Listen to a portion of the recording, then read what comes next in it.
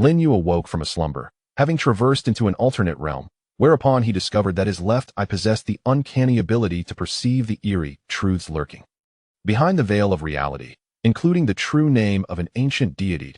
He had merely wished to live a life of obscurity, yet this extraordinary vision led various factions to brand him as the slumbering old one and the walking taboo. The church hailed him as the incarnation of the mother of all, while secretive cults regarded him as the key to the apocalypse. Even the homeless on the streets bowed before him, beseeching, "Spare us, O Lord." Lin You, I am but an ordinary person who has just crossed over. In an effort to dispel the misunderstandings surrounding him, he resolved to seek assistance from the authorities, accompanied by a mysterious fisherman who incessantly claimed to have caught the fish of fate. He ventured to the National Special Affairs Handling Department. However, upon entering, the entire department froze in place. The director's hand trembled, rendering him unable to sign his name, while members of the Special Operations team discreetly inched toward the self-destruct button. The sound of highest danger protocols being torn apart echoed from the archives. Lin You, bemused, inquired, "Have you perhaps made a mistake?" Meanwhile, his left eye mirrored the fisherman's rod, which was entwined with a divine thread emanating from the abyss of the cosmos, belonging to him.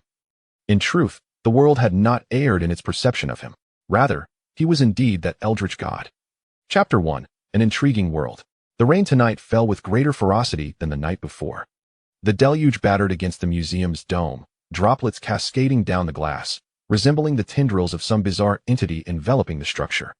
These patterns do not seem to belong to the Western Zhou period, Lin You mused, leaning closely to the display case, his nose nearly touching the glass. The museum had long since closed its doors, and thus Lin You felt no apprehension about being seen in such a manner. He gazed at the antiquity referred to as the Western Zhou bronze Jew, his left eye flickering with a faint golden glow.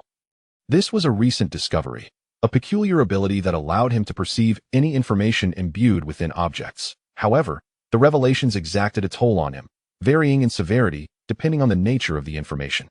Though the accompanying label proclaimed it a bronze Jew of the Western Zhou, Lin You, armed with his credentials as a graduate student in history, could assert with confidence that this artifact was not of the Western Zhou, nor was it a Jew at all. Even if others claimed it to be a bronze Jew and described its appearance with conviction, Lin You understood that their perceptions were but shadows of the object's true essence. While his vision revealed its authentic form, somehow, the world had transformed before Lin Yu's eyes. Ordinary objects, mundane in the eyes of the masses, morphed into grotesque and distorted manifestations in his sight. Upon realizing this, Lin You accepted a disconcerting truth. Although he coexisted with others on this planet, their worldviews had diverged into two entirely distinct realms. He attributed this phenomenon to his crossing over, though it felt oddly seamless. Lin You focused on the bronze Jew. An eerie, contorted script floated above it, an alien language resembling the trunk of a tree, sprouting innumerable grotesque tendrils that intertwined to form the complete essence of the bronze Jew. While observing this script, Lin You experienced a sensation of discomfort in his eyes, and simultaneously, a dark red pattern began to spread across his left hand. This pattern originated at the junction of his hand and forearm, extending to the very tips of his fingers. As he beheld the bronze Jew, a glimmer flickered at the pattern's starting point, seemingly attempting to extend across the entirety of his hand. Yet it was evident that the power of the bronze Jew was insufficient to allow the pattern to spread so deeply. The discomfort in his eyes prompted Lin You to withdraw his gaze from the bronze Jew. This fleeting moment had granted him the information he sought. The script denoted sacrifice. Thus, this object was a sacrificial item, or at the very least, connected to the act of sacrifice. With this knowledge, upon further scrutiny of the bronze Jew, Lin You could not help but perceive it as a minuscule altar, diminished countless times over. The sound of rain outside had lessened, and Lin You departed from the exhibit housing the bronze Jew, extinguishing the lights in that section, intending to return to his office to gather his belongings and head home. As darkness enveloped the museum, certain exhibits bearing human facial features took on an even more sinister aura beneath this cloak of obscurity. Accustomed to such an environment, Lin You felt no fear. However, for convenience's sake, he retrieved his phone and activated its flashlight. The beam illuminated his path, and from the corner of his eye, he caught sight of a ceramic Buddha statue grinning eerily at him. Lin You turned and politely returned the smile that it was a Tang Dynasty glazed pottery Buddha, whose facial expression had become somewhat grotesque due to the ravages of time. Yet Lin You could ascertain that it was merely an ordinary antique. Otherwise, he would have fled long ago, since realizing he had crossed over, Lin You had been endeavoring to comprehend the intricacies of this world. He felt as though he existed in a realm where the bizarre and the uncanny cohabited, and in truth, it was rather intriguing. Upon reaching the door of his office, Lin You placed his left hand upon the doorknob, prepared to turn it, when he suddenly noticed an anomaly on the back of his left hand. The pattern on his hand had spread slightly. Upon recognizing this development, Lin You became instantly vigilant. He swiftly activated the lights in the vacant exhibition area, dispelling much of the museum's eerie atmosphere with the illumination. His gaze fell upon the nearby display cases. Due to their proximity to the office, the cases were few in number. An antique clock from the last century, a replica of a Ming Dynasty landscape painting, and a portrait by an obscure foreign artist comprised the entirety of his surroundings.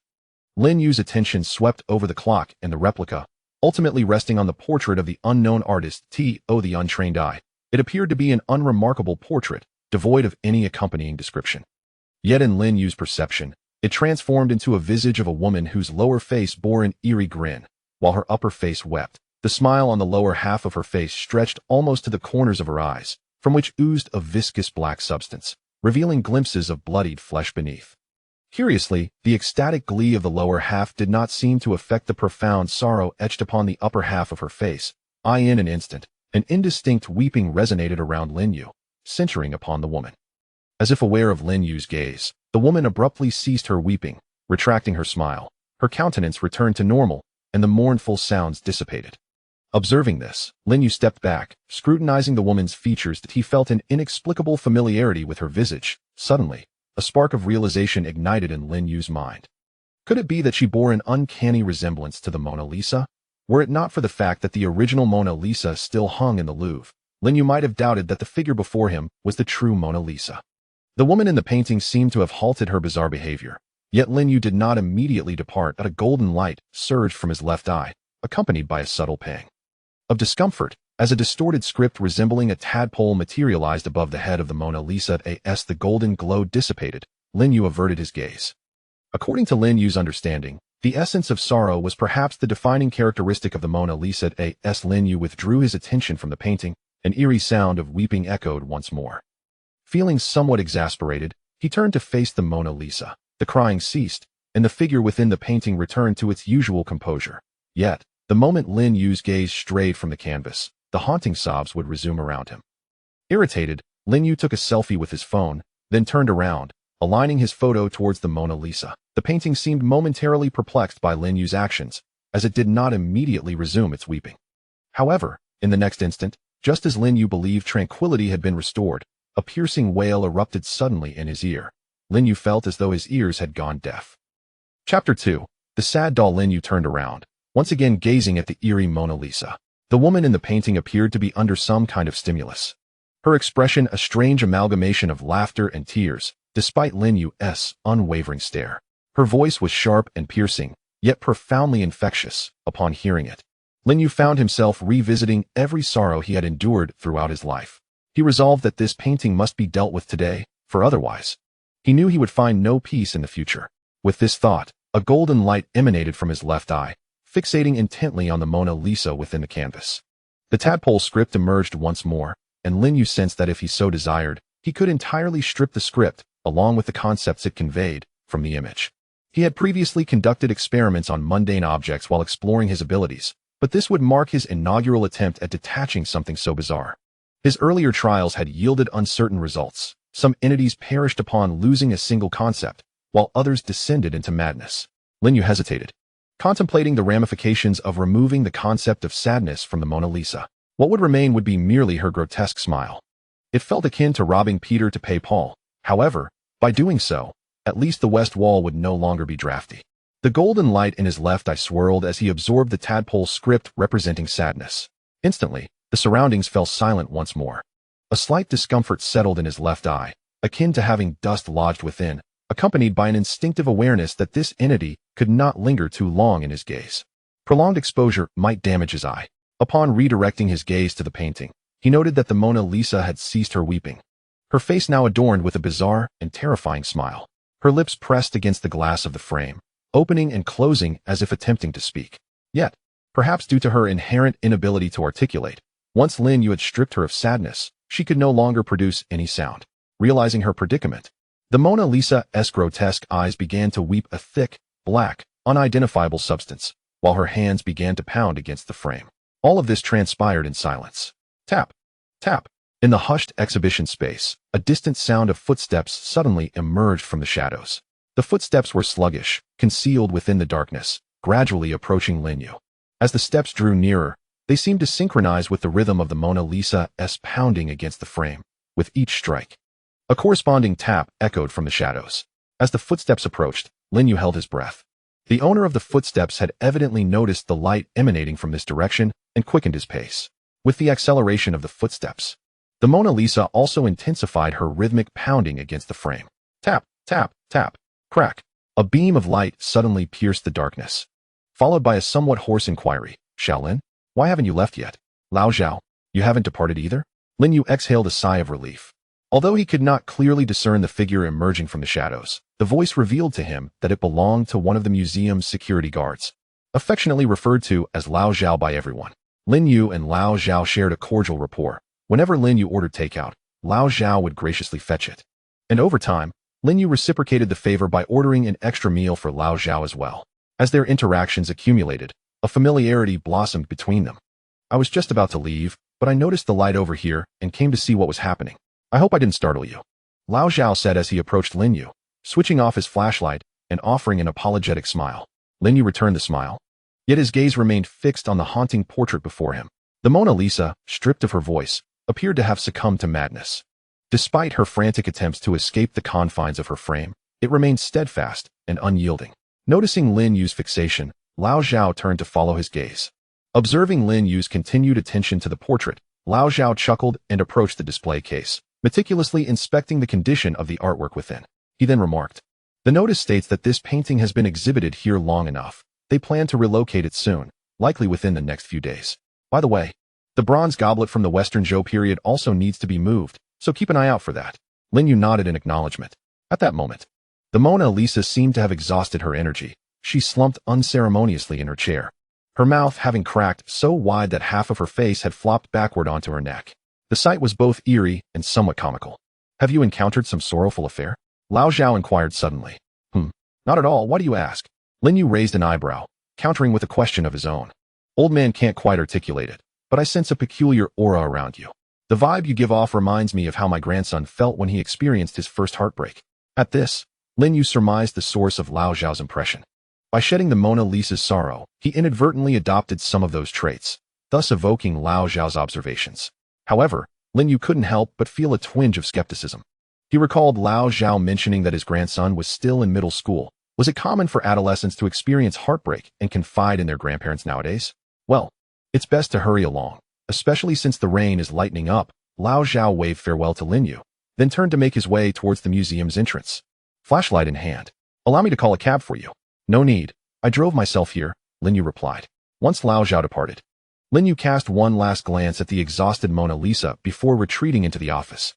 He searched his desk thoroughly, and his gaze landed in the center upon a sunny doll nestled in the corner. Due to the incessant rainfall over the past few days, Lin Yu had crafted a rudimentary sunny doll from 2 sheets of tissue paper. As he picked up the doll, a golden light swirled from his left eye, guiding a wave of sorrow into the doll's form. The bizarre, distorted characters instantly asserted dominance over the information comprising the doll, and the once blank visage began to exhibit subtle expressions, resembling a face in tears. Stuffing the doll into his pocket, Lin Yu turned off the lights in his office and summoned a ride to his neighborhood. Upon arriving at the display case of the Mona Lisa, he playfully waved the doll in front of it, now aptly renamed the Sad Doll. Chapter 3. Existence Beyond Cognition. The source of contamination lies in this vicinity. Proceed with utmost caution. Just as Lin Yu stepped away, 3 individuals entered the museum, clad in identical attire reminiscent of cosplay skin-tight leather suits that enveloped their entire bodies. Including their heads, they wore goggles that allowed them to perceive the world as an ordinary person would. "Xiao Chuan, have you measured the level of contamination?" A chuckle escaped another team member at the mention of the name Xiao Chuan. The one referred to merely shot a silent glare at his captain. "Captain, my name is Sun Chuan, not Xiao Chuan. And you? Ji Chao, how dare you laugh? My name is Liang Chao, not Ji Chao." "Very well, Ji Chao," Sun Chuan replied dismissively before focusing his attention on the data displayed on the device in his hand. The contamination here appears to stem from one of the 2 inert class containment objects. The level of pollution is not high. It merely reaches the threshold of low-level contamination. Even an ordinary person sleeping with it would encounter no adverse effects. Furthermore, based on my observations, the source of the outbreak should be that weeping Mona Lisa. As he spoke, Sun Quan pointed towards a portrait within the exhibit. However, upon seeing the entirety of the painting, he was taken aback. Noticing the shift in Sun Quan's expression, the other two furrowed their brows and turned to look as well. Events arising from containment objects inevitably carry risks. Even if this particular object is only of the inert class, the danger remains. Yet, as they beheld the state of the Mona Lisa in the painting, their faces mirrored Sun Quan's bewilderment. In their memories, the weeping Mona Lisa had a visage of extreme sorrow on one half of her face, while the other half was grotesquely contorted. But now, the figure in the painting resembled a child bereft of a cherished possession, helplessly slumped in a chair. Despite the contorted angle of her upper head, which rendered her appearance fearsome, the three felt an overwhelming sense of pity for the child within the artwork. But something was amiss. Wang Wu suddenly jolted, sharply patting his head. As the captain of the trio, his experience in handling pollution incidents surpassed that of his companions. Just moments ago, he had inexplicably felt a pang of sympathy for a containment object, which was utterly terrifying. Noticing the three individuals nearby, the forlorn Mona Lisa merely cast them a fleeting glance before resuming her stillness. This prompted a wave of astonishment among the trio. It was hard to fathom what had transpired to leave a containment object in such a dismal state. Xiao Chuan assessed the current condition of the weeping Mona Lisa. Wang Wu instructed as he approached the sorrowful figure. Sun Quan, the team's technician, set about his task while Wang Wu and Liang Chao, the combatants, instinctively shielded him from behind. Approximately 5 minutes passed before Sun Quan abruptly rose, his gaze fixed intently on the data displayed on the instrument, rendered speechless. It was only when Wang Wu noticed his demeanor and gently touched his shoulder that Sun Quan snapped back to reality. What else with that expression? It's merely a barely inert pollution incident. It shouldn't spell doom for us, Wang Wu chuckled, attempting to alleviate Sun Quan's anxiety. Though a grave concern lingered in his eyes. What exactly did you uncover in this painting to evoke such a reaction? Liang Chao also expressed curiosity regarding Sun Quan's findings, adding a teasing remark. Your expression resembles that of someone who has just tasted something unpleasant. In response, Sun Quan refrained from engaging with Liang Chao's jest. He met Wang Wu's gaze with seriousness and declared, Captain, I believe we must conduct a cognitive pollution assessment together. Recognizing the gravity of Sun Quan's demeanor, Wang Wu promptly submitted a request to the council. In the face of pollution incidents, even the most minor should be approached with diligence. Moreover, Sun Quan had evidently detected something significant regarding Mona Lisa, prompting his insistence on a cognitive pollution assessment. The council acted swiftly, and the results of the assessment reached the trio in no time. Wang Wu, cognitive entropy value 7, normal. Sun Quan, cognitive entropy value 5, normal. Liang Chao, cognitive entropy value 5, normal. Upon seeing the normal status on the goggles, Sun Quan exhaled in relief and began to elucidate to his companions the rationale behind his caution. According to the data provided by the instrument, the sadness attribute possessed by the weeping Mona Lisa has been lost. Furthermore, upon closer observation, I discovered that the loss of sadness occurred in a rather peculiar manner. With that, Sun Quan took a deep breath, glanced at his two companions, and articulated deliberately. Sadness seems to have been forcibly stripped from Mona Lisa by some entity, employing a method that is exceedingly crude and entirely indifferent to the consequences. Crack! As Sun Quan's words resonated, a bolt of lightning illuminated the rainy night. Lightning illuminated the night sky, casting a faint glow through the museum's glass dome upon the faces of the three individuals present, revealing their exceedingly unsightly visages. All three were deep divers of the council, having dealt with numerous pollution incidents of varying magnitudes, yet they had never felt as powerless as they did in this moment. Indeed, it was a sense of helplessness. As members of the council, they were acutely aware that, within the realm of rationality, the only means to achieve what Sun Quan described lay through the extraordinary. After all, even if the sorrowful Mona Lisa were of a lesser rank, sadness remained a rule. To dismantle such a rule, one must possess a status superior to it. The manner of separation described by Sun Quan was evidently beyond the scope of their understanding. Contemplating this, a profound sense of doom enveloped them. Though the current cognitive entropy remained stable, who could assure them that pollution would not suddenly erupt at any given moment? I will contact headquarters to ascertain their perspective, declared Wang Wu, the team leader, determined to bolster the morale of his comrades. He patted the shoulders of Sun Quan and Liang Chao, offering a few words of comfort before retrieving his phone to initiate communication with headquarters. Upon hearing his account and assessing the extent of cognitive pollution, the operator at headquarters fell silent for a moment after confirming that Wang Wu and his companion's cognition was normal. Then, a voice imbued with a blend of weariness and authority resonated through Wang Wu's phone. You are to covertly infiltrate the security room and transmit tonight's surveillance footage to headquarters. Remember, send it directly without viewing it yourself. Also, do not let yourselves be discovered.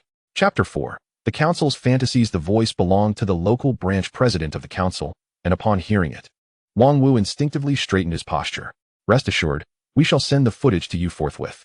As seasoned deep divers of the council, they had addressed countless pollution incidents. Pilfering footage from the security room was a task well within their capabilities. Upon arriving at the security room, Wang Wu merely connected his phone to the computer storing the surveillance footage via a data cable, thereafter relinquishing further concern. Headquarters would handle the rest. In the Shanghai branch of the council, within a containment room of an imaginary level, several figures stood with solemn expressions. At the forefront was a middle-aged man, tall and upright, exuding an air of righteousness. Although he appeared to be in his 40s, his eyes bore the weight of experience. President Qian, we have received the surveillance footage. Should we open it now? Inquired a technician beside him. However, the middle-aged man hesitated. An inexplicable sense of insecurity washing over him regarding the imaginary level of the containment room. Yet, even if it felt risky, he had no recourse to seek a higher-level containment room, for the imaginary level was already the pinnacle of containment. Beyond the imaginary, there lay the end, and thus far, the council had yet to possess the means to create a containment room capable of restraining the terminal level of pollution. Thus, despite the unease in his heart, Qian Jinzhong found himself without recourse, merely a spectator to the unfolding events. If the pollution in that area were not of an apocalyptic nature, then everything would be well. However, should the contamination possess terminal characteristics, the end would have already arrived, rendering concerns for safety utterly moot. When the end approaches, everyone faces annihilation. Moreover, Qian Jinzhong was not entirely unprepared. He possessed a rather unique ability. Simply put, a premonition of death. He could foresee his demise in advance and take effective measures to evade it before the inevitable occurred. Although a faint sense of unease lingered in his mind, he did not perceive the imminent arrival of death's force.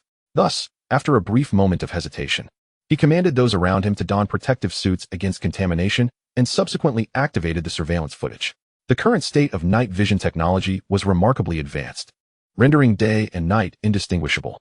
The technicians adjusted the progress bar a few times and swiftly located the segment where Lin You had been stripped of his emotions. As Lin You sat in the back seat of the taxi, engrossed in short videos, an unusual sensation surged within him, causing him to furrow his brow slightly. He felt as though a fragment of his essence had been severed and was now subject to the scrutiny of others. This sensation was peculiar, akin to a sudden whim. Setting his phone aside, Lin You closed his eyes and pondered for a moment. Then, as if struck by an epiphany, he suddenly opened his eyes. A glimmer of golden light flickered in his left eye, and an ethereal image materialized before him. The council's branch in the City of Magic. Under the watchful gaze of Qian Jinzhong and the others, Lin Yu's figure within the image abruptly wavered, as if experiencing a frame drop. Then, a scene that instilled fear in those within the containment chamber unfolded. The silhouette within the footage suddenly deviated from its predetermined path, turning to face the onlookers in the containment room, a slight frown creasing its brow as its gaze bore into the curious observers. In an instant, cold sweat broke out on the backs of everyone in the containment chamber. Even Qian Jinzhong, seasoned by numerous trials, found a thin sheen of sweat forming at his temples. Lin You, perplexed, gazed at the somewhat illusory room before him, his mind swirling with questions. What was the meaning of these individuals? Why could he see them? Just as Lin You pondered, the driver in the front seat, noticing Lin Yu's left eye through the rearview mirror, remarked, "Well, young man, where did you get those contact lenses? They look quite stylish. Could you send me the link? I'd like to get one for my daughter, who enjoys cosplay." Upon hearing the driver's words, Lin Yu blinked. These were not mere contact lenses. How could he provide the driver with a link? Therefore, he feigned a search on his phone, presenting a now-defunct online store to the driver, claiming it had gone out of business. The driver merely expressed mild disappointment, without pursuing the matter further. As Lin Yu sought to refocus his attention on the image before him, he noticed that the previous scene had inexplicably vanished. The president, observing the somewhat anxious technicians around him, straightened his back and remarked sternly, "What just transpired was merely a coincidence. Do not let it trouble you." However, he reiterated, it was indeed just a coincidence. His tone was firm, bordering on brusque. Although everyone present was acutely aware of what they had just witnessed, as their leader, Qian Jinzhong felt compelled to offer some reassurance, even if it was only a psychological comfort. Many terrifying entities take root in the hearts of sentient beings. The more one fears them, the more trouble they tend to bring. Thus, Qian Jinzhong's resolute demeanor, in this moment, served as a source of solace for the group. They held a deep respect for their president and trusted his words. Since he deemed it merely a coincidence, they decided to accept it as such and began to disperse. Oh, and before leaving the containment room, let us conduct a cognitive contamination assessment, as everyone seems to have expended considerable mental energy. Please include me in the assessment. Qian Jinzhong, cognitive entropy value 532, normal. Lu Chuxua, cognitive entropy value 221, normal. Li Hua, cognitive entropy value 201, normal. After the evaluations, the cognitive entropy values of those present remained within the normal range. The slight increase was merely a result of heightened tension, which would subside once they calmed down. Although the council members still felt somewhat unsettled, they dared not dwell on it and forced themselves to forget the incident, each returning to their respective tasks. Upon exiting the containment room, a clear voice resonated in Qian Jinzhong's ears, within the bounds of reason. It is currently known that the only entities capable of freely entering and exiting the imaginary containment room are the omniscient and the divine. Moreover, a new containment object, known as the crying doll, has emerged, positioned in your vicinity. This was evidently not a tactic employed by entities within rational bounds. Hearing this voice, Qian Jinzhong could not help but smile wryly. This suggests that it likely originates from a deeper realm, does it not? However, there is no need for excessive concern. Based on the information at hand, its self-awareness remains that of a mere mortal. Until there is a shift in its self-perception, everything remains manageable. Rather than worrying about that, there is another matter of greater concern. The clear voice paused momentarily, then sighed, revealing a note of fatigue. The fisher has appeared, and the information on the monument indicates he is also nearby. You must prepare yourself. Lately, exert yourself a bit more. Once I have resolved matters on my end, I will be able to assist you. Qian Jinzhong detected the weariness in the voice, in contrast to his role as the branch president in this bustling metropolis. The council's president was truly overwhelmed. Most of the time, he was racing across the universe, scarcely finding a moment's respite. Chapter 5, The Fisherman Young Man. I've arrived at your community entrance. The driver's voice resonated in Lin Yu's ear. He promptly switched off his phone and tucked it into his pocket before opening his umbrella and stepping out of the vehicle. Just then, his phone emitted a notification sound, which Lin Yu surmised was the automatic payment from the ride-hailing app. Having endured 2 consecutive days of rain, the community appeared desolate at night, with only a few delivery riders hastily passing by. Ever since he had encountered some peculiar phenomena recently, Lin Yu felt an unsettling aura in any unlit area within his line of sight as night descended. However, the streetlights in his residential area were quite luminous, enabling him to navigate his way home without the need for a flashlight.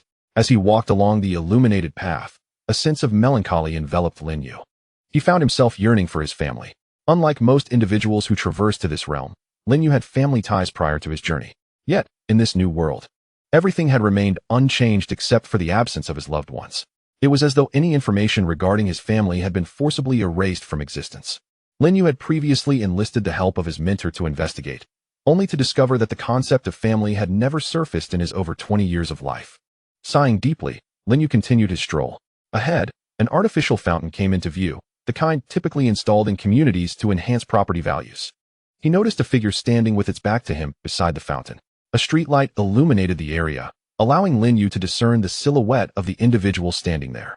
Clad in a tattered raincoat, the person held a makeshift fishing rod, seemingly crafted from bamboo and fishing line, and appeared engrossed in teasing the ornamental fish within the fountain. The fisherman might very well be the one being toyed with by the fish. Lin Yu was aware that these ornamental fish were quite cunning. It seemed improbable that someone as eccentric as this individual could catch anything here. This thought prompted Lin Yu to suddenly realize something alarming. Having resided in this community for several years prior to his crossing over, he could not recall ever having seen such a peculiar, seemingly deranged fisherman in his neighborhood. With this realization, Lin Yu cautiously shifted his feet, attempting to retreat slowly and distance himself from this bizarre figure.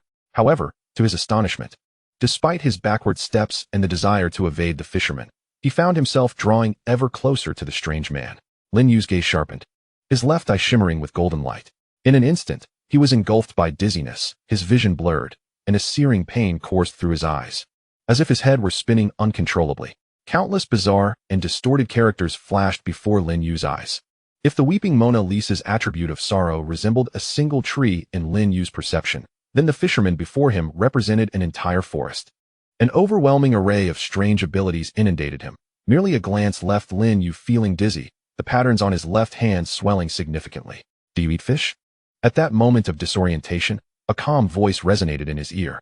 Unbeknownst to him, the fisherman had already positioned himself directly in front of Lin Yu. Or perhaps Lin Yu had unwittingly approached him.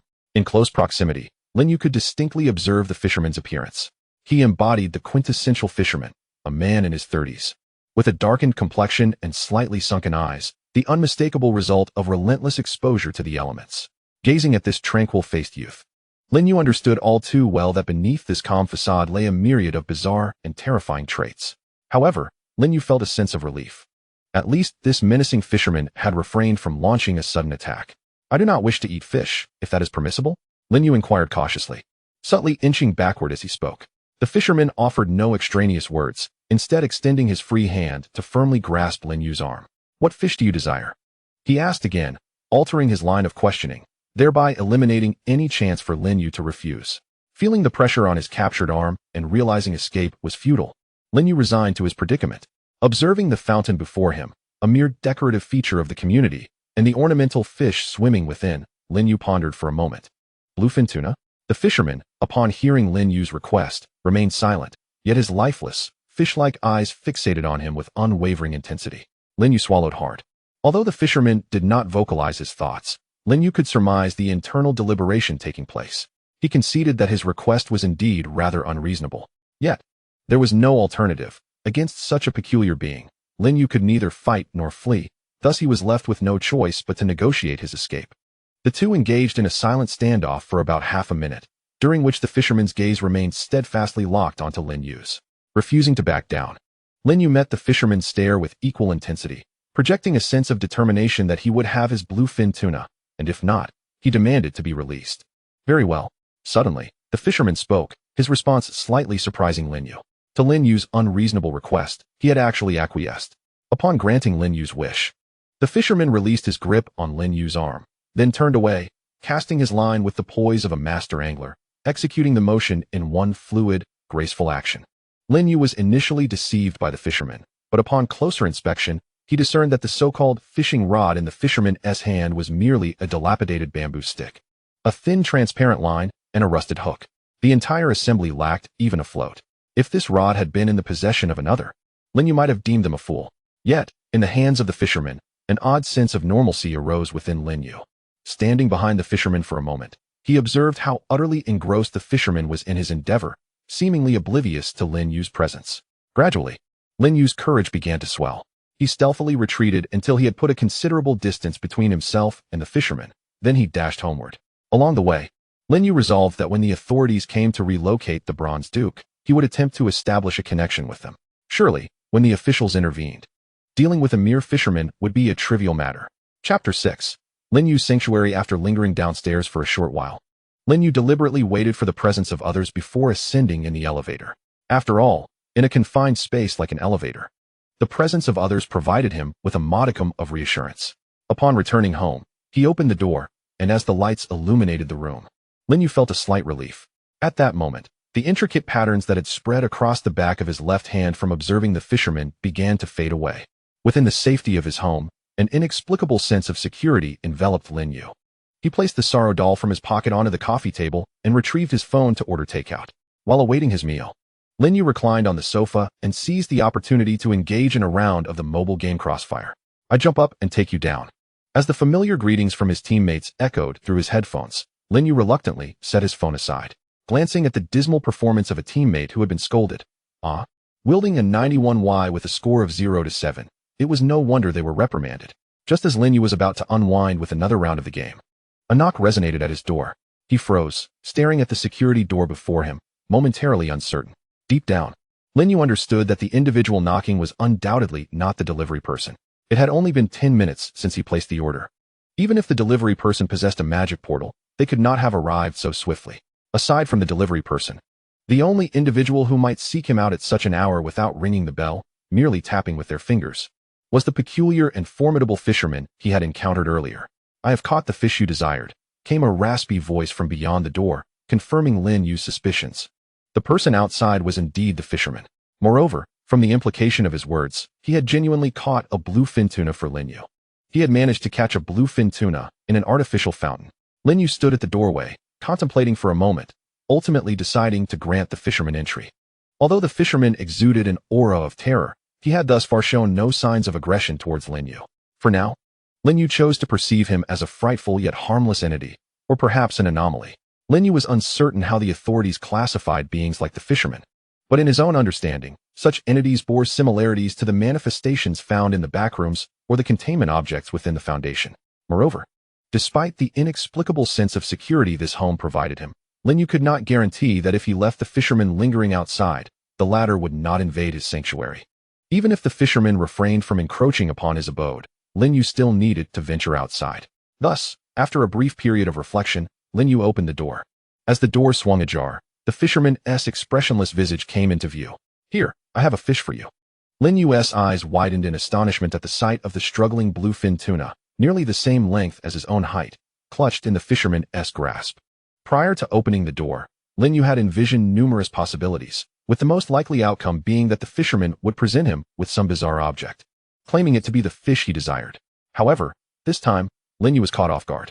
Who could have anticipated that such an enigmatic figure would actually fish out a perfectly ordinary bluefin tuna from an artificial fountain? Indeed, Lin Yu had observed it closely. This tuna was remarkably unremarkable, devoid of any signs of contamination. To Lin Yu's discerning eye, the fish bore only the most fundamental information, lacking the surreal markings typically found on containment objects. "Take it." Noticing Lin Yu frozen in place, the fisherman furrowed his brow, appearing somewhat displeased. It was understandable. Being left waiting by the same individual, especially one who had made what seemed to be an unreasonable request, would irk anyone. "Oh, very well." With considerable effort, Lin Yu finally accepted the fish from the fisherman's grasp. After handing the fish over, the fisherman did not depart, but instead continued to observe Lin Yu intently. "Do you require anything else?" Feeling somewhat uneasy under the fisherman's unwavering gaze, Lin Yu found himself in a predicament at the threshold, neither fully inside nor outside. "Is that all?" A hint of curiosity laced the fisherman's tone, yet fortunately, he did not press Lin Yu further. After uttering this, the fisherman gradually stepped back, though his gaze remained fixed on Lin Yu. "Perhaps you might come to my home for a visit. I just ordered takeout." As the fisherman's figure slowly receded into the shadows, Lin Yu tentatively extended the invitation. This was an experiment, a test to ascertain whether his home could truly be considered a sanctuary. If the fisherman declined to enter, it would suggest that his abode likely was a safe haven. Yet, should the fisherman accept his invitation, he would leave the outcome to fate. The angler in the shadows shook his head, his speech imbued with a rare economy of words. Observing this, Lin Yu felt a sense of relief wash over him. After a moment of contemplation, he ventured, "Come, take a seat. I recently acquired a set of fishing gear. It would be splendid for us to exchange fishing experiences." Upon hearing these words, the angler hesitated momentarily in his retreat, and Lin Yu's breath slowed slightly. The figure of the angler emerged from the darkness, leisurely returning to Lin Yu's doorstep. "I shall not enter." "Present your fishing gear," the angler replied, still terse but revealing enough for Lin Yu to glean the information he sought.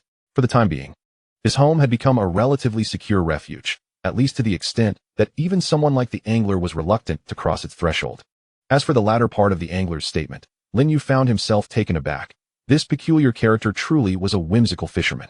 The mere mention of fishing gear had prompted him to return. However, it was utterly inconceivable for Lin Yu to share his tools with the angler at this juncture. Now that he understood the angler would not venture into his home, Lin Yu's sole desire was to send him on his way. After a brief silence, under the angler's calm yet subtly expectant gaze, Lin Yu spoke, "It's getting rather late. Perhaps another time. If the opportunity arises, I shall seek you out." He had intended to suggest that the angler should come looking for him, but he feared such words might lead to the angler becoming overly persistent, though it appeared he was already ensnared by the angler's presence. Chapter 7. The Extraction and Bestowal of Information. Very well. The angler resumed his previous reticence, casting a glance at Lin Yu before silently stepping aside, squatting at the door with his arms wrapped around his knees, resembling a stone lion. Lin Yu gazed at the squatting angler in disbelief, contemplating how a delivery person might react upon seeing such a sight. "Please wait elsewhere. Do not linger at my doorstep." "Understood." The angler rose, his eyes fixed on Lin Yu, slowly retreating, his figure gradually merging with the encroaching darkness. Once the angler had completely disappeared from sight, Lin Yu withdrew his gaze. He then glanced at the bluefin tuna in his grasp, a creature as long as he was tall and still thrashing about. And a sense of trepidation washed over him. He closed the door behind him and carried the bluefin tuna into the kitchen, where he fumbled with a knife. Hesitating over the fish's neck, unsure of how to proceed. He lacked experience in dispatching fish, especially one of such considerable size. The prospect of it bleeding was daunting. Perhaps? Could it be done this way? Lin Yu's left eye shimmered with golden light, and a cascade of information materialized above the bluefin tuna. These fragments comprised the essence of the fish. He extended a finger, gently prodding the vibrant information that danced in the air above the creature. With a gentle exertion of force, Lin Yu swiftly extracted the vitality from the bluefin tuna, leaving behind a tangle of distorted information, akin to an irregular knot tied by an unseen hand. As the life essence was withdrawn, the tuna's body stiffened instantaneously. To avert any complications, Lin Yu also eliminated the detail concerning the fish's bleeding. Consequently, when he proceeded to dissect the tuna, he need not fret over blood staining the surroundings. Having never handled such a fish before, Lin Yu's technique, while dissecting the bluefin tuna, was somewhat unrefined. He divided the fish into several pieces of varying sizes, placing the largest portion into the refrigerator, while he intended to gift the remainder to his neighbors. After all, the fish was far too large to fit in his refrigerator, and leaving it unused would be a waste, thus he decided to share it. He sampled a small piece and found the texture of this fish, gifted by the fisherman, to be somewhat different from the ones he had previously tasted. It was neither distinctly delicious nor unpleasant, merely peculiar. As he chewed the fish meat, it imparted a sense of disorder to Lin Yu. He speculated that this might be due to the fish's freshness. Suddenly, as Lin Yu was tidying up the kitchen, the doorbell rang. Rinsing his hands briefly, he made his way to the living room to answer the door. It was the delivery person, who had the courtesy to ring the bell. Accepting the food from the delivery person, Lin Yu requested him to wait at the door while he returned to the kitchen to retrieve a small piece of fish. He offered the fish to the delivery person, who initially declined twice. However, upon realizing Lin Yu's genuine intention, he graciously accepted the unexpected gift. Such gestures were not uncommon for delivery personnel in the bustling metropolis. Lin Yu recalled hearing a colleague boast of receiving a hefty tip of 10,000 for swift service during a casual chat. Unsure of what to eat and reluctant to cook at such a late hour, Lin Yu opted for a portion of yellow braised chicken. Although online sources deemed takeaway yellow braised chicken as one of the dirtiest options, Lin Yu paid little heed. He could rectify the issue of its cleanliness from an informational standpoint.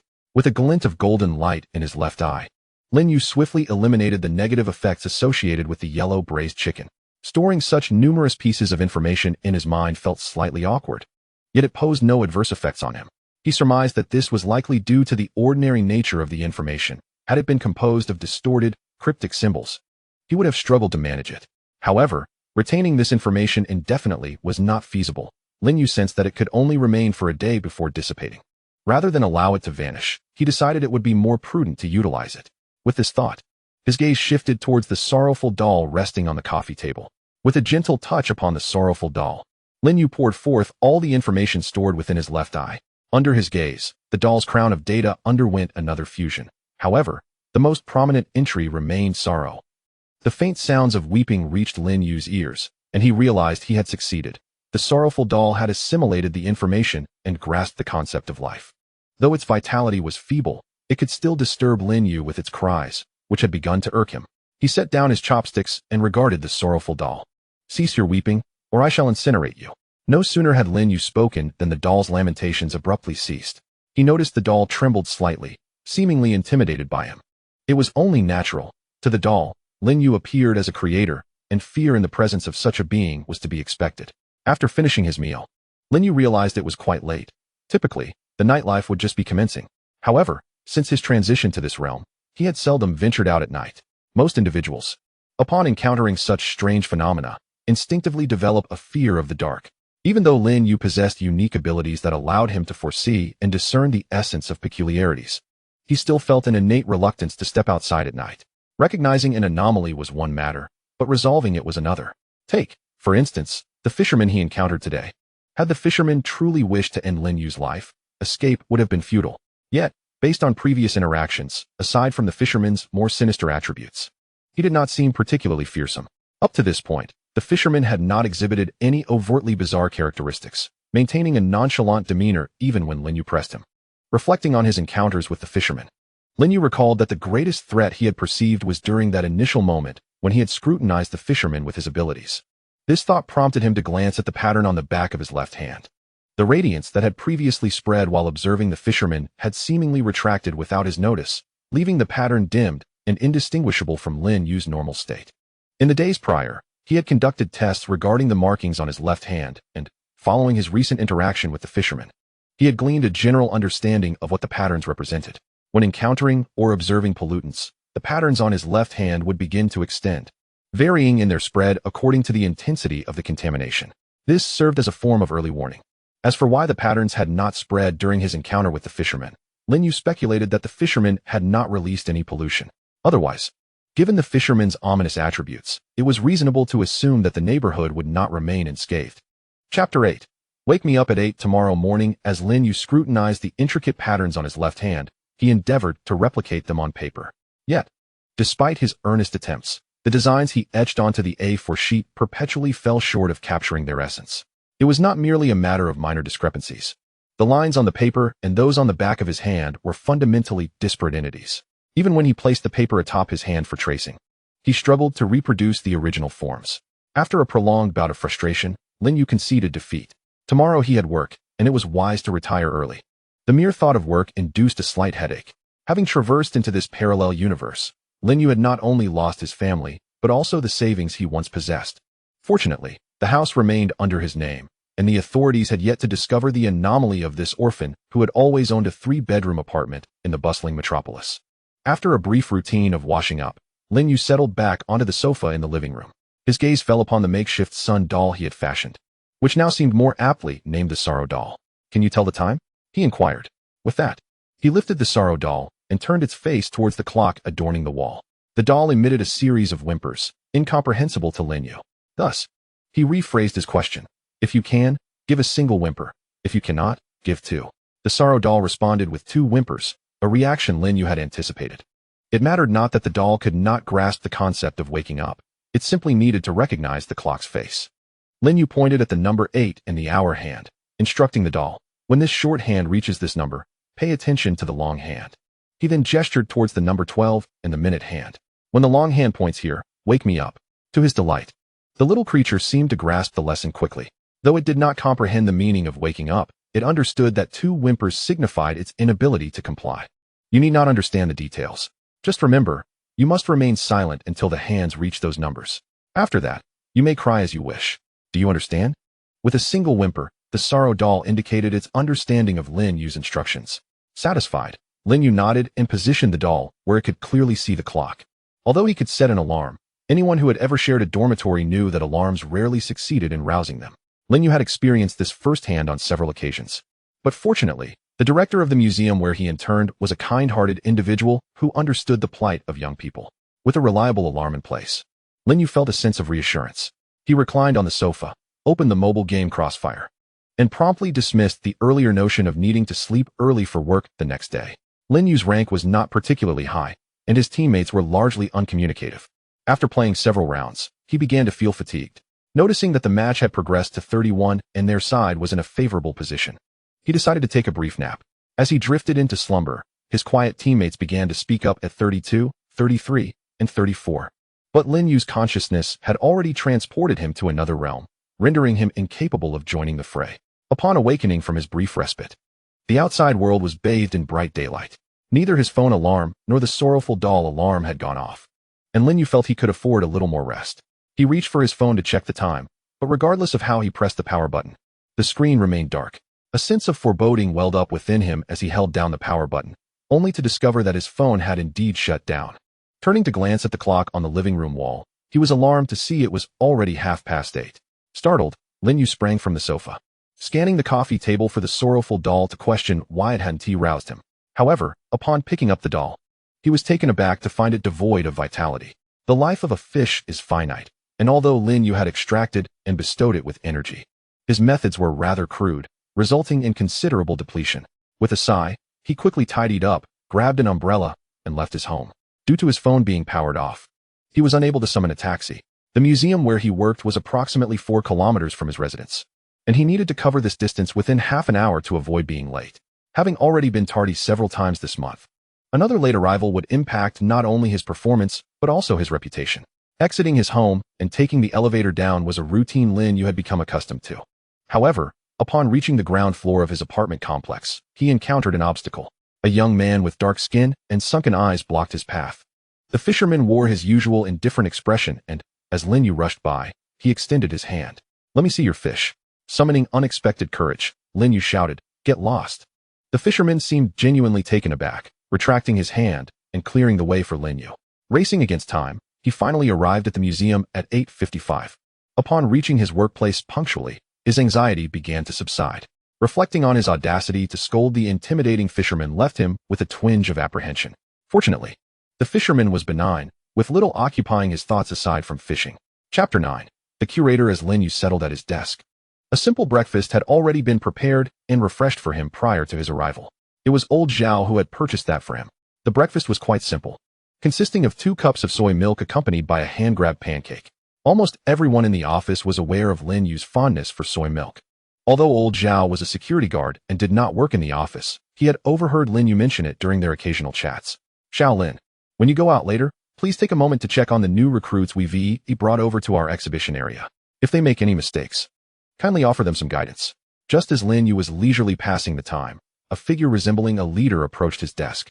Lin You recognized this individual as the kind-hearted curator he often spoke of. In the curator's eyes, Lin You had initially been placed there through the connections of his mentor. But after observing him, the curator discovered that although Lin You was somewhat lazy, he was remarkably efficient in his work and had never made a mistake. After a period of observation, the curator felt reassured. Despite Lin Yu's unconventional entry into the organization, his capabilities were sufficient to surpass the majority of his colleagues. Thus, entrusting Lin You with the task of training the newcomers brought the curator peace of mind. "Very well, esteemed curator. Comrade, such words are not to be taken lightly." Upon hearing Lin Yu's address, the curator shot him a glare but chose not to elaborate further. "Take care, esteemed curator." Lin You rose to escort the curator out of the office, while the others present merely regarded the exchange with indifference. After all, he possessed both skills and a mentor who was acquainted with the curator. Once the curator departed, Lin You returned to his desk, where a document had just arrived on his computer. This document contained basic information about the new recruits. Lin You primarily glanced at their names and appearances. Wang Wu appeared to be slightly older than the fisherman, though not yet middle-aged. Sun Xuan, before seeing the photo of this young man, Lin You had instinctively imagined a plump figure. However, the photograph revealed a rather slender individual. The last name was Liang Chao, whose appearance and physique were quite ordinary. Observing the names of these 3, Lin You couldn't help but internally scoff at the peculiarities of the latter 2, while Wang Wu seemed relatively normal. After reviewing their profiles, Lin You felt an uncanny sense of familiarity. It seemed that the manner in which these 3 had joined was strikingly similar to his own. As the morning progressed, Lin You glanced at the time displayed on his computer, realizing it was already 10 o'clock. He stood up, affixed his work badge to his chest, and then leisurely exited the office. Although there would have been no issue with Lin You remaining in the office throughout the morning, after all, as long as he performed his duties adequately, the curator would not mind his moments of idleness. There is a saying that rings true: the king of hell is easy to meet, but the minor devils can be troublesome. Just because the curator was unconcerned did not imply that the junior leaders under his command shared the same sentiment. Occasionally wandering about the vicinity, serving as a guide for visitors, Lin You sought to apply the knowledge acquired during his university years, all the while presenting himself before the minor officials to circumvent any unnecessary complications. The museum where Lin You worked was of national significance, situated in the bustling metropolis, and attracted a multitude of visitors daily. After strolling through the nearby exhibition area, he explained the historical context of the artifacts to the guests while keeping an eye on the individuals the esteemed curator had advised him to monitor. Suddenly, Lin Yu's gaze sharpened. Observing a figure in the distance, his brow furrowed in concern. Yet, moments later, the tension in his brow eased, replaced by wide-eyed astonishment. If it weren't for the presence of visitors, he would have rushed over at that very moment. What had he just witnessed? He had seen Wang Wu, a newcomer, audaciously using a cloth to wipe the ancient artifacts within the display case. Lin You exhaled deeply, convinced that these 3 individuals had indeed entered through an unofficial channel, one that was not merely commonplace. Such a robust backdoor was necessary to allow someone with a cleaning role to infiltrate a national museum. Informing a colleague nearby to assist with the group of visitors, Lin You swiftly made his way toward Wang Wu, who was still preoccupied with the antiquities. Observing Wang Wu's actions, Lin Yu's colleague wore an expression of disbelief surpassing his own initial reaction. "Mate, The artifacts cannot withstand such treatment. Approaching Wang Wu from behind, Lin You gently tapped him on the shoulder, pulling away a Tang Sankai figurine that Wang Wu had clutched. After inspecting it and confirming it was merely a replica, Lin You felt a wave of relief wash over him. Fortunately, the exhibit featured only samples. Had it been an original, the consequences would have been dire. As Wang Wu instinctively reached to reclaim the item from Lin You, realization dawned upon him. He had arrived with a mission. According to directives, the entity, which had detached itself from the sorrowful essence of the weeping Mona Lisa, was not a manifestation of some profound realm of shadows, but rather a corporeal being perceiving itself as ordinary. To ensure this entity maintained such self-awareness, the higher-ups had dispatched Wang Wu and his companions as primary observers within the museum to effectively gauge the entity's cognitive recognition. For safety reasons, they had not been shown the relevant footage, rendering Wang Wu unaware of Lin Yu's identity. When Lin Yu spoke in a slightly didactic tone, suggesting that Wang Wu had indeed erred, the latter instinctively regarded Lin Yu as a young supervisor. Rubbing the back of his head, he offered a sheepish, affable grin. "Apologies. It's my first day on the job, and I was unaware of these protocols." Gazing at the somewhat bumbling figure before him, Lin Yu waved his hand dismissively. "The curator has tasked me with guiding you to prevent any mistakes. Where are the other two? Surely, they are your companions?" As he surveyed the area, an unsettling premonition surged within him. Fortunately, with a single call from Wang Wu, Sun Quan and Liang Chao arrived beside Lin Yu within a minute. Contrary to Lin Yu's expectations, the two did not appear bearing antiques in one hand and a cloth in the other, cleaning as they walked. This revelation brought a sigh of relief to Lin Yu. "Now that everyone was present, I shall impart some fundamental precautions to you. Oh, by the way, what are your designated roles?" At that moment, Lin Yu suddenly realized that the information he had received did not include the job titles of the three individuals before him. Chapter 10. Role exchange. Upon hearing Lin Yu's inquiry, an unsettling silence enveloped the hearts of the three members of the deep diver team. Their hasty onboarding seemed to have resulted in a forgetfulness of even the most basic of job responsibilities. Noticing the flush on their faces, unable to utter a word, Lin Yu clapped his hands together, wearing an understanding smile. "Since there were no designated roles, why not share what you wish to pursue? We can allocate positions based on your interests later." Upon hearing this, the three exchanged glances and nodded in agreement. Subsequently, Wang Wu spoke on behalf of the trio. "We lack formal training and specialized knowledge, thus office work would surely be unsuitable for us. However, we possess great strength and enjoy wandering about. At times, we even lend a hand when we witness injustice. Considering our attributes, are there any suitable positions available?" After listening to their heartfelt expressions, Lin Yu couldn't help but smile. Given their circumstances, there was indeed a position that perfectly suited them. Yet, Lin Yu felt a twinge of discomfort. The connections that brought these three here had incurred significant costs, only for them to end up with security roles. Was this truly fitting? Well, it would ultimately depend on their choices. Lin Yu briefly outlined the duties associated with the security position. Information gleaned from casual conversations with Old Zhao. Upon learning that the security role required no formal education and allowed for roaming around the museum, Wang Wu immediately declared that the three of them would henceforth serve as the museum's security personnel. What was the situation with these three? Lin Yu scrutinized them, convinced that there must be some peculiarities in their reasoning. No, ever since his arrival in this world, he had encountered numerous individuals with questionable intellect. Lin Yu shared the circumstances of Wang Wu and his companions with the esteemed curator. Although surprised by their choice, the curator said nothing, merely instructing Lin Yu to take them to report to Old Zhao, who had just been promoted to the captain of the security team. These three certainly presented a significant conundrum. Once back at his office, Lin Yu's gaze remained fixed on the computer screen, yet his thoughts strayed far from it. Reflecting on Wang Wu's behavior today, he found it increasingly strange. No institution, no matter how corrupt, would admit someone entirely devoid of common sense, let alone three such individuals. Lin Yu understood the curator's character. Even if he himself lacked capability, no matter how much support his mentor provided, he would not have gained entry into this establishment. As Lin Yu pondered, he became acutely aware of another intriguing issue. The timing of the entrance of these three individuals held significant investigative value. Just yesterday, Lin Yu had utilized his abilities to extract the sorrow from the Mona Lisa, and today, inexplicably, three individuals devoid of even the most basic common knowledge had appeared in the museum.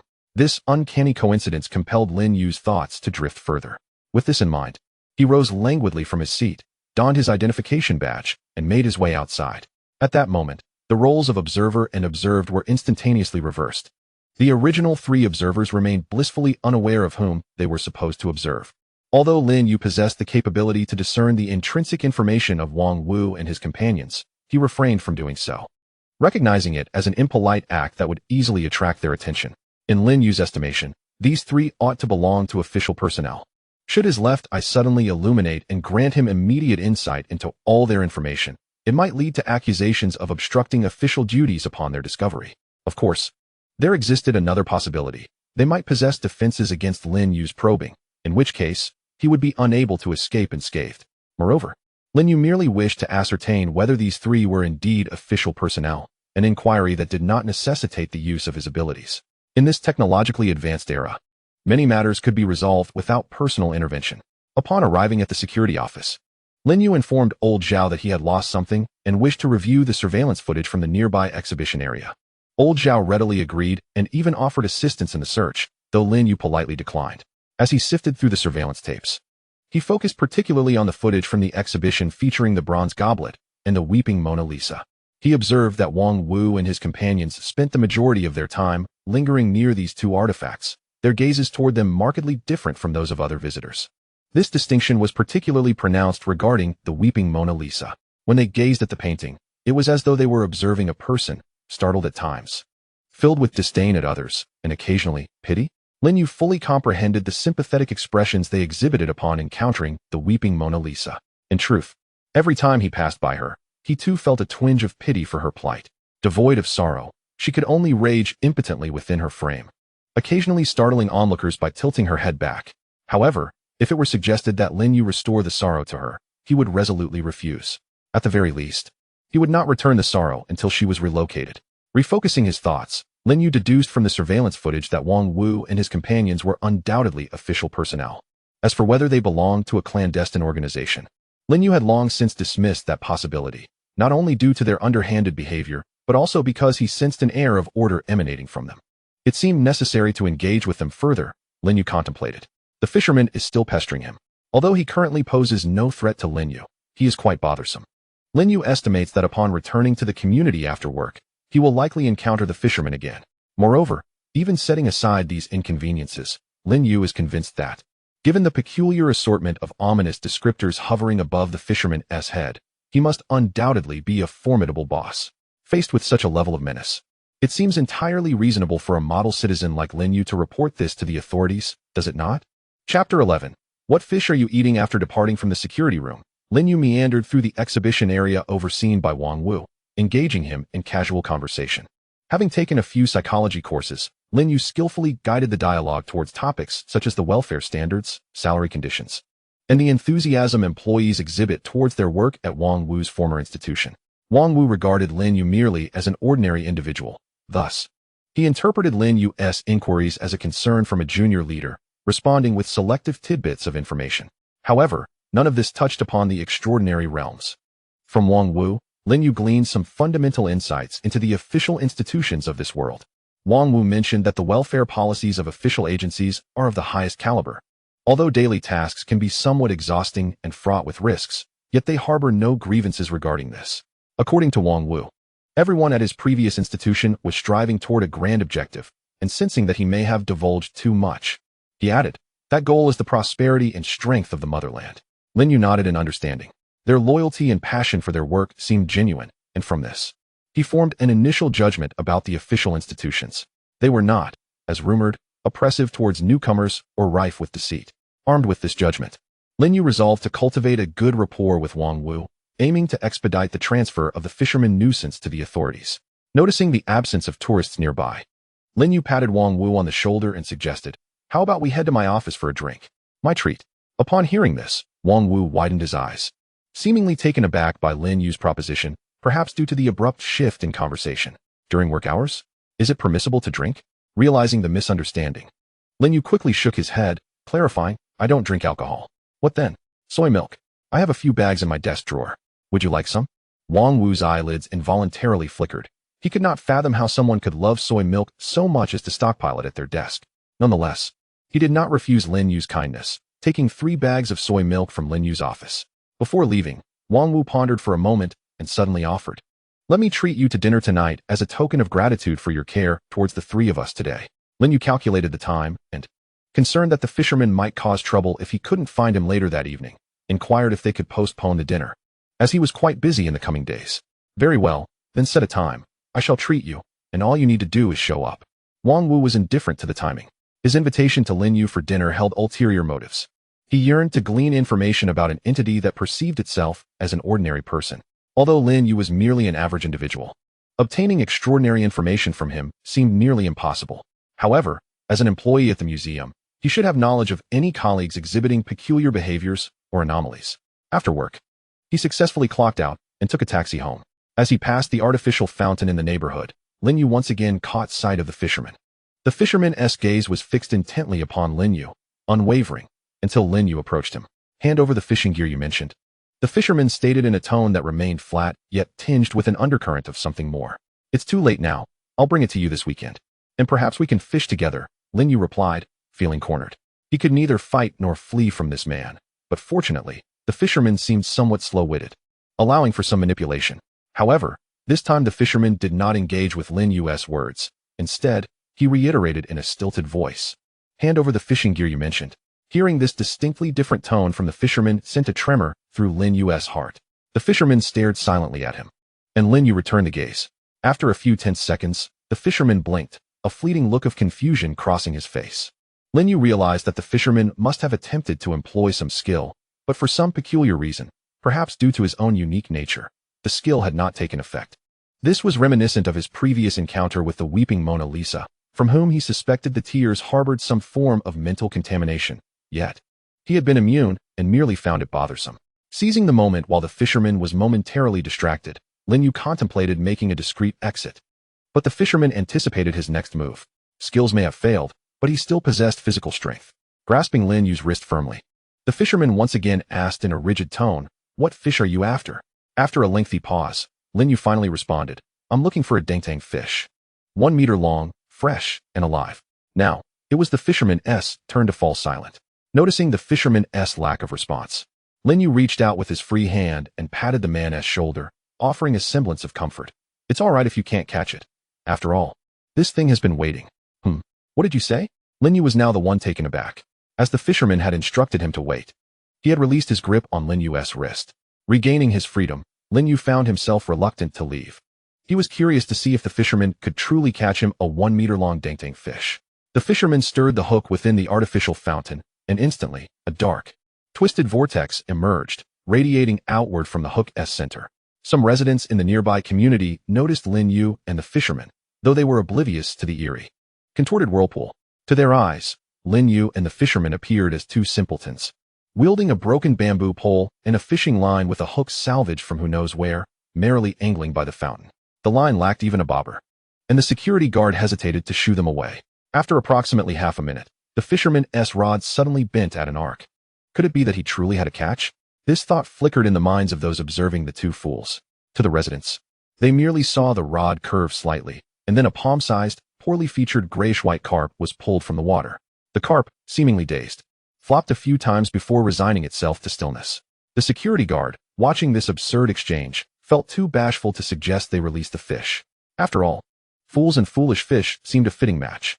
Chapter 12. A chaotic home. Lin Yu's perception of the scene diverged significantly from that of the other residents. In his eyes, the fisherman's rod, upon bending, had summoned a formidable creature, a fish nearly a meter long, its head and neck encased in a thick, hard shell. As the creature emerged, it bared its razor-sharp teeth, glinting ominously in the lamplight, as if capable of severing, biting through, or shattering anything in its path.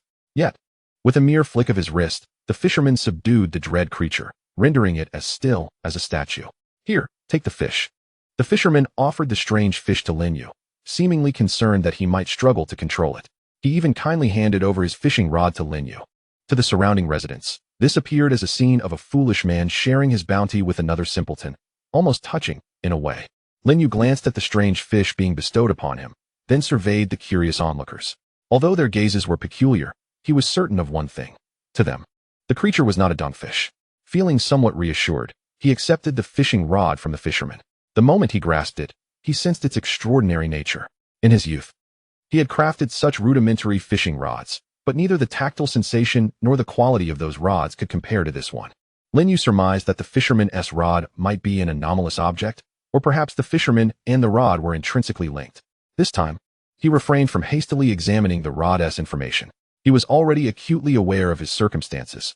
External pollution was an adversary he could easily withstand. However, should he choose to employ his abilities for inspection, he would be defenseless. Upon arriving at his doorstep, Lin You opened the door, intending to enter, when he noticed the fisherman staring intently at the fishing rod in his grasp. "Why don't you want to come to my home?" Lin You pondered, perplexed by the notion that even a terrifying entity like the fisherman would hesitate to enter his abode.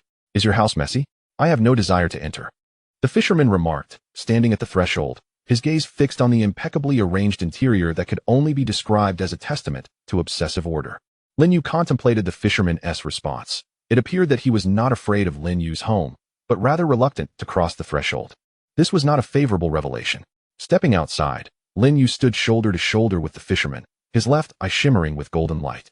There were no bizarre, distorted symbols nor an overwhelming array of white information entries. Within his own home, Lin You could discern only a singularly straightforward piece of information: home. This was all he perceived upon activating his abilities. Retracting his gaze, the golden light dissipated, and Lin You shook his head in bewilderment. Choosing not to delve further into the matter, opting instead to let things unfold naturally. After returning the fishing rod to the fisherman, Lin You extracted the essence of the Dan's fish power and imbued it upon himself. This brief enhancement in strength allowed him to process the Dan's fish at a pace significantly swifter than the previous day's handling of the bluefin tuna. Approximately an hour later, gazing at the kitchen overflowing with fish meat, Lin You found himself in a quandary. While the bluefin tuna could be distributed to delivery personnel, homeowners, or friends, the meat from the Dan's fish posed a different dilemma. Regardless of how it might appear to the average person, he could not simply give it away. Would gifting Dan's fish meat be considered an infringement in the eyes of the authorities? Or perhaps a disruption of public order? Lin You was uncertain and had no desire to test the waters. Nevertheless, the sheer volume of meat constituted a significant inconvenience. Even if the Dan's fish was delectable, he could not consume such an abundance alone in a short span of time. After a moment of contemplation, Lin You recalled the fisherman, who had been cosplaying as a stone lion at his doorstep. He wondered if he could persuade the fisherman to assist in catching a Tyrannosaurus Rex, thus alleviating his concerns about surplus meat. No, that was absurd. He abruptly shook his head, casting aside the ludicrous thought. Upon reaching the door, Lin You indeed found the fisherman squatting at his entrance, fulfilling his role as a stone lion. Lin You estimated that, had he not intervened, the fisherman would likely remain there throughout the night. Gently nudging the squatting fisherman with his foot, Lin You caught the fisherman's attention and inquired, "Do you eat fish?" The fisherman tilted his head, gazing up at Lin You with a puzzled expression. The line seemed oddly familiar. It was quite similar to something he himself would say. "No," he replied, a hint of trouble creeping into his tone. Lin You paced back and forth at the entrance for a moment before a novel idea struck him. He returned indoors, retrieved several sturdy garbage bags, and proceeded to pack away the parts of the dangtian fish and bluefin tuna that he found unpalatable. With the bags in hand, he stepped outside and casually kicked the fisherman. "Come with me, lend me a hand." The fisherman glanced at him but remained silent, yet rose to follow Lin You without hesitation. Once downstairs, Lin You guided the fisherman through a series of winding paths, ultimately halting near a secluded artificial pond. The area was sparsely illuminated by a few streetlights, which failed to cast light upon the pond's depths, rendering it an apt location for disposing of unwanted items. Feel free to catch a fish, but once it bites, do not reel it in. Simply release it. The fisherman regarded Lin You with a peculiar expression, bemused by the oddity of his request. It was indeed unusual to release a fish that had already taken the bait. However, given the eccentricities of Lin Yu's previous demands, the fisherman accepted this request, attributing it to Lin Yu's peculiar mindset. Without even casting his line, the fisherman merely placed the hook in the water.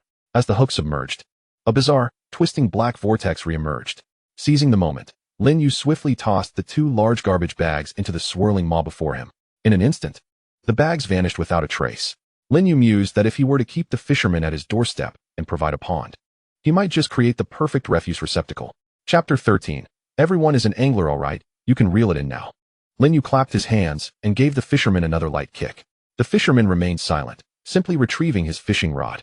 At the end of the line dangled a vibrantly colored ornamental fish. Although Lin You had instructed him not to fish, the fisherman had his own notions about the matter. One must not fish without reward, he thought as he unhooked the still flapping fish and presented it to Lin You. "Here is your catch. Where did you get this fish?" Lin You inquired, eyeing the ornamental fish that was still wriggling in the fisherman's grasp, yet he refrained from taking it. The fish seemed oddly familiar. In response, the fisherman casually pointed in a direction. Over there. Following the direction of the fisherman's finger, Lin You pondered for a moment, mentally cataloging the items located in that area. The artificial fountain appeared to be in that vicinity. Am I handling this correctly? Is there any risk involved?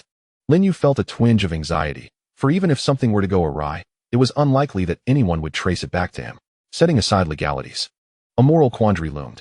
Do you know where that black vortex leads when you fish? Lin You asked. No idea, the fisherman replied nonchalantly. Feeling Lin Yu's unwavering gaze upon him, perhaps to bolster his credibility, the fisherman offered a rare explanation. I've never been to the other side. Lin You nodded stiffly, leading the fisherman on another circuit through the community, ultimately exiting through one of the larger gates. He did not immediately proceed to investigate the artificial fountain. It mattered little whether he did or not. If the trash bag truly had appeared in the fountain, his visit would serve little purpose. Conversely, it was equally inconsequential whether he went or stayed. The reason for leaving the community was simply that Lin You had yet to have dinner. After discarding some trash, he might as well go out for a meal. He chose a small eatery he frequented and entered with the fisherman following closely behind. During their walk, Lin You had instructed the fisherman to stick closely to him, mimicking his actions and avoiding any behavior that might raise suspicion. The fisherman found this rather absurd. After all, he was a being operating within the physical universe. Though somewhat reticent, he hardly merited the dire image Lin You conjured of him as a wild monkey just emerging from the wilderness. The restaurant was bustling at this hour, and Lin You surveyed the room before settling at a table in the corner. After scanning the QR code to place his order, he inquired about the fisherman's preferences, to which the fisherman replied that he did not eat. Anticipating this response, Lin You casually ordered some dishes for the fisherman, albeit selections he personally enjoyed. While waiting, Lin You idly scrolled through his phone, with the fisherman beside him, peering down at the screen. Occasionally, when images related to rivers and lakes appeared, the fisherman would instinctively tighten his grip on the chopsticks, having concealed his fishing rod at Lin Yu's behest before arriving at the restaurant. The establishment buzzed with chatter, creating a cacophony, yet amidst this din, Lin You discerned several familiar voices from a nearby table, their words strikingly clear. Captain, what if ordinary people overhear us discussing these matters so openly? One voice queried. Do not worry. To ordinary people, we are merely discussing trivial family matters, another assured. Wang Wu then took a mouthful of rice and redirected the conversation.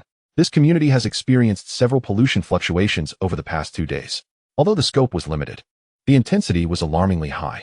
Authorities have confirmed that these fluctuations were caused by anglers. The most recent incident even reached the threshold of collapse-level intensity. With a sigh, Wang Wu continued, if it weren't for the unique characteristics of the anglers, which make widespread searching impractical, they wouldn't have dispatched just the 3 of us to monitor the situation.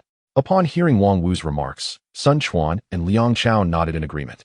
Indeed, should the angler, like the vast majority of entities, actively release pollution, it might be easier for us to locate them.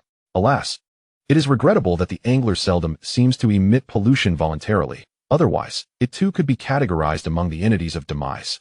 Suddenly, a sharp slap landed squarely on Sun Quan's head. He halted his rhythmic swaying, looking up at Wang Wu in confusion. Captain, why did you hit me? Why did I hit you? Wang Wu retorted, incredulously. Is that something you can casually inquire about? The angler's capabilities are not even fully comprehended by the Council. If it were indeed perpetually releasing pollution, what sort of world would we inhabit? Would we merely produce another entity of demise? Realizing he had indeed misspoken, Sun Quan sheepishly smiled. I apologize, Captain. Please don't be angry. I was momentarily possessed by Sun Quan, which led to my mistake. Please, calm down. At this moment, Liang Chao hurriedly interjected. Calm down, Captain. Laugh Chuan merely misspoke. Observing Wang Wu take a seat once more, it seemed as though Sun Quan had once again been possessed by his reckless spirit, rekindling a desire for mischief.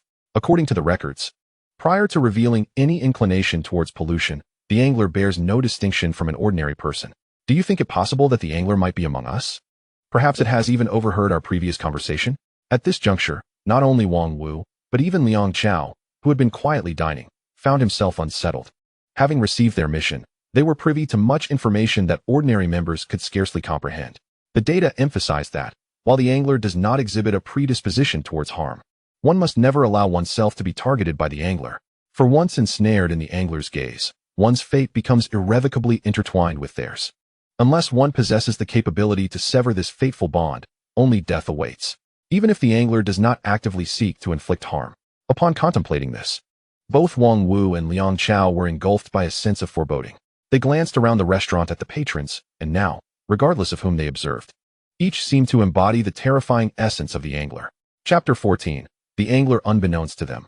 Lin You had ceased his scrolling through videos. He turned his head, casting a peculiar glance at the angler beside him. Noticing the angler's lack of response, fixated solely on his phone screen, Lin You redirected his gaze back to the display. The screen was currently broadcasting a live stream featuring an angler streamer. Lin You decided to pass his phone to the angler, while quietly organizing the intelligence he had gleaned from the conversation of Wang Wu and the others. Though their dialogue had been brief, Lin You had indeed acquired a wealth of information. Although Lin You struggled to comprehend the concepts of collapse-level pollution and the so-called end, due to insufficient information, he found other details to be quite enlightening. For instance, the council they mentioned seemed to be the official organization of this world, of which Wang Wu and his companions were evidently members. Beyond that, what astonished Lin You the most was the identity of the fisherman. He never anticipated that the fisherman would be perceived as such a formidable entity by the council.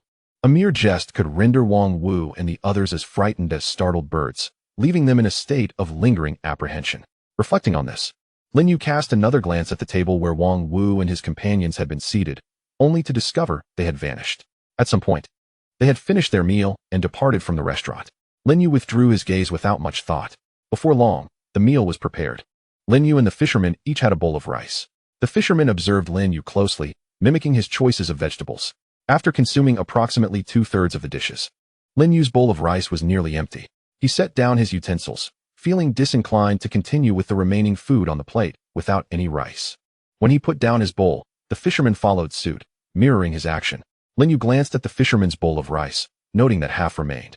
"Finish your rice.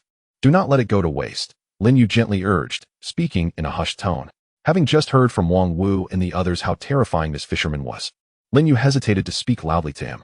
Although the fisherman's pollution had no effect on him, Lin You doubted his ability to confront him physically. It seemed imperative to expedite the fisherman's transfer to the council. Perhaps, once he grew more familiar with Wang Wu and the others, he could mention it then.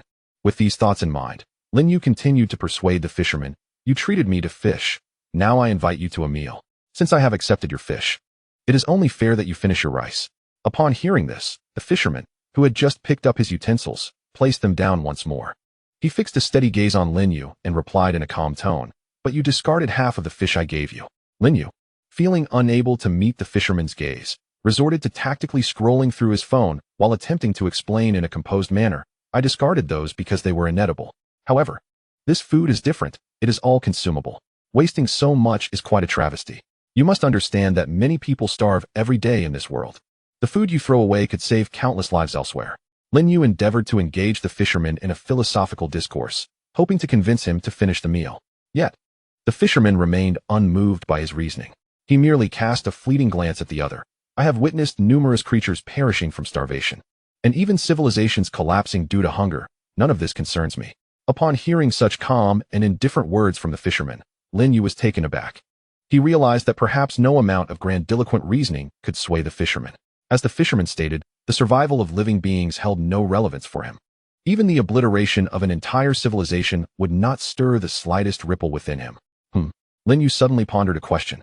"You claim to have witnessed the downfall of civilizations?" "Indeed," the fisherman nodded. For reasons unknown, he resumed his meal, leisurely picking up his bowl and chopsticks. "When did this occur? Where? What was that civilization like?" Lin Yu's mouth unleashed a barrage of inquiries. It was no wonder he asked so many. The fisherman's revelation completely upended his worldview and significantly broadened his horizons. If the civilization the fisherman spoke of had perished due to hunger on Earth, it would imply that there were undiscovered civilizations predating humanity. Furthermore, it suggested that the fisherman had an extraordinarily lengthy lifespan. If this civilization existed on another planet, it would indicate that the fisherman possessed the capability for interstellar travel. However, if this civilization's demise occurred many years ago and was not on Earth, the fisherman would be even more formidable. Lin You had initially presumed the fisherman to be merely a terrifying entity with a high level of horror, while all other aspects were likely rather primitive. Yet, it now appeared he had misjudged. The fisherman not only exuded an aura of terror, but also likely excelled in longevity, knowledge, and perspective. He seemed to be simply reticent, rather than the somewhat simple-minded entity Lin You had imagined. Faced with Lin Yu's incessant questions, the fisherman continued to chew his food, Yet his voice resonated in Lin Yu's ears. I shall not divulge. At that moment, Lin Yu's expression resembled that of someone suffering from constipation, immensely uncomfortable from being restrained. They say the wheel of karma turns well. Previously, he had toyed with the fisherman using fishing gear and bait, and now the roles had reversed, with the fisherman ensnaring him. Although discomfort gnawed at him, he managed to finish the remaining morsels of food. Even the spices, such as star anise, Sichuan pepper, and cinnamon, were not spared by the fisherman. The sight left Lin Yu feeling somewhat uneasy. The mere thought of the food being chewed in the fisherman's mouth was unsettling. Chapter 15. Lin Yu's new alarm clock now. The fisherman was in a position of authority, and Lin Yu dared not press him for tales of his experiences. He even refrained from using their previous fishing encounters as leverage. He had approached the fisherman with a playful demeanor, akin to entertaining a child, but never anticipated that the fisherman was, in fact, a true master. Upon returning to the community, Lin Yu remained engrossed in his phone, walking with his head down, while the fisherman trailed behind him, also walking with his head lowered, albeit without a phone in hand. At that moment, Lin Yu suddenly heard a familiar voice. Captain, should we check the surveillance footage to see if we can uncover any clues? Lin Yu quickly lifted his head, fixing his gaze in the direction from which the voice emanated. There, under a nearby street lamp, 3 individuals clad in tight-fitting costumes, reminiscent of a cosplay event, were approaching the entrance. Ordinarily, their eccentric attire would draw considerable attention, yet the residents of the community seemed to instinctively overlook their presence, paying them no mind. In fact, as they neared, the homeowners would actively sidestep them. However, Lin Yu was not particularly concerned with this at the moment. He noticed that 2 of the 3 individuals were each carrying a large black garbage bag, which he recognized all too well. These were the very bags he had discarded before heading out for a meal. Recalling the voice he had just heard, Lin Yu quickly deduced the identities of the trio: Wang Wu, Xiao Chuan, and Ji Chao. They had come to his community and had even retrieved the 2 bags of fish carcasses he had just discarded. Did this not imply that if they checked the surveillance, his identity could very well be exposed? Contemplating this, Lin Yu felt a pang of indecision. Should he approach them directly, reveal his identity, and then hand over the fishing enthusiast, hoping to persuade the committee to show leniency? At the very least, he could not allow the authorities to regard him as a terrorist. The mere thought of being subjected to intense scrutiny by the officials caused Lin Yu considerable anxiety, as it would hinder his ability to lead a normal life. Thus, he quietly made his way toward Wang Wu and his companions, the fishing enthusiast in tow. As he drew closer, Lin Yu intended to call out to them, but before he could do so, Wang Wu's voice rang out from ahead. No. If it were a standard pollution incident, perhaps the surveillance could yield some clues, but regarding the angler, that's simply not feasible. Regardless of whether the footage would be useful, the pollution capabilities associated with the angler are beyond our capacity to manage. Lin Yu halted in his tracks, and just as he was about half a meter away from Wang Wu and his companions, he abruptly pivoted, narrowly evading them. Yet, sensing familiarity, Wang Wu and the others ceased their conversation and turned to gaze in the direction Lin Yu had departed. Captain, is that Lin Yu? I just reviewed the documents. He seems to reside in this community. Yes, indeed, it is him, Wang Wu affirmed with a nod. To be honest, I find Brother Lin to be quite commendable. He is a person who truly enjoys life and has been quite helpful to us today. I believe it would be best not to involve him in our investigation unnecessarily. When we invite Brother Lin for a meal, let us keep it as just that, dining together, without broaching the subject of the anomalies at the museum. By the way, do you know the person behind Brother Lin? Wang Wu reflected positively on Lin Yu, recalling their earlier interaction and considering him a potential friend. It is regrettable that they do not inhabit the same world, making it challenging for them to forge genuine friendships. Unacquainted, they kept their heads lowered, obscuring their faces. Perhaps they were friends of Brother Lin?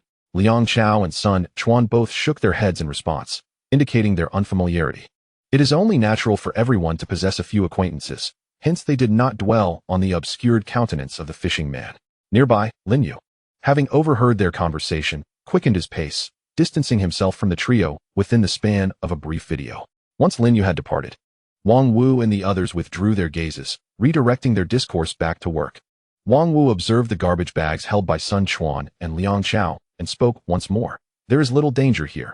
Even if we were to encounter peril, we would not be able to resolve it. For now, I suggest you take these 2 contaminated items back to headquarters, while I remain here to copy the surveillance footage. Although it is unlikely we would be able to review the footage ourselves, those above us certainly can. We shall see how they choose to handle the situation. In light of Wang Wu's arrangement, both Sun Chuan and Liang Chao nodded in agreement, expressing no dissent. Upon returning home, Lin Yu opened the door to find the fishing man still squatting at his doorstep, unchanged from before. This time, Lin You refrained from shooing him away, fearing that the fishing man would be left without a place to go. This was certainly not due to any fear of the fishing man. After a quick freshen up, Lin You was astonished to discover that he had shattered his previous record. Previously, his quickest shower had taken 8 minutes. Today, he accomplished it in merely 7. It was still early, only 7 in the evening. Changing into his pajamas, Lin You leaned back on the sofa and launched the mobile game, Crossfire. He had no particular addiction to gaming. It was merely a personal pastime. Each day, if he did not hear the delightful greetings from his teammates in the game, he found it difficult to sleep. He played for 4 hours, during which a teammate exuberantly exclaimed, "Number 2, you've been eliminated. I'll soar into the air and deliver a flying spiral attack." Listening to his teammates' endearing salutation, Lin You felt content. In the decisive round, his side triumphed over the opponents, annihilating all 5 adversaries.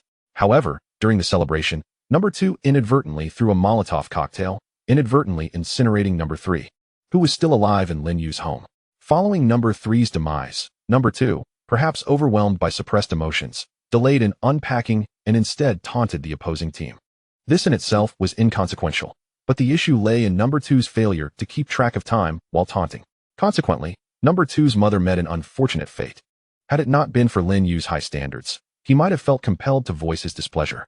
After all, he had performed admirably, boasting a score of 9 kills to 2 deaths. Once the match concluded, Lin You scrutinized his performance for an extended period before finally setting his phone aside. He could no longer continue playing.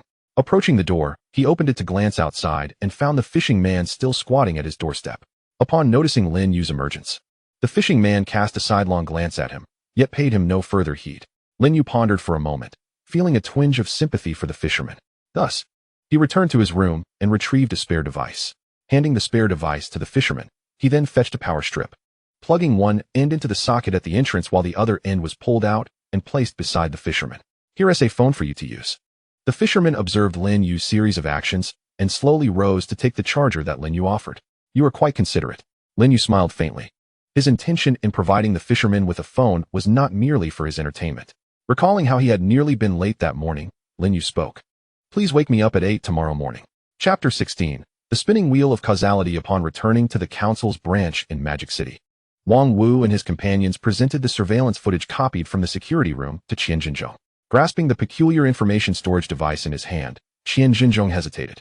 His fingers rhythmically tapped on the desk as his gaze blankly fixed upon the wall, clearly deep in thought.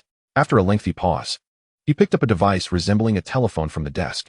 As he lifted the receiver, a crisp voice resonated through the line. "Speak quickly. I have a black hole about to explode on my end, and the signal may soon be disrupted." Upon hearing the voice, the corner of Qian Jinzhong's eye twitched slightly. Aware of the urgency, he refrained from small talk and succinctly conveyed his thoughts. To prevent a recurrence of the previous incident, he sought to apply for permission to utilize the extraordinary item. Qian Zhan, having just articulated his thoughts, received immediate consent from the other end without a moment's hesitation. "I will grant you access to the spinning wheel of causality. It is fortuitous that the fisherman is currently with you. You will require some defensive measures on your end." The spinning wheel of causality. Qian Jinzhong was momentarily taken aback to learn that the president had directly granted him access to the spinning wheel. As one of the council's foundational assets, its value was undeniable. The president's readiness to grant such access underscored the significance he placed on this matter. "Before my return, it is imperative to ensure the safety of your personnel. I do not wish for a repeat of the last incident." As the call ended, the president reminded Qian Jinzhong, "On my end, that civilization is about to detonate the black hole." Listening to the busy signal emanating from the receiver, Qian Jinzhong gradually rose to his feet. He stepped outside, issuing commands to the subordinates waiting at the door before proceeding to a containment room. After a brief wait in the containment room, numerous technical staff entered in succession. Once everyone had arrived, Qian Jinzhong closed his eyes and began to mentally communicate with the spinning wheel of causality. A semi-transparent silhouette of a spinning wheel materialized within the containment room. This ethereal spinning wheel bore a striking resemblance to an ancient spinning wheel, yet the threads upon it were vividly colored. Upon the appearance of the spinning wheel of causality, astonishment flickered across the faces of those present. Were it not for the inappropriateness of the setting for conversation, these technicians might have exclaimed in awe. Extraordinary objects are incomparable to containment items, regardless of their location. They remain exceedingly rare.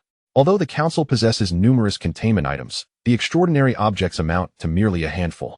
This rarity stems from the stringent conditions required for their emergence. Many of the technicians present are encountering extraordinary objects for the first time, particularly one of the caliber of the causal spinning wheel. This represents the council's profound foundation.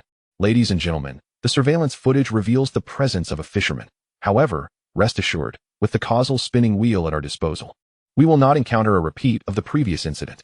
Qian Jinzhong, possessing the causal spinning wheel, exuded an unusual confidence. For even the terrifying entities within the deeper realms would find it no simple task to breach the defenses of the causal spinning wheel in the outer universe. As he instructed his subordinates to take detailed notes, he opened the surveillance footage displayed on the screen before him. After adjusting the progress bar several times, Qian Jinzhong soon discerned the figures of Lin You and the fisherman in the footage. The two were seen walking through the community, one in front of the other. Upon witnessing this scene, the pupils of everyone present, including Qian Jinzhong, involuntarily contracted. Among the two figures, Qian Jinzhong recognized only Lin You, who walked ahead. Although he had previously severed the surveillance feed, he had still managed to glimpse Lin Yu's visage. The fisherman trailing behind Lin You, however, was unknown to him. Even in the video, the fisherman's features remained indistinct, obscured from clear view. Nonetheless, despite the blurred visage, Qian Jinzhong had already identified the fisherman. After all, the fishing rod he wielded was unmistakably distinct and emblematic. The fisherman had allied himself with the shadow from the deeper realms. Observing their intimate interaction on the surveillance feed, Qian Jinzhong instinctively held his breath. This was certainly not a favorable development. The footage continued to play at a steady pace, with the causal spinning wheel present.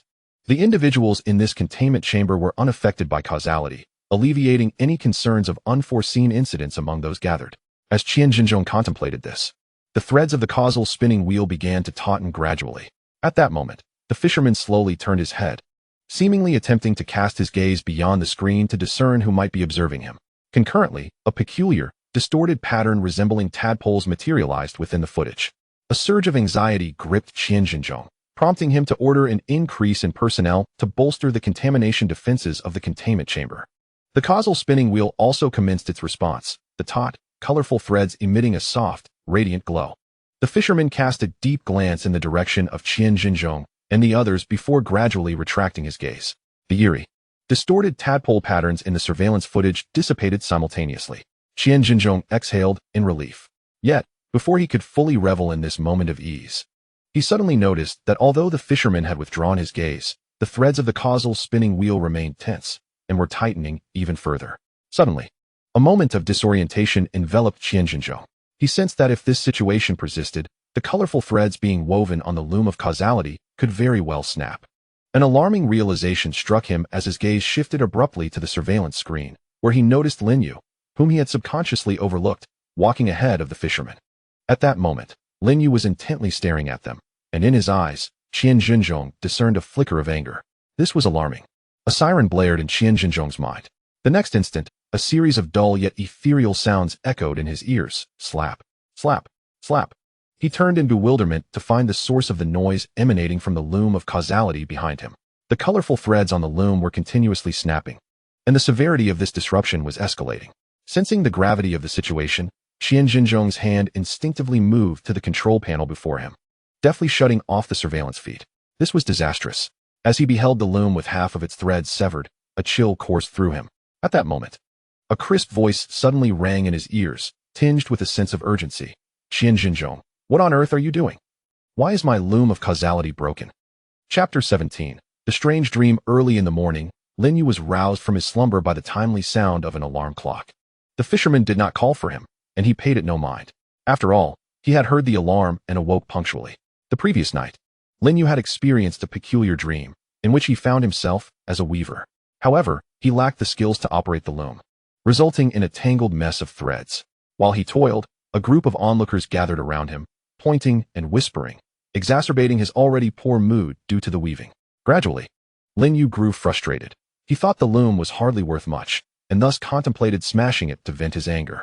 He also entertained the notion of retaliating against those who had been critiquing him. With this in mind, Lin Yu yanked at the threads on the loom with force.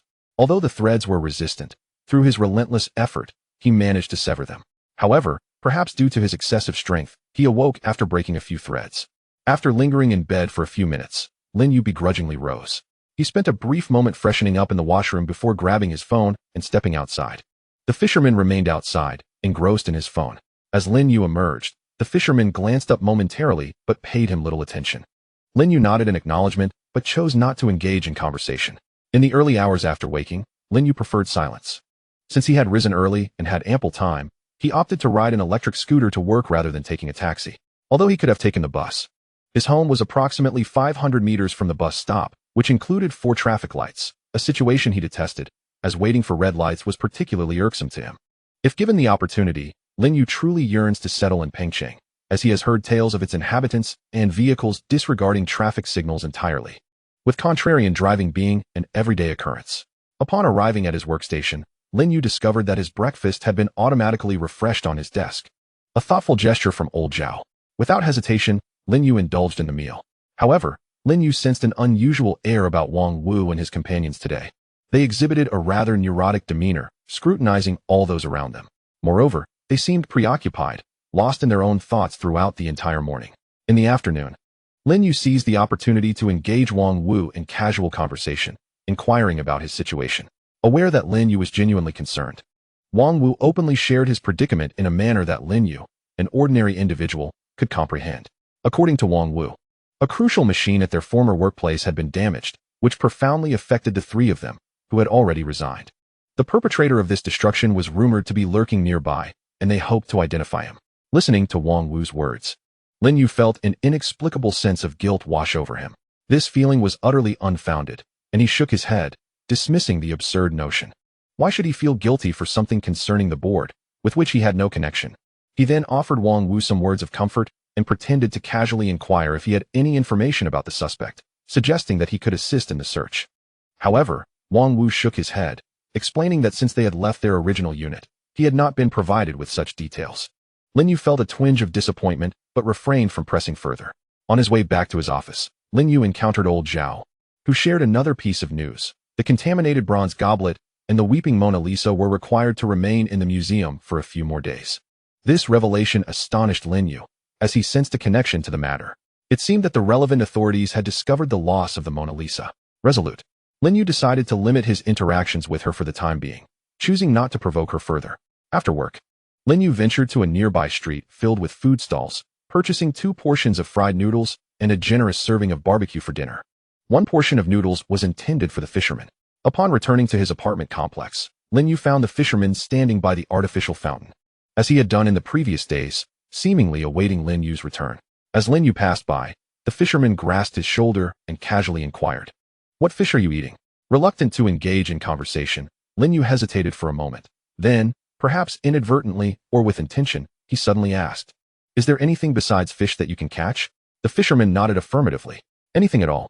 Then, could you catch a white-haired girl, standing 165 centimeters tall, with a pure appearance that is neither childish nor overly mature, and a physique that is neither too thin nor too plump?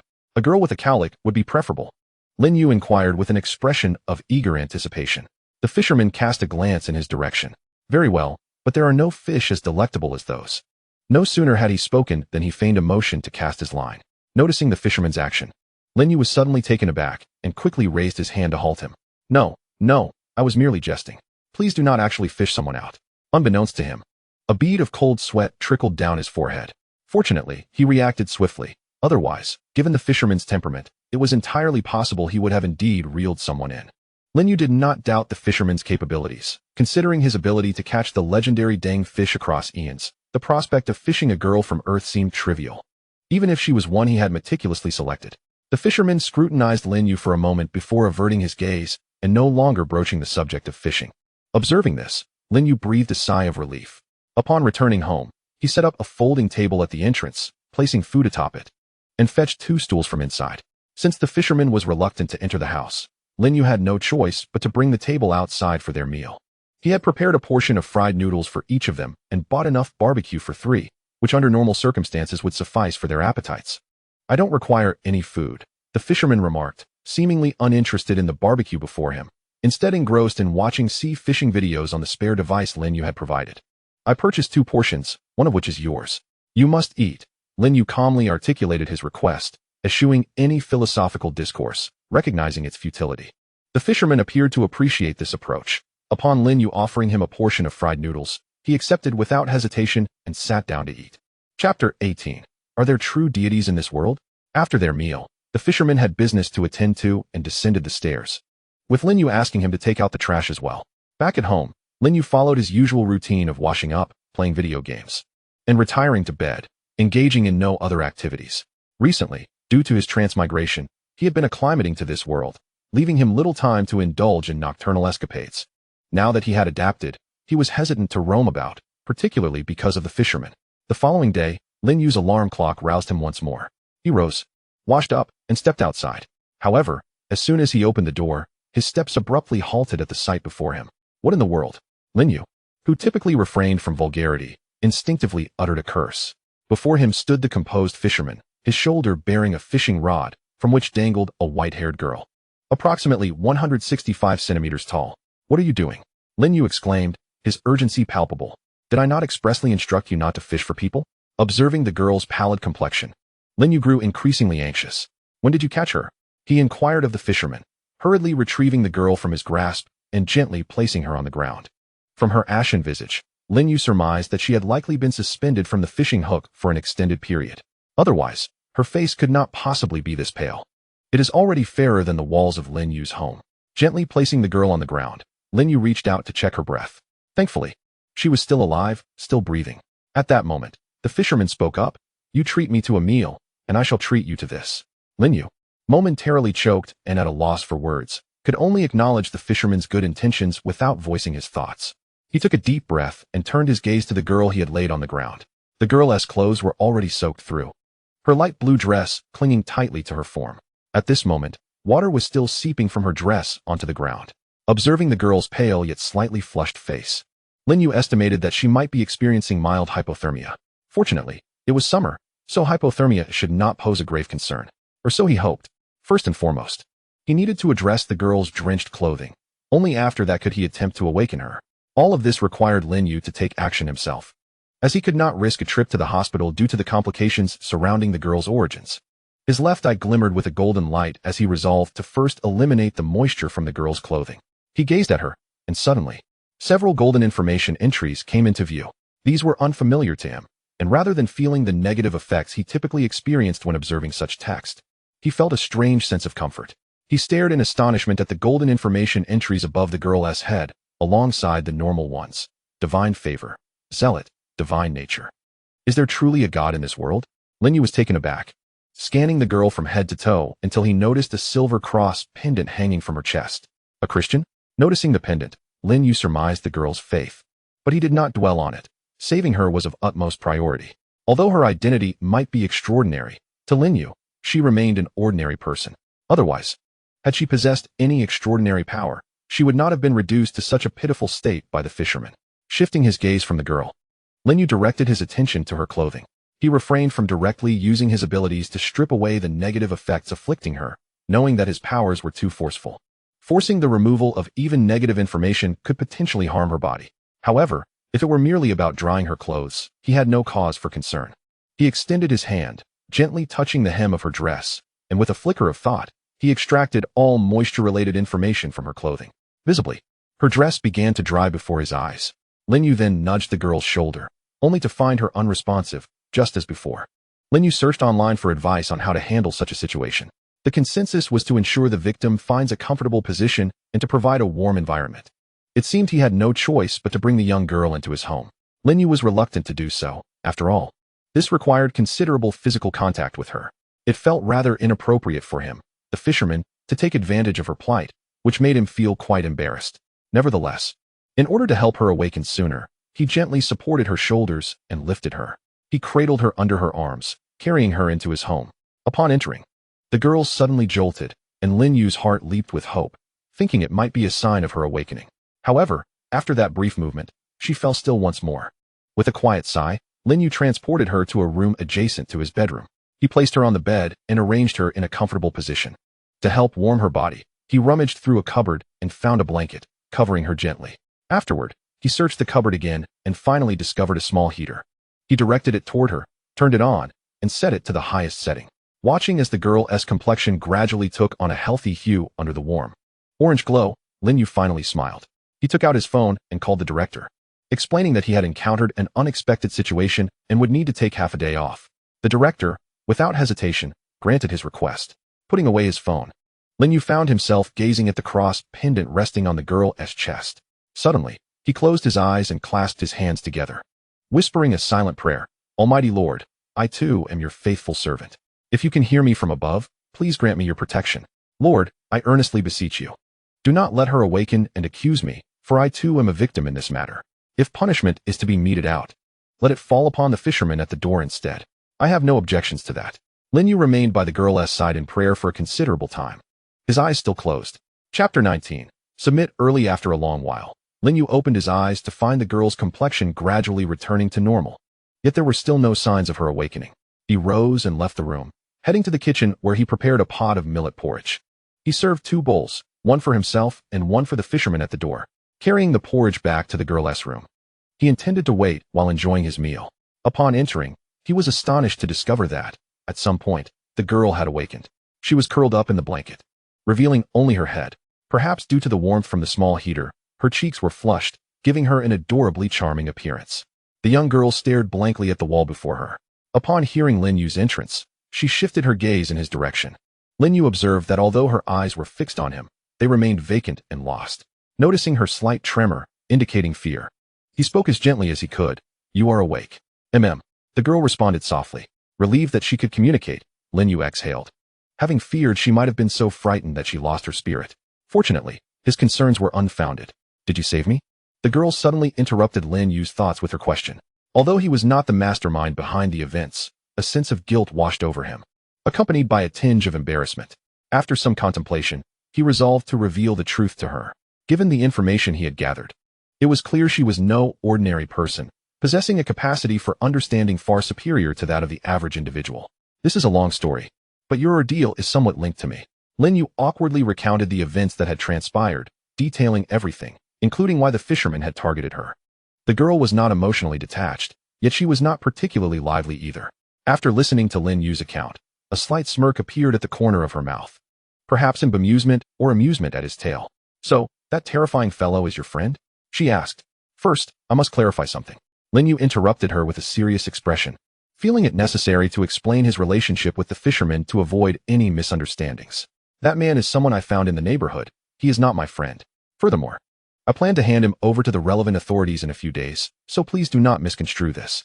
Are you sure? You intend to hand him over to the council? The girl inquired hesitantly, processing his words.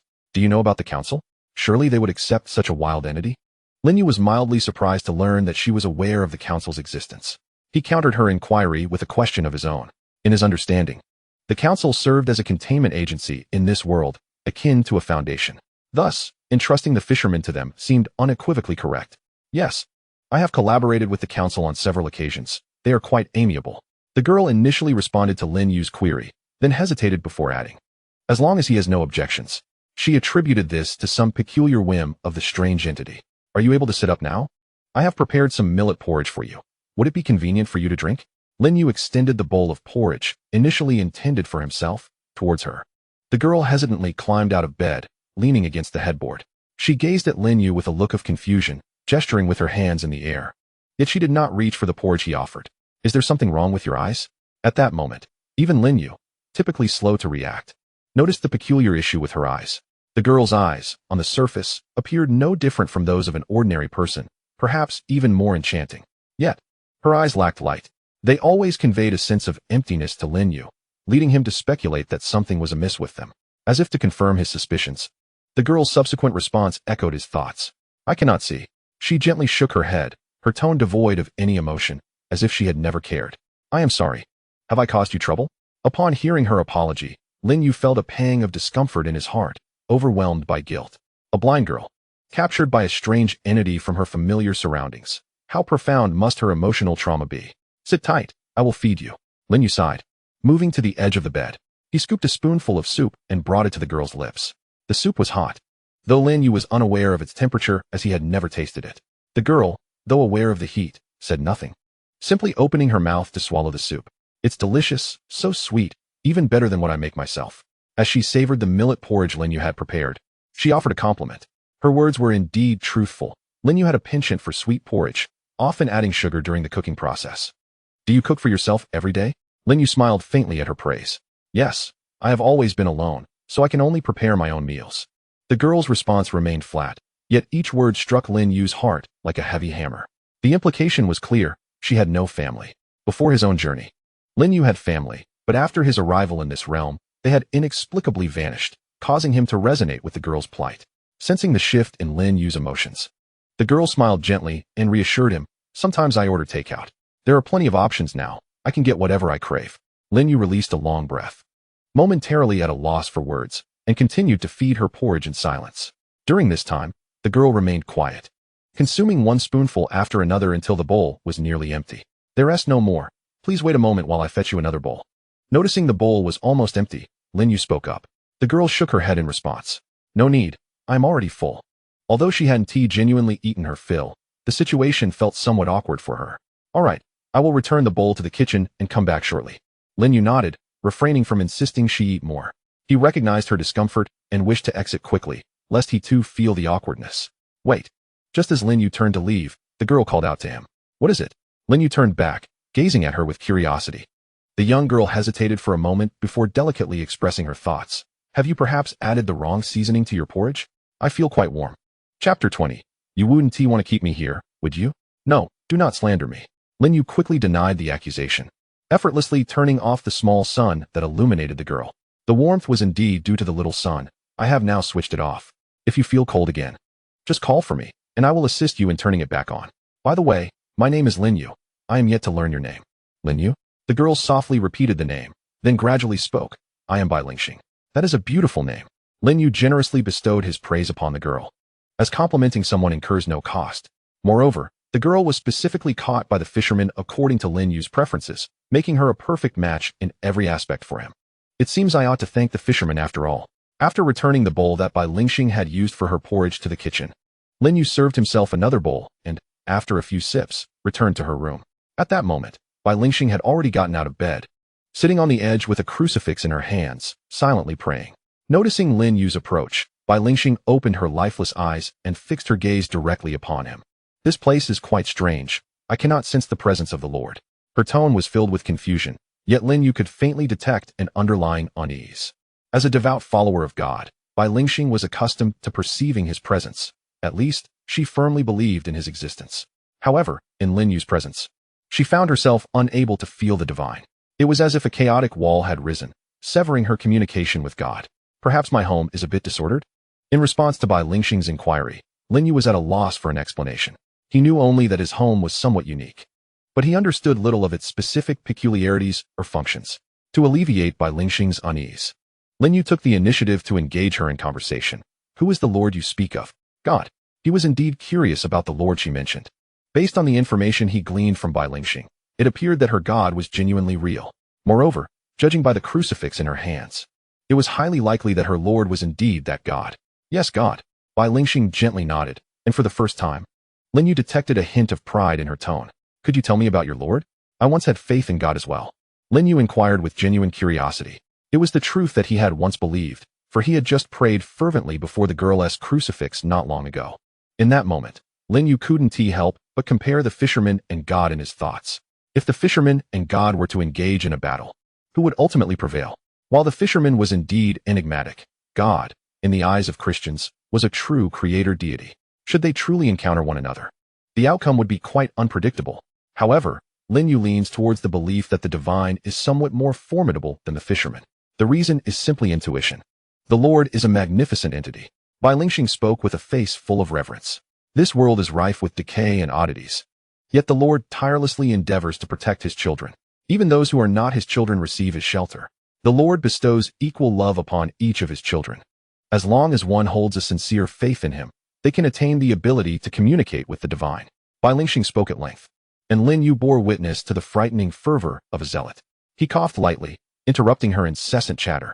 "With such devotion, has the Lord ever responded to you?" Upon hearing Lin Yu's query, Bai Lingxing promptly fell silent. Despite her profound faith in the sense of the Lord's presence, or at least her belief in it, and despite having received some extraordinary abilities from him, she had never actually received a response from the divine. This was rather awkward. Noting the prolonged silence from Bai Lingxing, Lin Yu surmised the truth of the matter. After a moment's contemplation, he attempted to console her. "Perhaps your Lord is simply too busy to attend to you. For some reason, Upon hearing Lin Yu's words of comfort, Bai Lingxing felt an unexpected pang of discomfort in her heart. Observing the change in her expression, Lin Yu sought to shift the topic. I must head to work now. You should stay at home. If you feel hungry, just give me a call, and I shall order takeout for you. By the way, do you have your phone with you? Upon hearing this, Bai Lingxing rummaged through her dress, ultimately retrieving her mobile device. Lin Yu watched in astonishment, intrigued by the presence of pockets in her dress. After pressing the power button a few times, the phone remained unresponsive, causing Bai Lingxing to furrow her brow. It seems the phone might be broken, she hesitantly suggested, unable to ascertain its condition due to her blindness. Let me see it. Lin Yu took the phone from her and, mirroring her actions, pressed the power button several times, but the device showed no signs of life. In truth, Lin Yu had already deduced that the phone was faulty upon first handling it, as it emanated a dampness, likely due to prolonged exposure to water. The phone is indeed broken. I will find you a spare device to use in the meantime, and after I finish work, I will take you to purchase a new one. Lin Yu returned the phone to Bai Lingxing and began to search through the room's cabinet for a backup device. At that moment, Bai Lingxing seemed to suddenly realize something. She turned her gaze towards Lin Yu, her eyes filled with vigilance, and instinctively clasped the cross around her neck. Though the divine presence was not felt here, resting her hand upon the cross provided her with an inexplicable sense of security. Wait a moment. Why do I feel as though you have no intention of sending me back? You don't mean to keep me here, do you? Listening to the cautious voice of Bai Lingxing, Lin Yu was momentarily taken aback. He suddenly realized that he had seemingly overlooked this matter subconsciously. Had it not been for Bai Lingxing's reminder, he might have inadvertently kept her with him. A slight flush crept across Lin Yu's face, yet fortunately, Bai Lingxing, being blind, could not perceive his embarrassment. Chapter 21. The council office, please, don't misunderstand, Lin Yu stammered, struggling to articulate his thoughts. Given his unfamiliarity with the young lady, he found it difficult to express himself. You needn't be so tense. I was merely inquiring casually, Bai Lingxing said, sensing Lin Yu's awkwardness. She gently reassured him with a soothing tone. Then she continued, moreover, even if you did harbor such intentions, I would have no means to resist, would I? Though Bai Lingxing's sight was obscured, she possessed a unique ability to sense peculiar presences around her. In her perception, Lin Yu, while lacking the eerie qualities she was accustomed to, bore a striking resemblance to them. He stood out significantly to her, even more so than the fisherman, albeit devoid of the fisherman's unsettling aura. Consequently, Bai Lingxing pondered that even if Lin Yu wished to keep her here indefinitely, she would be powerless to resist. In her understanding, it was plausible that Lin Yu might indeed engage in such behavior, especially if he had not lied to her, as her presence here was solely due to him. However, during their conversation, as she discerned the caution in Lin Yu's tone, Bai Lingxing gradually relaxed. She could sense that he was meticulously attentive to her feelings. At least from this perspective, Lin Yu did not seem to be a malevolent individual. Restricting another's freedom is unlawful. I am a law-abiding citizen. I would never engage in such conduct, Lin Yu remarked, recognizing that Bai Lingxing was jesting, which allowed him to ease his own tension. Although his words were not overly serious, they bore a convincing weight, and at least Bai Lingxing seemed to believe him. You should head to work. I can manage on my own. Oh, and when you have time, please take me home. You needn't worry about the phone. Bai Lingxing waved her hand dismissively. Although she was unclear why Lin Yu needed to work, she did not wish to hinder him. Ah, very well. Lin Yu sighed, uncertain why he felt compelled to do so. Perhaps it was due to the impending return to work. Upon arriving at his workstation, he appeared somewhat distracted throughout the afternoon. Seated at his desk, Lin Yu found it difficult to settle his mind and decided to take a stroll. As he passed by Mona Lisa, he playfully teased her a few times until she began to expel black blood. Only then did he leave with a sense of satisfaction. On his way, he encountered Wang Wu, who noticed Lin Yu's unusual demeanor and inquired with genuine concern about his well-being. Lin Yu pondered for a moment and then resolved to discuss the matter of the fisherman with Wang Wu. Ultimately, a resolution regarding the fisherman was necessary, and it seemed appropriate to inform Wang Wu today. However, Lin Yu was not naive enough to disclose that the angler was in his home. Given Wang Wu's palpable fear of the fisherman, such a revelation would likely cause him to faint from terror. Organizing his thoughts internally, Lin Yu hesitantly spoke, Old Wang. It seems I have been entangled with something rather sinister lately. At Lin Yu's words, Wang Wu's gaze sharpened, a flicker of keen interest igniting in his eyes. Pray elaborate, he urged with curiosity. I have recently become ensnared by a strange individual whose actions I find perplexing. Moreover, I have observed that his behavior appears distinctly different through my eyes compared to how others perceive him. Do you understand this sentiment? Just as Lin Yu contemplated how to fabricate an excuse to elucidate the situation to Wang Wu, the latter abruptly interrupted him. Brother Lin, you need not continue. I grasp your meaning. Wang Wu fixed Lin You with a serious stare, his tone grave. Brother Lin, if you trust my words, you must regard what I am about to say with utmost seriousness. Meeting Wang Wu's intense gaze, Lin You mimicked a serious demeanor and nodded. Speak. In the world we inhabit, there exist bizarre entities that elude the perception of ordinary individuals. These anomalies may manifest as peculiar entities or as objects that emit pollution, remaining undetectable and harmless to the average person. However, for those of us who can perceive them, these entities can indeed prove fatal. Wang Wu sighed. To be candid, my profession revolves around managing such matters. I had not intended to disclose this to you, but since you have already encountered these phenomena, perhaps it is fate. In Wang Wu's understanding, the fate of ordinary individuals who encounter such anomalies typically culminates in either awakening as a fighter against the bizarre or meeting their demise. If Lin You were fortunate enough to become an awakened one, it would be splendid. However, if misfortune befell him, Wang Wu could only mourn for Lin You. In the realm of the bizarre, death is a commonplace occurrence, and those engaged in this line of work must not allow excessive emotions to cloud their judgment. I believe you, Lin You replied, feigning sincerity once more. Observing Lin Yu's seemingly carefree attitude, Wang Wu sighed inwardly. Even in the face of bizarre events, Lin You maintained a love for life, as if he merely viewed the entity troubling him as a nuisance, without concern for anything beyond that. Contemplating this, Wang Wu found himself at a loss for words. He could not simply recommend Lin You for the council based on their brief acquaintance. Moreover, from what Wang Wu had gleaned about Lin You over the past few days, he surmised that even if he were to recommend him, Lin You would likely decline to join the council. It was simply that, given Lin Yu's disposition, he would probably not align with the council's principles. However, Wang Wu could not simply stand by and watch as Lin You fell victim to that enigmatic entity. After rummaging through his pocket for a moment, he produced a business card. Brother Lin, this is the business card of our council's office. With it, you can locate us. Should that entity continue to harass you, you may seek refuge at our office using this card. Trust in the council, for it is our duty to protect all humanity, including ordinary awakened individuals like yourself. I have other obligations to attend to, so I cannot escort you. But rest assured, the location on the card is accessible by taxi or public transport. Taking the card from Wang Wu, Lin Yu glanced at the address and a subtle smile of satisfaction graced his lips. Fisherman, accept the official retribution. Chapter 22. Lin Yu has perished after work. Lin Yu ventured to a nearby street filled with food stalls, purchasing an array of delicacies for dinner. He bought enough for both the fisherman and Bai Lingxing to share. As he made his way back to the residential complex, a peculiar sensation washed over him as he observed the surrounding shops. It felt as though his vision was slightly impaired. The more he focused on the shops, the blurrier everything appeared. At that moment, Lin Yu began to recognize the source of his unease. He instinctively quickened his pace, eager to leave the area. Yet, with each hurried step, the world around him became increasingly indistinct. When the blurriness reached a critical threshold, an unsettling sound, akin to flesh writhing, suddenly pierced his ears. The world Lin Yu perceived underwent a violent transformation. The once bustling food street vanished, replaced by a valley composed of pulsing flesh.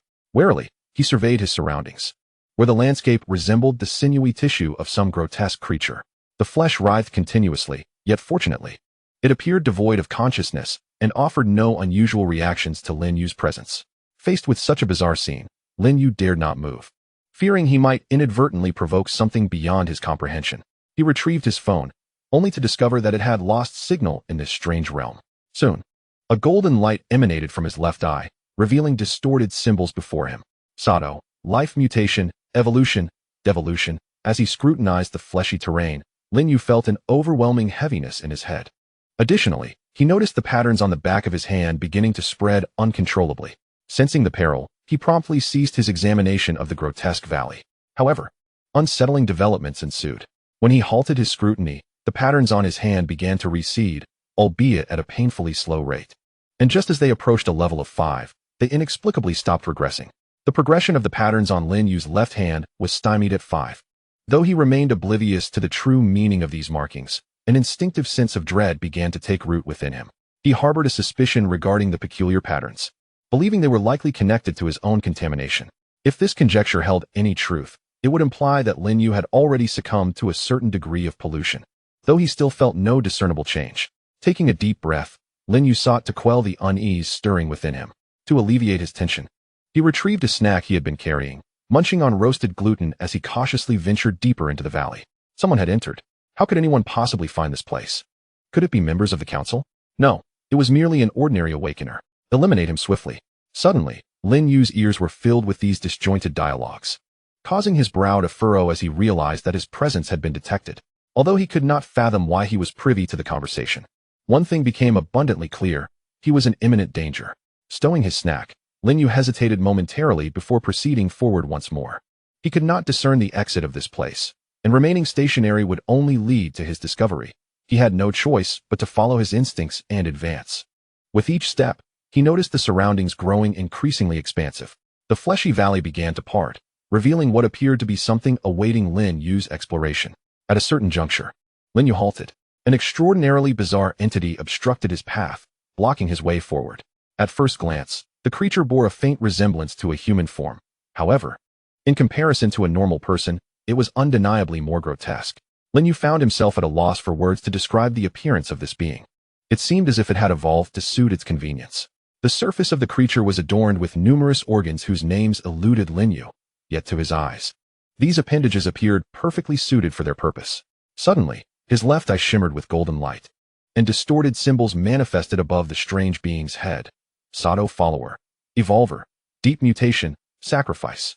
Upon noticing the flickering golden light in Lin Yu's left eye, the creature's gaze sharpened. Who are you? Why have you appeared here?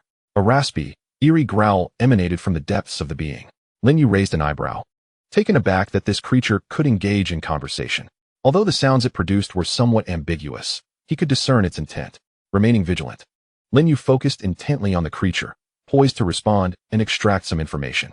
However, just as he opened his mouth, before he could utter a word, a gun barrel protruded from the monster's body, unleashing a cloud of dark red spores. 3 bullets struck unerringly at Lin Yu's forehead, neck, and chest. Gazing at the creature's mocking smile, Lin Yu opened his mouth, but ultimately succumbed to the ground, his final thought lingering in his mind. This thing has a gun. What chance do I have? Gazing at the lifeless form of Lin Yu sprawled on the ground, the creature revealed a cruel smile. It approached Lin Yu's remains, extending an appendage designed for transport, lifting the corpse with ease. Another sacrifice had been added. Whispering softly, it bore Lin Yu's body towards its companions. Along the way, for reasons unknown, the creature suddenly sensed that the weight of the corpse had inexplicably diminished. As time passed, this sensation became increasingly pronounced. The creature furrowed its brow, and an ocular appendage extended towards its back. Upon inspection, the creature's eyes bulged in astonishment. At that moment, there was no trace of a sacrifice behind it. The space once occupied by Lin Yu's body was now eerily vacant, the original corpse having vanished without a trace. With a sudden jolt, Lin Yu awoke, sitting upright in bed, gasping for breath. The sensation of death still clung to him, a stark reminder that he had indeed perished at the hands of that monstrous being. Upon this revelation, an inexplicable surge of anger welled up within him. Lin Yu could not comprehend the source of his fury. Yet a thought surfaced in his subconscious. How dare those creatures take my life? As chapter 23 unfolded, the permanent markings began to spread. The more Lin Yu contemplated, the more incensed he became. However, considering that his adversaries were armed, he decided to adopt a more cautious approach. The immediate priority was to assess his condition and discern what had transpired. He was acutely aware that he had just been slain. Yet here he was, lying alive in his bed, a perplexing situation indeed. Could it be that his bed at home served as a resurrection point? Such an odd notion flickered through his mind, though he dismissed it as mere speculation. Upon examining himself closely, Lin Yu noticed that the patterns on his left palm appeared to have spread further. While he was at home, the markings on the back of his hand had not receded. This expansion was indeed permanent. His gaze remained fixed on the line etched into his left hand, struggling to grasp its significance. Previously, he had employed his abilities to scrutinize this phenomenon, yet had gleaned no insights. Even when he examined himself, the only feedback was a singular white figure. To Lin Yu's perception, he was a being of pure essence, devoid of any further information. This left him in a state of profound confusion, unable to make sense of it, attributing it to his own peculiarities. Perhaps it was merely a progress bar? Would his demise follow once it reached its zenith? This thought suddenly crossed Lin Yu's mind. Though it was absurd, so absurd that he could scarcely believe it, he felt it prudent to entertain this as a possible truth. After all, he had observed the progress bar increase while navigating the realm of the bizarre. After his death and subsequent resurrection, the progress bar had increased slightly once more, inevitably evoking a connection in his mind between the progress bar and the notion of mortality. Recalling the bizarre space he had inadvertently stumbled upon earlier, Lin Yu instinctively furrowed his brow. he suddenly realized that this space was likely far from ordinary. While examining the information regarding that peculiar realm and its enigmatic creature, he encountered the terms Sato and Sato followers. The term follower is not used lightly. It typically denotes a being that venerates a deity, much like Lingxing does.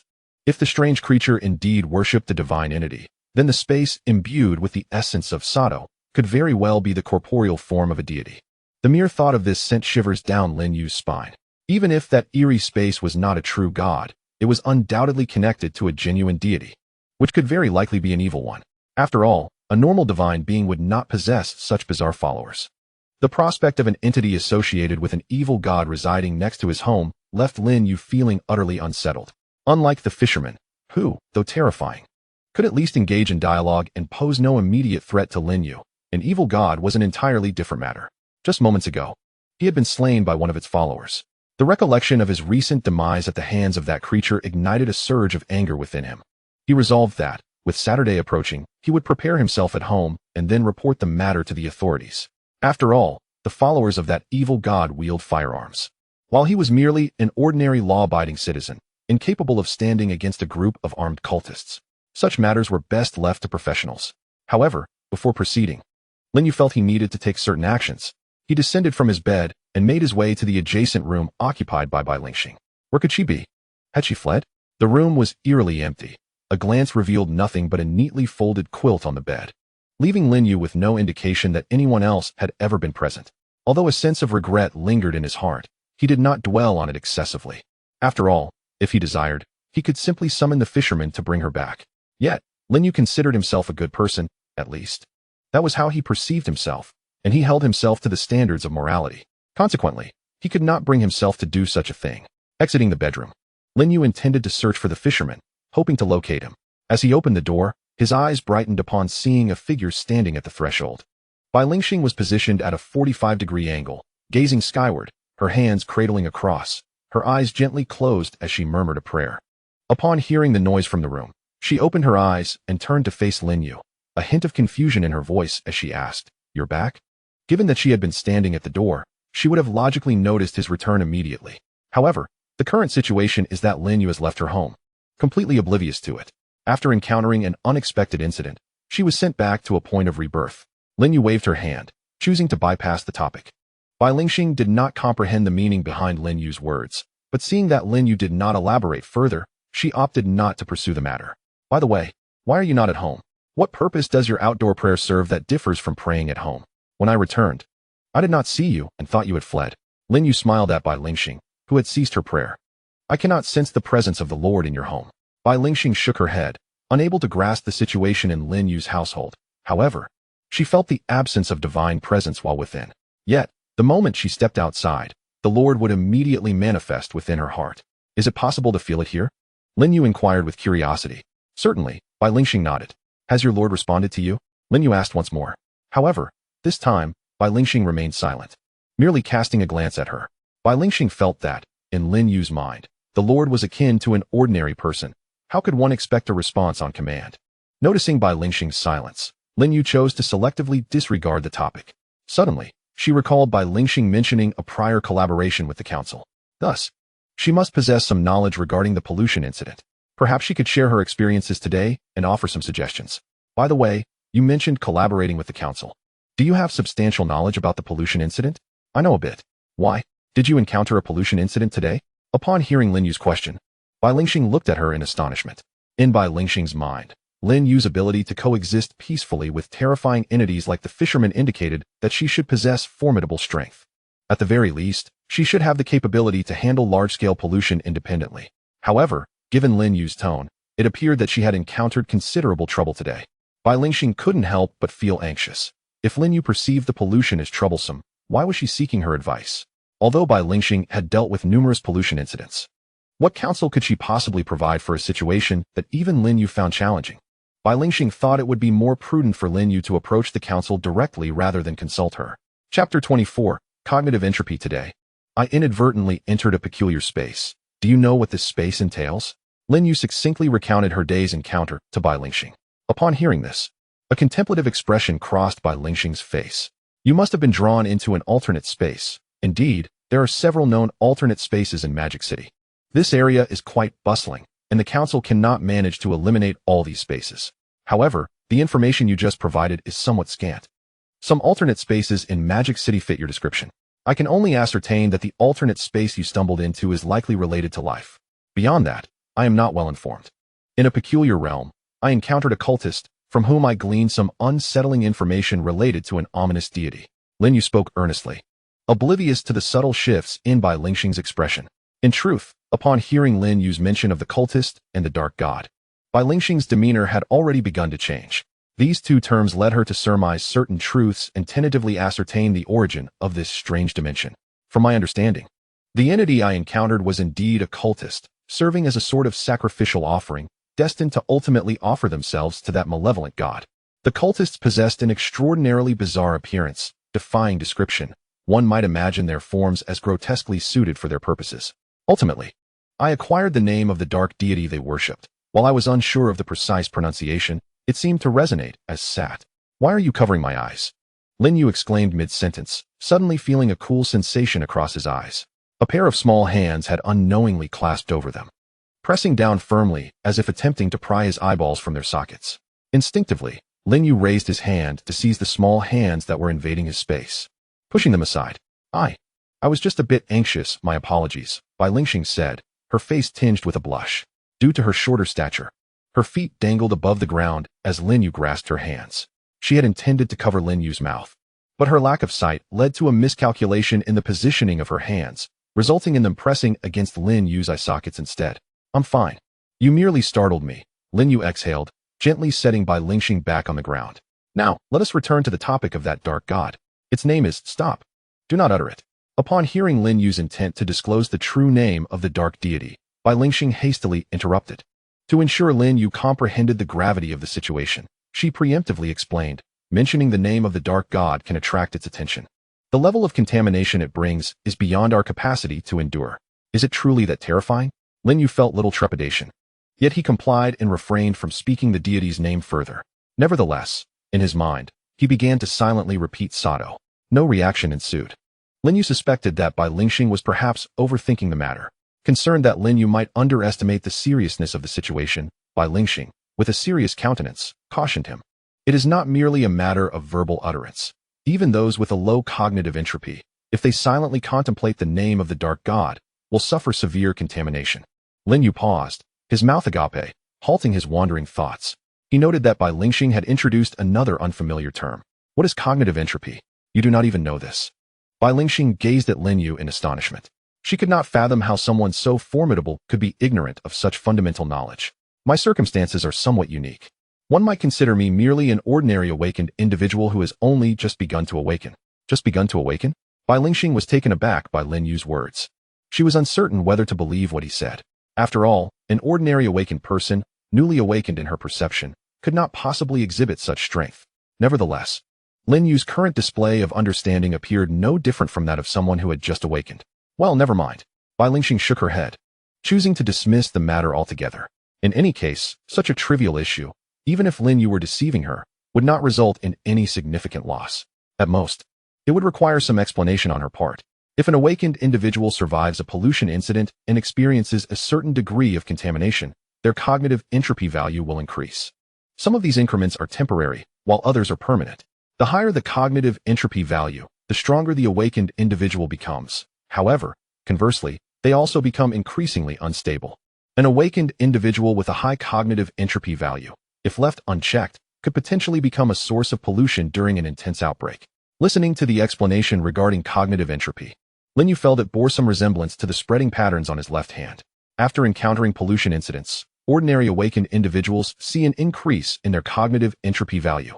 And the recent increments in the patterns on Lin Yu's hand occurred following his exposure to such incidents. Hence, it is plausible that the markings on his left hand represent cognitive entropy, perhaps a visualization of it? With this thought in mind, Lin Yu inquired of Bai Lingxing, can one directly observe an awakened individual's cognitive entropy value? In response, Bai Lingxing regarded him with a look of incredulity. How could that be possible? Such abstract information can only be accessed through specialized instruments. Who could see it directly? Is it truly impossible for anyone to directly view cognitive entropy values? Lin Yu's left eye shimmered with golden light, his expression peculiar as he gazed at Bai Lingxing's head.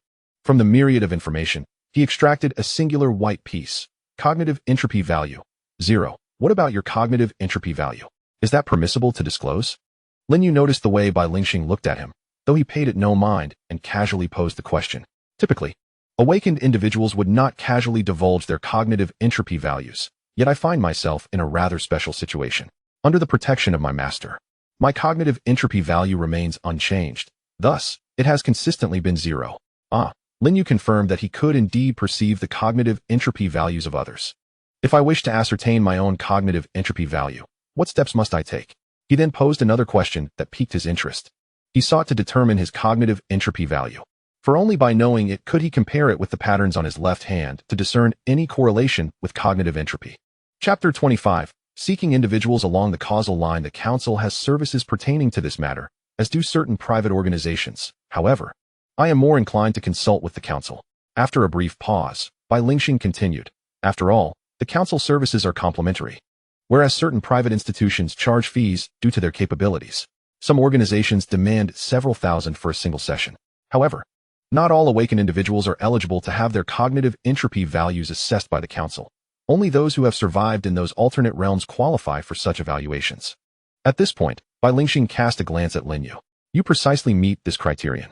Understood, Lin You nodded thoughtfully. Planning to visit the Council tomorrow during the weekend to discuss the troubling incidents he had encountered recently. By the way, have you seen the fisherman? The fisherman? Is he the entity that lured me here? Bai Lingxing's tone became somewhat awkward when the fisherman was mentioned. Ultimately, in her perception, the fisherman was an immensely powerful and enigmatic entity. No matter how harmless he appeared, his essence was inherently strange. If she weren't aware that escape was futile, Bai Lingxing would have already slipped away, rather than remaining here to chat leisurely with Lin You. The reason she stayed was entirely due to the tactical intimidation posed by the fisherman, having nothing to do with Lin Yu's personal charm. I haven't seen him since I emerged, Bai Lingxing replied, shaking her head. When the topic of the fisherman arose, her hands clutched the cross around her neck tightly, perhaps seeking a semblance of security. Well, he might be downstairs in the neighborhood. I need to find him for something. Would you like to accompany me for a walk? Lin You suggested, unfazed by the fisherman's absence. Based on his experience from the previous days, whenever the fisherman appeared near the artificial fountain downstairs, he would inevitably be there as well. No, that's all right. I'll stay here. Bai Lingxing quickly waved her hand, her voice slightly stammering due to her anxiety. You seem quite afraid of the fisherman. Lin You observed her nervous demeanor and tried to reassure her with a relaxed tone. There's no need to worry. Aside from being a bit foolish, he's quite amiable. If it eases your mind, I can take him to the Council tomorrow, and you can accompany me as a witness. All right, Bai Lingxing resolved internally, as Lin You had shown no intentions of restricting her freedom. She planned to seize the opportunity to discreetly escape once he delivered the fisherman to the Council, trusting that they would manage him. Although Lin You had always given her an impression of being a good person, when he revealed that he was a newly awakened individual, Bai Lingxing had already categorized him among the non-human entities. After all, how could a newly awakened being coexist peacefully with an entity like the fisherman? In Bai Lingxing's anticipation, Lin You was either a peculiar entity forcefully altering its own self-perception, or a containment object, or perhaps an extraordinary phenomenon that had attained sentience. Among these possibilities, the latter was the most favorable outcome. Nevertheless, even if Lin You were indeed an extraordinary being, Bai Lingxing had no desire to remain entangled with him. This was not solely due to the high dangers associated with being near Lin You. A far more significant reason was that within Lin Yu's abode, Bai Lingxing felt an absence of the divine presence. This realization was profoundly terrifying, even more so than the unsettling proximity of the fisherman. As a believer capable of sensing the existence of God, she was acutely aware of the deity's immense power. It is not an exaggeration to assert that, aside from the debatable aspects concerning the creation of the universe as documented in the Bible, the rest is presented with utmost realism, devoid of embellishment. Yet, it was this very God whose power could not penetrate what appeared to be an ordinary room. How could Bai Lingxing find solace residing in such a dwelling? Then I shall venture out. You stay home and refrain from wandering, Lin You remarked, a simple admonition intended for Bai Lingxing, who, being visually impaired, might find it inconvenient.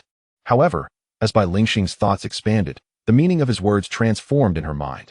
Rest assured, I shall await your return, Bai Lingxing replied softly, striving to appear more obedient.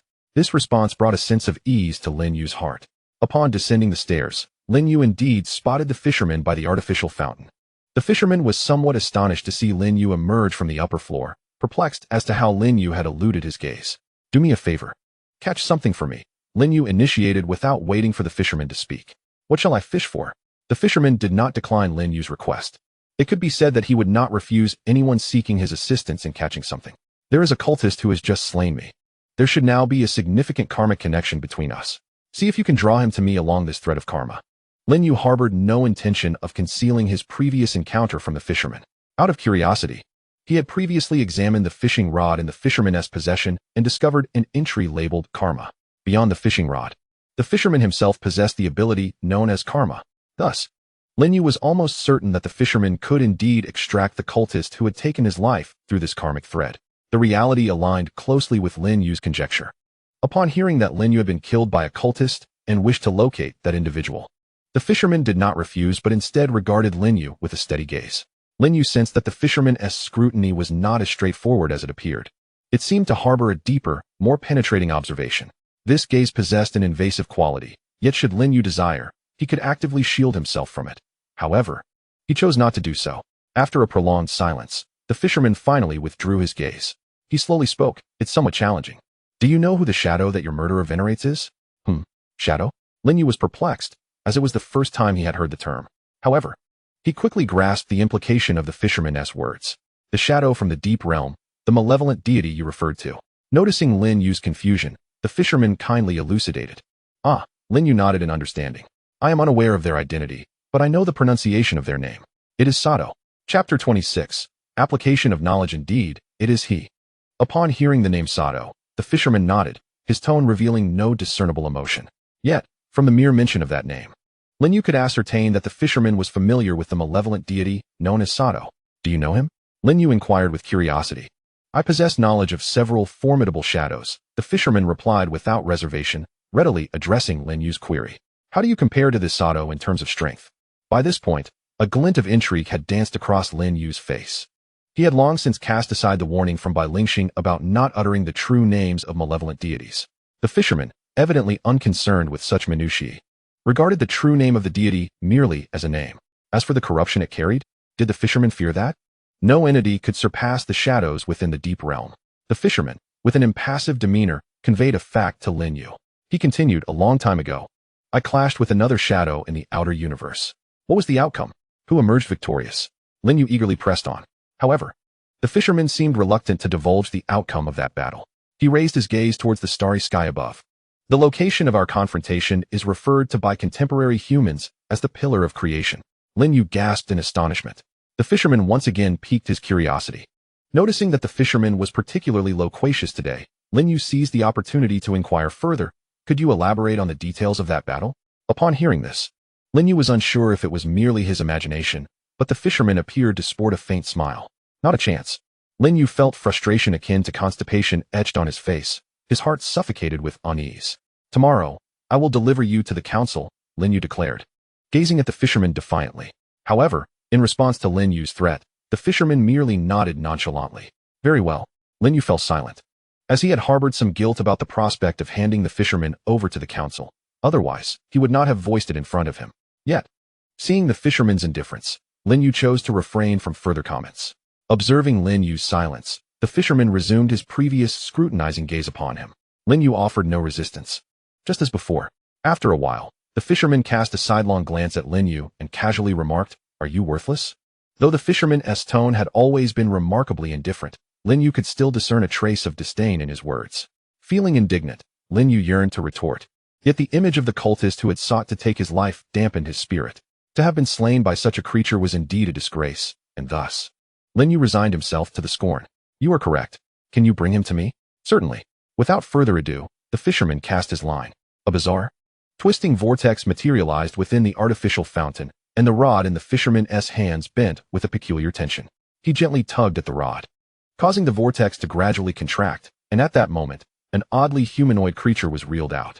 The cultist's expression shifted multiple times throughout this ordeal. Initially, he was gripped by fear. Upon catching sight of Lin Yu, his terror morphed into astonishment, which then transformed into despair when he recognized the fisherman's identity. Do you remember me? Lin Yu delivered a forceful kick to the cultist, ensnared by the fisherman, yet regrettably, his attack seemed to inflict no harm. The cultist, realizing this, regarded Lin Yu with a look of contempt. Merely a bug. Were it not for its binding, you would have long since become a corpse. Provoked by the cultist's taunt, Lin You felt a surge of anger. Though he could not physically overcome the cultist, he sensed an opportunity to strike at his psyche. A wicked grin spread across Lin Yu's face as he cleared his throat and uttered, "Sato, I curse you. You're Sato. You're Sato mine. Stop. Cease this madness. Do you have any idea what you're uttering? Halt your blasphemous words." As expected, under Lin Yu's mental assault, the cultist began to unravel. He erupted into a frenzied outcry, denouncing Lin Yu's sacrilegious actions in a desperate attempt to quell the psychological onslaught. Yet Lin Yu was undeterred. Witnessing the effectiveness of his tactic, he intensified his verbal barrage. At that moment, Lin Yu finally applied the banter he had learned from a mobile gaming experience. Just as he was becoming increasingly animated in his tirade, he suddenly felt a chill at his neck. The cultist, under the fisherman's control, suddenly bulged his eyes, emitting a strange moan as his body contorted erratically. "He comes. You are all doomed." Strange syllables escaped the cultist's lips, and upon grasping the meaning behind his words, Lin Yu was taken aback. As the cultist's groans intensified, the atmosphere around them turned tense and eerie. Lin Yu swiftly turned to face the fisherman standing behind him. At that moment, the fisherman's brow furrowed slightly, his gaze fixed intently on the void behind the cultist. Following the gaze of the fisherman, Lin Yu looked over. But apart from an artificial fountain, he discerned nothing. At that moment, the fisherman waved his hand at the cultist. With his gesture, Lin Yu heard a resounding thud, and the cultist's form instantaneously dissipated into a cloud of ash. A gentle breeze stirred, scattering the ash, and with it, the tension in the surrounding environment was equally dispersed. Lin Yu exhaled deeply, a sigh of relief escaping his lips. To be frank, although he had not been contaminated, he had indeed felt a twinge of anxiety. After all, it was a genuine evil deity. If it were to descend merely due to his few choice words of insult, it would be quite the spectacle. Fortunately, he had the fisherman to maintain control, averting a catastrophic event of an evil deity's arrival. Yet, even in the absence of a true descent, the level of contamination had already reached a profoundly alarming threshold, of which Lin Yu remained blissfully unaware. Chapter 27. Journey to the Council, Shanghai Division. At this moment, the Shanghai Division resembled a festive occasion, with an array of alarm bells ringing and various colored warning lights flashing incessantly. Qian Zhenzhong felt overwhelmed by the cacophony, having already faced the ire of the president due to the malfunction of the causal spinning wheel. He was now beleaguered by the emergence of apocalyptic-level contamination in his jurisdiction. Such a degree of contamination could only arise from three possibilities: either a containment breach of an apocalyptic entity, the emergence of an entity possessing apocalyptic capabilities, or, if neither were the case, a far more terrifying scenario whereby beings from the deep realm had descended into the material universe. As soon as the alarms blared, the entire Shanghai Division, indeed the entire council, sprang into action. Even the president, who had just dealt with a recently exploded black hole, did not take a moment's rest and hurried directly to the Shanghai Division. Fortunately, this incident of shadow descent seemed to be nothing more than a farce, as, at the height of the alarm's clamor, the contamination inexplicably vanished. Out of an abundance of caution, the president refrained from immediately dispatching personnel to investigate the contamination site. Typically, even if the shadows had returned to the deep realm, the contamination would persist in the area. Without proper protection, awakeners would inevitably succumb to the high levels of contamination, transforming into monstrous beings. Thus, to safely explore the site of the shadow descent, one would either need to employ peculiar artifacts for protection or send entropy-lost individuals to investigate. However, this posed another dilemma. Aside from artifacts of the level of the causal spinning wheel, no other peculiar items could withstand apocalyptic contamination. The damage to the causal spinning wheel had instilled a psychological aversion in the president, making her hesitant to risk using peculiar artifacts in the near term.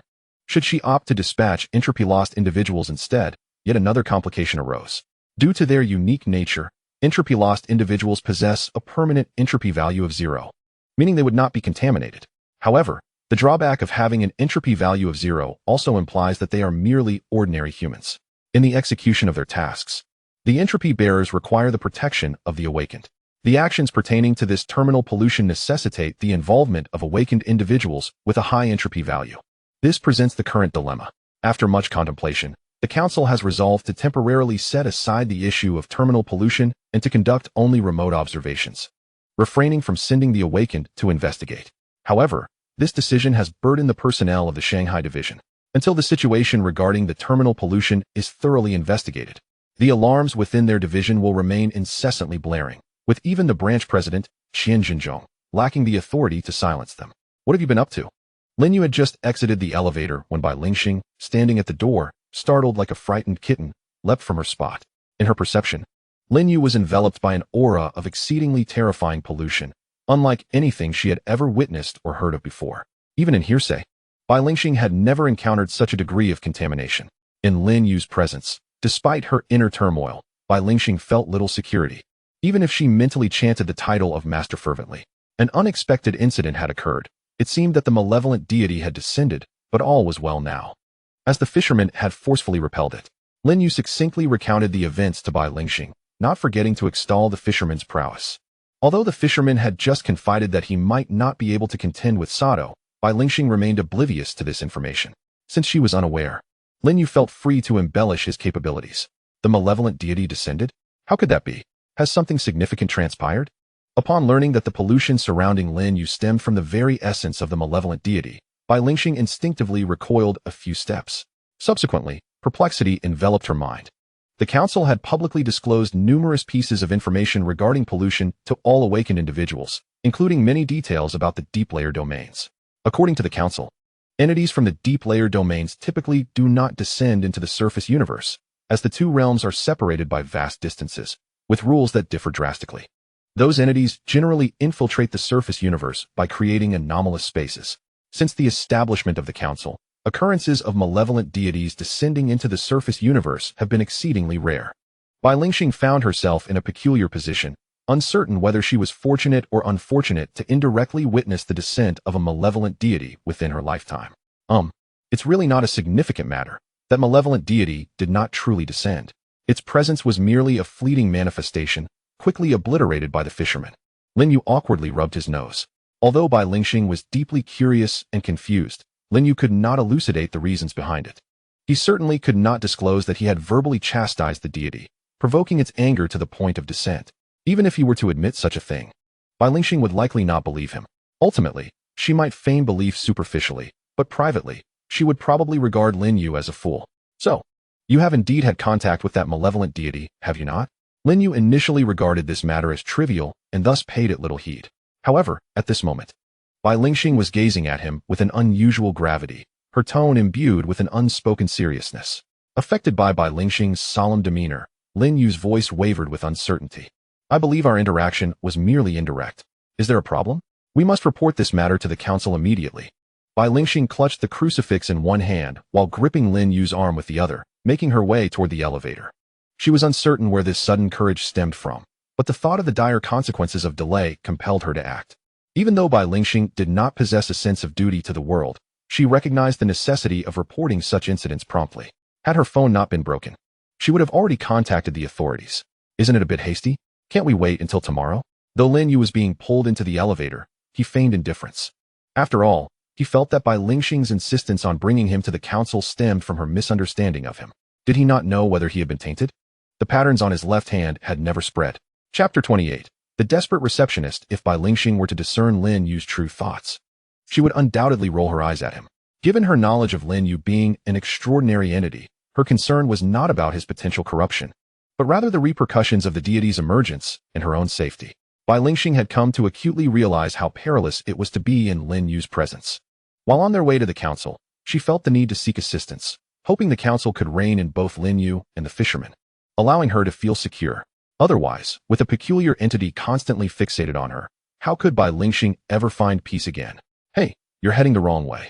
The elevator is over there. Despite Lin Yu's verbal protest against Bai Lingxing's direction, he allowed her to lead him. However, when he saw her barreling toward the wall ahead, he quickly called out a warning. At his words, Bai Lingxing abruptly halted. Lin Yu, caught off guard, collided with her back with a thud. Bai Lingxing swayed slightly, but did not fall. Instead, Lin Yu found himself somewhat pained by the impact. My apologies. Hearing the soft gasp from behind, Bai Lingxing discreetly offered her apology to Lin Yu. Simultaneously, a thought suddenly struck her. Given the circumstances, did Lin Yu, this extraordinary entity, perceive himself merely as an ordinary person? If this self-awareness remained unshattered, could it be that within the bounds of rationality, this peculiar entity could never truly become her adversary? Despite Lin Yu's various peculiar behaviors, his self-awareness remained that of an ordinary person. Bai Lingxing, while not particularly skilled in combat, was a seasoned awakened one. She believed that with her combat prowess, she could easily take on 10 ordinary individuals like Lin You. With this thought in mind, Bai Lingxing tightened her grip on the cross she held, while her other hand discreetly tugged at Lin Yu's arm. Lin You was utterly unprepared for such an action from Bai Lingxing, and as he was pulled, he stumbled, his face colliding directly with the back of her head. Bang! Ouch! The sound was even louder than when Lin You had bumped into Bai Lingxing's back earlier, and the impact brought tears to his eyes. He could never have anticipated that this young girl's head would be so hard. To exaggerate slightly, he felt as if he might have been sent back to the revival point from that collision. As the instigator of this incident, Bai Lingxing felt a twinge of panic. She had never imagined that Lin You, this peculiar entity, would be so fragile, reduced to tears from a mere bump. I'm sorry, that was not my intention. Concerned about any unusual reaction from Lin You, Bai Lingxing hurriedly apologized before he could speak, her tone imbued with sincerity. It's fine. Lin You rubbed his head and subtly withdrew the arm Bai Lingxing was holding. Although being led by the young girl was pleasant, his personal safety took precedence. After a brief pause, Lin You reached out and grasped the cuff of Bai Lingxing's dress, leading her downstairs. Upon reaching the ground floor, they found the fisherman standing by the artificial fountain, seemingly waiting specifically for Lin You. Come with me to the council. Huh? What for? I need to hand you over to them. Oh. Listening to the exchange between Lin You and the fisherman, Bai Lingxing felt an inexplicable chill in her heart. From their conversation, it was evident that neither held any respect for the council. The fisherman was understandable, as an immensely powerful entity. It was natural for him to feel no reverence towards the containment organization prior to being contained. Bai Lingxing even suspected that the fisherman might not be aware of what the council truly represented. However, why did Lin You, who considered himself an ordinary person and had just awakened, also exhibit a lack of awe towards the council? Was his self-perception a mere facade, a manifestation of the other's twisted amusement? Had he been playing all along? Bai Lingxing's thoughts became exceedingly convoluted, and reflecting on Lin Yu's previous actions, she concluded that they were not mere pretenses. Sighing inwardly, she lamented the discomfort of being enveloped in the unknown. Although she resided in the magical city, Bai Lingxing was unaware of the route to the council from this place. Thus, Lin You hailed a cab, heading towards the location indicated on the business card given to him by Wang Wu. In any case, it is all the territory of the council. It matters not where one reports the matter. In the taxi, the fisherman occupied the front seat, idly gazing at the nocturnal splendor of the city. Lin You and Bai Lingxing sat in the back, Lin You engrossed in his phone, while Bai Lingxing, adorned with headphones, was listening to something that caused Lin You considerable annoyance. Due to her visual impairment, Bai Lingxing could not indulge in videos like a typical person. Thus, she had cultivated the habit of listening to audiobooks. However, her choice of material was far from the contemporary online trends. Instead, she favored the Bible. For someone like Lin You, who selectively believed in God, the emotionless recitation of the Bible felt like a torment. He even considered that the reading of the Bible was a greater pollution than what Sato had inflicted upon him. Therefore, in order to preserve his mental well-being, Lin You decisively lent his headphones to Bai Lingxing. The address given to Lin You by Wang Wu led to an office building. Although it was somewhat late and most legitimate companies had already closed for the day, the building remained brightly illuminated. Lin You tugged at Bai Lingxing's sleeve as they entered the office building, with the fisherman silently trailing behind them, occasionally casting a contemplative glance towards a certain room within the structure. Upon entering, Lin You noticed that the interior resembled that of a typical company reception area. Behind the reception desk sat a young woman who appeared slightly older than Bai Lingxing, currently engaged in a rather tedious computer task. Even with the entrance of the trio, creating a bit of commotion, the young woman merely glanced at them without any intent to inquire further. Lin You was taken aback by the receptionist's nonchalant reaction. After pondering for a moment, he approached her directly. Hello, may I ask if this is the council's office? Upon hearing Lin Yu's question, the young woman finally set aside her work, looked up, and smiled at him. Indeed, this is one of the council's offices in the city. How may I assist you? Lin You, appreciating her politeness, returned her smile. I wish to report a matter. The receptionist found Lin Yu's peculiar phrasing amusing. Noticing his slight shyness, she deduced his identity. He was likely a newly awakened individual. With a smile, she opened a folder on her computer and addressed Lin You. Sir, please share the issue you have encountered. If it is particularly troublesome, the council will assist you in resolving it. That is reassuring. Meeting her smile, Lin You reciprocated with a courteous grin. The person beside me is a fisherman. I've heard he poses a certain danger, so I brought him here to entrust him to your council.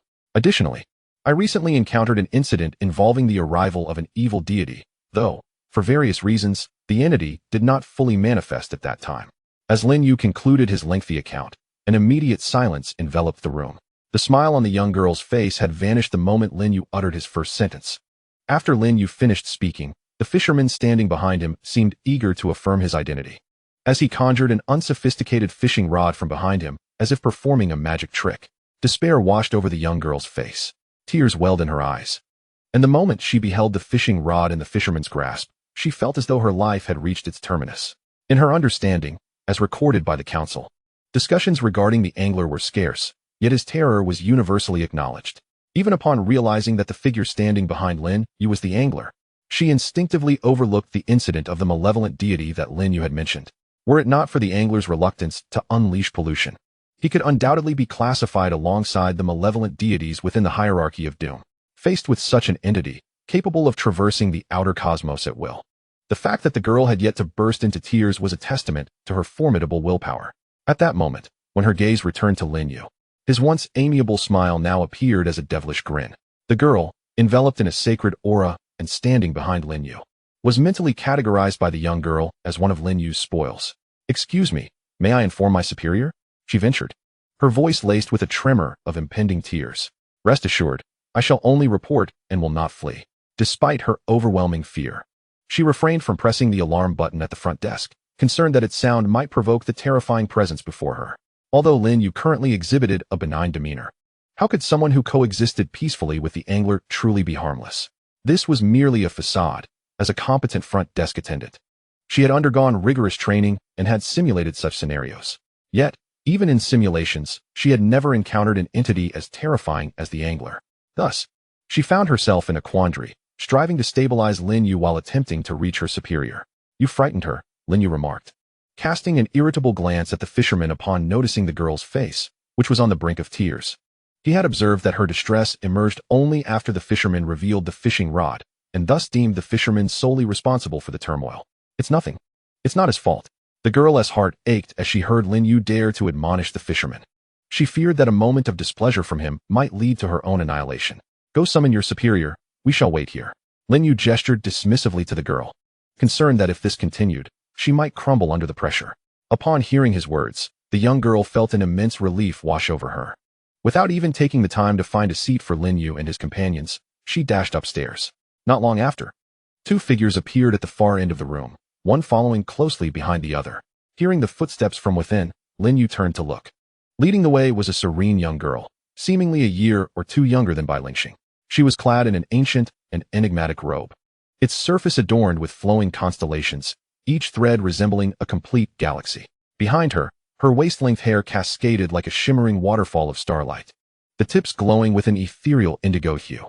A few strands of hair brushed against her porcelain-white cheek, reflecting in her eyes, which resembled fragmented galaxies, akin to meteors streaking across the night sky.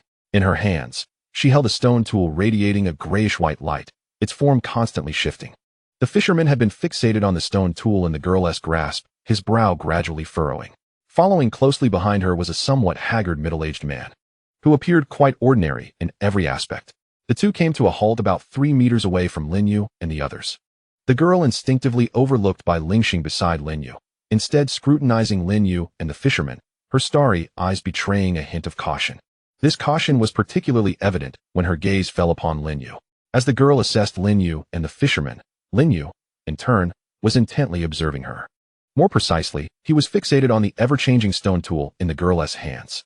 To actively pry into another person's information was considered exceedingly impolite. However, objects bore no such concept of etiquette. With his left eye shimmering with golden light, the information about the stone tool instantly materialized before him. The absolute materialistic definition of fundamental physical constants unfolded. As Lin You gazed upon the information regarding the object, his eyes widened in astonishment. This item, on an informational level, was unequivocally materialistic. Although Lin Yu's academic focus was on ancient artifacts, he possessed a fundamental understanding of physics, and he could ascertain that the information contained within this object closely aligned with the officially recognized physical constants of this universe. What, then, could this be? Just as Lin Yu contemplated probing deeper, the fisherman beside him suddenly let out a soft chuckle. This was the first time Lin Yu had heard him laugh since their encounter, and his gaze was irresistibly drawn to the fisherman. At that moment, the fisherman was also observing the stone tool in the girl's hands, his expression mirroring Lin Yu's earlier curiosity. However, unlike Lin Yu's cautious scrutiny, The fisherman appeared far more relaxed. It seemed he had discovered something intriguing, prompting his involuntary chuckle. Lin Yu sensed that the fisherman's unabashed gaze was somewhat inappropriate, and he was about to speak up when, in the next instant, a strange and tense atmosphere suddenly enveloped the entire space. The ominous aura emanated from the fisherman, directed squarely at the primitive tool clutched in the girl's hands. A sense of dread gripped both the girl and the middle-aged man simultaneously. They were bewildered by the fisherman's sudden aggression but had no time to ponder the reason. Should the fisherman's corruption breach their absolute materialism? It was likely that this would be their final moment. As the fisherman's taint intensified, the surroundings began to take on an eerie quality. Though no visible transformations occurred, a strange atmosphere enveloped the area.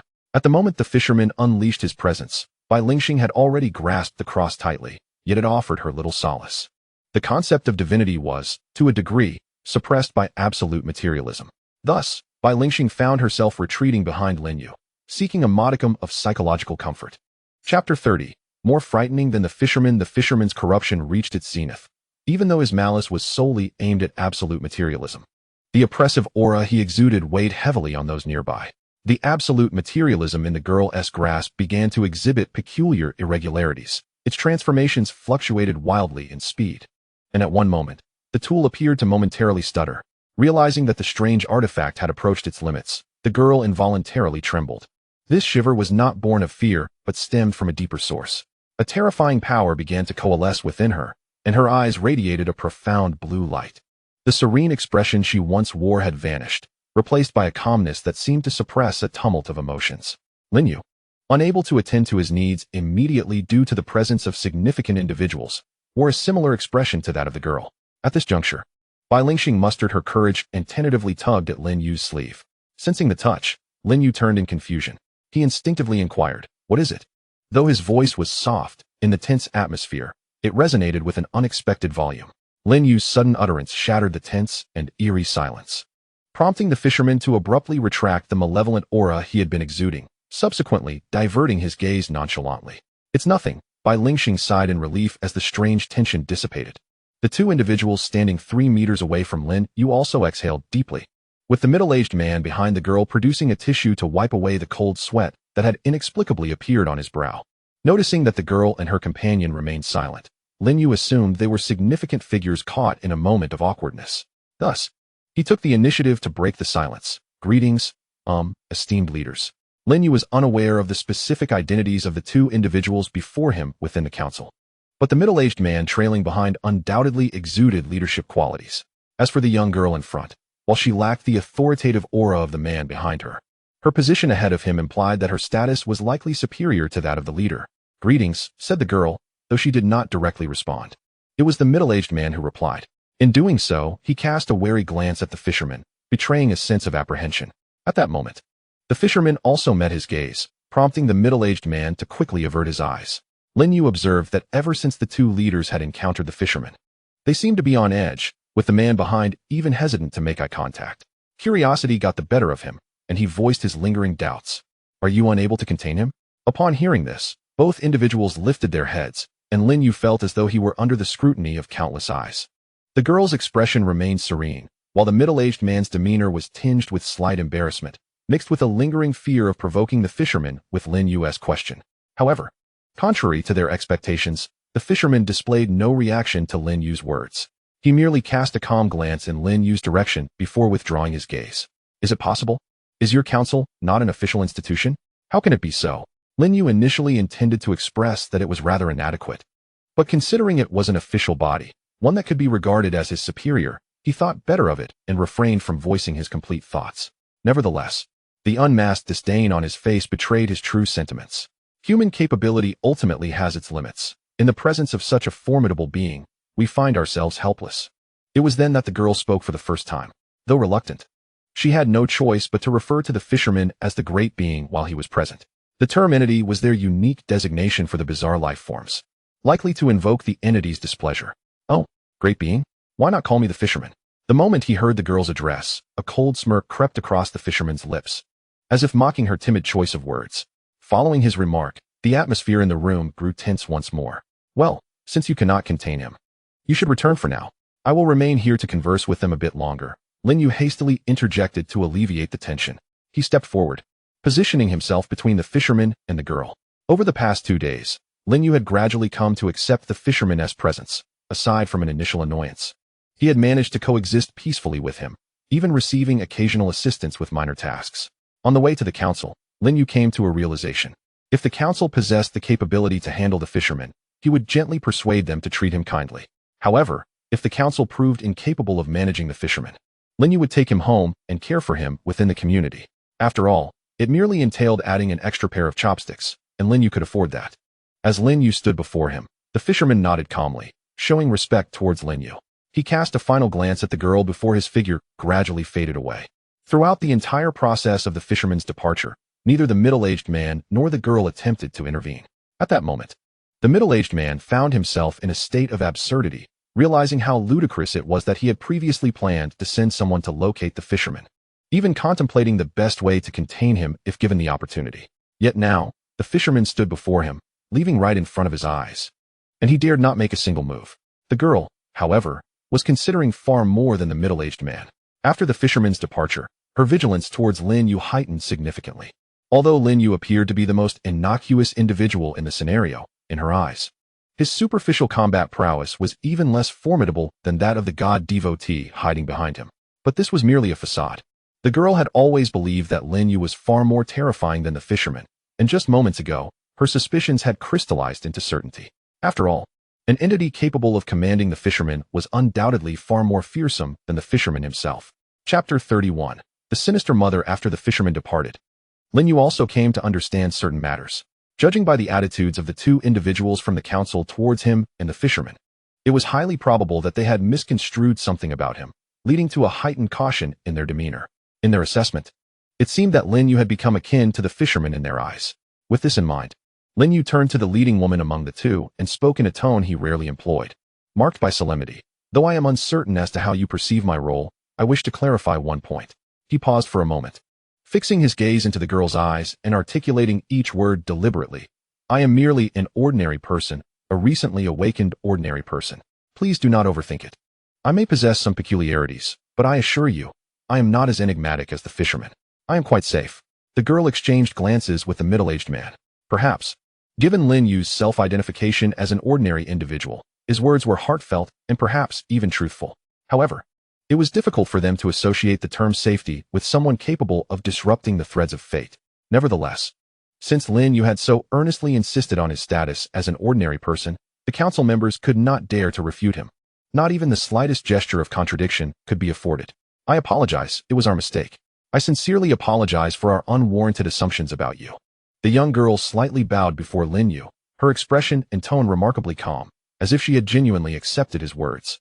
However, Lin Yu was acutely aware that the girl harbored a significant misunderstanding about him. Otherwise, it would be inconceivable for someone of her stature to bow and address him with such honorifics. Yet, there was little Lin Yu could do about it.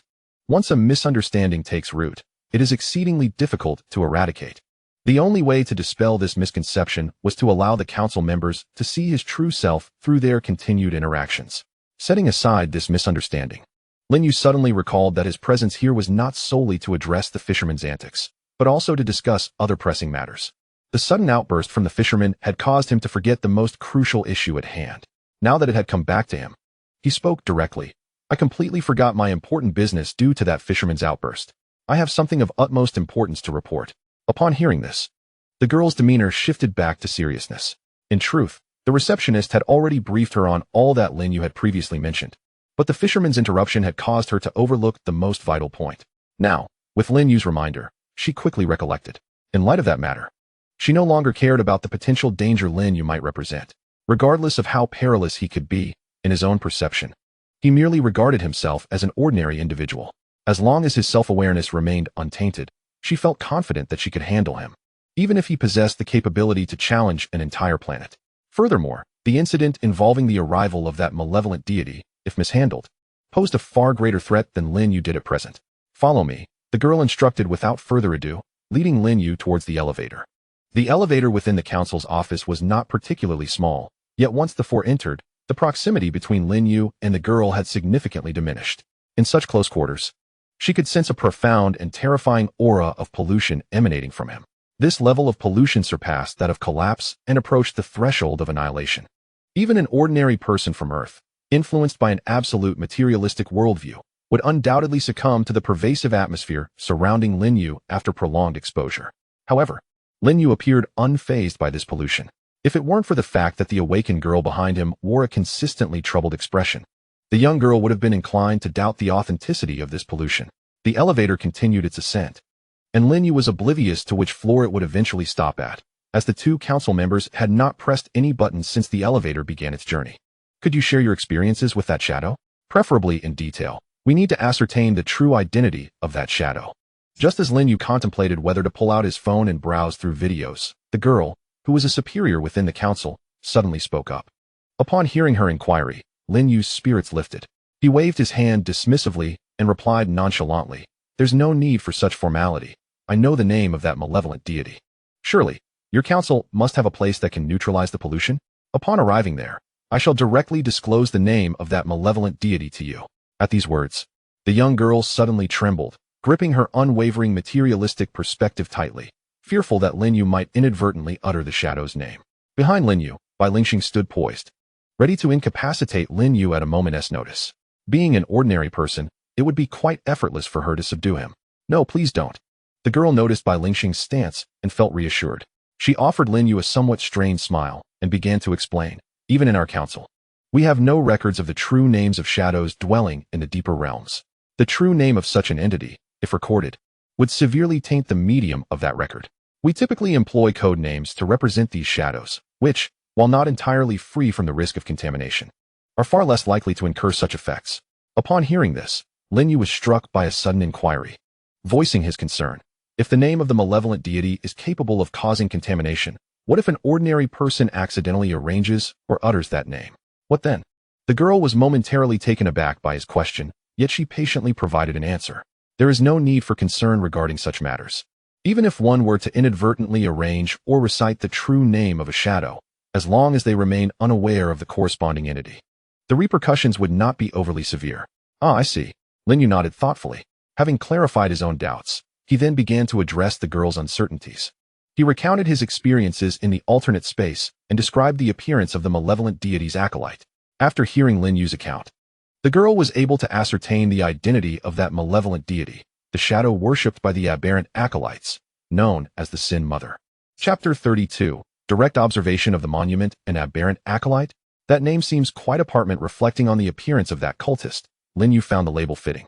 Aberrant acolyte is what we call those individuals. They do not perceive themselves as aberrant, the girl explained, shaking her head. They believe that the Sin Mother is the origin of all life in the universe. Thus they regard themselves as origin worshippers. At her words, Lin Yu couldn't help but emit a derisive laugh. Is this a jest? That entity is the origin of all life in the universe? I would sooner believe in the biblical account of God creating all things than accept that notion. Hearing Lin Yu's scoff, the two from the council remained impassive.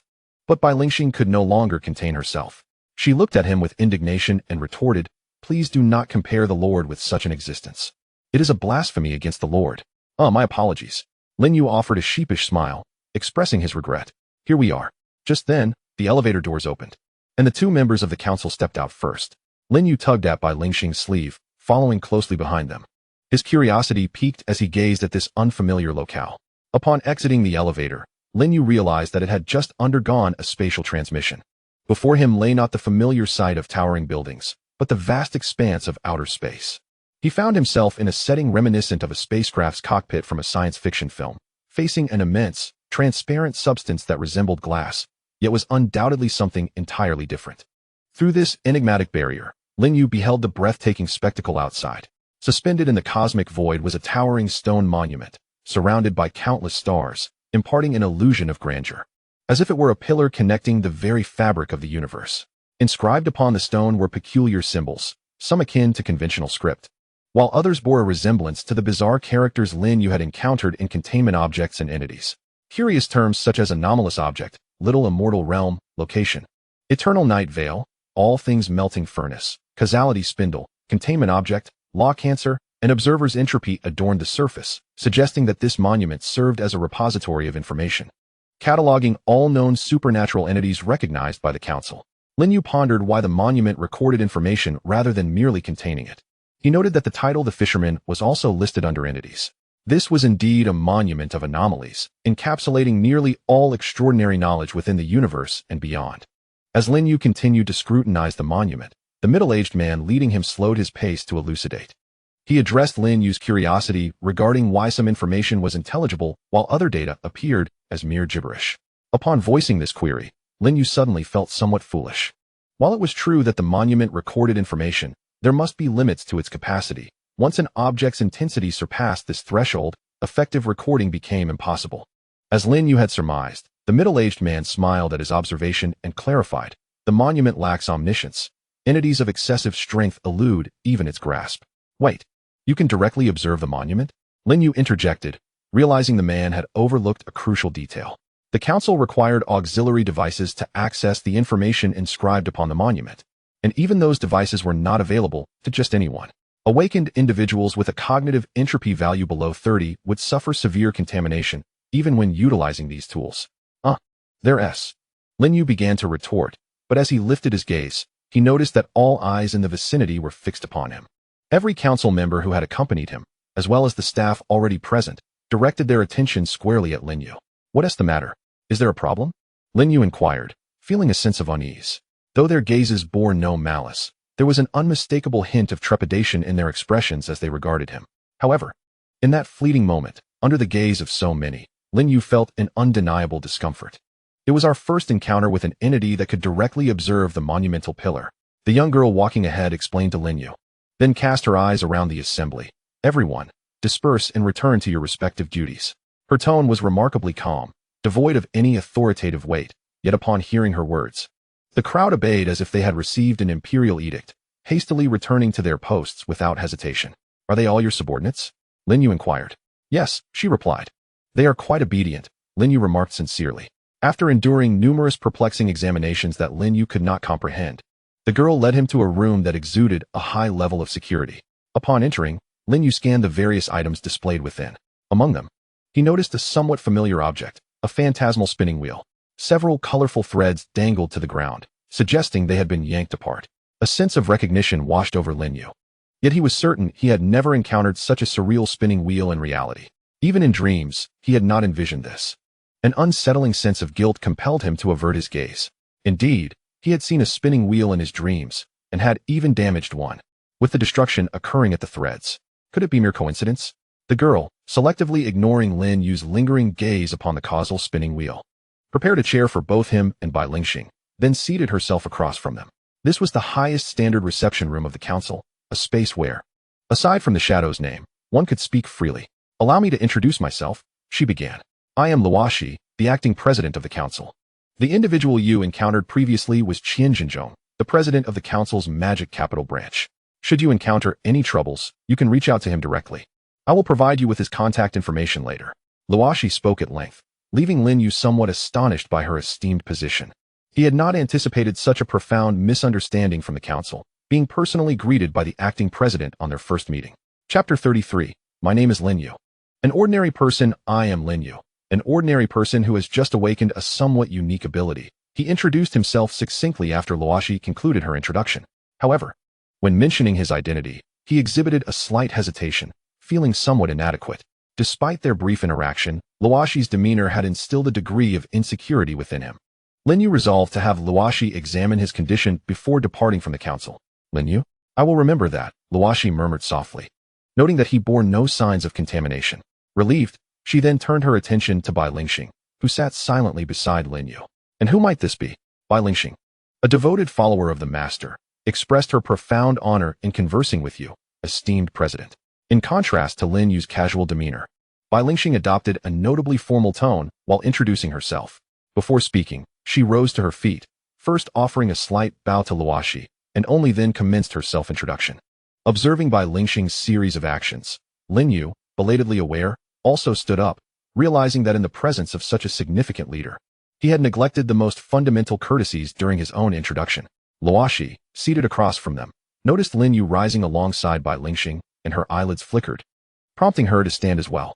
Please, let us all sit down. I hold no regard for such formalities, she said, feigning indifference as she waved her hand dismissively. Seeing Lin Yu return to his seat, as though nothing had occurred, Luoshi followed suit. Once seated, Lin Yu noticed that Bai Lingxing remained standing. He gently tugged at her sleeve, guiding her into the chair. Please, share your specific experiences with the shadow. I am quite curious about why that shadow descended upon the universe. Logically, it should not manifest so hastily without sufficiently enticing objects present. Luoshi placed her staunchly materialistic perspective on the table, her fingers tapping rhythmically against the surface as her gaze remained fixed on Lin Yu without faltering. Bai Lingxing, too, discreetly perked up her ears. She had previously inquired about the reasons behind the emergence of the malevolent deity, yet Lin Yu had been reticent at that time. Now, amidst the council meeting, surely he would disclose the reasons, wouldn't he? Lin Yu hesitated. Is it inconvenient to discuss? If so, I shall not press further. Noticing Lin Yu's indecisive demeanor, Luoshi waved her hand regretfully, refraining from insisting. Should Lin Yu elucidate the reasons behind the shadow's arrival? The council's subsequent actions regarding the contaminated areas would be considerably facilitated. However, given Lin Yu's apparent reluctance to reveal the truth, Luoshi, despite her yearning to know, could not compel him. Well, it's not that it cannot be said, it's just that the matter is somewhat. Lin Yu wrestled with his thoughts before finally speaking. Is it truly unfathomable? Do not concern yourself. The actions of shadows are beyond mortal comprehension. What appears incomprehensible to us may very well be the ultimate objective for them. Seeing Lin Yu seemingly softening, Luoshi felt she had gleaned insight into his inner thoughts, and thus encouraged him to boldly share his experiences. No matter how surreal Lin Yu's accounts might be, she would be open to accepting them. Very well, then I shall speak, but you must not doubt my words. Steeling himself, Lin Yu braced for the revelation. Under the expectant gaze of Luoshi and the curious eyes of Bai Lingxing, he slowly began, at that time. The fisherman aided me in capturing a disciple of the Sin's mother. I had a personal grievance with that disciple, and thus, I sought to teach him a lesson. Yet, I was merely an awakening individual, my strength akin to that of an ordinary person. I could not possibly prevail against him on a physical level. Therefore, I resorted to some rather unconventional methods. At this juncture, Lin Yu abruptly paused. At this moment, both Lucy and Bai Lingxing held their breath.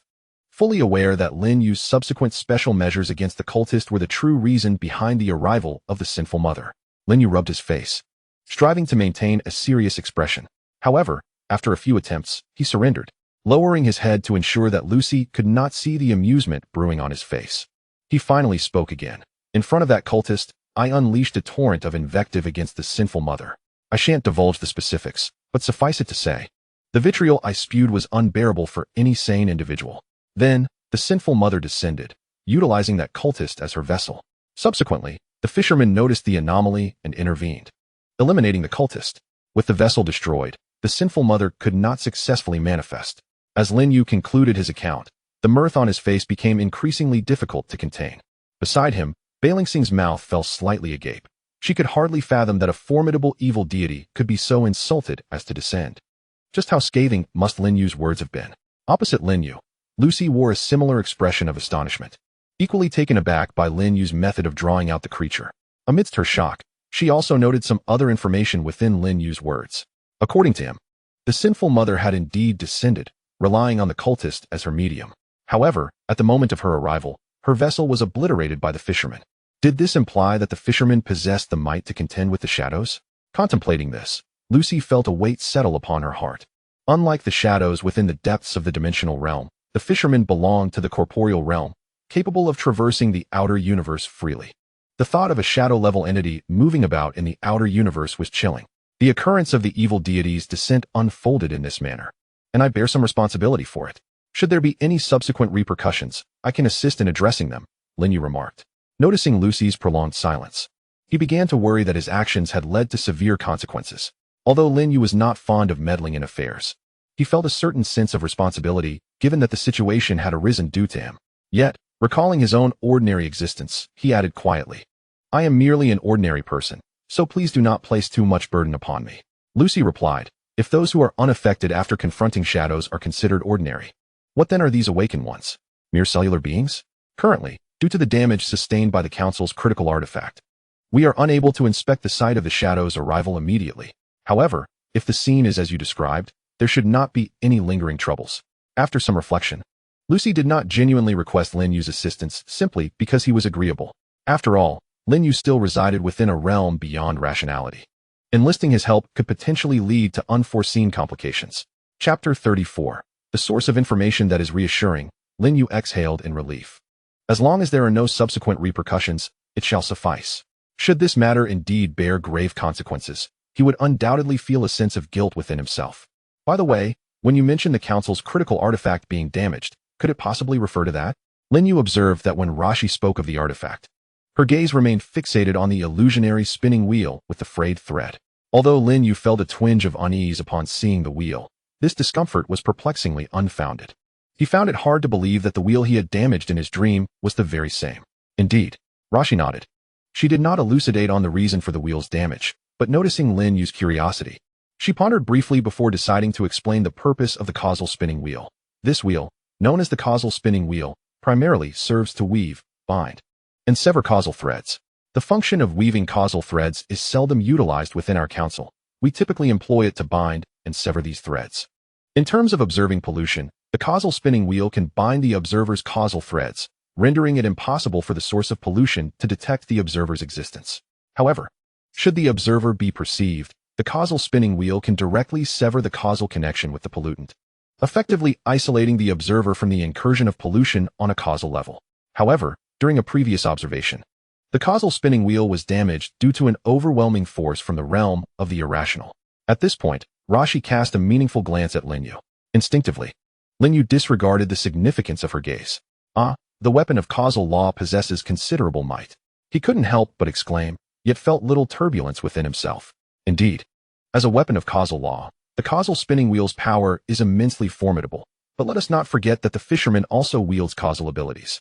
Not only the fisherman, but even the fishing rod in his hand possesses the essence of causality. Although the fisherman's causality may differ somewhat from that of the causal spinning wheel, ultimately, they both pertain to causality, do they not? Furthermore, the causal spinning wheel is currently damaged, yet the fisherman's causal abilities remain intact. Contemplating this, Lin You suddenly inquired, by the way, the forces from the realm of the irrational should be considered pollution, correct? Yes, that would be accurate, Rashi mused for a moment before slightly nodding. Generally, the realm of reason represents the fundamental laws of this universe, yet certain artifacts' powers are also categorized within the realm of reason. The irrational realm, however, encompasses unknown forces, with pollution being the most notable. Given Lin Yu's current understanding, it is indeed not incorrect to label the forces from the irrational realm as pollution. The instant Rashi nodded, Lin You promptly interjected, then tell me, do I carry any pollution within myself?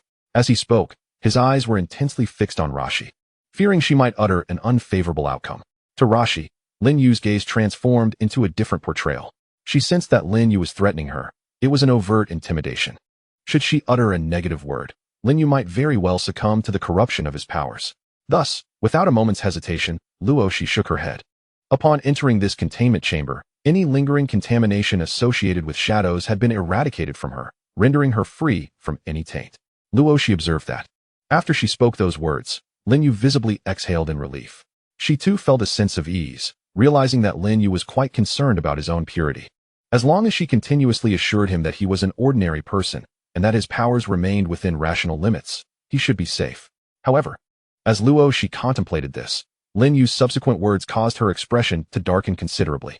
Lin Yu let out a sigh, as if reassuring himself, while simultaneously addressing Luoshi. Murmuring softly, I thought that the causality spindle was the one I broke last night, but it seems I was overly anxious. Is there anything else you need? If not, you may leave, Luoshi stated tersely, her countenance stern as she urged him to depart. Lin Yu sensed the unease in her tone, nevertheless. He still required assistance from the council and could not leave just yet. He turned to Luoshi, adopting a conciliatory tone as he inquired. I heard that your council can assist awakened ones in testing their cognitive entropy values. Could you help me with that? Also, I have some peculiarities about myself. Does your council possess any oddities capable of detecting biological information? If so, could you assist me with that as well? Noticing Luoshi's silence, Lin Yu grew apprehensive that she might refuse. With determination, he disclosed more about his condition. To be honest, I am somewhat unclear about what I truly am. The only certainty I have is that I should still be considered a human. Please wait here for a moment, Luoshi mused, seemingly touched by Lin Yu's sincerity. In truth, she was also quite intrigued by the structure of his being. Before leaving the containment chamber, she reminded Lin Yu not to carelessly discard items within the room. Lin Yu obediently remained in the chamber, refraining from touching anything. Occasionally, He exchanged a few words with Bai Lingxing, though he sensed that her mood appeared somewhat subdued, the reason for which eluded him. With a soft click, the door opened once more, and Luo she returned. "Follow me," she beckoned to Lin You. He took hold of Bai Lingxing's sleeve and followed Luo she out of the containment chamber, proceeding to another location. After winding through a series of corridors, Lin You was led to a vast, pearlescent sphere of light. The sphere was enveloped by a layer of completely transparent material, reminiscent of the glass enclosure he had seen when he first arrived at the council. The sphere appeared modest in size due to the limited volume of the covering, yet, upon gazing at it, Lin You felt an overwhelming illusion of boundless dimensions. No, perhaps it was not merely an illusion. Lin Yu's left eye shimmered with a golden light, and in the next instant, an overwhelming torrent of information surged into his mind as if it had found its outlet. The sheer volume of this influx resonated within his consciousness with a thunderous roar, causing him to clutch his head, feeling as though it might burst. Reflecting on the information he had just received, Lin You lamentably realized that the excessive influx had rendered his mind temporarily incapacitated, preventing him from effectively processing any of it. Chapter 35. Lin Yu's chair companion, do not gaze at that light. Loxie's warning came too late. Observing Lin Yu's somewhat dazed expression, she couldn't help but twitch her lips. Are you alright? Just fine, Lin Yu replied, facing Loxie with a forced smile, though his head still felt somewhat muddled. Meanwhile, Loxie watched as Lin Yu smiled foolishly at the wall while conversing with her, leaving her momentarily unsure of what to do next. Why don't you sit here for a while? Once you regain your composure, I will examine you, she suggested. Lin Yu, still grappling with the chaos in his mind, leaned against his head, allowing Loxie to guide him to a chair. Once he confirmed the chair's position, he turned and sat down. Ah, plop. The two exclamations of AI emanated from Loxie. The first was a prompt, the second a sigh. Bai Lingxing's curious gaze shifted toward Lin Yu's location. Although she couldn't see what he was doing, the sounds indicated that he had likely fallen. Let me help you up, she offered. No need. I feel like I'm almost back to normal. Lin Yu waved his hand dismissively toward the chair, indicating his recovery. Loxie silently stepped aside, choosing not to engage further with him. Her curiosity about Lin Yu had reached a peak. The object Lin Yu had just observed was known as the source of information, a repository containing all knowledge in the universe. Even information imbued with the essence of annihilation could be synthesized from this source. The magnitude of such information was staggering. It was not only beyond the capacity of mere mortal observation, but also a challenge for even the advanced civilizations in the universe that had yet to flee. As for Lin Yu, though he had not discerned any useful information with his own eyes and felt somewhat disoriented, that was the extent of it. Had anyone else attempted such an endeavor, they would likely have perished long ago. Is he all right?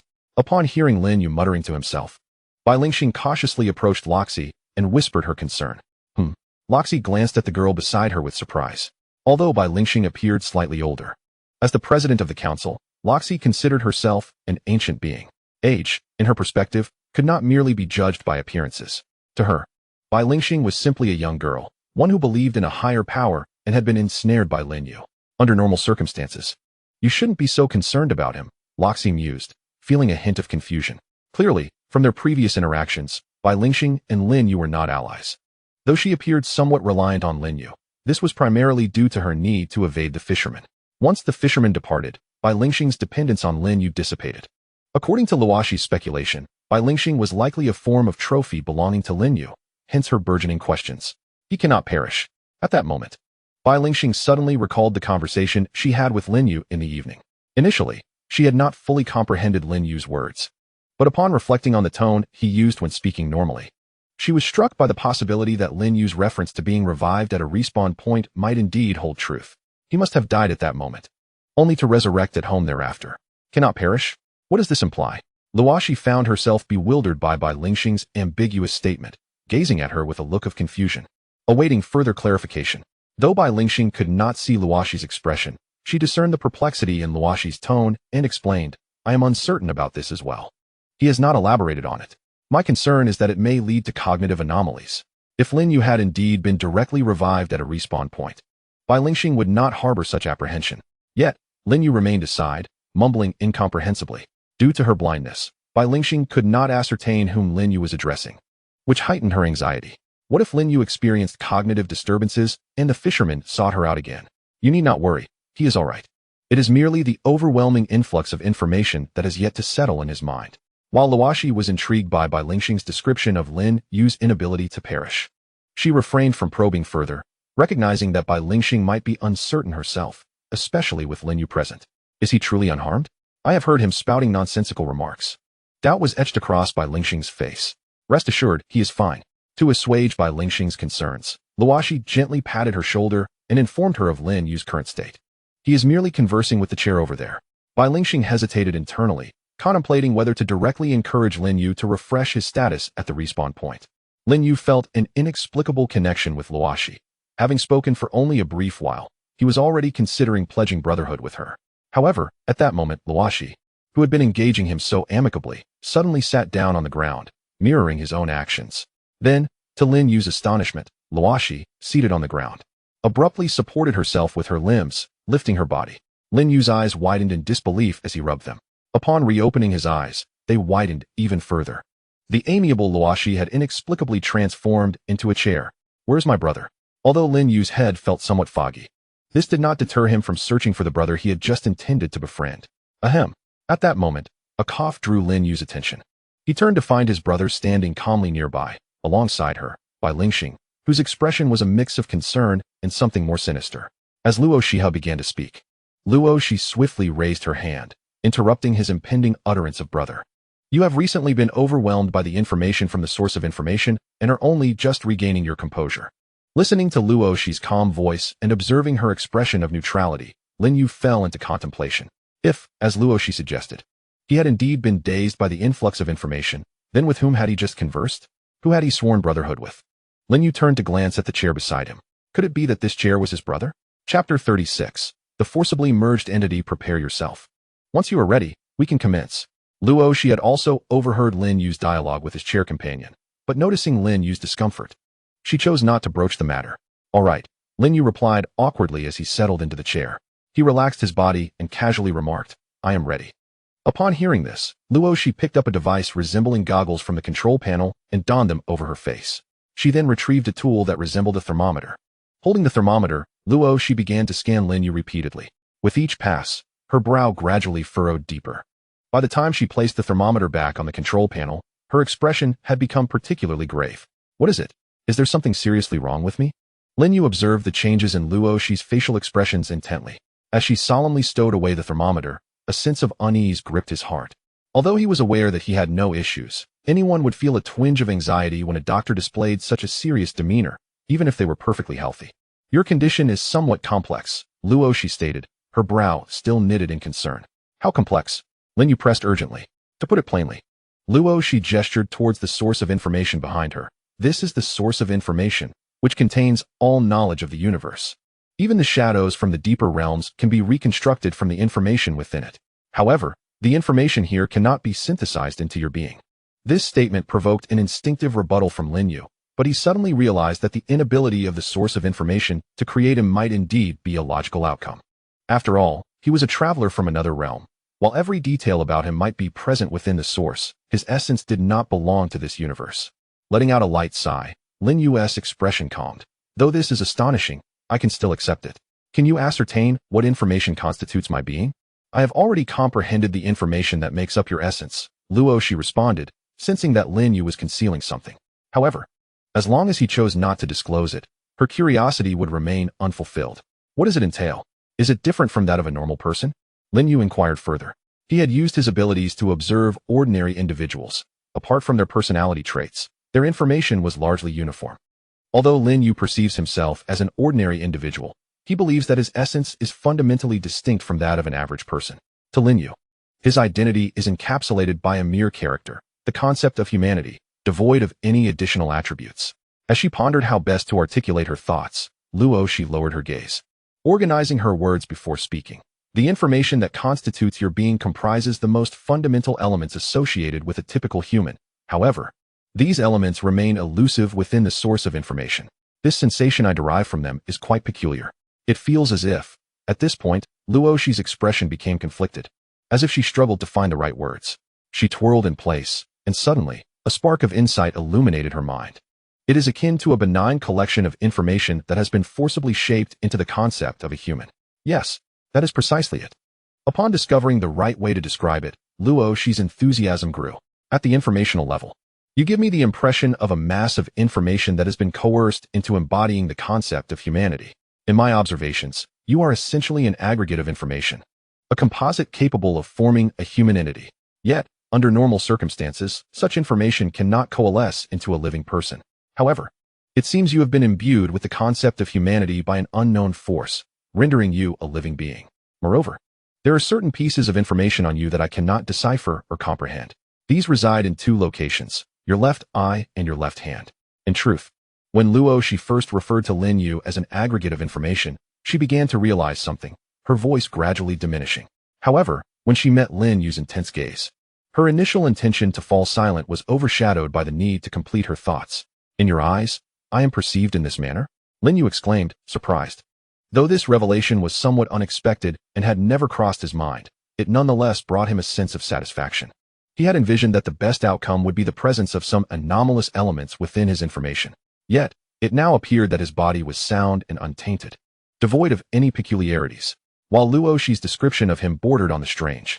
As long as he remained a person, pure and unblemished, there was little reason for concern regarding trivial matters. As for the two aspects of information that she could not analyze or comprehend, Lin Yu was aware of their nature. Reflecting on her assistance, he felt compelled to share some details with her. You see, he began, I am an awakened. The two incomprehensible pieces of information you detected pertain to my awakened abilities. My left eye can directly observe certain types of information, while the capabilities of my left hand remain unclear to me.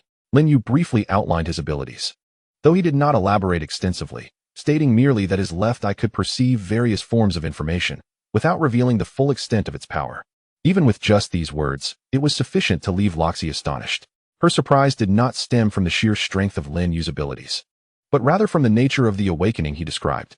This was not a realm where every awakened individual could manifest a uniquely personal power.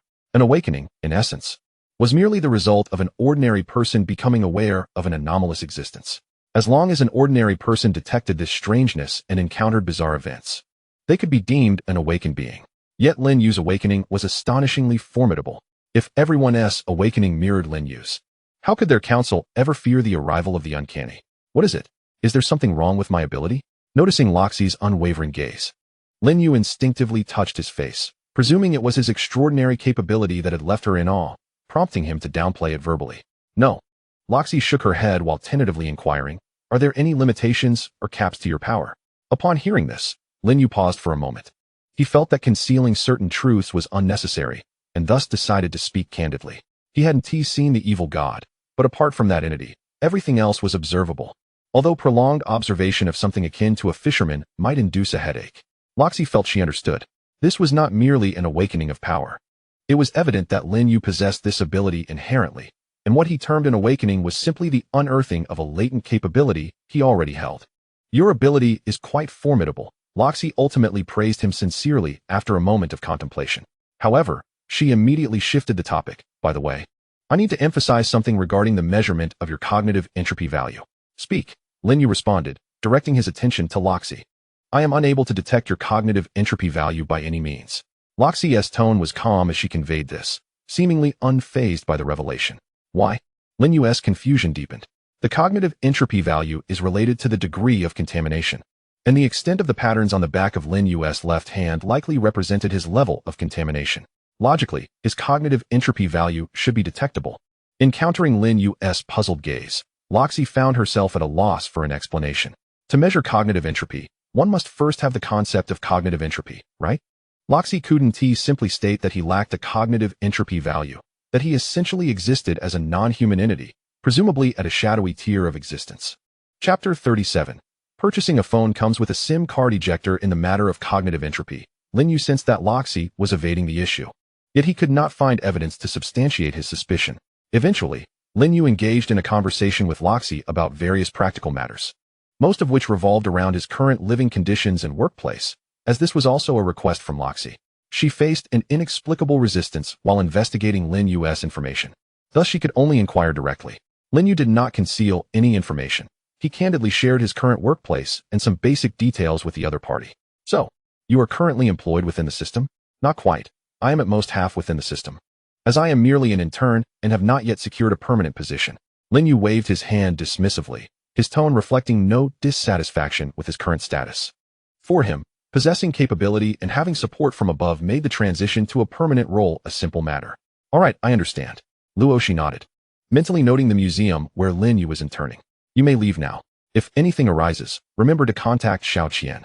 He is the person in charge of your region and generally has a light workload with plenty of free time. After providing Lin You with Qian Jinzhong's contact information, Luoshi began to usher him out.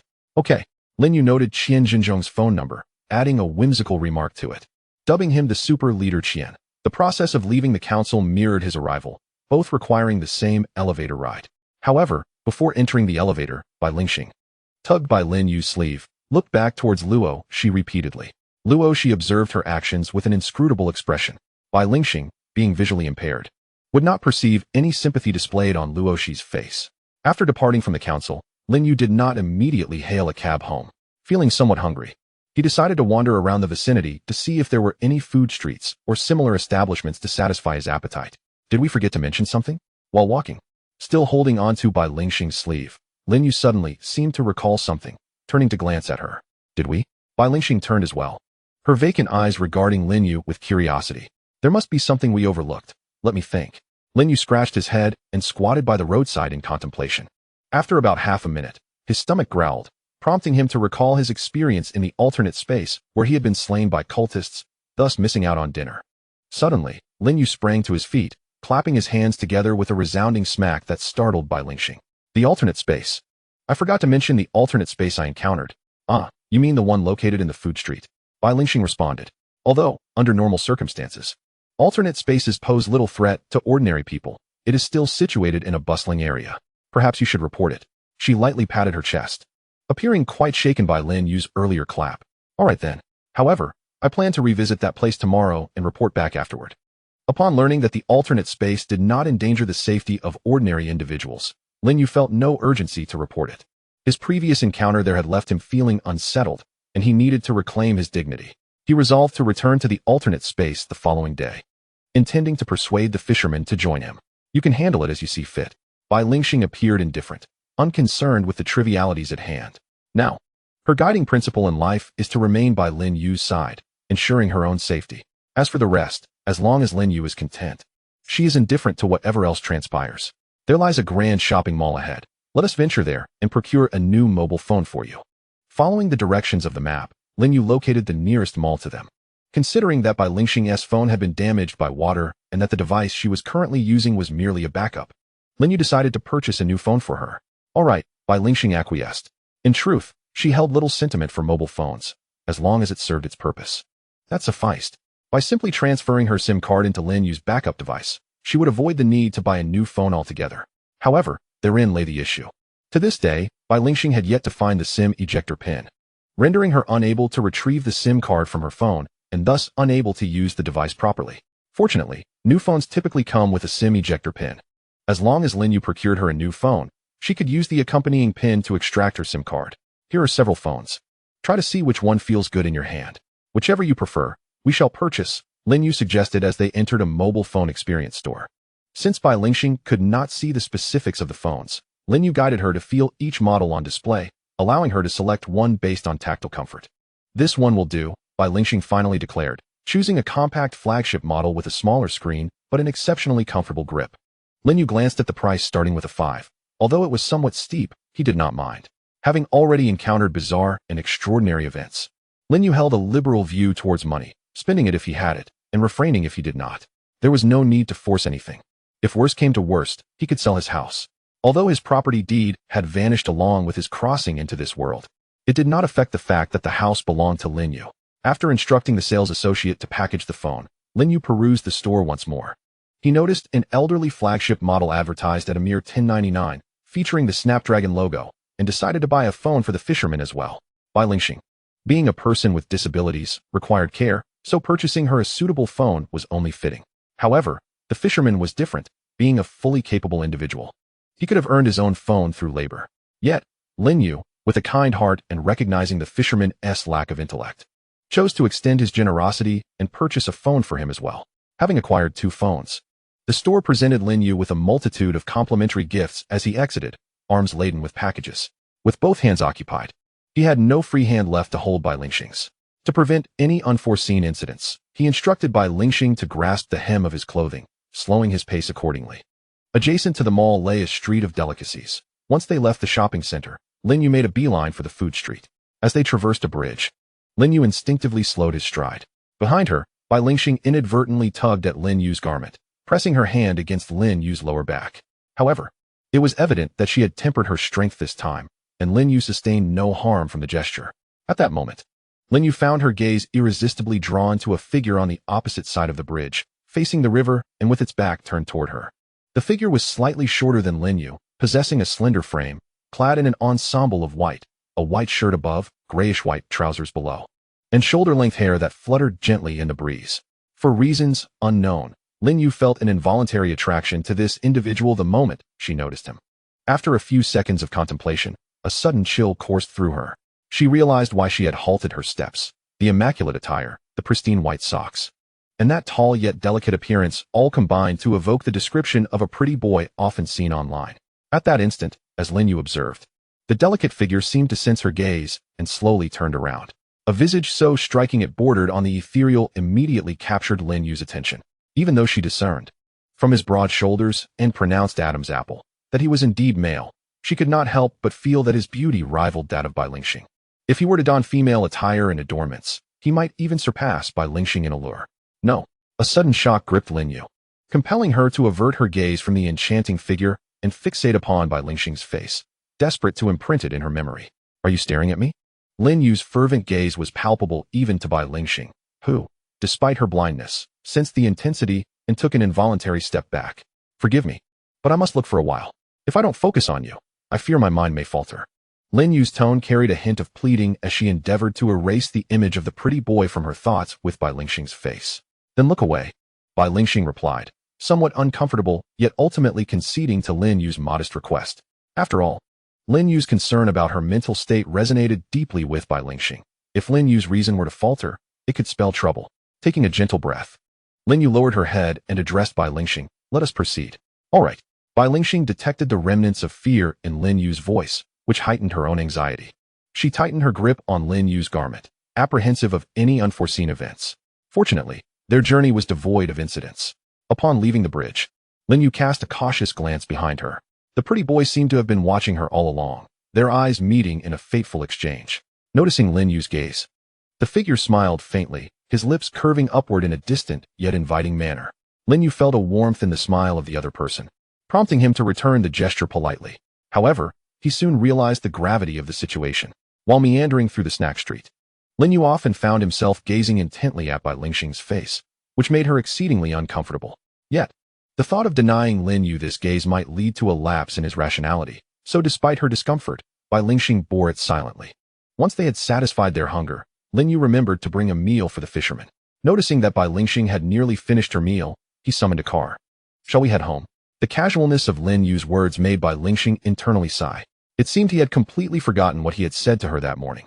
She longed to inform Lin Yu that it was his home, not hers, but when she opened her mouth, the words remained unspoken. At that moment, Lin Yu appeared to be a perfectly normal person, a kind-hearted individual with a pleasant demeanor, yet the fisherman was not. Bai Lingxing vividly recalled Lin Yu's earlier words, how he had merely mentioned the fisherman in passing, which had led to her being ensnared. Even if Lin Yu returned her home, what if one day he suddenly expressed a longing for her, or brought her up, and the fisherman, in a moment of folly, reeled her back in? It seemed safer to remain by Lin Yu's side, where the fisherman would not have her in his thoughts. Upon returning to the community, the fisherman was precisely positioned beside the artificial fountain on Lin Yu's path. The moment Lin Yu appeared, the fisherman approached him. Before he could speak, Lin Yu swiftly interjected, "What would you like for dinner?" "You eat." The fisherman struggled to finish his sentence as he could not match Lin Yu's rapid pace. Observing the numerous bags Lin Yu carried and the skewers Bai Lingxing held, the fisherman's eyes flickered as he calmly inquired, "Is that the dream eater's recognition?" Lin Yu was taken aback, finally grasping the sentiment the fisherman must have felt when he first made a request. "Let us go, return home with me. I also bought you a phone." Lin Yu did not engage with the fisherman's comment further. Instead, he gestured for the fisherman to follow and started towards home. "Is this the dream eater's recognition?" The fisherman trailed leisurely behind Lin Yu and Bai Lingxing, occasionally teasing Lin Yu with banter. "You've become more talkative." Lin Yu noted that the fisherman seemed different tonight, he was usually far less loquacious. After Lin Yu's remark, the fisherman fell silent. Reaching Lin Yu's doorstep, the fisherman, as per usual, did not enter. Bai Lingxing was also reluctant to step inside, for doing so would mean being alone with the fisherman.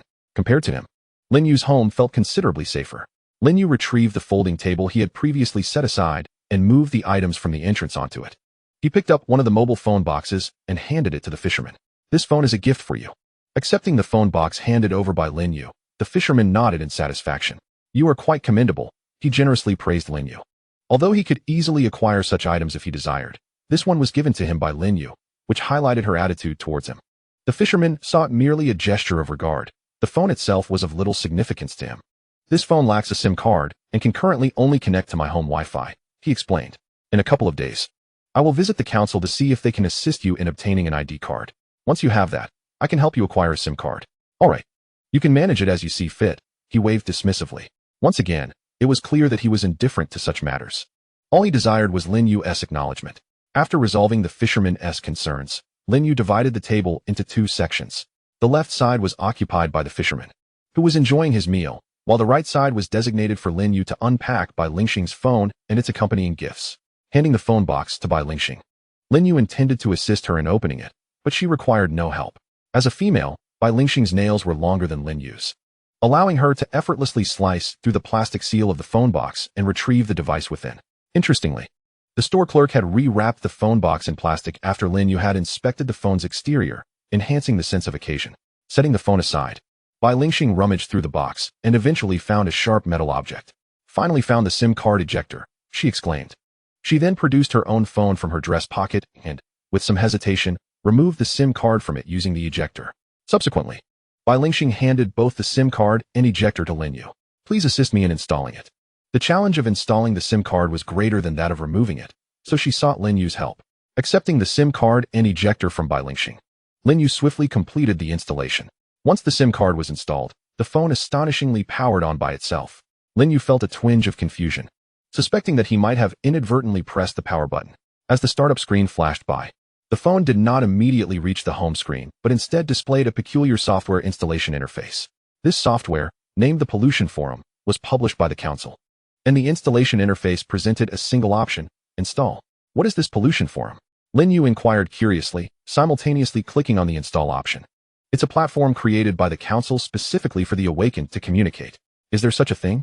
Lin Yu expressed interest as he opened the Pollution Forum. Bai Lingxing sat quietly beside him, patiently awaiting his actions without urging him.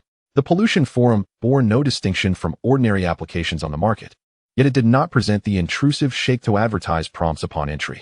The forum resembles a bulletin board, filled with a variety of videos, images, and textual information. Lin Yu casually browsed through several popular posts. A user named King Loxy exclaimed, "Urgent.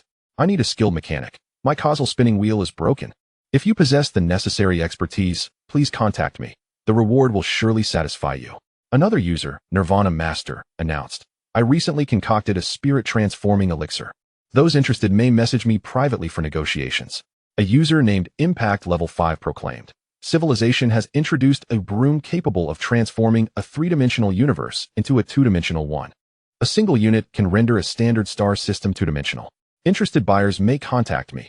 Shipping within the cosmic range is included." Are you certain this forum is managed by the council? Indeed. Is there a problem with that? Do you not realize what other forces exist in this forum aside from the council? With so many factions, how could I possibly remember them all? Bai Lingxing responded, perplexed. She typically utilized this forum for taking on jobs, rarely using it for gathering information. After all, much of the information was not particularly friendly to Bai Lingxing, who was visually impaired, leading her to gradually stop using it. Are you aware that this forum contains cultivators and advanced technological civilizations? Bai Lingxing paused, having never paid attention to such matters. However, during her handling of pollution incidents, she had indeed heard of cultivators. I vaguely recall that there is a faction of cultivators in this world. What was it called? Sect? I believe that was the name. As Bai Lingxing searched her mind for any information she had heard, she relayed her findings to Lin Yu. There certainly exists a faction called the Sect. After Lin Yu entered the term sect into the Pollution Forum search bar, a lengthy list of foundational information regarding the sect quickly appeared. Among them, the user known as Nirvana Master was also affiliated with the sect. Here, take my phone. By the way, can I download this app called Pollution Forum?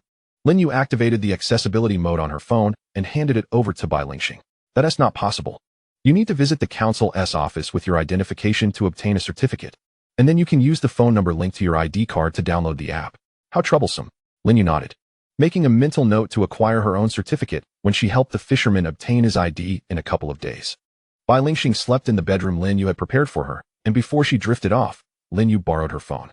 Intrigued by the happenings in the pollution forum, Lin Yu figured he had no work commitments the following day, making it an opportune time to stay up late perusing the forum and delving into the information of these extraordinary realms. The next afternoon, Lin Yu awoke to find Bai Lingxing seated on the couch in the living room, holding the spare phone he had previously provided her, which was currently playing content from the Bible. Have you had breakfast? Lin Yu stretched and inquired. No, Bai Lingxing replied, shaking her head. Lin Yu was unfamiliar with the layout of her home, making the prospect of preparing a meal a daunting task. Under normal circumstances, she could rely on her perceptive abilities to sense nearby obstacles and navigate around them.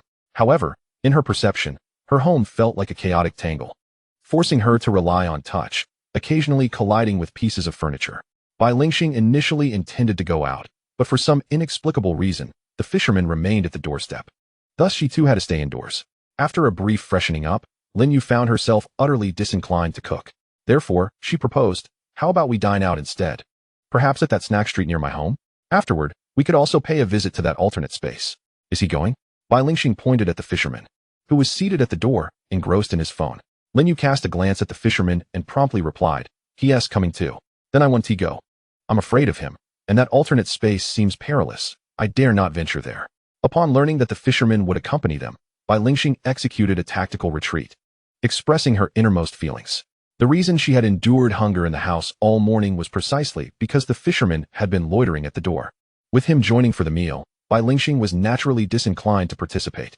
Moreover, Lin Yu intended to visit that alternate space afterward, which she had described as quite dangerous. Faced with this dual threat, Bai Lingxing was even less inclined to go. Very well, I shall order takeout for you. Just remember to collect it later. Observing Bai Lingxing's resolute stance, Lin Yu did not press the matter further. It was normal for ordinary people to harbor prejudices against the enigmatic entity known as the fisherman, yet Lin Yu believed that, given time, Bai Lingxing would gradually adapt to his presence. Picking up her phone from the coffee table, Lin Yu stepped outside and playfully kicked the fisherman, who was sitting at the door like a stone lion. Come on, let us go eat and make a detour to that alternate space. All right, the fisherman replied, casting a sidelong glance at Bai Lingxing within the house. He tucked his phone into his pocket and rose leisurely. After finishing their lunch, Lin Yu and the fisherman strolled leisurely through the snack street. Previously, he had been easily drawn into that alternate space.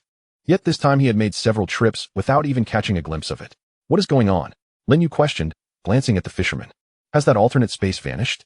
No, it's still here. The fisherman shook his head, clearly sensing that the alternate space Lin Yu mentioned was still present.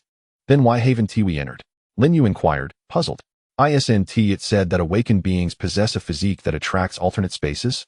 It fears me, the fisherman scoffed, disdain evident in his tone. Noticing Lin Yu's confusion, he took the rare opportunity to elucidate. The alternate spaces you speak of are often merely tendrils of shadows extending into the outer universe. These tendrils are of a lower rank than the shadows themselves, and they too can perish. Consequently, they possess certain instincts and understand how to seek benefit and avoid harm. Chapter 40, Worldview and Cosmology. So, this alternate space is evading you? Precisely. The angler nodded, his expression serene, seemingly unfazed by the gravity of the situation. Why didn't you mention this sooner? I've been wandering around here for ages. Lin Yu glared at him, observing the angler's impassive face. Had he not felt outmatched, he would have gladly retaliated. I prefer not to discuss it, the angler replied. Do you know how we can enter that alternate space? Lin Yu inquired. I'll give it a try. As the angler's words fell, Lin Yu immediately sensed a subtle distortion in his surroundings. A slight weightlessness enveloped him, akin to riding an elevator in free fall. Moments later, the bustling food street before his eyes began to blur, replaced by a valley composed of flesh and sinew. Returning to this place, Lin Yu was no longer the cautious figure he had been on his previous visit. Last time, ignorance of both himself and the opposing forces had led to his untimely demise. This time, however, armed with the knowledge of his ability to resurrect and accompanied by a formidable ally, Lin Yu felt emboldened. He followed closely behind the angler, striding confidently toward the valley's end. The grotesque terrain of flesh seemed to tremble in the presence of the angler, aside from the bloody ground beneath their feet. The surrounding fleshy hills instinctively parted to grant them passage. Lin You trailed behind the angler, aimlessly wandering. His purpose for coming here was to reclaim his honor. Yet upon arrival, he found himself somewhat disoriented. Previously, due to his accidental death, he had uncovered little useful information. Now, he only knew that outside the valley lay a plain of flesh, but its contents remained a mystery to him. Perhaps a cult engaged in some bizarre ritual? What do you think these cultists are after? What is their goal? I don't know. The angler shook his head, earnestly expressing his ignorance. The shadow and its deranged followers operated in ways that were always enigmatic and elusive. Even someone like the angler, who was close to the shadows, could not comprehend their methods. After all, shadows are twisted, devoid of rationality, and lack self-awareness. Yet the angler possessed reason and a complete sense of self. It is challenging for a sane individual to grasp the actions of the mad. Could they be conducting some sort of sacrificial ritual? Perhaps intending to sacrifice the entire city or even the whole planet to appease Sato. Lin You speculated boldly, recalling the word sacrifice he had seen on the cultist. After all, it was always stated that wherever cultists roamed, their intent was to create chaos to please their master. However, the angler scoffed at this notion, even letting out a derisive laugh. Casting a sidelong glance at Lin You, he regarded him with a look of incredulity. Rather than exhausting themselves to please a beast with a flock of domesticated lambs, why not hunt outside instead? After all, within the vast expanse of the universe, the number of planets harboring life is boundless. Thus, the quest to discover an unclaimed world teeming with life is a rather simple endeavor. What do you mean? Lin You momentarily failed to grasp the implication, as he had just been immersed in the narratives he had previously encountered. And the fisherman's words diverged significantly from those tales. The universe is replete with countless lesser civilizations, and directly sacrificing them is far more convenient than offering up these earthlings. Lin You comprehended this notion clearly. Despite having conceptually approached the idea of the universe, his worldview was still confined to Earth, rendering his thoughts rather ludicrous in the eyes of the fisherman. It is reasonable to ponder, in a universe so vast, if these cultists sought to conduct sacrificial rituals, why would they not do so amidst the cosmos, rather than within the sanctum of this council? With these realizations, Lin Yu's perspective was fundamentally reshaped. In future encounters, he would endeavor to view matters from the cosmic vantage point rather than merely from an Earth-centric perspective. With the fisherman leading the way, Lin Yu swiftly arrived at the valley's terminus, which was also the site of his previous demise. The dinner he had purchased for the fisherman and Bai Lingxing remained there, untouched despite the passage of a day. Remarkably, it showed no signs of change. The fisherman's gaze was captivated by the plastic bags, fixating on them for an extended period.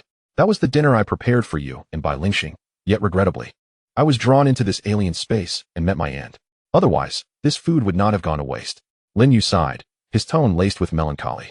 He typically held a deep appreciation for sustenance, and witnessing nearly 4 servings of food squandered was undeniably disheartening. You are far too weak. The fisherman's gaze shifted from the bags to Lin Yu, his expression brimming with disdain. He was acutely aware of Lin Yu's situation. While his resistance to magic was nearly maxed out, his physical resistance was virtually non-existent. Even that human female he had caught yesterday could easily dispatch Lin Yu, who would be utterly defenseless in the process. I also desire to grow stronger, but I lack the means. Lin Yu shrugged helplessly, refraining from countering the fisherman's assessment. He, too, wished to become formidable, to be a force capable of striking down the fisherman and delivering blows to Sato, yet he found himself unable to achieve such strength. He had previously attempted to infuse his body with information related to power, but for reasons unknown, such knowledge could not be retained for long. Even if he managed to assimilate some strength, the enhancement to his physique was exceedingly minimal. Lin Yu harbored a suspicion that perhaps only those attributes imbued with corruption, designated as power, could yield lasting improvement. By the way, where's your fishing rod? As the plane came into view, Lin Yu suddenly inquired. The fisherman looked at him, puzzled by the question regarding his fishing rod. Could you lend it to me? I fear that upon our first encounter, I might be swiftly eliminated by the cultists. Lin Yu rubbed his hands together, donning a smile that was both charming and appropriately ingratiating. Chapter 41. The power of Sato. The fisherman gazed intently at Lin Yu for a considerable time before finally retrieving his fishing rod. Clutching the rod, Lin Yu felt a surge of confidence, though he lacked the skill to wield it. Even a casual flick of the rod would unleash a force beyond the comprehension of ordinary individuals. They are coming. Hurry, accelerate the pace. We must not allow them to impede the magnificent arrival. You quicken your steps. I shall obstruct their advance. You cannot stop him. Not even the fragments of the Lord? No. Lin Yu contemplatively cast his gaze upon the sprawling cloud of spores that overshadowed the plain. Were those locust-like spores the remnants of Sato? Do you know what is transpiring over there? Lin You inquired, pointing towards the cloud. From the ominous whispers that echoed in his ears, he discerned that the cultists were likely nestled within that very mass of spores. The fisherman squinted at the distant cloud, pondering for a moment before responding. They seek to channel the power of Sato into the outer universe. Sato? Lin You paused, momentarily taken aback, before realizing that the fisherman was indeed referring to Sato's true pronunciation. Such a malevolent deity, so selfless, granting their power freely to devotees? It is merely a projection of power. The fisherman shook his head, his expression laced with disdain. The essence of the power remains within Sato. They merely utilize certain objects to temporarily store a semblance of that power. Upon hearing the fisherman's explanation, Lin You grasped the concept. A flicker of anticipation ignited within him. The power of a malevolent deity, even if merely a projection, would undoubtedly surpass the strength of any ordinary entity by countless magnitudes. If he possessed the ability to extract information, then disentangling the power of the malevolent god was certainly within reach. Shall we venture closer? Lin You proposed to the fisherman. The decision rested upon the fisherman's disposition. If he was unwilling to accompany him, Lin You dared not proceed alone. Venturing forth alone would merely lead to his demise. As he regarded the imposing cloud of spores, the fisherman felt a stir of curiosity.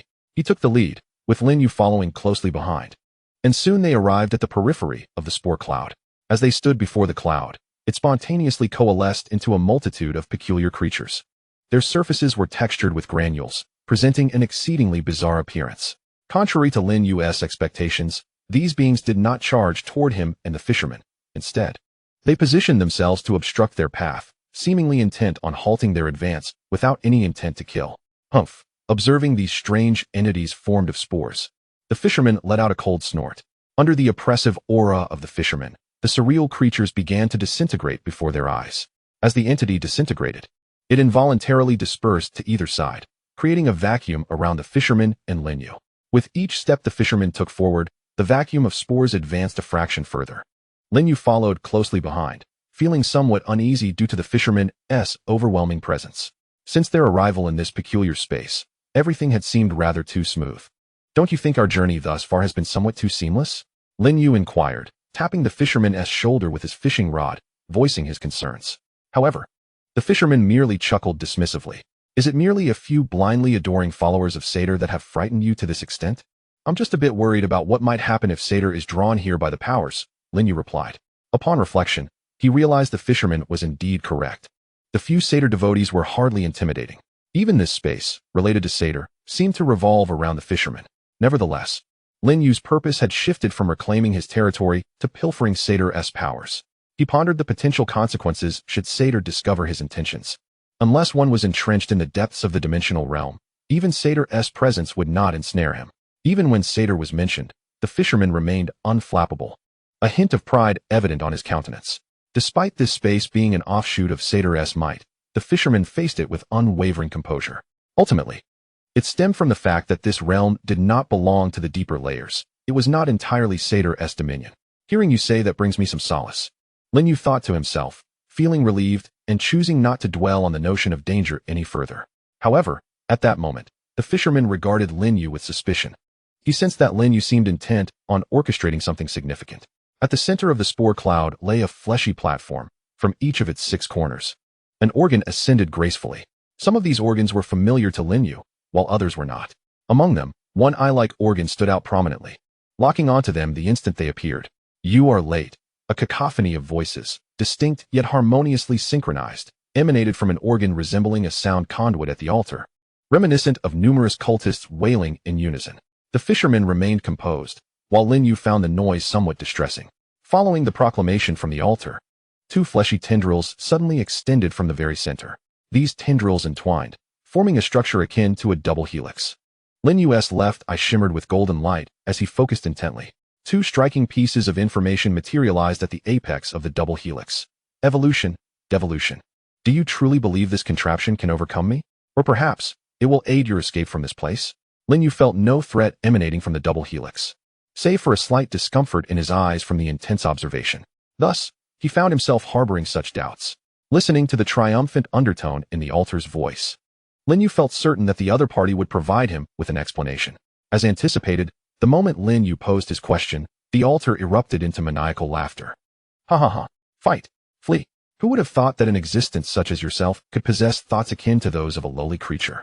The authority of our Lord has already descended, and our mission is complete. Why should we harbor any lingering attachments? Oh, foolish and arrogant great being. It is your hubris that has granted us ample time to usher in the Lord's power. The altar's voice grew increasingly deranged, even mocking both Lin You and the fisherman. The fisherman's displeasure at the altar's derision was evident.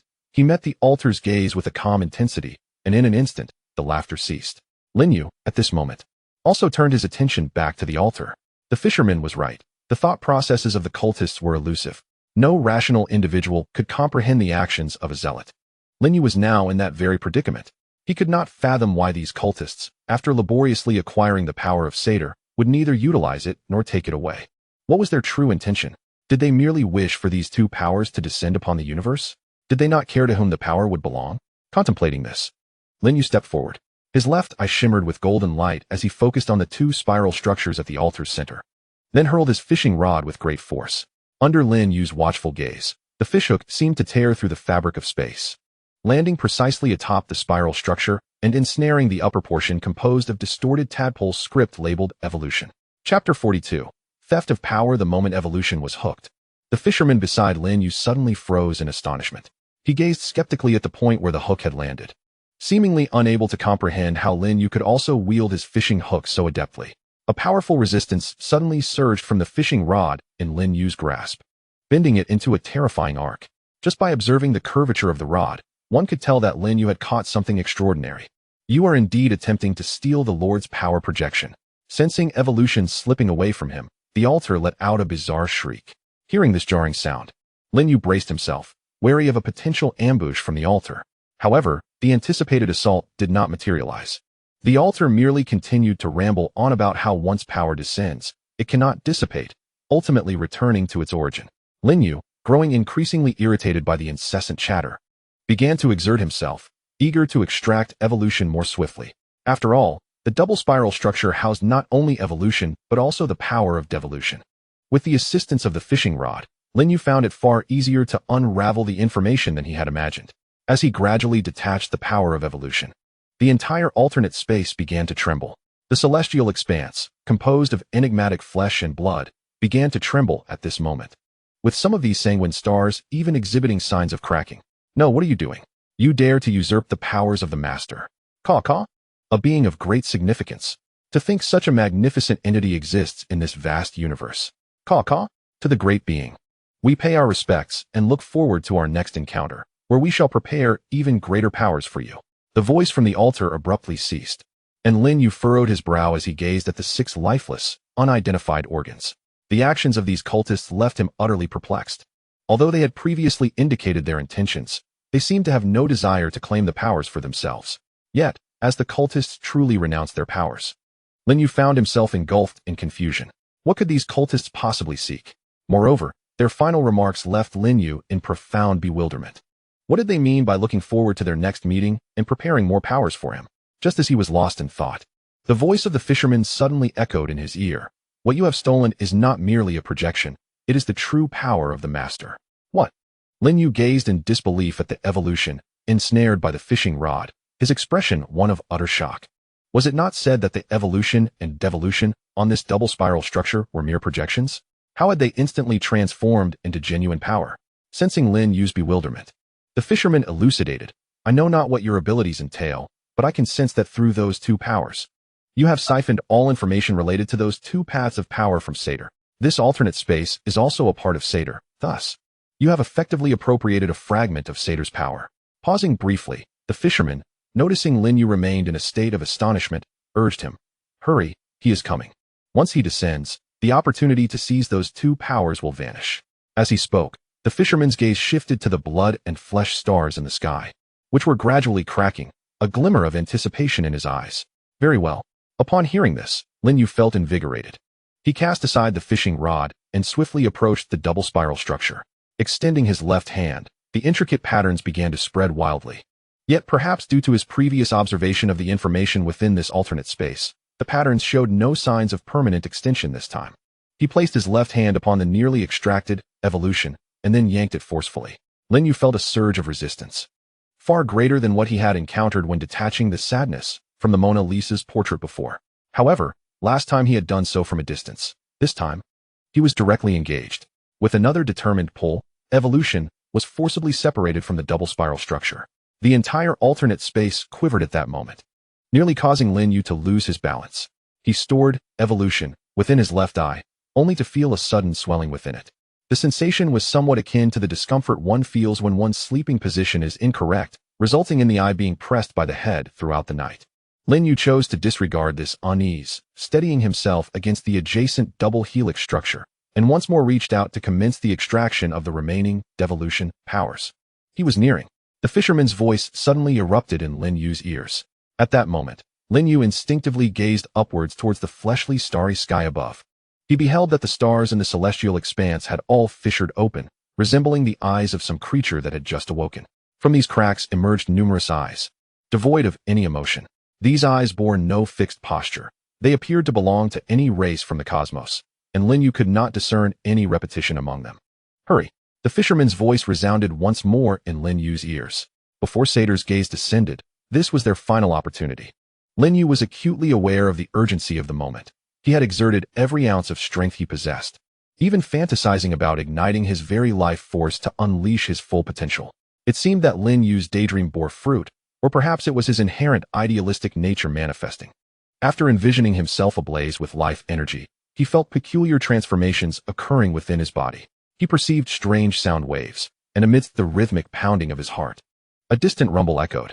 Suddenly, a non-geometric pattern appeared on the retina of his left eye. This bodily metamorphosis lasted but an instant, and in the next moment, it vanished, leaving two streaks of blood cascading from his left eye.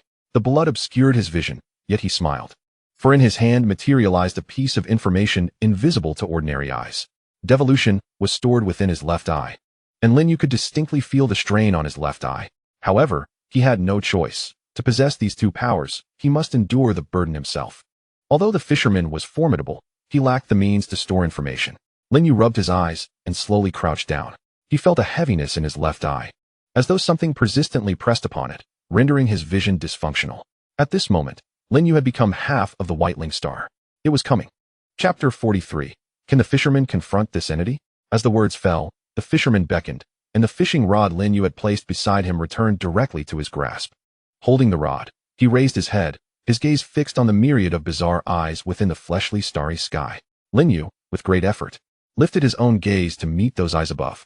In that instant of eye contact, Lin Yu experienced a sensation unlike any he had encountered before. It was a distorted, discordant, and dissonant experience. These eyes imparted to Lin Yu a peculiar amalgamation of strangeness, distortion, calmness, indifference, and superiority. This marked Lin Yu's first genuine confrontation with the malevolent deity. Previously, due to the early demise of the cultist at the hands of the fisherman, Satyr had not directly descended. He had only brushed against Satyr indirectly.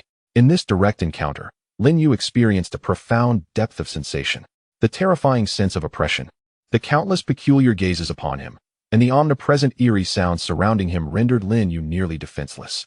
He rubbed his head, already feeling discomfort in his eyes, a sensation so intense it seemed to affect his very mind. With the incessant disturbances from the ambient noises, Lin Yu felt as if he might soon reach his breaking point. If not for his fear of suicide and uncertainty about whether he would resurrect after death, he might have contemplated ending it all. How he wished to silence the bothersome cacophony. Lin Yu gazed at the innumerable eyes in the flesh and blood starry sky, contemplating in silence. Suddenly, a spark of inspiration ignited within him. Like a dying person desperately searching for life-saving medicine, Lin Yu rummaged through his pockets and eventually produced a Bluetooth headset. He opened the case, removed the earbuds, and placed them in his ears. Then, he took out his phone, connected to Bluetooth, and activated the noise cancellation feature. Instantly, the world fell silent, and Lin Yu's state visibly improved. Although the headphones could not achieve complete noise cancellation, they sufficiently blocked out the majority of the disturbances, which was more than enough for Lin Yu. Noise was his greatest aversion. Without the incessant clamor, even Satyr seemed less daunting in his eyes. Of course, this was contingent upon the adversary employing only pollution-based attacks and refraining from physical assaults. Rubbing his head, Lin Yu slowly stood up from the altar. After surveying his surroundings, he stepped towards the fisherman, joining him at his side. At that moment, the fisherman seemed to be engaged in an imperceptible struggle with Satyr, standing motionless. Yet Lin You could tell that his grip on the fishing rod was tense, and his eyes were fixed on the eyes in the sky above.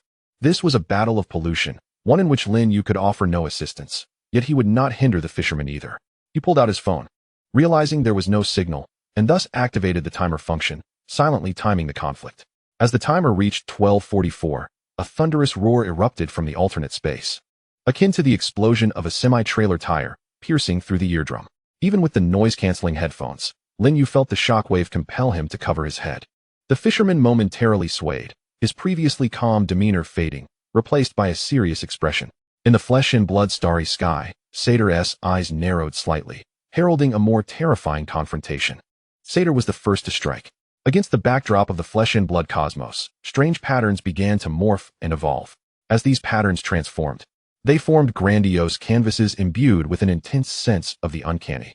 Within these ever-changing depictions, Lin You witnessed the rise and fall of countless civilizations, some powerful enough to annihilate star systems, while others were so feeble that even he could crush them with ease. Regardless of their might or frailty, they are all, without exception, extensions of the power of Sator. Witnessing this scene, Lin You began to ponder the veracity of the claim made by the deformed cultists that life originates from Sator. If Sator lies within the realm of reason, and if people were to accept the deformed cultists' self-identification as the originators, then perhaps the notion of Sator as the origin of life could be deemed acceptable? Could a mere fisherman contend with such a force? Having witnessed a civilization capable of annihilating black holes succumb to destruction at the hands of Sator, Lin You could not help but cast a doubtful glance at the fisherman beside him. Was this individual truly capable of confronting such an entity? However, upon observing the expression on the fisherman's face, he felt a modicum of reassurance. The fisherman appeared to be somewhat exhilarated. "You should leave first," he suddenly spoke. He did not glance at Lin You, who was crouched at his feet with his head in his hands, yet his voice resonated clearly in Lin Yu's ears. "Do you intend to stay and confront him?" Lin Yu was perplexed. The fisherman's insistence on his departure was assuredly not as simple as leaving this area. It was highly likely that he meant for Lin Yu to exit the alternate space. The fisherman was undoubtedly aware that Lin Yu lacked the ability to depart on his own, hence, for Lin Yu to leave, the fisherman would need to take action. Yet, a question arose. If the fisherman could escape this alternate space, why would he not leave alongside Lin Yu? "I am currently unable to extricate myself. He has already set his sights on me," the fisherman elucidated, and before Lin Yu could respond, a rift in space suddenly opened behind him. With a casual kick, the fisherman propelled Lin Yu out of the alternate space. Sensing the fisherman's movement, Sator's eyes narrowed within the blood-soaked cosmos. Just as Lin Yu emerged from the alternate space, he had not yet had the chance to rub the area where he had been kicked when a sharp pain suddenly pierced through his left eye. He instinctively covered his eye, wishing fervently to pluck the offending orb from its socket. "Are you all right?" A melodious male voice sounded beside Lin Yu, and he felt a hand grasping his arm, assisting him to rise. "I am fine, though it is of little consequence," Lin Yu grimaced, but the pain became unbearable, and he began to draw in sharp breaths. "Here, use this. It may alleviate some of your suffering. Your eye is bleeding." The voice resonated again, accompanied by a piece of tissue. "Thank you." Lin Yu's vision was somewhat blurred, yet he managed to accurately locate the tissue between his palm and the paper. It was merely an ordinary piece of tissue, but as he wiped around his eye, he surprisingly felt a cooling sensation. After a few strokes, he found that the pain in his eye had subsided. Although his left eye remained blind, the acute discomfort had vanished entirely. In astonishment, Lin Yu lifted his gaze to the benevolent stranger who had offered him the tissue. In that moment, Lin Yu felt as though the sky had collapsed upon him. The person before him was none other than the young boy he had encountered on the bridge that day, just when he had nearly managed to forget the boy's face. How was it that he had come to seek him out once more? Lin Yu stiffly turned his neck to observe his current surroundings. The location he found himself in had not changed significantly since he first entered this alternate realm. He was still within the bustling snack street. At this moment, the street was teeming with people, yet none seemed to notice Lin Yu or the young boy beside him. A wave of despair washed over Lin Yu. Even in the face of Satoru, he had not felt such desolation. Gazing at the smiling boy, he took a deep breath, his left eye shimmering with golden light. But all he could perceive was a mass of incomprehensible information. He found himself utterly unable to decipher it. It was over. At that moment, Lin Yu felt as if his spirit had perished. He looked at the boy with a face full of hopelessness, stammering his words as if he were on the verge of kneeling. "Brothers, I assure you, my sexual orientation is normal. I do not have feelings for males. Please don't." Before Lin Yu could finish, the boy's expression darkened entirely. Chapter 44. Li Jun, why do you harbor such misunderstandings about me? Even when angry, The boy's voice remained melodious and inviting. Lin Yu's countenance shifted as he discreetly glanced at the boy's face, quickly averting his gaze. This predicament was indeed his fault. His subjective judgment led him to perceive the person before him as merely a young boy. However, Lin Yu believed he could not be entirely blamed. The boy's appearance played a significant role in this misunderstanding. After all, who could resist such beauty? I apologize. It is my mistake. Lin Yu sincerely expressed his regret to the boy. Seeing Lin Yu's genuine demeanor, the boy waved his hand dismissively. Forget it, since you've apologized. I shall not pursue the matter further. My name is Li Zhan, and you are Lin Yu, correct? Yes, I am Lin Yu, he nodded. Not particularly surprised that Li Zhan knew his name. Li Zhan struck Lin Yu as extraordinary, in a way that was truly remarkable. Although Lin Yu did not possess extensive knowledge of the extraordinary realm, he had instinctively placed Li Zhan in a position of great significance within it. Just moments ago, when Lin Yu attempted to probe Li Zhan with his abilities, the feedback he received was an enigmatic mass of information. He understood that this indicated his powers had no effect on Li Zhan. This was unprecedented. While he had never directly probed entities of the level of the evil god, he had explored beings of a slightly lower tier, akin to the alternate realm. Despite the considerable peril that encounter had posed, permanently extending the patterns on his left hand, he had still been able to glean the information contained within. Yet with Li Zhan, that was not the case. Lin Yu had already begun to form some conjectures about him in his mind. The other party's status was astonishingly high. However, just how high? Lin Yu did not know, nor did he wish to ascertain at that moment. Did you seek me for something? After recognizing Li Zhan's extraordinary nature, Lin Yu silently withdrew from the boy's grasp. During this process, he sensed that Li Zhan's strength seemed to be slightly less than his own. As he broke free from his opponent's constraints, it became evident that the other party was utterly powerless against him. Did this not imply that the adversary was incapable of besting him? Contemplating this, Lin Yu seated himself upon a nearby stone pedestal, his gaze vigilant as it scrutinized the figure before him. He refrained from looking at the face, for Bai Lingxing was not present, and lingering too long on Li Zhan's visage might lead to unforeseen consequences. Is that all? Lin Yu mused, baffled. He was acutely aware of his own uniqueness, being fundamentally a traveler from another realm, yet he was uncertain whether the young Li Zhan comprehended this. The assertion of his own distinctiveness might suggest that Li Zhan sensed something extraordinary about him. However, regarding the prospect of friendship, Lin Yu could not ascertain whether the sentiment was genuine. His hesitation to depart immediately stemmed from uncertainty about his ability to overpower Li Zhan. Although he appeared to possess greater strength, the nature of Li Zhan's existence hinted at potential unknown capabilities. What if Li Zhan were to unleash a destructive thought, obliterating the earth in an instant? That would spell his doom. Moreover, Li Zhan exuded an oddly captivating charm that increased Lin Yu's fondness for him. Is this a bit abrupt for you? Li Zhan inquired, aware of Lin Yu's wariness. Unfazed, he smiled gently. I confess that I approached you due to your exceptional nature. But please believe me when I say I harbor no ill intentions. I seldom make absolute statements, yet today I can assure you that I mean you no harm. I simply find you intriguing and wish to become acquainted. Li Zhan spoke at length to Lin Yu, and although Lin Yu could not discern the expressions on his face, he felt the sincerity behind his words. For a moment, Lin Yu found himself at a loss. Li Zhan's demeanor struck him as peculiar. His honesty was disarming. It was as if he had never engaged in conversation before, and now that he had found someone to converse with, he was compelled to reveal his innermost thoughts. Had he once led a solitary existence? As Lin Yu pondered this, he noticed that his vigilance had significantly waned. Let us exchange contact information. I'll treat you to a meal sometime, Li Zhan suggested with a smile. There's no need for contact details, Li Zhan replied. I am always available. Simply prepare an extra portion whenever you dine out. Lin Yu found himself momentarily speechless. Had this young man already perceived him as a mere source of sustenance? All right, I understand, he said, rubbing his eyes as a sudden realization struck him. He had matters to attend to. He intended to utilize the two powers he had seized from Satyr, much like he had done previously to create the weeping doll, to forge a containment object. Furthermore, now that he had emerged from that otherworldly space, he needed to report the circumstances to the council. After some contemplation, Lin Yu decided to address the matter in its entirety. It was fortuitous that he could borrow an object from the council capable of accommodating both powers, thus creating a formidable containment vessel. After all, Lin Yu could not guarantee that the ordinary items in his home could withstand the influence of two malevolent deities. It would be prudent to swiftly deal with Satoru's powers. Prolonged exposure might inflict irreversible damage upon his body. Moreover, these powers belonged to Satoru, not a mere projection. And even though they currently resided in the outer universe, Satoru retained significant control over them. Noticing Lin Yu clutching his eye socket with a pained expression, Li Jun felt compelled to remind him. I will contact the council for assistance right away. Lin Yu retrieved his phone, feeling no oddity in Li Jun's awareness of these matters. Having recently endured an attack from Satoru upon exiting the alternate space, which had severely injured Lin Yu's left eye, he was not surprised by Li Jun's knowledge, especially considering that a simple tissue had staunched the considerable bleeding from his eye, revealing Li Jun's extraordinary nature.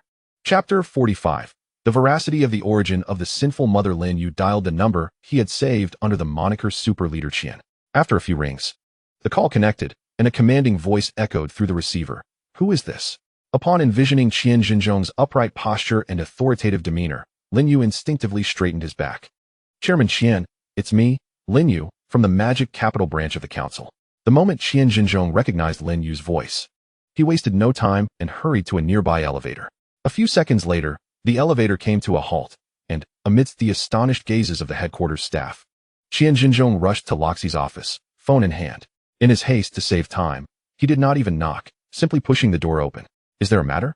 Loxi, observing the flustered Qian Jinzhong, felt no anger at his impolite entrance. Rather, she was curious about what could be so urgent. Chairman, when did you give him my phone number?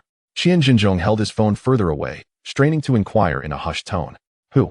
Loxi, initially puzzled, quickly deduced that only the individual who had damaged her vehicle could evoke such a reaction from Qian Jinzhong. The memory of Lin Yu breaking the thread of causality had nearly become a psychological trauma for him. If he calls you, just answer normally. Why are you here seeking me? Loxi remarked casually. She spent more time with Lin Yu than with Qian Jinzhong, so she understood that as long as she treated Lin Yu as an ordinary person, he posed no threat whatsoever. I'm afraid, Qian Jinzhong stated bluntly, then handed his phone to Luo Shi. Perhaps you should speak with him. He seems to have something to discuss. Lin Yu gazed at the phone screen in confusion, believing that, had it not been for the ongoing call, Qian Jinzhong might have ended the conversation. As he watched the seconds tick away on the call interface, just as he was about to inquire about the situation, a voice finally came through. This is Luo Shi. Lin Yu was taken aback that the call was directly routed to the president. However, he refrained from commenting, for what he was about to share was indeed beyond Qian Jinzhong's capacity to manage. I am Lin Yu. There exists an alternate dimension related to the Mother of Sin in Magic City, where I engaged in a confrontation with her. Ultimately, due to certain peculiar circumstances, the battle was cut short, and I was compelled to leave the dimension. However, before departing, I managed to extract 2 powers from the Mother of Sin. I wish to discuss this with you and handle these powers, if you are available. Almost instantaneously after Lin Yu's words fell, Luo Shi's excited voice reached his ears. Of course. Send me your location, and I will come to get you right away. By the way, this phone number belongs to Qian Jinzhong on WeChat. Simply add him and send your location. Lin Yu quietly distanced the phone from himself. Luo Shi's fervent voice resonated through the phone like the whispers of a malevolent deity. He added Qian Jinzhong on WeChat, and the other party accepted his request almost immediately. Subsequently, Lin Yu glanced at Li Jun beside him. In this state, can they find me? He inquired, referring to the way others instinctively overlooked him. Yes, this is used to block pollution. It does not interfere with phone signals. Li Jun confirmed with a nod.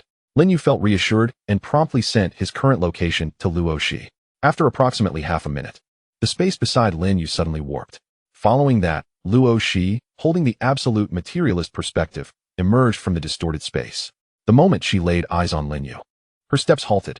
The stone tools within her absolute materialist perspective began to transform rapidly, prompting Luo Shi to instinctively take a step back.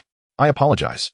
Please hold for a moment. I need to return and prepare, she said, slightly bowing her head in embarrassment to Lin Yu. Subsequently, Luo Shi retreated through the distorted space back to the council. Throughout, she had not sensed anything amiss in the atmosphere surrounding Lin Yu, nor did she consider what the pollution emanating from him might impose on the ordinary people nearby, and she was completely oblivious to the remarkably handsome boy beside Lin Yu. It seemed she naturally overlooked these details. Lin Yu waited for about 5 more minutes before Luo Shi reappeared, this time donning a different outfit. Moments ago, she was adorned in an ensemble that exuded sophistication, yet now she donned an exquisite gown of deep purple adorned with gilded accents. Lin Yu had never encountered such a design aesthetic. It appeared to belong to another realm. Observing the resplendent attire of Luo Shi, Lin Yu sensed her intention was to evoke a sense of the divine, yet his own sentiments leaned towards the whimsical notion of a cosplay. Come with me. Luo Shi beckoned, seemingly oblivious to Li Jun, who lingered beside Lin Yu, as well as the peculiar actions of the passers-by. She gestured for Lin Yu to approach. As he stepped toward Luo Shi, Li Jun waved goodbye, and Lin Yu nodded in acknowledgement. Traversing the distorted fabric of space, the two arrived at the council. This was the same reception room where Lin You had previously conversed with Luo Shi. Upon arrival, Lin You adeptly found a spot to settle down. "Should I recount the particulars of my battle with the Abyssal Mother?" he inquired while gazing at Luo Shi, who sat across from him. He believed the council would benefit from such intelligence. However, to Lin Yu's surprise, Luo Shi waved her hand dismissively at his words, indicating that it was unnecessary. "We lack the strength to contend with the shadows. Even if you shared this with us, it would not aid our plight. Direct engagement with the shadows leaves us with but one path, doom. However, you may briefly share your observations. That would be of considerable assistance." After a pause, she added, "But do not elaborate too much. I fear the arrival of contamination." "Understood." Lin You reflected on the scene of Satyr's descent and carefully began. It was a realm entirely composed of flesh and blood, a world of sanguine substance. In this world, the earth, sky, and stars, as well as the infinite cosmos serving as backdrop, were all fashioned from flesh. At the moment of its arrival, myriad fleshly stars simultaneously opened a rift, transforming into its eyes. "These eyes, stop, you mustn't say more," Luo Shi interjected hastily, perceiving Lin Yu's intent to describe Satyr's appearance. "My apologies for not realizing that sooner." Lin Yu offered a sheepish smile and ceased that line of description, instead recounting the subsequent visions he had witnessed. "I witnessed countless lives and civilizations transitioning from inception to annihilation upon its form. It was an evolutionary process. To be honest, had it not been for the Abyssal Mother's alignment, I would begin to doubt the veracity of the claims made by the cult of origin regarding her as the progenitor of cosmic life. You cannot fathom, given the circumstances at that time. If the Abyssal Mother were not a malevolent deity, I would argue that she unequivocally deserved the title of the origin of cosmic life." "Stop." Seeing Lin Yu delve deeper into horror, Luo Shi quickly interjected once more. Lin Yu's description of the malevolent mother seems to possess an eerie, almost enchanting power. From Lin Yu's brief words, she has developed a profound interest in this ominous figure. Luo Shi, on the other hand, is engulfed in fear. Fear that this fascination might be a form of corruption, and an even greater fear that if she continues to listen, she may find herself irresistibly drawn to the malevolent mother. Let us set aside your observations for now and discuss the two powers you acquired from the malevolent mother. Chapter 46. Has Satyr found us? Do you not wish to hear more? Very well. Despite being interrupted twice by Luo Shi, Lin Yu remained unperturbed. He merely shook his head in mild regret before shifting the conversation to the two powers bestowed by Satyr. Although these powers originated from the malevolent mother, they are not directly derived from her, and thus remain incomplete. It is my instinct to refer to Satyr by his true name during character dialogues, making it natural for the protagonist to do so as well. Nevertheless, these two powers are undeniably formidable. At present, my physical form is ill-equipped to bear the immense might contained within them. Therefore, I sought your assistance. I hope to procure an artifact from your council capable of housing these two powers." Lin Yu helplessly gestured toward Luo Shi. Had he been able to withstand the powers, he would have seamlessly integrated them into his own being. Even if these powers were to bring Lin Yu endless trouble, he would remain indifferent. After all, relinquishing them is not an option, and as long as the powers exist, the trouble shall persist. Given Lin Yu's current physical condition, it is possible that he cannot endure them, or perhaps other reasons inhibit him from wielding these powers. Thus, he can only rely on a vessel to temporarily contain them, effectively creating a new repository. "What do you take this council for?" Luo Shi silently scoffed. "The council does possess containers capable of storing such fragmented powers of shadows. However, items of this caliber are generally reserved for housing more dangerous entities or objects, and even if they were idle, they would not be lent out." After a moment's silence, Luo Shi carefully considered her words.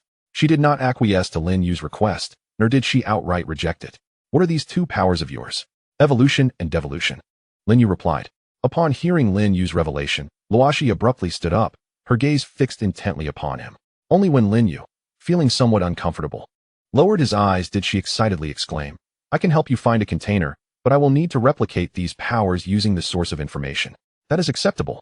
After Luo Shi agreed to assist him in procuring a vessel, Lin Yu waved his hand dismissively, readily conceding to Luo Shi's request. He would not only permit her to replicate a power, but would even allow her to borrow them if she so desired. As the conversation remained unfinished, Luo Shi's expression suddenly shifted, her demeanor growing grave as she gazed intently behind Lin Yu.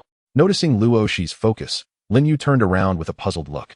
He observed that the space behind him appeared to be drawn inward, as if ensnared by some unseen force. Sensing the impending danger, Lin Yu stepped back a short distance. Positioning himself beside Luo Shi, his mind racing with calculations. Surely, the president of the council would not abandon him in the face of peril. Seeing Lin You approach, Luoshi instinctively moved a little closer to him. This was the council's highest-grade containment chamber. In the event of danger, even she might struggle to respond effectively. At such a moment, Lin You would likely not stand idly by, would he? The two of them, each harboring their own thoughts, watched the unusual phenomena unfolding in the space ahead. A series of sounds, reminiscent of glass scraping against glass, echoed from that space, reverberating throughout the containment chamber and naturally reaching Lin Yu's ears. Upon hearing this strange noise, Luoshi's complexion paled significantly. Something was attempting to breach the fabric of space and force its way into this realm. Lin You furrowed his brow at her words, gazing at the fissering space ahead, uncertainly querying, could it be that the corrupt mother has followed the trail of power? Ah, you mustn't utter such words carelessly. It could frighten one to death. Luoshi exclaimed, visibly shaken by Lin Yu's statement, her mind already bracing for the worst. Should we flee? Noticing the change in Luoshi's expression, Lin You whispered his inquiry. In response, Luoshi shot him a curious glance. Did you not just battle the corrupt mother? Why do you still fear her? I am merely concerned for your safety, Lin You replied, awkwardly touching his face as he offered a somewhat insincere defense. His previous encounter with Satyr had been akin to a one-sided beating, with Satyr relentlessly assaulting him with corruptive attacks. If the entity that descended was indeed Satyr and initiated a physical attack, Lin You would not survive the encounter. Fleeing would be futile. If the corrupt mother truly descended here, no matter where we ran, we would be found. Moreover, this containment chamber was currently isolated from the outer universe. Should we open the chamber door, it would connect to the outer universe, posing a significant threat. Lin You sighed, feeling a sense of helplessness. He possessed a resurrection mechanism. Though its operational principles remained unclear to him, under normal circumstances, he would not utilize it. However, this was certainly not a typical situation, and Lin You could only hope that his resurrection mechanism would function against an evil deity. Suddenly, a sound akin to shattering glass reverberated through the space, reminiscent of the descriptions of reality fracturing in the fantastical. Lin You inched closer to Luoshi, who mirrored his actions, quietly retreating behind him. At this moment, the two exchanged a tacit understanding as they fixated on the disintegrating space ahead. A humanoid figure staggered out from the shattered space, its attire slightly tattered, presenting a rather disheveled appearance. Upon discerning the visage of this figure, Lin You was taken aback. How could you be so injured?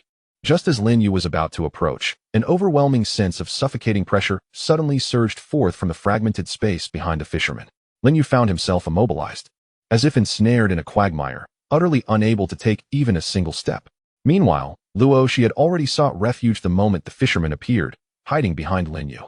As she gazed at the scene beneath the fractured space behind the fisherman, an unsettling fear coursed through her entire being. That was the realm of the deep, the lair of shadows. In that place, nothing existed within the bounds of reason, only unending chaos and distortion. Merely gazing into that space would inevitably lead to an insidious corruption of her essence. Fortunately, with Lin You standing before her, the psychological burden felt somewhat alleviated. Chapter 47. Redefining the Fisherman's Danger Level Humph. The fisherman scoffed as he stared into the deep realm behind the shattered space. With a wave of his hand, the fragmented space connecting to the deep realm began to restore itself as if time had reversed. Moments later, the shattered space was returned to its original state, and the expression on the fisherman's face gradually became tranquil. Once the space was mended, the oppressive aura emanating from the deep realm dissipated. Lin You regained his ability to move and stepped forward, offering a chair to the fisherman. How did you sustain such injuries? The fisherman did not respond to Lin Yu's inquiry. A peculiar glimmer flickered in his eyes as his gaze swept over Lin You and Luoshi, before fixating on Luoshi, who was concealed behind Lin Yu. Under the fisherman's intense scrutiny, a wave of terror washed over Luoshi, causing her to involuntarily shiver. This was a pressure emanating from a higher plane of existence, a visceral dread that even her feigned calm could not suppress. It's over, it's all over. At that moment, Luoshi's anxiety reached its zenith, her only hope resting on Lin Yu to intercept the fisherman. Should Lin Yu fail to deter him, she grimly estimated she would suffer grievous consequences. As Luoshi watched in trepidation, the fisherman spoke calmly. What do you eat? It was all over. Luoshi's heart turned ashen. The records of the fisherman's abilities were well documented, one crucial detail being the imperative to avoid any form of causal exchange with him. For the fisherman possessed a particularly terrifying capability. Once entangled in a web of causality with him, he could subjectively regard that entity as a mere puppet. Any harm inflicted upon the fisherman could be directly transferred to the puppet, even unto death. Suddenly, a unique power surged forth from Luo, imparting Lin You with a sense of the sacred. The aura bore a slight resemblance to the power of Bai Lingxing. However, Lin You could discern that although Luoxi's strength was formidable, it paled in comparison to that of Bai Lingxing in terms of quality. The power of Bai Lingxing emanated from the divine, while Luoxi's power certainly lacked that same caliber. No, they were about to clash.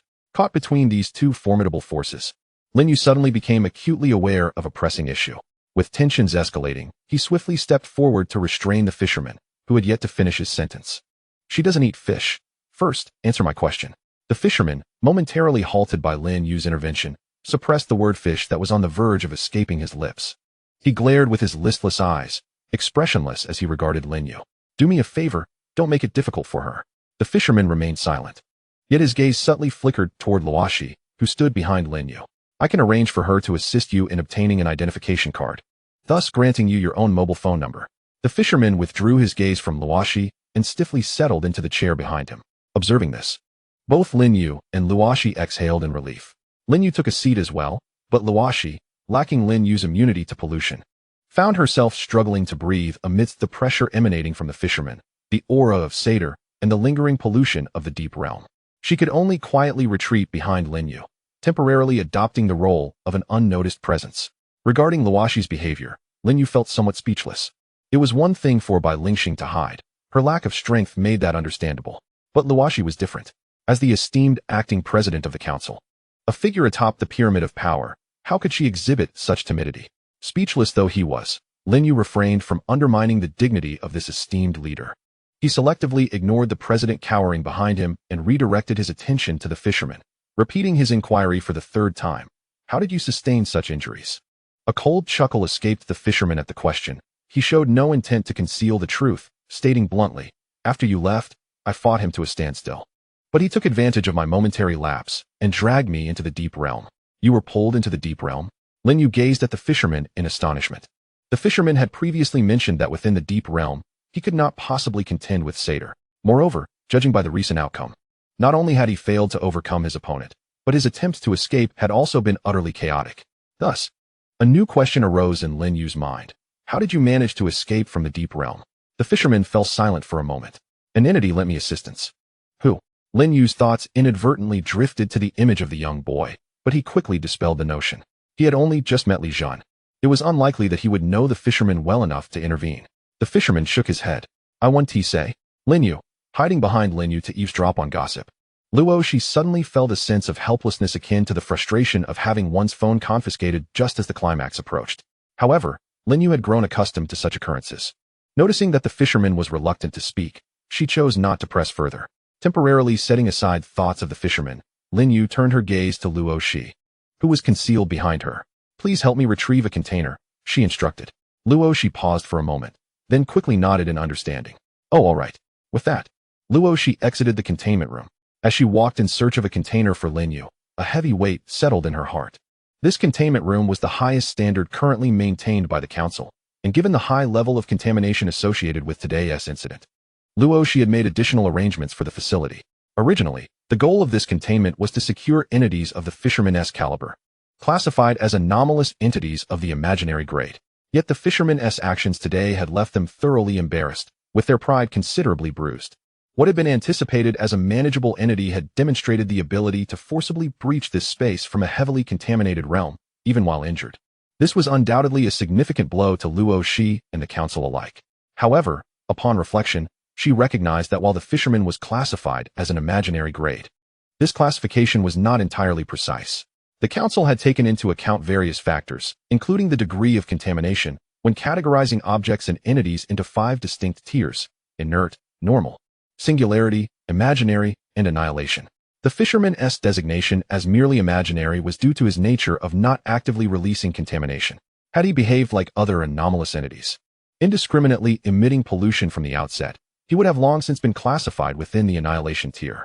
Thus, upon further contemplation, it seemed quite reasonable for the fisherman to have intruded upon the containment room. Comforting herself with this logic, Luoxi took out her phone and dialed a number. President.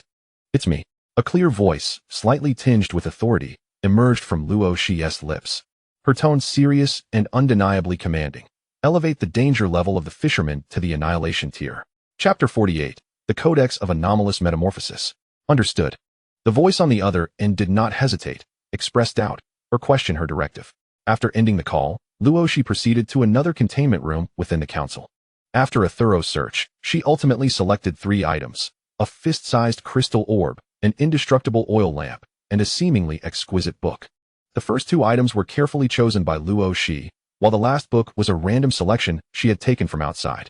She intended to conduct an experiment using this ordinary book to determine whether an untainted object could serve as a vessel for contamination. Upon returning to the containment chamber, Lashi discovered that the fisherman had mysteriously departed. The fisherman's erratic comings and goings unsettled her, yet a sigh of relief escaped her lips after his exit. Handing over the 3 items in her possession to Lin You, Lashi meticulously elucidated their origins. This crystal orb was acquired from a high-ranking cultivator who perished, and I invested a significant sum to obtain it. She continued, this oil lamp, which can burn eternally, serves as an inexhaustible source of energy. However, its power is limited, rendering it unappealing to advanced civilizations and beyond the comprehension of lesser ones. Nonetheless, its light offers some resistance to pollution, which is why I decided to keep it. Her gaze finally settled on the imposing tome, which appeared quite formidable. Lin You, observing the book's ornate exterior, felt a twinge of anticipation. I purchased this book from a bargain site for $299, Lashi stated. Lin You responded with skepticism, what purpose does this item serve? Initially expecting the book to be something extraordinary, he couldn't help but roll his eyes at Lashi's revelation. Noticing Lin Yu's exasperation, Lashi felt a tinge of embarrassment. I wish to conduct an experiment to ascertain the reactions of this ordinary object, untainted by pollution, upon its exposure to it. Very well. I shall use this book as a vessel for the trial, Lin Yu replied, indifferent to her experimental intentions. However, as he grasped the tome, a thought struck him. Before he had infused the concept of sorrow into the sorrow doll, it had merely been 2 ordinary tissues, hadn't he? If commonplace tissues could be directly transformed into a containment object by sorrow, could this ordinary book not serve the same purpose? With this contemplation, Lin Yu summoned the powers of evolution and devolution from his left eye. As these powers manifested, he felt a wave of relief wash over him. The vision in his previously blind eye began to return, allowing him to perceive shapes, albeit faintly. Is this the power of shadows? Unbeknownst to him, Lashi had donned a pair of goggles, akin to those she wore while observing the source of information. To her, the 2 powers appearing in Lin Yu's grasp were inherently imbued with terrifying rules. These energies were not benign, prompting her to avert her gaze. Lin Yu intertwined the 2 powers with the information constituting the book, causing the tome's exterior to metamorphose instantaneously. Sinister appendages erupted from the spine. Their hues divided into shades of grayish-black and milky white. These tendrils entwined into a distorted spiral structure, which further twisted together. Ultimately, these spiraled appendages coalesced into a singular, substantial limb, replacing the original spine and becoming the new spine of the book. After the spine of the book had formed, the tendrils upon it began to extend outward, intertwining to create a surface that constituted the cover in shades of gray and white. Remarkably, Lin Yu, observing the 2 powers that had seamlessly merged with the information comprising the book, could not help but click his tongue in astonishment. He picked up the transformed tome and casually flipped through its pages, feeling that it bore no significant difference from an ordinary book. Noticing Lin Yu's nonchalant demeanor, Rocky felt her eyelids twitch with agitation. She extended her finger and gently tapped the space before her. An image materialized, revealing the monumental backdrop of the council hall standing amidst the cosmos.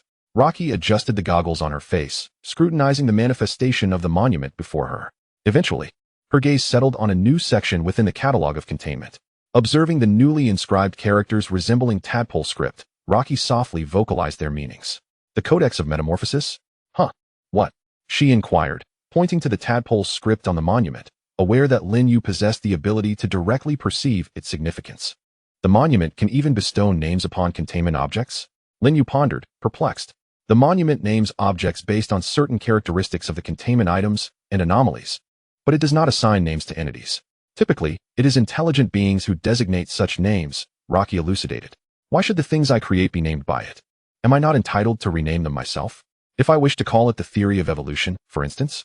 Lin Yu jested, though he spoke in jest. To his surprise, the tadpole script representing the Codex of Metamorphosis began to transform right after his utterance. Ultimately, amidst Rocky's astonished and incredulous gaze, The distorted tadpole script that could be translated as the Codex of Metamorphosis morphed into 3 neatly arranged Chinese characters. Theory of evolution. Lin You was taken aback, while Rocky, in her state of shock, had her mouth agape, wide enough to fit an entire light bulb. She glanced at the monument, then at Lin You. Following this incident, combined with some of Lin Yu's previous actions, Rocky felt there was an incomprehensible idealistic quality inherent in him. So it really has become the theory of evolution? Perhaps I should revert the name. I merely suggested it offhand. I still find the name Codex of Metamorphosis to be more imposing. Observing the changes on the monument, Lin You scratched his nose and casually remarked again. After all, the name theory of evolution was a whimsical creation of Lin Yu's. In comparison to the imposing Codex of Metamorphosis, it seemed rather trivial. Moreover, the book now possessed both evolution and devolution abilities, rendering the name theory of evolution inadequate to encapsulate all of its capabilities. As soon as Lin Yu's words fell, the 3 characters of theory of evolution on the monument twisted and reverted back to the distorted tadpole script that originally represented the Codex of Metamorphosis. Observing this scene, Loxi was rendered speechless by shock. Chapter 49. The Forces of Biological Evolution and Devolution. Lin You handed the Book of Metamorphosis to Loxi, who sat beside him. Take a look. Loxi slightly leaned to the side and retrieved a pair of disposable gloves from the space in front of her. After donning the gloves, she accepted the book from Lin Yu's hands. She first scrutinized the book's exterior, employing a temperature gun to conduct a thorough scan of the Book of Metamorphosis. Once she completed these tasks, Loxi glanced at Lin Yu, then gently held the back of the book with her left hand, while her right hand rested on the front, carefully flipping it open to a page. Loxi had been misled by Lin Yu's casual handling of the book. Instinctively, she felt that opening it would present no issues. However, reality proved her mistaken. Lin Yu could handle the book without consequence because he was the one flipping through it, but the same did not apply to Loxi. The moment Loxi opened the Book of Metamorphosis, an eerie force surged forth from within. 2 entwined tendrils erupted from the pages, racing toward Loxi's face with astonishing speed. Yet, Loxi was not entirely unprepared, and her reflexes were swift. Sensing the impending danger, she exerted force with her left hand, hurling the Book of Metamorphosis back to Lin Yu. Hey! Lin Yu was startled by Loxi's sudden action. As he witnessed the tendrils flailing wildly and lunging toward him, he extended his left hand and caught the book just before it struck his face. After it landed in Lin Yu's hands, the 2 thrashing tendrils did not cease their chaotic movements. Observing this, Lin Yu swiftly delivered a slap. Though the tendrils possessed a flesh-like texture, their feel was surprisingly akin to that of paper. Upon receiving Lin Yu's slap, the writhing appendages abruptly stilled. Under Lin Yu's gaze, the tendrils slowly retracted back into the book. Does it possess intelligence? Loxi inquired curiously after witnessing the Book of Metamorphosis display such submissive behavior. Lin Yu's left eye shimmered with golden light as he carefully examined the information contained within the book. Subsequently, he shook his head and replied, "It likely does not. There is no indication of such intelligence." That is reassuring, Loxi sighed in relief. After the recent incident, her greatest concern had been the potential presence of remnants of the abomination mother within the Book of Metamorphosis. However, with Lin Yu's assurance that it lacked intelligence, combined with her own inspection confirming the absence of such traits, Loxi ultimately felt at ease. "Do you have any specimens for testing? I wish to explore its capabilities." Lin Yu had gleaned an understanding of the book's powers. Given that the 2 abilities he had obtained were incomplete, the Book of Metamorphosis could only be used on living entities. Fortunately, the definition of a living entity was not confined to the living alone. Even deceased beings or specific components of a living organism would suffice. Lin Yu conveyed the abilities of the Transmutation Codex to Luo Shi, who pondered for a moment before retrieving a chicken leg from her pocket. This was an ordinary chicken leg, priced at 5 yuan in the supermarket. Witnessing Luo Shi produce a vacuum-sealed chicken leg from her pocket, Lin Yu struggled to maintain his composure. Why would the esteemed president of the council carry a chicken leg in her pocket? Was it a snack for moments of hunger? Perhaps sensing Lin Yu's peculiar gaze, Luo Shi appeared somewhat embarrassed. She lowered her head and softly explained, "I retrieved this using spatial manipulation. It was merely convenient to pull it from my pocket." "Oh." Lin Yu elongated the sound. Noticing that Luo Shi seemed inclined to further justify herself, he swiftly raised his hand to halt her. He unwrapped the chicken leg and activated the Transmutation Codex. Under Lin Yu's mental command, gray-black and off-white tendrils emerged from the spine of the codex, piercing into the chicken leg. "Pay attention," Lin Yu cautioned Luo Shi beside him. However, she had already activated the necessary observation equipment without his prompting. Seeing this, Lin Yu redirected his focus back to the Transmutation Codex. At that moment, the codex had opened automatically, its pages evenly distributed to the left and right. Lin You extended his hand and gently turned the pages on the left side. As the left pages diminished, the gray-black tendril began to emit an eerie aura, infusing the chicken leg with a strange power. Under the influence of this peculiar force, the chicken leg began to visibly regress. As Lin You accelerated the pace of his page turning, the rate of regression of the chicken leg also quickened. Ultimately, when the chicken leg had regressed to a certain extent, Lin You ceased turning the pages. This was not due to an inability to proceed, although he had turned many pages. The transmutation codex possessed a characteristic that ensured the process of life's regression would not cease until it reached the origin of life. Lin You halted because the chicken leg had transformed into something that piqued his interest. Indeed, the experts were correct. The ancestors of chickens were indeed the Tyrannosaurus rex. Gazing at the substantial, perfectly cooked, and particularly enticing giant hind leg before him, Lin You unconsciously swallowed. He resolved that upon returning home, he would enlist the help of a fisherman to catch a Tyrannosaurus rex. He wished to feast on dragon meat. After pausing for a moment at the Tyrannosaurus rex hind leg, Lin You resumed turning the pages of the transmutation codex, this time with increased speed. Eventually, he halted his page turning once again. The left pages had been completely flipped. Looking at the chicken leg that had been pierced by the tendrils, it had now transformed into an incomplete embryo, invisible to the naked eye. The process of regression had concluded. The next phase was evolution. Lin You alerted Luo Shi beside him to prepare for recording. Subsequently, he began to swiftly turn the pages again. As Lin You executed his movements, the dark gray tentacle ceased its transmission of the bizarre energy, supplanted now by a milky white appendage. The incomplete embryo embarked on its evolution, transitioning from an embryo to the leg of a Tyrannosaurus rex, and finally to a chicken leg. Upon reverting to the chicken leg form, the Codex of Metamorphosis also returned to a state where each page was split evenly between the left and right. Yet, this state was merely superficial, under normal circumstances. As long as a species does not face extinction, it is capable of continuous evolution. For the Codex of Metamorphosis, the concept of extinction was entirely absent from its informational composition. Thus, as long as Lin You continued to turn the pages, it was highly probable that this chicken leg would persist in its evolution. While contemplating this, Lin You did not pause in his actions. The chicken leg rapidly grew thicker and longer, evoking a sense of familiarity within him. He glanced at his own thigh. Could a chicken evolve into a human? Or perhaps a pigeon? Typically, updates are made around 10 p.m. If delayed, it might be due to writer's block or losing track of time while watching videos. Chapter 50. Lin Yu's pollution treatment device. As the evolution progressed, the exterior of the chicken leg began to exhibit increasingly peculiar characteristics. Lin Yu, possessing limited knowledge of biology, could only regard this process of evolution as an enlightening experience. The pages of the Codex of Metamorphosis seemed endless, with the duration of evolution far surpassing that of degeneration, yet the right side of the pages showed no signs of diminishing. At this juncture, the appearance of the chicken leg had, unbeknownst to Lin Yu, shed its initial oddity and began to develop in an increasingly strange direction. When Lin Yu perceived that the chicken leg's appearance had grown ever more bizarre, he halted his page turning. Let us stop here. He exhaled and gently placed the Codex of Metamorphosis on the table. Indeed, at that moment, Rashi also set aside her tools used for observing the data. Having watched the chicken leg evolve in a peculiar direction for quite some time, she had long wished for Lin Yu to cease his actions. However, since Lin Yu showed no intention of stopping earlier, she felt hesitant to intervene. How do you intend to handle this? Rashi inquired, pointing at the strange organ suspended in midair by the tentacle. Simply, Lin Yu picked up the Codex of Metamorphosis once more and swiftly flipped to the section pertaining to the chicken leg. The dark gray tentacle exerted its force again, and the fantastical aberration instantly reverted to the form of a chicken leg. Closing the Codex, the two tentacles were retracted into the spine of the book, and the chicken leg began to fall freely through the air, which Lin Yu caught deftly. Is this thing still useful? Lin Yu inquired, shaking the chicken leg he held. Not anymore, Rashi replied, shaking her head. She had already recorded all the necessary data. Although this chicken leg was the focal point of the experiment and held significant value, it had been the most severely contaminated specimen throughout the entire trial. Such a test subject required only data recording. Afterward, it needed to be disposed of once the experiment concluded. Well, I shall eat it then. Before Losi could react, Lin Yu took a large bite from the side of the chicken leg.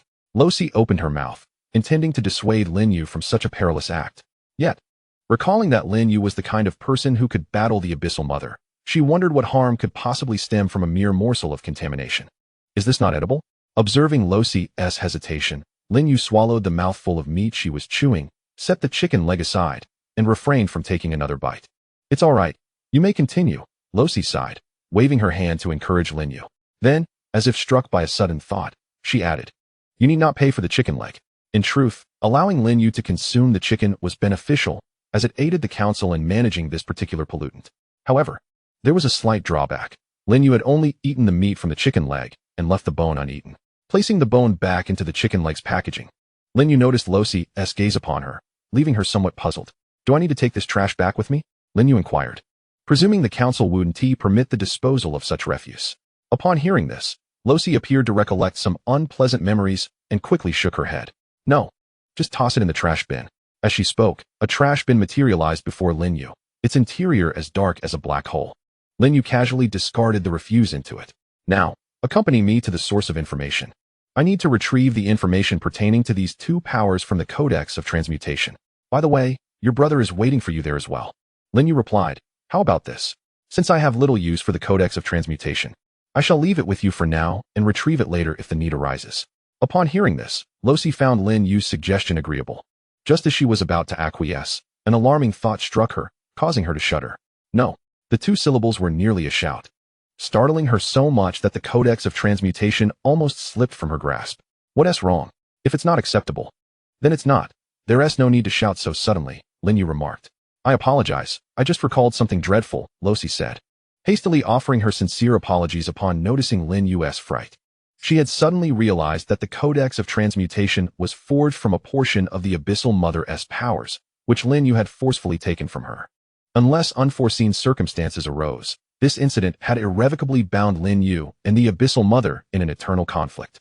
Even if Lin You remained oblivious to it, the Abyssal Mother, having lost a part of her powers, had unilaterally declared an unending feud with Lin You. As long as this fragment of power remained unreclaimed, the Abyssal Mother's attention would perpetually linger here. Despite the countless barriers separating the surface universe from the deep domain, given the slightest opportunity, the Abyssal Mother would undoubtedly descend upon the surface universe to reclaim her two powers. During the interim of the Council's stewardship over the Transmutation Codex, should the sinister matron fortuitously discover her positions of power and manifest, it would indeed transpire as a far more harrowing scenario than mere horror tales becoming reality. Could it be that the dread you speak of pertains to the matron pursuing her two avenues of authority to invade our universe? At this moment, Lin You suddenly grasped the gravity of the situation. As a prodigious student, his cognitive processes were inherently swift. However, his recent encounters with these extraordinary events, compounded by the ineffectiveness of the pollution upon him, had rendered him somewhat dazed in such matters. Nevertheless, with increased exposure, Lin Yu's thoughts gradually aligned with those of a typical awakened individual. Alas, Loxi sighed. Is it truly so? Noting Loxi's silence, Lin Yu solidified his suspicions. He found himself perplexed as to why such a prestigious entity as the Council harbored such trepidation towards the eldritch deities. Could these malevolent beings truly embody such terror? Alas, Loxi sighed once more, her exhalation laden with an abundance of helplessness, a sentiment that Lin Yu could acutely perceive in her presence. While the Council appeared formidable, this facade was merely sustained by their containment and anomalous objects. The Council lacked elite combatants. As it stood, I represented the pinnacle of their strength. Should I be lost, along with the peculiar artifacts and containment items, the Council would scarcely rank among even the third-tier factions. The Council was already in short supply of anomalous objects. And should the Transmutation Codex remain here, we would require no fewer than 3 artifacts to stave off the matroness emergence. And I would need to be constantly stationed at headquarters. The Council does not possess an abundance of spare artifacts, nor do I have the luxury of time. Loxi articulated the current dire predicament of the Council. This was a truth well known among the majority of factions within the manifest universe, which is why Loxi candidly divulged it to Lin You. Chapter 51. Essentially materialistic. I can comprehend your predicament, yet you must understand that my home lies on Earth. If the sinister matron were to truly locate it, the entirety of Earth might face obliteration. After all, I possess no abilities to safeguard others. Lin You held no objections to Loxi's suggestion of him transporting the Transmutation Codex back. But the potential arrival of the malevolent deity thereafter instigated an inevitable sense of apprehension within him. Rest assured, the Council will facilitate the relocation of Earth at that time. Can mere mortals endure until your relocation of Earth? While Lin You did not doubt Loxi's assertion regarding the Council's capacity to move Earth, he remained skeptical of the ordinary individuals on the planet withstanding the pollution brought forth by the deity's arrival. Should the sinister god truly descend upon Earth, it was likely that those ordinary souls would meet their demise. You need not worry about that. The Council is an organization dedicated to the protection of the common people. We would never gamble with their lives. Roxy was taken aback by Lin Yu's unexpected concern for the ordinary inhabitants of Earth. After a moment of contemplation, she resolved to share some matters pertaining to Earth with him, not for any particular reason, but simply to ease Lin Yu's mind. Do you recall the intriguing artifact I held during our previous encounter, known as the absolute materialist perspective? Indeed, Lin Yu nodded. His impression of the absolute materialist perspective having been quite profound, as the fisherman had previously tested its capabilities. As Roxy brought up the absolute materialist perspective, Lin Yu pondered whether it had the power to safeguard Earth. Do you understand why the people of Earth remain unaffected by pollution? Do you know why? Even when pollution incidents manifest before them, they instinctively filter these occurrences into comprehensible phenomena. Could it possibly be due to the absolute materialist perspective? He speculated. In truth, Roxy had already hinted at the answer to this question when she mentioned the absolute materialist perspective. However, Lin Yu struggled to comprehend why this entity could alter the nature of the Earth's inhabitants in such a manner. Precisely, Roxy confirmed, as a shimmering, ever-changing stone tool enveloped in a milky glow reappeared in her grasp. The absolute materialist perspective is a product born from the foundational logic of the universe, possessing the unique ability that enables ordinary Earthlings to endure pollution. Pausing for effect, upon noticing Lin Yu's burgeoning curiosity, Roxy continued, the more one embraces materialism, the lesser the impact of pollution upon them. I have applied the principles of the absolute materialist perspective across the entirety of the solar system. Within this sphere, anyone who perceives the world as materialistic will find all irrationalities rendered sensible, and no pollution events will affect these ordinary individuals. Even in the face of pollution, they remain untouched. Even if the true essence of a malevolent entity were to descend, the absolute materialist perspective would serve as a buffer, granting me ample time to relocate Earth. As Roxy elaborated on the absolute materialist perspective, Lin Yu could not help but scrutinize this enigmatic artifact more closely. Yet, a question arose in his mind. What if someone were to question the authenticity of this world? Anticipating Lin Yu's inquiry, Roxy smiled and explained. Even if some individuals harbor doubts regarding the world's authenticity, the absolute materialist perspective will ensure they remain oblivious to any anomalies. Ultimately, the skepticism of ordinary people will transform into mere fantasies of the overly imaginative. Of course, with such a vast population, there exist a few unfortunate souls who, due to peculiar circumstances, have escaped the protection of the absolute materialist perspective and thus become awakened beings. Lin Yu's realization dawned upon him. No wonder the various nations have consistently advocated for materialism. It is all driven by your council. Upon hearing this, Roxy recognized that Lin Yu had misunderstood the role of the council. However, she deemed this misunderstanding inconsequential and casually clarified. The fundamental logic of this universe is inherently materialistic. The advancement of technology is merely the natural choice of Earthlings. It is only due to the pollution of this fundamental logic, compounded by other influencing factors, that you perceive this universe as somewhat idealistic. Is that so? Lin Yu nodded, choosing not to elaborate further. At that moment, Luo had completed the documentation regarding the concepts of evolution, and devolution from the Codex of Transformation. The information Luo procured from the source was untainted, representing the pure essence of evolution and devolution. Thank you. You have been a tremendous help, Luo said, storing away the information device. She stood up and solemnly expressed her gratitude to Lin Yu. Not at all. We assist each other, Lin Yu replied, waving his hand dismissively, indicating that there was no need for formality. Upon hearing Lin Yu's words, a barely perceptible stiffness crossed Luo's face. By the way, do you recall my earlier conversation with the fisherman? Does your council assist entities in obtaining identification cards? Lin Yu suddenly remembered his recent dialogue with the fisherman before departing. He distinctly recalled that it was by suggesting the council's assistance in acquiring an ID that he had dissuaded the fisherman from taking action against Luo. Now, before leaving, he needed to ascertain whether the council could indeed provide this service. If not, he would have no choice but to accompany the fisherman to the police station. However, visiting the police station could be troublesome.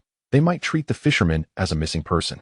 If the investigation turned stringent, Lin Yu might even need to seek his mentor's assistance to navigate the situation. The thought alone was daunting.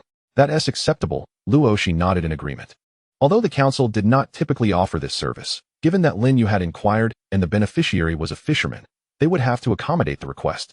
Caution would be necessary during the process. They were only to assist the fisherman in obtaining an ID without charging any fees.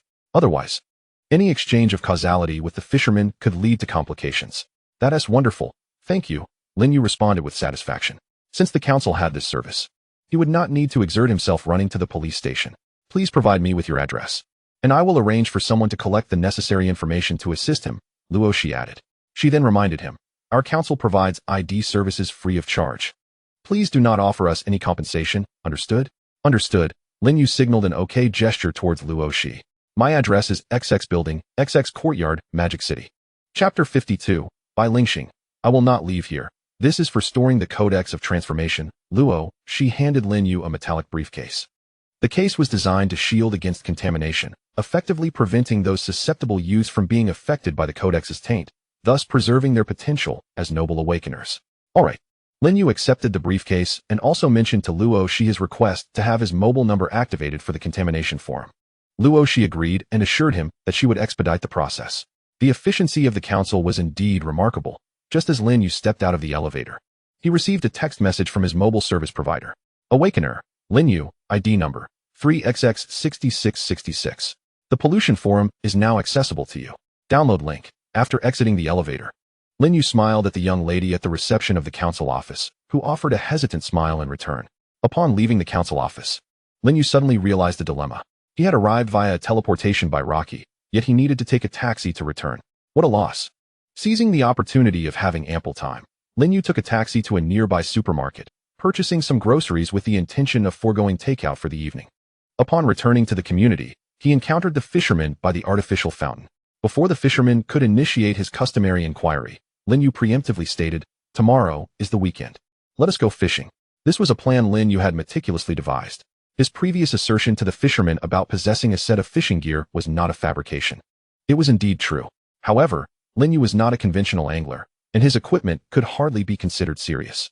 Yet, in Lin Yu's perspective, the legitimacy of fishing gear was of little consequence. What mattered was the joy of the experience.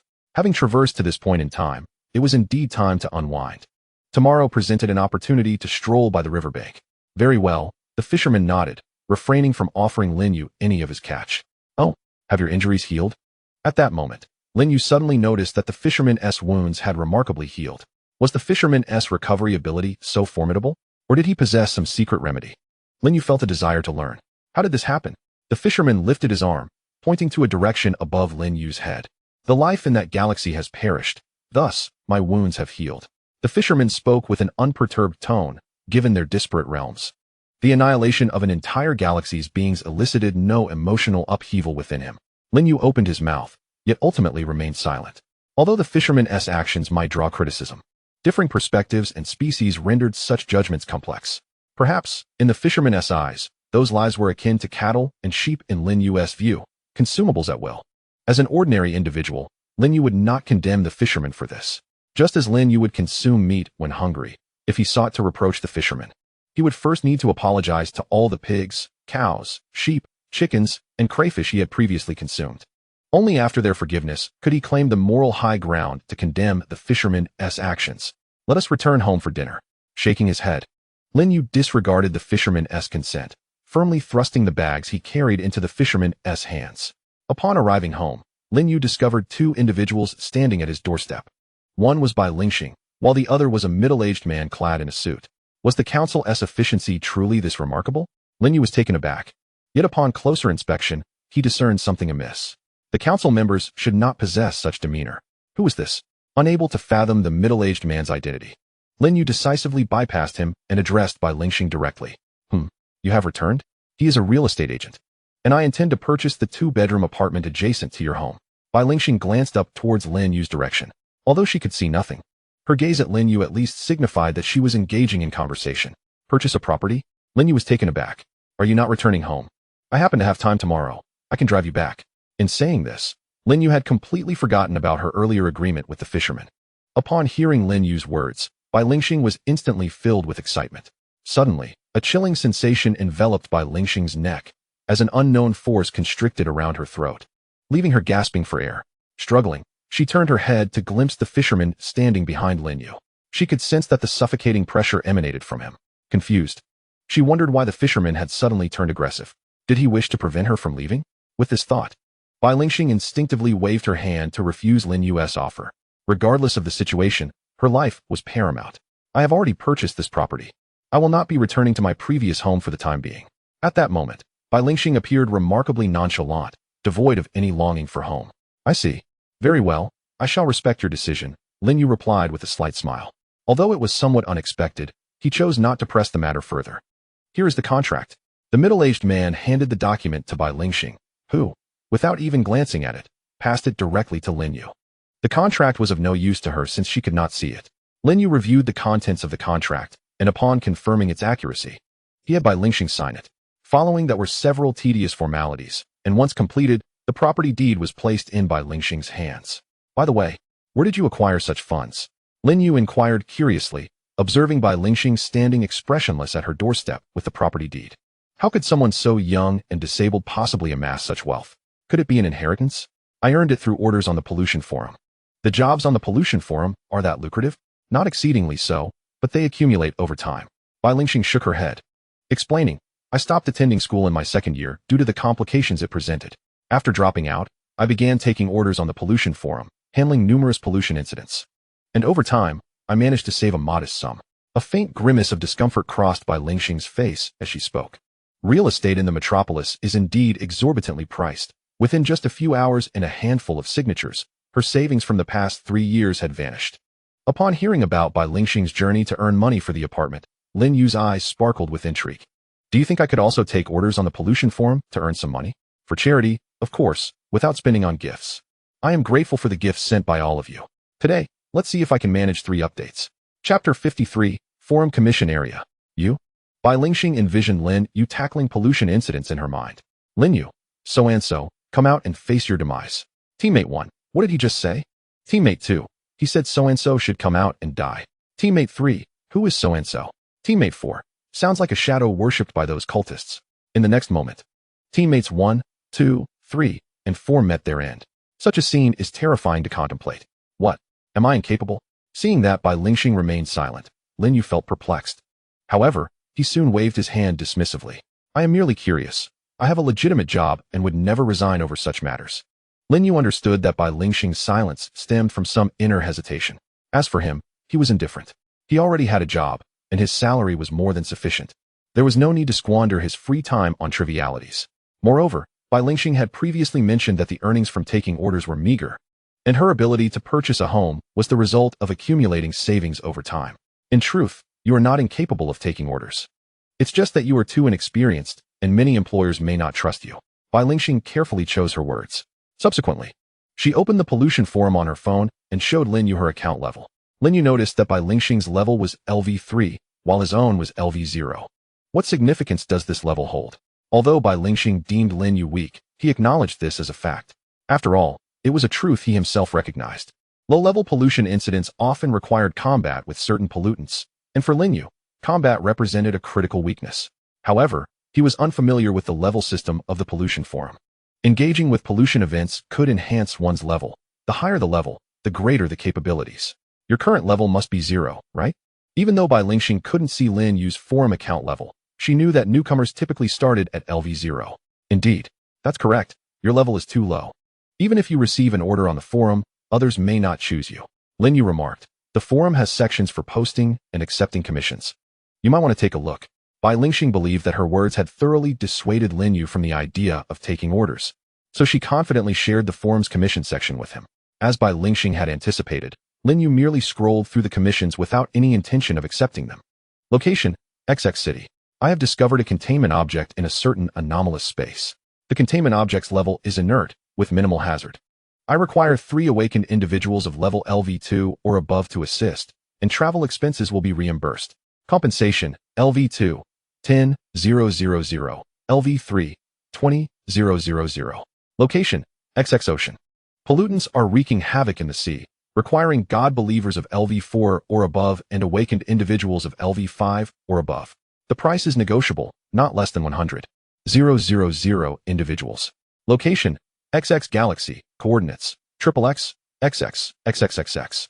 A significant number of Dream Master adherents have been discovered, and it is suspected that there exists a corrupted, peak-level contaminated alternate space locally. We require a civilization with latitude information capabilities to obliterate this alternate space.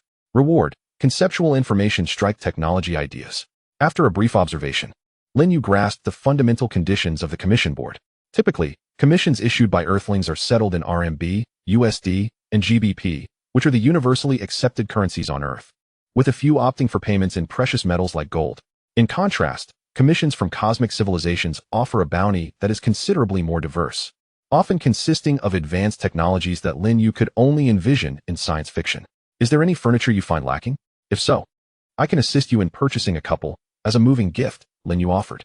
He and the fisherman entered Bai Lingxing's living room in succession. Upon entering, the fisherman curiously surveyed the surroundings, while Lin You perceived that Bai Lingxing's abode felt somewhat sparse and could benefit from additional furnishings. However, Bai Lingxing seemed unappreciative of Lin Yu's thoughts. I cannot see, Lin You remarked, realizing he had overlooked an important detail. Quickly, he sought to amend his blunder. It doesn't matter if you cannot see. Just tell me what kind of furniture you desire, and I will have the fisherman procure it for you. Upon hearing this, Bai Lingxing glanced towards the direction of the fisherman and calmly stated, that would be considered theft. Suddenly, Bai Lingxing became aware of a pressing concern. Why was the fisherman allowed into her home? Never mind. In the future, if you feel something is lacking, just inform me. Lin You wiped the non-existent cold sweat from his brow. Had Bai Lingxing not pointed it out, he might have inadvertently become a thief. At that moment, Lin You sensed that something was amiss with Bai Lingxing. What is troubling you? He gently tugged at her sleeve, noticing the stiffness in her posture. Why is he here? Isn't he supposed to refrain from entering homes? Bai Lingxing pulled Lin You aside, speaking with difficulty. She seemed to believe that as long as she remained out of the fisherman's sight and spoke softly, he would not hear her words. You seem to be mistaken. The reason he does not enter my home is due to its peculiarities. He simply does not wish to enter, rather than being unable to do so. Bai Lingxing's lips parted, caught in a struggle between words. Lin Yu discerned her unspoken thoughts. So, if you purchased this house solely to evade the fisherman, then your acquisition might as well have been in vain. Bai Lingxing felt a surge of tears, but held them back. Yet, the thought of encountering the fisherman in her living room each morning proved too much, and she ultimately succumbed to her emotions. Woo-woo, if you are afraid of him, you can stay at my place. He will not come there. Observing the melancholy etched on Bai Lingxing's face, Lin Yu felt a pang of sympathy. Upon heeding Lin Yu's advice, Bai Lingxing immediately quelled the expressions on her face. Although Lin Yu's residence could ward off the most cunning of intruders, it was not merely limited to that. His home could even deter the divine. Furthermore, Lin Yu's abode bestowed upon Bai Lingxing an exceedingly peculiar sensation. Within Lin Yu's home, she felt utterly blind, her perceptive faculties seemingly rendered ineffective, compelling her to navigate every endeavor with utmost caution. In contrast, while her own home might occasionally refresh its defenses against intruders, it nonetheless offered a vastly superior sense of security compared to Lin Yu's. Of course, the paramount reason was that she was reluctant to forsake the house for which she had expended so much wealth. Chapter 54. A daunting task. Lin Yu had anticipated Bai Lingxing's refusal, and thus he was not taken aback. If he were in her position, he too would find it inconceivable to relinquish a home he had painstakingly acquired. Since you can come to my house, shall we dine at yours in the future? He proposed. After a moment's hesitation, Bai Lingxing acquiesced. Very well, let us prepare a meal at your place today. Lin Yu guided Bai Lingxing, who had been waiting by the door, to the kitchen. Although her home had already been equipped with gas, it lacked the necessary cookware and utensils, which Lin Yu needed to retrieve from his own residence. Please step outside with me for a moment. Before departing, Lin Yu kicked the intruder lounging on the sofa. Aware of Bai Lingxing's apprehension towards the intruder, he felt it necessary to escort the unwelcome guest away prior to their exit. The intruder glanced at Lin Yu without uttering a word, rising quietly to follow him out of Bai Lingxing's home. As she watched Lin Yu's departing figure, Bai Lingxing felt a surge of emotion. It would be splendid if he never returned. Standing upon a small platform, Luoshi faced two council operatives, one male and one female, both youthful yet appearing somewhat older than her. Nevertheless, standing before Luoshi, any council member would inevitably feel dwarfed, as she always stood upon a platform that elevated her stature. I have a task to assign to you, Luoshi stated with a grave tone, her gaze fixed intently on the duo before her. Understood. We shall ensure the task is completed. They responded, standing straighter in response to her serious demeanor and the honor of being summoned by the esteemed president. You must heed the following precautions with utmost diligence, for any transgression could place you in grave peril, Luoshi continued. Observing that they neither voiced objections nor displayed dissent, she proceeded, Lin Yu is but an ordinary individual who has recently awakened. Regardless of how exceptional he may appear, he remains an ordinary person in this nascent stage. Avoid excessive interaction with Lin You, especially regarding topics related to the contamination incident. Refrain from engaging with Lin Yu's acquaintances. And under no circumstances should you accept any items offered, no matter how casually they are presented. Do you understand? Upon witnessing the president's solemn expression, the pair nodded earnestly in agreement. Having grasped the necessary precautions, I shall now divulge the task you are to undertake. You are to proceed to the residence of an individual named Lin You, in order to assist his acquaintance, the fisherman, in acquiring an identity card. The exclamation, laced with a myriad of emotions, emanated from the male operative. Being a youth, and a male at that, he exhibited a livelier demeanor compared to the female counterpart beside him. Thus, upon hearing the task assigned by Luo Shi, he could not help but voice his bewilderment. Subsequently, both operatives raised their heads in unison, directing a gaze at Luo Shi that questioned whether she was jesting. Ordinarily, members of the council do not challenge the decisions from above, especially when such directives come from the esteemed president, Luo Shi. However, the peculiarity of this situation was undeniable. Ahem. Aware of the absurdity of her words, Luo Shi coughed to alleviate the tension and reiterated the details and precautions of the task. Despite its bizarre nature, the task must be executed. Indeed, your mission is to visit the specified address and assist the fisherman in obtaining his identity card. Once you have gathered the necessary information, proceed directly to the public security system to submit it. It would be prudent to urge them to expedite the processing of the application. Oh, and do not overlook this crucial detail. Upon meeting the fisherman, you must refrain from addressing him as such, but rather refer to him as the Great Existence. Do you understand? The Great Existence? The two operatives exchanged glances, their expressions reflecting confusion as they turned their gaze back to Luo Shi. President, this seems rather inappropriate.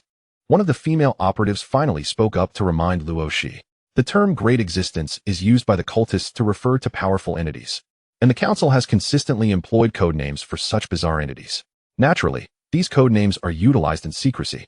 If one were to encounter an entity of the fisherman's caliber face to face, regardless of the faction, wouldn't they all be compelled to honorably address it as the Great Existence? Luo Shi's prior encounter with the fisherman serves as a prime example. Such formidable and communicative entities must be addressed with due reverence. Her tone left no room for dissent. The previous avoidance of this terminology was merely due to a lack of such encounters. Now that the situation has arisen, it must be approached with the utmost seriousness. Following Luo Shi's declaration, the two operatives fell silent. Setting aside appearances, the presence of the esteemed president commanded respect among the council members. Now, you may depart. The fisherman is capable of communication. As long as you heed my words, you shall remain unharmed. Should the fisherman exhibit hostility, you may seek assistance from Lin You, who will aid you. Luo Shi placed a reassuring hand on each operative's shoulder, though apprehension lingered in their hearts regarding this task, once it was assigned. They must carry it out, regardless of their fears. If one is truly apprehensive, the council possesses containment objects designed to alleviate such fears. However, these items come with certain side effects, and are generally reserved for tasks that require a complete absence of fear. The location indicated here is indeed correct, Building XX. Room XXX. The two operatives arrived at Lin Yu's doorstep and suddenly noticed a figure squatting at the entrance, engrossed in his mobile device. They regarded the individual with caution, observing closely that his features were somewhat indistinct and difficult to discern. Excuse me, are you Mr. Lin You? Eventually, it was the bolder male operative who stepped forward, hesitantly inquiring. The figure lifted his head, fixing his gaze on the pair before him, a man and a woman. No. Oh, my apologies for the intrusion.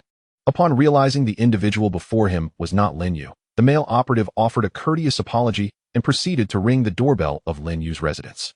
However, he suddenly found himself frozen in place. This was Lin Yu's home. If this person squatting at the entrance was not Lin Yu, then who could he possibly be? It was a perplexing conundrum. As the clock struck 3, a voice echoed, "Hand over your savings and your devotion for love, amen."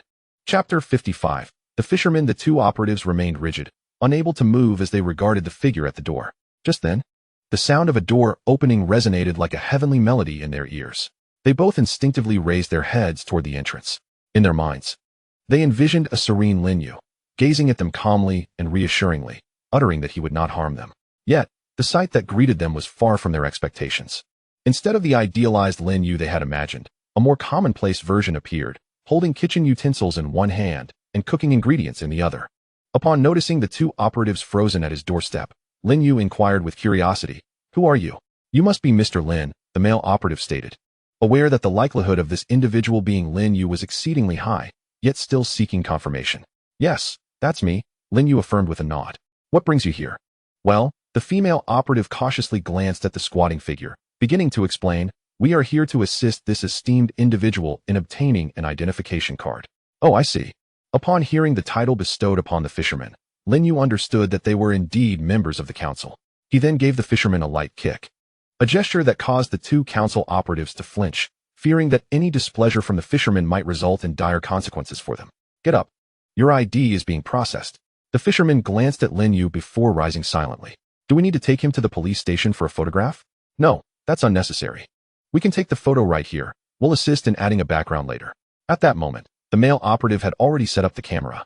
Overwhelmed by the pressure of the situation, eager to complete the task and return to safety. Under Lin Yu's guidance, the fisherman completed the photography task. This responsibility was initially intended for a male operative, yet upon confronting the fisherman, he found himself at a loss for words. Consequently, the task fell to Lin You. After capturing the photographs, it became evident that the fisherman lacked a name, thus necessitating the creation of one in order to issue an identification card. Lin You turned to the fisherman and inquired, "What is your name?" "Whatever you choose," the fisherman replied casually. As an enigmatic entity, he had no name and felt no need for one. Upon hearing his words, Lin You pondered for a moment. "Is there anyone in our country with the surname Diao?" The female operative responsible for the registration deliberated briefly, uncertain if anyone bore that surname. Yet, inexplicably, she responded, "There could be." Lin You remarked, "Very well. Let him be called Fisherman Diao. Proceed with registering that name." As for the residential address, he suggested using his own. "By the way, can his household registration be placed under my name? I will be the head of the household." Until they departed Lin Yu's community, the two council operatives remained in a daze. They had faced such a terrifying entity as the fisherman and had emerged unscathed. It was unimaginable what kind of uproar this would cause if shared publicly. However, directives from above had already mandated their silence on the matter, at least. They were not to speak of it. After bidding farewell to the two council operatives, Lin You handed the items in his possession to the fisherman for safekeeping, using his now free hand to ring the doorbell of the Bai family. After a moment, Bai Lingxing reluctantly opened the door. "Are you going out tomorrow?" Lin You naturally positioned himself between the fisherman and Bai Lingxing, aware that she still harbored some fear of the fisherman. His presence provided her with a semblance of security. "Where to?" Bai Lingxing did not outright decline, but her tone lacked enthusiasm, merely posing the question. "To the riverside, to fish, as I promised him a few days ago." Lin You replied after some thought. To fish, one must venture to rivers, lakes, or seas. However, Lin Yu's fishing gear was somewhat unique, necessitating an open space with minimal presence of others for its use. Fortunately, Lin Yu's location was in close proximity to the river, with public transport available nearby. A few extra steps away from the crowd would suffice. Upon hearing that Lin Yu planned to take the fisherman fishing the next day, an epiphany struck Bai Lingxing. "I won't go." "Very well, then please be cautious at home. Call me if you need anything." Lin Yu anticipated her response and merely shook his head, offering a reminder. Lin Yu carried the groceries into the kitchen, while Bai Lingxing initially intended to assist him in washing the vegetables. However, upon sensing the fisherman's presence, she exited the room, leaving space for Lin Yu and the fisherman. After entering the kitchen, the fisherman stood silently behind Lin Yu, refraining from uttering a word. Lin Yu felt a bit uneasy and could not help but inquire, "What are you looking at?" The fisherman responded with a soft hum, seemingly deep in thought.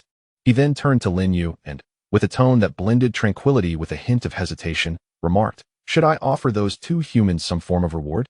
Startled, Lin Yu swiftly turned to face him, fearing that the fisherman might act on his words and deliver fish to the two operatives. Lin Yu had come to understand some of the fisherman's abilities. If he truly did deliver the fish, it would be a case of repaying kindness with ingratitude. While contemplating this, Lin Yu felt a twinge of confusion. "Why do you think that?" The fisherman pondered for a moment. "In the realm of humans, this is referred to as the intricacies of social relations." Lin Yu, somewhat at a loss for words, could hardly comprehend how the fisherman had grasped such nuances in just 2 days. However, he realized that the fisherman's peculiar nature would inevitably prevent him from engaging in social interactions like others. After some contemplation, Lin Yu formulated an idea. He gazed at the fisherman, adopting a serious and earnest tone. In human society, true strength does not necessitate concern for social niceties. For the weak, seeking favor from the strong is sufficient with merely a nod. There is no obligation for the strong to reciprocate. Thus, even if those in the council extend their goodwill towards you or offer assistance, you are under no obligation to repay them. For them, your acknowledgement or even a mere glance in their direction, is already the greatest form of gratitude. Listening intently to Lin Yu's profound words, the fisherman initially nodded in agreement, but then shook his head. You make a valid point. The strong need not concern themselves with such matters. However, you've overlooked one detail. Among humans, you are not the strong one. You must adhere to the rules of social etiquette. Lin Yu's expression darkened. He felt he was not as ineffectual as the fisherman suggested. Although Lin Yu was merely a humble intern at a museum, he was mentored by someone at the pinnacle of the field. Upon his graduation, his mentor had intended for Lin Yu to follow in his footsteps, a proposition Lin Yu had declined. Despite his interest in history, it was merely sufficient for him to obtain a graduate degree. This interest did not compel him to devote himself entirely to the field of archaeology. His mentor expressed deep regret at Lin Yu's decision to leave. Yet he respected individual aspirations and did not insist on retaining him. Nevertheless, even after Lin Yu's departure, his mentor continued to show concern for him, not for any particular reason other than Lin Yu's abilities and the bond they shared. Lin Yu's mentor could be considered half a master to him. Other students referred to Lin Yu's mentor as Teacher Ding, while Lin Yu himself called his mentor Master Ding. With this relationship in mind, Lin Yu felt that even though he was in human society, his status could hardly be as dismal as the fisherman suggested. However, these thoughts remained merely in his mind. He refrained from disputing the fisherman's words, recognizing that the peculiar man, consumed by his fishing obsession, understood little of human society. Please leave. Your presence here frightens Bai Lingxing. The fisherman glared with his dead fish eyes, expressionless as he glanced from Lin Yu to Bai Lingxing, who sat on the living room sofa, listening to the Bible. Without uttering a word, he silently exited, closing the door behind him.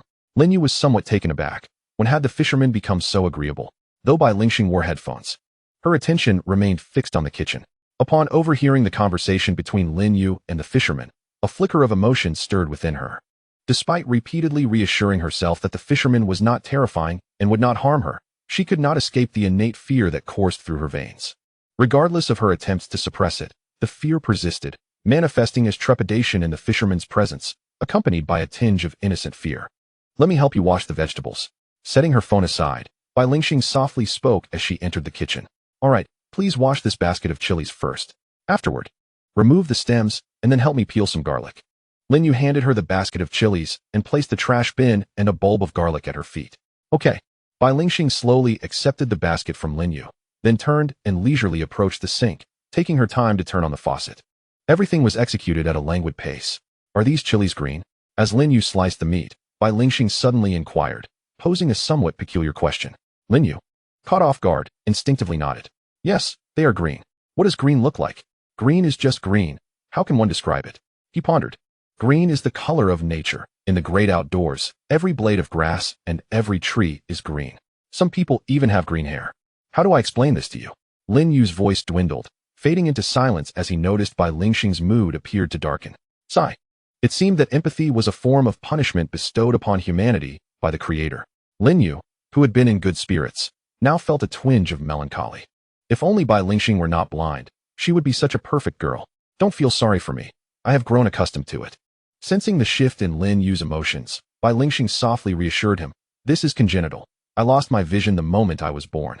Over the course of nearly 2 decades, I have grown accustomed to this sensation, though I occasionally find myself yearning for the carefree laughter of Bai Lingxing. Lin Yu sensed a hint of forced cheerfulness in her smile.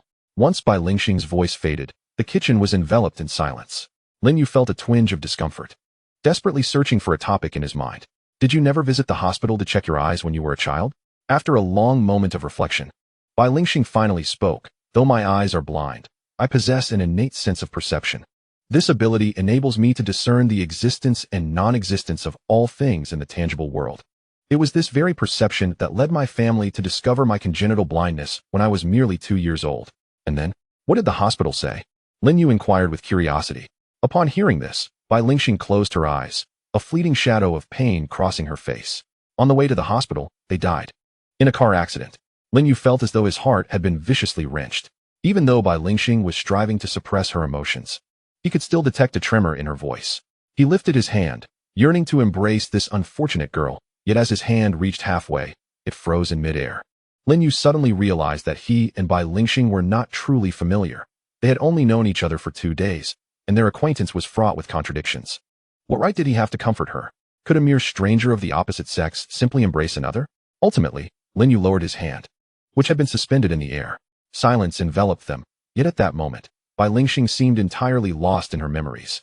Recounting her childhood experiences as if she were narrating a tale, at that time, I already had vague recollections. After their death, I cried incessantly until I fainted. When I regained consciousness, I found myself in the Church of the Lord. A kindly priest brought me here, nurturing me like a father and guiding me in my faith. I am deeply grateful to him. He bestowed upon me a second chance at life. When I was 6, the priest sent me to school, giving me this cross to prevent me from being bullied. As she spoke, Bai Lingxing instinctively clutched the crucifix hanging at her chest. He told me that as long as I had it, the Lord would protect me, and others would not dare to harm me. I believed him. Indeed, throughout my life, no one has ever bullied me because of my physical ailment. During my middle school years, I encountered a pollution incident. It was on a weekend when my curiosity about a peculiar phenomenon in my perception led me to inadvertently stumble into an alternate space. As she recounted this, a flicker of fear crossed Bai Lingxing's face. I was terrified. I thought I would perish there. But in my moment of despair, a light appeared in my perception. It was the priest who guided me out of that terrifying alternate realm. I had initially anticipated his rebuke for my reckless actions. However, he merely sighed and informed me that I would inevitably need to confront such matters. In the ensuing years, he imparted to me a wealth of foundational knowledge of the extraordinary. Later, during my second year of high school, I found it inconvenient to continue my studies, and thus, I made the decision to drop out. Although the priest was visibly disappointed, he did not cast blame upon me. Shortly after leaving the priest, I departed for the metropolis once I had acquired a measure of capability. After listening to Bai Lingxing recount her personal tale, Lin You felt a pang of melancholy. He exhaled slowly, gazing at the neatly sliced pork belly on the cutting board, and reflecting on Bai Lingxing's culinary skills, he suggested, "Why don't you take some time to familiarize yourself with the kitchen? I feel a bit stifled and wish to step outside for some fresh air." "All right," she replied. Stepping out of the door, Lin Yu's spirits inexplicably lifted upon spotting the angler squatting at the entrance, engrossed in a video. Approaching him, Lin You discovered that the angler was watching footage of electric fishing. With a chuckle, he playfully kicked the angler's leg, inquiring, "Do you believe that the capacity for empathy is a blessing or a curse bestowed upon humanity by the Creator?" The angler rose, staring at Lin You with an expressionless face and lifeless eyes. "You ought to pose that question to the council," he replied. Chapter 57. The Judgment of Sustenance, asked the council. Lin You pondered, but upon noticing the angler's nonchalant demeanor, he merely shrugged, feeling somewhat foolish for his inquiry. Suddenly, an odd scent wafted into his nostrils, intriguing yet unsettling. It was not foul, but rather peculiar, reminiscent of a medley of spices amalgamated together, emanating an overpowering aroma. Panic surged within him as he recognized the source of the strange odor. He dashed into Bai Lingxing's kitchen. Upon entering, he was immediately assaulted by a potent and acrid amalgamation of vinegar, cooking wine, and cilantro, each scent invading his senses. Cough, cough. Lin You was seized by a fit of coughing, and glancing at Bai Lingxing, who was calmly stir-frying at the stove. He noted that she appeared unfazed by the pungent aroma. "What are you doing?" Lin You leaned closer to her, peering into the pot filled with an unrecognizable mixture. Struggling to suppress the tears prompted by the acrid smell, and raised his voice to inquire. "I'm not sure," she replied. "I just threw everything you had on the cutting board into the pan. I think it's meat." Due to the clamor in the kitchen, Bai Lingxing raised her voice slightly. "You don't even know what you're making. How could you possibly know the correct order for adding the seasonings?" Lin You was taken aback by her response, staring at Bai Lingxing as she leisurely stirred the ambiguous contents of the pot, disbelief etched across his face. "Have you ever eaten your own cooking?" "Of course," Bai Lingxing replied, perplexed by Lin Yu's question. "If I make food, I must eat it, otherwise it would be wasteful to throw it away. What do you think of the meal you prepared?" Bai Lingxing pondered for a moment. "It pales in comparison to takeout." "Is that all?" Lin Yu pressed further. "Well," Bai Lingxing contemplated again before responding, "it's quite unpalatable, yet no matter how distasteful it may be, we cannot waste food. Sigh, I'll handle the leftover dishes, you may step outside." Lin Yu sighed, gesturing a farewell to Bai Lingxing. Although she could not see his hand movement, she still listened to his words. "Wait a moment, the meat within should be nearly cooked. Please bring me a plate." Lin Yu handed a washed plate to Bai Lingxing, who accepted it, and, after a few deft movements with the spatula, carefully transferred the meat mixture onto the plate. Once she completed this task, Bai Lingxing set the plate aside and quietly exited the kitchen, closing the door behind her. Ahem. The lingering aroma in the room, combined with the closed door, caused Lin Yu to cough once more. At that moment, he lifted his gaze and was suddenly struck by the realization that the range hood above had not been turned on. Sigh. It was unclear how many times Lin Yu had sighed that day. Half an hour later, he opened the kitchen windows and doors to ventilate the space, dispersing the suffocating smell. Taking advantage of the moment, Lin You brought 4 plates of dishes and 1 plate of meat to the dining table. Time to eat. The dining table in Bai Lingxing's home was rectangular, with Bai Lingxing and the fisherman seated at opposite ends, while Lin You occupied the central position, slightly closer to Bai Lingxing. He served a bowl of rice to both the fisherman and Bai Lingxing before finally filling one for himself. Just then, the rice cooker revealed one last bowl of rice remaining. Lin You raised an eyebrow, retrieved another bowl, and served the remaining rice. Under the fisherman's watchful gaze, he placed the extra bowl diagonally across from himself, nearer to the fisherman. Noticing the fisherman's calm, yet puzzled expression, Lin You explained, "I encountered a friend earlier who requested that I leave a spot for him at the table. He intends to join us." The first response came from the fisherman, indicating his understanding. The second, a sound of curiosity, escaped Bai Lingxing's lips. "We've met this person before, during the time we purchased your phone. He was standing on a bridge we crossed." Lin You recounted their initial encounter with Li Jun to Bai Lingxing. After contemplating, Bai Lingxing nodded. "I recall. There was indeed someone on the bridge. Yes, that individual is named Li Jun. He possesses remarkable abilities and can be considered a formidable presence." As Lin Yu was unaware of the full extent of Li Jun's capabilities, he opted to echo the fisherman's description of him. Finally, recalling that he could break free from Li Jun's influence, Lin Yu added, "He cannot overpower me. That person, he is free of any taint, is he not?" Bai Lingxing's attention appeared to be less concerned with the strength of her counterpart and more focused on whether there was any trace of contamination about him. Whenever she recalled Li Jun, an exceedingly peculiar sensation enveloped her. Initially, she had overlooked it, but now, in retrospection, she found him to be rather odd. Though she could not precisely articulate the nature of his strangeness, there was certainly no trace of contamination upon him. Lin Yu spoke with unwavering certainty regarding this. Contamination, in any form, could not elude his keen perception. If Li Jun's existence were indeed constituted by contaminated information, Lin Yu would have faced a backlash of pollution the moment he observed him. However, during his observation of Li Jun, he merely found it challenging to discern the latter's essence, without encountering any adverse effects of contamination.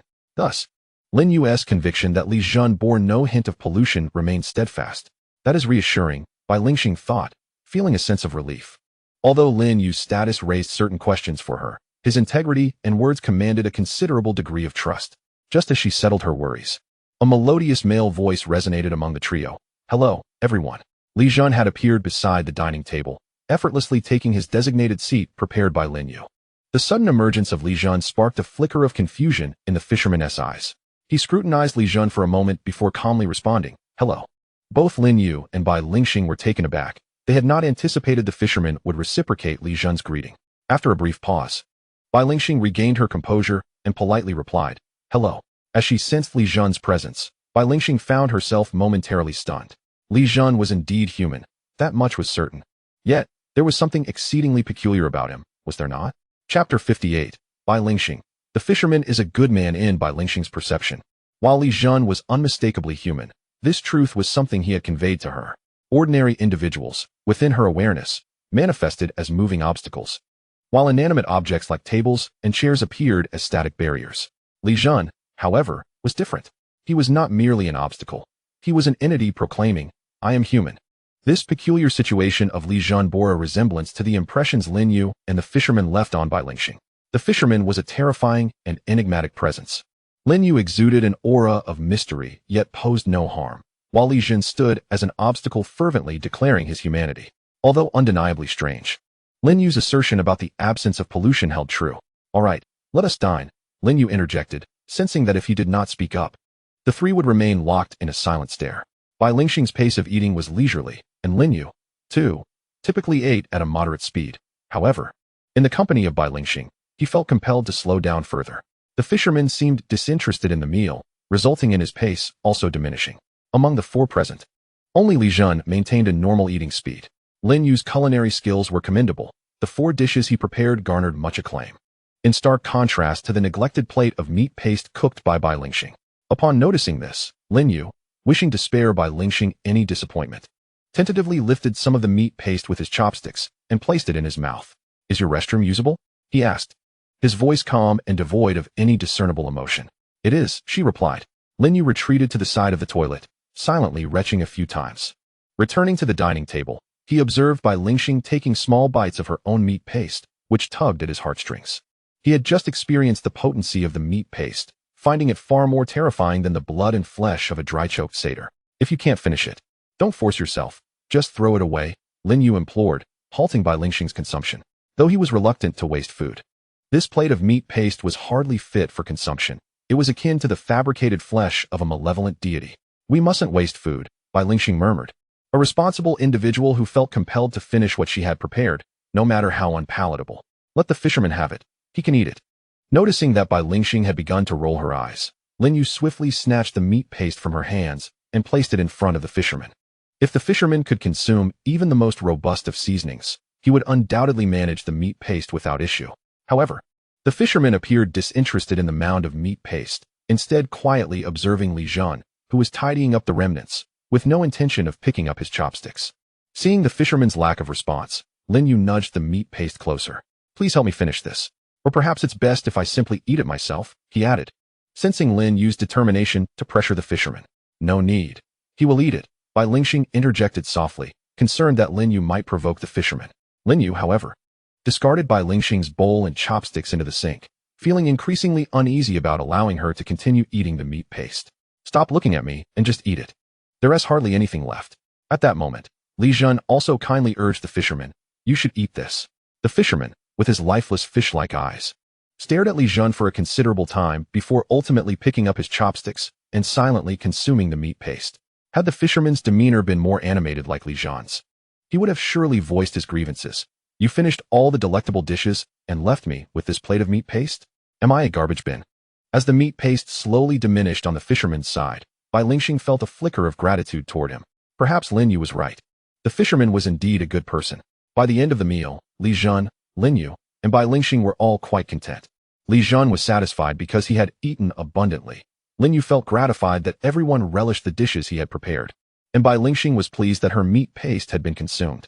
Lastly, although the fisherman maintained his stoic expression throughout, Lin Yu was aware that he too must have been quite satisfied with the meal. As everyone had just finished tidying up the dishes, the fisherman took his leave. Lin Yu speculated that the individual had likely eaten to their heart's content and had gone for a stroll to aid digestion. Why not come to my place for a while? Bai Lingxing suggested from the kitchen, washing the dishes. While Lin Yu and Li Zhan exchanged silent glances in the living room, Li Zhan showed no inclination to leave, nor did Lin Yu wish to usher him out. However, their silent staring contest was far from ideal, particularly since Li Zhan's striking appearance inadvertently induced a sense of pressure in Lin Yu, which was far more disconcerting than mere psychological stress. Sure, Li Zhan responded, rising with evident curiosity about Lin Yu's abode. He stepped outside and stood at the entrance. The password is, see if you can unlock it. Lin Yu revealed the code to his front door, intending to test whether Li Zhan could open it and enter. Knowing the password, of course, Li Zhan replied confidently, not even bothering to input the code before he began to do so. Your home is quite unique. Many peculiar entities and even great existences are reluctant to enter, but that does not imply they cannot. As he spoke, Li Zhan successfully unlocked the door and entered the living room with ease. He casually settled onto the sofa, picked up the remote to turn on the television, and pointed to a glass on the coffee table. Go, pour me a glass of water. Lin Yu watched him quietly. This was the first visit from the young man. Yet it seemed as though he had made himself at home, expecting the host to fetch him water. Lin Yu had initially intended to serve Li Zhan, but now he felt disinclined. Without glancing at Li Zhan, he plopped down on the opposite side of the sofa, took out his phone, and immersed himself in the mobile game Crossfire. Noticing Lin Yu's prolonged silence, Li Zhan shrugged it off. He picked up a glass from the coffee table and began examining its structure. After a moment, he suddenly gripped the glass tightly, his knuckles whitening. Yet the glass remained unyielding. Undeterred, Li Zhan employed both hands, but even as his fingers turned pale from exertion, the glass showed no signs of breaking. After completing a ranked match, Lin Yu observed Li Zhan's futile struggle and set his phone down, mercilessly taunting, "You're really pathetic, can't even break a glass?" Having pent up his frustration, Lin Yu seized the glass from Li Zhan's grasp and exerted all his strength. His face flushed with effort. Li Zhan chuckled. Chapter 59. Game Arcade. What are you laughing at? Lin Yu shot Li Zhan a glare. The glass was a special purchase made online, crafted from fiberglass. It was only natural that an ordinary yet somewhat stronger individual like Lin Yu would struggle to break it. The glass cup I possess is crafted from a rather unique material, rendering it impervious to damage. This is indeed normal. Had it been one of those commonplace varieties found in supermarkets, I could effortlessly crush it with a single hand. While Lin You spoke the truth to Li Jun, it merely sounded like a feeble excuse. Even if it were not a mere pretext, Li Jun would still subjectively perceive it as such. With a glint of mischief in his eye, he proposed, "So you claim you can crush a glass cup sold in supermarkets, do you? Shall we test that theory?" Lin You cast a sidelong glance at Li Jun, skepticism evident in his demeanor. "If you don't believe, let us step outside and see," Li Jun retorted, his irritation palpable. "If I fail, then surely you shall as well." The two descended to the ground floor, fortuitously encountering a fisherman by the artificial fountain, who was engrossed in watching the fish. They decided to enlist him as a judge for their little contest. Lin You led them to a grand shopping mall, abundant with recreational facilities, where they could wander after purchasing the cup. Along their way, Li Jun attracted numerous glances, but the onlookers, uncertain of his gender, refrained from approaching him. Upon reaching the supermarket on the second floor, Lin You spent $20 on a standard glass cup and also purchased a bottle of water for both Li Jun and the fisherman, totaling his expenditure to $30. After procuring the cup, the trio moved aside, where Lin You, with a firm grip, exerted force on the glass. The cup remained unyielding. He handed the box he had been holding to Li Jun, who was smiling at him, and then grasped the glass cup with both hands. With a sudden burst of laughter, Li Jun could not contain himself. Curious gazes from the surrounding crowd fell upon Lin You, causing him to feel a flush of embarrassment. Determined not to be outdone, he seized the box from Li Jun and passed the cup to him. "Your turn." Without a second thought, Li Jun accepted the cup. He exerted strength with one hand, then with both, his knuckles turning pale from the effort. Lin You refrained from mocking him, instead gently patting Li Jun's shoulder, offering reassurance. "It must be the special material of the cup that prevents us from breaking it." Li Jun relaxed his grip, remaining silent but nodding slightly in agreement. Meanwhile, the fisherman finally grasped the nature of their endeavor. He snatched the glass cup from Li Jun's hands, holding it with one hand while placing 2 fingers at the rim, applying a gentle twist. Crack! With another twist, another crack echoed. The cup remained intact. The fisherman spoke in a calm tone, devoid of mockery. Yet this silent derision stung the most. Lin You and Li Jun exchanged glances, both lowering their heads in quiet defeat. Having squandered $20 for no reason, Lin You felt increasingly aggrieved. Just then, he noticed a lottery shop at the supermarket's exit. Digging into his pocket, he retrieved a $20 bill. He purchased a lottery ticket worth $20 and, to his surprise, won a prize after scratching it off. He gazed at Li Jun and the fisherman beside him with a beaming smile and inquired playfully, "Can you guess how much I won?" Li Jun, whose attention was elsewhere, did not respond immediately. Noticing Lin Yu's eager gaze, the fisherman quietly examined the lottery ticket in Lin Yu's hand. 20, he ventured. "What about you? Take a guess at my winnings." Lin Yu patted Li Jun on the back. However, Li Jun, captivated by the arcade on the 4th floor, merely threw out a random guess. 50. Upon hearing this, Lin Yu promptly revealed the correct answer. The fisherman guessed right. "I won," but his words faltered mid-sentence. Lin Yu instinctively rubbed his eyes, recalling that he distinctly remembered the ticket indicating 20. Yet, upon a closer look, it now appeared to be 50.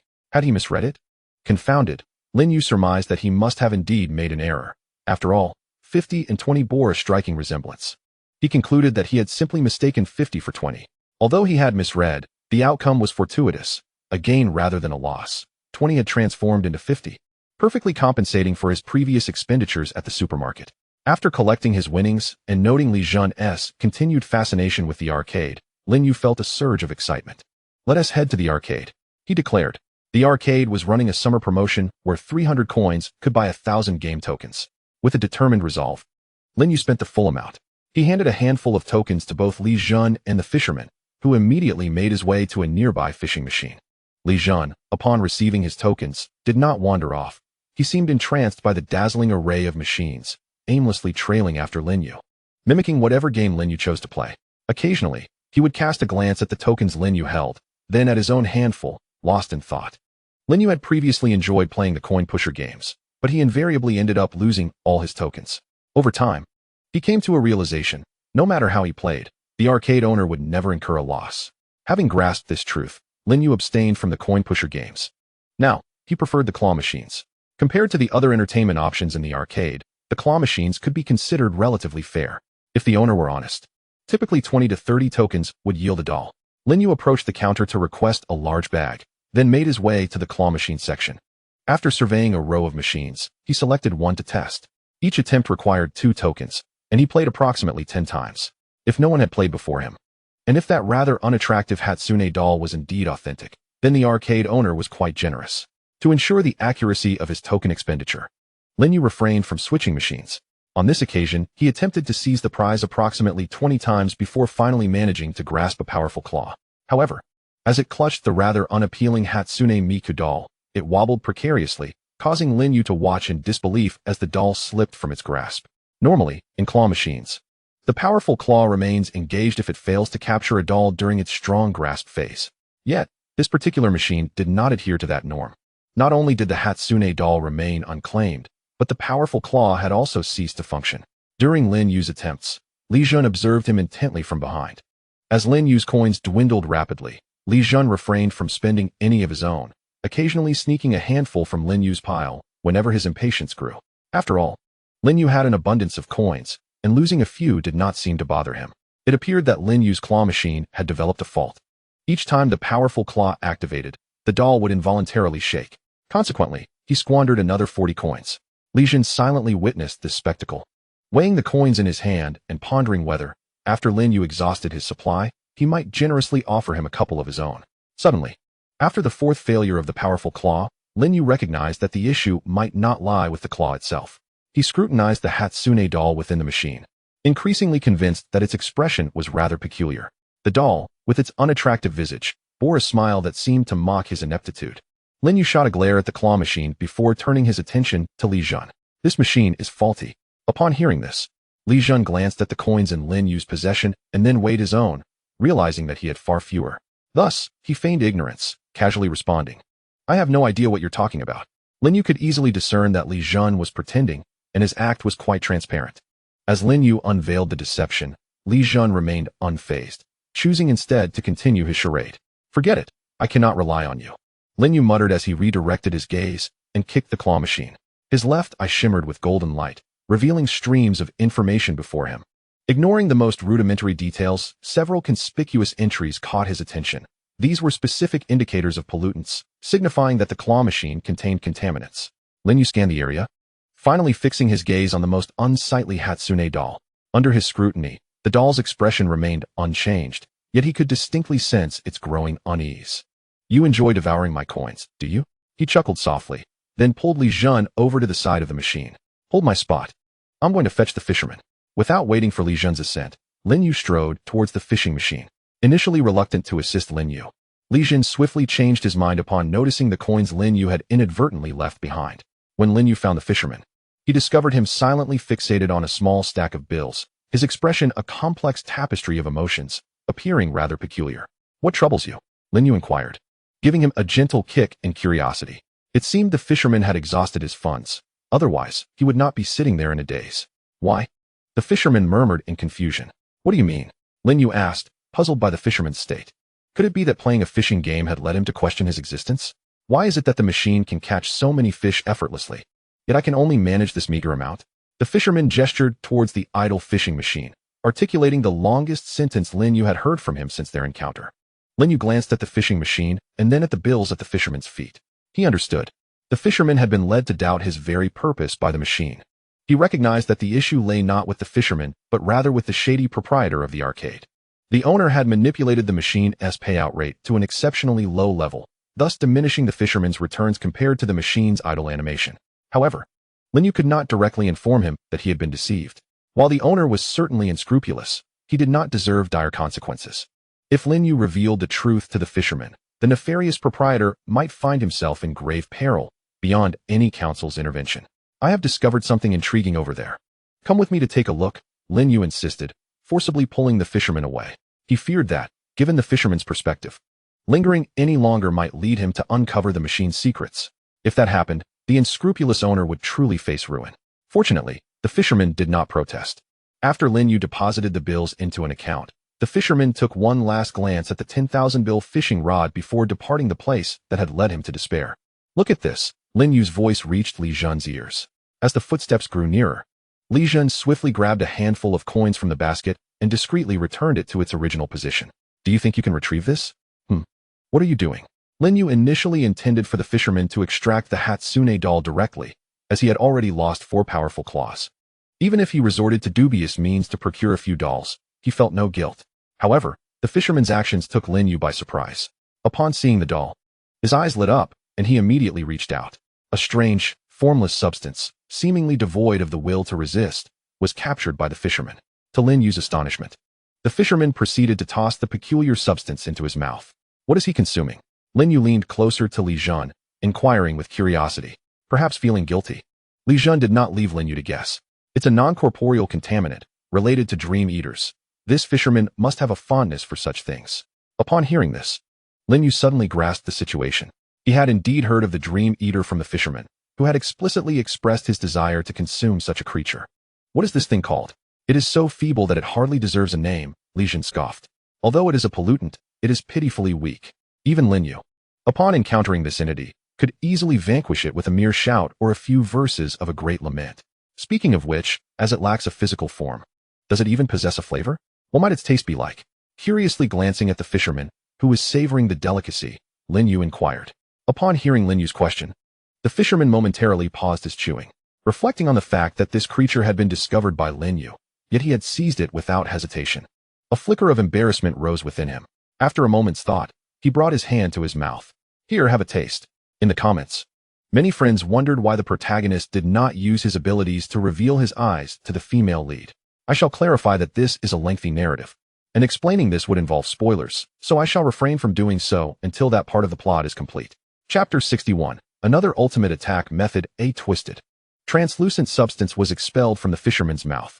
This semi-transparent material appeared pristine, unsullied by the fisherman's saliva. Nonetheless, Lin Yu remained disdainful. You can keep it. He turned away, dismissively waving his hand, unwilling to witness the unpleasant sight of the fisherman consuming that thing. With the pollutant now dealt with, he could resume his doll-catching endeavors. Lin Yu retrieved his basket of coins from the claw machine. As soon as he grasped the coins, he instinctively raised an eyebrow. Observing this, Li Jun felt a pang of anxiety and lowered his gaze.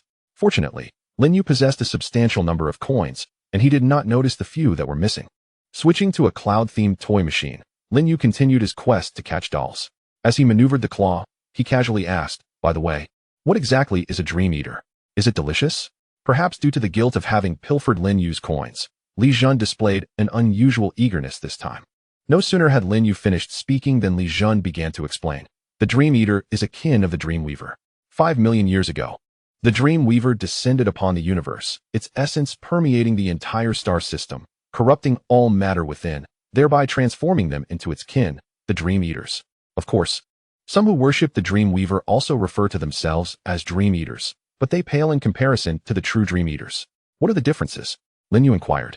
Intrigued, Li Jun fell silent, turning his gaze toward the fisherman. In matters such as these, the fisherman held the most authority. Noticing that both Li Jun and Lin Yu were looking at him, the fisherman pondered for a moment before speaking. The taste is different. The true Dream Eaters have a delightful flavor. Lin Yu gazed at the fisherman, who wore a look of nostalgia, and found himself at a loss for words. Observing the fisherman in such a state, Lin Yu couldn't help but feel that perhaps he, too, was a connoisseur of delicacies. Indeed, the Dream Weaver must also be a formidable entity of shadows, he pondered. At that moment, Lin Yu recalled the creator of the Dream Eater, the Dream Weaver who had descended upon the cosmic realm. Indeed, Li Jun nodded. He is known by many names. Dream Weaver is but one of them. Others refer to him as the Lord of Dreams or the Sovereign of Dream Abyss. His dominion intertwines with the concepts of dreams, memories, and cognition, with the power over dreams being the most potent. It is said that he can control the dreams of all conscious beings. However, this is merely hearsay, likely exaggerated by cultists to amplify his abilities.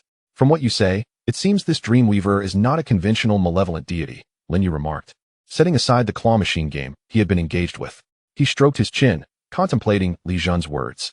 Lin Yu believed that possessing powers over dreams, memories, and cognition would necessitate a degree of lucid awareness. After all, how could chaotic and distorted instincts govern powers so intimately connected to consciousness? Do you think he must possess a lucid consciousness to wield such powers? Li Jun discerned Lin Yu's confusion and elaborated. The logic of shadow beings differs fundamentally from that of normal life forms. Chaos and distortion are merely the definitions imposed by those who consider themselves cognitively sound upon the shadows. Perhaps, in the eyes of the shadows, they themselves are the ones who possess normal cognition, while those who deem themselves normal are the truly chaotic and distorted.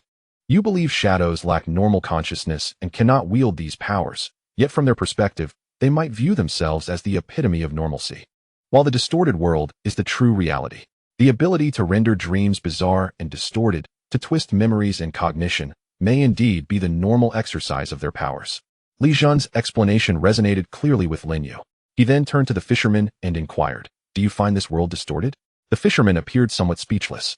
Chaos and distortion were the definitions attributed to shadows by entities that considered themselves cognitively normal. Although the fisherman fell within the realm of chaos and distortion, he was, at his essence, cognitively sound. Yet, for reasons unknown, he had the propensity to transform others into chaos and distortion. Noticing the fisherman's silence, Lin You felt a tinge of awkwardness. He then turned to Li Zhen and asked one final question. "What is the true name of the Dreamweaver?" "Circa." "Why do you ask?" Li Zhen replied casually. "It holds great significance," Lin Yu replied with a mysterious smile. Then he turned to the fisherman. "What is your relationship with the Dreamweaver? Is it rather poor?" Upon hearing this, the fisherman nodded. "Why does he enjoy consuming the Dream Eater? Is it not because he cannot partake of the Dreamweaver himself?" "Then all is well." A satisfied smile graced Lin Yu's face.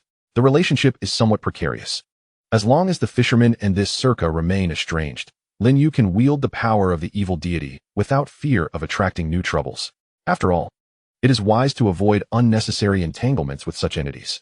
However, this is contingent upon having no connections with the other party." "I perceive a rather mischievous grin on your face," Li Zhen remarked, approaching Lin Yu. Why don't you go play your game console?" Lin Yu retorted, elated by his recent acquisition of a formidable weapon. Thus, he chose not to hold a grudge against Li Zhen. In fact, he generously bestowed upon both Li Zhen and the fisherman a sum of coins. Upon receiving the weighty coins from Lin Yu, Li Zhen weighed them in his hands, a smile breaking across his face, for his own coin count had surpassed Lin Yu's. While 1,000 coins may seem substantial, after dividing them among 3 individuals, Lin Yu had only managed to play for an hour before they were entirely spent. Carrying a large bag of plush toys, he searched the arcade for the silhouettes of Li Zhen and the fisherman. The fisherman remained engrossed in his existential crisis at the fishing game, while Li Zhen stood beside him, chuckling at the meager tickets at his feet. "Let's go. It's time to head home," Lin Yu called out to the duo. After ensuring the fisherman secured his tickets, the trio departed the arcade. Once outside, Li Zhen suddenly inquired, "You all are going fishing by the river tomorrow, right?" "Ah, yes. I almost forgot," Lin Yu exclaimed, smacking his forehead as he recalled an important task yet to be accomplished. For the safety of the citizens of Magic City, the fisherman could not use his own fishing rod, prompting Lin Yu to purchase a new one for him.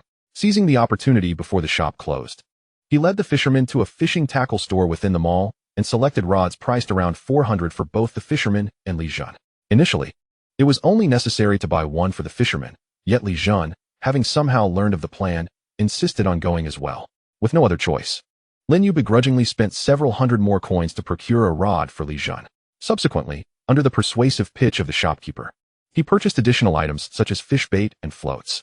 Upon leaving the store, Lin Yu found himself 1,000 coins poorer. Chapter 62.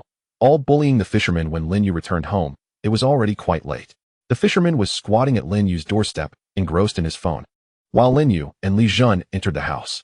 "Aren't you going home?" Lin Yu asked, puzzled by Li Zhen's presence. "I'm staying here," Li Zhen replied without a moment's hesitation. "There are no spare rooms at my place," Lin Yu countered, not wishing to share a roof with such an attractive young man. "I can sleep beside you," Li Zhen quickly added, seemingly concerned that Lin Yu might refuse his request. "I don't have any unpleasant odors. If it bothers you, I can shower right now." Upon hearing this, Lin Yu regarded him with a blank expression. "I just remembered, I actually have a spare room." In the dead of night, the fisherman's phone died. He rose to his feet and reached for the doorknob of Bai Lingxing's residence. Fortunately, Bai Lingxing had the foresight to lock the door before retiring for the night, preventing the fisherman from entering her abode. After lingering at the entrance for a while and glancing at his phone, which displayed a meager battery life of less than 5, the fisherman hesitated momentarily before taking a step forward, his figure seamlessly passing through the locked door. With a soft thud, although the fisherman had entered, his phone remained outside, having fallen at the threshold. Thankfully, Lin Yu had purchased a durable phone for him, one that could withstand drops. Returning to the entrance, he picked up his phone and re-entered Bai Lingxing's home, this time successfully bringing his device inside. He rummaged through the living room and discovered a charger. Once his phone was fully charged, he returned the charger to its original place and quietly left Bai Lingxing's residence before she awoke. In order to have ample time for his adventures that day, Lin Yu had set an alarm clock the previous night. However, early the next morning, before the alarm could sound, the doorbell was already ringing.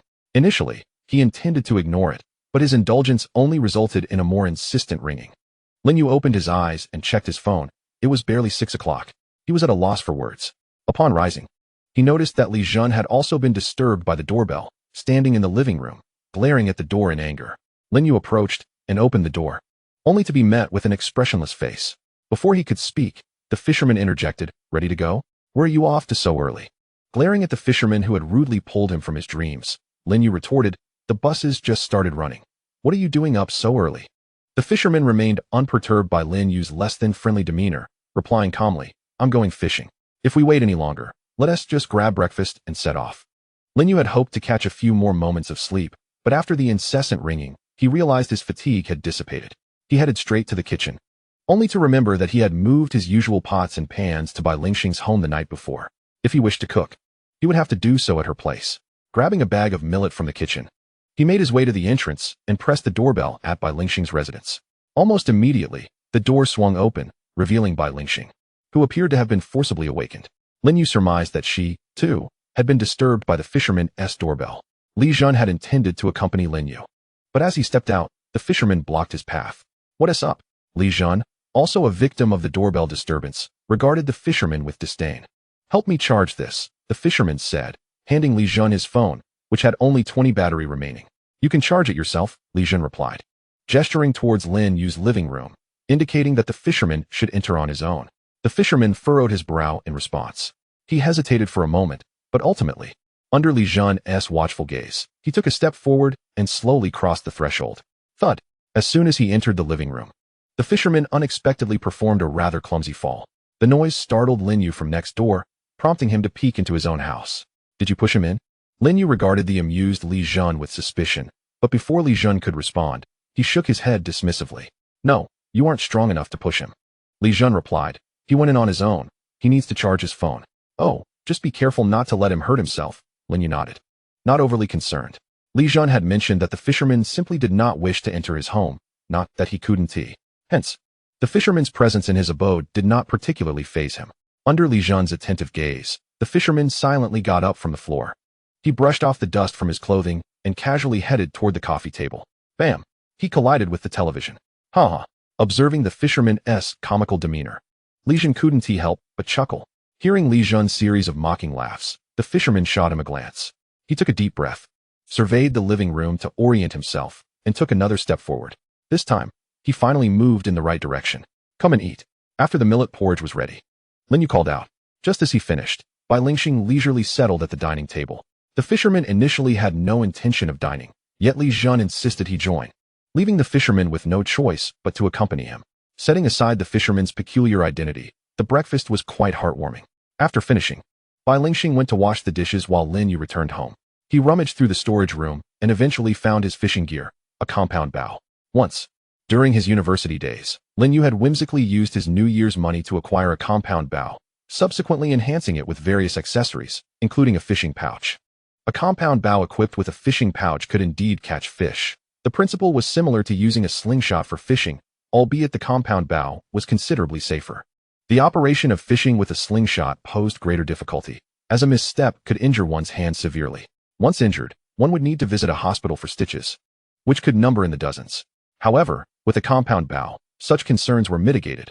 One merely needed to ensure the string did not tangle, without worrying about personal safety, except for the occasional string snap. Chapter 63. The taste of contaminants due to the distance from his home to the riverbank. Taking a taxi was not cost-effective. Thus, Lin Yu opted for the bus this time. Conveniently, there was a bus stop near his home with a direct route to the riverbank, arriving every 30 minutes. Under normal circumstances, waiting for a little over 10 minutes would suffice. This time, luck was on Lin Yu's side. They had just reached the platform when the bus arrived right behind them. As this bus is not part of the urban transit system, a fare is required for passage. Regardless of the destination, the cost remains 2 yuan. Lin Yu retrieved his phone, intending to scan the payment code thrice to cover the fare for both Li Jun and the fisherman. However, before Lin could complete the transaction, Li Jun casually tossed a handful of coins into the fare box. "Where did you get the money?" Lin Yu inquired, astonished. "Just a few coins, I have plenty." Li Jun replied dismissively, evading the question. Not wishing to press further, Lin Yu let the matter drop. Lin Yu suffered from severe motion sickness while on the bus, so he quickly adopted a prone position upon boarding. discounting the 2 trips to the council headquarters. This was Lin Yu's first venture beyond familiar territory since his arrival in this world, despite the fact that the destination was a mere 10 kilometers from home. Once they arrived at the riverbank, Lin You deliberately walked a short distance until human presence faded from sight before he set down his gear. "This place is quite nice," he remarked, observing the elusive shoals of fish in the water, mingled with the indistinct pollutants. "Do those pollutants consume fish food? Can they?" Lin You pondered aloud, having also noticed the contaminants lurking beneath the surface. This world was rife with pollution, unbeknownst to the average person. Lin You was unconcerned about the potential dangers posed by these ordinary pollutants. Rather, he was anxious about whether they might pilfer the bait he intended to use and whether these contaminants were safe for human consumption. It would be acceptable if they were edible, but if they were not, using fish food to lure such entities would indeed be a significant loss. "They're consumable, but not palatable," Li Jun explained, shaking his head. "You might attempt to switch to a perspective more akin to that of an ordinary person. To them, these substances appear as seaweed or coral. Their taste is comparable to that of seaweed or coral." Upon hearing Li Jun's words, Lin You decided to give it a try. His left eye shimmered with golden light, and the information regarding the pollutants began to manifest before him. Under his mental guidance, the information underwent reconstruction. During this process, the pollutants in Lin Yu's vision began to transform. They gradually morphed from grotesque, twisted masses into the most common aquatic life forms, such as seaweed and coral. Lin Yu blinked, and these familiar entities reverted to their original polluted forms. He blinked again, and the pollutants returned once more. "This ability is quite useful. How did I not consider employing it in this manner before?" Observing the distorted pollutants, Lin Yu suddenly realized a critical point. Ordinary individuals are influenced by absolute materialism, which alters the taste of these substances. However, he was not affected. What flavor would they possess in his mouth? "You'll only know by trying it yourself," Li Jun shrugged, offering no further explanation. Meanwhile, while Lin Yu and Li Jun were engrossed in conversation, the fisherman had already begun preparing his bait. Upon witnessing this scene, Li Jun retrieved his share of fish feed and incessantly tossed it into the water. Once he had nearly exhausted his supply, he cast his fishing rod towards the area he had baited, disregarding whether any fish were present. The entirety of Li Jun's actions was almost unbearable to observe. Rather than fishing, it would be more accurate to describe his endeavor as merely feeding the fish. Lin Yu glanced at the spot where Li Jun was feeding the fish, then observed the fishing enthusiast's baited area. Noticing that the fishing enthusiast's spot was already teeming with fish, he took out his compound bow, readied his fishing quiver, and once fully prepared, approached the fishing enthusiast nonchalantly, drawing back the bowstring and knocking an arrow, whoosh. The sound of the arrow slicing through the air resonated beside the fishing enthusiast's ear. He watched in disbelief as an arrow pierced through his baited area, sending the congregated fish scattering in disarray. Raising his fishing rod to inspect the barren hook, he turned to see Lin Yu retrieving his arrow. Observing Lin Yu's arrow that had struck 2 fish with 1 shot, the fishing enthusiast silently decided to relocate. He established a new baited area, and soon enough, fish began to gather around it. "Tell me, if I were to continuously shoot fish from the spot the fishing enthusiast baited, do you think my catch today would surpass his?" Lin Yu inquired with a smile as he approached Li Jun, who was still feeding the fish. Initially, Li Jun nodded in agreement, but then shook his head. "It could be possible, but only if he doesn't become impatient." Lin Yu pondered this for a moment. After spending several days together, he found the fishing enthusiast to be not only straightforward but also exceptionally composed, with commendable character. As long as Lin Yu did not encroach upon his territory, he assumed the enthusiast would remain calm. Noticing that the fishing enthusiast's baited area had once again filled with fish, Lin Yu stealthily approached from behind. Just as he was about to knock an arrow, the fishing enthusiast's head twisted unnaturally to face him, his lifeless eyes fixated on Lin Yu's hand poised on the bowstring. "Hello there," Lin Yu greeted awkwardly, a nervous chuckle escaping his lips.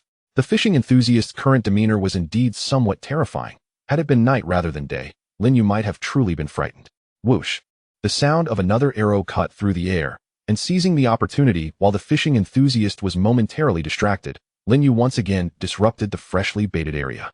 The fishing enthusiast silently observed Lin Yu's antics, remaining quiet as he subtly shifted to a new position.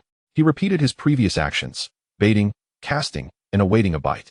However, unlike the previous attempts, the fishing enthusiast now appeared significantly more vigilant. He gripped his fishing rod tightly, occasionally stealing glances at Lin Yu from the corner of his eye. As the baited area amassed a sufficient number of fish, Lin Yu approached the fishing enthusiast once more. Sensing Lin Yu's proximity, the fishing enthusiast refrained from turning around. Yet a cold smirk curled at the corners of his mouth. In the distance, Li Jun, who was still feeding the fish, cast a glance towards Lin You, his expression revealing a hint of amusement. Lin You stood behind the fishing enthusiast, drawing back his bow and nocking an arrow, intending to conclude this endeavor with a successful shot. After all, he could not allow his own enjoyment to come at the expense of another's gaming experience. However, the fisherman remained oblivious to Lin Yu's inner thoughts. Even if he were aware, he would still proceed with his intentions. A dark, twisted vortex silently emerged beneath the water, expertly concealed from Lin You, who stood on the shore. Chapter 64. The Unfortunate Little White Dragon Whoosh. Once again, the familiar sound of slicing air filled Lin Yu's ears, coinciding with the moment the fisherman raised his fishing rod. A massive, elongated white figure was forcefully pulled from the black, distorted whirlpool. The emergence of this white figure was akin to a torpedo being launched into the water, prompting both the fisherman and Li Jun to retreat to safety. Water erupted around Lin You, drenching him completely and leaving him shivering from the sudden chill. He looked up in shock at the colossal creature the fisherman had just caught. In his astonishment, Lin You instinctively overlooked his own drenched state. "I merely aimed to catch a few fish. You needn't unleash such a creature upon me," Lin You murmured, gazing at the little white dragon hovering in midair, its eyes still filled with confusion. As the little white dragon appeared, the splashes had already swept away Lin Yu's arrows to an unknown corner. Not concerned about the whereabouts of his arrows, Lin Yu stared intently at the floating little white dragon, his eyes brimming with curiosity. After a brief moment of bewilderment, the little white dragon regained its senses, first noticing Lin Yu, who was closest to it, a mere mortal. With just one glance, it disregarded Lin Yu's presence. Then, its gaze shifted to the distance, where Li Jun stood. A mortal? Although the little white dragon felt some confusion, Li Jun appeared utterly ordinary, unmistakably a human. This realization eased its anxiety somewhat. Having been inexplicably drawn into the outer cosmos, the little white dragon was already under considerable duress. Facing a formidable adversary could very well lead to its demise. Lastly, the little white dragon focused on the final individual. Is this a human? From the calm expression of this person, it sensed an unusual aura. "Hello. I apologize for any misunderstanding. We mean you no harm." While the little white dragon observed the three, the now-soaked Lin Yu finally spoke up, believing the little dragon's silence stemmed from fear of the fisherman, and thus sought to reassure it kindly. "Hello, I understand you harbor no malicious intent." The little white dragon appeared quite amiable, its attention drawn to Lin Yu, who had spoken. Lin Yu was taken aback when he heard the little dragon respond in perfectly articulated Chinese. "You can speak our language?" The little white dragon fixed Lin Yu with its large, dragon-like eyes. How curious it was that such an ordinary mortal possessed the ability to speak. My apologies. I simply did not expect you to know Chinese." Feeling somewhat intimidated under the dragon's gaze, Lin Yu awkwardly explained. "Not at all. It is quite normal for a mere mortal to be unaware of such things. As one of the official languages of the Council, we, the beings of other realms, shall endeavor to learn it as well." After Lin Yu's apology, the little white dragon immediately forgave him. In this unfamiliar place, it was unwise for the little white dragon to engage in conflict. It needed to inquire about directions. With a simple wave of its hand, the water that had splashed onto Lin Yu was swiftly withdrawn. After this, the little white dragon grinned, revealing what it believed to be a benevolent smile towards Lin Yu. "Excuse me, do you know where the nearest council office is?" Upon hearing this, Lin Yu pointed in a direction, saying that after flying about 10 kilometers, they would arrive. "By the way, you are familiar with the unit kilometer, correct?" "Yes, I am. Thank you very much, mortal." The little white dragon found the term mortal quite fitting, and Lin Yu saw no issue with it. Having acquired the location of the council, the little white dragon planned to seek assistance directly. However, before departing, it casually inquired, "Do you know how I came to be here?" In the little white dragon's understanding, its appearance here was likely a matter of chance, as the other three individuals present were all mortals, and they surely lacked the ability to bring it here. Yet even among mortals, these three were awakened beings. Otherwise, their calm demeanor in the presence of the dragon would be inexplicable. If they were indeed awakened, they should possess some awareness of its arrival. "About that," Lin Yu replied, a hint of embarrassment crossing his face. Upon seeing Lin Yu's expression, the little white dragon felt a jolt of concern. Could there be some hidden truth?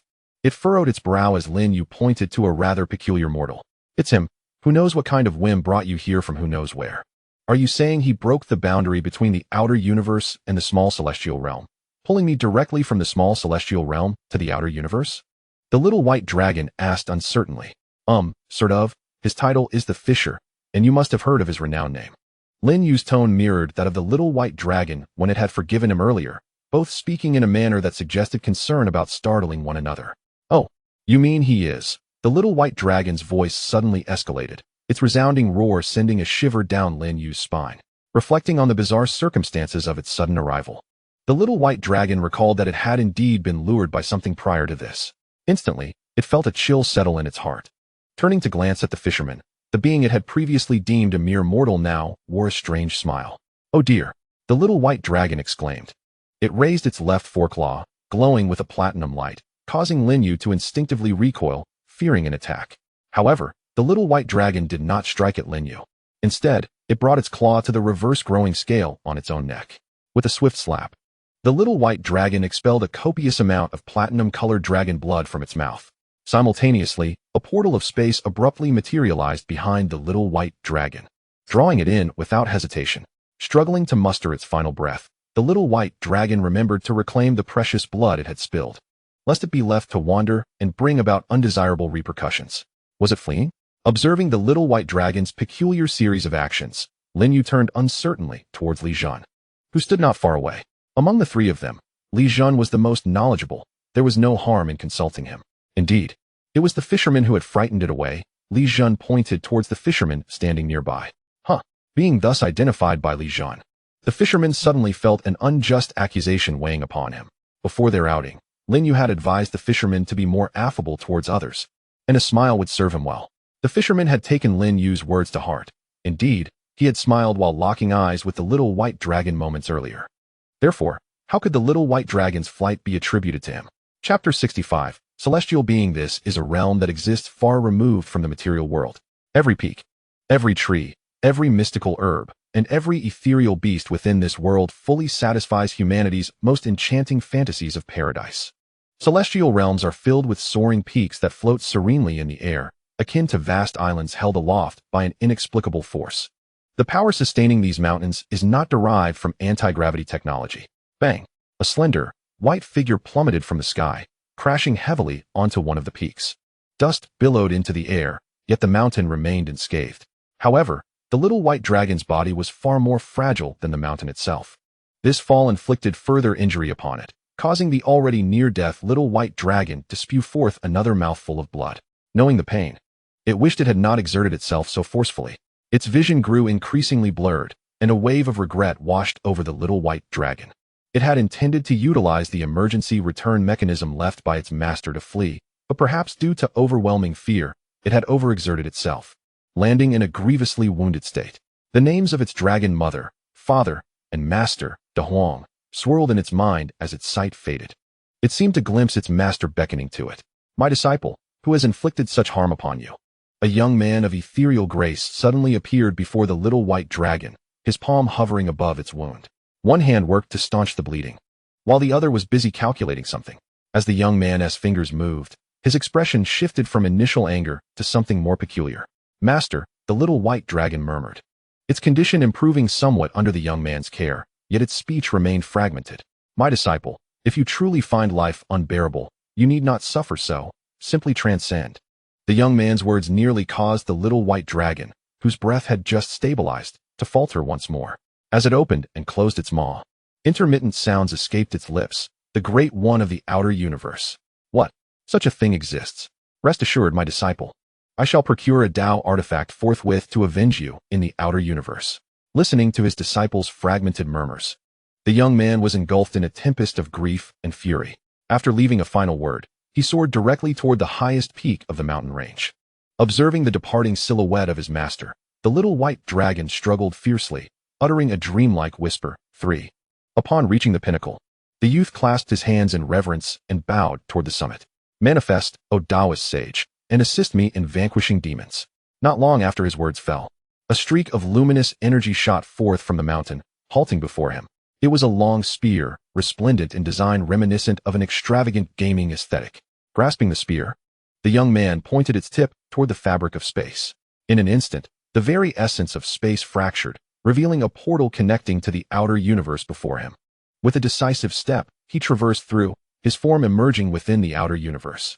The distinct rules of this realm, unlike those of the minor celestial realm, instilled in him a sense of discomfort, albeit merely a fleeting one. The young man's consciousness expanded, enveloping an expanse of starry sky spanning countless light years.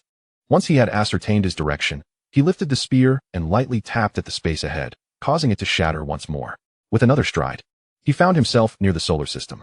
Being in the territory of the council, he could not afford to act recklessly. The youth sat in meditation upon a small asteroid in the Kuiper belt, patiently awaiting developments. Moments later, a figure materialized before him. Celestial Master Qianlin. May I inquire as to your purpose in our council? Luo Shi regarded the youth seated upon the asteroid with a wary gaze. Though the relationship between the council and the sects was generally amicable, the present circumstance found Qianlin arriving with a Tao artifact in hand, clearly indicating ill intent. Luo Shi. I demand a reasonable explanation. Qianlin rose, his gaze fixed intently upon Luo Shi. Perceiving the waves of hostility emanating from Qianlin, Luo Shi was puzzled. Is there a misunderstanding between us? Luo Shi. Is there a connection between your council and the great being that has recently appeared on Earth? Unlike the powers of the outer universe, the sect members bore a striking resemblance to cultists, often referring to strong entities with the title of great being. Hearing the inquiry, Luo Shi's expression momentarily faltered before she responded with confusion. Indeed, a great being has emerged on Earth. But what does this have to do with you? Luo Shi was bewildered, unable to comprehend what had transpired to provoke this usually affable celestial master into such a state of agitation, seeking trouble without discernment. My disciple was just captured by that great being, and in her desperate escape, her life hangs by a thread. This is your domain. Can you not even contend with a great being?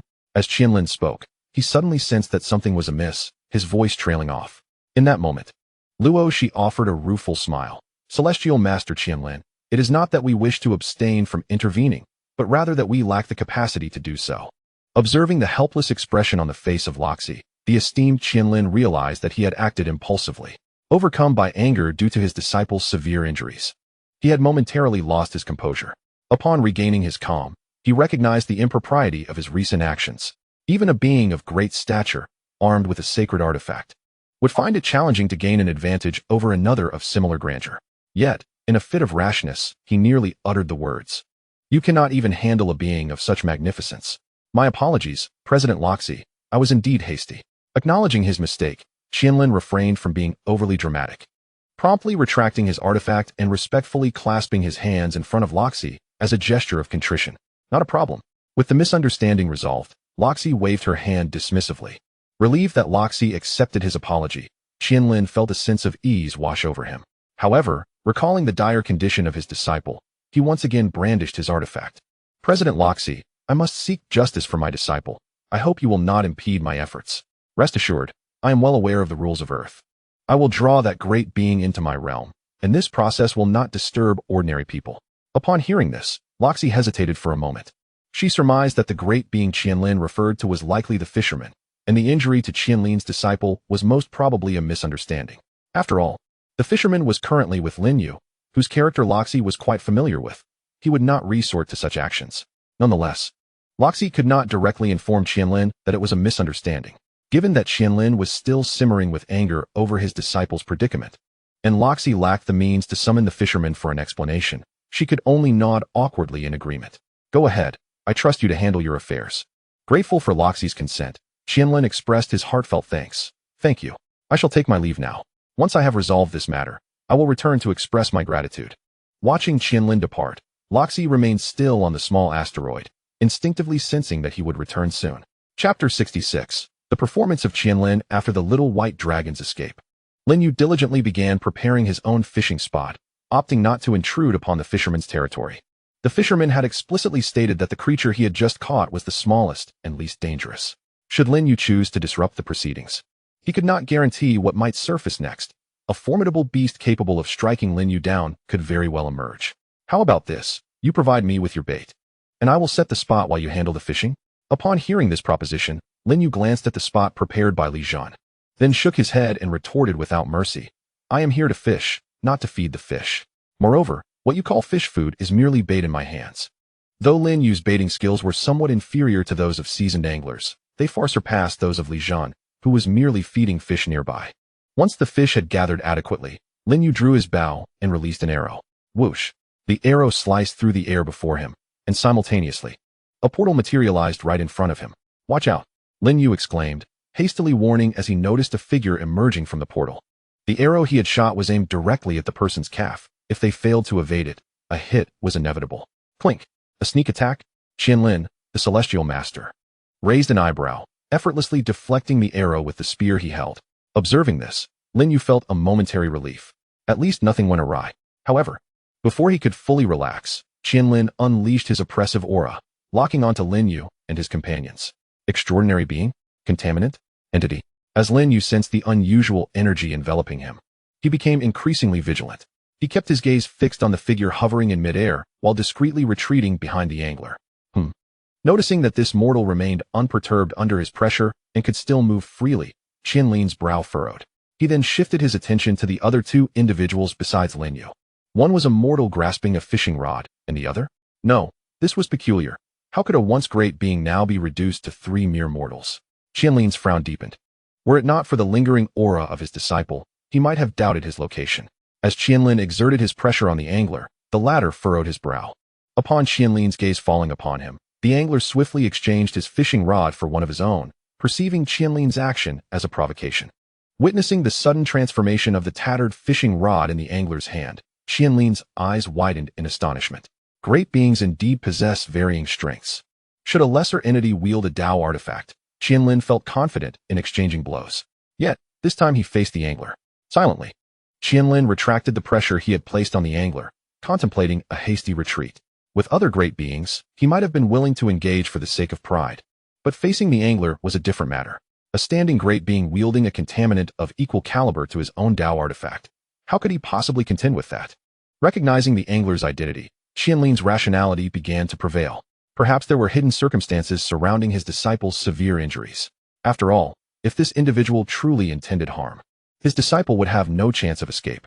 Sigh, my poor disciple, you have truly caused me much distress, Lin lamented internally. At that moment, he suddenly realized a pressing question. If one among the three was the renowned angler, then what of the remaining two? The existence of great anglers like Lin Xiansheng is such that it is improbable for two mere mortals to accompany them.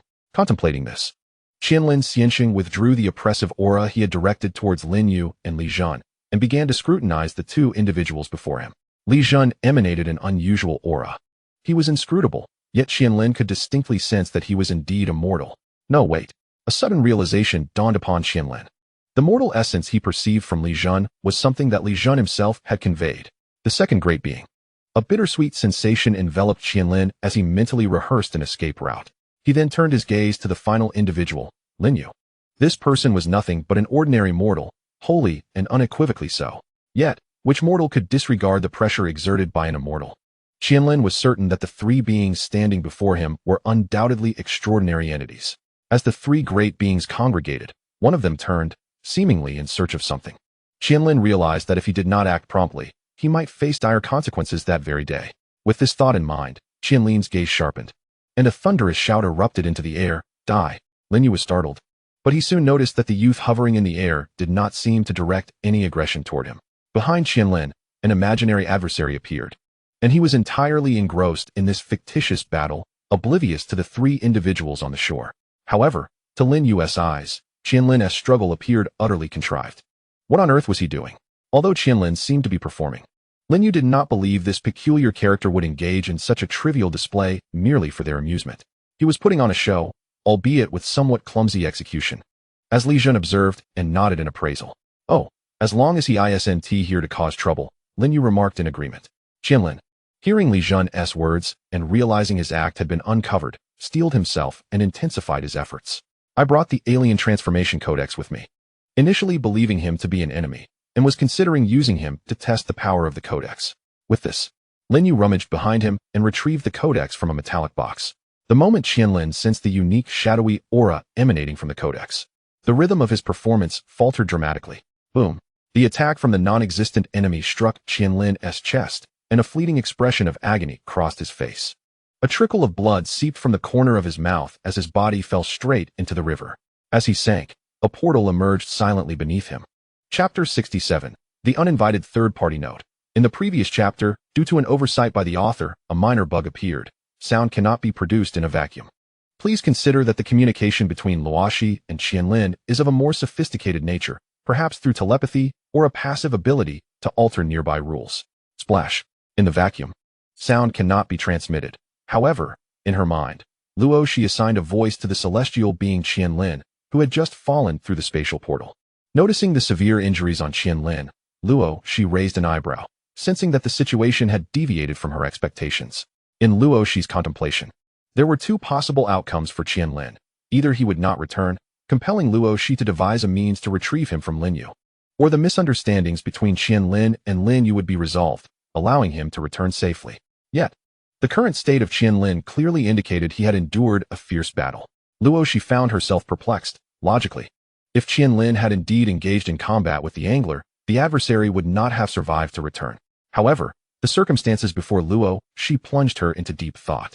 Could it be that Lin's realm had ascended once more? Had he grown powerful enough to escape the clutches of the angler?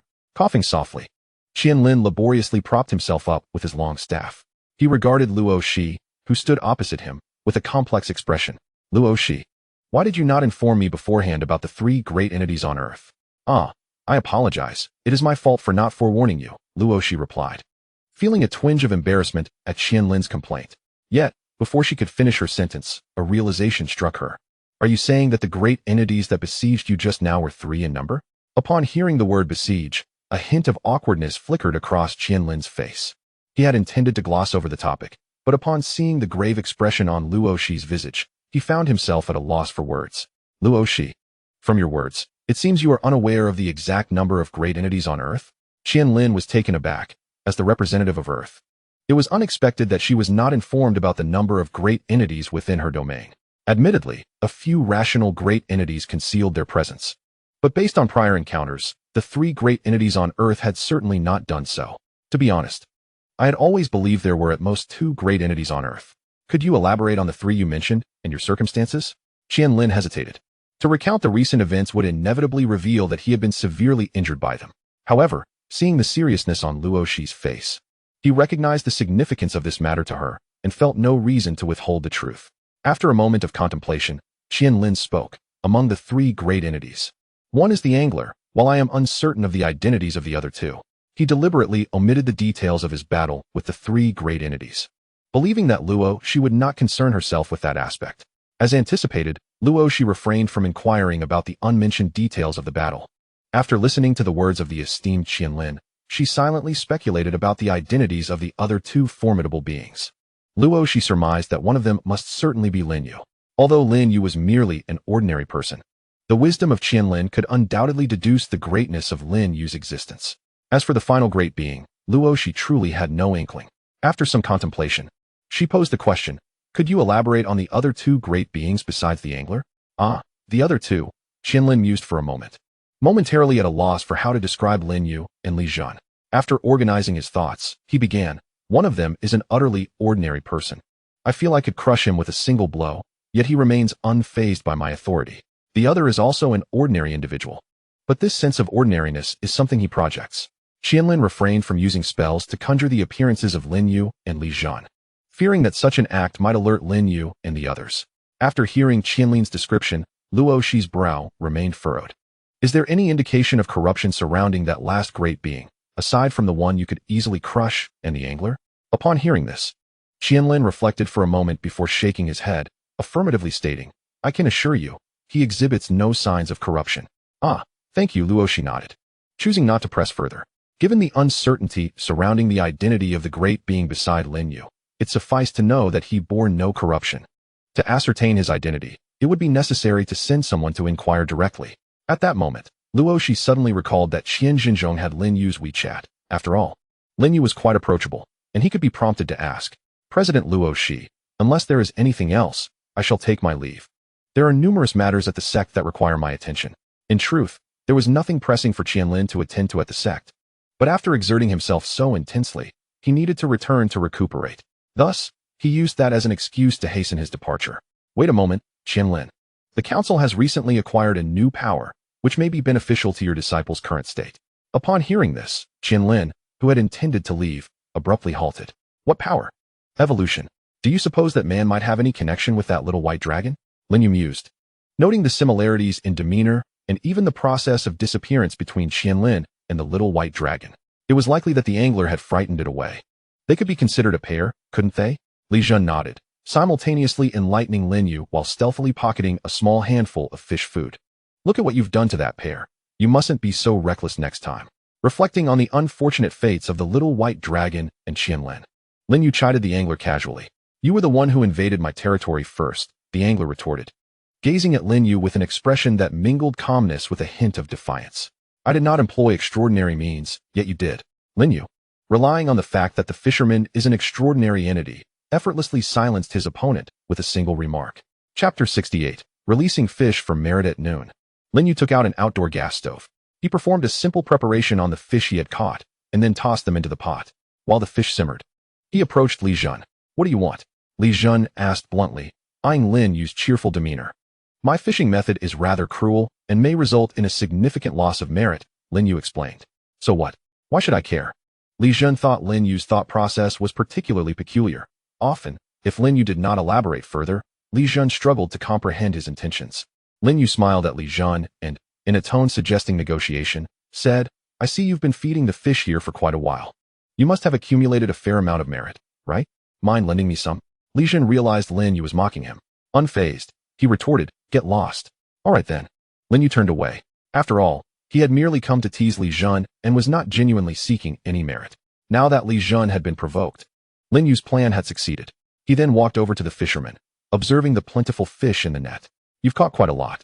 You won't be able to take them all this afternoon. Why not release some back? Sure, let them all go. The fisherman nodded without raising his head, having no objections. He fished merely for enjoyment, not for consumption. With the fisherman's consent, Lin Yu took the net and moved to the side. The fisherman had caught large and numerous fish, and Lin Yu exerted considerable effort to release them. As he did so, he murmured, all the karma from catching you belongs to the fisherman, while all the merit from releasing you belongs to me. Once the fish in the pot were cooked, Lin Yu and Li Jun gathered around. Lin Yu picked up his chopsticks and sampled a piece of fish. Due to the limited ingredients, the fish lacked any seasoning, rendering it utterly unpalatable. Lin Yu tasted it and promptly handed the chopsticks to Li Jun. Li Jun took a bite and discarded the chopsticks in disgust. At that moment, both of their gazes coincidentally fell upon the fisherman, who was still fishing by the riverbank. The fisherman was not picky. Come eat. Lin Yu called out to him. Upon hearing this, the fisherman turned his head, his lifeless eyes fixated on Lin Yu and Li Jun. Instinct told him that the two harbored no good intentions. I won't eat. The fisherman rejected Lin Yu outright without giving him a chance to explain. However, Lin Yu had anticipated this. After the fisherman declined, he continued. Li Jun and I have already eaten. This is specially reserved for you. You must finish it. Hearing Lin Yu's insistence, the fisherman turned his head again, looked at Lin Yu, then at Li Jun, and ultimately nodded. All right. While the fisherman ate the fish, Lin Yu slyly added a pollutant to the pot. After boiling for a while, Lin Yu felt that it was nearly cooked, and he picked up the piece of contamination with chopsticks and placed it in his mouth. Ugh. Around 4 o'clock in the afternoon, Lin Yu decided to return home, as there were still some Dang's fish left uneaten. He released the fish caught by the fisherman before heading back. It could be considered a small act of merit for the fisherman. Lin Yu's luck remained favorable this time. He had only waited for 2 minutes at the platform when the bus arrived. Once on board, Lin Yu intended to recline and rest. However, at that moment, his phone in his pocket suddenly buzzed. Upon checking, he discovered a message from Qianzhenzhong. Qianzhenzhong, hello. Seeing this message and recalling that the sender was a high-ranking official, Lin Yu politely replied. Lin Yu, hello? Qianzhenzhong, what are you doing? Lin Yu. Lin Yu, just lying down. Qianzhenzhong, lying down? Lin Yu, I feel particularly unwell at the moment. Upon reading Lin Yu's message, Luo Shi, who was using Qianzhenzhong's phone to chat with him, felt a pang of anxiety. She feared something had gone awry with Lin Yu, which made her heart race. Lin Yu was currently connected to 2 other significant entities, and if anything were to happen to him, there would be no one to keep the fisherman and the other extraordinary being in check. Qianzhenzhong, what happened? Qianzhenzhong, if you are facing difficulties, you can speak to the council. They can assist you. Please do not bear it alone. Lin Yu, car sick. Qianzhenzhong, one tends to unconsciously rub their forehead when overwhelmed with speechlessness, and at that moment, Luo Shi was indeed doing just that. Lin Yu, just say whatever you need to. I will tell you what I can. Though Luo Shi had previously mentioned that Qianzhenzhong was quite idle, Lin Yu understood that a person of such high rank would not seek him out for idle conversation. Qianzhenzhong, it is like this. Qianzhenzhong, I have heard that there is a new extraordinary being by your side. Could you tell me who he is? Lin Yu was not particularly surprised that the council had become aware of the presence of another extraordinary being around him. Li Jun had not been concealing himself over the past few days, and the council might have discovered his existence through various circumstances. Lin You glanced at Li Jun sitting beside him and casually took a frontal photograph of him. Lin You. His name is Li Jun. I am unsure of his identity. But he does not possess contamination. Lin You. I will send you a picture of him. You can compare it. Lin You. Image. Lin Yu's fingers moved swiftly. And before Luo she could intervene, she received the photograph Lin You had sent. This was the first time Luo she felt that a fast internet connection was not a blessing. She had to raise her hand to shield her eyes from the image Lin You had sent, ensuring she would not see the person within. Although both Qian Zhenzhong and Lin You had stated that Li Jun bore no contamination, the absence of contamination did not guarantee safety. Lin You himself had no contamination. Yet he had still managed to damage Luo Shi's vehicle. Lin You. By the way, he probably doesn't have an ID card. Anyway, I've already sent you his photo. So could you kindly assist him in obtaining one? Upon receiving this newly popped-up message, Luo Shi, though reluctant, felt compelled to acquiesce to the prevailing circumstances. Qian Zhenzhong. Certainly. Qian Zhenzhong. His photo will be needed when processing the ID, and he might become aware of it, so please advise him to refrain from any extreme reactions. Lin You. What constitutes an extreme reaction? Qian Zhenzhong. Simply put, when he realizes he is being monitored, he should not respond too violently. Lin You. Understood. I've already spoken to him. After reading Lin Yu's message, Luo Shi felt relieved enough to remove her left hand from the screen and examine the image Lin You had sent her. Her gaze fell upon a silhouette seated on a bus, with 3 standard black characters emblazoned across its surface. I am human. Luo Shi. Are you suggesting this thing is untainted? Chapter 69. Do not waste food. Why did you just take a picture of me? Li Jun turned his head, looking at Lin You with confusion. The council inquired about your situation, so I took the liberty of having them assist you in obtaining an ID. Oh. Luo Shi gazed at the silhouette in the photo, which bore the words I am human, her expression complex and silent. How could she possibly arrange an ID for this? Just as she contemplated withholding Li Jun's photo for the ID, a remarkable scene unfolded. The features of the silhouette in the photo began to sharpen gradually. Moments later, a girl in a white t-shirt had replaced the original outline. Luo Shi was taken aback. However, what followed was even more astonishing. As the girl appeared in the photo, she smiled at Luo Shi through the screen. Hello there. Luo Shi. Slightly astonished, she quickly checked the pollution levels in the vicinity. And upon confirming there was no fluctuation, she breathed a sigh of relief. Hello. Luo Shi responded politely to the photo. Yet, at that moment, Li Jun had already withdrawn his attention from the image. Thus, although he was aware that Luo Shi was greeting him, he did not respond. Observing Li Jun's striking features, which rivaled her own, Luo Shi let out a gentle sigh. Alas, yet another remarkable entity has emerged. Surely, she must fall within the bounds of rationality? After concluding her conversation with Qian Zhenzhong, Lin You resumed her chat with Bai Lingxing. She had previously added the other party as a friend, but had not messaged them before.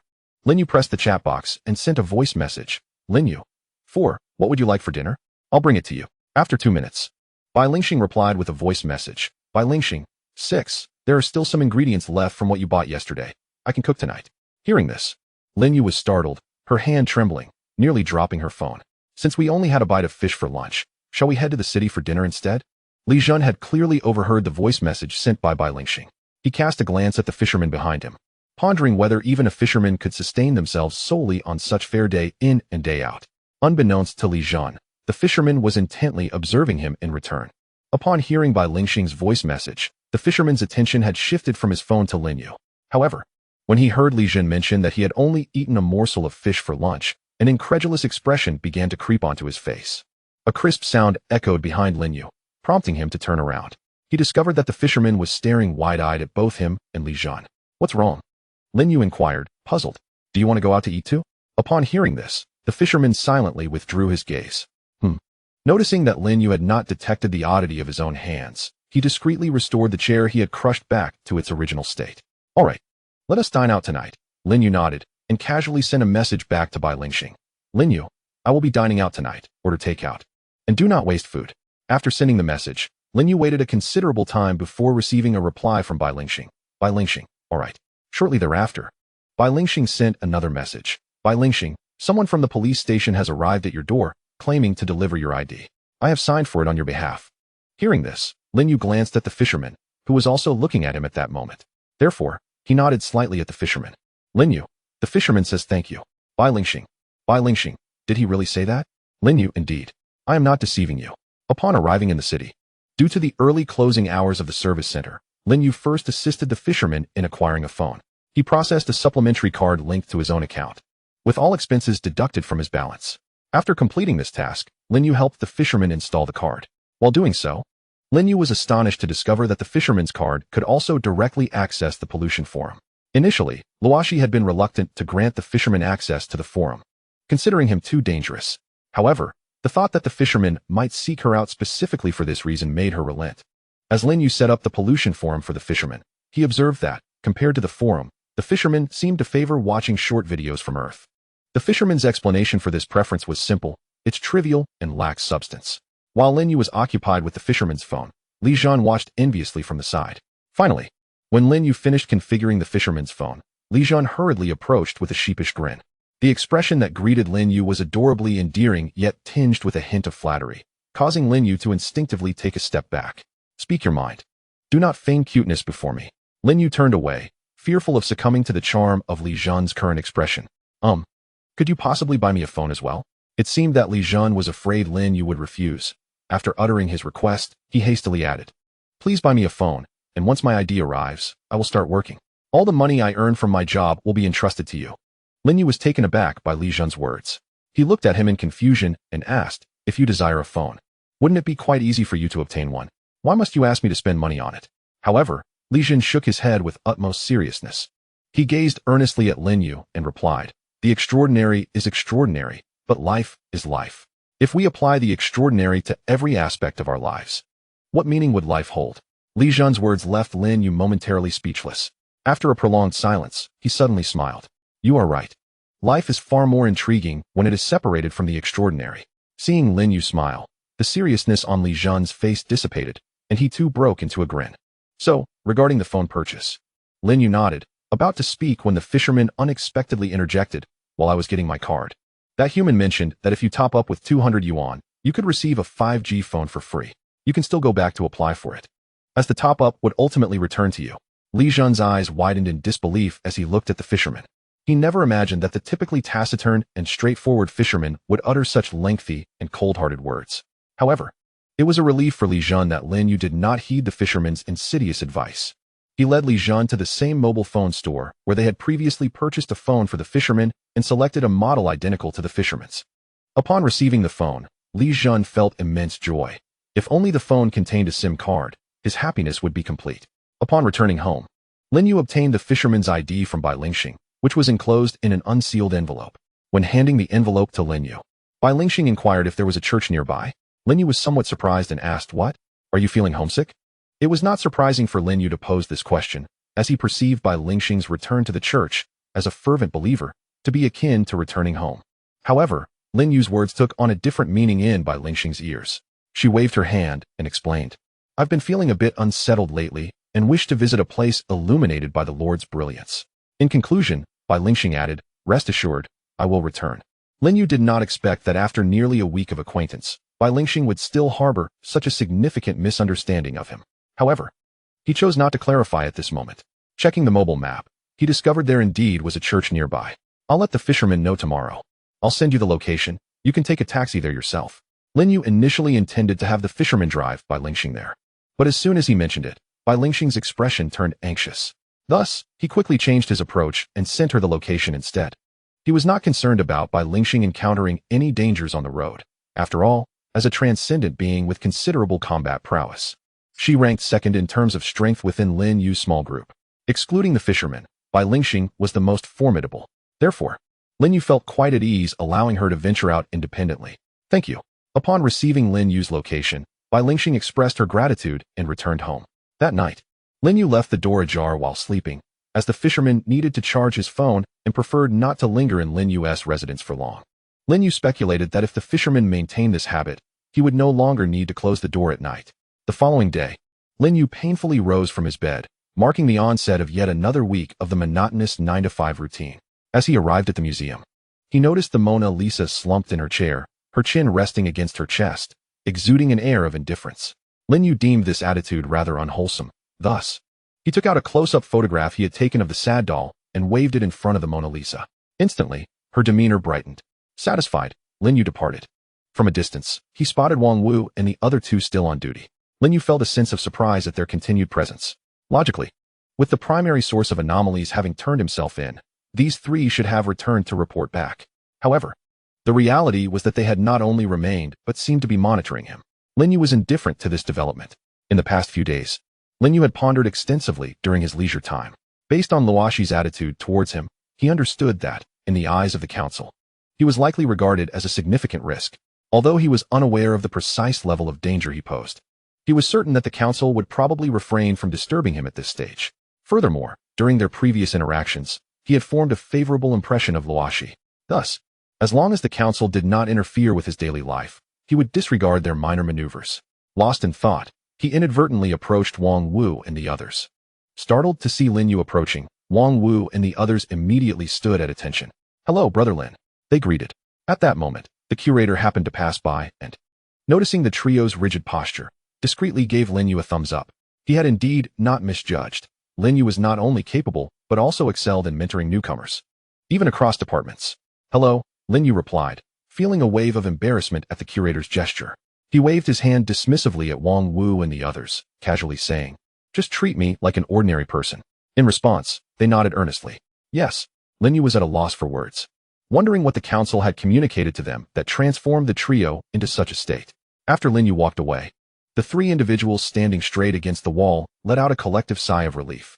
Sun Quan wiped the cold sweat from his brow and enthusiastically remarked, "Captain, I suppose we have indeed faced the great existence of the in-game entity directly, haven't we?" Following several exchanges with Lin You, the council had altered its designation for entities of the in-game level to great existence. Of course, in private, they would still refer to it by its original title. This was more than just a direct encounter. You had even called it brother. Fortunately, it seemed indifferent to such labels. Otherwise, we would be doomed to a life of misery solely for that slip of the tongue. Upon arriving at the office, Lin You discovered that, in addition to the customary breakfast brought by old Zhao, a box of packaged soy milk had mysteriously appeared on his desk. After inquiring among his colleagues, he learned that it had been offered to him by Wang Wu and his companions. Noticing that the soy milk was from a well-known brand, Lin You graciously accepted the box. The hours at work dragged on tediously, prompting Lin You to seek out trivial tasks to occupy his time. Around 10 o'clock, he received a phone call. Upon seeing the contact name on his phone, a rare smile broke through his otherwise expressionless face, which had been dulled by the monotony of work. He picked up the phone and briskly made his way to a secluded corner, answering the call. "Hello? Is this Shaolin?" The robust voice on the other end filled Lin Yu's heart with an indescribable warmth. He composed himself and replied, "It's me, Master Ding. In response to suggestions from fellow readers, I have amended 2 instances reflecting the protagonist's more self-deprecating thoughts during their interactions. If there are similar sentiments in earlier sections, feel free to point them out here or in the comments, and I will endeavor to revise them." Chapter 71. The half-strength. Shortly after Lin You started work, Bai Lingxing set off for the church based on the address Lin You provided. Given the inconvenience of taking a taxi and the relatively short distance from Lin Yu's home to the church, she opted to walk. As long as she adhered strictly to the navigation route, she would arrive at the church safely. There was a traffic light 500 meters ahead, currently showing green. Upon hearing this prompt, Bai Lingxing remained unhurried. Even if she sprinted, the light would likely change by the time she arrived. Instead of rushing, she preferred to stroll leisurely and wait for the next green light after the current one turned red. Just then, her steps faltered unexpectedly on the tactile path. She furrowed her brow but then pretended as if nothing had occurred, continuing onward. However, her pace was noticeably slower than before. "The green light is about to turn red. Please proceed quickly." Upon hearing this announcement, Bai Lingxing suddenly accelerated as she approached the intersection. Just before the light turned red, she narrowly made it across to the other side of the street. Coming to a halt beneath the traffic signal, she turned around, her vacant eyes fixated on the path she had just traversed. In her perception, a peculiar entity had been trailing her for quite some time. Sensing that this strange object was drawing ever closer, Bai Lingxing, beneath the traffic light, did not flee. Instead, a mischievous smile graced her face. The enigmatic entity noticed that Bai Lingxing had halted her steps, and it realized that it had been detected. Accelerating, the peculiar object advanced onto the crosswalk. The light was red. Bang! "Master, did we hit someone? Should we get out and check?" The violent impact startled the young apprentice seated in the passenger seat, causing him to sit upright, his face etched with anxiety as he gazed ahead. "Nonsense. How did I teach you on the first day? This is fully insured. Do you understand what that means? It means the only thing I could hit is a stray dog, got it?" The master, one hand on the wheel, delivered a swift reprimand to the apprentice's head with the other. But where would there be a stray dog in the city? The apprentice, still unconvinced, murmured a retort. Are you foolish? No stray dog. It's the insurance. Do you understand? The master, exasperated, thought that if they were not in the city, he would have dealt with his apprentice more vigorously. I understand. Perhaps intimidated by the master's strike, the apprentice nodded meekly. Yet, almost immediately, he seemed to witness something extraordinary, exclaiming in shock, Master, the stray dog has damaged your car's front. As the unidentified strange entity was flung out of by Lin Yu's perception, a beautiful smile appeared on her face. She clasped her chest, crossing herself. Amen.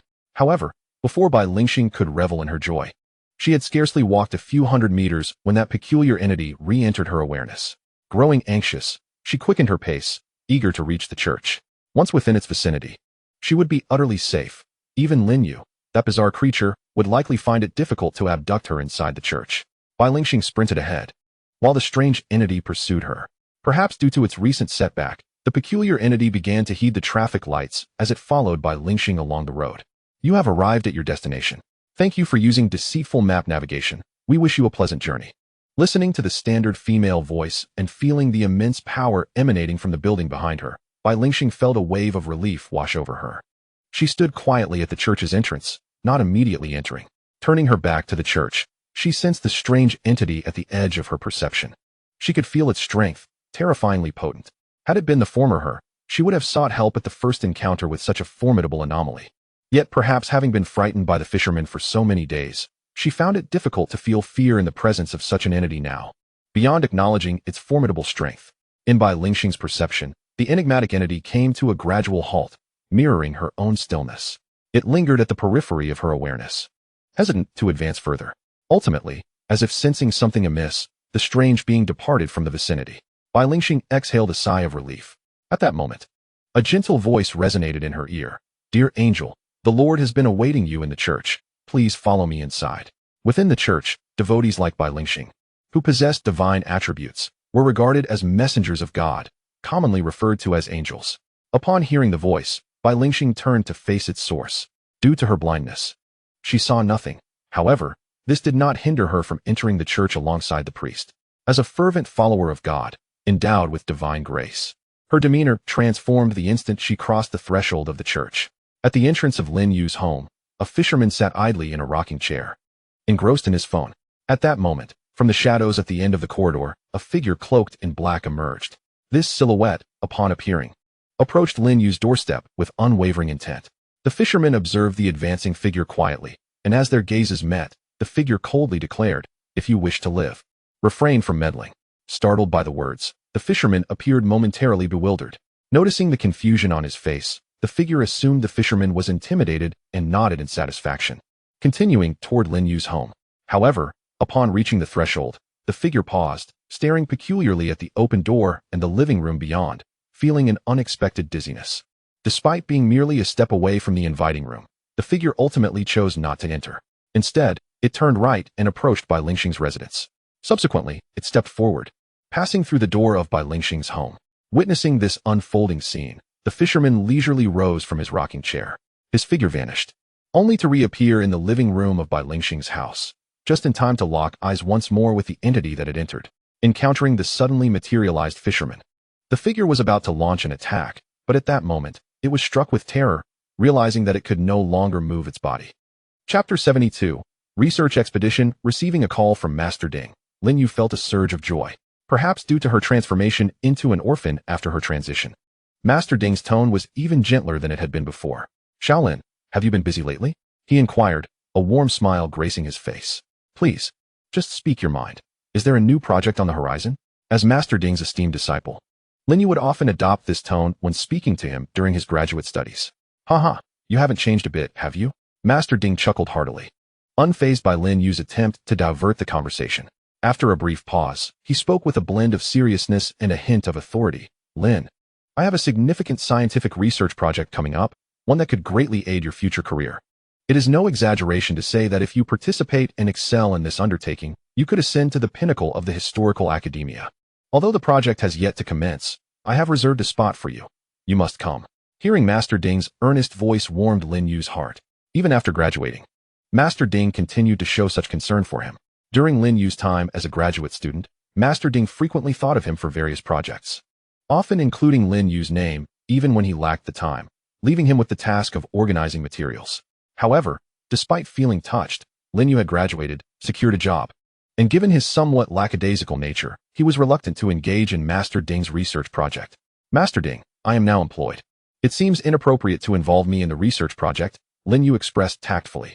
Yet, as Lin Yu's mentor, Master Ding could easily discern his true thoughts. On the other end of the line, the elderly gentleman, over 60, held his phone in one hand and pointed at the screen with the other, his face etched with disappointment. What can I say to you? This is an opportunity that countless people seek, and here I am, presenting it to you. Yet you refuse it. Do you believe I want to come over and give you a piece of my mind? Sensing Master Ding's rising irritation, Lin Yu hastily clarified. Master Ding, it's not that I don't want to participate. It's just that I am swamped with work and truly have no time. He paused, contemplating inquiring about the specific dates of the project to devise a more plausible excuse. How about this, Master Ding? Please provide me with the specific dates of the research, and I will see if I can carve out some time. Master Ding was aware that Lin Yu was merely contemplating excuses, yet he proceeded to share the approximate timeline.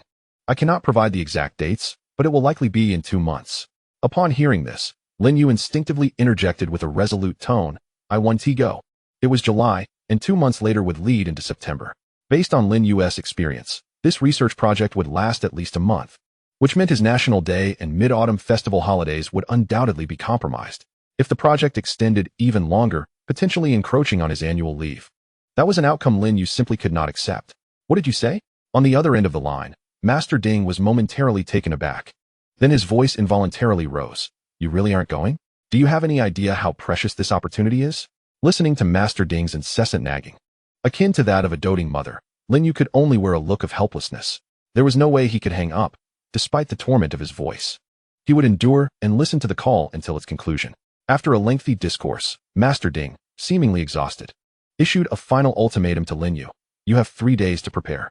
Within this time, you must find a way to persuade me to revoke your spot. After 3 days, I will submit your name, and you must attend.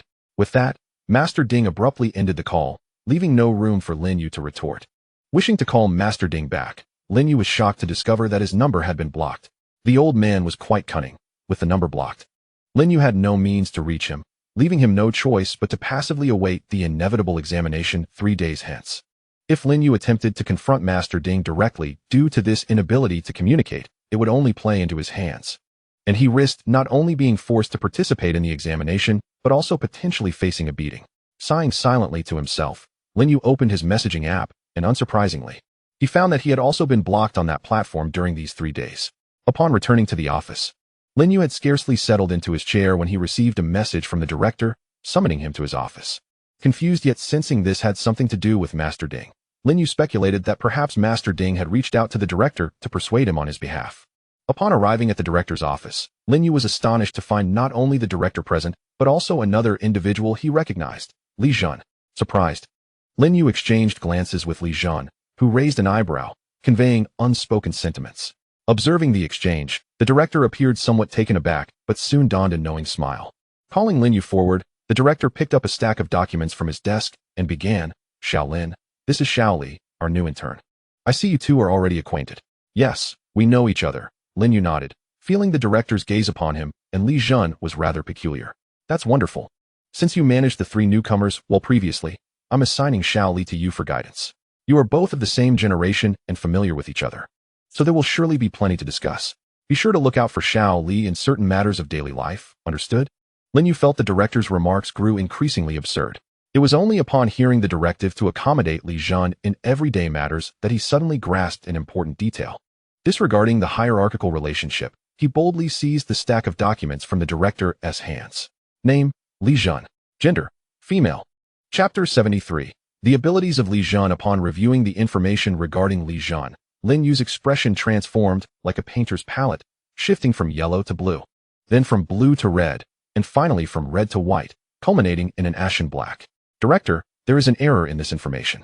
Li Jun is a male, not a female. Observing that the director seemed wholly disbelieving of his words, Lin Yu became increasingly agitated. In a bid to prove his innocence to the director, he unleashed an unimaginable force, pinning Li Jun to the ground and preparing to remove his trousers as evidence of his claim. Xiao Lin, calm down. Do not act impulsively. Do you not believe me? As the scene in the office threatened to spiral out of control, the director hastily rose from his seat, attempting to restrain Lin You while signaling to Li Jun to remain composed. At that moment, Li Jun also regained his composure. With little time to think, and feeling his trousers dangerously close to being removed, he quickly interjected, "Please get up and stop pulling down my trousers. I have reviewed that document as well, and it clearly states my gender as male. You and the director must have misread it. If you doubt me, perhaps you should have the director verify it once more." As Li Jun rapidly articulated this, he clutched his trousers tightly, fearful they might truly be pulled down by Lin You. Hearing Li Jun's words, Lin You slightly eased his hold, while the director stood, retrieving the document Lin You had carelessly tossed onto the table. His intention was to stabilize Lin Yu's emotions. But upon examining the information, he froze in disbelief. Name, Li Jun. Gender, male. The director instinctively rubbed his eyes, scrutinizing the document once more. How has it changed to male? A sense of confusion enveloped him, but the urgency of the situation left no room for further contemplation. He promptly placed Li Jun's information before Lin You. "Shaolin, please remain calm. Li Jun is indeed male. We simply misread it earlier." Staring at the document laid out before him, Lin You was momentarily stunned as he observed the gender designation shift from female to male. Seizing the opportunity while Lin You was lost in thought, Li Jun swiftly extricated himself from beneath Lin You. "Director, you two continue your discussion. I shall take a moment to step outside." With this remark, Li Jun fled the director's office without a backward glance. Watching Li Jun's retreating figure, Lin You furrowed his brow, deep in contemplation. "Shaolin, this was my oversight. Please do not take it to heart." Noticing Lin Yu's continued fixation on the office door, the director gently patted his shoulder, his expression laden with regret. From Lin Yu's earlier attempt to remove Li Jun's trousers to vindicate himself, the director could only imagine the depth of Lin Yu's sense of injustice. "It is of no concern, director. This is Li Jun's issue, not yours," Lin Yu replied, shaking his head, setting aside the fact that the director was a dear friend of Master Ding and an elder to Lin Yu. He was certain that he had not misread the document. The gender designation for Li Jun had unequivocally stated female. Regarding why Li Jun's gender has shifted from female to male, Lin Yu has formed some conjectures. Thus, this misunderstanding truly has no connection to the esteemed curator. "Curator, your summoning of me surely cannot be solely for Li Jun, can it? Is it possible that Master Ding has sent you to persuade me as well?" Noticing a hint of discomfort on the curator's face, Lin Yu promptly diverted the conversation. Once the topic was changed, the curator composed himself, casting aside the distractions in his mind, and spoke. "You are not mistaken. However, this is merely one matter among others, for there is another issue requiring your attention." As he spoke, the curator retrieved a stack of documents from his drawer. Handing the papers to Lin Yu, he then brought forth a chair from behind him, gesturing for Lin Yu to take a seat. Observing the stack of documents requiring his personal information and various other details, Lin Yu was engulfed in confusion. "What is this?" Seeing Lin Yu's bewilderment, the curator cheerfully elucidated. "A new policy has just been introduced, termed the graduate privileges for top scholars, aimed at all intellectuals aged 22 to 26 who have graduated with a master's degree. The policy explicitly states that interns who have graduated from graduate school under the tutelage of an academician, demonstrated outstanding performance in school, participated in multiple project activities, and possessed both virtue and talent. Simply put, the policy has changed, and upon completing these documents, you can be directly converted to a permanent position." Upon hearing the curator's explanation, Lin Yu fell into deep contemplation. He felt that this policy change seemed rather peculiar and somewhat abrupt. Moreover, from every conceivable angle, Lin Yu sensed that many aspects of this policy appeared to align remarkably with his current qualifications. What does this mean? Is it a trap? Lin Yu had reason to suspect that this was orchestrated specifically for him by the council, yet lacking evidence, he had no recourse to confront Luo Shi directly. Thus, Lin Yu could only silently accept this policy alteration, under the curator's approving gaze. He picked up the black pen from the desk and began to fill out the necessary information. Given the complications arising from errors in the documentation, the curator remained quietly observant during Lin Yu's completion of the forms, occasionally offering guidance when Lin Yu raised questions. After about 15 minutes, Lin Yu finally succeeded in completing the application for his permanent position. He set down his pen, and, while the curator was still preoccupied with organizing the documents, Lin Yu quietly retreated, hoping to seize the opportunity to leave the office. However, the curator had anticipated Lin Yu's next move. He looked up at Lin Yu and remarked, "Young Lin, taking the initiative to venture out while you are still young will be beneficial for you. Your master has already discussed the matter of scientific exploration with me. I advise you to consider going." Hearing the curator's words, Lin Yu's expression remained unchanged. I will think about it. Since learning of Lin Yu's refusal from academician Ding, the curator understood that Lin Yu was not easily swayed. Realizing that persuasion was futile, the curator let out a sigh and resorted to invoking emotional appeal.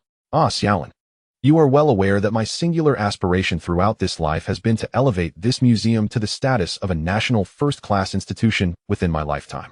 However, it has been a full 5 years since I assumed the role of curator, and despite my relentless efforts, operational strategies, and even leveraging connections, I have yet to witness any elevation in the museum's classification. I had resigned myself to the belief that this dream was forever unattainable. Yet fate has conspired to bring you into my life. At this juncture, the curator suddenly lifted his gaze, his face alight with anticipation as he regarded Lin Yu. Lin Yu noticed the curator's eyes glistening with unshed tears. Understanding the curator's nature, Lin Yu found himself at a loss for words. Pondering the immense favor his master must have granted the curator to elicit such earnestness in his performance. Chapter 74. Business Trip and Time Off. Lin Yu was acutely aware that given the curator's character, he would never resort to emotional manipulation as a means of coercion. Deep down, he recognized that the curator's current demeanor was undoubtedly a result of receiving substantial benefits from his master. Yet, despite knowing that the curator was merely putting on an act, Lin Yu felt a pang of compassion as he met the gaze of a man nearing 60 with reddened eyes. He sighed and inquired, "Curator, is there any connection between my participation in this scientific expedition and the museum's elevation? Surely my master has not deceived you into believing that if you persuade me to join the expedition, he would procure a few antiquities for our collection from the Institute? Let me assure you, do not be swayed by his words. I understand your sentiments, but please do not fall prey to such trickery." It is no wonder Lin Yu posed such a question. The museum in question is situated in the bustling metropolis, boasting impeccable infrastructure designed to meet the standards of a national first-class museum. However, the absence of any truly significant artifacts has hindered its elevation to that status. Such talk is unwise, my young friend, the curator responded, waving his hand dismissively. Sensing Lin Yu's skepticism, the curator deliberated internally before elaborating. This scientific expedition involves certain confidential matters that I cannot disclose in detail. However, I can assure you that as a member of the museum, your participation in this expedition would yield substantial benefits for our institution. Throughout the expedition, many newly unearthed artifacts will be granted our museum priority, if not long-term, exhibition rights. Do you comprehend the significance of this? Lin Yu nodded in understanding. The prospect of long-term exhibition rights for artifacts is of paramount importance to a museum. He recognized that given Master Ding's high regard for the expedition, there exists a considerable likelihood of uncovering valuable treasures. Should the museum secure priority, or even long-term exhibition rights to such finds, the elevation of its status would surely be within reach. No wonder the esteemed curator just revealed his true feelings. It appears he is not entirely feigning. Contemplating this, Lin Yu felt a twinge of hesitation. As an intern at the museum, upon completing the requisite paperwork, he had already become a formal employee. As a member of the museum, he ought to consider its development. Yet, he truly did not wish for his holiday to be compromised. Noticing Lin Yu's lingering indecision, the curator had an alternative plan in mind. "Ah, Lin, this expedition counts as a business trip, and your salary will be dispersed as usual, with the highest level of allowances provided." Upon hearing this, Lin Yu raised an eyebrow. Feeling his resolve begin to waver, yet he did not immediately acquiesce. The curator, unaware of Lin Yu's internal struggle, grew slightly anxious at his prolonged silence and resorted to a decisive tactic. "Lin, are you concerned about your holiday?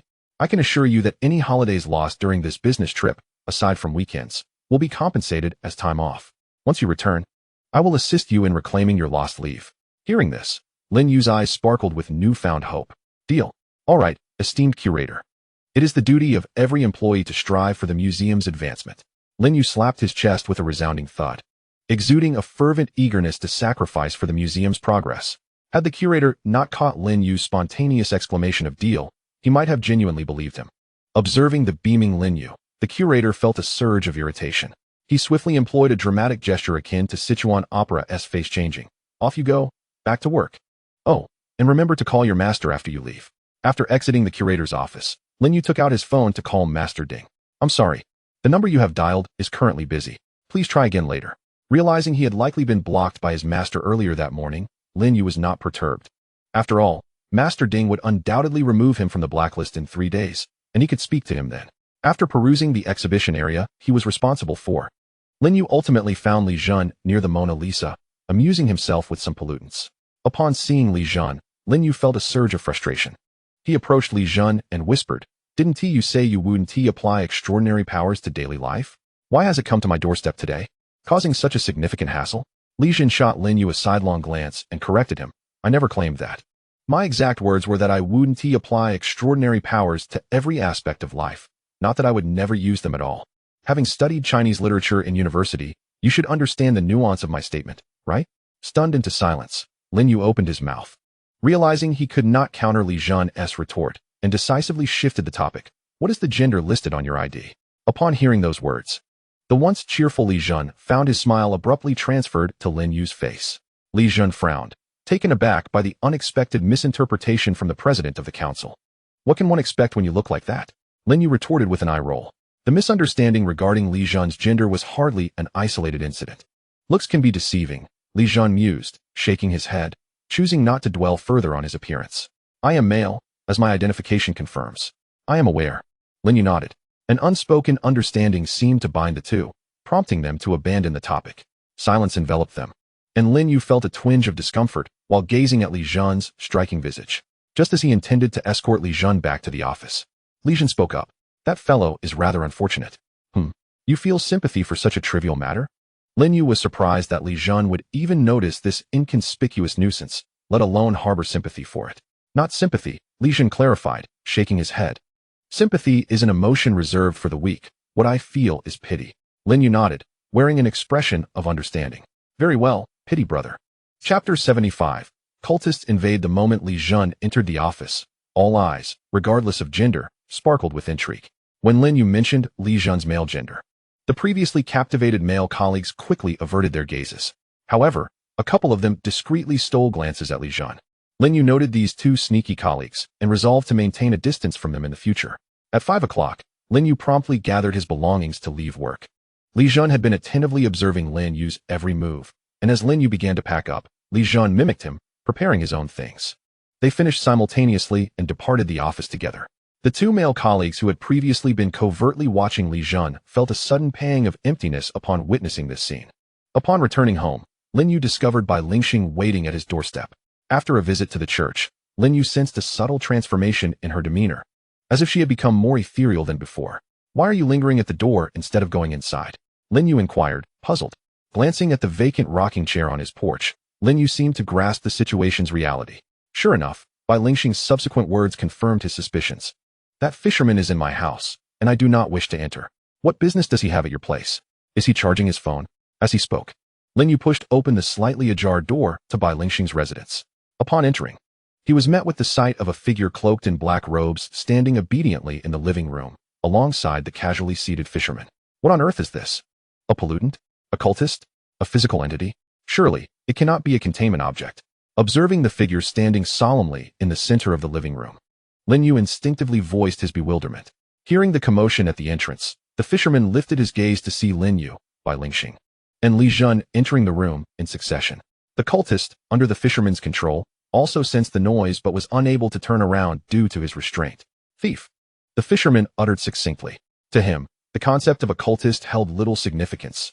He was disinclined to label those who worship dark deities as such. "Is this really a thief?" Lin Yu questioned the veracity of the fisherman's words, scrutinizing the individual standing in the center of the living room. Upon glimpsing the information about the person, Lin Yu suddenly realized that this individual might be after the codex of anomalous metamorphosis. Hearing this, Bai Lingxing tilted her head slightly, a glimmer of understanding crossing her eyes. She was aware of the codex, recalling Lin Yu mentioning during a meal that it was derived from a fragment of the Mother of Sin's power. Certain items, when present, would undoubtedly attract the attention of cultists. Bai Lingxing had previously pondered why, despite her cautious demeanor, she was being followed by cultists today. It turned out she was merely an unfortunate victim of circumstance. Unbeknownst to Bai Lingxing's thoughts, Lin Yu circled the cultist and, once assured of the cultist's firm restraint by the fisherman, seized the cultist's black robe and yanked it forcefully. The robe that cloaked the cultist's form was torn away, revealing a body that resembled a human shape, yet possessed organs arranged in a most unconventional manner. Apart from a few anatomical differences, this being bore a striking resemblance to the distorted cultist Lin Yu had encountered previously. "Let him speak," Lin Yu instructed the fisherman. Then he turned to the cultist and inquired, "What is your purpose?" Lin Yu posed the question casually, not anticipating a response. However, the cultist appeared rather straightforward, promptly answering Lin Yu's query, to reclaim my lord's power. Lin Yu exclaimed, taken aback. He regarded the seemingly docile cultist and pressed further, where is your headquarters? Upon hearing this, the cultist fell silent. Yet, his silence did not stem from a reluctance to respond. Lin Yu discerned that the expression on the cultist's face was not one of defiance, but rather confusion. This cultist seemed genuinely oblivious to the location of his headquarters. Noting this, Lin Yu paid it no mind and posed another question. If you were to obtain the power, where would you take it? This question plunged the cultist back into a state of perplexity. Do you have accomplices? Lin Yu asked again, but the cultist remained ensnared in his confusion, offering no answer. Beside him, Li Jun discerned the underlying nuances and gently prodded Lin Yu's back, offering an explanation. This cultist must have undergone some form of manipulation prior to his actions. Whether from a causal perspective or an informational one, it is exceedingly difficult to trace any information related to this operation back to him. The critical details you inquired about are especially elusive. Lin Yu was taken aback by Li Jun's elucidation. Wasn't it said that the actions of cultists were inherently incomprehensible? Why then did this individual exhibit such intellect? Before Li Jun could elaborate on Lin Yu's question, the cultist beside him grew agitated, glaring at Lin Yu with palpable anger. How dare you self-proclaimed rational beings define my thought processes? Oh, Lin Yu replied, intrigued by the impotent rage exhibited by the cultist before him. Are you suggesting that you possess superior intellect? Upon hearing Lin Yu's words, the cultist fell momentarily speechless. Noticing the cultist's bewilderment, Lin Yu lost his patience for further inquiry. He glanced at the fisherman, who understood the cue and promptly silenced the cultist's ability to speak. Observing the cultist, who could now only express emotions through facial contortions, Lin Yu fell into contemplation. He understood that ever since acquiring the two fragmented powers from Satyr, he had not only offended Satyr, but had also attracted the attention of his frenzied followers. While today's cultist appeared somewhat dim-witted, he served as a warning bell for Lin Yu. If this matter remained unresolved, he could expect continual troubles in the future. Although with the fisherman present, Lin Yu felt secure. Indeed, he needn't even worry about Bai Lingxing's safety. He did not relish the prospect of encountering a cultist at his doorstep each day upon returning home. If the cultists were edible, it would be one thing, but alas, they were anything but. Chapter 76. Seeking information. Do you know where these individuals' headquarters are located? Lin Yu turned to the fisherman and his companions, inquiring. For him, knowing the stronghold of these cultists would simplify matters immensely. He could simply dispatch a fisherman to their lair, effectively addressing 80% of the issues. However, to Lin Yu's disappointment, all three shook their heads. It was understandable that Bai Lingxing was unaware, as she was merely an ordinary awakener from Earth. Yet, it perplexed Lin Yu that both the fisherman and Li Jun were equally uninformed. He glanced at the fisherman, then at Li Jun, ultimately fixing his gaze on Li Jun. You don't know? Upon hearing this, Li Jun appeared hesitant to respond. Finally, with evident reluctance, he spoke. Firstly, their headquarters is not located in the outer universe. Secondly, you ought to have guessed my abilities. There are certain things I cannot disclose. Lastly, omniscience belongs to another. Do not come to me with every query. With Li Jun stating it so plainly, Lin Yu could only shake his head and sigh, choosing not to press further. At that moment, Li Jun suddenly shifted the topic, gazing at Lin Yu, and remarked, although I am unaware of the headquarters of those origin cultists, I do know the whereabouts of Satyr. You might consider striking at the root of the problem. Bai Lingxing tilted her head in confusion, casting a glance in the direction of Li Jun. The mention of Satyr made her perceive Li Jun's words as mere ramblings. However, upon hearing Li Jun's suggestion, Lin Yu felt a flicker of intrigue. Turning to Li Jun, she inquired eagerly, are you capable of confronting him? In response, Li Jun shot Lin Yu an exasperated glance. I am not skilled in combat. Concerned that Lin Yu might doubt him, he pointed to Bai Lingxing beside her. I cannot even defeat her. Lin Yu sighed. I suppose I shall seek the counsel then. With a heavy heart, she retrieved her phone and dialed Qianjinzhou. As soon as the phone rang, it was promptly answered on the other end. Hello? Lin Yu initiated the call with a typical greeting. Came Qianjinzhou's weary voice from the phone.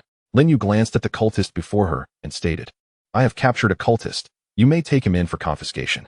Additionally, I believe I have become entangled with the cultists lately, which has been rather bothersome. Could you assist me in devising a solution? Upon hearing this, Qianjinzhou fell silent for about a minute or two, similar to their last conversation, before a voice emerged once more. It was still Luo Shi. Send me the location. Lin Yu promptly shared the coordinates with Qianjinzhou. After another 2 minutes, a spatial portal opened, and Luo Shi stepped through. Having learned from her previous experience, Luoshi approached this appearance with considerably more caution. She donned the divine attire she had worn during her last entrance.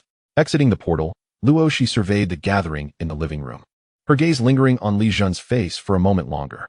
For reasons unknown, she felt that this newly emerged great being seemed to harbor a certain disdain toward her. Surely, it must be a figment of her imagination. After all, why would a rationally grounded great being bear ill will toward her when there was no animosity between them? Luoshi reassured herself with these thoughts. Do you know where the headquarters of these cultists is? Lin You asked Luoshi, reiterating a question she had previously posed to Li Jun and the others. As expected, Luoshi shook her head in response. I do not know. However, I may possess some clues regarding their headquarters. At this revelation, Lin Yu's eyes sparkled with excitement. Do share, he urged eagerly, akin to uncovering a crucial clue in a puzzle game.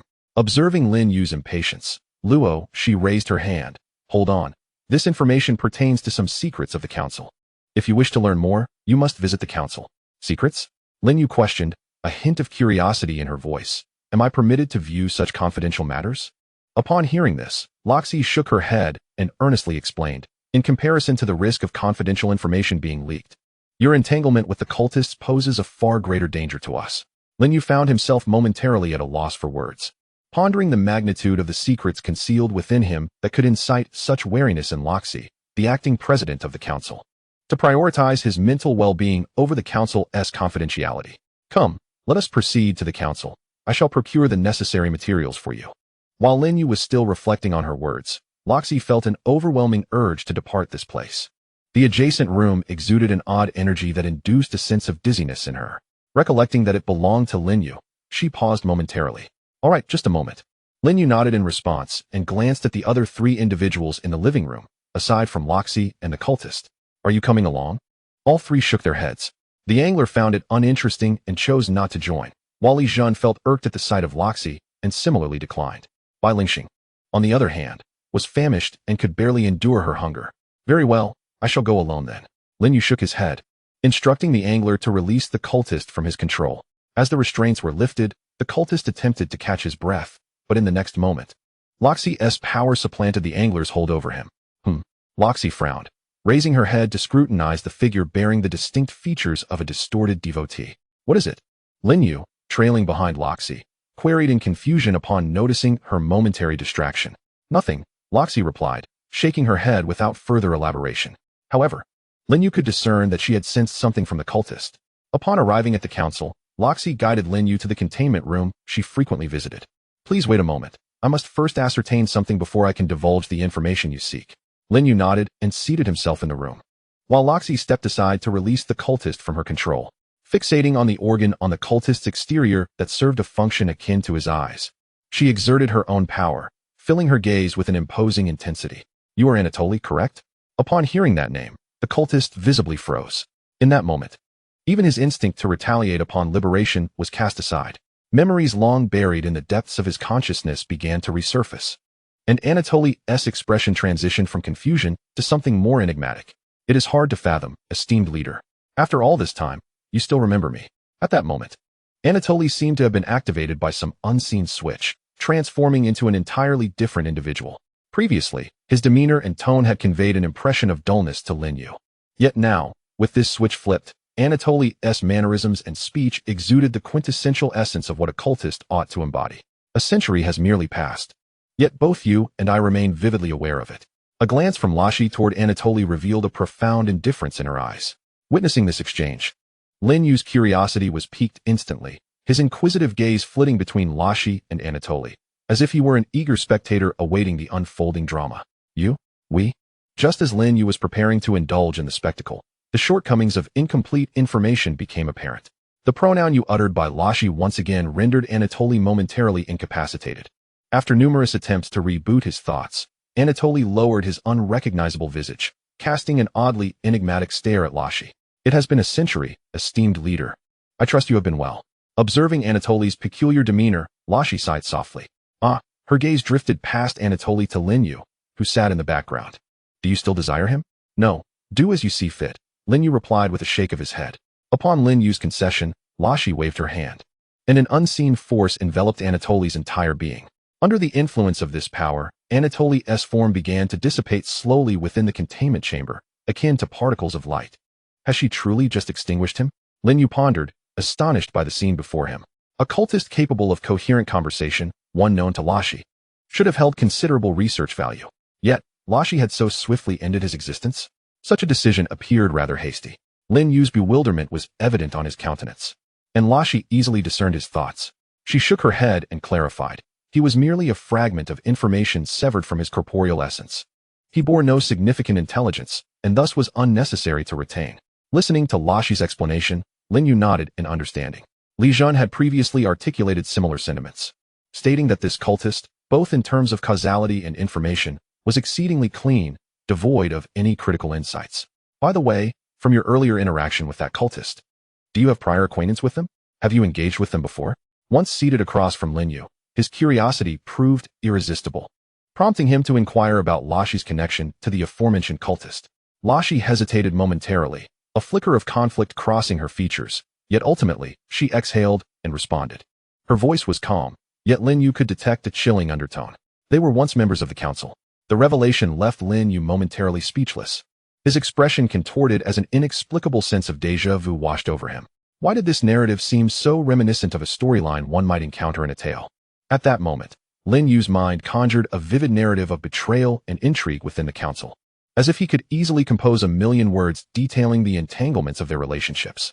As he contemplated these thoughts, a flicker of doubt arose within him. Logically, shouldn't an entity as powerful as the council possess an ideological brand, a sort of mental imprint? Moreover, even if the council lacks such measures, surely you possess alternative methods to prevent members from defecting? However, upon hearing Lin Yu's inquiry, Rocky shook her head with a complex expression. The council does not employ thought stamps on its own members. As for the methods to deter defection, strictly speaking, their actions have not yet reached the level of treachery. Noticing Lin Yu's confusion, Rocky patiently elaborated. Although they have departed from the council and embraced the powers of the fallen mother, they have never raised a hand against the council or its members since accepting that power. Never raised a hand against the council? Lin Yu exclaimed in surprise. Indeed, Rocky affirmed with a serious nod, continuing, it is difficult to believe, yet it is the truth. Perhaps, at present, there are no conflicting interests between the council and them? Lin Yu speculated, recalling the previous encounter in the alternate realm where the cultists were capable of betraying even their own masters. Lin Yu did not believe that they still held any loyalty to the council. The most plausible explanation was that there were currently no conflicts of interest between them and the council. Perhaps, Rocky replied, shaking her head, choosing not to linger on the topic as she had more to convey that still pertained to it. Gently tapping the table twice, Rocky cleared her throat, drawing Lin Yu's attention before speaking. You must have guessed by now why I previously mentioned the council's intelligence regarding the headquarters of the aberrant cultists. Lin Yu nodded, signaling Rocky to proceed. Although what I am about to say may seem unbelievable, it is indeed the truth. A century ago, after that group departed from the council, their leader, Yaroslav, emerged. Over the past century, various signs indicate that Yaroslav ascended to become the leader of the aberrant cultists in just 20 years. At this point, Rocky let out a sound of incredulity, whether admiration or not. It was hard to tell. He is a genius. Indeed, he can rightly be called a genius. Lin Yu echoed. Although 20 years may seem lengthy for someone in their 20s, it is a mere blink of an eye for an entity like the council. A genius. What a pity, Rocky sighed. Continuing, after Yaroslav became the leader of the aberrant cultists, the council lost track of him. It is impossible to trace any clues through the causal lines connecting the council and him. For a century, all ties between that group and the council have been erased. Therefore, it is futile to seek direct information from us regarding their whereabouts. However, I will share with you everything I know about Yaroslav's rise to power within the aberrant cultists. You may use these clues to seek his trail, and the council will extend its utmost support in this matter. But before that, you must ensure that our conversation today remains confidential. Disclose to no one but the two great beings by your side. Chapter 78. The extinction of the fourth-level civilization. Noticing the gravity etched upon Rocky's visage, Lin Yu pondered for a moment before inquiring, are you concerned that if this information were to leak, other forces in the universe might trouble the council? It is not a matter of possibility. It is an inevitability, Rocky replied with resignation, observing the perpetual curiosity reflected in Lin Yu's expression. She slowly articulated the reasoning behind her apprehension. Although Yaroslav has never taken action against the council, the reputation of the aberrant believers in the outer cosmos is far from unfounded. Should those civilizations become aware of the council's connection with them, It would be only natural for those who have suffered persecution at the hands of the aberrant believers to direct their ire towards the Council. After all, the Council has not endured any persecution from the aberrant believers for nearly a century, and such information can be easily uncovered by any advanced civilization. Rocky's elucidation illuminated the stakes for Lin You, who nodded earnestly and assured, "I promise that what I say today will remain confidential. Furthermore, I can assure you that should my actions inadvertently lead to any leakage of this information, I will enlist the fisherman to assist the Council in averting any repercussions, regardless of which civilization the information reaches." Upon hearing Lin Yu's vow, Rocky smiled. She understood that his words were a blend of sincerity and jest. While he initially offered her a guarantee, the latter part was largely playful. Inwardly, she entertained the whimsical thought that if Lin Yu were a particularly radical earthling, his statements might indeed be genuine, which would be quite fortuitous. Before I recount the events of that year, I must first share some insights about Yaroslav. The upper echelons of the Council typically exhibit a particularly radical disposition, myself included. Yet, amidst us exists an anomaly, Yaroslav. He is remarkably obsessive. Yet his obsession is of a benevolent nature. If I were to describe him, let me think. I have it, the blessed one. Yes, that encapsulates him perfectly. He gives off the impression of a somewhat obsessive saint. The Council seldom concerns itself with beings beyond the solar system. Our interactions with other forces are primarily collaborative. However, Yaroslav is different. This fellow not only extends unconditional assistance to other factions, but he has even joined the Tailors organization in a personal capacity. Lin You listened intently, even when Rocky mentioned terms and factions he had not previously encountered. Refraining from interrupting her discourse with questions, Rocky was cognizant that if she referenced terms of significant relevance to the intelligence at hand, she would provide explanations. Those she chose not to elucidate were of lesser import to the intelligence concerning Yaroslav. The tale of Yaroslav's association with the aberrant believers traces back to an incident of extra-dimensional contamination that occurred a century ago. Upon hearing this, Lin You immediately perked up, straightening his posture, eager not to miss any detail. At that time, the region governed by Yaroslav was known by another name, the Russian Empire, where an area devoid of habitation became contaminated, the source of which was an extra-dimensional rift. The contamination from that otherworldly dimension was exceedingly terrifying. Even the entrance to this realm in the outer universe had reached a critical level of corruption, dangerously close to the threshold of collapse. Yaroslav, as the overseer of that region, had collaborated with a level 4 civilization to address the contamination. However, therein lay the issue. For reasons unknown, the aftermath of the battle within the otherworldly space spilled over into the external realm, triggering a catastrophic explosion. Although the area was uninhabited, one individual tragically lost their life in this explosion. Following the incident, the otherworldly space vanished, along with Yaroslav. When he re-emerged, it was a year later, having transformed into a believer of distortion, along with all those who had assisted him in combating the contamination. Lin You sensed a strange familiarity in the explosion that Lakshar described. Reflecting on this, he casually inquired, "Doesn't this bear a resemblance to the Tunguska event?" At the mention of Tunguska, Lakshar paused. Tunguska? It seemed that the entrance to the otherworldly space was indeed named after that. Quite so.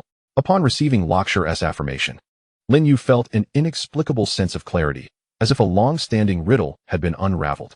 As for why Yaroslav became a believer of distortion, my most plausible hypothesis is that the level 4 civilization he collaborated with failed to consider the ramifications for Earth, which led to the repercussions of the battle affecting the planet. The aftermath resulted in the accidental death of one of Yaroslav's teammates, fostering a deep-seated resentment towards that level 4 civilization, thus prompting his transformation into a believer of distortion. Upon hearing Lakshar's musings, Lin You frowned, sensing that her conjecture seemed rather simplistic, even for someone like him, who maintained ordinary psychological resilience. It was inconceivable to transform from a paragon of virtue into a malevolent figure due to the loss of a single companion, especially for someone in the upper echelons of the Council. Lakshar was aware of Lin Yu's disbelief. Even she had been astonished upon first learning this information. Yet, various signs indicated that this was indeed the crux of the matter. Initially, I was taken aback as well, but from the information I have gathered, this may very well be the truth, Lakshar stated, closing her eyes as she delved into her recollections. Before I learned of Yaroslav's transformation into a believer of distortion, I received another piece of news. The level 4 civilization that collaborated with Yaroslav was obliterated. The fundamental cause of its demise was the infiltration of the mother of sin's corruption within their civilization's core data. When I arrived at the headquarters of that civilization, I happened to encounter Yaroslav. That meeting turned out to be our last. Lin You nodded, though a sense of doubt lingered in his mind. While the narrative sounded somewhat far-fetched, based on what you have articulated, Yaroslav's transformation indeed appears to be related to the enaction of that level 4 civilization towards Earth. However, have you not considered the possibility that something might have transpired with Yaroslav within that otherworldly space? Is it possible that when he entered the otherworldly space, he was tainted by it? Upon hearing this, Luoshi shook her head, dismissing Lin Yu's speculation. For a century, I have pondered the reasons behind this, and every doubt you can conceive has crossed my mind during these years. Given the character of Yaroslav, it is highly improbable that he could be abruptly corrupted by the power of the abomination mother, unless he willingly succumbed. In the face of such a corruption that could entirely erode his sanity, he would undoubtedly choose death. Moreover, if Yaroslav were indeed tainted in the otherworldly space and became a warped believer, that space could not possibly be dealt with. Chapter 79. Greatness unfazed. My current suggestion is that you should first visit the site of the otherworldly entrance from a century ago. From your perspective, you may uncover clues that the Council has overlooked.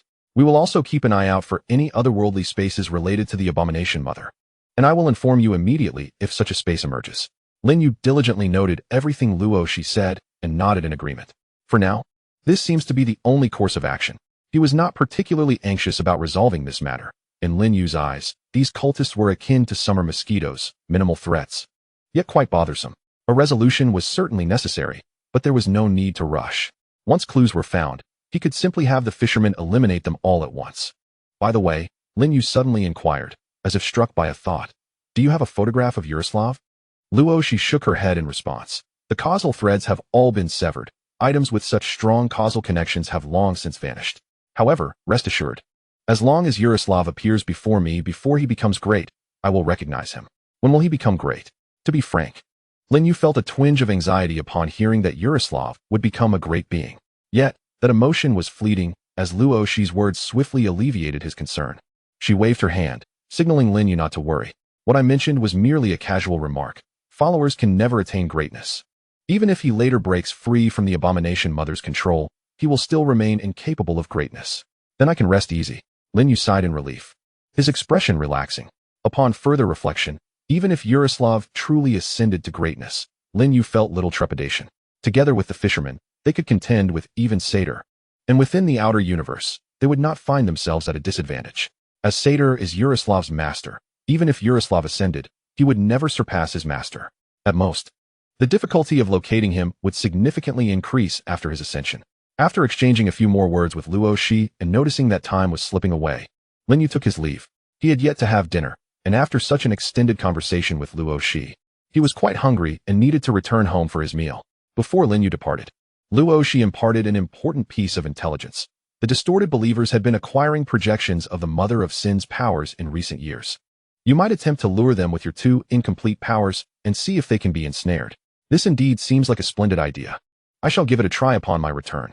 Lin Yu reflected on the previous blood-soaked altar and the frenzied display he exhibited when severing the powers of Satyr, and he deemed this to be a viable method as well.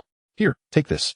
Luoshi handed Lin Yu a small, technologically advanced display cabinet, and as he gazed at it in confusion, she slowly elucidated. The codex of aberration is contained within. Its essence will emanate, yet the corruption will be contained.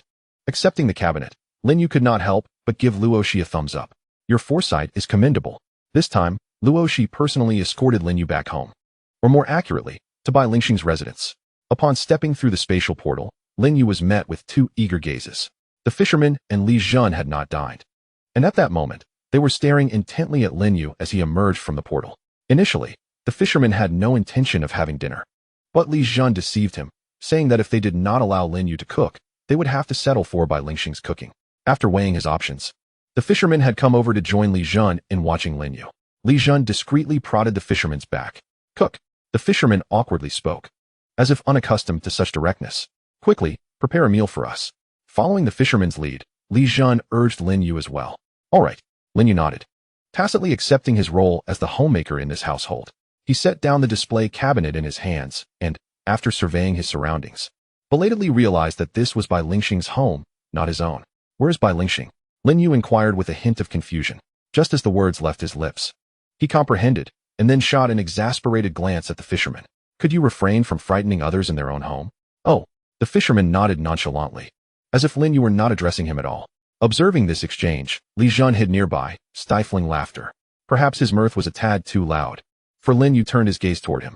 Do not laugh. What purpose does your mouth serve? When I am not home, can you not speak up for me? The fisherman cast a mild glance at Li Jun, echoing, exactly. Li Jun replied, you two should start washing the vegetables. I will cook shortly. Lin Yu instructed the pair before stepping outside. He immediately spotted Bai Lingxing at the door, engaged in a prayer. Upon noticing Lin Yu's arrival, Bai Lingxing nodded and smiled at him. You have not had dinner yet, have you? Lin Yu observed that there were no takeout containers or similar refuse at the entrance, leading him to deduce that Bai Lingxing had not yet had the chance to dine. No, Bai Lingxing nodded, affirming Lin Yu's assumption. Then I shall prepare a meal at your home. Very well. Bai Lingxing did not decline. To speak frankly, Lin Yu's culinary skills are quite commendable, far surpassing the takeout ordered by Bai Lingxing. Upon returning home, Lin Yu retrieved the box containing the Codex of Transformation. He extracted the codex and placed it within the display cabinet gifted to him by Luo Shi. Finally, Lin Yu positioned the cabinet at the entrance, right beside the fisherman's rocking chair. Are you going to cook? Bai Lingxing inquired curiously as Lin Yu emerged. Yes, what is the matter? He replied. Nothing. She shook her head, offering no further explanation. She followed Lin Yu back to her home. In the kitchen, Li Jun was washing vegetables, while the fisherman assisted him by handling some kitchen scraps. As Lin Yu appeared at the kitchen door, Li Jun set aside the vegetables he was washing. He dried his hands on the fisherman's attire and then led him out of the kitchen, granting Lin Yu the space he needed. Upon entering the kitchen, Lin Yu noticed that Bai Lingxing had followed him inside. Giving her a fleeting glance, he paid her no mind and began chopping vegetables. Bai Lingxing stood behind him, her eyes gently closed, intently absorbing the technique Lin Yu employed to create such delectable dishes. Once she mastered it, it would be her time to shine. Chapter 80. Who is the little boyish girl? While cooking, Lin Yu felt an unsettling sensation, as if a piercing gaze were fixed upon him from behind. Yet, when he turned, he was met with the sight of a blind girl with her eyes closed. Uniquely, unlike the typical blind person, this girl, although unable to see him cooking, wore an eager expression on her face. Lin Yu was taken aback by the enthusiasm on Bai Lingxing's face, fearing that she might one day prepare a full meal for him before he returned home. From now on, don't order takeout for dinner. Let us cook together when I come home after work, Bai Lingxing suggested after some contemplation. Lin Yu's cooking surpassed that of takeout. She could learn by observing him. Dining at the same table as the fisherman would enhance her resilience towards him, and the fisherman relished home-cooked meals. All right, Bai Lingxing nodded in agreement. Lin Yu felt a sense of relief deep within. As long as she agreed, he no longer had to worry about the sudden appearance of ghastly meals after work. During dinner, Lin Yu shared with the others the details of his conversation with Luo Shi, naturally omitting any mention of Yaroslav and the council in Bai Lingxing's presence. Among the three present, only Bai Lingxing appeared somewhat tense, while the other two showed no significant reaction.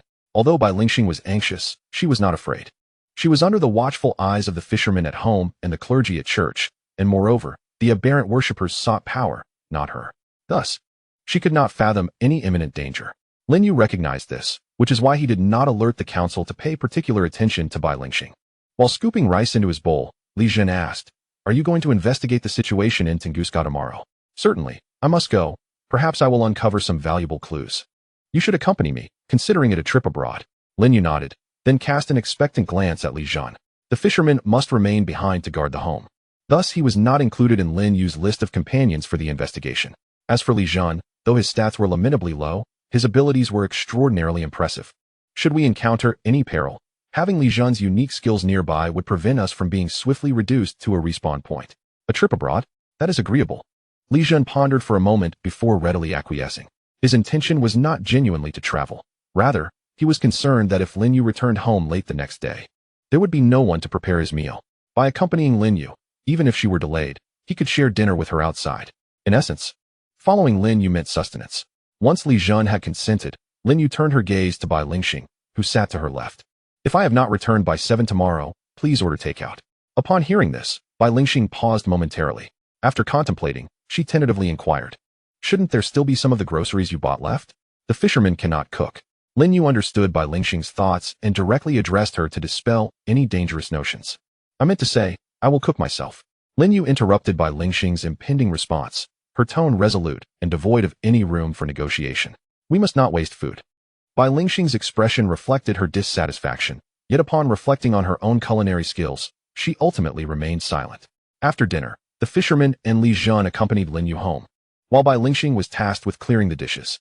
The fisherman deftly reclined on the lounge chair at Lin Yu's doorstep. To prevent the fisherman's phone from running out of battery, Lin You retrieved the power strip she had previously used to charge it. After washing up, Lin You initially intended to play a game. However, upon entering the living room, she suddenly noticed Li Jun, clad in white pajamas, sitting cutely on the sofa. Due to Lin Yu's home having 2 washrooms, Li Jun had also freshened up while Lin Yu was occupied. His slightly damp hair cascading behind him presented a rather enticing sight. "Where did you find this pajama set?" Lin Yu inquired, standing beside Li Jun, who was dressed in pristine white sleepwear and watching television. At that moment, his expression was a complex mix of emotions. "It was in the wardrobe. I noticed this pajama set was new, so I decided to wear it. I intend to give you my entire salary. So you wouldn't deny me a pajama set that costs less than 100, would you?" Hearing Lin Yu's seemingly accusatory words, Li Jun feigned a look of grievance, softly explaining the origins of the pajamas.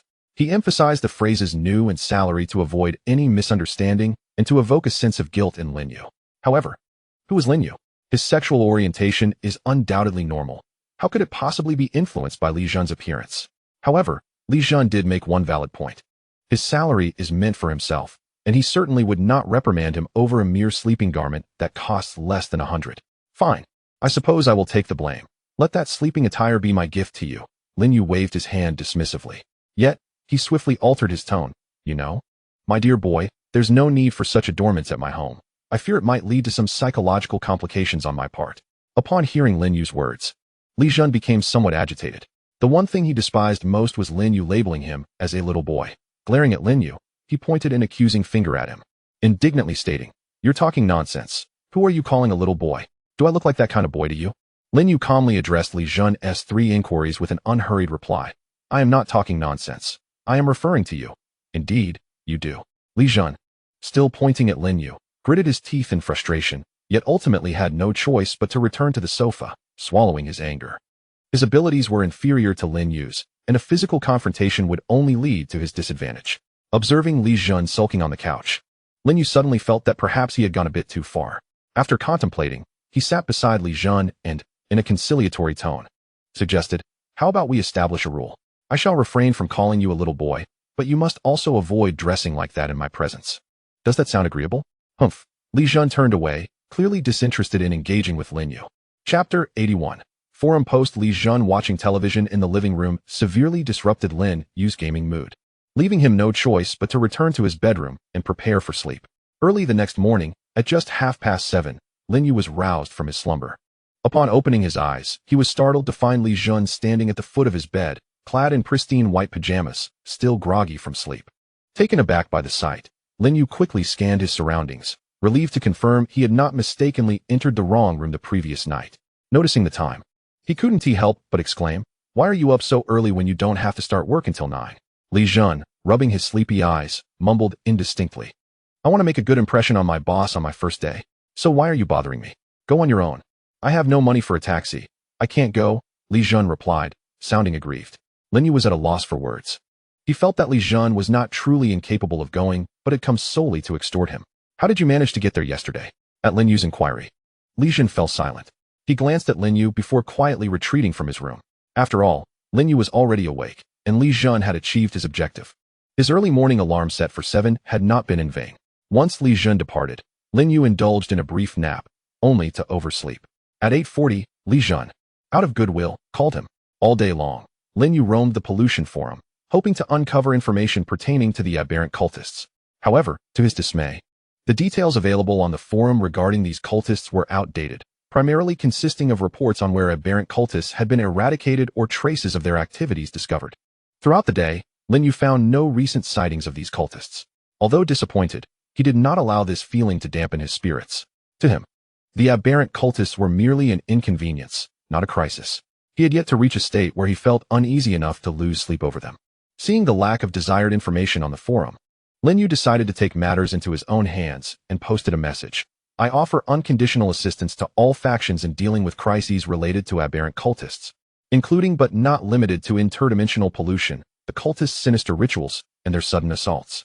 Should anyone encounter such a crisis, feel free to contact me. I will unconditionally proceed to the designated location to assist. The safety of the universe relies on us all.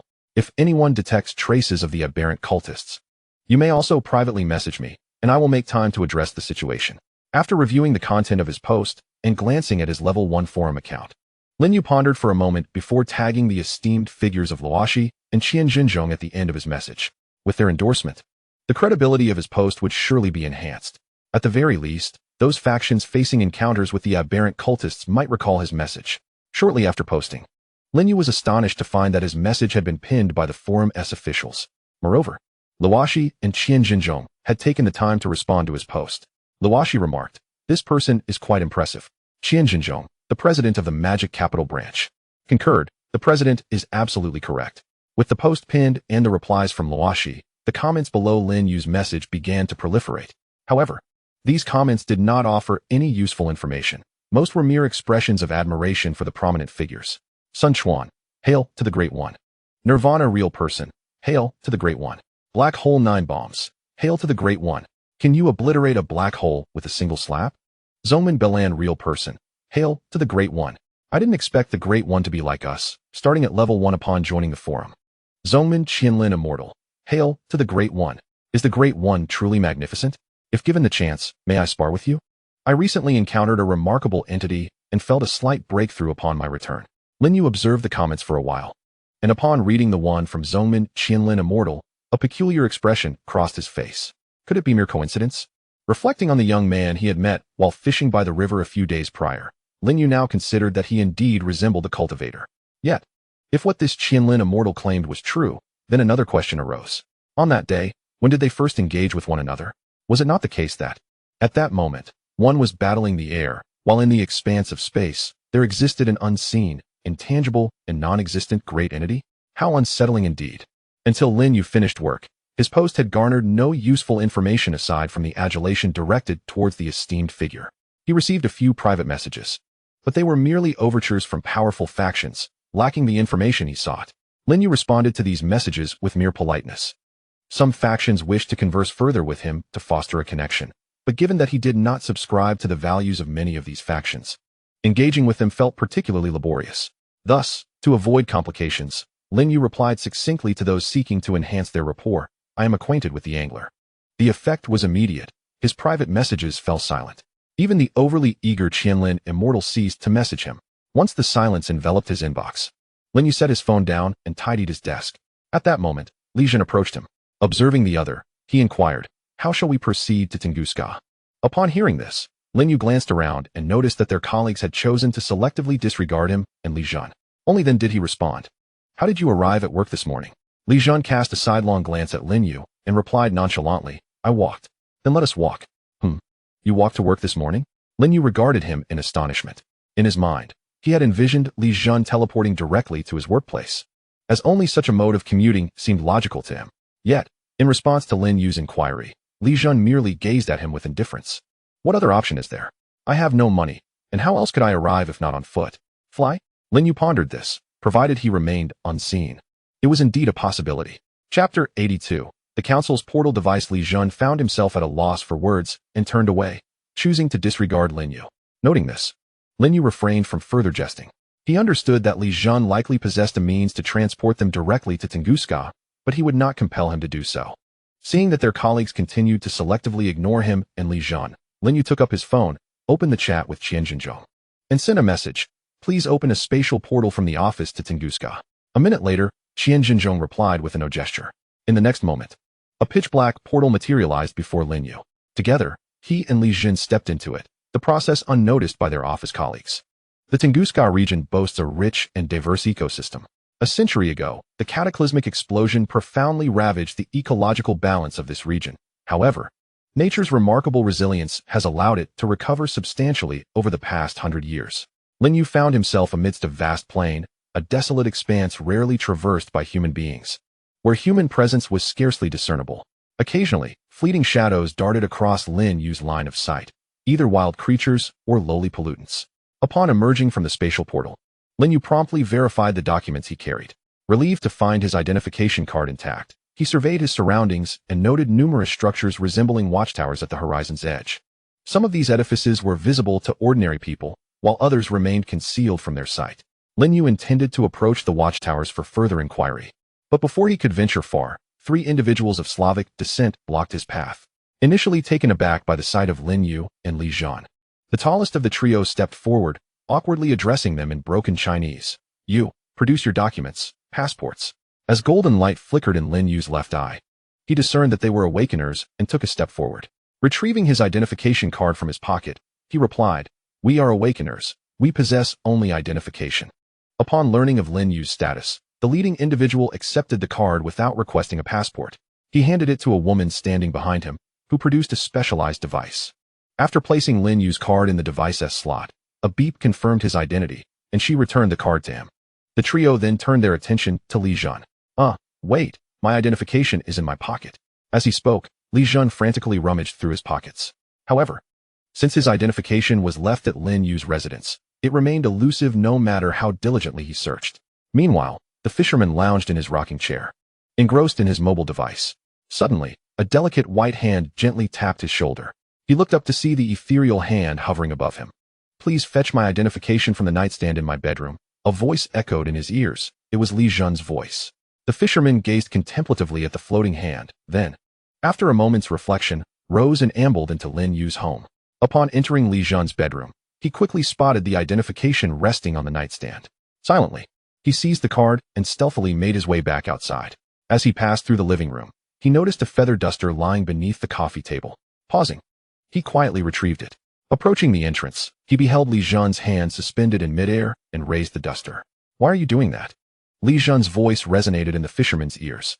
"I took the wrong one." The fisherman curled the corners of his mouth into a barely perceptible smile and spoke softly, "Quickly, hand me your identification card." Confronted by the prevailing circumstances, Li Zhan could only suppress his anger and engage in polite dialogue with the fisherman. Under the scrutiny of three burly men, Li Zhan rummaged through his pocket for an extended period, ultimately producing a dried fish. Fortunately, after tossing the fish to Lin You, he managed to extract his identification card. Upon verifying its authenticity, the three men did not impose any further difficulties on Lin You and Li Zhan, allowing them to leave without hindrance. Before their departure, out of goodwill, they cautioned Lin You, mentioning that this area had previously experienced B-class corruption level contamination and advised them to refrain from using any peculiar abilities. As he spoke, the leader of the group cast a significant glance at Li Zhan. As Lin You chewed on the dried fish handed to him by Li Zhan, he found it surprisingly chewy. "Where did you buy this fish?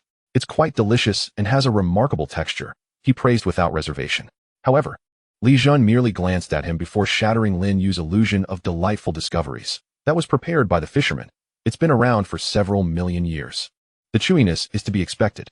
Lin Yu, holding the dried fish that was nearly as old as human evolution itself, ultimately could not bring himself to discard it. As long as it's edible, who cares how long it has been? After the identification card inspection, Lin Yu had no further need to visit the watchtower. Due to concerns regarding contamination at the entrance to the alternate space, the portal did not open directly at the entry point, but rather in its vicinity, leaving a considerable distance to traverse. Following the route provided by Qian Zhenzhong, Lin Yu proceeded towards the area near the alternate space entrance from a century ago. It is worth mentioning that as an officially recognized awakener by the Council, Lin Yu's mobile phone card enjoyed unobstructed communication in most regions of the outer universe, as well as in certain areas with lower pollution levels. He even received a monthly communication subsidy, varying by region. Since Lin Yu resided in the economically developed city of Magic Capital, his number entitled him to a monthly communication subsidy of 2,000 yuan. This allowance allowed him to effortlessly access information while abroad without financial concerns. Without this communication subsidy, Lin Yu would have to weigh his options when checking information. Chapter 83. The deaths in the explosion. After approximately 20 minutes of walking, Lin Yu arrived at the entrance to the alternate space from a century ago. Situated at the periphery of the Tunguska event, after a century of sedimentation, the environment around the center of the explosion showed little distinction from its surroundings. Lin Yu's left eye glimmered with golden light as he surveyed the area. In terms of information, there were no anomalies in the surroundings. Even at the epicenter of the explosion, only remnants of past occurrences lingered in the form of vague memories. Had I known your idea of traveling abroad would entail such an experience, no matter how grandiose your descriptions, I would never have accompanied you. After wandering aimlessly for over 20 minutes alongside Lin Yu, Li Zhan's patience had begun to wane. He gazed at the forest before him, opened his mouth, and spoke. Meandering around without a purpose will not yield any clues. One must search with intent, much like playing a puzzle game. Upon hearing this, Lin Yu turned his head and cast a casual glance at Li Jun, replying nonchalantly, "Purpose or not, it matters little. The boat will find its way as it approaches the bridge. Even if I fail to uncover any clues, the aberrant devotees will inevitably seek me out. This venture is merely a gamble. If no clues arise, so be it." Li Jun was left speechless by Lin Yu's words. It seemed that Lin Yu had anticipated the futility of their endeavor and had summoned him merely to share in the ordeal. Lin Yu also recognized the impropriety of his actions. He had initially brought Li Jun along with the hope of receiving assistance. Yet it appeared that Li Jun had not only been of no help, but had also endured considerable discomfort, having trekked for over 40 minutes. It was a torment for both of them, given their meager stamina. "Don't look at me like that. I too did not expect this outing to be so monotonous. How about this? Once we return home, I shall treat you to a meal." This is not merely about treating you to a meal, Li Jun thought. Noticing Lin Yu's awareness of his own shortcomings, he was inclined to take advantage of the situation. However, Lin Yu preemptively interrupted him, stating, "No, from now on. All dinners will be prepared by Lingxing. I shall dine out myself." Li Jun was taken aback. "Honestly, I rather enjoy when you treat me to dinner." Glancing at the time, Li Jun pondered for a moment and suggested, "Shall we explore elsewhere? Wandering here aimlessly is not a viable strategy." Lin Yu found merit in Li Jun's words. "Where do you think we should go?" Li Jun contemplated before slowly articulating, "I believe it would be more prudent for us to return home." Lin Yu shot him an incredulous look and ceased to engage further. However, Li Jun's assertion held a kernel of truth. Aimlessly wandering was indeed unproductive. Suddenly, Lin Yu recalled a point he had previously overlooked. Luoshi had mentioned that although the Tunguska event occurred in an uninhabited zone, there had been one victim of the explosion. Lin Yu surmised that he might be able to extract useful clues from this victim. "Let us proceed," he declared suddenly. Upon hearing this, Li Jun's heart raced, and he eagerly inquired, "Are we heading back?" "No, we are going to the place we just visited to inquire with the local council members about certain matters." Li Jun's enthusiasm waned. "So we are retracing our steps?" he asked, his tone deflated. "Indeed," Lin Yu affirmed, guiding Li Jun back in the direction from whence they came. Li Jun was dragged along by Lin Yu, resembling a mere shell of a person. After approximately 5 minutes, he could no longer contain himself. Lin Yu sensed that their return journey was significantly shorter than their outbound trek. Having taken roughly 8 minutes to return from the explosion's epicenter, Li Jun explained that the return path was far more navigable than the one they had taken initially. Lin Yu arrived at a nearby watchtower belonging to the council, fortuitously finding that the personnel inside were the same individuals who had previously verified their identities. Upon seeing Lin Yu, the 3 council members displayed a hint of surprise. Lin Yu greeted them and promptly articulated his purpose. "Could you assist me? Do you know about the individual who perished in the great explosion a century ago?" The 3 council members exchanged glances. Ultimately, it was the tallest among them who stepped forward to answer Lin Yu's inquiry. "Yes, he is buried over there." The council member pointed in a direction, but Lin Yu, unable to discern anything from such a distance, expressed his concern. Realizing the inadequacy of his directions, the council member pondered for a moment, turned around, and rummaged through a drawer behind him. He eventually retrieved a car key, placing the key on the table.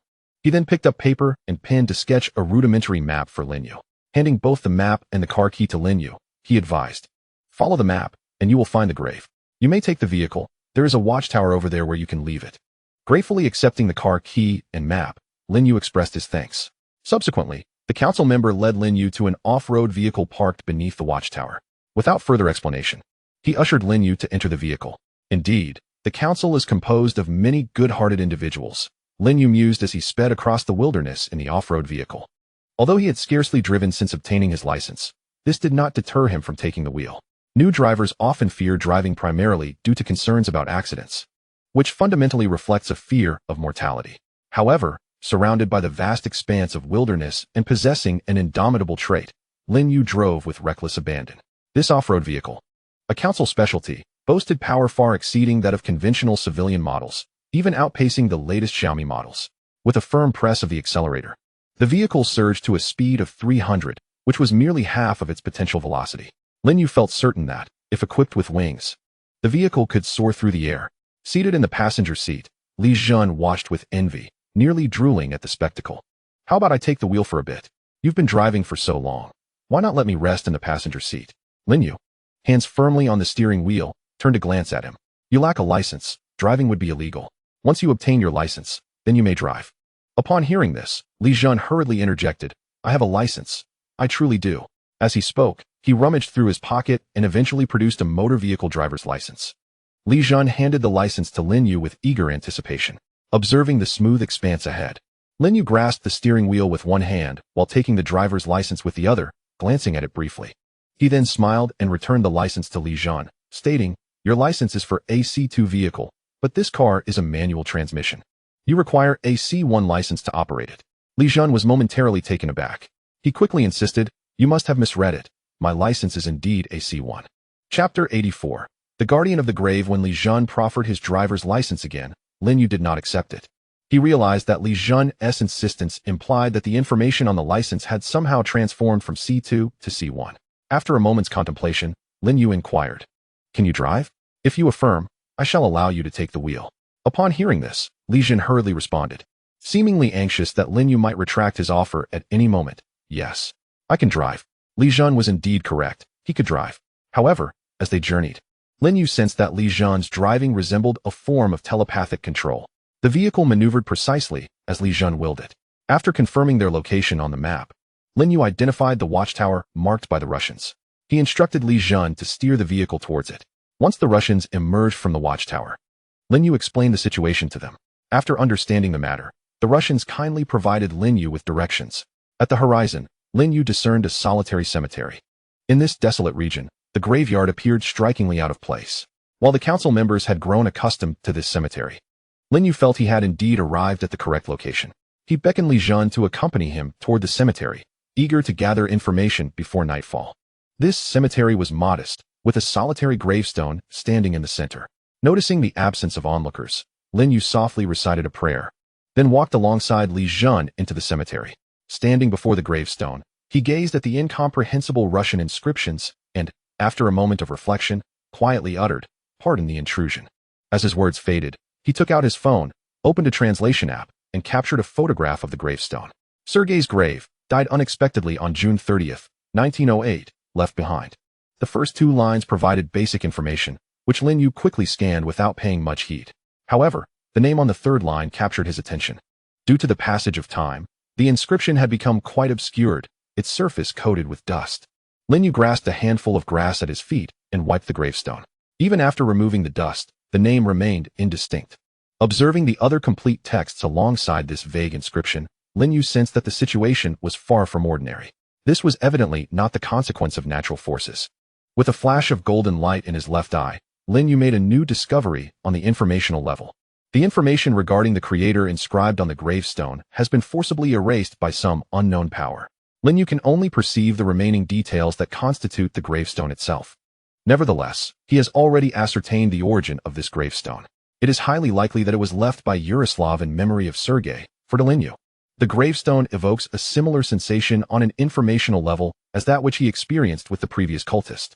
Both bear the marks of crucial information having been obliterated. Lin Yu speculates that the causal connection between this gravestone and Yaroslav has likely been severed. He turns to Li Jun, and before he can utter a word, Li Jun anticipates his thoughts and states directly, "The causal line is indeed broken." Lin Yu nods in agreement. He captures several photographs of the surroundings with his phone, then prepares to depart. As Lin Yu steps out of the cemetery, he encounters a middle-aged Russian man approaching from the opposite direction. Upon seeing Lin Yu and Li Jun emerging from the cemetery, the man momentarily pauses, seemingly taken aback by the presence of outsiders, particularly from a foreign land. "Hello. May I ask what brings you here?" The middle-aged man steps forward and politely inquires, speaking in Chinese with commendable fluency, aside from his accent. Lin Yu finds himself particularly intrigued by this unexpected encounter. His left eye remains open, leading him to instinctively glance at the man. On an informational level, this individual appears to be utterly ordinary, devoid of any distinguishing features. "We were passing by and noticed the cemetery, so we decided to take a look." Lin Yu responds dismissively. Curiosity piqued, he follows up with a question. "And you?" "Me?" The Russian man smiles at Lin Yu and Li Jun, explaining, "I am the caretaker of this cemetery." "Caretaker?" Lin Yu gazes at him in confusion. "What is your connection to Sergei in this cemetery?" "I have no relation to the one buried here. My role as the caretaker is simply to ensure that this cemetery is not forgotten." The caretaker shakes his head, and seeing Lin Yu's continued bewilderment, he patiently elaborates. "In my youth, I stumbled upon this place. A person who met an untimely end is already pitiable enough. I do not wish for their resting place to fade into obscurity. Hence, I have remained here ever since." It has been countless days and nights. Perhaps due to his infrequent interactions with others, the caretaker speaks abundantly upon encountering someone to converse with. Throughout the caretaker's discourse, Lin You remains silent. His intuition suggesting that this caretaker is no ordinary person. After all, it is quite unusual for a cemetery in a desolate area to have a guardian. However, Lin You is certain on an informational level that this caretaker is entirely an average individual, lacking even the faintest traces of erased information. After a prolonged silence, once the caretaker has finished speaking, Lin You finally inquires, "What were you doing before you discovered this cemetery?" It appeared that the keeper of the grave had not anticipated Lin Yu's inquiry, as he was momentarily taken aback upon hearing her words. After a brief contemplation, he replied uncertainly, "I can't recall precisely. According to your country's terminology, I suppose I would be considered a civil servant?" Lin You nodded in acknowledgement and subsequently departed from the cemetery. The keeper had initially intended to invite Lin You and her companion to share a meal, but she graciously declined the offer. The time zones of Tunguska and Magic City differ. Although dusk was settling in this region, it was likely already dark in Magic City. Lin You glanced at the time on her phone. It was indeed 1940, and darkness had enveloped the land. Li Jun had assumed that Lin You was genuinely about to take her leave, yet her actions always seemed to defy his expectations. She approached the watchtower adjacent to the cemetery and sought out the personnel within. Lin Yu requested that the staff pose as official representatives to capture a few photographs of the self-proclaimed gravekeeper. Although the watchtower staff found Lin Yu's request puzzling, they ultimately acquiesced. Two members of the staff gathered their equipment and identification, accompanying Lin Yu back to the cemetery. Lin Yu remained at a distance, refraining from entering, while the two staff members, after presenting their credentials, proceeded to offer comprehensive photographic services to the individual claiming to be the gravekeeper. Had circumstances permitted, they might have even taken an unclad portrait of him. Chapter 85. Li Jun, as male the staff from the council handed the photographs to Lin Yu, who examined them and, upon confirming that the gravekeeper's face was captured clearly, nodded in satisfaction. "Thank you. You're welcome." Upon returning home, Lin Yu was astonished to find the fisherman reclining in a chair, indulging in takeout. Inquiring further, she learned that the meal had been ordered by Bai Lingxing on his behalf, which took her by surprise. It seemed that Bai Lingxing was gradually adapting to the fisherman's presence and had begun to regard him as a normal individual. After discovering that both occupants of the house had already dined, Lin Yu decided to take Li Jun out for a barbecue. After all, she had promised him a meal 2 hours prior, and she could not go back on her word. Pleased with the outing, Li Jun was naturally less troublesome. While skewering the meat, Li Jun assured Lin Yu that he would not rise early the following morning and would refrain from waking her. The next day, Li Jun proved true to his word, indeed, not rising early. Lin Yu had completed her morning routine and was ready to depart, while he remained nestled in bed. When she entered the bedroom to rouse him, he sprang up from the bed in a sudden jolt. First, he scanned the room in bewilderment. Then, upon noticing Lin Yu, who was already prepared for the day, he appeared utterly astonished. "I'm leaving now. Hurry up, don't be late for work tomorrow." Lin Yu reminded him before taking her leave, ensuring he wouldn't fall back asleep. "Don't worry, I'll arrive before you," Li Jun replied nonchalantly, waving her off as he began to change into his sleepwear, seemingly indifferent to their conversation. Lin Yu cast a glance his way. He was indeed male. Upon arriving at the office, Lin Yu discovered that Li Jun had indeed arrived earlier than he. However, at that moment, Li Jun appeared rather listless, as if he had just risen from his slumber and stumbled into his workstation. Lin Yu tossed him a cup of soy milk, but Li Jun declined his kind gesture. As Lin Yu pondered this, Li Jun shook the breakfast provided by Wang Wu before him. Upon witnessing this, Lin Yu promptly reclaimed the bag of soy milk he had offered. Work was inherently tedious, and despite the ease of Lin Yu's tasks, he found himself engulfed in boredom. He retrieved a photo of a gravekeeper he had taken previously in Tunguska, capturing a frontal image with his phone and sending it to Qianzhenzhong. "Lin Yu, image Qianzhenzhong. Lin Yu, inquire whether your president recognizes this individual." Approximately 2 minutes later, Qianzhenzhong responded. "Qianzhenzhong, I do not know him." "Qianzhenzhong, what is it?" "Qianzhenzhong, who is this person?" Upon reading this message, Lin Yu realized that the one replying was Luoshi. The act of photographing the night watchman was not a mere whim. Although he was an ordinary person, his presence there bore an air of peculiarity. Lin Yu had previously speculated a connection between him and Yaroslav, even conjecturing that he might be Yaroslav's mundane form. However, Luoshi's dismissive response left Lin Yu feeling disheartened. "Lin Yu, this person is someone I encountered in Tunguska. Lin Yu, I sensed something unusual about him, even believing he might be Yaroslav, so I took a few photos. Lin Yu, it seems now that my assumption was erroneous. Reflecting on Lin Yu's messages, Luoshi pondered for a moment before typing a reply. Qianzhenzhong, generally speaking. The instincts of great beings are seldom unfounded. Qianzhenzhong, since you believe he is Yaroslav, even if he is not the one, he must certainly hold some relation to him. Qianzhenzhong, how about this? In a couple of days, I will see if I can spare some time. And then I will accompany you to investigate. Lin Yu quietly regarded the first message Luoshi had sent him. The other party no longer feigned modesty, directly referring to himself as a great being. Seemingly aware of the inappropriateness of his words, Luoshi promptly retracted that message. Qianzhenzhong retracted a message. My intention was to express my faith in your intuition. Lin Yu. In truth, after spending considerable time with the fisherman, Lin Yu had come to accept the identity of a great being in the eyes of others. Nevertheless, to reassure Luoshi, he replied, Lin Yu, I did not witness anything just now. After concluding his conversation with Luoshi, Lin Yu opened the pollution forum. Ever since he had disclosed his association with the fisherman, his forum account had become remarkably quiet. In fact, even beneath the post he had previously made, few dared to comment. After all, who knows whether a great existence, intertwined with the angler, might become entangled in fate simply by exchanging a few words with him? Observing the scant number of private messages in the background, Lin Yu shook his head and sighed inwardly. It's regrettable that he no longer engaged the fisherman in conversation. Lin Yu opened one of the few private messages, which was sent by the esteemed Qianlin. Qianlin, were you, esteemed senior, one of those fishing by the river a few days ago? Upon reading this message, a flicker of realization crossed Lin Yu's mind. Indeed, Qianlin was that peculiar individual who had performed by the riverside that day. Although Lin Yu was uncertain of the intent behind Qianlin's message, he still responded.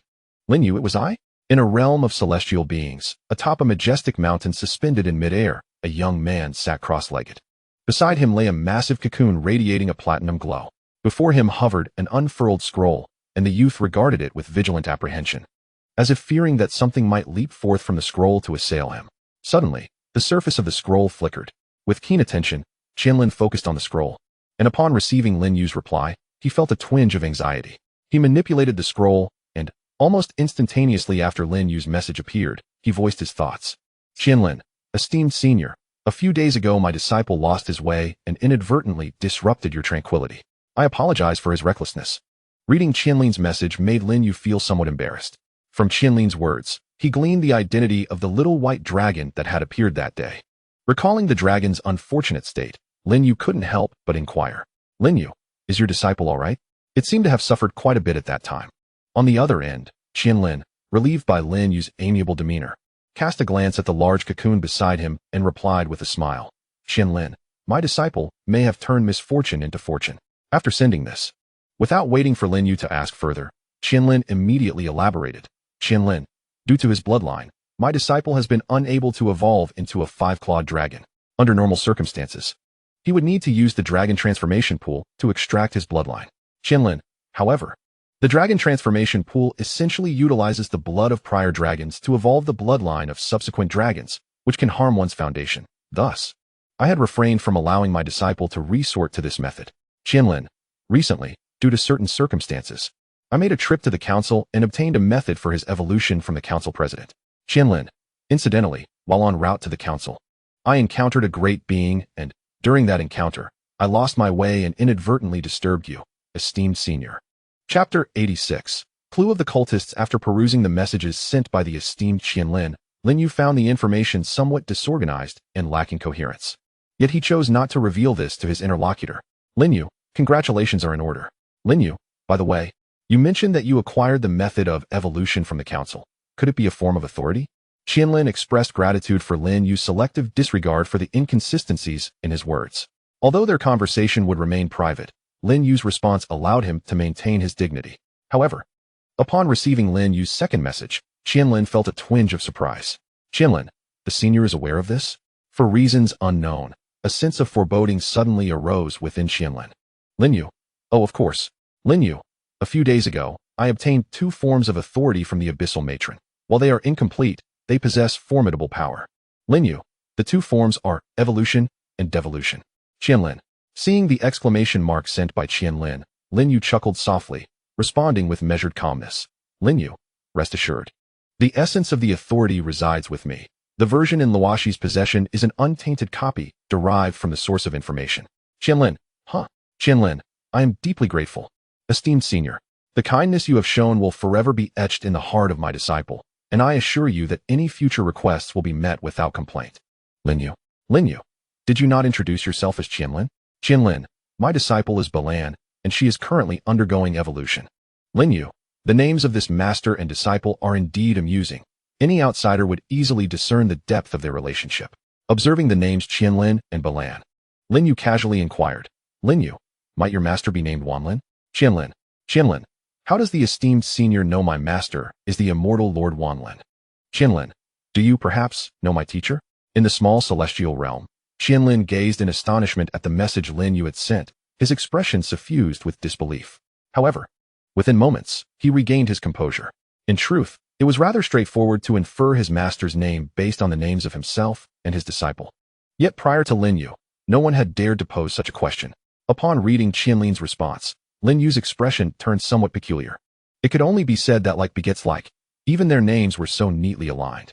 Of course, it was also possible that Balan, Qianlin, and Wanlin were merely titles rather than true names. Just as Lin Yu was about to clarify that he did not know Qianlin's master, Qianlin preempted him with another message. Qianlin, I presume the esteemed senior deduced my master's title based on the titles of my disciple and myself? Lin You, precisely. Qianlin, you possess great wisdom, esteemed senior. I am in awe. Qianlin strained his mind and ultimately crafted a compliment to flatter Lin Yu. Yet his attempts at flattery were somewhat cringeworthy. If it weren't for the pleasant conversation they had just moments ago, Lin Yu would have felt that Master Qianlin was playing tricks on him. Lin Yu, if there's nothing else, I shall take my leave. Noticing Lin Yu's reluctance to continue the conversation, Master Qianlin quickly concurred. Master Qianlin, esteemed senior, if you have matters to attend to, please do not let me hinder you. I too have affairs that require my attention. After sending this message, Master Qianlin waited for half a minute. When Lin Yu did not respond, he promptly closed the scroll. Sighing deeply, Master Qianlin exhaled a long breath. Those 5 minutes of chatting with Lin Yu felt like the longest duration in his life. While sending messages, he was constantly worried that an inexplicable fishing hook might suddenly appear from the void, pulling him to some bizarre location unknown to him. Upon closing the chat with Master Qianlin, Lin Yu opened another chat window. The individual who had sent him a private message bore a nickname composed of a jumble of English letters, which, even with Lin Yu's graduate degree, he could not decipher. Consequently, he decided to refer to this person internally as Letter Guy. Letter Guy, I have information regarding the aberrant worshippers. Letter Guy. Image. Lin Yu clicked on the image sent by Letter Guy, and upon seeing the object depicted, his pupils constricted sharply. It was a double helix structure composed of flesh and blood, appearing somewhat shriveled, reminiscent of dried meat. However, if restored to its original form, it would resemble the double helix structure he had previously encountered at the blood altar, which served as a vessel for the projection of Satyr's authority. Recognizing the object, Lin Yu wasted no time in responding to Letter Guy. Lin Yu, when did you acquire this? After sending the message, Lin Yu began to await a response from Letter Guy. Previously, others had provided Lin Yu with information about aberrant worshippers, but such information was outdated, the most recent being several centuries old. While such a time span might be insignificant to those cosmic civilizations, it was far too lengthy for Lin Yu. What he needed was recent intelligence concerning the aberrant worshippers, not ancient news from hundreds or even thousands of years prior. However, in recent years, under the leadership of Yaroslav, the aberrant worshippers had been operating with utmost caution. Minor incidents were inconsequential, and any necessary information was erased following major events, resulting in no one being able to furnish Lin Yu with valuable insights. Therefore, encountering what appeared to be information from the past century was something Lin Yu looked forward to eagerly. Letter Guy responded swiftly. Before long, Lin Yu received a message from him. Letter Guy, I obtained it recently. For specifics, we can discuss it in person, as I am currently in Magic City. Upon reading this message, Lin Yu raised an eyebrow. He had never mentioned his location in Magic City, and the Council-S Pollution Forum did not display IP addresses. Thus, a question arose. How did the other party know he was in Magic City? Upon reflection, Lin Yu couldn't help but question the identity of this mysterious figure referred to as Giannis. He set aside his phone, then gently closed his eyes, allowing his mind to empty. A myriad of images flashed through his consciousness like a revolving lantern. Whenever he sensed that others were discussing him, he would consciously choose to disregard such perceptions to avoid being distracted by trivial matters. However, now he intended to harness that awareness to trace the individual who was investigating him. Gradually, a series of images began to materialize in Lin Yu's mind. These were memories that had previously surfaced but were deliberately overlooked. They included conversations where others mentioned him, inquiries into his information, and fleeting glimpses of his figure captured on surveillance. Lin You was uncertain how this Giannis had managed to investigate him, but as he focused on this aspect, many images began to fade while others solidified. Ultimately, those unrelated to his thoughts vanished, leaving only those that resonated with his inner musings. Among the remaining images, many depicted individuals Lin You recognized, such as the likes of Loki. Excluding these, the options diminished further. He then confined the timeline to the past 2 days. With this limitation, one particular image surged forth in his mind's eye. It was of a middle-aged man seated at a computer, seemingly engrossed in research. Although Lin You could not discern the content on the screen, he surmised that the man was examining his own profile. After 2 minutes, unexpectedly, the middle-aged man stood up and bowed respectfully toward the empty space before him. Great existence, I apologize for the intrusion and hope for your understanding. To Lin You, the man's demeanor was exceedingly humble, as if a magnificent being loomed in the void before him, gazing down upon him. Lin You raised an eyebrow, sensing that the great existence the man spoke of was likely himself. Once the man completed his bow, this vision concluded. As Lin You recalled the man's appearance, another associated image emerged in his mind. In this scene, the middle-aged man was seated on a sofa in the living room, his hands rapidly tapping on his phone, likely engaged in a text conversation. On the coffee table before him lay a withered, double helix structure, identical to the one depicted in the image Giannis had sent him. Lin You opened his eyes, seized his phone, and sent a message to Giannis. I am watching you. After dispatching the message, he closed his eyes once more. At that moment, the middle-aged man's body suddenly stiffened. Subsequently, he stood up, maintaining a humble demeanor as he bowed once again toward the empty space. The man then spoke, his tone respectful. With your wisdom and might, it is inevitable that you would perceive this mere insect. Might you graciously accept the invitation from this humble creature to engage in a dialogue? Observing the middle-aged man's attitude, marked by such humility, and suspecting his connection to the aberrant followers, Lin You pondered momentarily before acquiescing.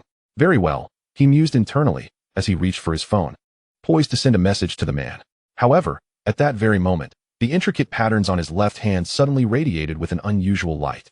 This illumination differed from the past instances of contamination. It enveloped the entirety of the patterns rather than merely spreading outward. Concurrently, a tranquil voice resonated within the middle-aged man's mind. It is acceptable. Stunned by this utterance, both Lin You and the man found themselves momentarily frozen. After a brief pause, the man's demeanor grew increasingly humble, his posture bending even lower. Forgive my presumption. I am aware of your location. I shall come to escort you shortly. Upon hearing this, Lin You felt compelled to test whether this occurrence was mere coincidence. He maintained a semblance of reserve, then nodded gently. Indeed, the voice echoed once more in the man's mind, confirming to Lin You that this was no random event. Ignoring the still devout man whose form resembled a folded screen, Lin You severed their communication. With some time remaining before the workday concluded and feeling idle, he was eager to experiment further with his newly discovered ability. He opened a messaging application and accessed the chat with Qianzhenzhong. Please assist me in locating Luo Shi. There is a matter to discuss. Qianzhenzhong did not respond immediately. After 2 minutes, he replied, What do you need? Lin You sensed no sensation of partial information being severed, contemplating that perhaps it was due to Luo Shi's considerable strength. After a moment's reflection, he decided to intensify his attempt. What do I look like? As soon as his message was dispatched, he immediately experienced the sensation of a part of his information being detached. Lin You discerned the source of this separation, and a vision of a young girl seated at a desk, engrossed in her phone, materialized before him. As Lin Yu's gaze settled upon Luo Shi, she instinctively lifted her head in surprise. You. Her mouth slightly agape, she exhibited a profound astonishment. This was no act. She had never anticipated being caught off guard to such an extent, despite her vigilance. Under Lin Yu's scrutiny, Luo Shi's expression gradually shifted from shock to wariness. Her gaze turned toward the void before her, as if she could pierce through the emptiness to behold Lin Yu's presence. What do you want from me? She inquired, her tone laced with caution. In response, Lin Yu felt a tinge of embarrassment, momentarily at a loss for words. He had merely sought a formidable individual to test his newfound ability, never imagining that Luo Shi's nerves would be so taut. Merely attempting to greet her had provoked such a heightened state of alertness, even if one is perceived as unique or terrifying in another's eyes. After so many days of interaction, has there been no change in the other's perception? Loxi began to realize that perhaps she had been overly anxious. When she first encountered Lin Yu, the great being documented within the rational confines of their council did not include him. Furthermore, Lin Yu had damaged her car and was associated with the fisherman, leading Loxi to instinctively misinterpret him as a shadow or an entity of demise. However, after these days of contact, Loxi discovered that Lin You might not be as she had conjectured. He could indeed be a great being within the realm of reason. After all, despite the outrageousness of Lin Yu's abilities, he had never emanated any pollution. Moreover, with another great being emerging alongside Lin You, Loxi began to believe that he too belonged to that realm. With this thought, the tension on Loxi's face eased. I apologize, I was too anxious. It is quite all right. I understand your feelings. Lin Yu's expression remained unchanged, his voice resonating directly within Loxi's heart. Upon hearing this sudden internal voice, Loxi's expression stiffened once more. Fortunately, apart from the abruptness of the sound, she felt no traces of pollution. Chapter 88. The Proud Li Jun. Is there anything else? If not, I shall end the call. The sensation of being watched left Loxi exceedingly uncomfortable. She yearned to conclude this exchange swiftly. However, to her astonishment, even after ceasing to recall Lin Yu's appearance, that feeling of scrutiny persisted. This is peculiar. During the previous 2 instances of monitoring, severing the feed resolved everything. Why does it not work this time? Loxi was perplexed, feeling increasingly distressed and unwilling to speak further. Lin Yu contemplated for a moment and decided to relay the recent invitation he had received from a middle-aged man to Loxi, thus opting not to terminate the video call. Someone just invited me to meet him. I suspect he is a follower of distortion, as I observed a container holding the projection of the Mother of Sin's powers on his premises. Upon hearing this, Loxi instinctively furrowed her brow. After a brief pause, she responded, "When? I shall accompany you." Although Lin Yu did not regard it as significant, Loxi understood that it was far from trivial. In fact, it could potentially escalate into a severe pollution incident. The emergence of anything related to an evil deity in a metropolis like Magic City could lead to particularly troublesome situations if mishandled. Given the revelation of an item associated with an evil god appearing in Magic City, Loxi felt compelled to personally investigate. While she could enlist Lin Yu's assistance in securing the so-called projection container, even requesting him to deliver it to the council, she harbored doubts about his character. She had reason to suspect he might simply pocket the container and bring it to her himself. If one were to pay attention, the other party might perhaps don a plastic bag. At 5 o'clock, I will finish work. Lin Yu felt a slight surprise, but did not decline Luoshi's request to accompany her. As the president of the council, Luoshi possessed both numerical acumen and a unique mechanism. Should any unforeseen circumstances arise, she could simply take refuge behind Luoshi. At precisely 5 o'clock, a girl dressed in casual attire, resembling a high school student, pushed open the office door and strode in, seemingly oblivious to her surroundings. Under the puzzled gazes of the office staff, Luoshi glanced around before making her way directly to Lin Yu's workstation. As she passed by Li Jun, Luoshi greeted him, yet he merely cast her a fleeting glance. Offering no response, Luoshi felt perplexed, perceiving this as a reflection of the great being's innate aloofness. "Allow me a moment to gather my belongings."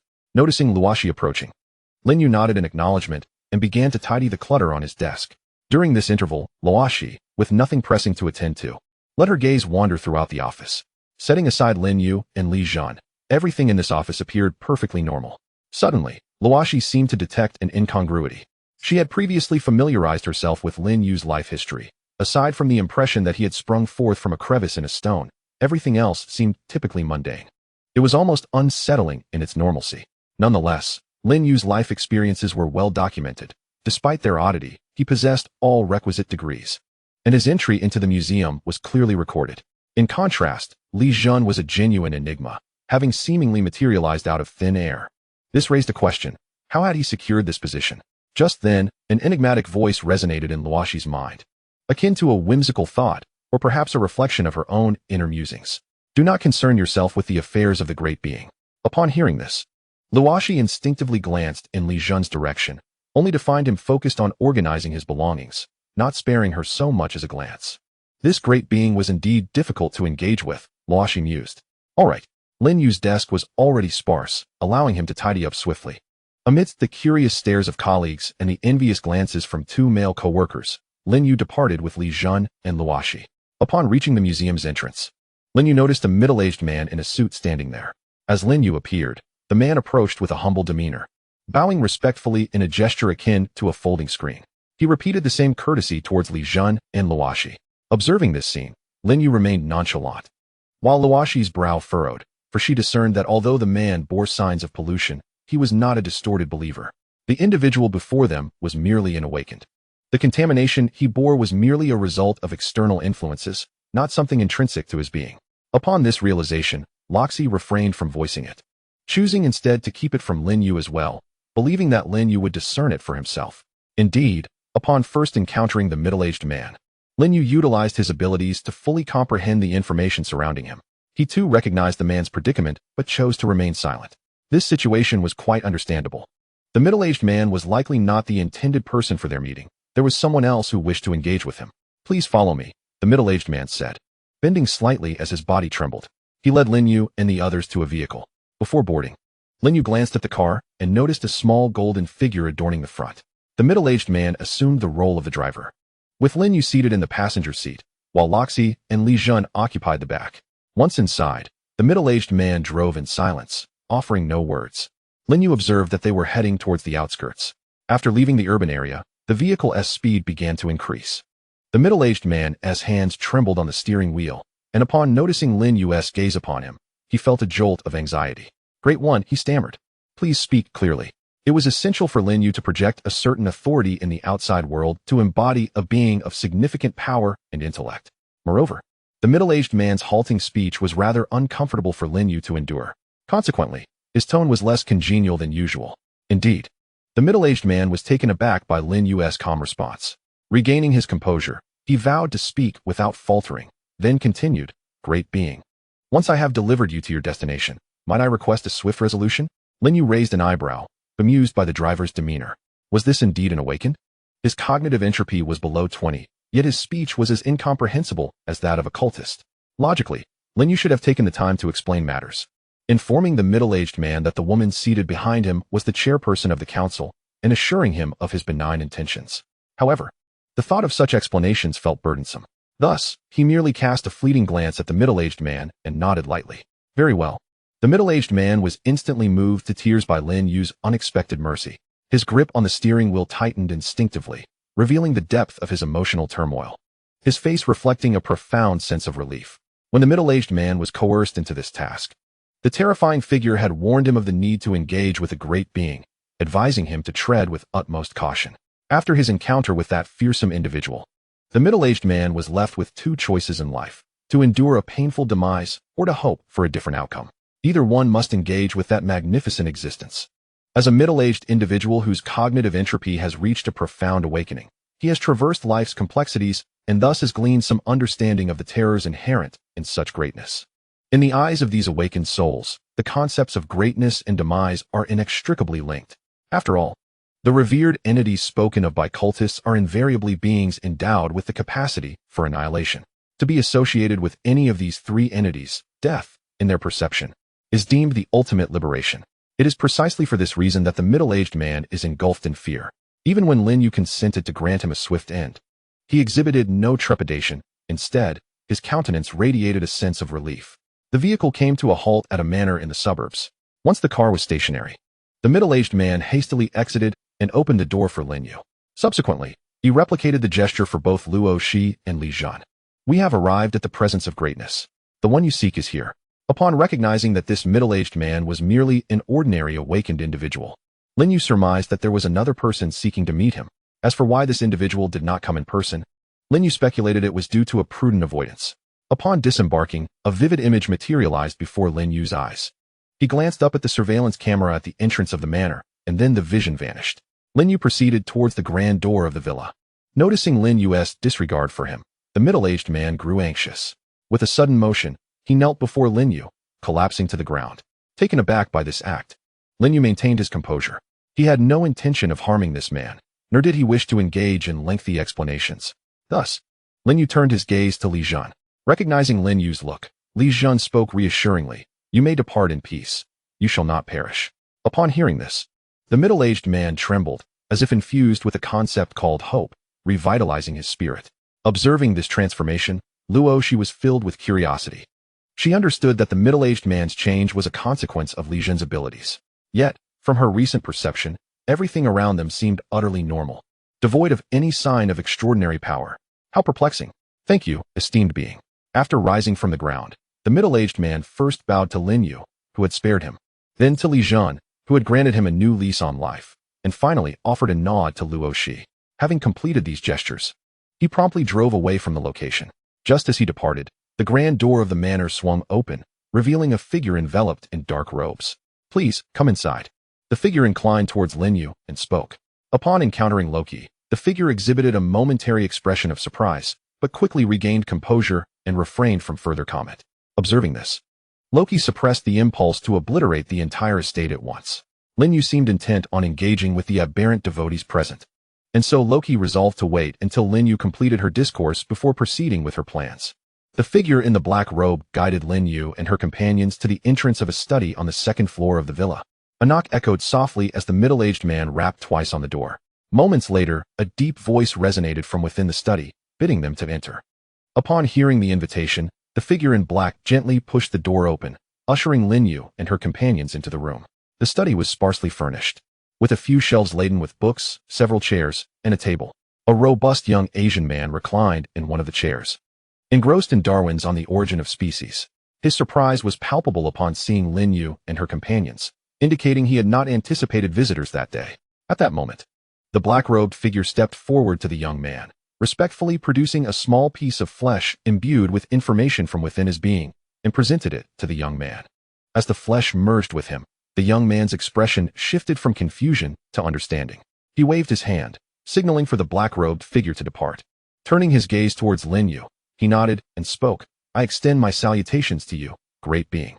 It is with profound honor that I welcome your presence." He then acknowledged Loki with a nod, saying, "President, we meet once more at last."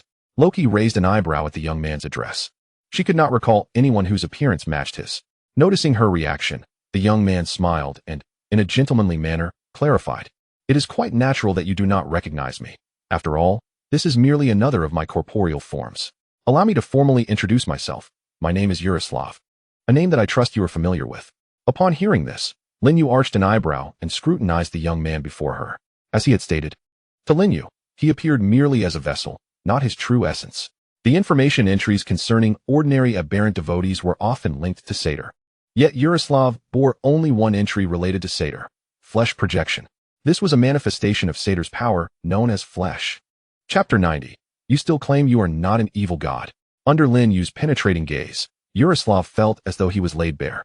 He silently congratulated himself for his caution, for he had never directly engaged with any information pertaining to Lin You. Otherwise, he could not guarantee his escape from her grasp. "Your strength is truly impressive," he remarked, regaining his composure. He allowed himself to relax, reminding himself that he was now merely a flesh embodiment, with no ties to his true form. Even if he were to perish here, it would not affect his essence in the slightest. "State the purpose of your summons," Lin You remarked, casually pulling out a chair and taking a seat, with Li Jun and Loxi mimicking his actions beside him. Throughout this process, Loxi refrained from exchanging even a glance with Yaroslav, fully aware that this was merely one of Yaroslav's incarnations. He understood that unless absolutely necessary, Yaroslav's true self would not dare to extract information from this avatar. Therefore, any dialogue between Loxi and this incarnation ultimately bore no significance. "Your presence is requested for a grand endeavor," Yaroslav replied, rising with the poise of a gentleman. Unfolding his plans. "Your abilities can directly usurp the powers of the mother of all things, a capacity of paramount importance to our noble cause. Should you choose to join us?" At this, Lin You furrowed his brow and interrupted, "You aim to achieve greatness through this?" "Indeed," Yaroslav smiled faintly, displaying no displeasure at being interrupted.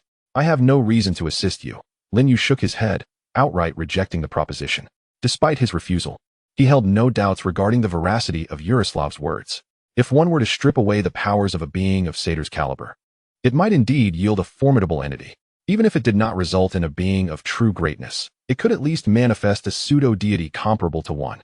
However, as Lin You articulated, he possessed no obligation to aid Yaroslav. In fact, prior grievances fueled his desire to eliminate him entirely.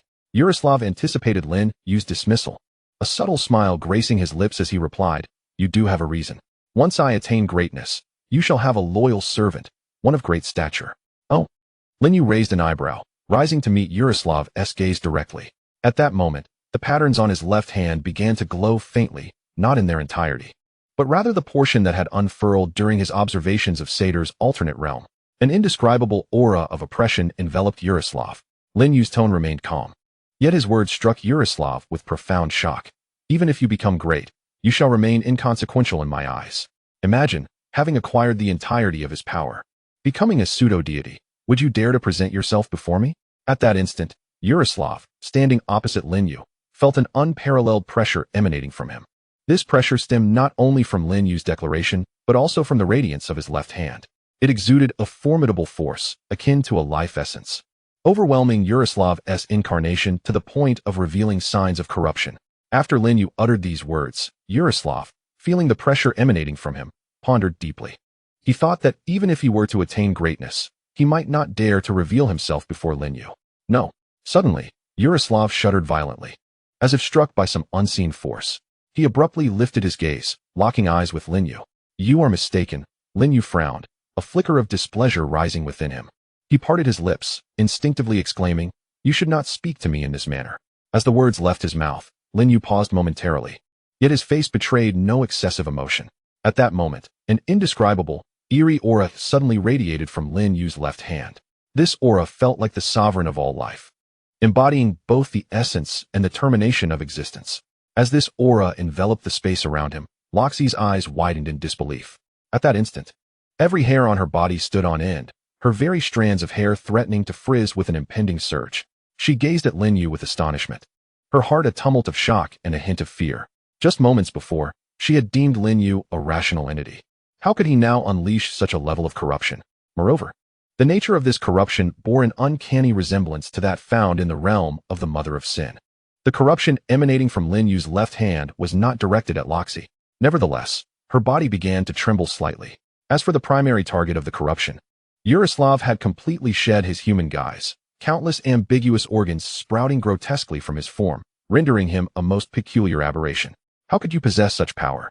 A series of disjointed groans escaped from Yaroslav's contorted body, to which Lin Yu merely shook his head, offering no explanation. He understood well that he was not utilizing Satyr's power, but rather Satyr's corruption. Lin Yu had only just discovered that the pattern sprawling across his left hand contained Satyr's corruption, which he could actively release at will. This is truly magnificent. At that moment, Lin Yu inadvertently caught a glimpse of Loxi's gaze directed at him, filled with complexity. He couldn't help but sigh. Just when he had managed to convince her that he was not an evil deity, a careless attempt had seemingly obliterated the trust he had painstakingly built. With a sigh in his heart, Lin Yu resolved not to explain further. Time would reveal all truths. Upon realizing that Loxi was struggling against the corruption, he withdrew the emanating taint from his left hand. The glowing patterns dimmed, and both Loxi and the writhing Yaroslav exhaled in relief. Lin Yu glanced at Li Jun. Please shield her from the corruption. At his words, Li Jun reluctantly waved her hand. As the pressure on Loxi eased, she turned her gaze to Li Jun, her eyes brimming with gratitude. This sister not only possessed beauty, but was also exceptionally kind. Li Jun's expression was somewhat grim. Chapter 91, Circa. Your greatness is truly unimaginable. Yaroslav exclaimed sincerely. After Lin Yu retracted the pollution, Yaroslav's tone returned to its usual steadiness. However, when he looked at Lin Yu, his eyes were now filled with trepidation. Losing the calmness he once possessed, Lin Yu chose not to respond to Yaroslav.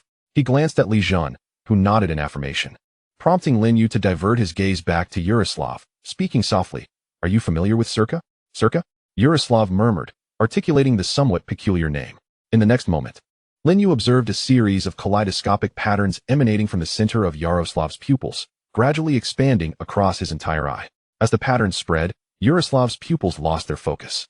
When the designs enveloped his entire eye, the material of his eyes transformed to resemble two crystalline orbs. Yaroslav opened his mouth, yet no words emerged.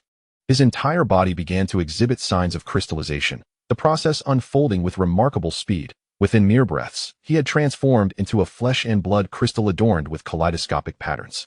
At the moment crystallization completed, a sharp crack echoed as Yaroslav's body shattered into a formless glow, dissipating into the ether, leaving no trace of its destination. This scene filled Loxi with dread.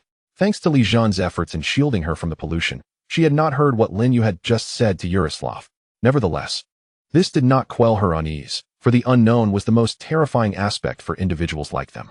Following Yaroslav's disappearance, an invisible source of unpolluted matter appeared in the spot he once occupied. Lin Yu turned his gaze toward it. Flesh, power projection. He extended his hand, intending to collect the power projection, but before his fingers could make contact, it vanished into thin air. What is happening? Lin Yu pondered, perplexed as he touched his face. At that moment, Li Jun, who had been lingering at the back, stepped forward.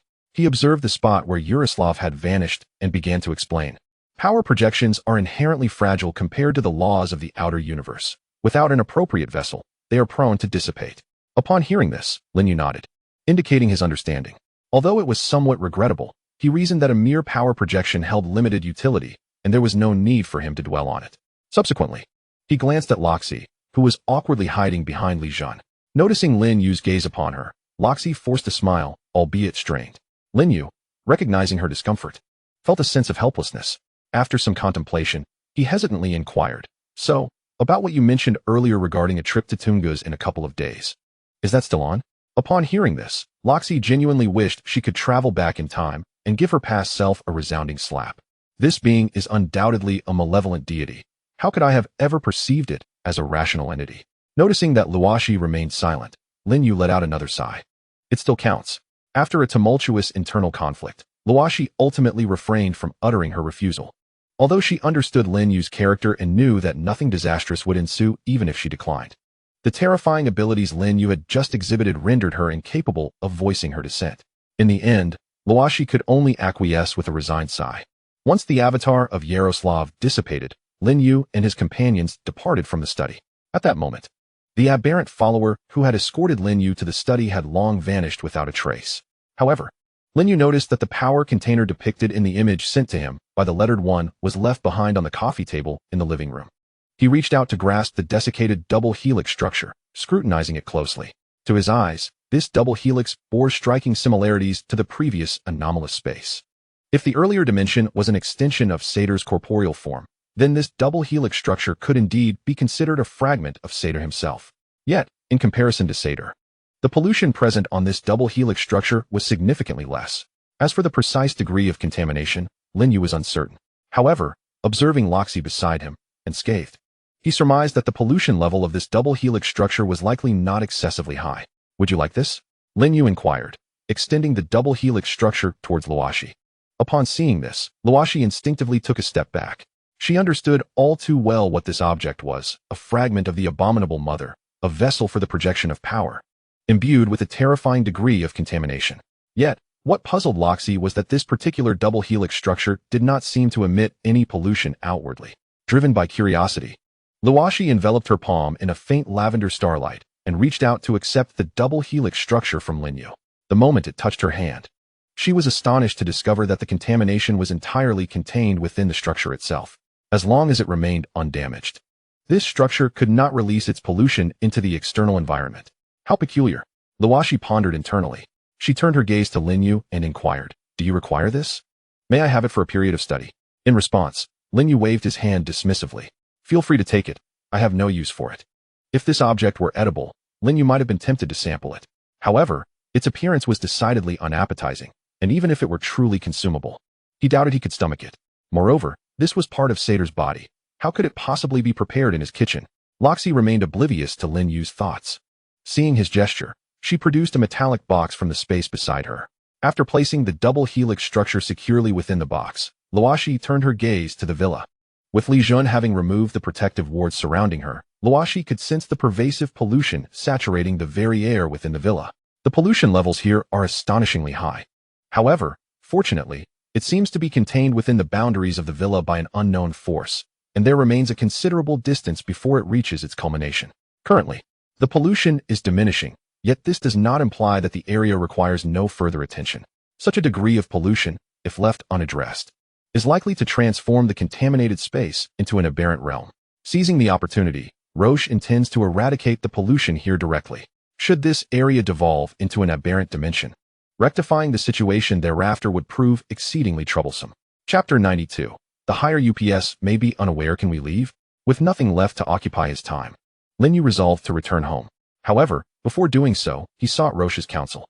After all, Roche also held the position of council president, and in such matters, her opinion warranted consideration. Should Roche indicate that Lin Yu still bore pollution and could not depart, Lin Yu would show due respect and remain for a while longer. Nevertheless, upon hearing Lin Yu's words, Roche dared not utter a refusal, even if Lin Yu did carry pollution. The mere expression of his desire to leave compelled Roche to refrain from any attempts to hinder him.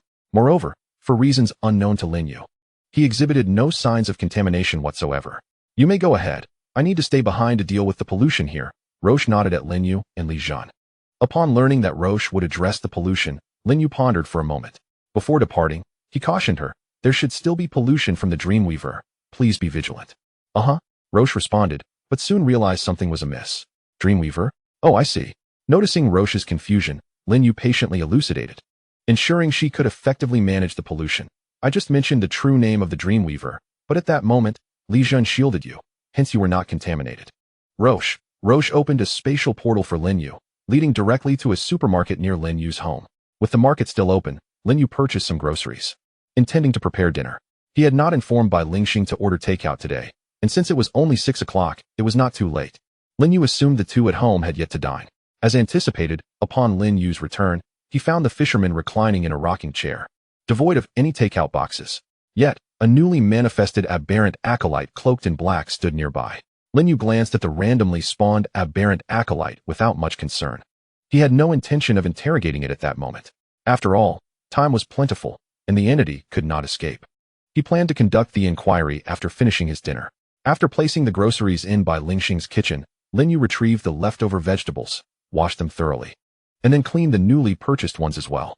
While he cooked, Bai Lingxing stood quietly behind him, not playing on her phone, simply observing in silence. Lin Yu found herself perplexed by her companion's behavior. Even after the other person had stood for a while, a chill crept down her spine, as if foreboding some impending misfortune. In this peculiar atmosphere, she effortlessly prepared several delectable dishes. At that moment, Bai Lingxing silently withdrew her perception from Lin Yu, assisting her in carrying the prepared meals to the outdoor dining table. Calling out to the other two, Lin Yu awaited their arrival, her mind occupied with thoughts concerning the aberrant believers. Through their recent encounters, Lin Yu discerned a troubling pattern. These aberrant believers seemed excessively cautious when engaging with her. Reflecting on her interaction with Yaroslav that day, she had reason to suspect that the higher echelons of these believers might not even be aware of her existence. The cultists seeking her out could merely be corporeal manifestations sent by the upper ranks, or perhaps they themselves were incarnations of some of those higher-ups. Lin Yu surmised that until the leaders were certain of their ability to contend with her, they would likely remain oblivious to her presence, as that ignorance afforded them a sense of security. If they were to inadvertently learn of Lin Yu's existence, she might be able to trace their locations based on the information she disseminated. You seem troubled, a melodious voice interrupted Lin Yu's contemplation. Turning her head, she saw it was Bai Lingxing who had spoken. As Li Zhan and the fisherman were preoccupied with their own activities, they had yet to join for the meal, prompting Lin Yu to refrain from picking up her chopsticks. In recent days, Bai Lingxing had gradually integrated into their small group, and she too had not touched her food in their absence. While Lin Yu was lost in her thoughts, Bai Lingxing had been keenly observing her every movement. Noticing that this enigmatic, powerful, yet benign presence seemed to be in a state of contemplation. Given the recent surge of aberrant believers in the vicinity, Bai Lingxing had reason to suspect that Lin Yu was being troubled by them. I'm thinking, though not entirely troubled, Lin Yu gently shook her head. She then cast a glance at Bai Lingxing. Is your eyesight better? No, Bai Lingxing replied, shaking her head, puzzled by Lin Yu's seemingly unrelated question. However, in the next moment, understanding dawned upon her, leaving her momentarily speechless. Lin Yu's voice, tinged with amusement, reached her ears. If your eyesight hasn't improved, how could you perceive that I am troubled? Bai Lingxing, setting aside the peculiarities of the anomaly and her speech, generally held a favorable view of Lin Yu. Yet, the moment those two factors were introduced, particularly the latter, her perception of Lin Yu would plummet. My eyes are unique and irreparable, she stated simply, shaking her head, revealing no trace of regret in her tone. Years have passed, and Bai Lingxing has come to terms with her situation. At this moment, Lin Yu carefully scrutinized her, focusing on the cause of her blindness. He discovered that her loss of sight was not merely a straightforward absence of vision. Within the essence of her being, the concept of blindness itself did not exist. Rather, her condition stemmed from deeper, more intricate information. Such complexities posed a significant challenge for Lin Yu to navigate. He could potentially eliminate these troubling elements from Bai Lingxing, but doing so might enable her to reunite with her master. If handled improperly, she might even lose the chance to see her master altogether. Please, do not stare at me so intently, Bai Lingxing remarked, feeling a chill at her neck. A disconcerting sensation of being thoroughly scrutinized enveloped her, causing considerable discomfort. Unconsciously, she leaned back against the chair, fearing that Lin Yu had discerned her private thoughts, referring to him as a peculiar entity in her mind. Chapter 93 Lin Yu. Are you familiar with Selka? Nothing much, he replied, shaking his head and withdrawing his gaze from Bai Lingxing. Noticing that Li Jun and the fisherman had yet to arrive for dinner, he stood up, intending to check on them. If you're hungry, feel free to eat. I'll go and call them, he said before stepping outside. Upon reaching the door, Lin You did not spot Li Jun but did see the fisherman. The fisherman remained leisurely reclined in his rocking chair, and after Lin You emerged, he merely lifted his eyelids to glance at him before returning to his indifference. Didn't you hear me call you for dinner? Lin You exclaimed, frustration bubbling within him. After waiting for so long, only to find the fisherman absorbed in his phone, he felt exasperated. Sensing Lin Yu's displeasure, the fisherman simply replied, I didn't hear you, while gesturing to the earbuds nestled in his ears. These headphones, found in Lin Yu's home, were no longer functional. However, they often spared him from various inconveniences, much like now. Lin Yu was momentarily rendered speechless by the fisherman's casual response. He bypassed him, heading back toward his own home. While he could somewhat understand the fisherman's reluctance to join dinner, he truly could not fathom Li Jun's absence. Upon entering the living room, Lin Yu discovered Li Jun seated cross-legged on the sofa, engrossed in short videos on his phone. Hearing the commotion at the entrance, Li Jun looked up. Finished chatting? Ready for dinner? Lin Yu, what do you mean? Confusion washed over Lin Yu as he regarded Li Jun, who wore a look of feigned concern. Nothing much. I just didn't hear you call for dinner earlier. Lin Yu, let us go. The food is likely cold by now. He urged Li Jun to hurry. Li Jun, unhurried, released his legs from their crossed position and slipped on his slippers. As he stepped outside, he calmly assured, Don't worry, the food is still warm. As Bai Lingxing, feeling quite famished and somewhat bored while waiting for Lin Yu to meet Li Jun and the fisherman, could not resist indulging in a couple of bites. However, an unexpected incident occurred. The food, which had grown somewhat cold, suddenly transformed into a scalding temperature the moment it touched her lips. Unaware of this, she was caught off guard by the burning sensation from the morsel of meat in her mouth.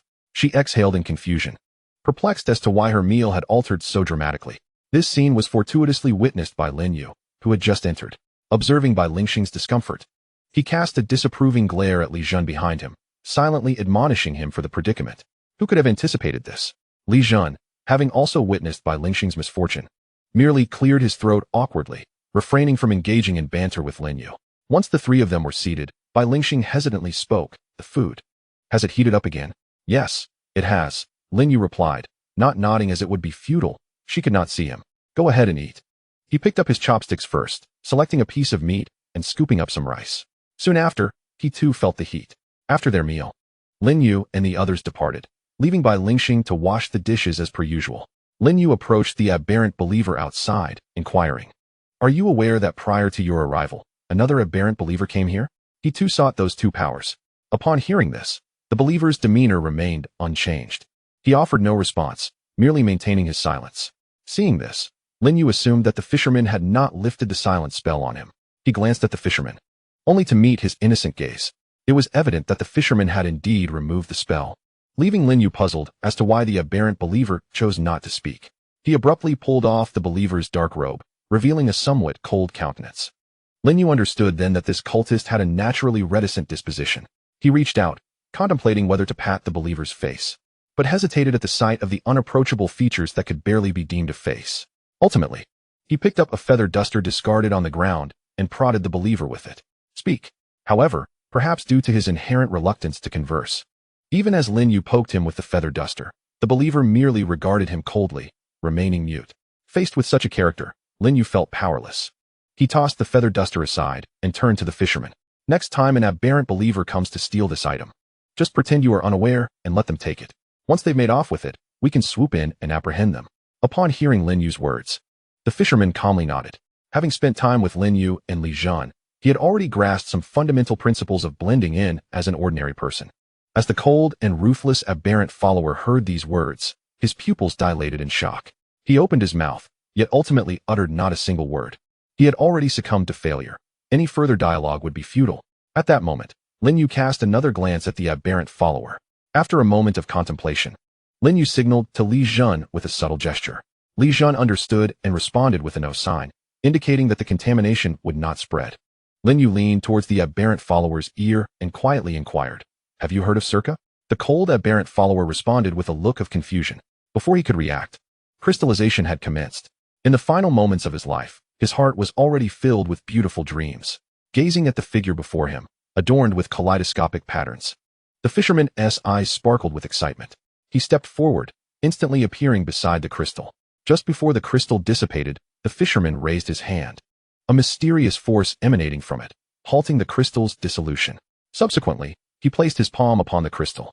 With a slight crack, he easily pried off a small fragment of the crystal. Then, the fisherman tossed the piece into his mouth. The sound of crunching echoed, reminiscent of something that could send shivers down one's spine, yet the expression on the fisherman's face was one of pure delight, devoid of any signs of having just eaten.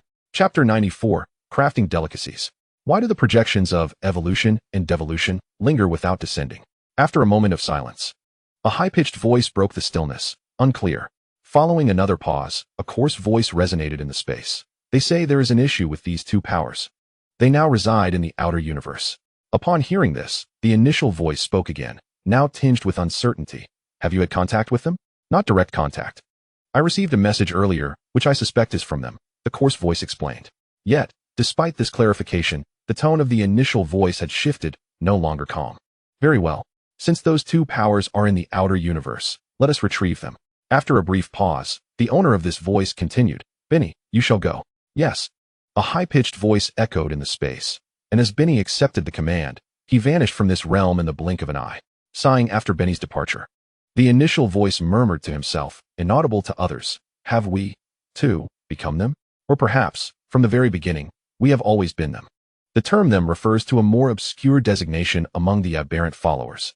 They are often the corporeal incarnations of aberrant followers, necessitating avoidance of entanglements with these incarnations to prevent igniting calamity.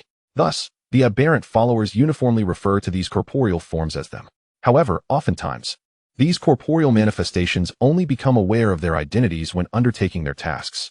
Lin You observed the fisherman relishing the crystals, his face illuminated with delight.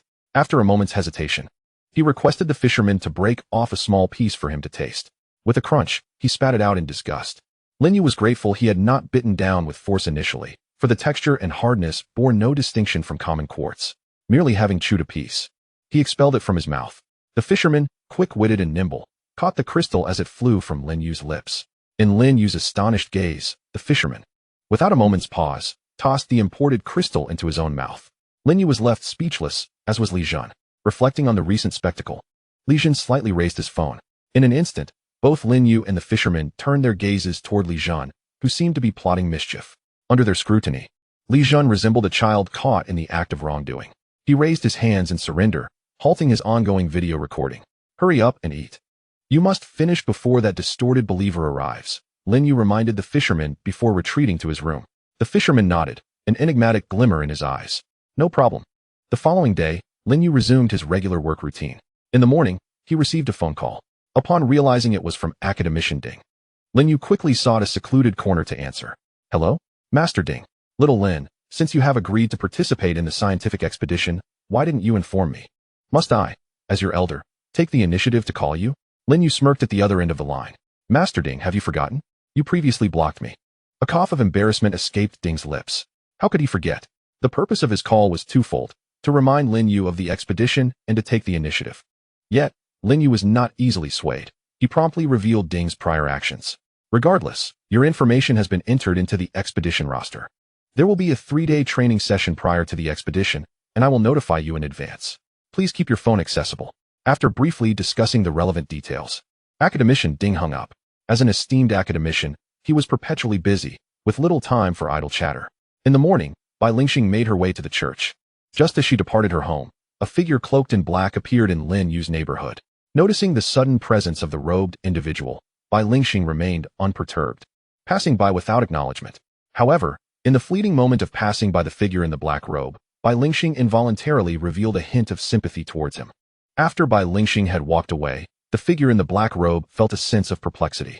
He was certain that the angel had recognized his identity, just as he had recognized hers. Nevertheless, in order to avoid unnecessary complications, the figure in the black robe refrained from taking action against Bai Lingxing. He speculated that she, too, must have had her own reasons for not confronting him. Yet, what perplexed the figure was why, as an angel, she would display such emotions towards what they referred to as heretics. It was truly baffling. Upon nearing the vicinity of Lin Yu's residence, the figure in the black robe became increasingly cautious. Since becoming one of them, He had received a piece of intelligence. The two powers had not manifested in the material universe due to any malfunction. Rather, they had appeared there because a great entity had forcibly stripped them from the other space, using an alternate dimension as a medium. When he first learned of this information, the figure had been quite alarmed. However, as one of them, he harbored little apprehension. If one of them were to perish, countless others would take their place. He was certain he was not the first to attempt to seize power. At the entrance of Lin Yu's home, the crystalline snacks from the previous night had long been consumed by the fisherman, who was now reclining in a rocking chair, idly playing on his phone. Upon noticing the silhouette of the figure in the black robe at the end of the hallway, the fisherman's eyes suddenly lit up. As the figure approached, the fisherman abruptly rose from his chair. Under the vigilant gaze of the figure, he leaned in close and whispered into his ear, recalling Lin Yu's words from the previous night while mimicking them. Do you know Circa? Let me test you. What title would draw attention to this book? Chapter 95, Fisherman. Where did it all go wrong? In an instant, the nightmare engulfed the consciousness of the distorted believer.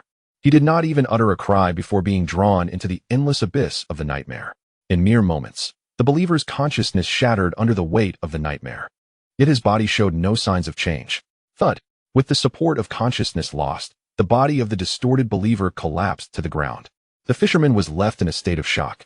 He had meticulously followed Lin Yu's method from the previous day. Why had the outcome turned out this way? As he felt the contamination in the surrounding space triggered by his words and gazed at the corpse of the cultist lying on the floor, a sense of panic surged within him for the first time in his life. 1,000,000 years ago, during the battle with Circa in the material universe, he had not felt such fear. Even when he was drawn into the deep realm by Satyr, he had remained unperturbed. Yet now, simply because he had dealt with a distorted believer and caused some spread of contamination, he found himself in a state of alarm. The fisherman had initially intended to transform the cultist into a snack, consuming it before Lin Yu returned home, thereby ensuring there would be no evidence left behind. Regardless, Lin Yu remained oblivious to the pollution. As long as he did not speak of it, he would remain unaware of the presence of the cultists. The fisherman had devised an excellent plan, yet he was perplexed by one question. Why could Lin Yu transform living beings into mere snacks by uttering the true name of Circa, while he could not? Just after Lin Yu ended his call with academician Ding, another call seamlessly connected to him. Upon seeing the caller ID, he recognized it was Qian Jinzhong, and he answered without hesitation. As soon as the call connected, a somewhat anxious voice emerged from the phone. What has transpired on your end? Is there trouble at my home? Lin Yu replied, puzzled and seemingly caught off guard. However, the next moment, his voice involuntarily rose, tinged with disbelief. You say there is trouble at my house. Realizing that Lin Yu was unaware of the situation at home, Luo suddenly understood that he must still be at work. Once this realization dawned upon her, she softened her tone and recounted the recent events to Lin Yu. Your home experienced an exceptionally high-level wave of pollution, and the source did not originate from your family member. In my observations, this pollution mirrors precisely that of the dream weaver I sensed yesterday. I have managed to contain the pollution. Do you wish to return home? Upon hearing this, Lin Yu's immediate reaction was, could it be that the fisherman has engaged in a confrontation with the dreamweaver? It was not unreasonable for him to ask this. The fisherman was generally taciturn. Even if a conflict arose, the opponent would not wield the name of an eldritch god as a weapon, as Lin Yu did. He would directly overpower his adversary with sheer strength, thus eliminating the possibility that the fisherman's recitation of the true name of the dark deity incited the pollution. Lin Yu could only conclude that a clash must have occurred between the fisherman and Circa. However, on the other end of the line, Luo refuted Lin Yu's conjecture. Her tone was somewhat hesitant, as if she too did not comprehend what had transpired at Lin Yu's residence. Based on the observed pollution wave, it did not seem to stem from a battle. The site only bore the residual traces of the Dreamweaver's pollution. Your family member had not unleashed any pollution throughout the ordeal. Moreover, our observations indicated that your family member had deliberately sought to control the pollution when it arose. It is merely that he lacked the means to cleanse it, thus containing it only in the vicinity of your home. Not a battle, Lin Yu pondered, still bewildered. Yet, since it was not a confrontation, it was likely a misunderstanding that had precipitated the incident. After mulling it over, he inquired of Luo, were there any casualties on site? To Lin Yu's inquiry, a wave of inexplicable emotion surged within Luo.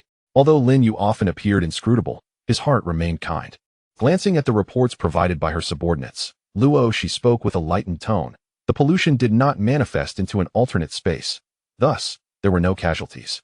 However, the pollution in that area still requires attention. If left unaddressed, it may adversely affect the residents of the community. I shall send someone over at that time. And by evening, The pollution should be brought back within normal limits. Upon learning that there were no casualties in the community, Lin You felt a sense of relief. Due to the need to attend work, he dismissed the thought of returning home to check. After conveying a few words to Luoshi, he hung up the phone. Subsequently, Lin You opened his contacts and dialed the number of the fisherman at home. What has happened at home? Lin Yu's voice reached the fisherman. Hearing this, the fisherman, who had just dealt with a body, felt a pang of anxiety. Nothing, he replied tersely. Are you truly all right? Lin Yu sensed that the fisherman was concealing something. But due to the latter's reticence, he could only glean limited information, leaving Lin Yu uncertain. Really, there's nothing. The fisherman's tone was calm, having returned to his usual demeanor. Why do I feel your tone is rather strange today? Lin Yu casually inquired. This made the fisherman tense up again. Hastily responding in his standard calm manner, I've always spoken this way. Lin Yu instinctively tightened his grip on the phone. From this statement, he was certain that the fisherman was indeed hiding something. Under normal circumstances, if Lin Yu had posed such a question, the fisherman would have merely responded with a brief acknowledgement. However, today, the fisherman unusually offered an explanation. This was quite unusual. Lin Yu silently noted this matter in his mind, planning to confront the fisherman face-to-face after work. Then, as if oblivious to the inconsistency in the fisherman's tone, he shifted the topic and casually asked, Is Bai Lingxing at home? Seeing that Lin Yu had not pressed him further, the fisherman breathed a sigh of relief. Regaining his composure, he responded calmly, Not at home, she left in the morning. His words were still excessive, resembling a child who, having committed a wrongdoing, tries to overact in order to obscure the truth. Even Lin Yu could detect the fisherman's attempts to cover up. Nevertheless, he paid it no mind. After all, the fisherman would not disappear by the time he returned home that evening. Upon discovering that Bai Lingxing was not at home, Lin Yu felt reassured. Just as he was about to hang up, he suddenly heard the fisherman on the other end ask, Why did you call me out of the blue? Without overthinking, Lin Yu replied, Luoshi just called me, saying there was pollution at home. I thought. Before he could finish, the fisherman abruptly hung up the phone. On the other side, the fisherman gazed into the distance, remaining silent. Chapter 96. The fractious nun. After the call was cut off by the fisherman, Lin Yu paid it no heed. He promptly dialed Bai Lingxing's number again. After ringing several times, the call was answered, but instead of Bai Lingxing's voice, a stranger's voice greeted him. Hello. Upon hearing this unfamiliar voice, Lin Yu raised an eyebrow. Is someone stealing a phone? The phone remained silent for an extended period, intermittently interrupted by the sound of footsteps resonating through the receiver. Just as Lin Yu began to suspect he had deciphered the situation and contemplated whether to contact the authorities, the previously heard female voice emerged once more, exclaiming, Stop your nonsense. Lin Yu was momentarily taken aback, unsure of how to respond. While he lingered in confusion, the voice continued, I am a nun from this church. The owner of this phone is currently engaged in prayer and cannot attend to you. If you have something to say, do so quickly, and I shall convey your message. Upon hearing this, Lin Yu realized he had misjudged the situation.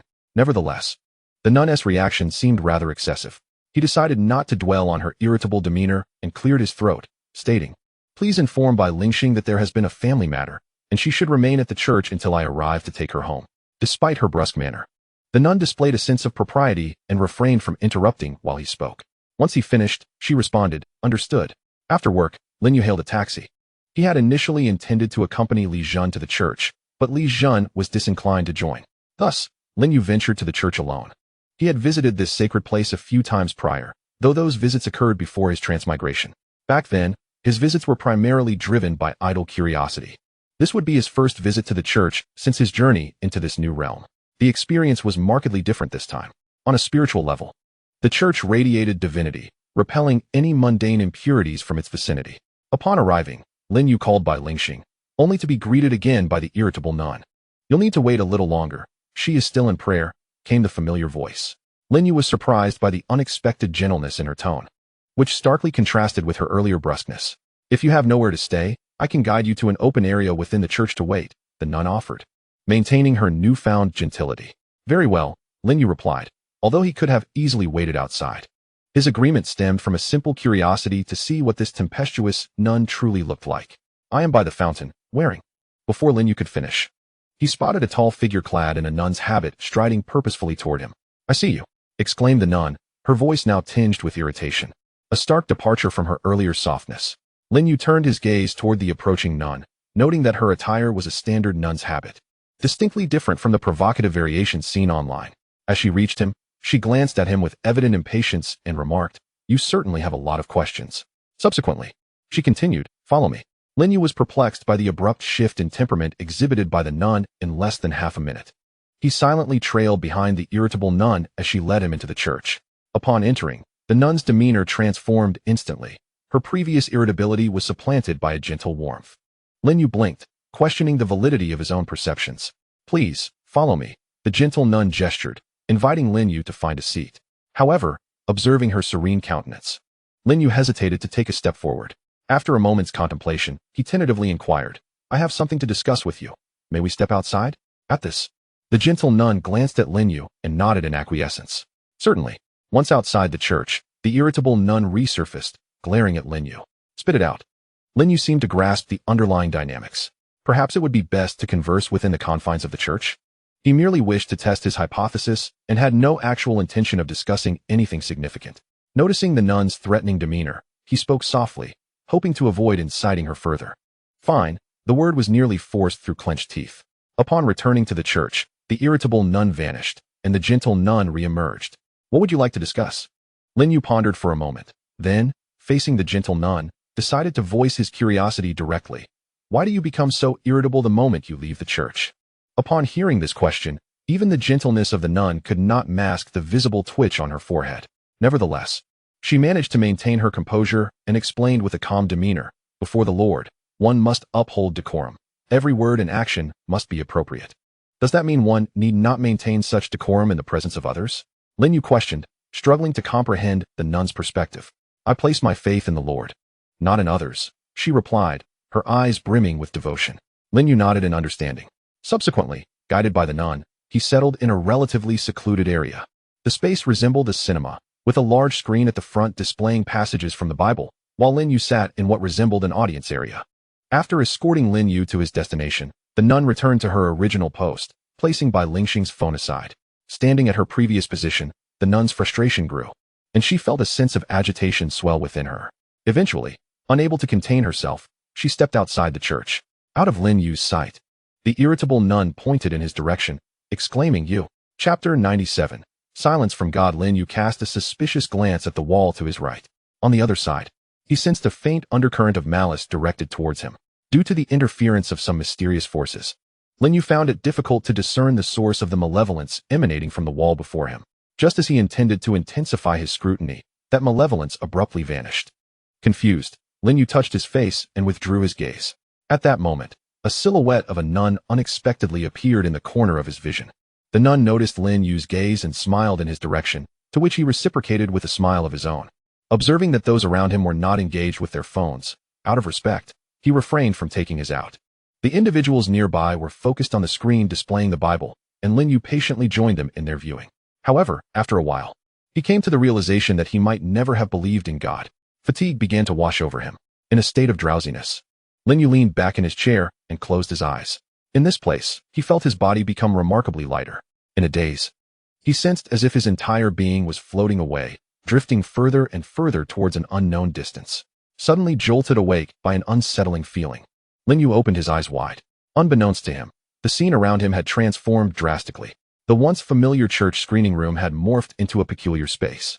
To Lin Yu, it appeared akin to a corridor, with walls composed of countless transparent crystals.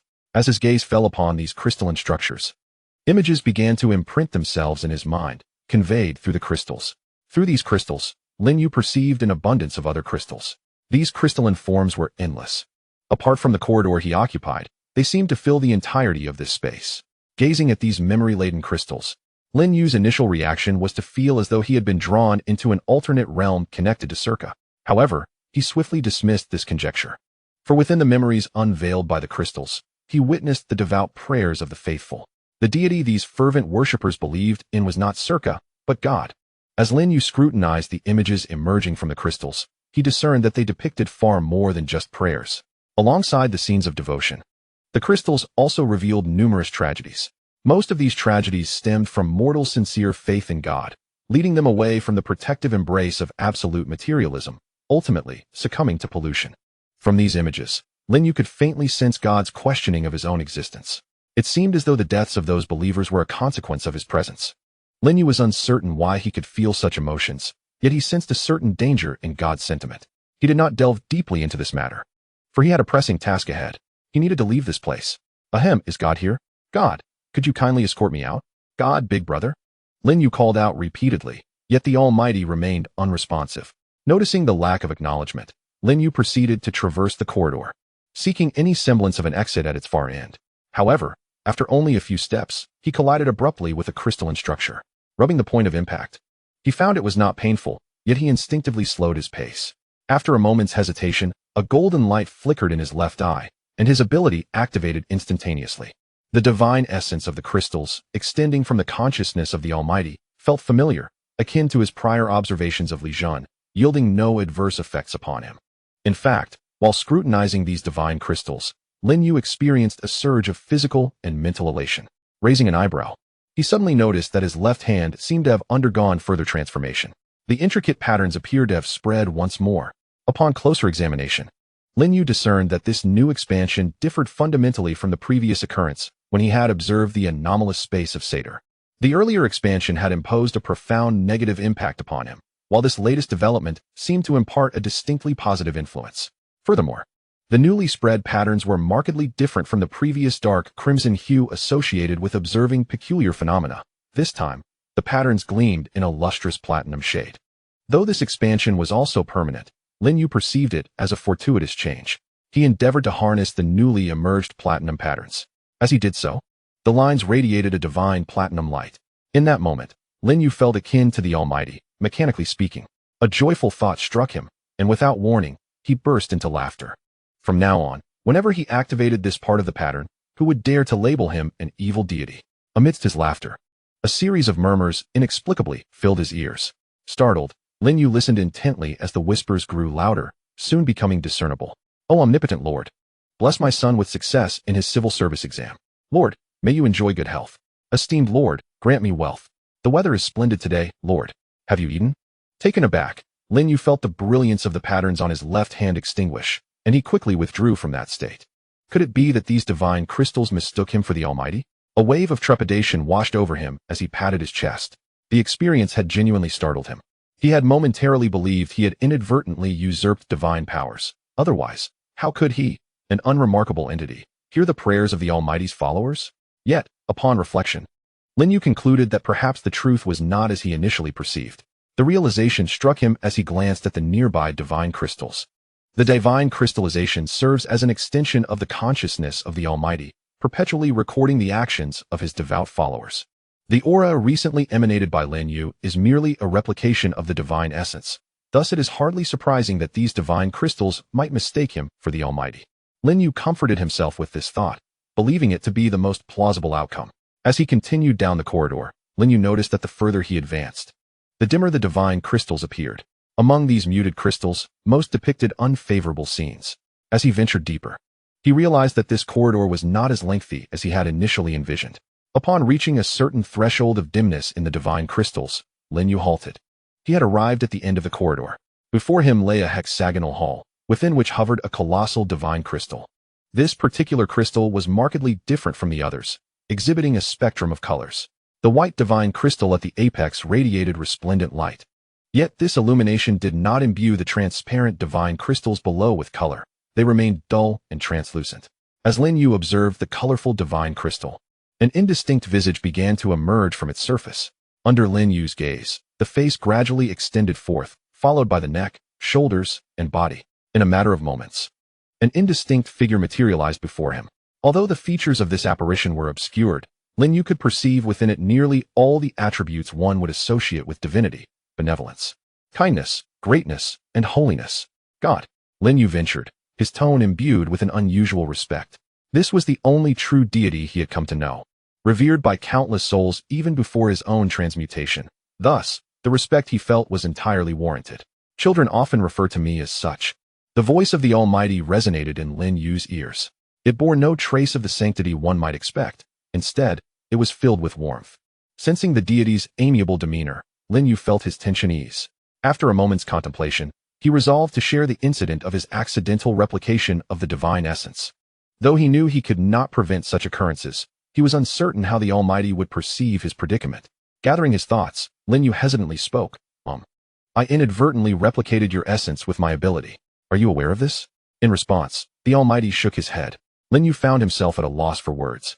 But the deity seemed unconcerned about his earlier actions, gently shaking his head. It is of no consequence. I did not intend to bring you into this realm. Your unintentional replication of my essence is not your fault. The Almighty's words alleviated Lin Yu's worries. Who was the Almighty? If he had spoken thus, it indicated that the matter had been resolved. I can escort you away. As Lin Yu sighed in relief that God did not mind his imitation of his essence, the divine voice once again resonated in his ears. Upon hearing these words, Lin Yu hesitated for a moment. Previously, uncertain of how long he would be trapped here, he had been eager to find an exit. However, upon discovering the presence of the master of this realm, he found himself in no rush to depart. Although he had confirmed that he was not a believer in God and had no pressing inquiries to make, Lin Yu sensed that there were indeed other matters he wished to discuss with the Almighty. Yet, in that fleeting moment, he could not recall what those questions might be. Suddenly, Lin Yu slapped his forehead, realizing at last the question he had intended to ask. What was the matter with Bai Lingxing's eyes? He spoke hastily, neglecting to inform God of Bai Lingxing's identity. After hearing Lin Yu's question, God fell silent for a brief moment. I am seeking a solution, came the response. At these words, Lin Yu's gaze fixed intently on the shadow before him. However, it seemed that God had no intention of providing further explanation, calmly stating, "It is time for you to leave." As those words echoed, Lin Yu felt a wave of disorientation wash over him, the crystalline divinity around him dissipating rapidly, replaced by the familiar setting of the church. After the prayers concluded, Bai Lingxing learned from the gentle nun that Lin Yu had come to see her. Guided by the nun, she arrived at the very spot where Lin Yu had just been. The nun did not see Lin Yu's figure, nor could Bai Lingxing perceive the peculiar obstacle he had left behind. Bai Lingxing intended to step outside to call Lin Yu for clarification. But just as she was about to exit the screening room, Lin Yu's figure reappeared in the place where he had previously vanished. The sudden emergence of this obstacle startled Bai Lingxing momentarily. She freed herself from the nun's grasp and softly uttered, "He has returned." Hearing this, the nun paused, glancing in the direction where Lin Yu had stood. Indeed, Lin Yu had returned, just as Bai Lingxing had said. "How did you know he was back?" The nun inquired curiously. However, Bai Lingxing chose not to explain. Though the nun's faith was devout, she was not extraordinary, and there were matters she could not elaborate upon.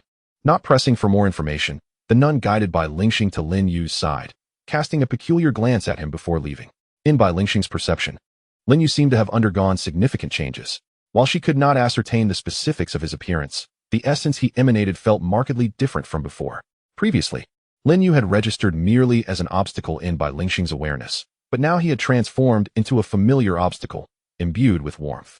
For reasons unknown to her, Bai Lingxing sensed a certain endearment emanating from Lin Yu, leaving her perplexed. Meanwhile, upon seeing Bai Lingxing standing before him, Lin Yu's expression shifted to one of bewilderment. Subsequently, he finally came to his senses and asked, "Shall we leave?" Bai Lingxing gently nodded, her tone sounding softer than before. "I apologize for making you wait. It's nothing." Lin Yu waved his hand dismissively. As they exited the church, Bai Lingxing suddenly inquired, "Where did you just go?" She was certain that Lin Yu had only just appeared within her perception, indicating that he had employed some form of spatial maneuver. Utilizing such means in a church was a blatant disrespect towards the divine. Regardless of curiosity or other motives, she felt compelled to inquire further. Upon hearing Bai Lingxing's question, Lin Yu did not respond immediately. Instead, he countered with a question of his own. "Have you ever seen God?" Bai Lingxing tilted her head, her vacant eyes fixed on Lin Yu, gazing at him as if he were a fool. How could the Lord allow mortals to behold him? Lin Yu chuckled, unfazed by her incredulous gaze. "I just had a conversation with him. He was quite amiable, and his voice was very gentle." Chapter 99. I can see you. As Lin Yu's words settled, Bai Lingxing initially wore a perplexed expression. Soon after, that confusion was replaced by a profound sense of bewilderment. She did not doubt the veracity of Lin Yu's statement. Deep down, she understood that he had no reason to jest about such matters. Furthermore, the sudden warmth emanating from him was undeniable. Bai Lingxing finally comprehended the source of that warmth. It was the essence of the divine. Yet, she could not fathom why he, a person devoid of faith, was granted the privilege of encountering the Lord, while she, a devout believer, was not. How unjust the heavens seemed. No, the Lord is the heavens. Such thoughts should not be questioned. Life is indeed unfair. After contemplating the inequities of existence for a moment, Lin Yu gently tugged at her sleeve. "Shall we go?" he asked softly. Lin Yu had merely intended to tease the girl, yet he did not anticipate that his three casual remarks would create such a profound impact on her. It was the first time he had witnessed such a complex emotional transformation in the eyes of someone blind. Bai Lingxing responded softly, instinctively drawing closer to Lin You. In her mind, he had now been marked with the seal of divine approval, which indicated that he was undoubtedly a good person. With this newfound belief, she felt no longer resistant to him. In truth, it was primarily the lingering aura surrounding Lin You that brought her comfort, and that was all there was to it. By the way, I also received a special ability from God. At this, Lin You spoke again, delivering yet another blow to Bai Lingxing's senses. What could possibly justify this? Bai Lingxing was bewildered, yet her curiosity was piqued regarding the nature of the ability Lin You had acquired from the divine. Therefore, she followed his lead and asked, "What ability have you obtained?" Coughing softly, Lin You stood resolutely before Bai Lingxing, his tone shifting to one of gravity as he inquired, "Little girl, do I resemble a mortal or a deity?" As he spoke, Lin You emanated an aura reminiscent of divine origin. Under Bai Lingxing's gaze, a radiant platinum light suddenly materialized in her line of sight. This luminescence gradually coalesced into the silhouette of a figure. Yet, this was merely the beginning. As the outline solidified, the form began to take shape. From head to toe, a striking young man cloaked in resplendent platinum light emerged before Bai Lingxing. He appeared as though he had just descended from the celestial realm, his countenance both solemn and sacred. "Are you the Lord?" Faced with the apparition before her, Bai Lingxing felt an overwhelming urge to weep. This was the first time in her life she had beheld a being with her own eyes, the sole object of her vision. Moreover, in her heart, this man embodied the very essence of the divine she had always envisioned, radiating an aura of sanctity. Instinctively, Bai Lingxing extended her hand, yearning to touch this seemingly divine presence. Lin You remained motionless, allowing her delicate hand to rest upon him. Though her palm lingered near Lin Yu's chest, she refrained from exploring further. Observing the sudden smile that graced the man's lips, Bai Lingxing sensed an unsettling realization creeping in. "Where's Lin You?" She pondered, her thoughts darkening. A sense of foreboding washed over her as she recalled Lin Yu's earlier declaration to demonstrate his abilities. He had posed the question, "Do I resemble a mortal or a deity?" A chill ran through her as her hand trembled, now resting on Lin Yu's chest. She stiffly withdrew her hand, gazing at him with a mixture of confusion and inquiry. "Are you Lin You?" The man before her nodded with a smile. "Indeed. It is I. What do you think of my new ability?" His tone was light, yet he noticed her eyes glistening with unshed tears. "Why are you crying?" Lin You inquired, caught off guard by her sudden emotional display. In truth, the moment Bai Lingxing had glimpsed Lin Yu's figure, a wave of tears had threatened to overflow. As a congenital blind person, witnessing the tangible world for the first time was an overwhelming experience. However, believing she was in the presence of a deity, she had suppressed her tears. Upon realizing that the divine figure was but a guise of Lin You, she could no longer contain herself. She sank to the ground, softly weeping.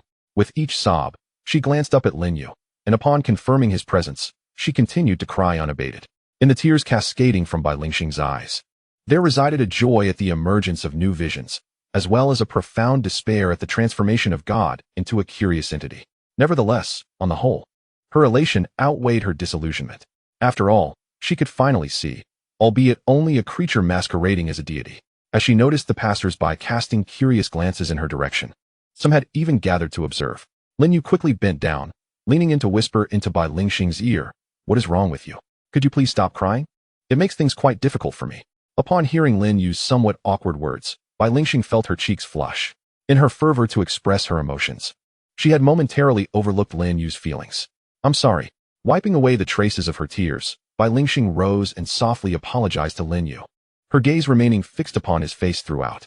She realized that in moments of distress, one's expression could appear thus. "It's all right. What just happened?"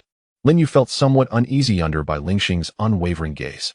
He sensed a peculiar intensity in her eyes, as though he were the sole focus of her attention. This was not mere narcissism on his part, it was an instinctive feeling. However, this absurd notion was quickly cast aside. How could a blind person see?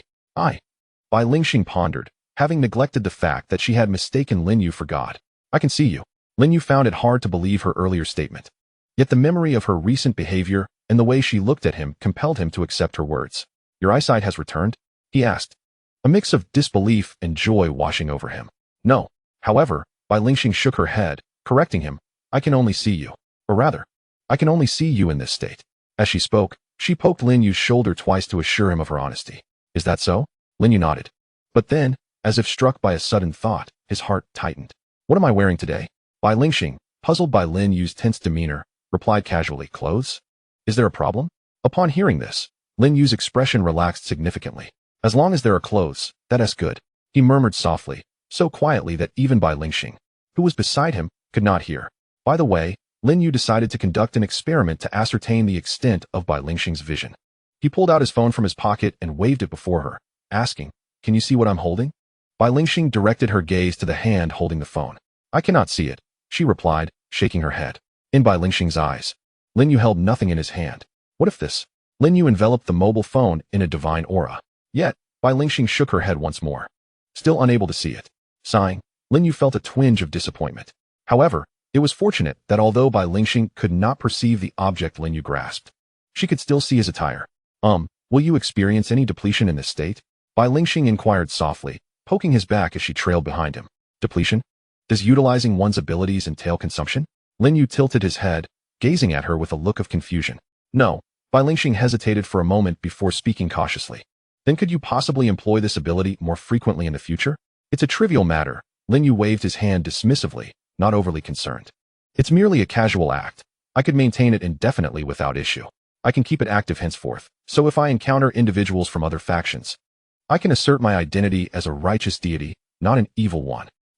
Bai Lingxing felt she might have spoken out of turn. However, now that the situation had unfolded, she could not ask Lin You to retract this aura. Moreover, in this state, Lin You appeared to her as a beacon in the darkness, illuminating her shadowy world. She cherished this version of Lin You, though her fondness was solely for the essence he radiated. Tonight, Lin You had no intention of preparing dinner. First, he led Bai Lingxing to a nearby food street to satisfy their hunger, and subsequently, he packed 3 portions of food for the fisherman and Li Jun. Upon returning to the community, Lin You noticed an inexplicable presence of individuals resembling a construction crew. They wielded peculiar devices, scanning the surrounding space intermittently. Once on his floor, Lin You encountered several figures akin to community property management personnel. Among them, one individual struck him as familiar. After a moment's contemplation, he smacked his forehead in realization. It was Qian Zhenzhong. At that moment, Qian Zhenzhong also spotted Lin You returning home. His body stiffened as he nodded towards Lin You. A semblance of greeting. Lin You reciprocated with a nod. As Lin You passed by Qian Zhenzhong, the latter paused momentarily, sensing something peculiar about Lin You today.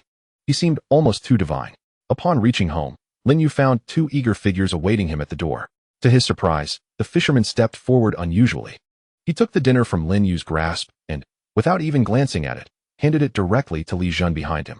Then, with an expression of calm, the fisherman stated, "I'm hungry. Prepare a meal for me." Lin You let out a cold laugh. The fisherman's uncharacteristic behavior once again revealed his inner anxiety and tension. Moreover, given that Lin You had handed him food, under normal circumstances, he would undoubtedly have noticed it if he truly desired a meal.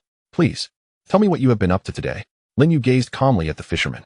On the surface, he appeared unperturbed, and indeed, he was not angry. His demeanor was merely a facade to uphold the dignity of the head of the household. Naturally, there was an underlying intention to admonish the fisherman, to prevent any future reckless actions. While Lin Yu's circle was unafraid of pollution, his neighbors certainly were not. What emanated today was merely the aura of a malevolent deity. What if, in the future, it manifested into a true malevolent entity? Even with the extraordinary materialistic perspective of Rashi, once calamity struck, even in the absence of casualties, trouble would inevitably ensue.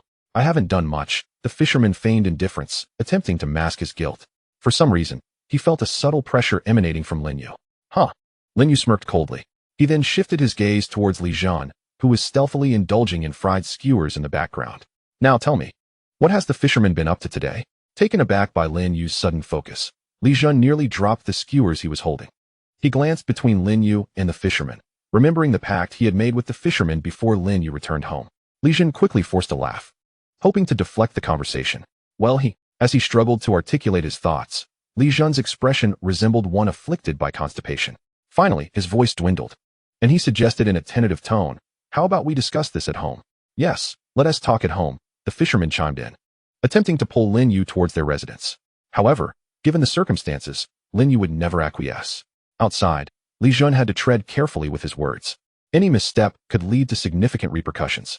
Yet, once inside, he could speak freely, and the narrative could be shaped as he wished. Chapter 101. A stark contrast. Seeing Lin Yu's resolute stance, Li Jun realized his persuasive efforts were in vain. He cast a helpless glance at the fisherman, then set aside his dinner and spoke. "Today, a cultist came to our home, wanting to consume what was left from yesterday. He mentioned the true name of Selka to the arriving cultist. However, he lacks your ability to crystallize cultists or control pollution. Consequently, not only did no crystallization occur, but our home also suffered from contamination. Upon hearing the events of that morning, Lin You found himself caught between laughter and tears. Sighing, he shook his head and waved a dismissive hand at the fisherman. Please refrain from such actions in the future. Lin Yu's attitude left Li Jun feeling disenchanted. He had anticipated a dramatic turn of events. The fisherman, relieved that Lin Yu bore no anger, quietly exhaled but maintained an impassive exterior. He replied flatly, acknowledging Lin Yu's words. For the subsequent 2 days, Lin Yu's home saw no refresh of the aberrant believers, casting a shadow of doubt upon Lin Yu regarding whether the aberrant believers had already sensed something amiss. During the weekend, Luo Shi utilized the phone of Qian Jingzhong to call Lin Yu, expressing her availability to visit the grave keeper at Tunguska. Lin Yu, with ample free time on the weekend, promptly sent Luo Shi a location pin. Upon receiving Lin Yu's coordinates, Luo Shi was instantly transported to Bai Lingxing's residence. There, she found herself in a moment of bewilderment, locking eyes with Bai Lingxing, who was leisurely seated on the sofa, lost in music. Bai Lingxing felt a familiar aura emanating from the person before her, and after a moment of contemplation, she hesitantly inquired, "President?" It's me," Luo Shi replied, somewhat embarrassed as she touched her face, though fortunately, Bai Lingxing could not see her discomfort. Regaining her composure, Luo Shi feigned seriousness and asked, "Lin Yu's home is next door, correct?" "Yes," Bai Lingxing replied with a gentle nod. Out of courtesy, she softly offered, "Shall I take you there?" Without a moment's hesitation, Luo Shi agreed. It had become increasingly evident that within Lin Yu's household, including Lin Yu himself, resided 2 formidable entities of shadowy caliber. The thought of approaching alone filled her with trepidation, so she welcomed the offer of a local guide. Bai Lingxing had merely made a casual suggestion, never anticipating that despite Lin Yu's home being adjacent to her own, Luo Shi would indeed require her assistance in navigation. Reluctantly, she donned the slippers that lay beside the sofa and led Luo Shi to knock on Lin Yu's door. Ever since the fisherman had taken residence at Lin Yu's doorstep, the entrance had remained perpetually ajar. For reasons unknown, as they arrived at Lin Yu's door, Luo Shi felt an unsettling sensation, as though the fisherman lounging in the rocking chair was observing her with a discerning gaze. This subtle scrutiny made her uneasy, prompting her to discreetly inch closer to Bai Lingxing. Upon seeing Luo Shi at the door, Lin Yu promptly emerged to greet her. "You've arrived," he called out. Still engaged in an unfinished game, he invited Luo Shi to come inside for a moment. "Why don't you sit for a while? I'll just need 2 minutes to wrap up some matters." At his words, Luo Shi instinctively glanced at the wide-open door of Lin Yu's home. A wave of dizziness washed over her, and she pressed her forehead, barely managing to maintain her balance. Her instincts urged her to decline, but feeling the faintly malicious gaze behind her sent shivers down her spine. With a firm resolve, she stepped over the threshold and entered the living room of Lin Yu's home. Thud! Much like the fisherman's previous entrance, Luo Shi stumbled on the plain floor, causing her to see stars. As Bai Lingxing slowly assisted Luo Shi to her feet, Li Jun observed that, in comparison to the fisherman's earlier mishap, Luo Shi had indeed fallen harder this time. As Luo Shi passed by Lin Yu, she suddenly turned in shock to look at him, who was engrossed in his game. "God!" The words slipped from her lips, laden with astonishment. She recalled that just a couple of days ago, Lin Yu exuded an aura that was unmistakably that of a shadow. How could it be that in such a short span, this fellow transformed from a mere shadow into a deity? The contrast was simply too stark. "You recognize the aura I possess?" Lin Yu glanced in surprise at the figure of Luo Shi, supported by Bai Lingxing, astonished that the other could directly discern his essence. "Indeed, I encountered a deity many years ago. His presence has lingered in my memory ever since." Luo Shi nodded, entirely oblivious to the jealousy that had grotesquely altered Bai Lingxing's countenance beside her. "What is going on with you?" Eventually, Luo Shi could no longer contain her curiosity and sought to inquire about Lin Yu's current situation. She had witnessed the tremendous fluctuations of Lin Yu's transformation from shadow to virtuous being and back to shadow. Thus, even if Lin Yu were to confess that he was indeed a deity, Luo Shi would remain unfazed. "I am, in fact, a true god." Lin Yu had pressing matters at hand, so he casually uttered this statement. Just as he was about to genuinely elucidate the origin of this aura, Luo Shi preemptively interjected, "So that is how it is, I knew it." It was unclear whether Luo Shi genuinely believed Lin Yu's words or was merely comforting herself. Had she paid heed to the glance Bai Lingxing cast upon Lin Yu, perhaps she would not have so readily accepted his assertion. Upon hearing Luo Shi's words, Lin Yu merely parted his lips, but ultimately refrained from shattering her illusion of the admirable Lin Yu. Very well, let us depart. Lin Yu's expression remained impassive as he observed the individual across from him dismantling the C4 he had just placed at point A, before promptly exiting the game. You could indeed play a bit longer. I am not in a rush. After Luo Shi uttered this, she felt a pang of regret as she saw Lin Yu actually reopen the game he had just been playing. However, relief washed over her when Lin Yu, after briefly claiming the rewards he had yet to collect, logged off without any inclination to engage in another match. Let us go. He tucked his phone into his pocket and stepped outside first. Luo Shi followed closely behind. The moment they exited Lin Yu's home, she immediately opened a spatial portal. The two of them stepped through, and in the next instant, they found themselves in Tunguska. They materialized at the same location Lin Yu had visited earlier, still a fair distance from the cemetery. Nevertheless, with a gentle wave of her hand, Luo Shi conjured another spatial portal. On the other side lay the cemetery itself. Chapter 102. Lin Yu's intentions. This was an utterly ordinary cemetery. Upon arriving, Luo Shi swiftly rendered her verdict on the site. In her perception, this cemetery was the epitome of the mundane, devoid of any anomalies, save for the indistinct inscription upon the gravestone. She knelt beside the gravestone, furrowing her brow as she scrutinized the blurred name etched upon it. It must be Yaroslav. Without a moment's hesitation, she confirmed the identity inscribed on the gravestone. A century ago, she delved deeply into that great explosion, noting particularly the individual who perished in it. The death of this person bore a certain connection to Yaroslav. Thus, apart from Yaroslav, it seemed improbable that anyone else would erect a monument for this individual. Moreover, even if someone were to honor him with a memorial, the signature could not be obliterated by an unknown force. At that moment, the gravekeeper arrived. Suddenly, Loki stood up, her gaze directed towards the horizon. A figure was slowly approaching the cemetery from several hundred meters away. As the individual drew nearer, he too noticed the presence of Lin Yu and Loki within the graveyard. Taken aback by the unexpected appearance of the two, the gravekeeper paused momentarily. His expression shifted to one of surprise when he recognized one of them as someone he had encountered just days prior. He approached Lin Yu. His brow furrowed in confusion as he inquired, "You have returned?" "Yes, I came back to take a look," Lin Yu replied while observing the gravekeeper. For reasons unknown, this time the gravekeeper exuded a distinctly different aura than before, though Lin Yu could not articulate precisely what that sensation was. It would be beneficial for more people to come and see him, so that he may be remembered by a greater number. Noticing Lin Yu's sustained gaze, the gravekeeper smiled, unconcerned by the scrutiny. Throughout the exchange between Lin Yu and the gravekeeper, Loki maintained her watchful observation. Gradually, her brow furrowed in concern. She discerned that this gravekeeper was nothing more than an ordinary man. "He is simply an ordinary individual," Loki remarked, her voice bypassing the gravekeeper and resonating in Lin Yu's ears. "Indeed, but I can assure you, he is one of the Yaroslav," Lin Yu responded, maintaining a facade of casual conversation with the gravekeeper while conveying his thoughts to Loki. Upon hearing Lin Yu's assured declaration, Loki pressed for clarification. "How did you come to that conclusion?" "There exists within him a fragment of information reminiscent of the previous incarnation of Yaroslav. This piece of information is sufficient to affirm his identity as Yaroslav." Lin Yu's tone was resolute, yet he swiftly shifted his argument. "However, this particular Yaroslav is merely an uninformed ordinary man at present. Capturing him would yield no advantage. It is best to leave him be." Loki concurred with Lin Yu's assessment. Although this man had been validated as Yaroslav, he possessed no valuable information, and even if they were to apprehend him, they could not trace the true Yaroslav through him. Not to mention, even regarding the Yaroslav who had approached Lin Yu days ago, it would be futile to seek the genuine Yaroslav. After deliberation, the two resolved to refrain from disrupting the gravekeeper's ordinary life for the time being.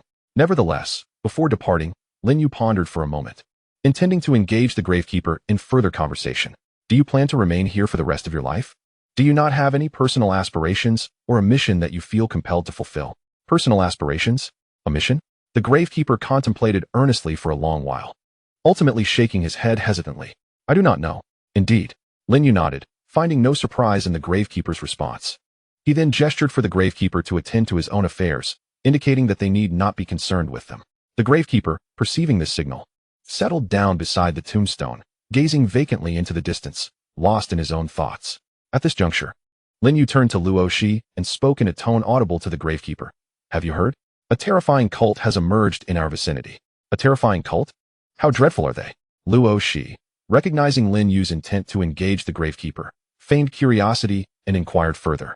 "It is said that these cultists are inhuman and possess an insatiable thirst for blood, killing anyone they encounter." "Goodness, That sounds utterly horrifying. Luo, she gasped, barely suppressing a laugh. Indeed, Lin You affirmed, nodding gravely. He then emphasized his words, declaring loudly. A friend of mine stumbled into their territory and was killed by them without hesitation. It was, in fact, Lin You himself whom he referred to. Such horror. I truly hope these cultists are brought to justice soon. Luo, she gasped once more, struggling to contain her mirth. Alas, that may prove challenging. These cultists are adept at concealing themselves. Lin You feigned a sigh, discreetly glancing at the gravekeeper. Noticing that the gravekeeper was also observing him, he offered a brief smile before averting his gaze. Let us depart. We have lingered here long enough and should return home. Agreed. After bidding farewell to the gravekeeper, Lin You left the cemetery without a hint of nostalgia. Throughout this exchange, the gravekeeper maintained his usual demeanor, yet Luo, she sensed a flicker of inner turmoil within him. Though the gravekeeper had never directly encountered the extraordinary, he may have gleaned some information indirectly. Upon returning home, Lin You prepared dinner for his family as per usual. Following the demise of the aberrant cultist at the hands of the fisherman, there had been no new aberrant cultists appearing in the past couple of days, leaving Lin You anxious that the remaining cultists might not return at all. Fear not, they will come, the fisherman remarked nonchalantly after swallowing his food. Lin You cast him a sidelong glance, suspecting that the fisherman's reassurances were merely intended to placate him, for under normal circumstances, such words would be uncharacteristic of him. What if they do not come? Do not come? The fisherman scoffed, responding calmly, then we shall seek out Sa. Be silent. Lin You, puzzled by the fisherman's sudden intensity, noted that his remarks had become rather pointed. Moreover, the fisherman exhibited a disposition akin to one who had forgotten past pains, having recently dealt with the circa contamination, yet now seemingly ready to provoke another satyr contamination. The fisherman, interrupted by Lin Yu's disapproving gaze, ultimately fell silent. By the way, has the tomato group chat system been abolished? Chapter 103. Acknowledging a mistake? We cannot obtain power from that individual. A sound resonated throughout the vast expanse, as if a myriad of tones were intertwined in a harmonious cacophony. Following this auditory manifestation, a colossal, fleshly monstrosity emerged from the shadows. This creature was adorned with countless eyes, each seemingly possessing its own consciousness, perpetually darting erratically to observe its surroundings. Time was of the essence. It was imperative to summon the other power projections. As for those two, pausing momentarily, the fleshly monstrosity hesitated before articulating. I believe we should seek out that individual to rectify our error. The mere recollection of the figure who, with a mortal form, had forcefully severed the powers of Satyr through the medium of alternate dimensions and power projections instilled an involuntary dread within the creature, despite its multitude of consciousnesses. The magnitude of such terrifying capability transcended its comprehension. Initially, it had naively entertained the notion of persuading the entity to align with its cause. However, the fall of one of Yaroslav's avatars had extinguished that hope entirely. The demise of Yaroslav's avatar signified the stance of that being, an unwillingness to involve itself in their affairs, harboring no affection for them whatsoever. A rectification of error? At that moment, a voice entirely distinct from the grotesque timbre of the monstrosity emanated from within it. This voice was unmistakably human, devoid of the creature's menacing aura. It was only fitting. The ordinary human voice echoed in agreement with the monstrosity's perspective, although they had never intended to pilfer powers from Lin You. There existed individuals among the distorted cult who specialized in reclaiming powers that had strayed into the external world. These beings paid no heed to whether one was a formidable entity. Upon discovering any wayward power, they would ensure its return. Comprised predominantly of members from the distorted cult, these individuals were somewhat uninformed, oblivious to the monstrosity's thoughts. The fleshly creature had refrained from engaging with information pertaining to Lin You, leading to several attempts to consult Lin You, ultimately convincing him that the distorted cult must not be spared. How shall we proceed? At this juncture, the terrifying voice within the monstrosity resounded once more. After a brief silence, the human voice slowly articulated, "Let us conduct a ritual, at the very least. We must not appear inferior to our master. I shall devise a means to acquire that being's likeness." During working hours, Lashi contacted Lin You. Upon answering, Lin You was met with Lashi's grave tone emanating from the phone. "We have discovered an alternate dimension related to the abominable mother, within which lies the fleshly altar you previously mentioned. However, all pertinent information concerning this alternate dimension has been thoroughly cleared. Do you wish to come and investigate?" Lin You pondered for a moment. Since Lashi had stated that information regarding the alternate dimension had been purged, it implied that even if he were to visit, he might not uncover any valuable insights. Yet, it was lunchtime, and with time to spare, Lin You decided it would be propitious to take a look. Even in the absence of tangible rewards, one can certainly regard it as a mere excursion. Kindly open the door for me. I am at my workplace. Very well. Luoshi responded affirmatively. Subsequently, a spatial portal materialized beside Lin You. As the portal emerged, his colleagues, except for Li Jun, instinctively overlooked him, as if he were a mere figment of their imagination. Li Jun cast a casual glance in his direction before withdrawing his gaze. It was now noon, and fatigue weighed heavily upon Li Jun. He required a brief respite, lest the afternoon prove unbearable. Observing this, Lin Yu refrained from calling out to him and stepped into the portal on his own accord. The moment he emerged from the portal, Lin Yu felt a sense of disorientation. He found himself in a desolate expanse, which seemed rather alien to Earth. Beneath his feet, he did not tread upon sand or stone, but rather on an unidentifiable hard substance. These fragments felt somewhat soft underfoot, and if compelled to describe them, Lin Yu would liken them to silicon. Moreover, upon arriving in this unfamiliar realm, he experienced a sensation of suffocation. This discomfort prompted him to take several deep breaths. Yet the feeling intensified rather than subsided. Lin Yu surmised that the pressures of work had become overwhelming, and upon his return, he would need to request a day's leave from the director for some much-needed rest. While contemplating how to justify his absence, four fully armored individuals approached him, clad in technologically advanced mechanical armor that enveloped their entire forms. Even their heads were encased in sleek black helmets. Under Lin Yu's gaze, the quartet of council members came to a halt before him, inclining their bodies slightly in a gesture of respect. Although such formalities were not customary within the council, they felt it appropriate in the presence of Lin Yu. Among the four mechanized figures, one stepped forward and introduced himself. Greetings, Mr. Lin. We are the senior deep divers assigned to liaise with you. I am the captain of this team, codenamed Cheese.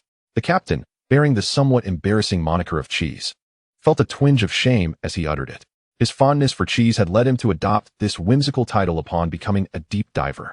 Regrettably, he realized that in the council, codenames were permanent. Upon the death of a member, the codename would be sealed indefinitely. Once a member became a deep diver, the council would not issue name change cards, leaving Cheese, despite his esteemed position as captain of a senior deep diving team, forever tethered to this somewhat embarrassing appellation. Cheese.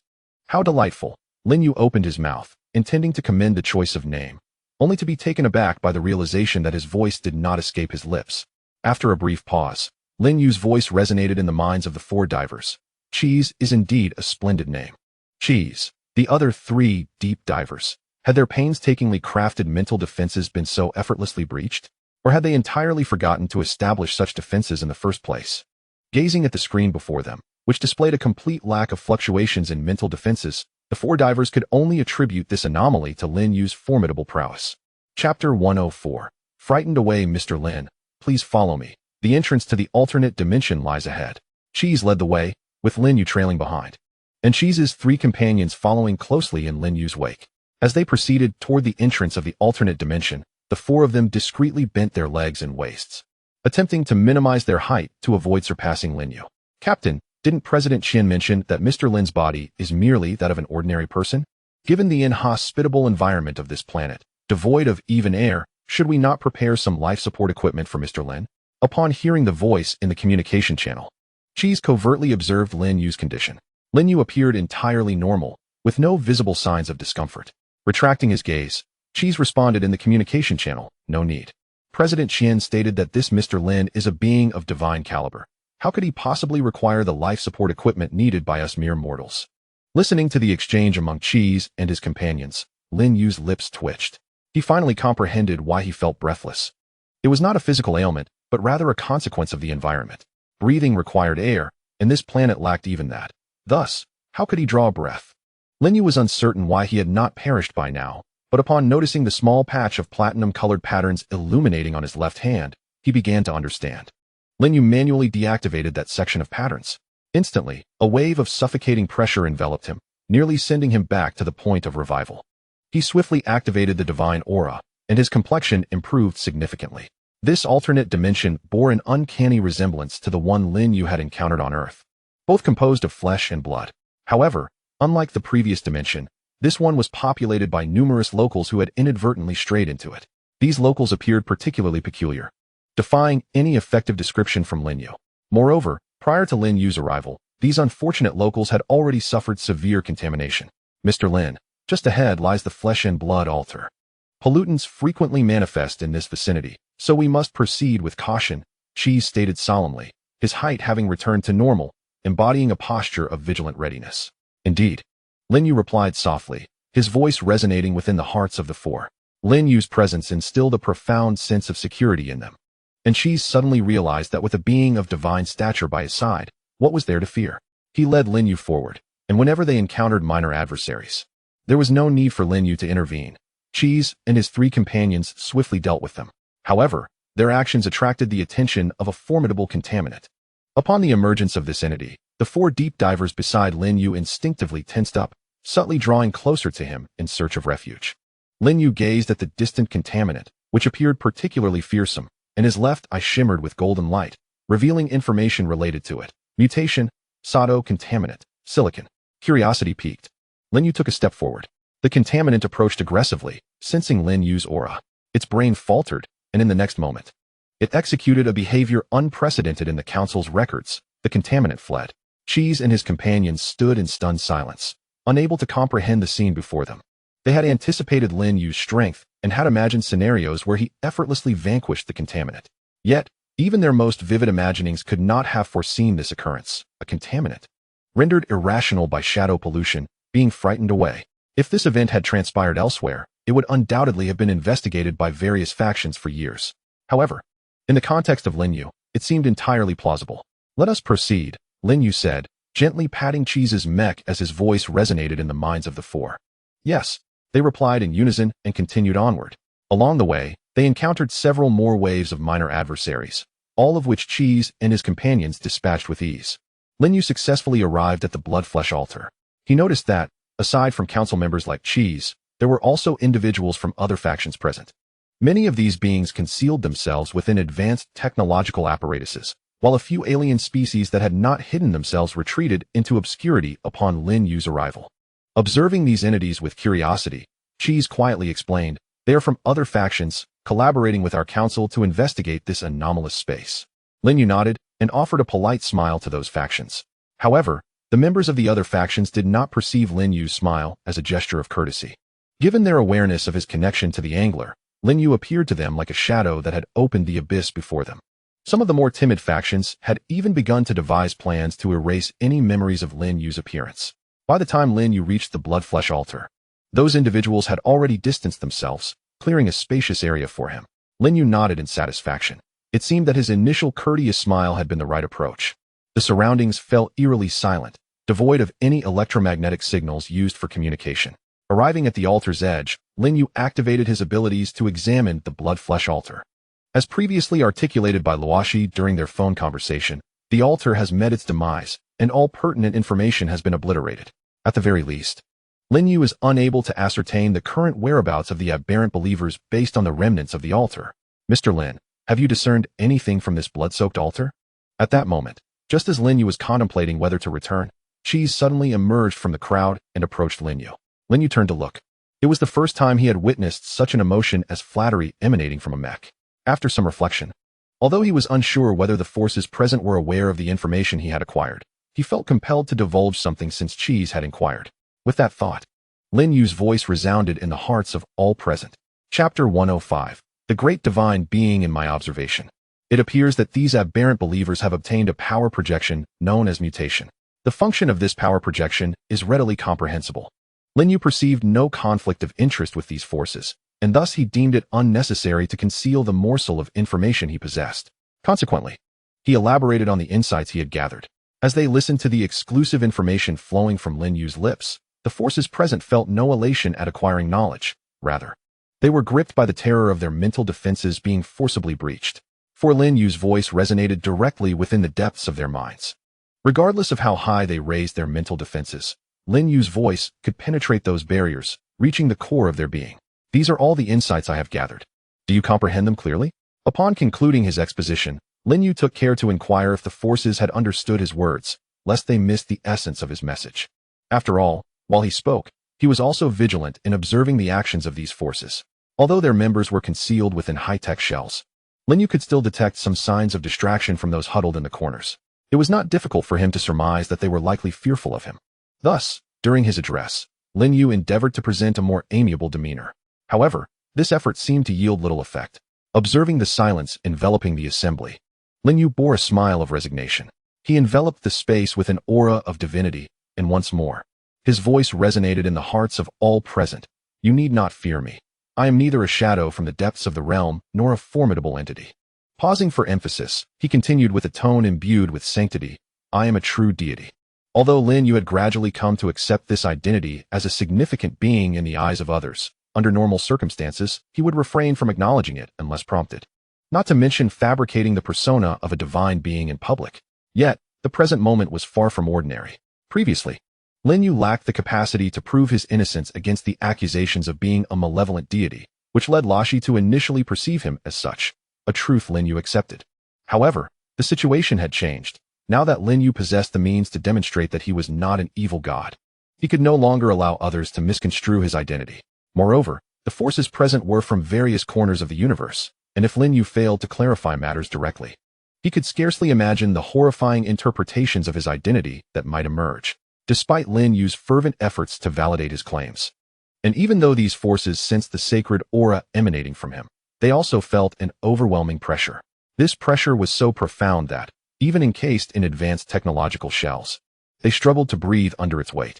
In such circumstances, even if they had come to believe Lin Yu's words, this belief was, nonetheless, passive. They had no choice but to accept it. Instantaneously, within this relatively confined space, an array of voices, electromagnetic signals, and quantum information became entangled, all of which Lin You effortlessly deciphered. Praise be to you, O great deity of righteousness. Your magnificence is utterly breathtaking. Great Lord of the Divine, your wisdom astounds me, and I have fully committed to memory your previous utterances. Praise be to you, O great Lord of the Divine. It was only upon encountering you that I realized the darkness of my existence. I humbly revere you, Supreme God. My admiration flows like an endless ocean of stars. Intrigued by the individual who referred to himself as the Supreme God and spoke with such engaging eloquence, Lin You could not help but steal a few glances at him. He observed that the man appeared to be an ordinary elderly human, clad in a traditional robe that starkly contrasted with the attire of the other forces present. Immediately, the thought of a sect sprang to Lin Yu's mind, leading him to conclude that this elder must hail from the realm of minor immortals. Noticing Lin Yu's gaze fixed upon him, the elder forced a smile that seemed somewhat strained. Lin You returned the gesture. Remembering the earlier remark about the breathtaking nature of his greatness, Lin You discreetly withdrew the divine aura he had been projecting. The stifling atmosphere in the space lightened, and all present forces collectively exhaled in relief. Let us depart and explore elsewhere. Lin Yu's voice resonated within Nisa's consciousness. The flesh and blood altar had been scrupulously cleared, and Lin You could glean no valuable information in this place. Furthermore, the multitude of forces present hindered his ability to act freely. Thus, he resolved to seek a more secluded location for his inquiries. Understood, Nisa replied, unaware of Lin Yu's intended destination, yet his compliance with Lin Yu's will remained unwavering. Prior to their arrival, Qian Huichang had stated that in the absence of President Lashi, Lin Yu's command was paramount. After Lin Yu's departure, the various forces gathered around the flesh and blood altar simultaneously exhaled in relief. As soon as Lin Yu had left, they promptly cast aside his recent words.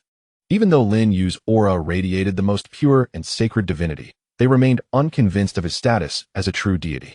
After all, they had yet to hear of any genuine deity who would grasp a mortal by the throat to proclaim their divinity. Such a scenario would be utterly implausible, even within the narratives crafted by Earthlings. Mr. Lin, where shall we go next?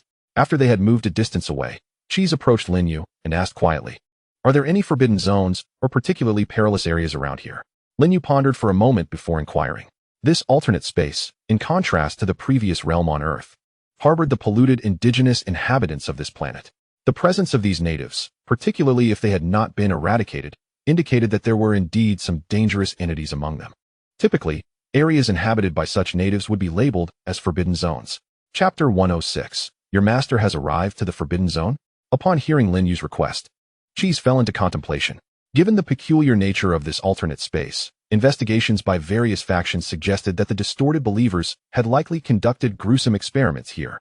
Consequently, there did exist locations akin to forbidden zones. These so-called forbidden zones could be succinctly described as sites occupied by terrifying pollutants. Without a comprehensive understanding of this alternate space, it was challenging for the factions to deploy weapons of mass destruction, making it difficult to eliminate these horrific contaminants. Thus, the forbidden zones came into existence. The mere thought of the terrifying creatures that might inhabit these forbidden areas sent a shiver down Chi's spine. Yet, upon witnessing Lin Yu's calm demeanor beside him, that trepidation evaporated entirely. With this esteemed individual by his side, what was there to fear? It could merely be regarded as a day trip to a restricted area. Mr. Lin, there are indeed forbidden zones in this alternate space. If you wish to visit, I can guide you there. Cheese, eager to embark on this excursion, spoke respectfully. Hearing this, Lin Yu did not immediately acquiesce. Instead, he retrieved his phone to check the time. Noting that there were still 40 minutes until the end of the lunch break, he contemplated and asked, "How far is it to the forbidden zone?" Cheese, understanding that Lin Yu might be pressed for time, calculated and provided a conservative estimate. "If you merely wish to take a glance, the round trip will take at most half an hour." Lin Yu considered this briefly. If a round trip plus a brief observation would indeed only require half an hour, he could manage a visit, provided no unforeseen incidents occurred on the way. "Do you have any faster means of transportation?" "Yes, Mr. Lin, we do." Fearing a rejection from Lin Yu that might jeopardize his day outing, Cheese promptly provided Lin Yu with an irresistible reason through his actions, even as he spoke. His three companions immediately prostrated themselves on the ground, while a transparent dome materialized behind Cheese, encapsulating a chair imbued with futuristic technology.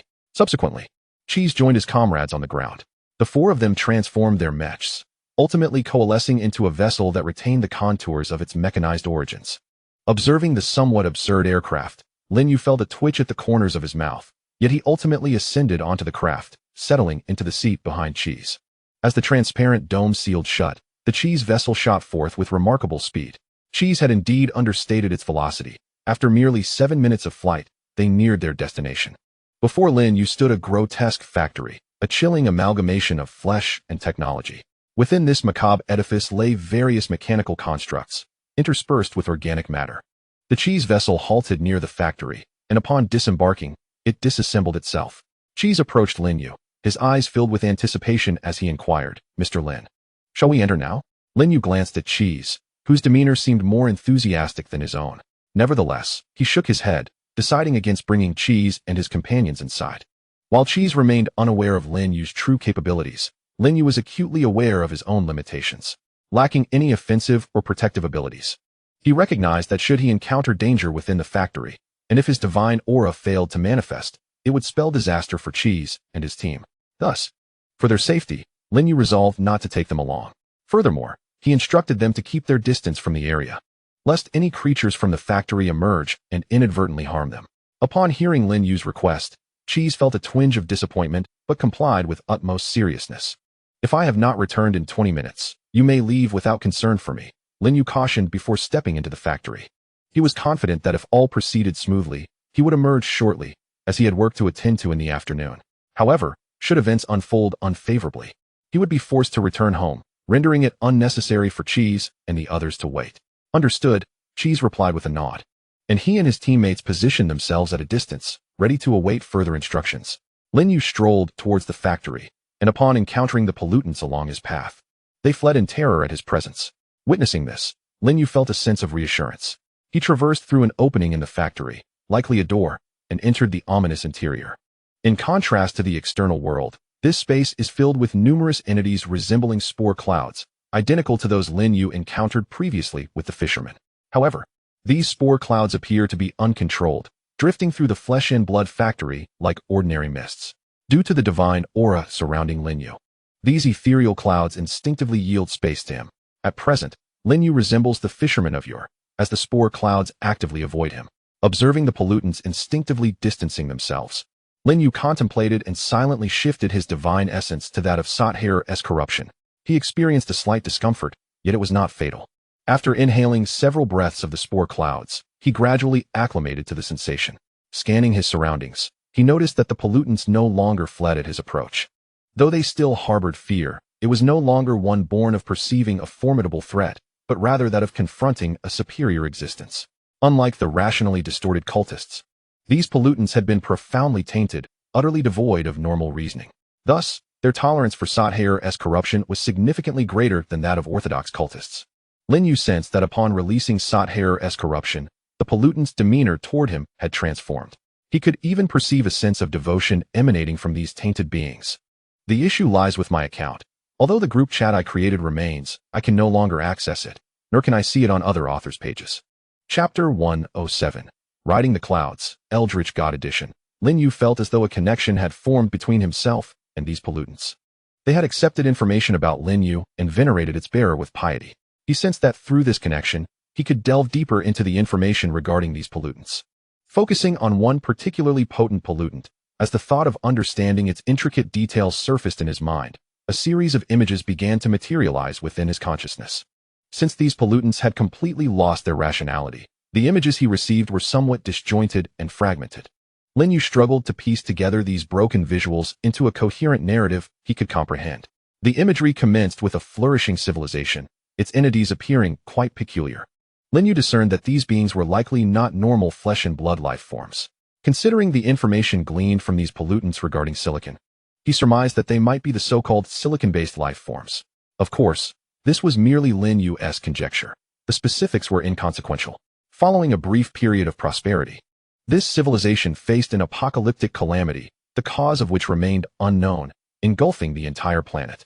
From Lin Yu's perspective, the cataclysm that obliterated the civilization on this planet became starkly clear. It was an unremarkable spore, indistinguishable from any other spore in the cloud before him. Yet, this seemingly insignificant spore directly annihilated a civilization nearly equivalent to humanity's. Through vivid imagery in his mind, Lin You witnessed the entire process of this civilization's destruction by the spore. It had been cast onto this planet by some entity, unleashing a horrific pollution while simultaneously proliferating at an alarming rate. In a brief span, the spore cloud enveloped the entire planet, marking its irreversible demise. Once the indigenous inhabitants were entirely tainted, the spore cloud began to contract, and the pollution it carried, left unchecked, gave rise to this anomalous space. In the scenes Lin You beheld, the formation of this anomalous space was not an end, but rather the dawn of a new chapter. Following its emergence, a group of beings, whose identities had been thoroughly erased, appeared within this strange realm. Lin You was acutely aware that something had arrived in this space. Yet he could not trace the information pertaining to these individuals. Nonetheless, it was evident to him that they were undoubtedly the warped adherents. After their arrival, a prolonged interval of inactivity ensued in the imagery. Lin You speculated that during this time, the warped adherents were engaged in matters concerning authority and power. After this hiatus, the imagery resumed. Although these beings did not belong to the same race as Lin You, rendering it difficult for him to resonate with them, he could still sense an atmosphere laden with terror. The scenes depicted resembled biological experimentation. The warped adherents utilized various unidentified objects, whose information had also been obliterated, to transform the already severely tainted indigenous beings into their current grotesque forms. Some of the indigenous inhabitants had reached an absurd level of contamination, such that even within a collapsing environment of pollution, they could still move freely. However, correspondingly, their consciousness had disintegrated more thoroughly, rendering them a terrifying source of pollution. An ultimate contaminant that would undoubtedly face immediate eradication if it ever surfaced in the outer universe. Within the flesh and blood factory where Lin You currently resided, one such ultimate pollutant existed, located at the very heart of the factory. In the imagery, after the warped adherents had created this pollutant, they departed. Seizing the opportunity while time permitted, Lin You resolved to investigate this ultimate contaminant. With a mere thought, he withdrew the oppressive aura that had enveloped these pollutants. Then, he directed his focus toward the swirling cloud of spores above. A bold idea began to take shape in his mind. Lin You, drawing upon the corruption of Satyr, deftly manipulated the spore clouds with his mind, endeavoring to coalesce them into a singular form. With Satyr's taint acting as a catalyst, Lin You encountered little difficulty in commanding these spore clouds. Although he was initially unaccustomed to this newfound control, the spore clouds, devoid of self-awareness, did not scatter despite his inexperience. He gathered them together and guided the amalgam to descend before him. Observing the mass at his feet, which bore a semblance to a cloud yet felt dense and viscous, Lin You cautiously stepped upon it. The sensation beneath his foot was not as dreadful as he had anticipated, though it could hardly be described as pleasant. He directed the spore clouds beneath his soles to envelop his shoes, ensuring that he would remain stable during his ascent. With a gentle command, Lin You began to rise into the air. Everything appeared to proceed flawlessly.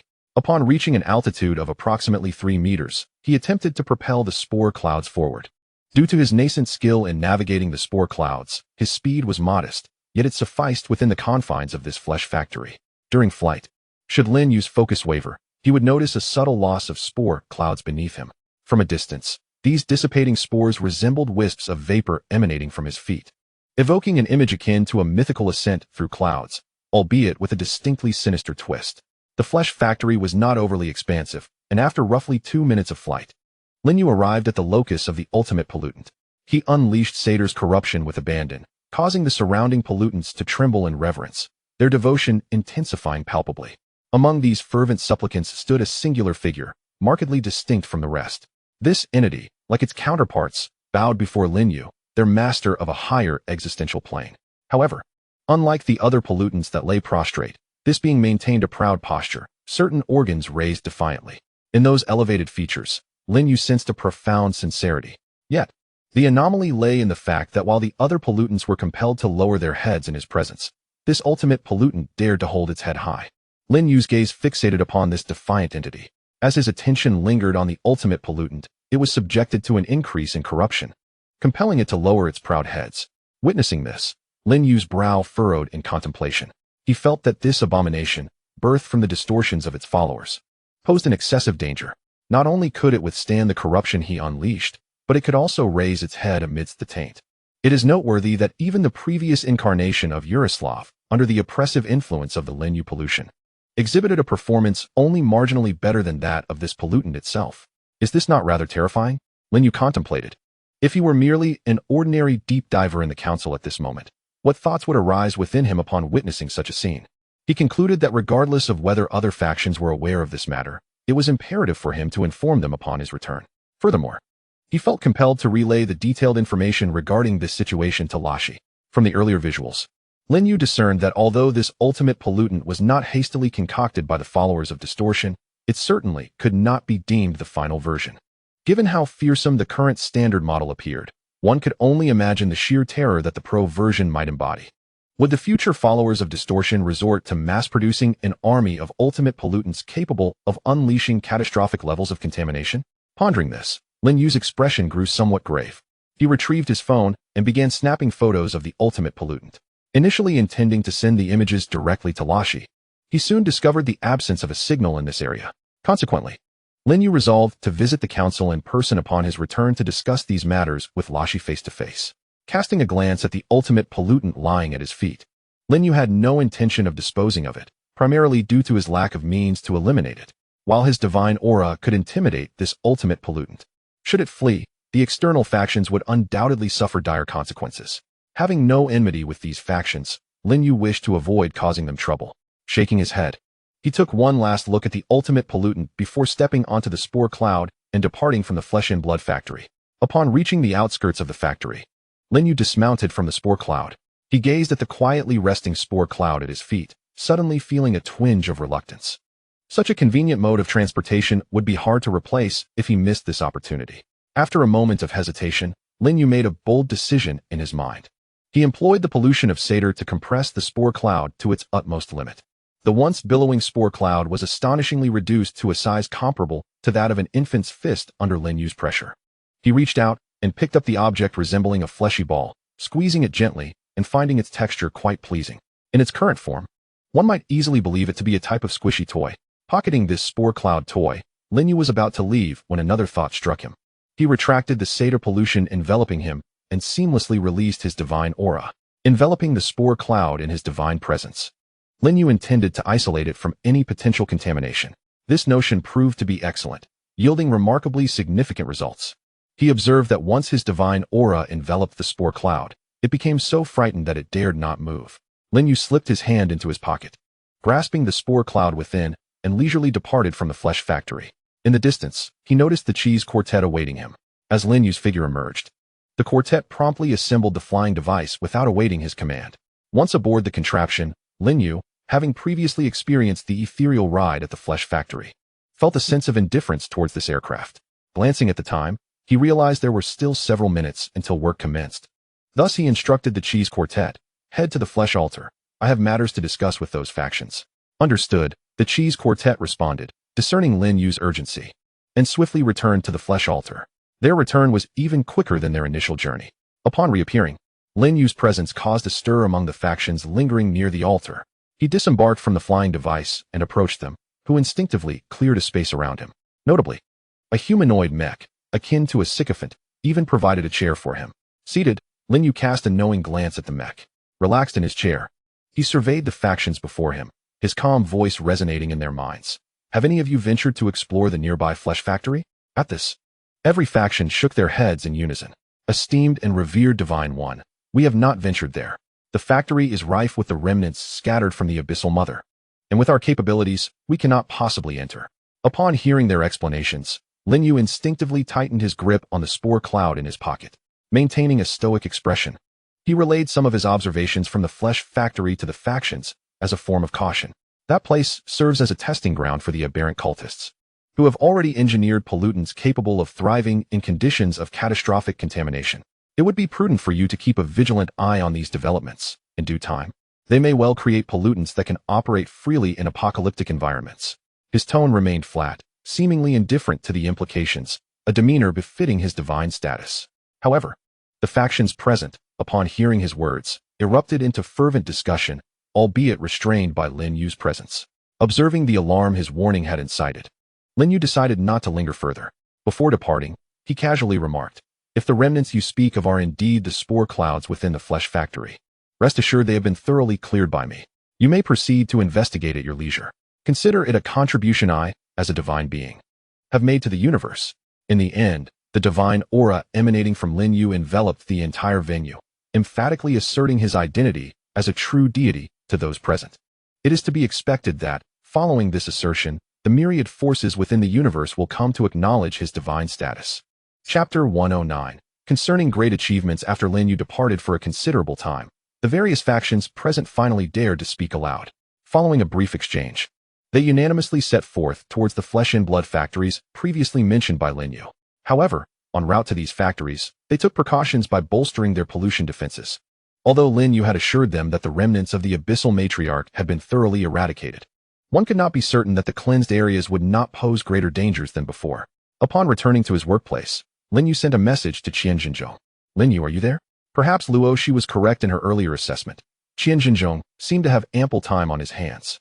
Every time Lin Yu messaged him, he invariably responded almost instantaneously, and this occasion was no exception. "Qian Zhenzhong, here. Qian Zhenzhong, 1XX, this is our boss's number. Feel free to contact her directly if you need anything. Lin Yu, alright." Seeing Lin Yu's message, a rare smile graced Qian Zhenzhong's face. Utilizing the number provided by Qian Zhenzhong, Lin Yu added Luo Shi on WeChat.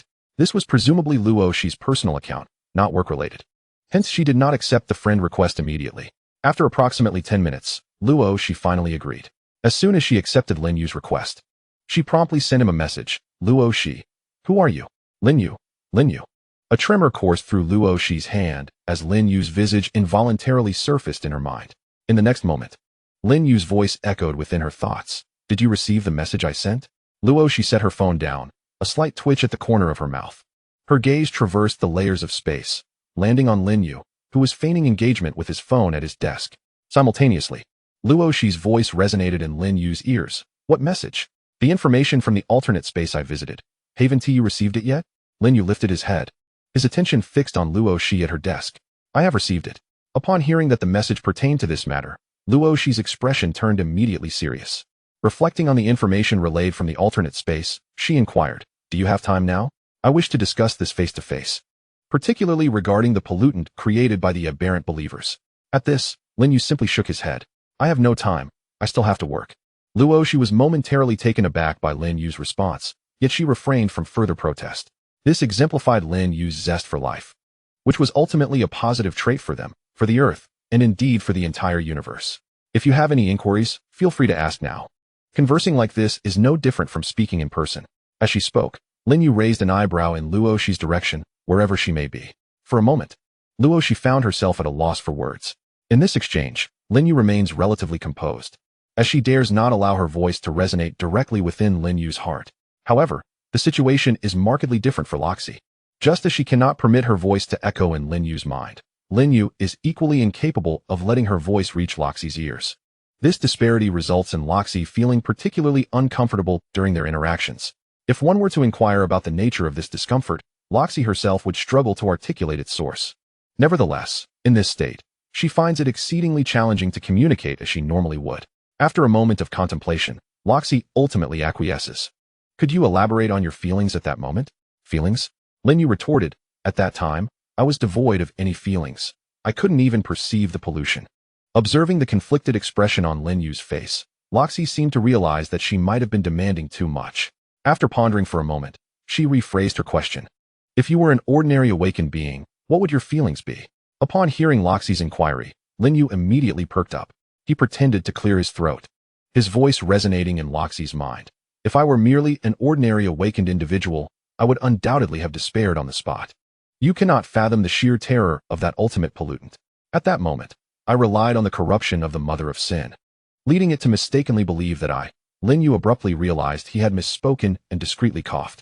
Loxi's face momentarily displayed a hint of confusion, followed by an embarrassed smile. Apologies, I momentarily lost my train of thought. Where were you? Never mind, I shall start from the beginning. The two exchanged a knowing glance. Lin You then nonchalantly continued. That ultimate pollutant can raise its head amidst the apocalyptic pollution. If we extrapolate from this, I estimate it can at least roam freely within the confines of collapse-level pollution. Moreover, while I am uncertain of the horror it embodies, it must be formidable indeed. From the information I've gathered about these pollutants, it appears that this ultimate pollutant is not the final creation of the aberration cultists. They likely possess the capability to produce even more terrifying pollutants. At this juncture, Lin You paused, allowing Loxi a moment to process the information. Presently, Loxi indeed required time to digest this newfound knowledge. Although the information had already been transmitted from the Cheese faction, it was merely derived from Lin Yu's account. The specifics remained elusive, as they had yet to conduct their own investigation. Now that Lin Yu had shared detailed insights, including aspects that even their inquiries could not unveil, Loxi found herself recalling the scene from when she and Lin Yu met Yaroslav. She remembered him stating that he aspired to achieve greatness through the power of the Mother of Sin. Each faction possesses its own interpretation of what constitutes greatness. Yet among these perspectives, there exists a widely acknowledged consensus. Thus, the great existence remains unperturbed by the taint of demise. I now harbor a conjecture that the aberrant devotees may be responsible for these pollutants, perhaps connected to Yaroslav's monumental achievements. Loki conveyed her thoughts to Lin Yu. After listening, Lin Yu found merit in Loki's assertions. Consequently, he continued in accordance with her words. You are correct. I share your sentiments. However, you ought to remain vigilant regarding the movements of the aberrant devotees. Previously, they would occasionally intrude upon my home to pilfer items, yet in the last couple of days, they have not appeared. Thus, I currently lack the means to thwart their actions. Nevertheless, should you acquire any intelligence regarding the aberrant devotees, I shall endeavor to assist you. In truth, Lin Yu's discord with the aberrant devotees stemmed primarily from their incessant disturbances. He merely contemplated their annihilation. As for preventing the aberrant devotees from bringing about the world's destruction, Lin Yu believed that if they truly sought to obliterate the world, he would undoubtedly intervene. Chapter 110. This is not palatable. Although Lin Yu's voice resonated with righteous indignation, his demeanor remained remarkably composed, exuding an air of indifference towards the matter. Loki understood that Lin Yu merely harbored animosity towards the aberrant devotees and was largely indifferent to their actions. She recognized this, yet refrained from morally coercing him. However, Loki could not help but fantasize. What if those aberrant devotees, in a moment of folly, stormed into Lin Yu's abode to confront him? Would he not then seek retribution against them? Your thoughts seem perilous, Lin Yu mused, though he lacked the ability to read minds. He sensed a flicker of malice emanating from Loki. Startled, Loki feared that Lin Yu had discerned her inner musings. She quickly bowed her head in apology. I beg your pardon, great deity. Lin Yu chuckled, regardless of her sincerity. Her address of him as great deity resonated deeply within him. It's nothing. Let us conclude for now and converse another time.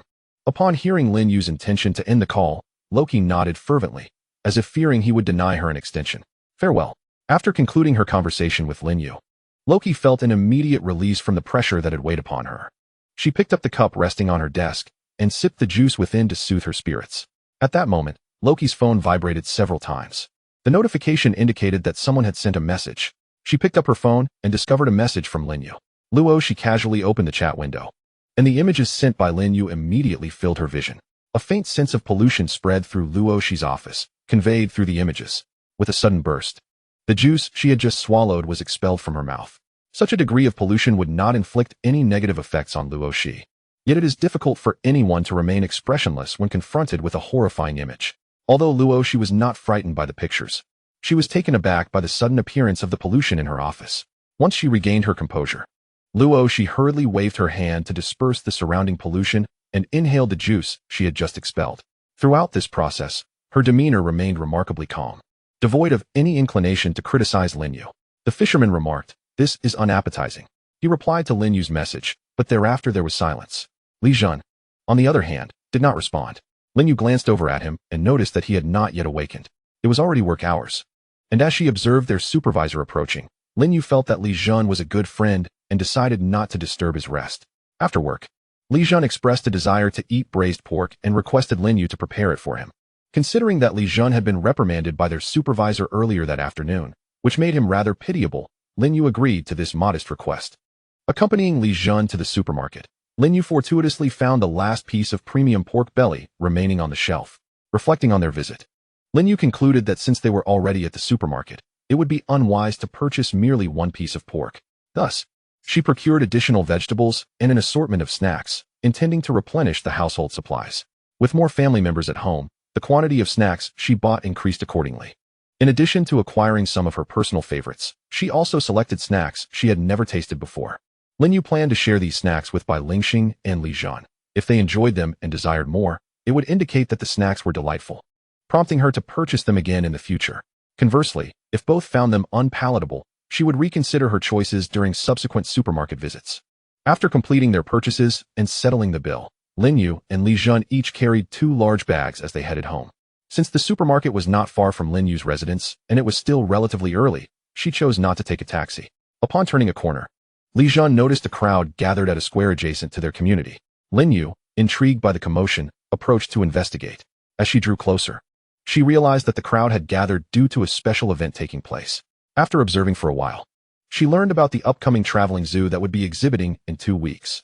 This so-called traveling zoo resembled a circus, featuring animals brought from various locations for display. However, unlike a circus, the animals were merely showcased and did not perform.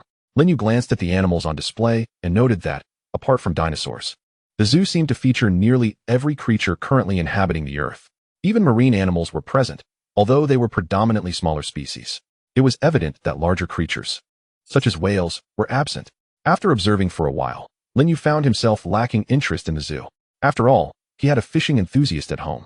Whatever he wished to see, he could simply ask the fisherman to catch for him. Even if he desired to see a dinosaur, the fisherman could procure one for him. This thought led Lin Yu to suddenly recall that there were still a few pieces of dunkleosteus meat left in his home. After such a lengthy period, he wondered if the meat was still edible. Never mind.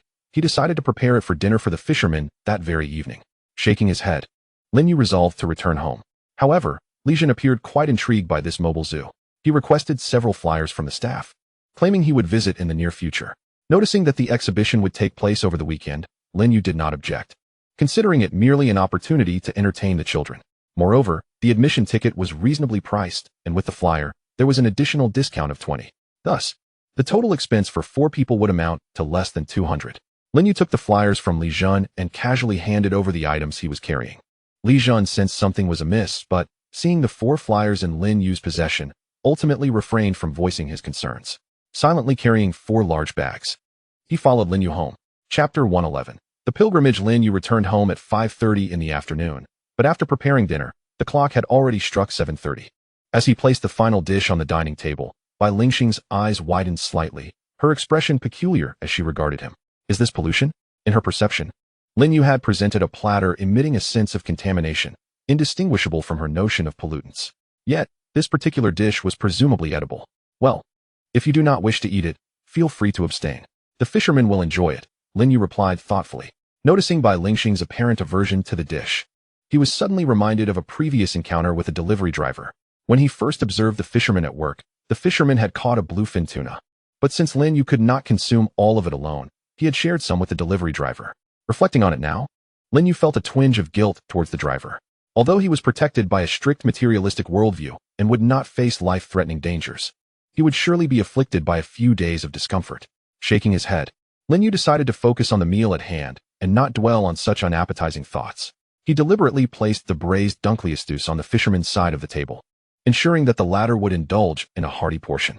Through careful observation, Lin Yu had also discerned certain patterns in the fisherman's dining habits. In most cases, the other party cannot discern the quality of the dishes. Of course, it is also possible that they simply do not care. However, this does not apply to Bai Lingxing's cooking. Thus, Lin You concluded that since the entire table of dishes was prepared by himself, the fisherman would likely not differentiate between the braised Deng's fish and the other meats. Perhaps, since Deng's fish is a type of fish, he might even indulge a bit more. Indeed, Lin Yu's conjecture was largely accurate. The fisherman seemed to genuinely enjoy the braised Deng's fish. By the end of the meal, he had devoured Lin Yu's entire stock of Deng's fish. Lin Yu was delighted, as this left ample space in the refrigerator for him to stock up on ice cream. After the meal, everyone returned to their own homes, leaving Bai Lingxing in charge of the dishes. After freshening up, Lin Yu opened the Crossfire mobile game. Recently, following an update, the drop rate for bounty weapon fragments had plummeted, nearly extinguishing Lin Yu's motivation to play. As it was the beginning of the season, a plethora of players with various disabilities emerged in the matches. Lin Yu adhered to his principle of refusing to use wheelchair weapons as long as the opponents did not. Ultimately, he found himself in despair. In a particularly challenging match with a score of 14 against them, Lin Yu and his teammates resorted to using electric wheelchairs. They managed a miraculous turnaround. Around 10 o'clock in the evening, Lin Yu claimed his bounty box, only to find that from 30 boxes, he had received 28 challenge cards and merely 2 fragments. The planner can go to hell, he exclaimed in frustration, heavily tossing his phone onto the sofa. He then walked to the bathroom to wash up once more, so absorbed in his anger that he forgot he had already done so. 3 powers were still lacking. Before the arrival of the final power, should we not perform a ritual? A grotesque, flesh-covered creature, its body brimming with eyes, murmured, "To whom shall we offer our devotion?" A normal voice resonated from within the flesh creature, indicating that, despite sharing a body, the 2 entities were not of the same consciousness. That one, it should be so. The normal voice concurred with the creature's suggestion. Even if they obtained the projection of the final power, Lin Yu would remain an insurmountable obstacle. After all, he wielded 2 powers. If they wished to acquire the powers of evolution and devolution, they could only do so with Lin Yu's consent. Therefore, rather than seeking to obtain evolution and devolution after acquiring the final power, it would be prudent to consult Lin Yu first. Even if this exchange ended in failure, as the last one did, they could prepare some countermeasures in advance. Is everything ready? The creature's eerie voice inquired. Everything is prepared, the normal voice replied. Shall we begin now? Yes. Following this affirmation, a writhing mass of flesh was extracted from the creature's body. After a brief struggle, it ultimately took shape, revealing a humanoid outline. The outline reached out, assimilating a piece of flesh that contained information. This was the data storing Lin Yu's appearance. Upon the amalgamation of this information, the visage of Lin Yu materialized within the consciousness of the humanoid silhouette. This figure appeared to be an utterly ordinary individual. As Lin Yu's likeness emerged in the mind of the humanoid silhouette, there were no peculiar transformations nor any abrupt manifestations of an odd grin, which instilled a sense of relief in the silhouette.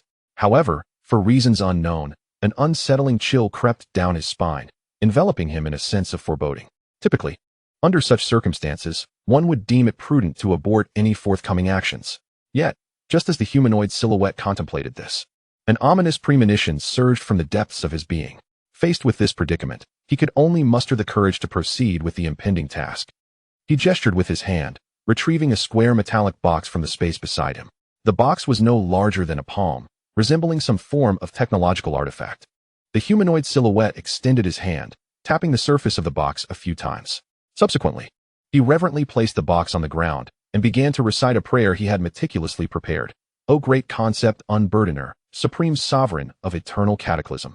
The title concept unburdener was derived by the humanoid silhouette from Lin Yu's ability to strip away powers, while the moniker sovereign of eternal cataclysm was a product of his own exuberance. He believed that since Lin Yu could sever the powers of the Sin Mother, Lin Yu must have surpassed her in both rank and strength, thus possessing the capability to plunge the entire universe into eternal oblivion. Based on this reasoning, the title Sovereign of Eternal Cataclysm seemed particularly appropriate.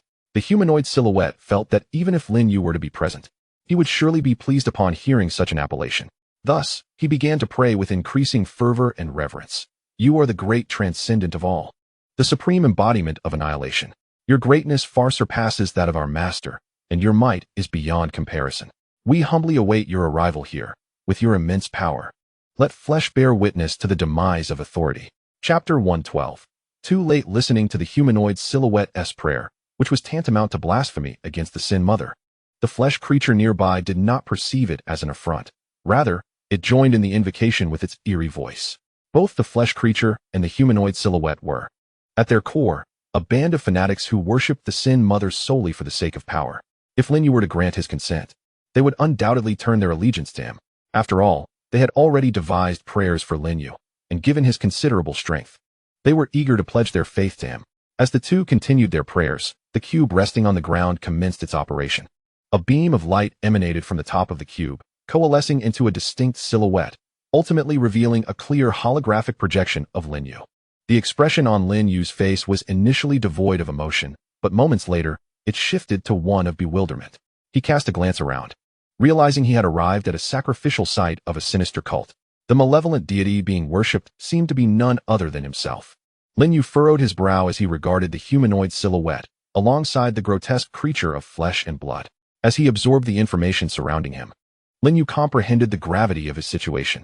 The thought that this individual had the audacity to refer to him as the concept unburdener and sovereign of eternal oblivion left him speechless. Fortunately, such titles were only circulating among a small circle of distorted adherents and were largely unknown to the general populace. Regaining his composure, Lin You adopted a tranquil demeanor as he observed the prostrate figure at his feet and the monstrous entity resembling a mountain of flesh. He casually remarked, "Yaroslav, are you no longer hiding?" His voice was calm, devoid of any terrifying aura or sense of majesty typically associated with a malevolent deity. Yet, Yaroslav and the fleshly creature instinctively perceived an imposing filter when faced with Lin You. Thus, even though Lin Yu's tone was serene, perhaps even somewhat casual, the kneeling Yaroslav felt an overwhelming sense of authority and pressure in his words. He bowed his head further, wholly abandoning the respectful demeanor he had maintained during their earlier exchanges. "It is an honor that you still remember me. As you have stated, I do not intend to hide any longer." However, both Lin You and Yaroslav were acutely aware that this form was far from Yaroslav's true essence. It was merely a significant avatar. Given Yaroslav's cautious nature, he would never allow his true self to present itself before Lin You until he had fully embraced Lin Yu's powers, which he deemed as a form of contamination. Simply put, he was too afraid. "Your arrival fills me with immense joy. I must apologize for my previous disturbances." Yaroslav prostrated himself, his tone respectful and sincere. Noticing Lin Yu's indifference, he felt a twinge of anxiety. Lin You exuded none of the terrifying corruption one would expect from someone of Yaroslav's stature. Allowing Yaroslav's thoughts to churn more rapidly, he organized his words in his mind and continued, "Supreme Sovereign of eternal oblivion, your greatness has profoundly humbled me. I extend my most sincere apologies for my prior actions. I implore you to forgive my previous ignorance." Hearing Yaroslav's address, Lin Yu's brow furrowed slightly as he regarded the devout figure kneeling before him. He coldly inquired, "And then?" "And then?" Yaroslav was taken aback by Lin Yu's question, momentarily at a loss for how to respond. "I apologize to you. Are you not supposed to say whether you accept it or not? What do you mean by and then?" Yaroslav fell silent, and the bloodied creature beside him sensed Lin Yu's apparent displeasure and hastily interjected, "Supreme Sovereign of eternal oblivion, what we mean to convey is that we, the so-called distorted adherents, have come to fear. We swear to you that from this moment forth, we shall never bring you any trouble again. Might I implore you to show a modicum of mercy and forgive the transgressions we have previously committed?" Observing Lin Yu's silence, the flesh and blood monstrosity continued. "O Supreme Lord of the eternal cataclysm, you are well aware that the two powers we seek rest firmly within your grasp. We beseech you to show benevolence, allowing us to obtain the projections of those two powers. We remain steadfast in our vow that upon acquiring these projections, we shall pledge our unwavering loyalty to you." This declaration from the flesh and blood creature was both audacious and insatiable. It sought to extract the desired powers from Lin You while simultaneously renouncing its former master to embrace this mightier new one.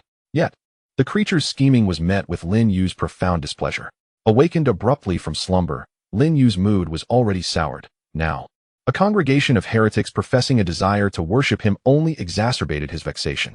The thought of previous encounters with the aberrant followers left him perturbed.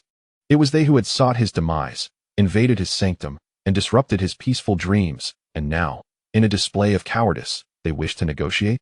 This situation required merely for Lin You to seize a minor thread of the aberrant followers and have the fisherman eradicate them all. He had toiled for weeks on this matter, and now, Yaroslav, out of fear, wished for him to cease his efforts? It was too late. Where was this plea when it mattered? Humph. Lin You let out a cold laugh, casting his gaze upon Yaroslav, who lay prostrate at his feet. With frigid words, he pronounced, "It is too late." As his voice fell, an intangible pressure enveloped Yaroslav and the flesh and blood monstrosity. Yaroslav lifted his gaze, while the creature, with its multitude of eyes, stared incredulously at Lin You. The audacity of rejection. Despair washed over the flesh and blood monstrosity. The eyes along its side gleamed with a flicker of hope as they turned towards Yaroslav. The latter, recognizing the urgency of the moment, reluctantly spoke. Will you not reconsider? Although you are a being of supreme greatness, should my plan succeed, you would gain a new servant of significant caliber. Does this not satisfy you? To put it another way, even if you were to annihilate us here today, you cannot eradicate all of us so-called aberrant followers. If we resolutely choose to conceal ourselves, you may find it challenging to unearth us all, would you not? Chapter 113. I have 3 great beings on my side. What of yours? Lin Yu's expression remained unchanged. He paid little heed to Yaroslav's assertion that should they hide, he might struggle to capture them all. The roles of seeker and hider had always defined his relationship with the aberrant followers, and he had treated the pursuit of them as a perplexing game. Yet now, the hunted dared to threaten him by raising the stakes of this game? What folly was this? The essence of gaming lies in its escalating challenges, especially in a realm of reality-bending puzzles where one can infinitely resurrect. Lin You secretly hoped to enhance the intrigue of this game. After a moment of contemplation, he spoke. I care not for greatness. You may continue to hide. Upon hearing Lin Yu's nonchalant demeanor, Yaroslav fell into an unexpected silence, his mouth agape, momentarily at a loss for words. Lin Yu's casual indifference suggested that the notion of a great being was of no consequence to him. Reflecting on Lin Yu's character, Yaroslav found this reaction somewhat logical. However, his inability to articulate a response stemmed from the stark contrast between Lin Yu's perspective and his own, which was difficult for him to fathom. The concept of greatness had always been their pursuit, yet when confronted by someone who dismissively proclaimed it as trivial, Yaroslav's understanding shattered in that instant. He knelt, dazed, supporting his head with his hands, his gaze fixated on the ground ahead. We concede, he murmured, as if in a dreamlike state, resigned to his fate. Yet, in the next breath, he shifted his tone, his voice low, not threatening, but rather seeking to reclaim a semblance of dignity. But we shall not surrender. Observing Yaroslav's defiant expression at his feet, Lin You suddenly smiled. Deep down, he knew that these distorted followers had plotted for far too long to simply relent at his words. Nevertheless, Lin You felt indifferent to their schemes. As he maintained his gentle smile, Yaroslav closed his eyes, awaiting the arrival of death. However, Lin You made no move to strike. After a prolonged wait, Yaroslav opened his eyes in confusion, looking at Lin You with bewilderment. Will you not act? Lin You mused for a moment. He suddenly found himself disinterested in continuing this puzzle-solving game. An idea struck him, a method to swiftly conclude this challenge. Meeting Yaroslav's questioning gaze, he smiled calmly and replied, Proceed as you wish. Until you achieve greatness, I shall not impede you.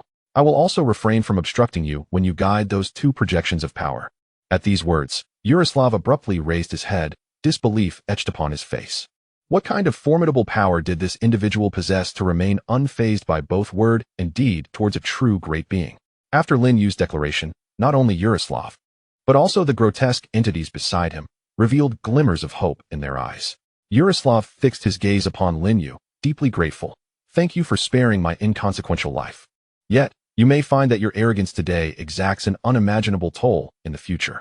Yaroslav's words were audacious, bordering on reckless defiance. The grotesque creature beside him was visibly startled by his boldness, its side eye blinking incessantly, as if to caution Yaroslav against his indiscretion. Yet, Yaroslav remained unperturbed.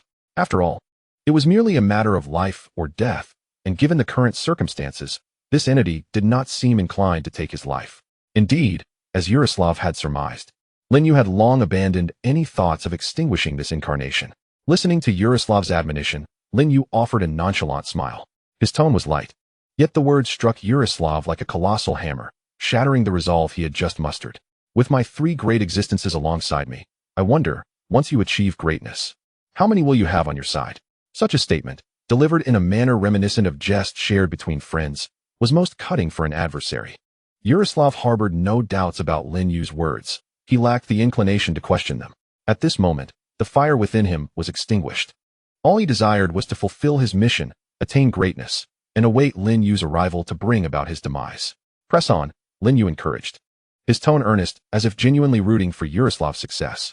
However, being merely a holographic projection, he could not step beyond its confines, so his outstretched hand retracted. After a moment of silence, Lin Yu quietly departed. As he left, the brilliance of his hologram faded, eventually dissipating into nothingness. After what felt like an eternity, Yaroslav rose to his feet. The ground beneath him writhed, consuming the cube that had projected Lin Yu's image, and Yaroslav let out a heavy sigh. Alas, we have no future. A sense of melancholy washed over him, thoughts swirling in his mind.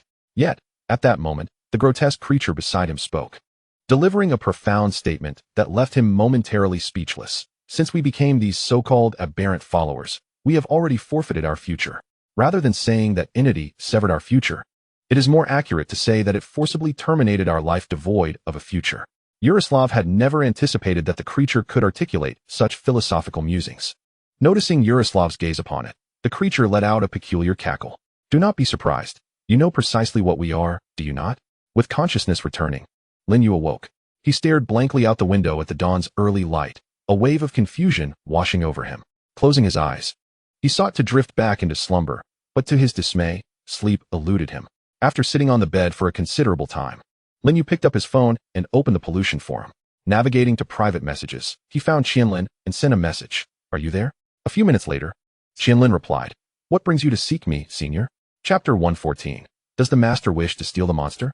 The esteemed Qianlin sage sat reverently upon a mat, gazing at the unfurled scroll before him. He had long since seen the message sent by Lin You, yet considering his limited interactions with this esteemed figure, he found himself at a loss for an appropriate response.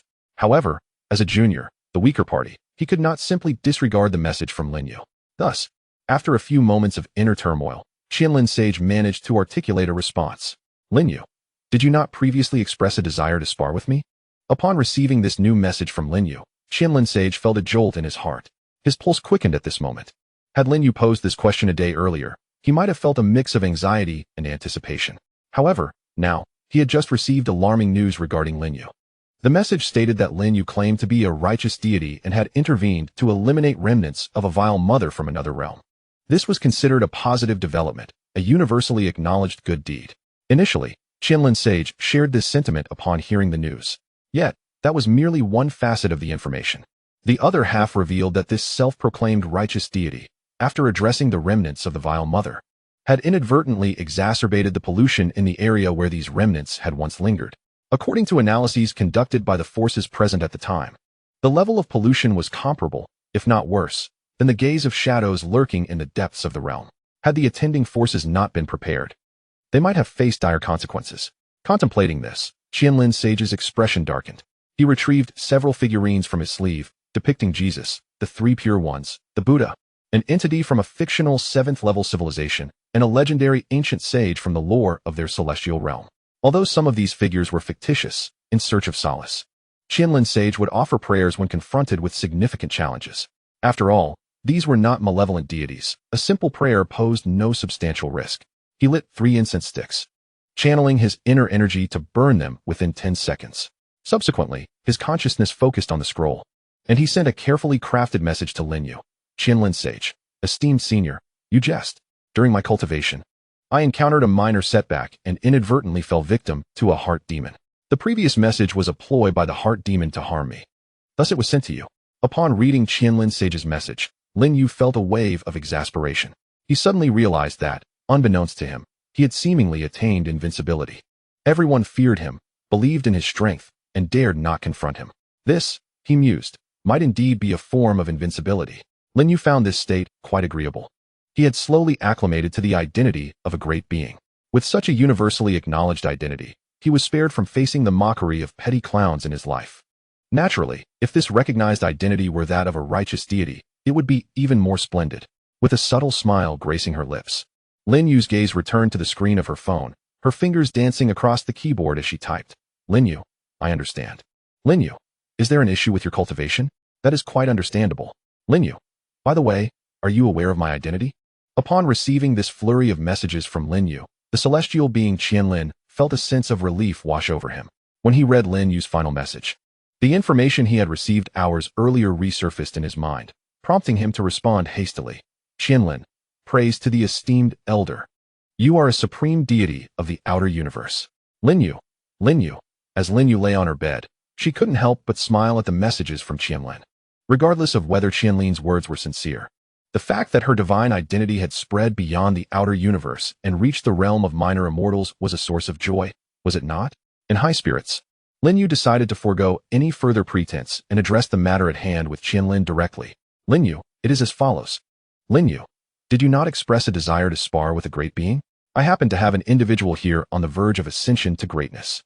Lin You, of course, there is a possibility he may not succeed, but even if he does not, he will at least become a pseudo-deity, second only to a true great being. Lin You, ultimately, I intend to eliminate him, but before I do, you may have the opportunity to engage him in battle. What do you think? After reading through the lengthy messages Lin You had sent, a look of astonishment crossed Qianlin's face. He absent-mindedly retrieved the statues scattered on the ground, pondering the situation in his mind. What Lin You proposed was undeniably enticing to Qianlin. He found no justification to decline. After all, a being recently ascended to greatness, who may only be half a step into that realm, was a challenge Qianlin felt confident he could overcome, especially while wielding a Tao artifact. However, as Qianlin had never engaged a true great being in combat, his confidence remained purely theoretical. Nevertheless, he believed that even if he could not defeat his opponent, he would not find himself in mortal peril. After all, he was an immortal capable of escaping the grasp of 3 top-tier great beings. What could a single great being possibly pose as a threat? Just as Qianlin was about to send a message to Lin You, indicating his intention to participate, a delicate white hand suddenly rested upon his shoulder. Simultaneously, a calm male voice resonated in Qianlin's ear. What brings you such joy? Taken aback by the voice, Qianlin turned to see the youthful figure of his master, who had unexpectedly appeared beside him. Master, you have emerged from seclusion? Indeed. The immortal Lord Wanlin nodded gently. Though he appeared youthful, his aura exuded a maturity that surpassed that of Qianlin. Meeting the curious gaze of his master, Qianlin promptly presented the scroll containing the chat records. Master, please take a look. As Wanlin scrutinized the displayed messages, he nodded thoughtfully, indicating his contemplation. Subsequently, he was somewhat perplexed. This Lin You seemed to leave his master puzzled. The esteemed Qianlin Xianxing promptly recounted the rumors surrounding Lin You during this period, along with his personal experiences, to his disciple. Indeed, quite intriguing. After listening to his disciple's description of Lin You, the expression of curiosity on Wanlin Xianjuan's face deepened. He glanced again at the chat records between Qianlin Xianxing and Lin You, and spoke. Disciple, I shall accompany you on this journey to provide support. Hearing such words from his master, Qianlin Xianxing did not display delight. Rather, he appeared somewhat wary. Master, you do not intend to compete with your disciple for the spoils, do you? How could you think so? Am I such a celestial being? Wanlin Xianjun's expression grew stern, and he feigned displeasure as he admonished Qianlin Xianxing. How could I not be? Qianlin Xianxing retorted, pouting. 500,000 years ago, when the Weaver of Dreams descended upon the outer universe, I bang. Before Qianlin Xianxing could finish his sentence, a heavy thump struck his head. How can you even bring that up? Back then, you weren't even a celestial being. Had I not intervened, you would have long since been lost to reincarnation. At these words, Qianlin Xianxing felt somewhat indignant. Setting aside the events of 500,000 years ago, what about 200,000 years ago? During that incident, you directly obliterated an alternate space I had painstakingly discovered. Not to mention annihilating those progeny of the Weavers of Dreams, all in one fell swoop. Bang! Wanlin Xianjun struck Qianlin Xianxing's head again, this time with even greater force. How dare you mention that? The mere recollection of Qianlin Xianxing's past reckless behaviors elicited involuntary laughter from Wanlin Xianjun, albeit one born of exasperation. Qianlin Xianxing could indeed be regarded as a somewhat militant figure, often acting impulsively in his endeavors. 200,000 years prior, shortly after he ascended to the rank of Xianxing, he frequently roamed the outer universe under the pretense of punishing evil and promoting good, seeking out pollutants, entities, and disturbances from alternate spaces. During that time, wherever a force detected significant pollution, it would not be long before a peculiar virus known as the Qianlin Xianxing virus would manifest in that location. It was from that point onward that various cosmic factions became aware of the presence of Qianlin Xianxing. However, being merely in Xianxing, he was still far from the pinnacle of cosmic existence. Moreover, he had ventured forth without carrying any Tao instruments, which led to his vulnerability when he encountered pollution events related to the end. Unfortunately, he truly stumbled upon an N-level pollution incident within an alternate space. This space was constructed by the higher echelons of the Dream Eaters, utilizing the pollution from the Weavers of Dreams, with the intention of using it as an anchor to summon the Weavers of Dreams into the outer universe, thereby creating more of their kind. At that moment, Qianlin Xianxing believed he had discovered a great opportunity and was quite exhilarated. Yet, before he could revel in his excitement for long, Wanlin Xianjun discerned his disciple's reckless actions and shattered that alternate space with a single sword strike, thwarting the Weavers of Dreams' descent and averting a potential catastrophe that could have engulfed the cosmos. Later, upon learning of the matter, the esteemed Qianlin was filled with trepidation. Ahem. With a tactical cough, Qianlin remarked, setting aside these discussions, what about that incident from 2 millennia ago? That was merely a remnant of an immortal lord. And you sought to seize even that. Wanlin raised his hand again, feigning a strike to Qianlin's head. However, Qianlin was prepared this time. Just before his master's finger could land, he evaded with a flicker of ethereal movement. The means of the Mingdu immortal lord were such that even his own master held them in trepidation. Were it not for the fact that his true form remained suppressed within the abyss, the lesser celestial realm would likely not enjoy such tranquility. Moreover, even if I had intervened at that time, the remnant of the Mingdu immortal lord would have still escaped. If it were you in that situation, Wanlin cast a sidelong glance at his disciple. One can only surmise you would have been possessed long ago. Qianlin understood the truth in his master's words, yet he could not help but feel somewhat aggrieved. He believed that despite any shortcomings in strength, as an immortal himself, he could indeed engage with great beings, particularly with a Tao artifact in hand. Surely, he was not as utterly inept as his master suggested. Enough of this you and I banter. Hasten to reply to our friend Lin, for we have conversed at length and surely they await our response. Furthermore, do share with me their contact information. I wish to learn more about this remarkable individual. Wanlin spoke with an air of undeniable authority, effectively stifling any further retort from Qianlin. Ultimately, unable to contend with his master's will, Qianlin found himself replying to Lin You while also sharing Lin Yu's forum account with Wanlin. Lin You, noticing Qianlin's prolonged silence, refrained from pressing the matter, allowing ample time for contemplation. Meanwhile, he dressed and rose from his bed, attending to his morning routine. The sounds of his preparations were not particularly loud. Under normal circumstances, they would hardly attract attention. However, at such an early hour, the situation was quite different. The sounds of washing reached the ears of a slumbering Li Jun, startling him awake. He glanced out the window, realizing dawn had arrived, yet in the summer months, discerning the exact time by the sun proved challenging. Listening to the fading sounds from outside, Li Jun uneasily checked his phone. 5:20. What on earth is the reason for waking so early?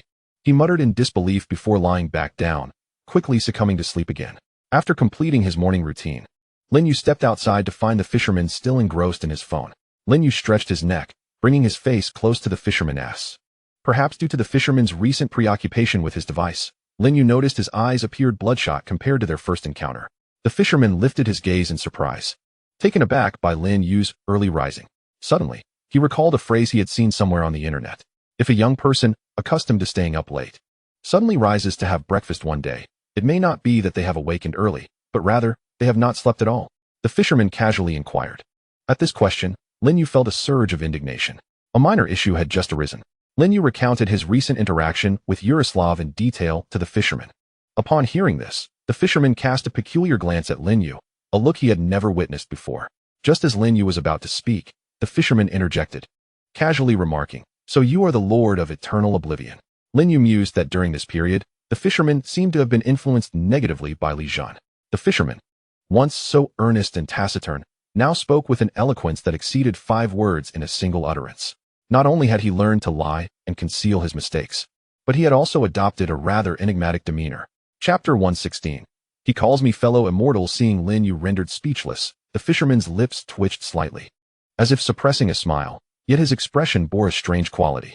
He raised his phone, pointing at the large patches of white glare on the screen, and resumed his previous calm tone, saying, "It seems the phone is broken." Lin You glanced at it, and confirmed that the fisherman's phone was indeed malfunctioning. Given that the device was already of poor quality and that he had been using it incessantly, it was no surprise that the screen had burned out, evidenced by the extensive white patches. Lin You took out his own phone, checked the calendar, and calculated when the salary would be dispersed. At that moment, a notification popped up on his phone. The Chi-Mo-10 Air will be launched next Friday, XX month XX day, at 1800 hours, and after national subsidies. The price is only $2,999. Early reservations will enjoy various discounts. This timely notification made Lin You suspect whether his phone was under some form of audio surveillance. The fisherman leaned in closer, his crimson eyes fixated intently on the message displayed on Lin Yu's screen. Since it was an official notification from the phone's marketplace, it included a concept image of the device. The fisherman immediately gravitated towards the sleek black color. He pointed at Lin Yu's screen with an air of certainty, leaving no room for negotiation. I want this. Lin Yu felt a sense of impending financial crisis. He knew he had to purchase a new phone for the fisherman, as his current device was beyond repair, and he couldn't allow him to continue using a broken phone. However, if he bought this newly released GMO phone for the fisherman, the other ancestral figure at home would certainly devise every possible means to persuade Lin Yu to buy one for him as well. Lin Yu had always treated Li Jun and the fisherman equally. He would not show favoritism towards either. Therefore, if he were to buy this phone for the fisherman, he would also have to procure one for Li Jun. This would undoubtedly put a significant strain on his finances. If all goes well, Lin Yu's monthly salary amounts to a mere 4,000 yuan. With the communication allowance provided by the council, it barely suffices to purchase mobile phones for both Li Jun and the fisherman. The mere thought of this allowance gives Lin Yu a headache. Although Li Jun and the fisherman also receive a communication subsidy, they lack bank accounts. Thus, the council has defaulted to depositing their allowances as mobile credit on Lin Yu's card. Sighing softly, Lin Yu gazed into the fisherman's eyes, which sparkled with a mixture of calm, undeniable certainty, and eager anticipation, causing him to withhold his refusal. Gritting his teeth, he resolved, I will buy them for you when the salary is disbursed. Upon hearing this, the corners of the fisherman's mouth curled into a wry smile, a peculiar expression resurfacing on his face. Observing the fisherman's strange grin, Lin Yu felt a pang of sorrow. Is the smile truly charming? It comes at the cost of my wallet. He intended to pocket his phone and discuss the possibility of sending the fisherman to fight in a few days. However, just then, his phone chimed again. He picked it up to find a message from the immortal Qianlin. Immortal Qianlin, rest assured, Senior, I shall certainly be present at that time. Immortal Qianlin, Senior, my master has just emerged from seclusion. Upon hearing of your illustrious deeds, he wishes to make your acquaintance. Lin Yu raised an eyebrow. If his memory served him correctly, this immortal Qianlin's master should be the esteemed Wan Lin, the celestial lord, right? As he glanced at the newly appeared chat box titled Many Trees, Lin Yu couldn't shake the feeling that this celestial lord Wan Lin was somewhat unorthodox. After replying with a simple hum to immortal Qianlin, he opened the chat with celestial lord Wan Lin. Many Trees, upon emerging from seclusion. I have heard of your esteemed reputation from my disciple. I had not anticipated that within the outer universe, there exists such a remarkable figure as yourself. It is indeed a fortune for the outer universe. Upon reading the message from celestial lord Wan Lin, Lin Yu felt a surge of joy. He referred to me as a celestial friend. He claimed that my presence graces the outer universe. What a delightful sentiment. Lin Yu felt as if honey had been spread over his heart, overwhelmed with happiness. He quickly dismissed his earlier doubts. How could the esteemed celestial lord Wan Lin be anything but dignified? If he were not, would there be any respectable immortals left in the small celestial realm? Lin Yu, your words are too kind, esteemed friend. It is merely the goodwill of others that has brought me, Lin, this honor.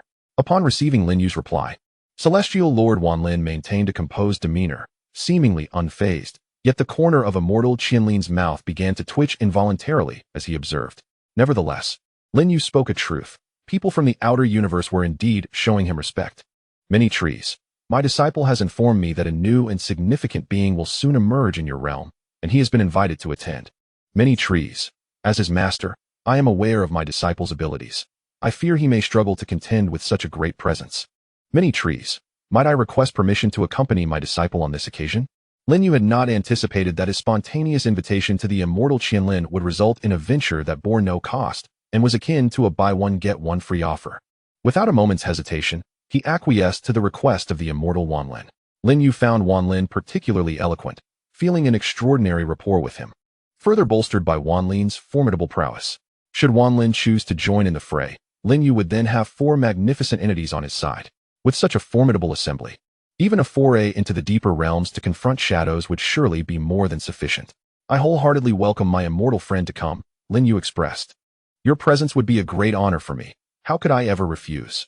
With a cheerful demeanor, he responded to Wan Lin, and, feeling a unique connection, he added Wan Lin's contact on WeChat. After concluding their exchange, Lin Yu turned his attention back to the fisherman. Prepare yourself. A confrontation may be imminent in a couple of days. Whom shall we confront? The fisherman inquired, lifting his eyelids and casually asking. He did not concern himself with the opponent's strength, for such matters were of no consequence to him. The individual I just mentioned, a follower of the sinister mother, is likely to ascend to greatness in a few days. At the very least, he will become a false god, Lin Yu elucidated. Upon hearing this, the fisherman became animated. The vermin that pilfer? He gestured towards the tome of the alien metamorphosis resting at his feet. Lin You nodded. Indeed, he should be their leader. At this revelation, the fisherman let out a cold chuckle. Previously, he had inadvertently eliminated one of those creatures, which had left him in a state of anxiety for quite some time and nearly earned him a reprimand from Lin You. He believed that his own trepidation and the near reprimand were entirely the fault of these pests. Thus, when the opportunity to exterminate them arose, the fisherman resolved to take action. Chapter 117. If life were only as it was at first sight at 8 o'clock, by Lin You awoke. Since Lin You did not partake in breakfast, and she wished to avoid ordering takeout every morning, she made it a routine to visit the church daily. While praying, she would also indulge in the church's breakfast. The archbishop welcomed her presence warmly, and after numerous visits, he even contemplated sending someone to fetch her each day. However, Bai Lingxing declined this offer, citing the peculiar circumstances of her neighbor, which made frequent visits from church personnel inconvenient. Although the archbishop did not fully comprehend, he respected her wishes and ultimately refrained from arranging transportation. Upon stepping outside, Bai Lingxing was greeted by the sight of Lin You standing at the door. She could only see him, as he stood there animatedly conversing with the peculiar obstruction at the entrance, the fisherman. With a hint of surprise, she greeted him. You are up quite early today. I encountered a bit of an unexpected situation last night, Lin You replied, not in a rush to head to work. He took the opportunity to recount his nocturnal experiences to Bai Lingxing once more. However, Lin You, having learned from the recent lesson, refrained from revealing to Bai Lingxing the appellation used by the distorted believers to refer to him.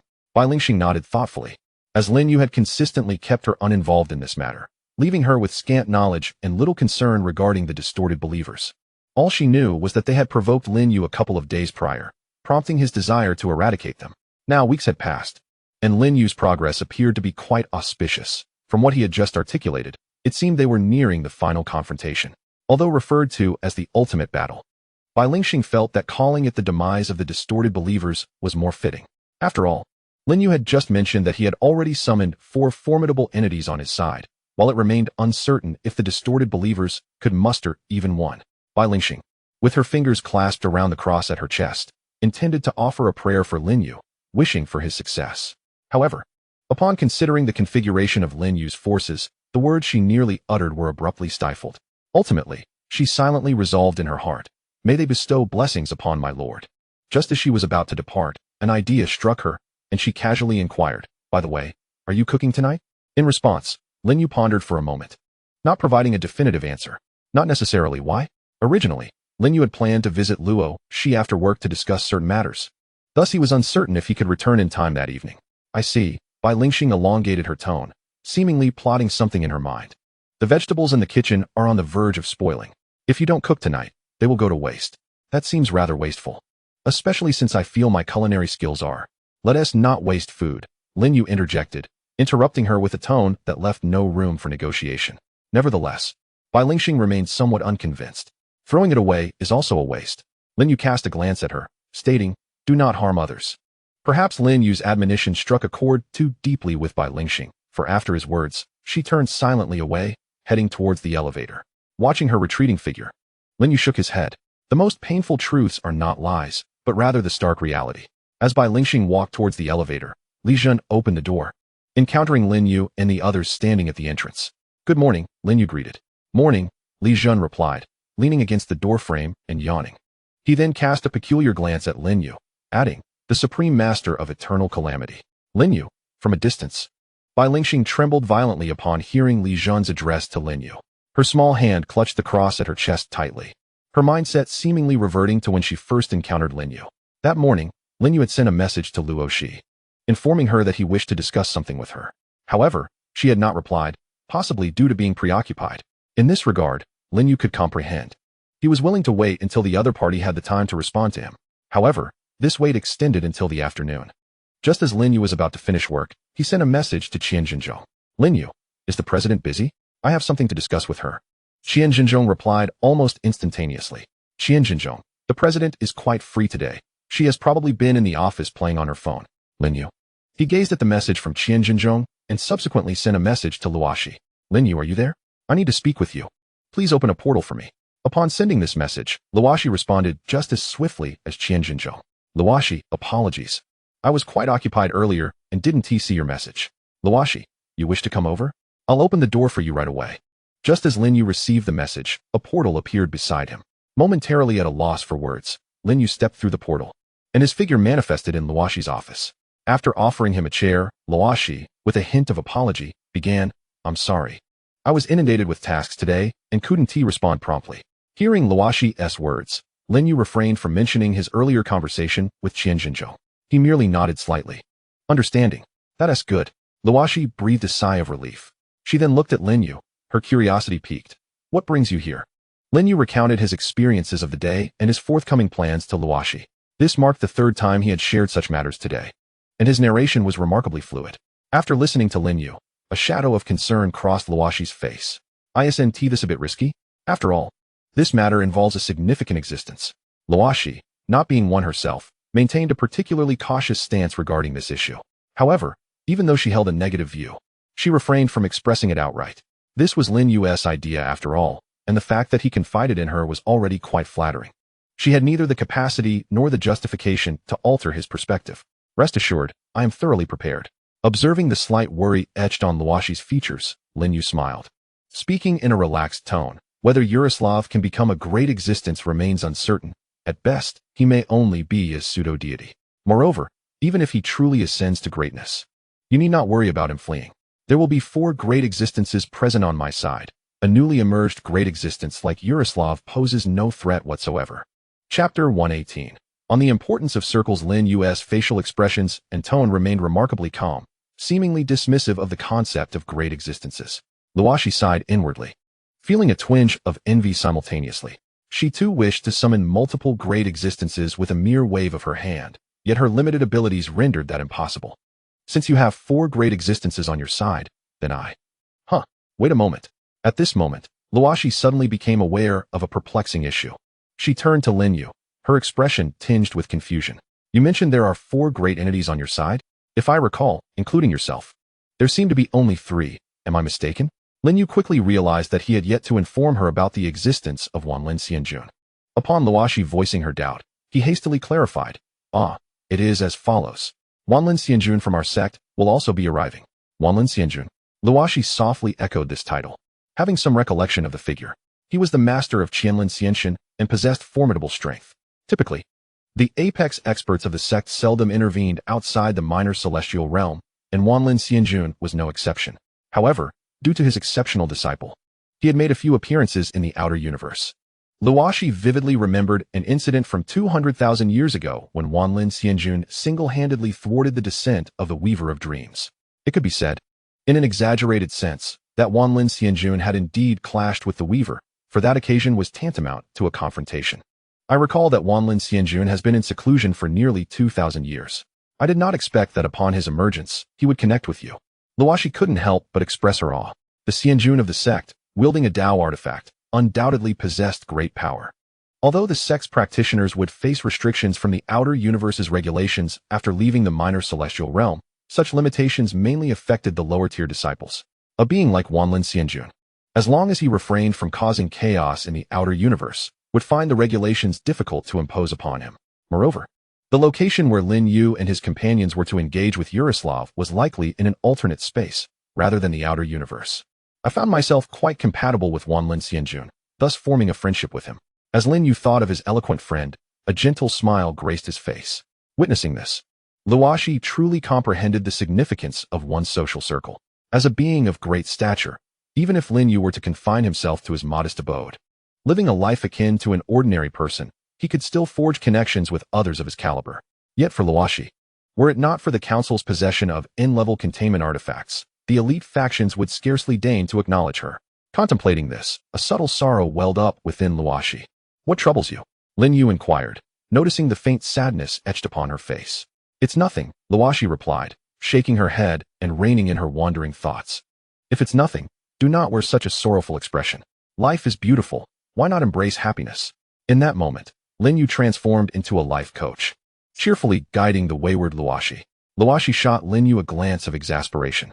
If she were a top-tier great being, or even possessed the combat prowess of an ordinary great entity, she too would share Lin Yu's sentiment that life is filled with beauty. However, the truth is that she is merely an ordinary individual, burdened with the responsibilities of leading the council towards prosperity and safeguarding the earth. These dual missions are sufficiently weighty to overwhelm an ordinary person like her. Sighing at the thought, Luoshi remarked, "Time is of the essence. Do you have any matters to discuss?" Lin You glanced at her companion and pondered before inquiring, "Are you going?" Luoshi, momentarily taken aback, instinctively retorted, "What? What do you mean?" "I mean, will you accompany us?" Lin Yu clarified.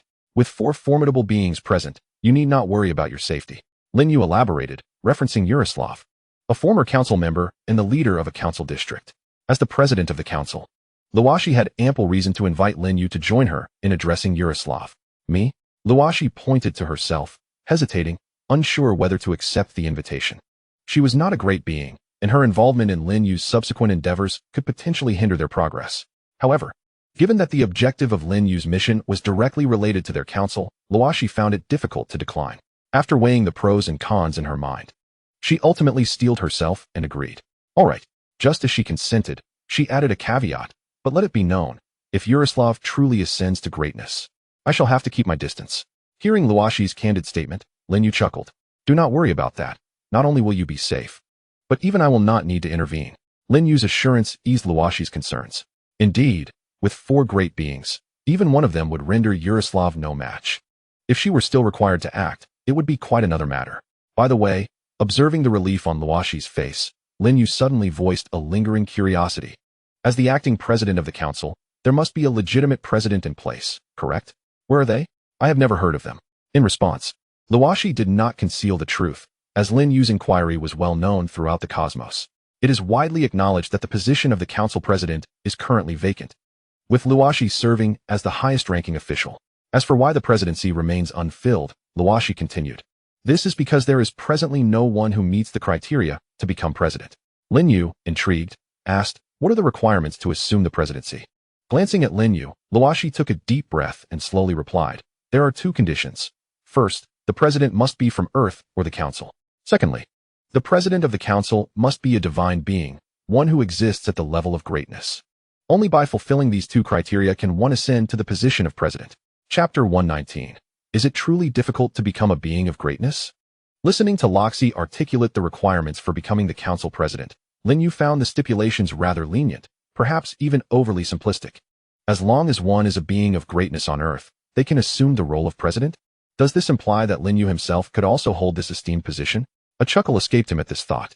What's wrong? Is there an issue? Nothing. Lin Yu waved his hand dismissively, casually remarking, "I just think that with your criteria, I too might qualify to be president." Upon uttering these words, Lin Yu continued to smile, yet Loxi stared at him intently. "What is going on with you?" "I was merely speaking offhandedly. I meant no offense. Please don't take it seriously." Lin Yu gestured again, concerned he had inadvertently offended Loxi. However, she shook her head, her tone unexpectedly earnest. "You truly can." Loxi had conducted inquiries into Lin Yu's background on Earth. Despite the mysterious nature of his origins and his peculiar growth trajectory, the information she gathered confirmed that Lin Yu was indeed a natural being of Earth. Moreover, Lin Yu accepted this identity wholeheartedly. Coupled with the fact that he was a rational being of greatness, this alone would ensure his veneration wherever he went. Of course, even if Lin Yu had committed misdeeds, he would still be revered. Though the council lacked the spine of certain factions, Loxi was certain that if Lin Yu aspired to be the council president, at least 90% of the members would support him. After all, the council currently lacked a figure capable of instilling awe in the apex leaders of other factions. And Lin Yu's self-awareness was well acknowledged among the higher echelons of the council. He had always firmly believed himself to be an inhabitant of Earth, which was the crux of the matter. Under Loxi's penetrating gaze, Lin Yu felt a chill run down his spine. Clearing his throat, he coughed lightly, drawing Loxi's wandering thoughts back. "That position is not suitable for me. As the saying goes, in one's position, one must manage the affairs. If I were to become the council president, I would be inundated with responsibilities." Even if Loxi refrained from burdening him with troubles, Lin Yu understood that once he assumed the presidency, some invisible challenges would be inevitable. Furthermore, he had no desire to take on such a role in the first place. It was merely Loxi's fantasy. Now that the illusion had dissipated, the light in Loxi's eyes dimmed, yet she said nothing further.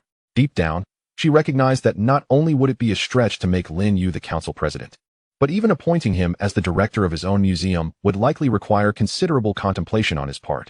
Let us not dwell on these trivialities. Lin Yu once again assumed the role of a life mentor, guiding the bewildered acting president of the council. "If Yaroslav can achieve greatness, why can't you?" he inquired.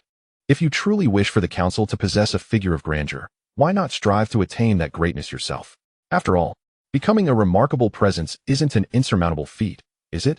In the end, Lin You couldn't help but smile. His words were not without foundation. He genuinely believed that attaining greatness was not a daunting task. Indeed, in Lin Yu's perception, he had unknowingly become a figure acknowledged by others as great. If others deem me a great presence, then so I am, right? However, Lin You preferred to be referred to as a righteous deity. You are absolutely right. If those words had been spoken by another, Loxi would have merely felt mocked. Yet, coming from Lin You, she found truth in them. She was already treading the path toward greatness, and now, with the true embodiment of greatness before her, he declared that achieving such stature was not difficult. Perhaps Loxi had already instilled a psychological suggestion within herself, or perhaps other reasons were at play. Regardless, she found herself believing Lin Yu's recent assertions. I'm glad you think that way. Lin Yu opened his mouth, observing the spirited Loxi, yet he chose not to elaborate further. Loxi activated the portal to the living room of Bai Lingxing's home. As Lin Yu stepped through, he noticed the dim lighting. The entire room was illuminated solely by the feeble glow of the dying sunset filtering through the floor-to-ceiling windows. He flicked on the lights, and the living room brightened instantly. It was eerily quiet. Even with the lights aglow, Bai Lingxing's presence was absent. At that moment, Lin Yu belatedly realized that Bai Lingxing seemed to be out. Has she not returned yet? With that thought, Lin Yu pulled out his phone, intending to call Bai Lingxing. After all, there was nothing of significant value in her home. And he casually began preparing dinner in the kitchen while making the call, treating the place as if it were his own. I'm sorry. The number you have dialed is currently busy. Listening to the busy tone, Lin Yu furrowed his brow. Given Bai Lingxing's social connections, her line should not be occupied.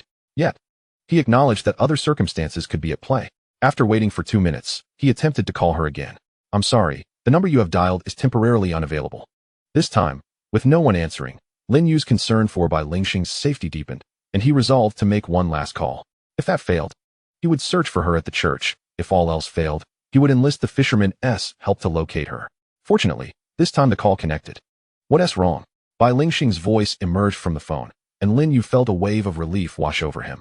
He asked, Are you still at the church and haven't T returned home? Yes, Bai Lingxing replied with a soft murmur. Lin Yu sensed something peculiar in her tone. She seemed hesitant. I finished eating at the church and might return a bit late tonight. The tone of Bai Lingxing did not alleviate Lin Yu's concerns. Instead, it intensified them. After a moment of contemplation, he refrained from acting impulsively. I understand, he stated. Following his words, Lin Yu made no further movements, while Bai Lingxing abruptly ended the call on the other end. Was she being coerced? Lin Yu furrowed his brow. Logically, if Bai Lingxing were indeed at the church, given her divine essence, it seemed implausible that anyone could threaten her. Yet, one could not dismiss the possibility of an unforeseen circumstance arising within the church. After a brief period of reflection, Lin Yu set aside his current tasks and ventured outside to find the fisherman, who was preoccupied with his phone. He nudged the fisherman's rocking chair. Come with me for a moment. The fisherman lifted his gaze to meet Lin Yu's eyes. Without uttering a word, he silently placed his phone down, rose, and followed Lin Yu. Where are you headed? At that moment, Li Zhen emerged from Lin Yu's home. Lin Yu turned to face him, pondering briefly. He decided against inviting Li Zhen along. Go wash the vegetables in the kitchen. I'll prepare dinner when I return. All right. Li Zhen nodded and then turned towards the kitchen. Oh, it's Bai Lingxing's kitchen, not mine. Understood. Lin Yu hurried towards the church, while the fisherman, though puzzled by Lin Yu's urgency, kept close behind him, moving swiftly, leaving a trail of pollution in his wake. Truly, the council had their work cut out for them. Upon arriving near the church, from an external perspective, Lin Yu perceived everything to be in order.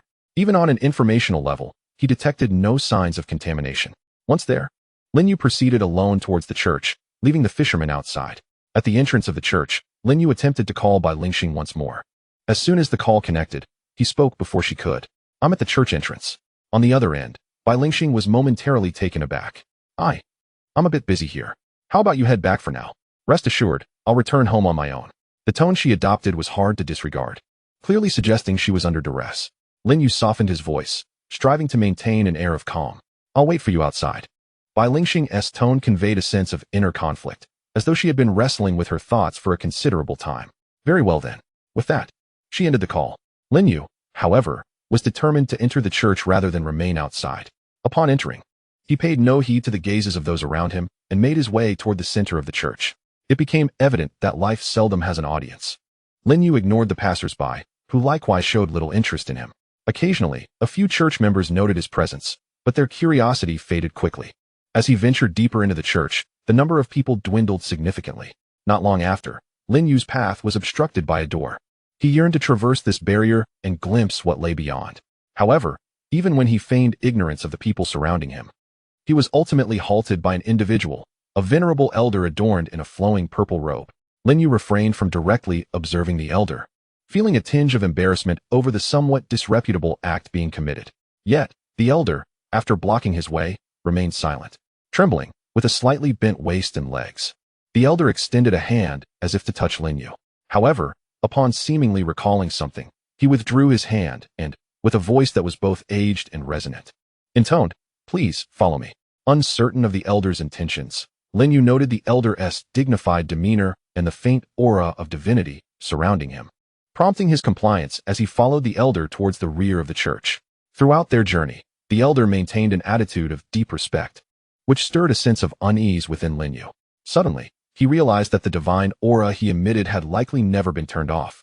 It was evident that this elder was also an awakened being. Could it be, as Lin Yu suspected, that the elder mistook him for a deity incognito? The elder led him to a secluded alcove behind the church, where, with a sudden thud, he knelt before Lin Yu. Caught off guard, Lin Yu had no time to intervene. "Praise be to my Lord," the elder proclaimed, offering a torrent of adulations without affording Lin Yu a moment to clarify.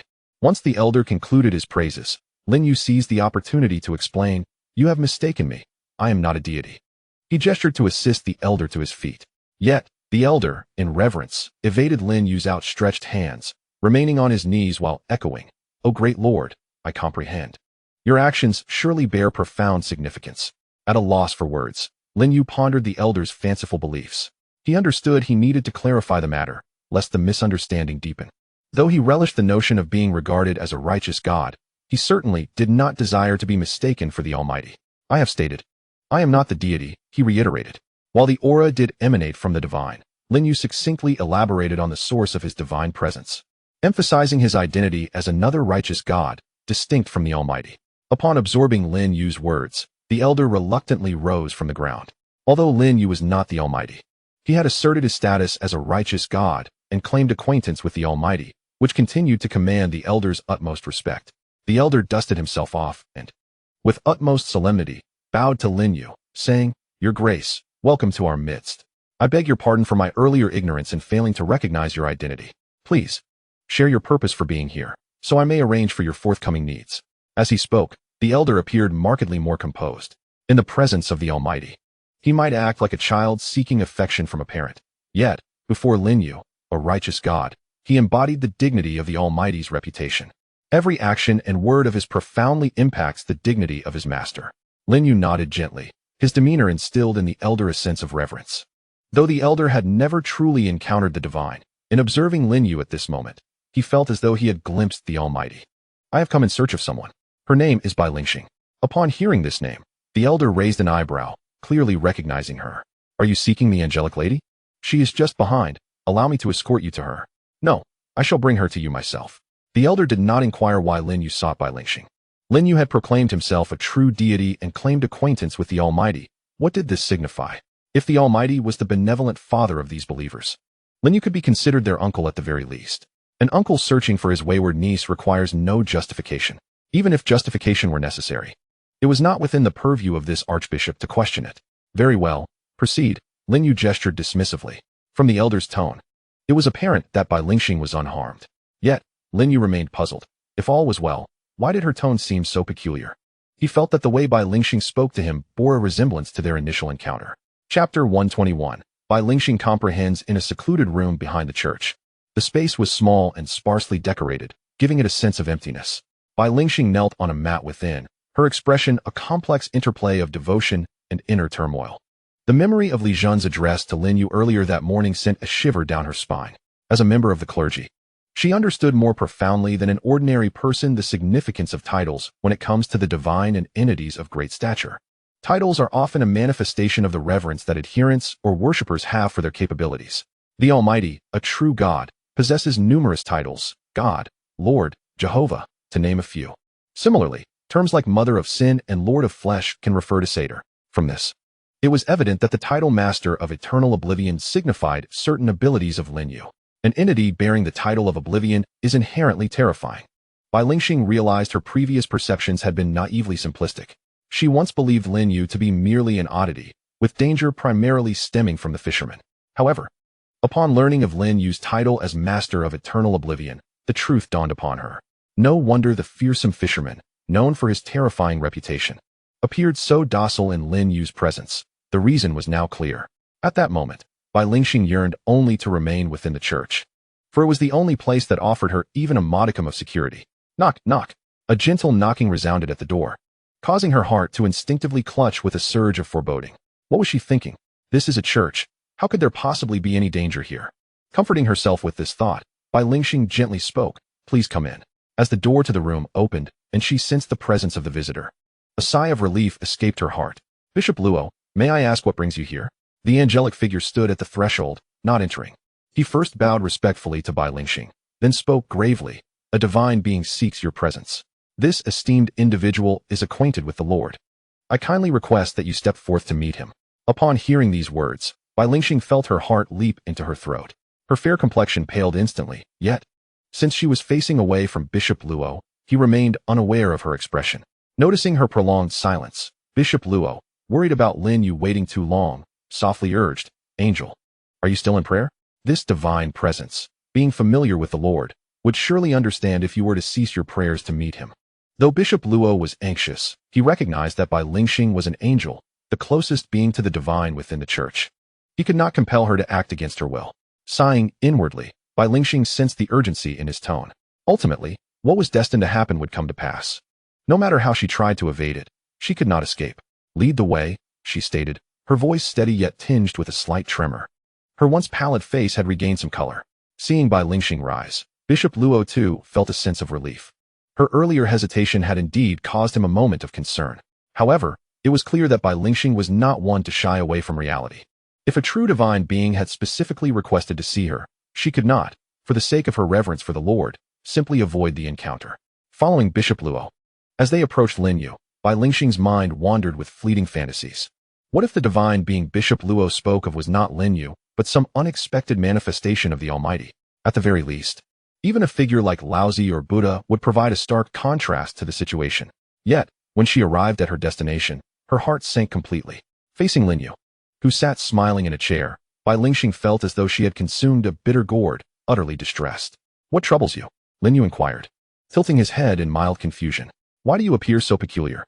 I came to fetch you, yet your expression suggests otherwise." "No, it's nothing," she replied, her thoughts clouded with sorrow.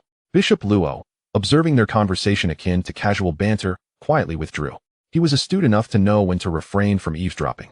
"Have you encountered any difficulties today?" Lin You asked, noting Bai Lingxing's persistent unease, which inevitably led him to ponder further. In response to Lin Yu's inquiry, Bai Lingxing merely shook her head, choosing not to elaborate. "Let us return," she suggested softly. "All right," he replied.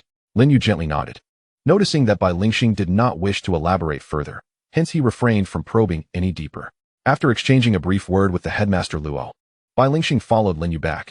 During this time, Headmaster Luo merely nodded in agreement, offering no additional comments or inquiries. Bai Lingxing trailed slowly behind Lin Yu. Perceiving her sluggish pace, Lin Yu initially assumed it was due to her lack of sight, making her movements somewhat cumbersome. After a moment's reflection, Lin Yu reached out, grasping the sleeve of Bai Lingxing, and gently urged her forward. As the church receded into the distance, Bai Lingxing turned back repeatedly, yearning for the true Lord to emerge from the church and rescue her from the clutches of the terrifying eternal end Lord. However, the true Lord did not appear. Instead, the fisherman fell within her realm of perception. Bai Lingxing felt the sting of tears welling up. Upon returning home, Li Jun had already washed the vegetables. At that moment, he was seated on the sofa in Bai Lingxing's living room, engrossed in the television. Upon seeing Lin Yu enter, guiding Bai Lingxing, he switched off the TV and remarked that the vegetables were ready, before heading out to play with the fisherman. "What's wrong with you today?" Lin Yu inquired, while chopping vegetables and glancing toward Bai Lingxing, who stood at the kitchen door. Her behavior today was indeed peculiar, both earlier and now. Previously, when Lin Yu cooked, Bai Lingxing would always draw near, diligently trying to absorb how he prepared meals, despite her inability to see anything beyond him. Yet today, although she remained attentive, she kept her distance from the kitchen. Chapter 122. Lin Yu, I almost became the president of Earth. I am truly fine. Bai Lingxing stubbornly shook her head. Yet upon meeting Lin Yu's serious gaze interlaced with concern, her resolve began to waver. Reflecting on the moments spent with Lin Yu over the past days, setting aside his identity, he was indeed a commendable individual. However, if one were to consider his identity, the assessment of his character could be more complex, perhaps even questioning his humanity. After a tumultuous internal struggle, Bai Lingxing recognized that concealing the truth was not a viable option. While Lin Yu still perceived himself as human, she resolved to confess her reality to him, to prevent any deeper misunderstandings that might arise later. Organizing her thoughts, Bai Lingxing lowered her head, embodying a posture of reverent prayer, and respectfully spoke. Esteemed Eternal and Lord, I was merely overwhelmed by your name today. I assure you, I am truly unscathed. Clang. The knife in Lin Yu's hand slipped from his grasp and clattered to the floor, the sharp sound startling Bai Lingxing. At that moment, Lin Yu stood frozen, his mind swirling with confusion, uncertain of what to do next. Faintly, he seemed to hear the mocking laughter of Li Jun from the doorway. Lin Yu parted his lips, his voice barely a whisper, as if speaking to himself, yet also inquiring of Bai Lingxing at the door. What did you just call me? Bai Lingxing clutched the crucifix at her chest, casting a cautious glance at Lin Yu. Upon meeting Lin Yu's gaze, which was laden with existential doubt, she hastily averted her eyes and timidly uttered, Esteemed Lord of Eternal Oblivion? Hearing this title once more from Bai Lingxing left Lin Yu utterly speechless. Faintly, he perceived that the mocking laughter from the doorway had grown more pronounced. Silently, Lin Yu crouched down to retrieve the kitchen knife that had just fallen to the floor, placing it back on the cutting board. At that moment, he found himself devoid of the desire to prepare dinner. He beckoned Bai Lingxing to sit on the sofa, taking a seat beside her, maintaining a half-body's distance between them. This proximity was neither overly intimate nor particularly distant. Lin Yu could distinctly sense Bai Lingxing's body trembling slightly from nervousness. To his right sat the female protagonist. Lin Yu endeavored to muster a smile, yet found it impossible to elicit joy, rendering his expression rather peculiar. Ultimately, he abandoned the facade, heaving a sigh as he braced himself to clarify. I am not that so-called Lord of Eternal Oblivion. It is merely a title bestowed upon me by those cultists. The moment he spoke, Bai Lingxing jolted once more, instinctively interpreting Lin Yu's mention of cultists as a reference to his own followers. The notion of having disciples, particularly those who would ascribe to him a title like Lord of Eternal Oblivion, which clearly bore no semblance of divinity, led to an unsettling realization of Lin Yu's identity, shadows. This inner speculation compelled Bai Lingxing to tighten her grip on the crucifix at her chest, but as she contemplated Lin Yu's title, she gradually loosened her hold. In that moment, her faith wavered. She feared that even God might be powerless against Lin Yu. Her actions could not only jeopardize her own salvation, but also place God in peril. Observing the rapid shifts in Bai Lingxing's expression, Lin Yu felt ensnared in a self-affirming trap. Why did it seem that the more he explained, the more terrified she appeared? This simply would not do. After some contemplation, Lin Yu concluded that to dispel Bai Lingxing's misconceptions, he must first understand how she perceived him. Thus, he directly inquired, What precisely do you think I am? In response to Lin Yu's scrutinizing gaze, Bai Lingxing decided to be forthright. Rather than endure the torment of uncertainty daily, she preferred to confront the truth. Her face bore the expression of one resigned to impending doom as she confessed, I believe you are a shadow, an entity that has emerged from the depths of the nether realms. No sooner had Bai Lingxing spoken than the laughter from the doorway swelled once more, now audible enough for Lin Yu in the living room to discern. Lin Yu, his expression darkening, raised his voice. His words seemed directed not at Bai Lingxing, but rather at Li Jun outside. It appears you harbor profound misunderstandings about me. How about this? You prepare dinner, and I shall explain everything as you cook. As soon as those words were uttered, Li Jun at the door could no longer muster a smile. Meanwhile, Bai Lingxing, although somewhat intrigued, found herself devoid of the desire to cook. She merely shook her head in silence. Lin Yu had only spoken casually, never intending to truly have Bai Lingxing prepare a meal. Observing her compliance, he nodded in satisfaction. Let me elucidate the matter, he began, organizing his thoughts. To alter Bai Lingxing's perception of him, he would need to present compelling evidence. The first thing that came to his mind was Luoshi. As the president of the council, she should serve as a formidable piece of evidence, wouldn't she? Today, I nearly became the leader of Earth, Lin Yu declared. Bai Lingxing's expression shifted to one of confusion as she regarded him, puzzled by the implications of his statement. Was he suggesting that he sought to claim Earth for himself? Lin Yu anticipated Bai Lingxing's reaction. His statement was merely a prelude to the crux of his argument. During my conversation with Luoshi today, she expressed her intention for me to assume the role of council president, but I declined her offer. The look of bewilderment on Bai Lingxing's face transformed into shock. Noticing this shift, Lin You continued without pause. You are likely unaware of the requisite conditions for becoming the council president, are you? At his words, Bai Lingxing instinctively shook her head. Seizing the moment, Lin You elaborated. Luoshi previously outlined 2 essential conditions for attaining the position of council president. He raised 2 fingers and began to speak slowly. Firstly, one must be a deity or a being of great significance. Secondly, the council president must be a citizen of Earth. He emphasized the word citizen of Earth. Bai Lingxing grasped the intent behind Lin Yu's assertions, yet skepticism lingered within her. Could someone referred to as the master of eternal cataclysm truly be considered a legitimate citizen of Earth? Moreover, Luoshi was hardly a being of great significance. Could she not also be coerced by Lin Yu? Seeing that Bai Lingxing remained unconvinced, Lin Yu felt a sense of exasperation. He leaned back against the sofa, adopting a tone that suggested indifference. In fact, the title of Master of Eternal Cataclysm was merely a jest from Li Jun. Do not take it to heart. Was it truly just a jest? Bai Lingxing's voice was barely a whisper, as if she were contemplating aloud or seeking affirmation from Lin Yu. Indeed, Lin Yu affirmed with a nod. Observing that Bai Lingxing seemed to waver, he seized the opportunity. It was merely a joke from Li Jun. We never took it seriously. Why do you still believe it? However, Bai Lingxing hesitated for a moment before finally voicing her thoughts. But you just stated that this title was bestowed upon you by your followers, didn't you? Lin Yu realized she had been misinterpreting his words all along. With a roll of his eyes, he clarified. Firstly, I do not have any followers. Furthermore, the title bestowed upon me was given by the distorted believers and bears no intrinsic connection to my true self. In the end, do you truly believe the words of the distorted believers? Lin Yu could not help but retort. Upon learning that this title of the Lord of Eternal Oblivion was assigned to Lin Yu by the distorted believers rather than being a designation from his own followers, Bai Lingxing felt a slight sense of relief. Lin Yu's fervent explanations were not lost on her, though her earlier anxiety had led her to unconsciously overlook several crucial points.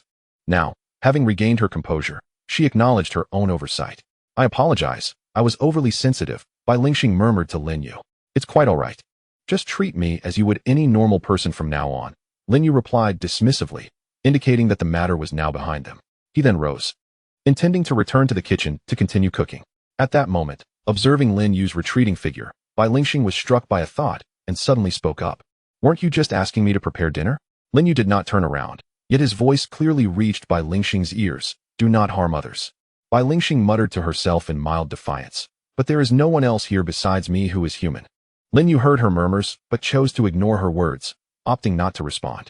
For several consecutive days, tranquility reigned in Lin Yu's household. Bai Lingxing gradually began to overlook Lin Yu's title of the Lord of Eternal Oblivion, and their interactions slowly returned to a semblance of normalcy. During this time, whenever Lin Yu cooked, Bai Lingxing would stand by his side, observing intently. Even though she could see nothing beyond Lin Yu, her enthusiasm remained undiminished. Lin Yu was moved by her relentless spirit and, for the first time, allowed her to participate in practical tasks. This startled Li Jun considerably.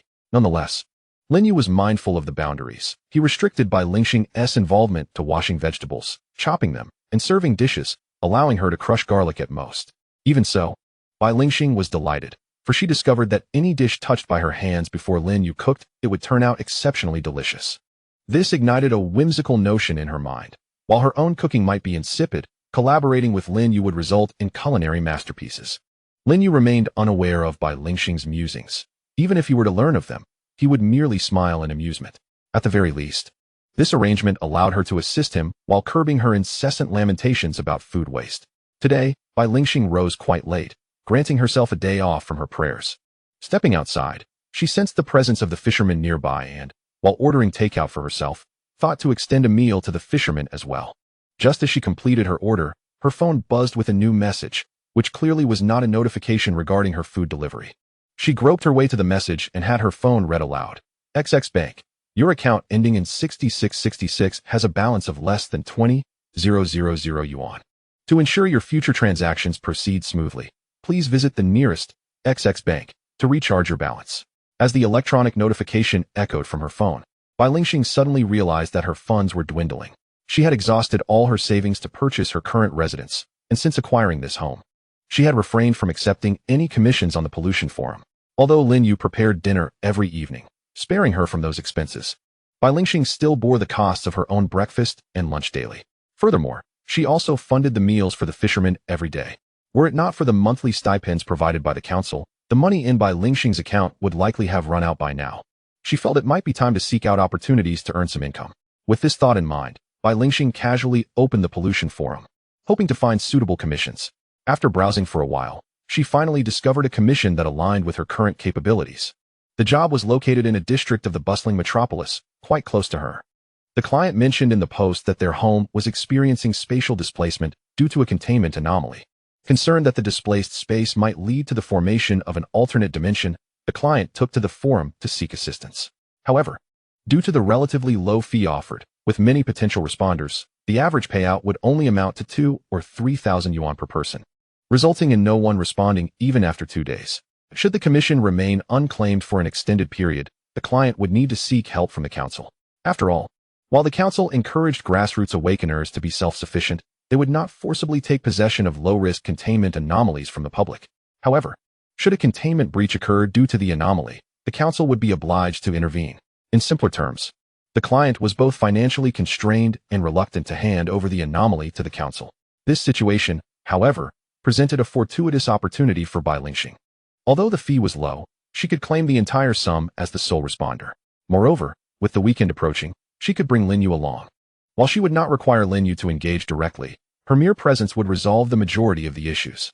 Ling Xing found herself in a position to profit with minimal effort. Consequently, she accepted the commission and informed the client she would visit on the weekend.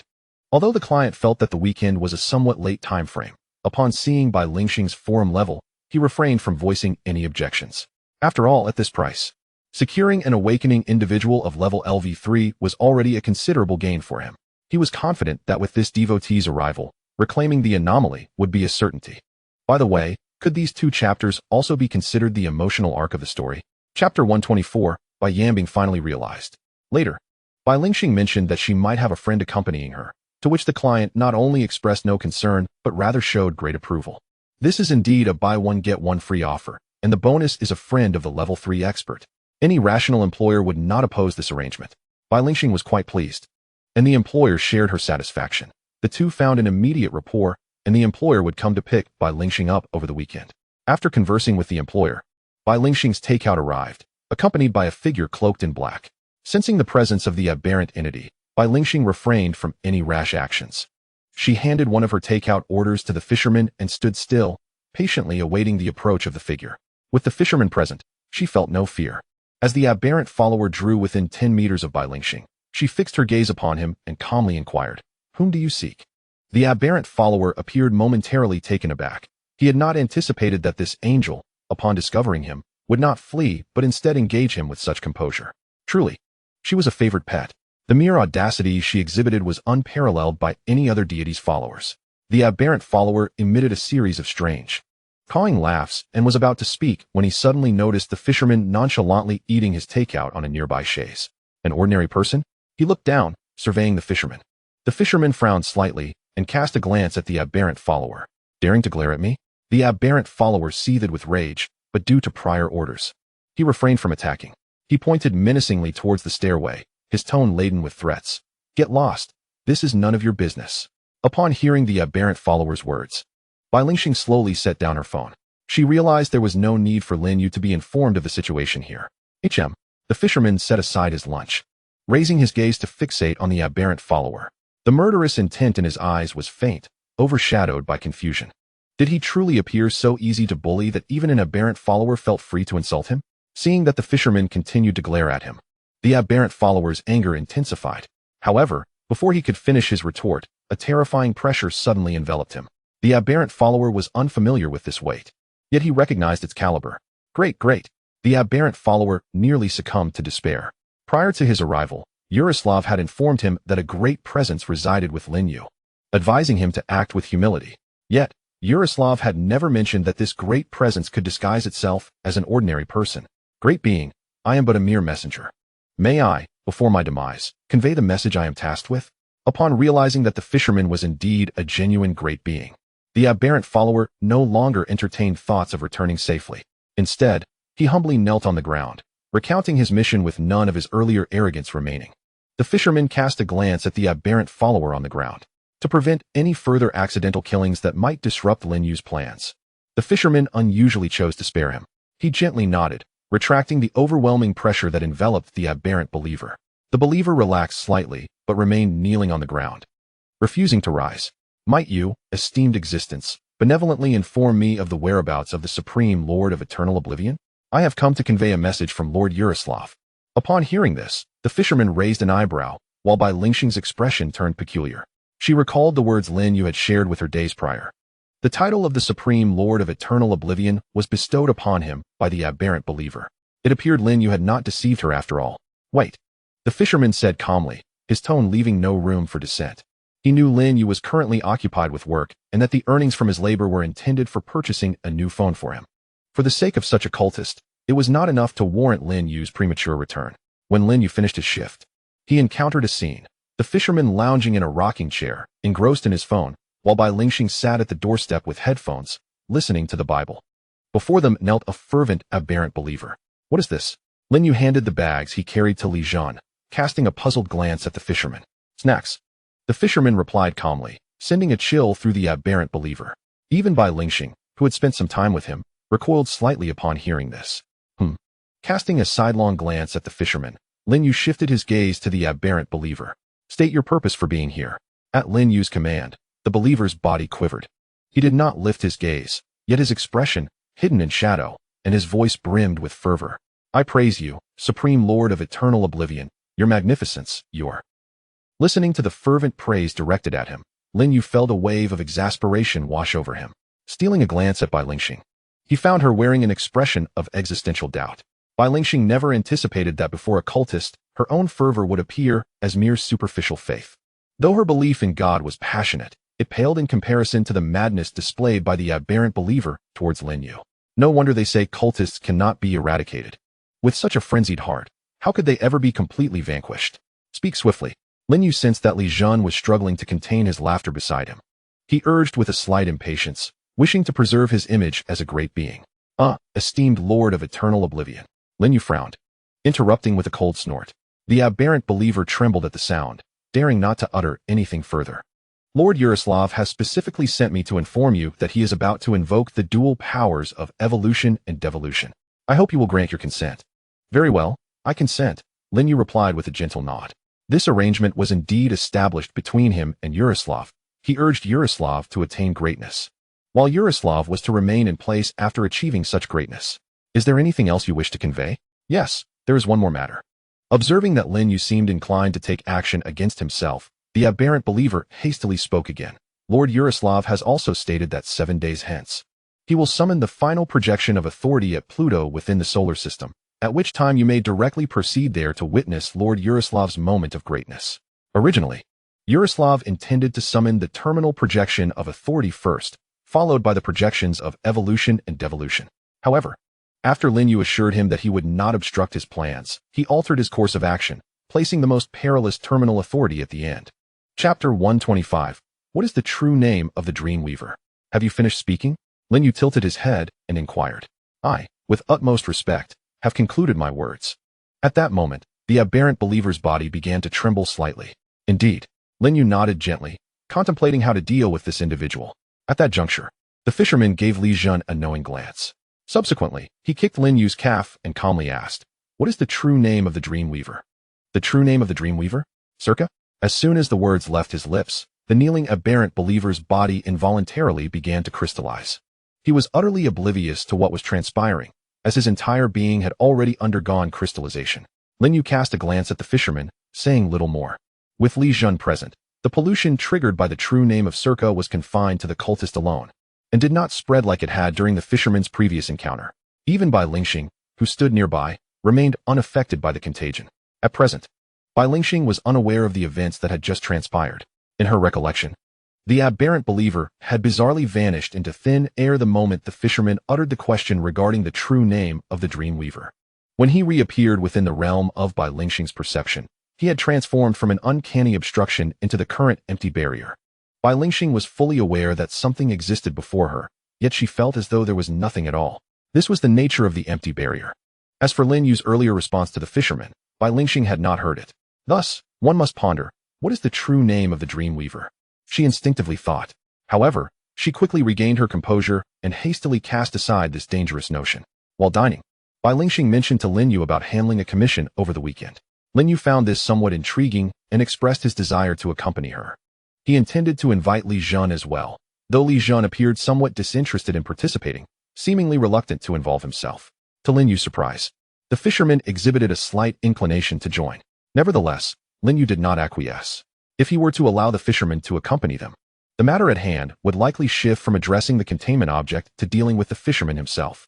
At the edge of the solar system, a grotesque creature of flesh and blood quietly breached the barrier established by the council, entering the realm of the solar system. By the time Loki became aware of this occurrence, the monstrous entity had already reached Pluto. Observing the creature, its body adorned with countless eyes, Loki refrained from immediate action, instead letting out a complex sigh. "Ah, so you have all come. My esteemed president, how unexpected this is. I never imagined you would still remember us, the traitors." The creature cackled ominously, displaying an audacity that belied its situation. Despite being within Loki's territory, with the mistress of this domain standing before it, it remained unperturbed. Its confidence stemmed from the belief that Loki would not dare to strike against it. Indeed, the creature's assumption proved correct, as Loki, mindful of Earth's safety, chose not to engage. Her aura focused on the creature, and upon noticing its lack of aggression, she let out a subtle sigh of relief. At that moment, as if struck by inspiration, Loki spoke. "Why have you forsaken your noble pursuits to venture into my solar system? Though greatness is a realm coveted by many."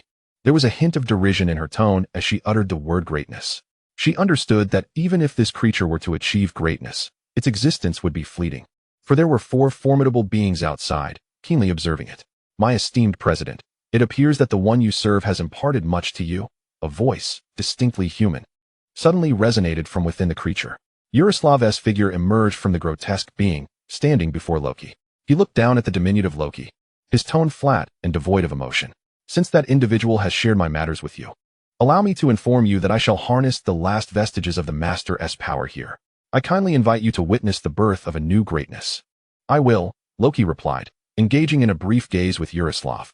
From his eyes, she discerned no emotional fluctuations, yet she felt a profound sorrow emanating from him. "Do you not believe I am a pitiful being?" Yaroslav inquired, gleaning some of her thoughts from her expression.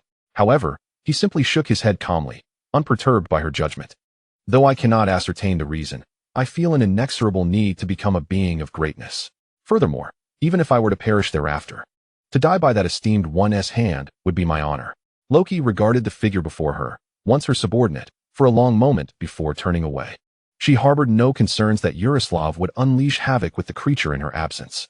It was not trust in her fallen, aberrant followers that reassured her. Rather, it was the deterrence posed by Lin You. As long as Lin You remained vigilant on Earth, the monstrous being would not dare to cause chaos. Perhaps, even at the very moment these aberrant followers set foot in the solar system, Lin You had already set his sights upon them. Today is Saturday, and Lin You is unburdened by work.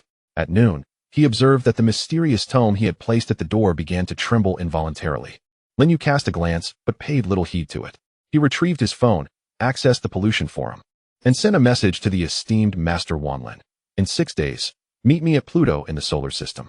Having recently concluded his seclusion, Master Wanlin was diligently catching up on significant events that transpired during his absence, particularly those pertaining to Lin You. He had come to understand that the external world regarded Lin You as a formidable and terrifying being, one who perceives himself as a deity. As an immortal being who had existed for countless millennia, Master Wanlin had encountered many wise and great entities throughout his life. However, he had never before met one as congenial and compatible as Lin You. Given that Master Wanlin was equally powerful as the great beings of the outer universe, he harbored no fear of Lin You. To him, Lin You was merely a formidable friend. Upon receiving a message from this new acquaintance, Master Wanlin's eyes glimmered with delight. He had been pondering how to occupy his time after exiting seclusion, and now, a venture had presented itself. Summoning his disciple, Master Wanlin replied, "Many trees, fellow immortal. I have just emerged from seclusion and find myself with some leisure time. Would it be inappropriate for me to visit you on Earth?" "Many trees, it's been quite some time since I last set foot on Earth. This would be a splendid opportunity to reacquaint myself with its current state." "Many trees, I recall my last visit, during which Earth was engulfed in what was termed the Ice Age, and its inhabitants were referred to as Homo sapiens." Lin You, puzzled, slowly typed A. He felt somewhat lost in Master Wanlin's linguistic logic. Did this imply that during Master Wanlin's previous visit, he was merely a small, slender monkey? Seeing Lin Yu's lengthy message followed by a single question mark, Master Wanlin was perplexed and responded with many trees. Regaining his composure, Lin Yu observed the question mark from Master Wanlin and swiftly replied, "You may come. I am in Magic City. Lin Yu, once you arrive on Earth, do remember to come to Magic City. I shall meet you. Many trees. I am grateful, dear friend Lin." After concluding his correspondence with Master Wanlin, Lin Yu set his phone aside. Having indulged in a rather filling lunch, he decided to take a stroll outside. Noticing Lin Yu's intention to venture out, Li Zhan immediately approached, expressing his desire to join. Lin Yu glanced at Li Zhan, nodded in assent, and agreed to bring him along. Upon reaching the doorway, Lin Yu rapped on the armrest of the fisherman's rocking chair. "Will you accompany us?" The fisherman slowly shook his head. "I shall not go." "Very well." Lin Yu did not expect the fisherman to accompany him, for unless it was a mandatory outing, the fisherman would undoubtedly remain ensconced in his rocking chair. The sun in this month was particularly fierce and relentless. However, as the sunlight graced Lin Yu's face, he felt no discomfort from the heat. It was midday, and the streets were predominantly occupied by vehicles, with pedestrians being exceedingly scarce. Although Lin Yu was impervious to the heat, he preferred not to remain exposed to the sun for too long. Thus, he led Li Zhan to a nearby bus stop. As they arrived, a bus fortuitously rolled in. This bus had a stop adjacent to the shopping mall, where Lin Yu intended to enjoy the air conditioning and purchase a few items. Yet, no sooner had he stepped onto the bus than his phone, nestled in his pocket, began to ring. Upon retrieving it, he discovered a message from Immortal Wanlin. "Many trees. Are you there, fellow immortal? I have arrived on Earth and am currently at the Shanghai branch coordinating with the council to complete the necessary formalities. It should take about 10 minutes. Is it that quick?" Lin Yu was taken aback. He had anticipated that Immortal Wanlin would reach Earth swiftly, but this speed seemed rather astonishing. Had it not been less than half an hour since their last conversation? Did the other party not require time to prepare for such a journey? Lin Yu was perplexed, but chose to show respect. Lin Yu replied, "I shall head over now. If I am late, please wait a moment. Many trees. There is no need to rush, fellow immortal. The council's hospitality is quite considerate." Glancing at the bus routes, Lin Yu noticed that one of the stops was near the council's office. Therefore, he decided against transferring at the roadside stop and turned to Li Zhan, who was sitting beside him, to convey his change of plans. "We are not going to the mall. We are heading to the council office." Why?" Li Zhan appeared reluctant, but did not protest, merely wishing to hear Lin Yu explain the alteration. "A fellow online friend has come to find me, and I need to meet him." Lin Yu reflected. Although he and Immortal Wanlin were separated by a world, anyone he met online could indeed be considered an online friend. "All right," Li Zhan conceded, albeit with a hint of disappointment, yet he remained silent, pondering how Lin Yu could make it up to him later. "You must take me out for a nice meal tonight." "Agreed," Lin Yu nodded, thinking it would also be a fine opportunity to treat Immortal Wanlin to dinner. Upon arriving at the council's office, Lin Yu noticed that the receptionist was not the young girl from his previous visit, but rather a young man who appeared to be of similar age to him. Lin Yu approached and greeted him, receiving a polite response in return. The young man, following protocol, spoke courteously, "Hello, sir. How may I assist you?" With a smile, Lin Yu replied in the gentlest of tones, "My name is Lin Yu.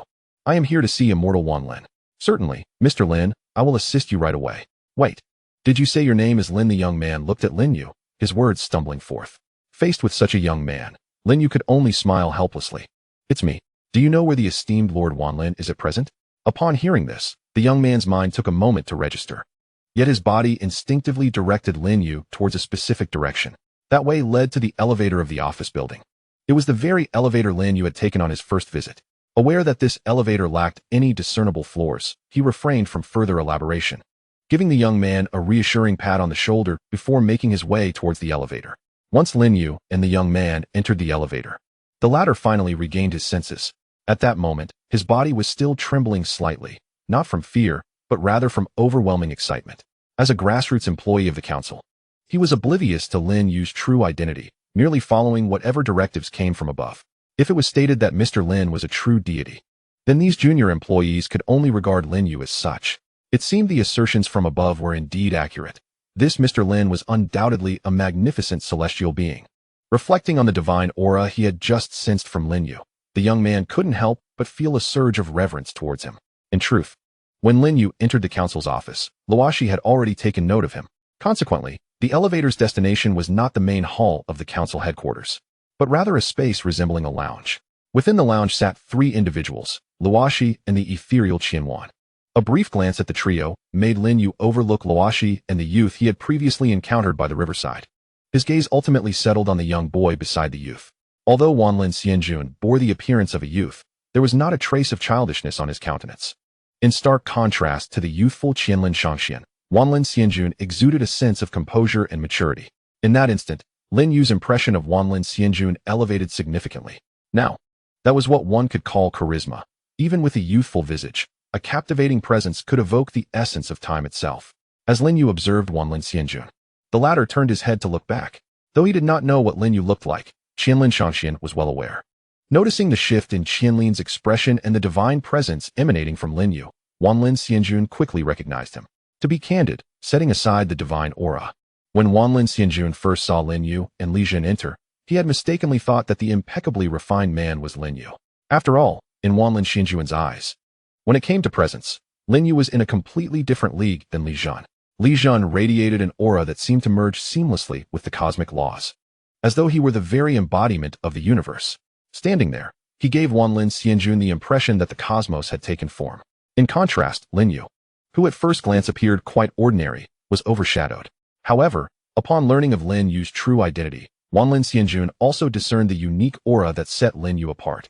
It is a transformation of complexity into simplicity, a return to authenticity. The esteemed Wanlin Xianjun truly finds himself at a loss for words to encapsulate this sentiment. At this moment, Lin Yu and Wanlin Xianjun exchanged a knowing smile. Wanlin Xianyu, Lin Yu greeted cheerfully, to which Wanlin Xianjun responded with a warm smile. Although it was their first encounter, the rapport they shared made their interaction feel remarkably natural. Observing this scene, Luoshi discreetly departed from the parlor. She had already conveyed the necessary information to Wanlin Xianjun, who was quite discerning and unlikely to create any disturbances. Wanlin Xianyu, at last, we meet, Lin Yu said. A gentle smile gracing his face as he took a seat opposite Wanlin Xianjun, in the very spot previously occupied by Luoshi. Li Jin followed suit, sitting beside him. The gravity exuded by Wanlin Xianjun, combined with the novelty of their first meeting, rendered Lin Yu somewhat reserved. Indeed, since my emergence from seclusion, the name Lin Xianyu has echoed frequently in my ears. This meeting reveals that you are truly extraordinary. The rumors are far too modest. Wanlin Xianjun's words were more a compliment than an assessment. Thus far, he had only perceived Lin Yu's enigmatic nature, failing to discern any of his other attributes. After all, it was their initial encounter, and given that they were not adversaries, he could not immediately probe into Lin Yu's essence. Nevertheless, Wanlin Xianjun did not underestimate Lin Yu. He was not one to belittle others. Having acknowledged Lin Yu as a friend, he intended to maintain that friendship as long as Lin Yu retained a semblance of reason. Lin Yu, unaware of the underlying flattery in Wanlin Xianjun's tone, brightened at his words and inquired eagerly, "Really? Where did Wanlin Xianyu hear this? From whom?" At this question, Wanlin Xianjun's expression tightened. Indeed, since his emergence from seclusion, he had sought knowledge about Lin Yu. However, the information he had gathered suggested that Lin Yu was not perceived as a virtuous figure by many cosmic powers.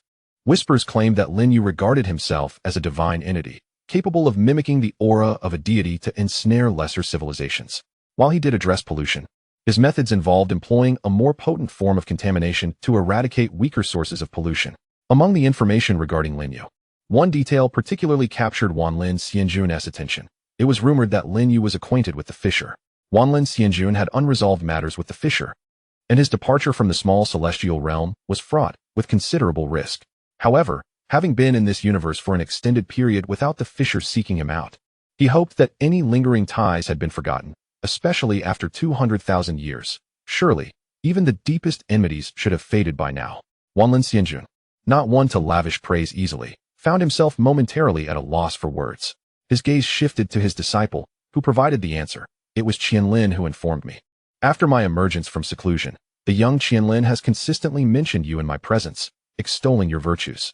Upon hearing this, the esteemed Wanlin Xianjun found himself at a loss for words, prompting him to discreetly nudge Qianlin Shangxian beneath the table. This gentle kick drew the ethereal Qianlin Shangxian back to reality, his eyes flickering with confusion as he realized he had lost track of the conversation between his master and the venerable Lin. "Do praise your esteemed predecessor," Wanlin Xianjun urged, quick to react to the bewildered expression of Qianlin Shangxian. Responding promptly to the voice echoing in his mind, Qianlin Shangxian instinctively declared, "Senior Lin is a magnificent deity. renowned far and wide. His tone exuded familiarity, as though he had rehearsed this tribute countless times. Not only was Qianlin Shangxian a disciple of Wanlin Xianjun, but he also occasionally served as his spokesperson. The ease with which Wanlin Xianjun conversed online with Lin You was, in part, attributable to Qianlin Shangxian's efforts. "Oh, it's merely mutual admiration," he modestly remarked. At this, Lin You waved his hand dismissively, yet the smile in his eyes was unmistakable. The scene left Li Zhan, who was observing, feeling somewhat awkward. Through this encounter, Li Zhan discerned that Wanlin Xianjun was not particularly articulate. He starkly contrasted with Lin You, whose words could sometimes be elusive. Wanlin Xianjun, on the other hand, spoke freely but fell silent when uncertain. Li Zhan pondered how Lin You had managed to forge a friendship with Wanlin Xianjun online. Was it simply due to Wanlin Xianjun's earnestness? Amid their conversation, Wanlin Xianjun suddenly realized that he and the others had overlooked Li Zhan. He promptly rose, graciously offering his apologies and inquiring about Li Zhan's identity. "This is my friend, Li Zhan." "Li Zhan? A splendid name," Wanlin Xianjun remarked, clasping his fists in salute. "Brotherly, I am honored to make your acquaintance." Witnessing his master-esque demeanor, Qianlin Shangxian emulated him, stating, "Seniorly, I extend my respects." Upon hearing Wanlin Xianjun's address and witnessing his attitude, Li Zhan felt an inexplicable surge of emotion, nearly brought to tears. Finally, someone had recognized his true identity. Finally, someone no longer perceived him as a mere boyish figure.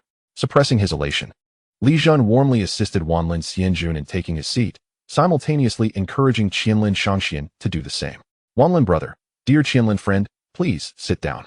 We are all friends here. There is no need for such formalities." Chapter 128. The Ascended Master arrives in the novice village. Wanlin Xianjun was perplexed by Li Zhan's sudden warmth, yet he did not dwell on it. Forming a connection with such an enigmatic figure could prove beneficial. The four engaged in lively conversation in the living room for quite some time, with Qianlin Shangxian facilitating dialogue, ensuring that Wanlin Xianjun did not falter. When they departed from the council office, Lin You and Wanlin Xianjun began to address one another as brothers. "Dear Wanlin, as your host on this earthly visit, it is my duty to treat you to a meal, and I sincerely hope you will grace us with your presence." A hearty smile graced the face of immortal Wanlin. "Of course, how could I refuse such a kind invitation?" he replied. Subsequently, Wanlin turned to his disciple, immortal Qianlin, who trailed behind him. After a moment of contemplation, he instructed, "Please find us a place to stay. I shall dine with brother Lin and return later." Qianlin nodded in agreement, relieved that his master had taken the initiative, thus sparing him the need to concoct an excuse. However, Lin Yu was somewhat perplexed by Wanlin's statement. "Is Qianlin not joining us? Why must he leave?" Wanlin shook his head. "Qianlin has other matters to attend to." His tone was somewhat curt, revealing his discomfort with deception. Yet, Lin Yu merely cast a skeptical glance without further inquiry. It was evident that Qianlin was not inclined to join the meal, indicating that it was not a matter of coercion on Wanlin's part. In the afternoon, Lin Yu led immortal Wanlin to a renowned hot pot restaurant nearby. He ordered enough dishes for 5, believing it would be ample for the 3 of them. As they dined, Lin Yu discreetly observed Wanlin's actions. He noted that immortal Wanlin seemed to have little fondness for the hot pot, only occasionally pretending to stir the broth when Lin Yu glanced his way. Lin Yu, puzzled, surmised that perhaps the cuisine was not to Wanlin's liking, and thus inquired, "Brother Wanlin, does the food here not suit your taste? If it is unsatisfactory, we could certainly choose another establishment." Taken aback, Wanlin found himself at a loss for words. It was far more than a mere matter of taste. The food was virtually inedible. As an immortal hailing from the celestial realm, Wanlin had no real need for sustenance, and when he did indulge, it was with delicacies from his own world. After years of cultivation, he had never encountered such mundane, industrial fare. In comparison to the celestial treasures he typically enjoyed, this was utterly subpar. For Wanlin, consuming a morsel of hot pot was akin to a most unpleasant ordeal. The very fact that he had sent Qianlin away to dine alone spoke volumes. If earthly food were truly delectable, why would he resort to fabricating such an excuse? The truth was that he simply could not stomach it. Just as Wanlin pondered whether to communicate telepathically with his disciple, Li Zhan timely interjected, providing Wanlin an escape from the uncomfortable situation. In truth, even if Wanlin had openly expressed his distaste for earthly cuisine, Lin Yu would have understood and remained silent. However, out of consideration for Lin Yu and Li Zhan's feelings, Wanlin refrained from voicing his true sentiments. "I see," Lin Yu contemplated, having reserved a private room.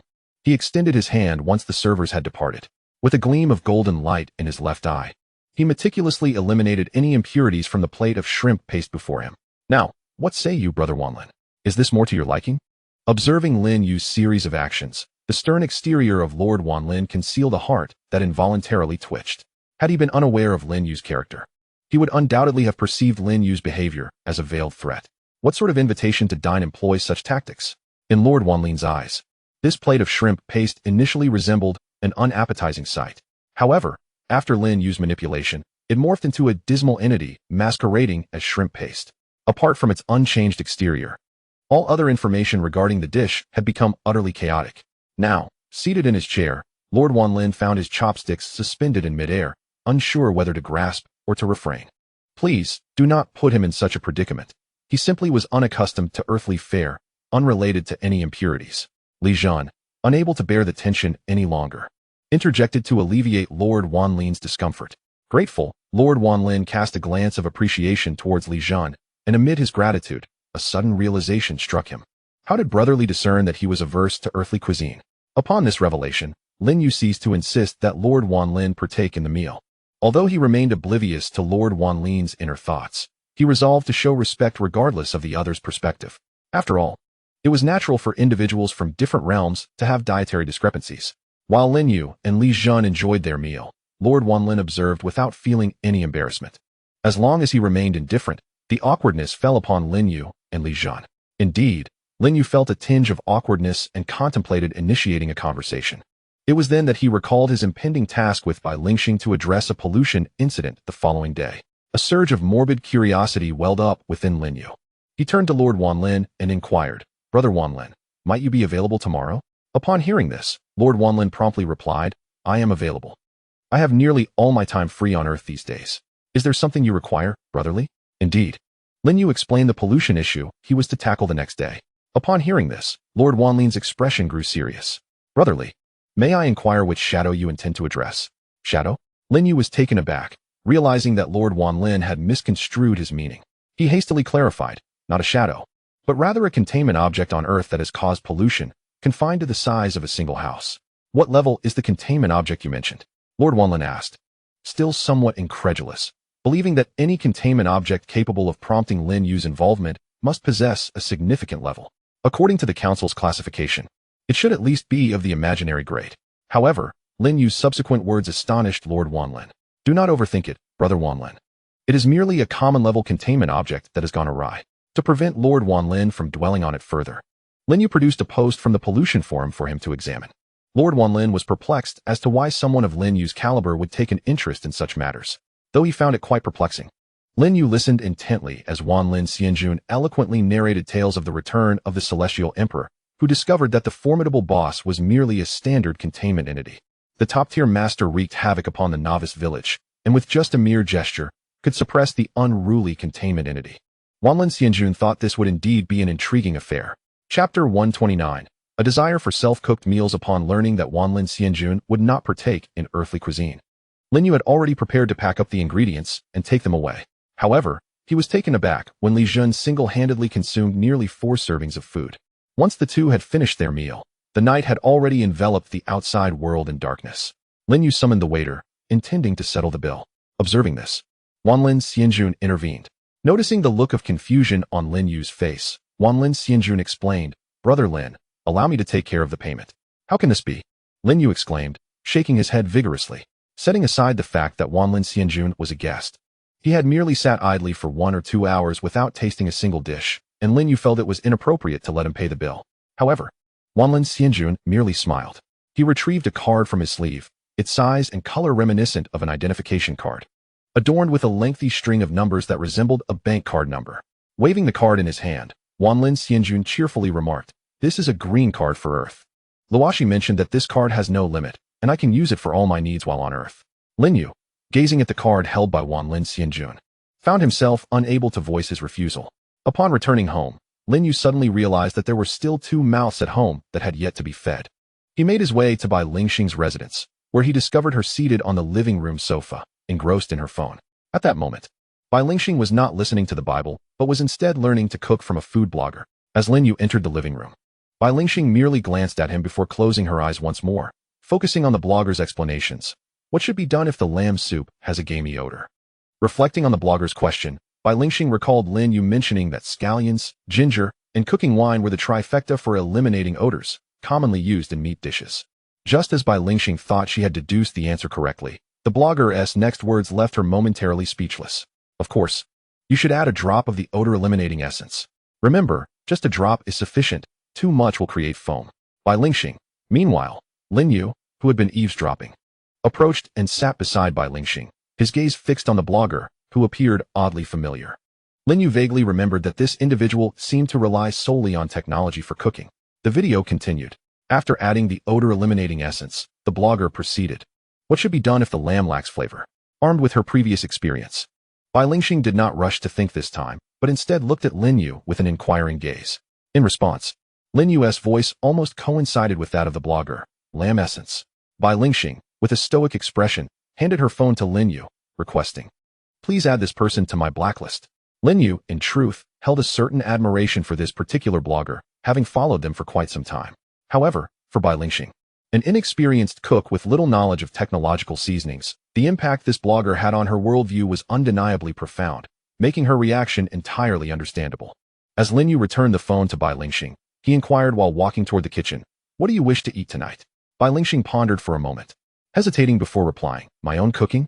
Lin Yu sighed, observing the glimmer of expectation in her eyes, and ultimately could not refuse her request. In truth, his reluctance stemmed from having already eaten. He gestured for her to come over. "Go ahead and cook. I shall watch over you." Bai Lingxing was taken aback by Lin Yu's unexpected agreement, and then joyfully sprang to her feet. Following Lin Yu into the kitchen, she opened the refrigerator and rummaged through its contents, retrieving a handful of cilantro, a bag of dried chili peppers, an onion, and a bottle of oyster sauce. "Are you planning to stir-fry a dish with these ingredients?" Lin Yu couldn't help but wince at the sight of what she had gathered. Before she could speak again, he took the items from her hands and retrieved a selection of ingredients from the fridge that were more suitable for stir-frying. He instructed Bai Lingxing to wash the vegetables first, then guided her to the cutting board. "Start by slicing the meat. Try to cut it thinly, as this will enhance the flavor when cooked." Lin Yu had only previously permitted Bai Lingxing to chop vegetables. This was his first time asking her to handle meat. He believed that as an awakened individual who had dealt with numerous pollution incidents, she must have some experience with handling a knife. Surely, if she had faced such confrontations, her knife skills should be adequate. However, it soon became evident that Lin Yu was gravely mistaken. Bai Lingxing struggled with the knife, wielding it with little proficiency. He noticed that the piece of meat on the cutting board appeared as though it had endured some form of torture before its demise, marred by numerous cuts, yet astonishingly, not a single slice had been severed from it. Lin Yu sensed that Bai Lingxing was becoming somewhat flustered. She even accidentally nicked her finger while cutting. Fortunately, as the knife grazed her finger, a flash of white light enveloped it, protecting her from injury. Otherwise, she would have undoubtedly faced a painful outcome. "By the way, did you not say you had dealt with many pollution incidents? Why is it so difficult for you to cut meat?" Bai Lingxing, grappling with the stubborn piece of meat, tilted her head in confusion, her gaze fixed intently on Lin Yu. The sight was somewhat eerie, given that she still held the knife. She did not comprehend the meaning behind Lin Yu's words.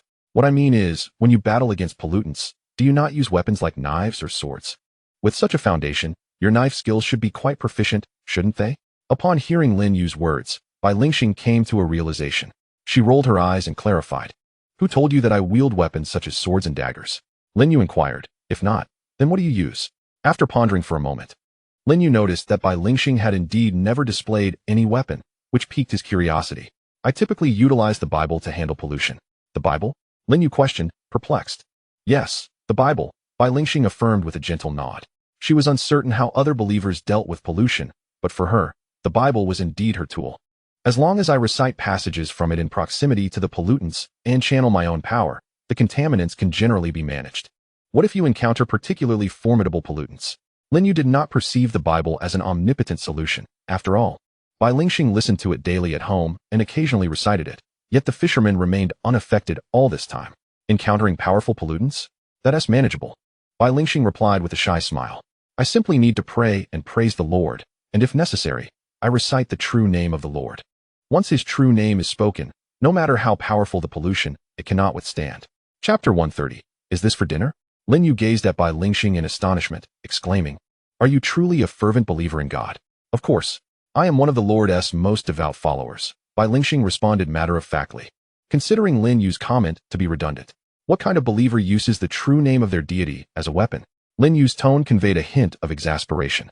Without waiting for Bai Lingxing's reply, he casually inquired, "By the way, the true name of God is Jesus, correct?" Bai Lingxing, unaware of Lin Yu's thoughts, merely shook her head, piously clasping the cross at her chest and closing her eyes. Jesus is the name the Lord used when he descended to the mortal realm. Its power is not exceedingly strong. Jehovah is the true name of the Lord, a name imbued with immense power, which I often employ. Realizing she might have misspoken, Bai Lingxing's voice trailed off. However, Lin Yu was not inclined to let it go. "You often use it?" "I rarely invoke the Lord's true name," Bai Lingxing stated solemnly, albeit with a slightly evasive gaze, unable to meet Lin Yu's eyes. Lin Yu looked at her. "Repeat that while holding the cross." Bai Lingxing grasped the cross once more, opening her mouth, her voice now lacking its earlier conviction. "The Lord does not concern himself with these matters." "Indeed, he does not." Lin Yu nodded in agreement, fully endorsing Bai Lingxing's perspective. "Otherwise, if you frequently recited his true name and he cared, he would have come to see you long ago." Bai Lingxing turned her head away, no longer paying attention to Lin Yu. Observing Bai Lingxing preparing to chop meat into mince for soup, Lin Yu muttered to himself, "Some say God is a benevolent old man, but I do not subscribe to that belief. For this is merely the fanciful imagination of mortals who have never beheld the divine. I, however, have encountered God, and thus I hold a different perspective." With a decisive crack, Bai Lingxing, lacking in control, cleaved the cutting board into several fragments. "Dinner is served," Lin Yu called out as she stepped outside. Responding to her call, the fisherman slowly rose from his rocking chair and ambled over to the dining table. Upon gazing at the solitary bowl of meat soup before him, the fisherman widened his eyes in disbelief, looking towards Lin Yu seated in the center, seemingly questioning whether this was indeed their dinner. "Go ahead and eat. Li Jun and I have already dined outside, hence tonight's meal is rather modest," Lin Yu said as she handed the prepared steamed bun to the fisherman. After receiving the bun from Lin Yu, the fisherman stared at the bowl of meat soup for a considerable time before finally taking a spoon and serving himself a bowl. Although the meat soup was crafted by Bai Lingxing, Lin Yu's guidance, which involved a generous application of seasonings, ensured that the flavor was quite palatable. At least, in terms of taste, the soup was not inferior to takeout meals.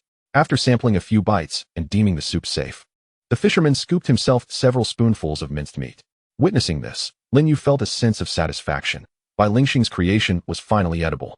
Bai Lingxing, seated across from him, was equally delighted. Although she could not see, she could sense that the fisherman was continuously serving himself soup. In her joy, she too yearned to taste the dish she had prepared for the first time, and once the fisherman had finished serving himself, she intended to fill a bowl for herself.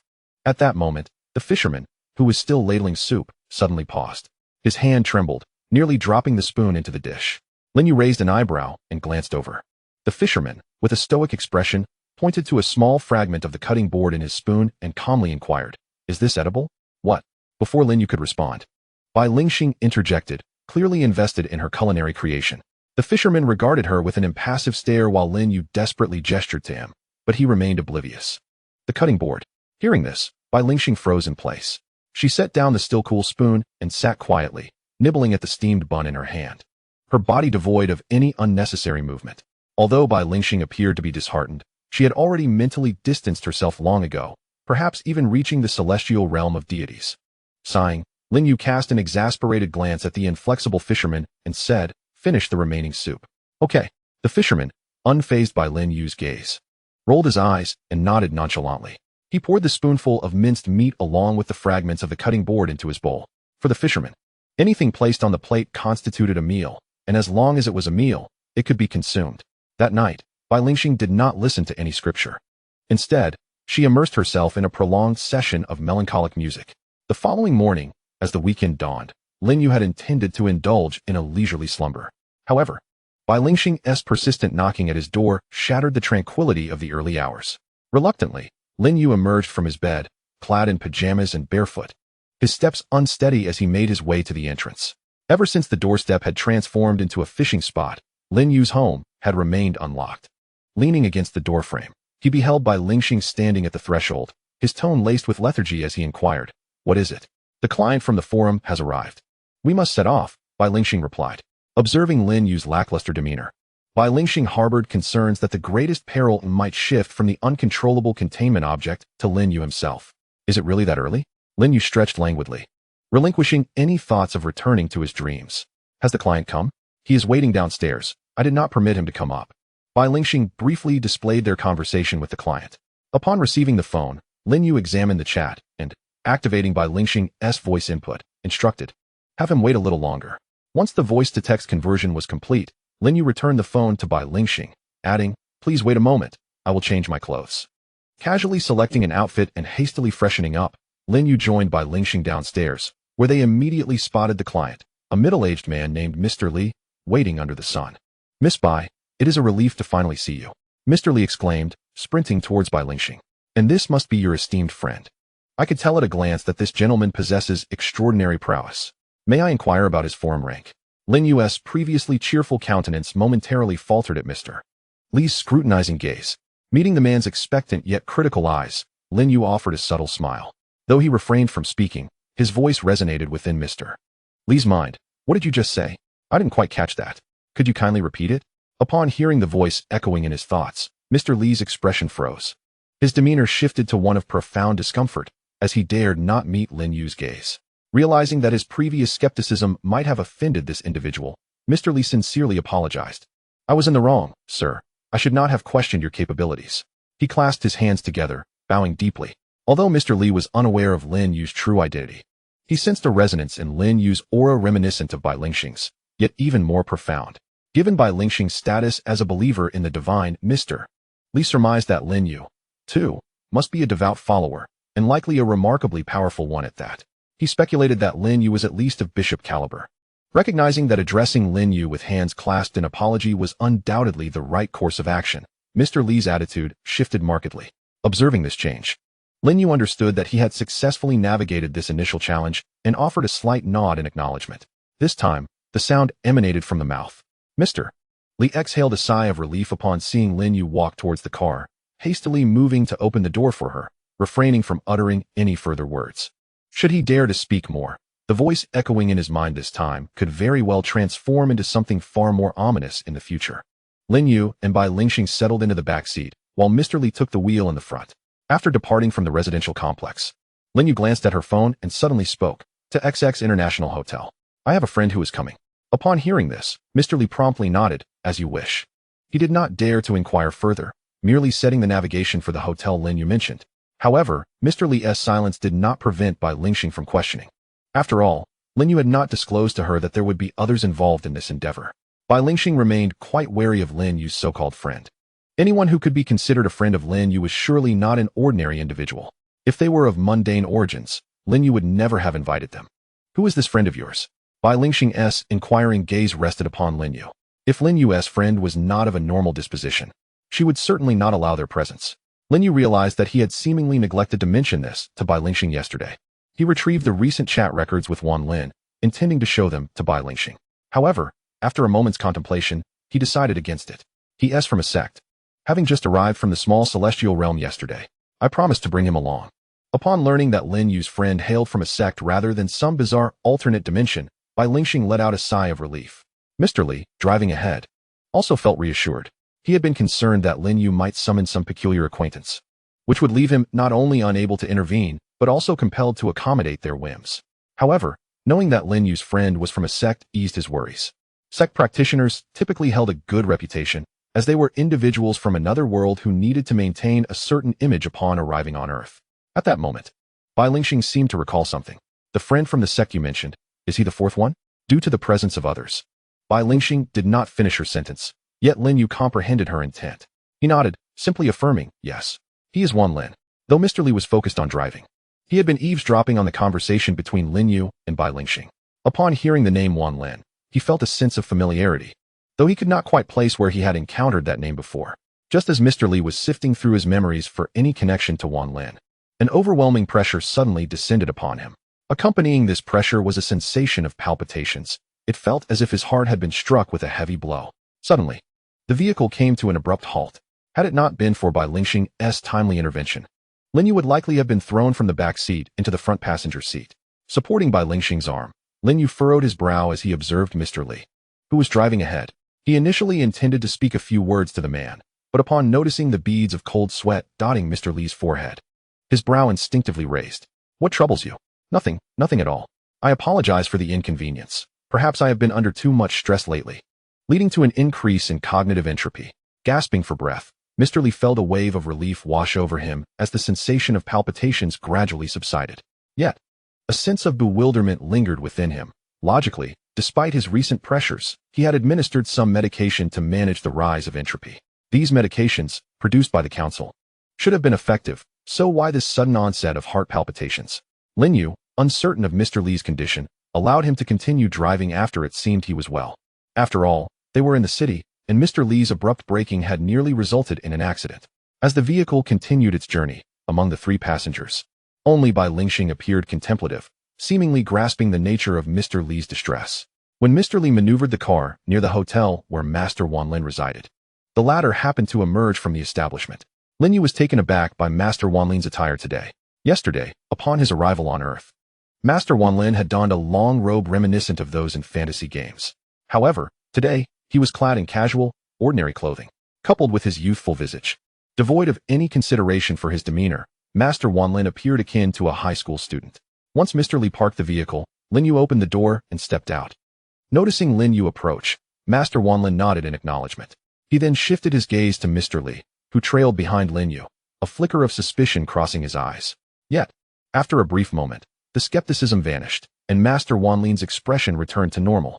This young gentleman must be the celestial being from the sect, he thought. Truly, the young gentleman exudes an extraordinary aura. I can sense the celestial energy emanating from him even from afar. Mr. Li, recalling the mannerisms he had observed in forums while greeting those from the sect, bowed respectfully to Master Wanlin. Noticing the youthful appearance of Master Wanlin, he initially intended to address him as young brother, but as the word young escaped his lips, a wave of palpitations surged once more, forcing him to swallow the remainder of his words. Chapter 132, The Empty Mirror of Electra MM? Master Wanlin nodded slightly, a flicker of confusion crossing his eyes. He attuned himself to his own essence, discovering that no trace of his celestial energy had leaked. Thus, a question arose. How could this mortal perceive the celestial aura radiating from him? Unable to fathom it, Master Wanlin chose not to dwell on the matter. Guided by Mr. Li, he entered the car and took the seat beside the driver. During their journey to Mr. Li's residence, Lin Yu engaged in awkward small talk with Master Wanlin. Although both individuals were not particularly eloquent, the sharing of amusing anecdotes among friends did not necessitate extensive verbal communication. During their conversation, Lin Yu and the esteemed Wanlin Xianjun tacitly refrained from mentioning each other's identities. Even when delving into more profound topics, their expressions remained subtly veiled. Mr. Li, on the other hand, found himself thoroughly perplexed, with even Bai Lingxing grasping only a fraction of the discourse.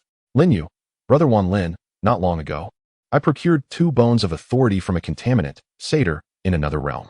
Do visit my home sometime. Wanlin Xianjun, that sounds splendid. I am exceedingly curious about what Brother Lin possesses. Wanlin Xianjun, speaking of which, some years ago, I acquired a considerable array of treasures from a contaminant, great existence. If time permits, I would be delighted for you to visit my small celestial realm, where I can showcase my collection. Lin Yu, certainly, I shall go. I am quite intrigued by the delicacies of your celestial realm. As the two engaged in their leisurely banter, the vehicle arrived at its destination. Mr. Li's residence was also a manor, albeit distinct from the one belonging to the individual who previously drove Lin Yu. Upon arrival, Mr. Li parked the car and, with a wry smile, gestured toward a tent in the manor's yard, saying, Gentlemen, I must confess, ever since my home was contaminated by that containment, I have been residing in this tent. My greatest concern is that my home might transform into a foreign space, which would mean that this containment. At this juncture, Mr. Li sighed. Lin Yu had gleaned some insider information from Bai Lingxing. If a civilian awakener failed to manage their contamination, they would not only incur fines, but also face the confiscation of their containment. Mr. Li continued to ramble on, but Lin Yu, finding little value in the discourse, ceased to listen. Wanlin Xianjun, from the outset, had shown no interest in Mr. Li's words. Gazing at the villa before him, Lin Yu's left eye shimmered with golden light as a cascade of information manifested before him. Space, spatial reflection, spatial dislocation, 25 dimensions. Contemplating the emerging data, Lin Yu fell into deep thought, his expression becoming somewhat peculiar. Observing this change, Wanlin Xianjun turned his gaze toward the villa, curiosity piqued. Moments later, a similar expression of intrigue graced Wanlin Xianjun's face. He leaned closer to Lin Yu, enveloping them in a protective aura that shielded them from the surrounding contamination and external disturbances. After accomplishing this, Wanlin Xianjun, with a curious demeanor, remarked, Brother Lin, It appears that the contaminant within is a result of the power of Electra. Electra? Lin You echoed the name, sensing that its bearer must belong to a shadowy echelon. For otherwise, Wanlin Xianjun would not have been so cautious. Indeed, the mirror of space, Electra, is a being that commands the realm of space, possessing dominion over certain aspects related to dimensions. The esteemed Wanlin Xianjun provided a brief elucidation regarding the identity of this elect, without delving too deeply into the matter. After absorbing Wanlin Xianjun's explanation, Lin You experienced a moment of clarity. No wonder he had observed not only spatial contamination from that villa, but also the information regarding the 25th dimension. It all stemmed from this. However, one point remained perplexing to Lin You. If the anomalous containment object was indeed linked to this elect, why had he not perceived this information? Sensing Lin Yu's inner confusion, Wanlin Xianjun began to clarify. It seems that Brother Lin must be wondering why the contamination here is so feeble. The reason is quite simple. The containment object does not have a direct correlation with the elect, but rather only an indirect connection. This object was likely created by a follower of the elect. Lin Yu nodded in understanding. Not far from him, Bai Lingxing had also reached an agreement with Mr. Li, intending to rectify the contamination forthwith. As Bai Lingxing approached, Lin Yu acknowledged her with a nod. Mr. Li, may I inquire if you are ready to proceed? Mr. Li, following closely behind Bai Lingxing, respectfully addressed Lin Yu and Wanlin Xianjun. Earlier, during their time in the vehicle, he had gleaned Lin Yu's surname through their conversation. Please hold on. I need to ask you a question first. Lin Yu locked eyes with Mr. Li, believing this would impart a sense of pressure. Indeed, Mr. Li felt the weight of Lin Yu's gaze, causing him to bend slightly in deference and respond. Please, ask your question. Are you aware of the origins of this containment object? Mr. Li hesitated for a moment, sensing that Lin Yu possessed some knowledge. Ultimately, he had no choice but to answer frankly. I do not know. This containment object is a button that I found in an alternate space. I am unaware of its origins. As anticipated, a look of comprehension crossed Lin Yu's face. No wonder the commission had been set so low. It appeared they were entirely oblivious to the object's potential dangers. Nevertheless, since Bai Lingxing had already negotiated the terms, Lin Yu had no intention of raising the price at that moment. After all, with Wanlin Xianjun present, he need not exert himself. With that thought, Lin Yu patted Wanlin Xianjun on the shoulder. Brother Wanlin, it's your turn. Oh. Initially taken aback by Lin Yu's gesture, Wanlin Xianjun quickly grasped the situation. Realizing that Lin Yu sought his assistance, he did not hesitate. He extended his hand and gently tapped the space before him. There were no grandiose skill effects or sweeping orchestral scores. Wanlin Xianjun merely pointed as if by chance. At least, that was how Mr. Li perceived it. Yet, in the next moment, a bone button materialized out of thin air before him. Staring at the button that now floated serenely in the void, Mr. Li's expression turned to one of horror. Upon glancing at the contamination detection device he had set at the entrance of the villa, Mr. Li noticed that, unbeknownst to him, the readings had returned to normal, as if the villa had never been tainted. Chapter 133. Please have mercy and accept this. While Bai Lingxing stood foolishly in place, awaiting Lin Yu to escort her through the instance, Lin Yu had already procured the containment object they needed to address. Was that all? When Lin Yu handed the button-shaped containment object to Mr. Li, he remained rooted to the spot, still in shock. He felt as though this world was somewhat surreal. How could the pollution incident that had plagued him for so long be resolved so effortlessly by someone else? What level of cultivation did this practitioner from the sect possess? Mr. Li was intensely curious about this, yet he dared not voice his inquiries, ultimately suppressing the question within himself. However, he did take note of Bai Lingxing. Should there be future commissions, he would seek her out. It's all sorted now. Please send us back, Lin Yu said, giving Mr. Li a gentle pat to rouse him from his daze. Once he regained his senses, Mr. Li promptly nodded in agreement. Although the commission did not stipulate a return trip after completion, having witnessed the formidable power of Lord Wanlin, Mr. Li would graciously offer to drive them back, even without being prompted. However, before doing so, he needed to stabilize the internal space of the containment object. May I ask the three of you to wait for a moment? I must first stabilize this button to prevent any further mishaps. Mr. Li felt a twinge of anxiety. Should Lin Yu refuse, he would have no choice but to return the three of them first. Very well, you may attend to your work. Lin Yu waved dismissively, unconcerned. He was quite accommodating. As long as the requests were reasonable and did not impede him, he would oblige. I am most grateful, Mr. Li replied as he entered the villa, emerging shortly after with 3 ornate armchairs, placing them beside Lin Yu and his companions. Please have a seat. I shall be but a moment. With that, Mr. Li retrieved an array of peculiar technological devices and began to tinker with the button. Lin Yu observed for a while, but soon lost interest, finding the task tedious. Stabilizing the button S space appeared to be quite a challenge. After only a few minutes, Mr. Li was already drenched in sweat. At last, he exclaimed, "It's done." After approximately 15 minutes, Mr. Li finally succeeded. A look of relief crossed his face as he wiped the perspiration from his brow. Tossing the button into his pocket, he called out while walking toward the car, "We can depart now." Upon hearing this, Lin You rose and followed. Perhaps it was due to the modest expense for a significant outcome, but Mr. Li was in high spirits, engaging Lin You in conversation throughout the journey. During this time, he also explained why he had set his commission so low. Mr. Li revealed that he had invested all his funds into purchasing a potion to control the growth of cognitive entropy. Furthermore, he mentioned that had the pollution not been resolved in a timely manner, he might have been forced to sell the manor. Finally, Mr. Li expressed that the commission he had previously set was indeed too low, and he was willing to pay Bai Lingxing a higher fee. However, Bai Lingxing declined, believing that since the commission had already been established, there should be no sudden increase. Mr. Li was quite grateful upon hearing this. Lin You could discern that Mr. Li was indeed in dire financial straits. The two continued their conversation, during which Mr. Li, curious about the origins of a particular button, found that Lin You seemed to possess knowledge of it. Thus, the discussion naturally shifted to the button. "Mr. Lin, earlier you indicated that you were aware of the origin of this button?" Mr. Li inquired. Lin You gently nodded in affirmation. "Yes, I know. Could you share its origins with me?" "To be frank, ever since I acquired this button, aside from knowing it is a spatial containment object, I am at a loss regarding its other properties." Lin You had little interest in the button, and, considering it belonged to someone else, he was indifferent. Therefore, he replied casually, "It is related to a shadow. This button was likely crafted by a follower of that shadow.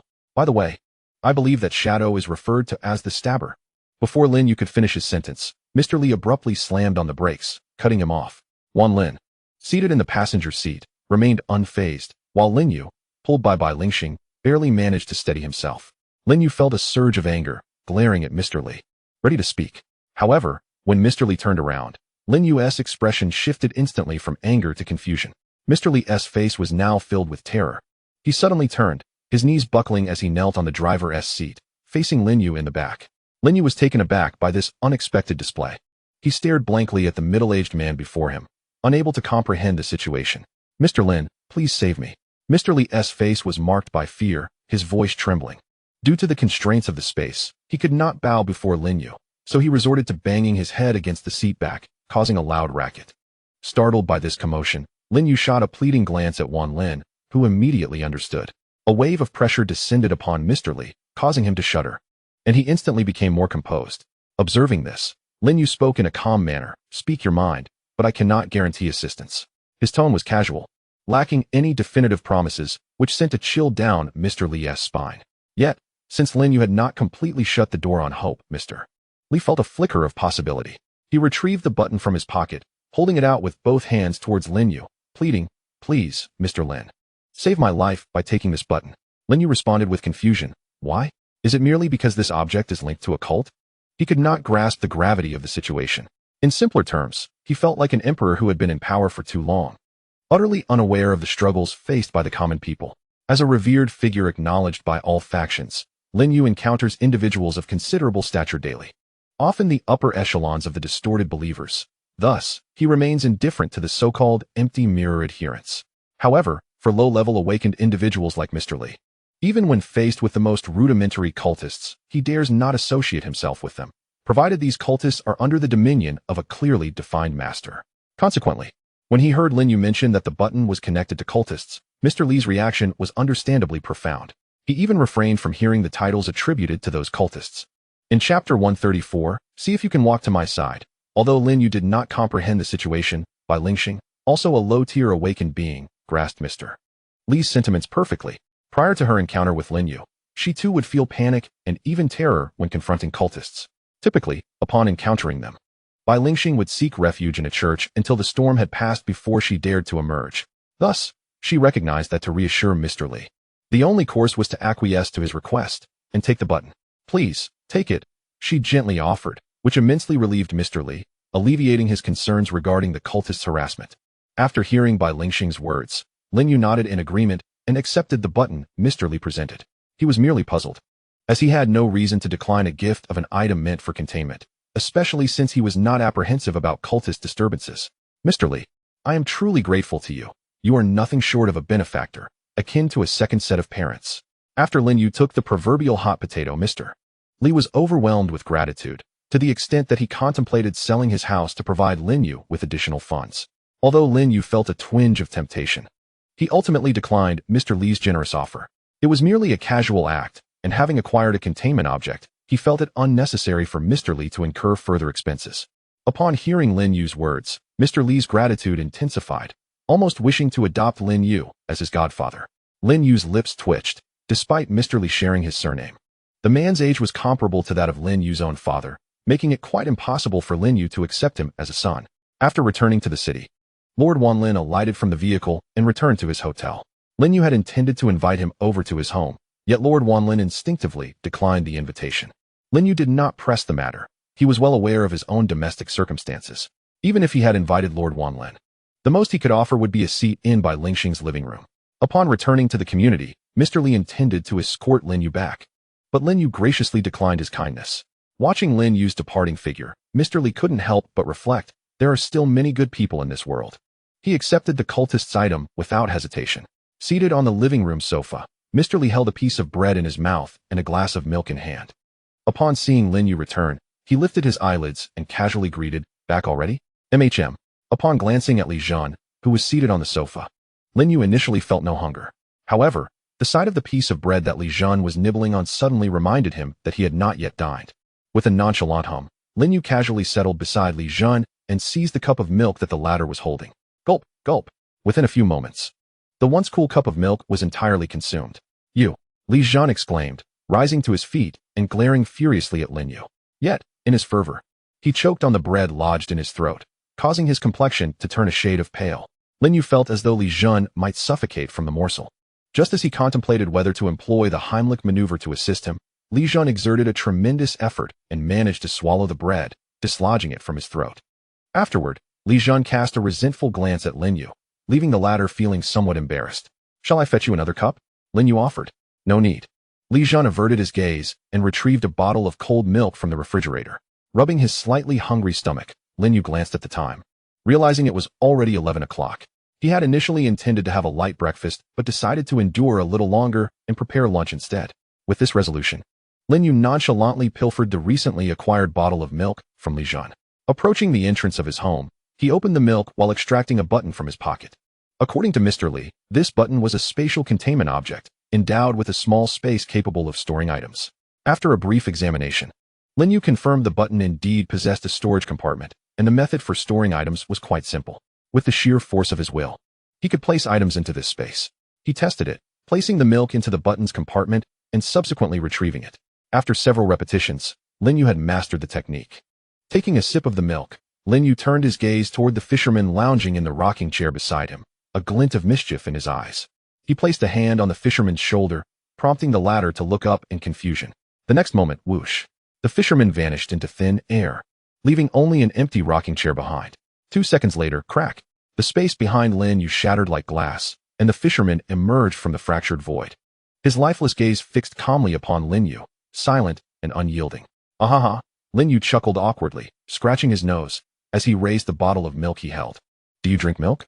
The fisherman shook his head, pointing at the button in Lin Yu's hand, and spoke with an even tone. "That is broken." Hearing this, Lin You promptly inspected the button with great care. He discovered that the space within the button had been compromised, revealing a small breach after the fisherman's emergence. Fortunately, the rift was gradually mending itself. Lin You exhaled in relief. The button possessed another function. However, after the recent incident, he refrained from using the fisherman for further experimentation. Lin You arrived at the doorstep of Bai Lingxing and knocked on the door. "Coming." The voice indicated that Bai Lingxing was likely in the living room. Once the door opened, Bai Lingxing looked up, puzzled, at Lin You. "Are you here to prepare lunch?" Aside from this possibility, she could hardly conceive of any other reason for Lin Yu's visit. Lin You paused for a moment, gestured with his hand, and stepped back towards the fisherman nearby. "No. We can discuss the meal later. First, I need you to assist me." As he spoke, Lin You beckoned Bai Lingxing. "Try to see if you can walk to me." Upon hearing this, a hint of confusion arose within Bai Lingxing. She was already sensing the subtle pollution enveloping her, yet she felt no fear of danger. After Lin Yu's words, she lifted her foot and began to approach him. Under Lin Yu's watchful gaze, Bai Lingxing's movement appeared to flicker erratically. After several attempts, She began to sense that something was amiss. No matter how she tried, she could not reach Lin You. Chapter 135, I've Damaged Your Wall by Lin You was undeterred. The surrounding pollution was faint, and she refused to believe that such a weak force could control her. So, she began to recite passages from the Bible in her mind, while continuing her steps. However, it proved futile. She remained unable to reach Lin You. As he observed her flickering about, thud, the experiment concluded with Bai Lingxing colliding her head against the wall. Lin You, still holding the defiant Bai Lingxing, guided her into the living room, then turned his attention back to the fisherman. Stand up and see if you can walk to me. Upon hearing this, the fisherman obediently rose and took a few steps towards Lin You. To his surprise, he too was flickering as he walked. Witnessing this, both the fisherman and Lin You felt a sense of astonishment. It was unexpected that the fisherman was also under his control, evidently. The button was more complex than it appeared. Of course, the button's strength might also be attributed to Lin You himself. Meanwhile, upon realizing he too was caught in the distorted space, the fisherman raised an eyebrow and fixed his gaze intently on Lin You. In the next moment, he moved as if traversing through a muddy swamp, proceeding slowly yet managing to escape the flickering state. He was stepping closer to Lin You, one deliberate stride at a time. Observing this, Lin You concentrated on the button, using his will to enhance its control over the surrounding space. The fisherman, determined to resist Lin Yu's influence, felt the forcibly stabilized distorted space around him and took a step forward. Crack! As the fisherman advanced, the surrounding space began to fracture inch by inch. At that moment, the fisherman broke free from the constraints of space, emerging from the void towards Lin You, who was enveloped in the distorted space. Simultaneously, with the surrounding space crumbling, the button in Lin Yu's hand began to tremble violently. Realizing the gravity of the situation, Lin You hastily ceased his use of the button. The surrounding space instantaneously returned to normal, yet the angler, engrossed in a contest with Lin You, failed to comprehend the situation. In a moment of distraction, he collided directly with Lin You. Bang! The tremendous impact resulted in a sizable hole being created in the exterior wall of Bai Lingxing's residence, as the angler and Lin You crashed into the living room. Bai Lingxing, seated on the sofa, stared in bewilderment at the suddenly appearing Lin You, her eyes filled with confusion. She recalled that it was not a door there. How had Lin You managed to enter? Moreover, what was the source of that resounding noise just moments ago? Observing that Lin Yu's condition seemed somewhat off, Bai Lingxing, after a brief pause, quickly rose and helped Lin You to the sofa. As for the angler who had crashed into Lin You, he had already regained his composure and returned to his recliner after realizing the situation. Ouch, that hurt. Lin You lay on the sofa, wincing in pain for some time. Had it not been for the angler's last-minute conscience, using his strength to cushion him, Lin You might have been resurrected long ago. Watching Lin You, who was sprawled on the sofa with a pained expression, Bai Lingxing contemplated and decided to employ her healing technique to assist him. Her hands radiated a soft white light as she waved them, allowing the luminescence to dance over Lin You. Astonishingly, Bai Lingxing soon discovered that her healing magic was indeed effective. The agony etched on Lin Yu's face gradually eased, ultimately settling into tranquility. Apologies, Lin You said awkwardly upon regaining consciousness, casting an embarrassed glance at Bai Lingxing. It is a relief that you are well, Bai Lingxing replied gently, shaking her head. Once she confirmed that Lin You was unscathed, she ceased her healing efforts. Observing Bai Lingxing's nonchalance and glancing at the substantial hole in the wall that he had inadvertently created, Lin You pondered for a moment before suppressing a laugh and informing her of the situation. I inadvertently damaged your wall. Pardon? Bai Lingxing was momentarily taken aback, struggling to grasp the meaning behind Lin Yu's words. Suddenly, the bizarre scene of Lin Yu's abrupt appearance flashed through her mind. She recalled that Lin You had seemingly not entered through a door, but had manifested from another location. Considering Lin Yu's comment about the wall and the awkwardness on his face, Bai Lingxing felt she was beginning to understand. She subtly assessed her surroundings and discovered that indeed, a section of her wall appeared to be missing. This is somewhat exasperating, Bai Lingxing thought, tilting her head to observe Lin You, curious about how he intended to resolve this predicament. I shall contact the council to request assistance with the repairs. Under normal circumstances, a damaged property would require the intervention of property management. However, it was evident that Lin Yu's situation was far from ordinary. He sent a message to Qian Zhenzhong, informing him of the damaged wall that required attention. Qian Zhenzhong did not inquire further and, after confirming that he would dispatch someone to handle the matter, concluded the conversation with Lin Yu. All set, Lin Yu said, showing Bai Lingxing the chat history with Qian Zhenzhong. Understood, Bai Lingxing nodded in acknowledgement. Ever since she could see Lin Yu, it seemed he gradually ceased to regard her as a blind person. Dusting herself off, Lin Yu instructed Bai Lingxing to tidy up the disheveled living room he had just created, while he himself retreated to the kitchen. Upon entering the kitchen, Lin You discovered that the household provisions had nearly been depleted. The scattered vegetables left were insufficient to prepare a meal. He needed to venture out to procure some groceries.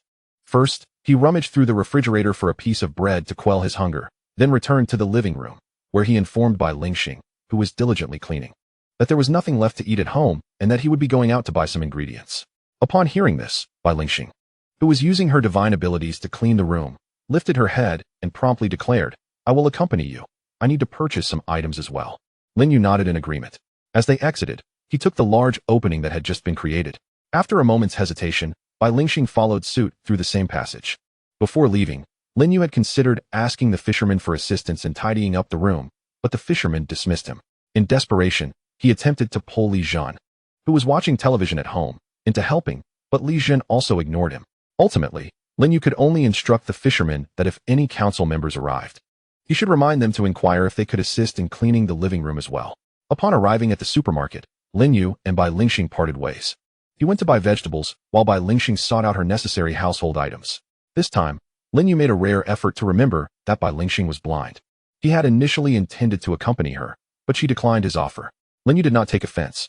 After procuring the groceries, he searched the supermarket for a while and ultimately found Bai Lingxing in the clothing section. She was purchasing clothes, and by the time Lin You approached her, she had already made her selections. A glance revealed that she had chosen dresses of the same style in various colors. It seemed that Bai Lingxing had a fondness for wearing dresses. Chapter 136, Lin You and Women's Clothing? After the attendant had neatly packaged the garments, Bai Lingxing proceeded to buy a set of pajamas. "I recall you already have a new set of pajamas. Why buy another?" Lin You inquired, puzzled, as he observed the light blue pajamas she held. If his memory served him correctly, Bai Lingxing had indeed purchased a new pair just a couple of days prior. While that set was somewhat peculiar, it was at least new. However, in response to Lin Yu's confusion, Bai Lingxing appeared somewhat embarrassed. In a voice only audible to the two of them, she explained, "That was a nun's outfit I took from the church. I had no other clothing, so I resorted to wearing it as sleepwear." The expression on Lin Yu's face shifted from confusion to astonishment. No wonder he had always found Bai Lingxing's sleepwear odd. It resembled the nun's attire worn by some borderline streamers online, though it was considerably more modest. So, this was the situation. The notion of mistaking a nun's attire for sleepwear, while shocking, was indeed an intriguing revelation. However, if this matter were to be placed in the hands of a zealot who wields the true name of God as a weapon, it would seem entirely rational. Initially, Lin You considered Bai Lingxing to be the most sane individual among their small quartet. Yet, the deeper he delved into her character, the more he discerned that Bai Lingxing was far from ordinary. This was not merely a devotee of God. Rather, she appeared to be a mastermind cloaked in the guise of a believer. Upon returning home, Lin You discovered that the large hole in the wall of Bai Lingxing's residence had been repaired during his trip to the supermarket. Furthermore, the dust in the living room had been meticulously cleaned. Lin You couldn't help but marvel at the efficiency of the council's operations. He placed the groceries in the kitchen, intending to ask Bai Lingxing for assistance in washing the vegetables. However, before he could do so, Bai Lingxing mentioned that she needed his help with something. Lin You raised an eyebrow. This seemed to be the first time Bai Lingxing had proactively sought his assistance. Yet, for reasons unknown, a sense of foreboding lingered in Lin Yu's mind. Thus, he refrained from immediately agreeing and instead inquired what she required of him. Bai Lingxing lowered her gaze. Unable to meet Lin Yu's eyes, her hands tightly gripping the bag containing the clothes, her tone somewhat hesitant. "If there's something you need, just say it. Your indecision leaves me unsure of how to assist you, does it not?" Despite his words, Bai Lingxing's hesitance only heightened Lin Yu's vigilance. He couldn't shake the feeling that whatever she was about to ask of him was unlikely to be a pleasant request. With a deep breath, and encouraged by Lin Yu, Bai Lingxing exhaled softly. She then raised her head to meet Lin Yu's gaze, lifting the clothes in her hands, and with the utmost sincerity, she began. "Could you please try on this outfit for me? I wish to see how it looks. If possible, I also purchased a wig that you could wear." As she spoke, her voice dwindled to a whisper, while Lin Yu's expression darkened considerably. "Impossible," he nearly spat through clenched teeth. Thankfully, it was Bai Lingxing making such a request. Had it been Li Zhan, Lin Yu suspected he would have resorted to blows before the words were fully articulated. Although Bai Lingxing's request appeared reasonable, given her ability to see him, how could a normal man like Lin Yu ever contemplate dressing as a woman? Moreover, with Li Zhan present, the risk of being discovered and ridiculed for eternity loomed ominously over him. Such a blunder, once made, would haunt him forever. There was no way he would entertain the thought. Alas, is it truly not possible? Bai Lingxing lamented with a sigh. This notion had sprung to her mind after she had been able to see Lin You, prompting her to purchase a wig specifically for this purpose. Although Bai Lingxing understood the improbability of persuading Lin You to dress as a woman who does not harbor a whimsical desire in their heart, however, when that fleeting notion was dashed, it left Bai Lingxing feeling profoundly disheartened. Not a chance. I'm a man. You expect me to wear a skirt? What kind of nonsense is this? Lin You firmly rejected the suggestion, his tone resolute, leaving no room for negotiation. No skirts? Then what about something else? Despite Lin Yu's unwavering stance, Bai Lingxing discerned a slight loophole in his words. However, the ultimate authority to interpret the matter rested solely with Lin You. Anything that resembles women's clothing is out of the question. With this declaration, Lin You effectively silenced Bai Lingxing. She opened her mouth, rummaging through her bag to produce the recently purchased nightgown, hoping for one last attempt. What about this? Although Bai Lingxing could not see the design of the nightgown, she believed it shouldn't be classified as women's attire. Observing Bai Lingxing's gesture to unveil the garment, Lin You instinctively wanted to decline. Yet, when he noticed that she was presenting a nightgown, he hesitated momentarily. Under the expectant gaze of Bai Lingxing, he ultimately acquiesced.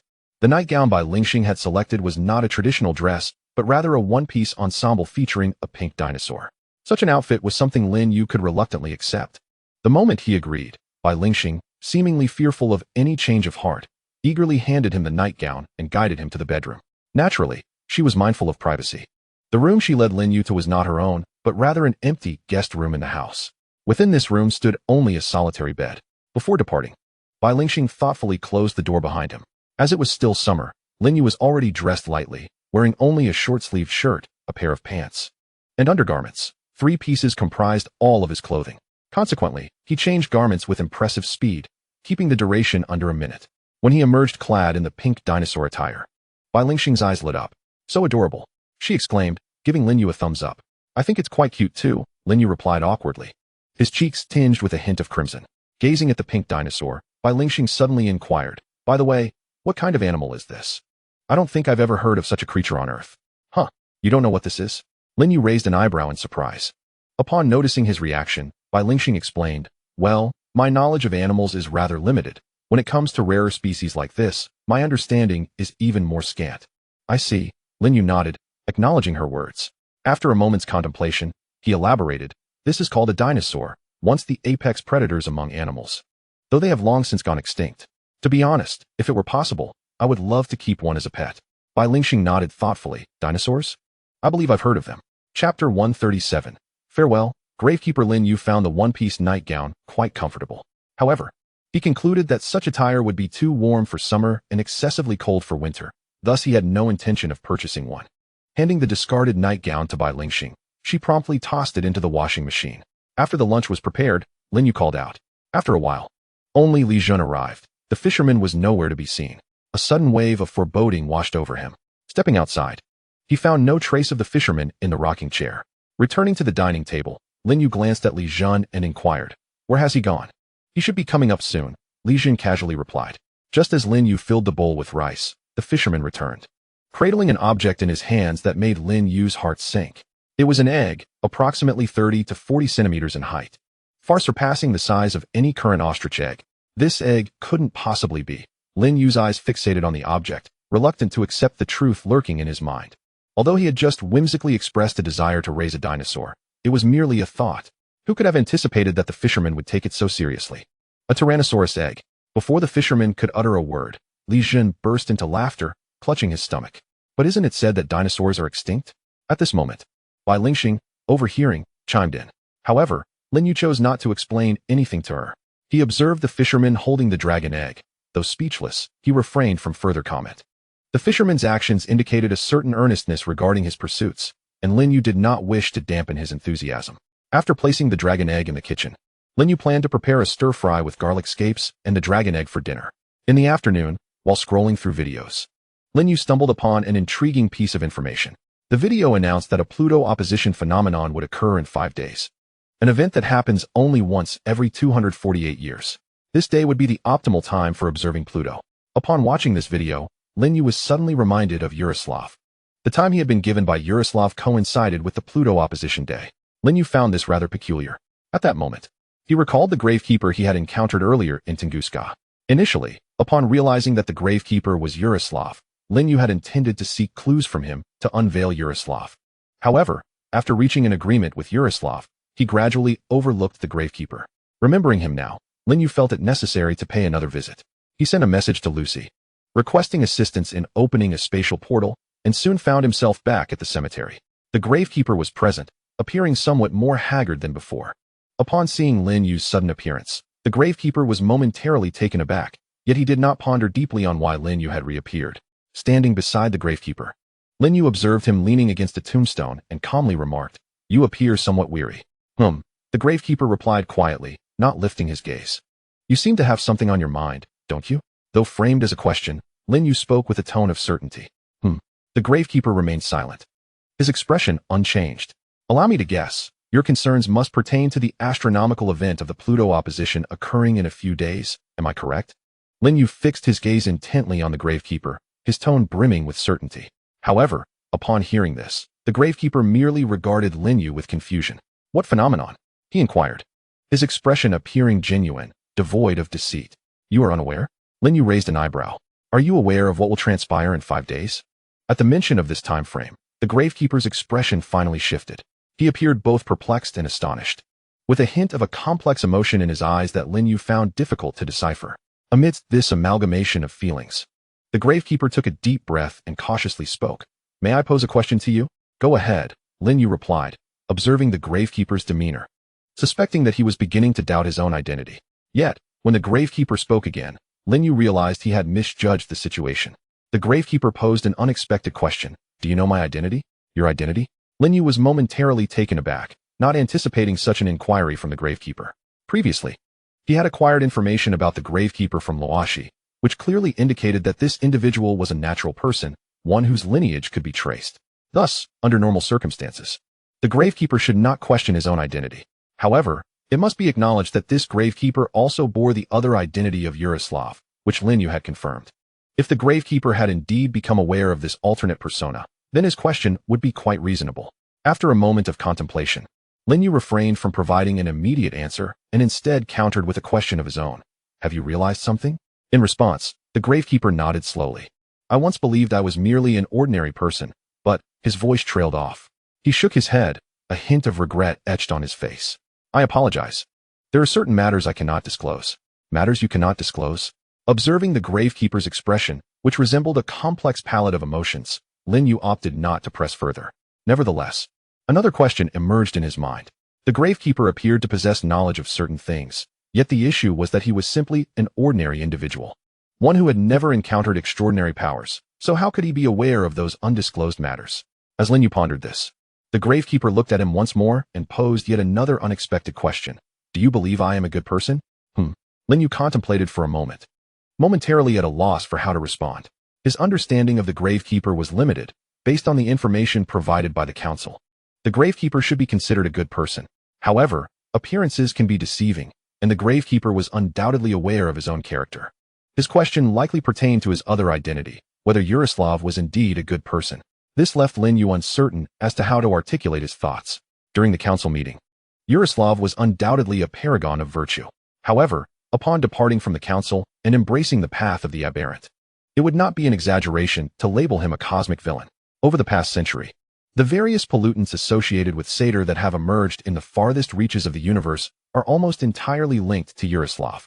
Numerous signs indicate that he is a cultist, madly experimenting on other races in his quest for greatness.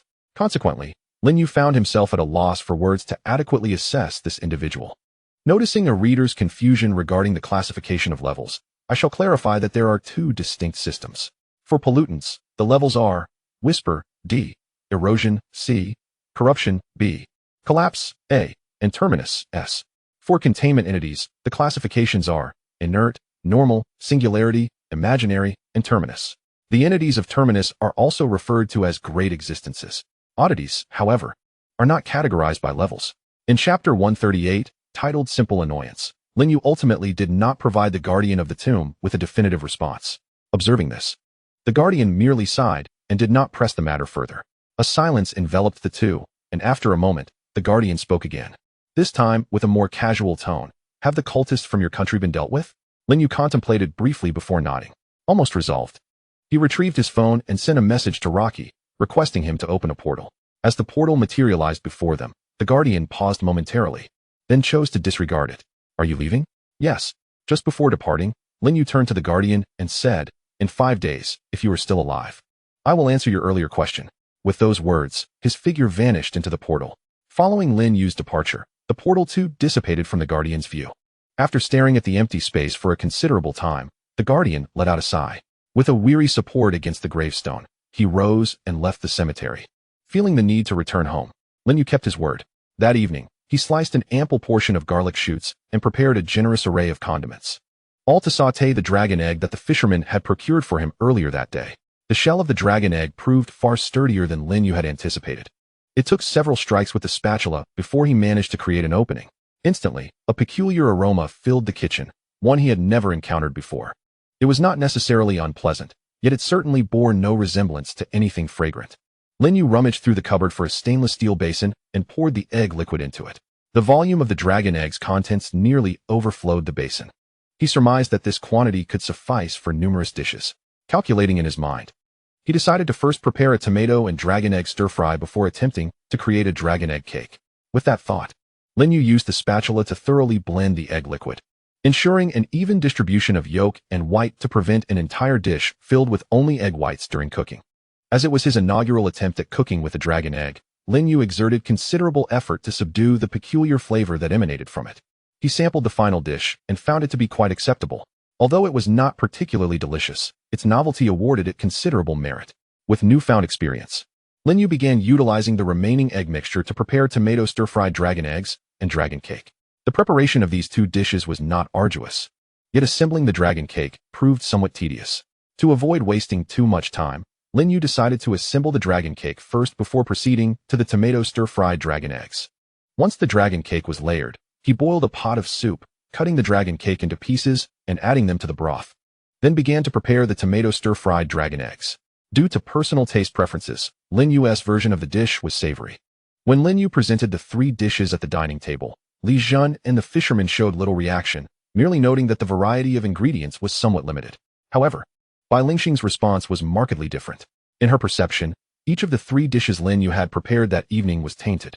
At that moment, Bai Lingxing seemed to grasp the sentiment expressed in the poem of Mulan upon hearing her father's name. Lin Yu had laid out such fare tonight. Was he attempting to have her choke down plain rice? What was wrong? Did he find the dishes unpalatable? Noticing Bai Lingxing's expression, Lin Yu felt a twinge of confusion. Bai Lingxing spoke with the tone Lin Yu had previously used about not wasting food, addressing him. Are these meant for human consumption? Huh. At that instant, Lin Yu let out a soft exclamation. He glanced at Bai Lingxing and then at the 3 dishes on the table, speaking with a peculiar tone. Can you see these dishes? Bai Lingxing, in response, shook her head. I cannot see them. Then how can you tell that these dishes are inedible? Upon hearing this, Bai Lingxing was momentarily at a loss for words. In my perception, all 3 dishes are rife with pollution. Cooking with pollutants, a normal person. She abruptly paused. It dawned on her that while it was true that dishes made from pollutants were inedible for normal individuals, there seemed to be no one here, aside from her, who could be considered normal. According to the principle of the majority ruling over the minority, Lin Yu's choice to cook with pollutants appeared rather reasonable. She realized she had no grounds to criticize him. Seeing Bai Lingxing suddenly fall silent, Lin Yu was unaware of her thoughts, but felt she was correct. Indeed, the 3 dishes were filled with pollution, wholly unsuitable for normal consumption. Consequently, Lin Yu summoned his divine aura, enveloping the 3 plates with it. The pollution, akin to a floating weed without roots, was immediately crushed upon contact with the divine essence. The taint dissipated instantaneously. Is this acceptable? He asked, serving Bai Lingxing a bowl of rice, then sequentially dishing out bowls for Li Jun and the fisherman, before finally serving himself. Faced with the 3 dishes exuding a divine aura, Bai Lingxing found herself at a loss for how to begin. She requested Lin Yu to serve her a bowl of soup and took a small taste. The moment the soup touched her lips, her eyes lit up with delight.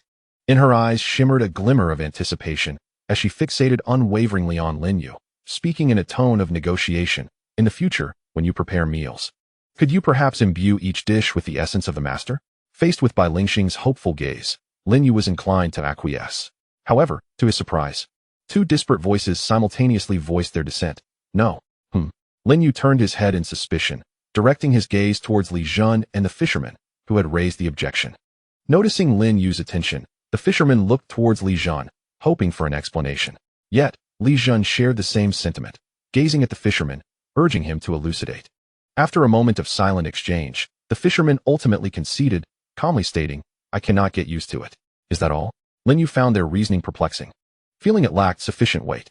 At that moment, Li Jun rummaged through his phone and ultimately thrust the screen into Lin Yu's face. Displaying a science video, tigers mark their territory with urine. Lin Yu understood, yet he countered that he was merely using his essence to mark, not urine. Moreover, they all resided under the same roof. Lin Yu released the divine essence daily. Had they not acclimatized by now? He voiced this query aloud. In response, Li Jun explained, "When the essence appears on food, it simply feels off-putting." Chapter 139. Convincing the blind that this is ordinary konjac delight by Lingxing enjoyed the meal thoroughly. While both Li Jun and the fisherman barely touched their food, the fisherman at least finished the bowl of rice Lin Yu had served him, while Li Jun merely pushed around a few grains before losing his appetite entirely.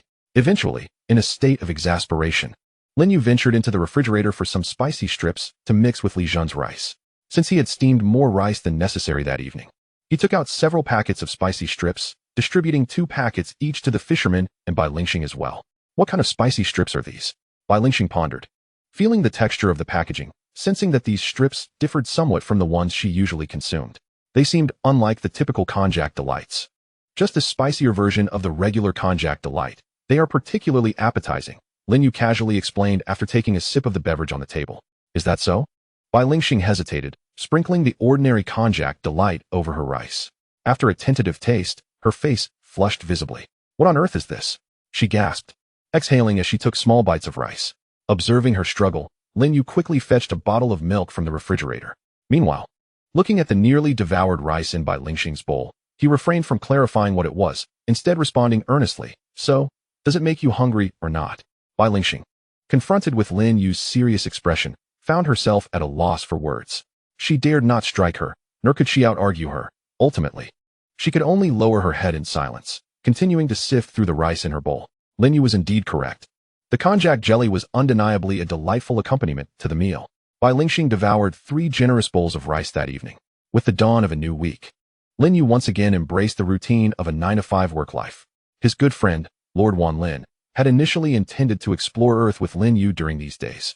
However, with Lin Yu's work commitments, Wanlin had no choice but to postpone their journey, agreeing that they would embark on their adventures after dealing with the cultists. To infuse their future travels with a sense of novelty, Wanlin refrained from exploring prematurely during this interval. Yet, with time on his hands, Wanlin ventured into the outer universe, capturing a plethora of wonders to share with Lin Yu. Among these were the stellar rivers that spanned the entire galaxy and the eternal night shrouding entire star systems. According to Wanlin, the time flow within these eternally cloaked systems was rendered permanently null. The mystical phenomenon known as the eternal night veil was indeed remarkable. Lastly, Wanlin showcased to Lin Yu a divine creation site crafted by an advanced civilization, stretching across a significant portion of a supergalaxy. Merely reading Wanlin's vivid descriptions ignited Lin Yu's yearning for these extraordinary places. Regrettably, due to equipment limitations, he was unable to receive the images Wanlin sent. Each time Lin Yu attempted to open the pictures on his device, he was met with a jumble of incomprehensible data. Even when he exerted his abilities, he could not discern the specific content. He had also attempted to view the images on his computer, only for it to crash spectacularly. On Friday, Lin Yu received a notification about the Pluto opposition. As the workday drew to a close, he began to gather his belongings. No sooner had he clocked out than he sprang up, inviting Li Jun to accompany him home. At that moment, he suddenly noticed that his colleagues had begun to unconsciously overlook his presence. A portal opened beside him, and Luoshi stepped through. Upon seeing Lin Yu, Luoshi immediately stated, "Lord Wanlin is waiting for us on Mars." "Very well," Lin Yu nodded. He had initially intended to have dinner first, but since Wanlin was already awaiting them, he felt it would be inconsiderate to keep him waiting. They would return for dinner once the matters at hand were resolved, perhaps inviting Wanlin and Luoshi to join them as a celebratory feast. Lin Yu returned home to fetch the fisherman, then informed by Lingxing that there would be no dinner prepared that night, suggesting she could order takeout if she was too hungry. "Let us depart." Grabbing his 2 pieces of equipment, the Codex of Transformation and a button, Lin Yu gestured for Luoshi to open the portal. Observing the trio's leisurely demeanor, as though they were embarking on a casual outing, Luoshi took a deep breath. In the next moment, the portal opened, and the 4 of them entered in single file. Mars awaited. In a delicate azure robe, the immortal Lord Wanlin stood serenely upon this desolate planet, wielding a long sword that exuded opulence even in the realm of online gaming. For reasons unbeknownst to him, a peculiar sense of unease began to stir within his heart upon arriving in this place. This was not a mere whim, for at his level of cultivation, whims were non-existent. Any such impulse could be interpreted as a forewarning. Wanlin sensed that some misfortune was imminent, particularly as he prepared to confront the cultists, anticipating that some unforeseen event might transpire. Thus, to avert any potential calamity, he drew forth his trusted old companion. With this Taoist sword, Wanlin could navigate the shadows unscathed. Casting a glance at his disciple, the immortal Qianlin, who was playfully teasing the earthlings from the blind spot of the Mars probe, Wanlin felt an inexplicable urge to deliver a reprimand. Duong. Ouch, master, what was that for? Qianlin exclaimed, clutching his head. Though he was an immortal, he found himself unable to withstand Wanlin's sudden blow. What are you doing? Qianlin protested, nursing his forehead. Just playing with the probe, he replied innocently. Hearing this, Wanlin's ire flared. Brother Lin, Brother Li, and the council president are on their way, and here you are, fooling around with a probe. If they see you, especially that council president, how will I ever show my face? With a wave of his hand, Wanlin erased the evidence of Qianlin's antics. No sooner had Wanlin's hand descended than a portal materialized behind him. Realizing the arrival of his companions, he turned with delight. Brother Lin, Brother Li, you have arrived. But before he could finish, a shadow fell upon him, one that seemed vaguely familiar. Perhaps it was the figure's lowered head that obscured his recognition. However, as the figure lifted its gaze, Wanlin beheld a face he wished never to see again. Simultaneously, the fisherman revealed a peculiar smile, an unsophisticated fishing rod appearing in his hand as the surrounding pollution surged alarmingly, accompanied by a disconcerting sound echoing through the space. Got you.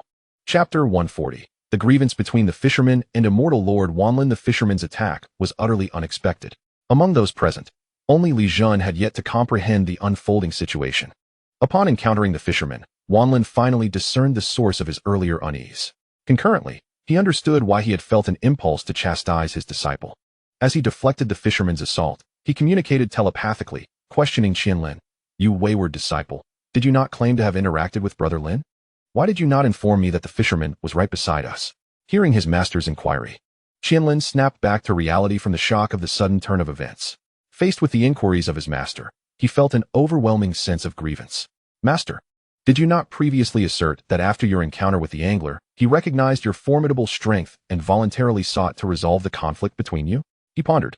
Since the discord between you has been amicably settled, it seems unnecessary for me to intervene further. Upon hearing his disciple's plaintive thoughts, Lord Wanlin felt a twinge of embarrassment. Following the altercation with the angler, he had been pursued across a considerable portion of the universe, ultimately escaping only by retreating to the minor celestial realm. To shield his disciple from the humiliation of his predicament, he had fabricated a tale, claiming that the battlefield spanned a significant expanse of the universe, and that the angler, apprehensive of his prowess, had chosen to reconcile. Little did Wanlin anticipate that the boast he had made 200,000 years prior would return to strike him with unyielding force after all this time. The clash of fishing rod and long sword reverberated, sending peculiar ripples through the surrounding space. Wanlin, caught off guard, was sent hurtling away. At that moment, Lin You also regained his composure. Observing the decidedly lopsided skirmish, he refrained from intervening. Even he could discern that both the angler and Lord Wanlin were exercising remarkable restraint, refraining from engaging in a serious confrontation. Had they truly clashed, the battleground would surely extend far beyond the confines of Mars. If Lin You, who was not particularly adept in combat, could perceive this, then the esteemed Qianlin and Luo Shi undoubtedly could as well. At this juncture, Qianlin discreetly observed the unfolding drama, while Luo Shi, in deference to Lord Wanlin's dignity, consciously shut off all her sensory perceptions. Although Lin Yu was unaware of the sudden animosity displayed by the angler towards Lord Wanlin, he noted the ever-unchanging expression on Li Jun's face and promptly inquired, his voice resonating within Li Jun's mind. What prompted their conflict? Was there a prior grievance? In response, Li Jun's expression stiffened slightly. You do realize that I can hear you even if you speak directly? He replied. Ah, I see. Realizing that Li Jun could indeed hear him, Lin Yu cast a glance, silently requesting assistance in elucidating the history of animosity between the angler and Lord Wanlin. Without any qualms, Li Jun recounted the established facts. 200,000 years ago, the progeny of Circa, under the angler's influence, sought to summon the true form of Circa into the universe. intending to harness Circa's power to create more dream eaters.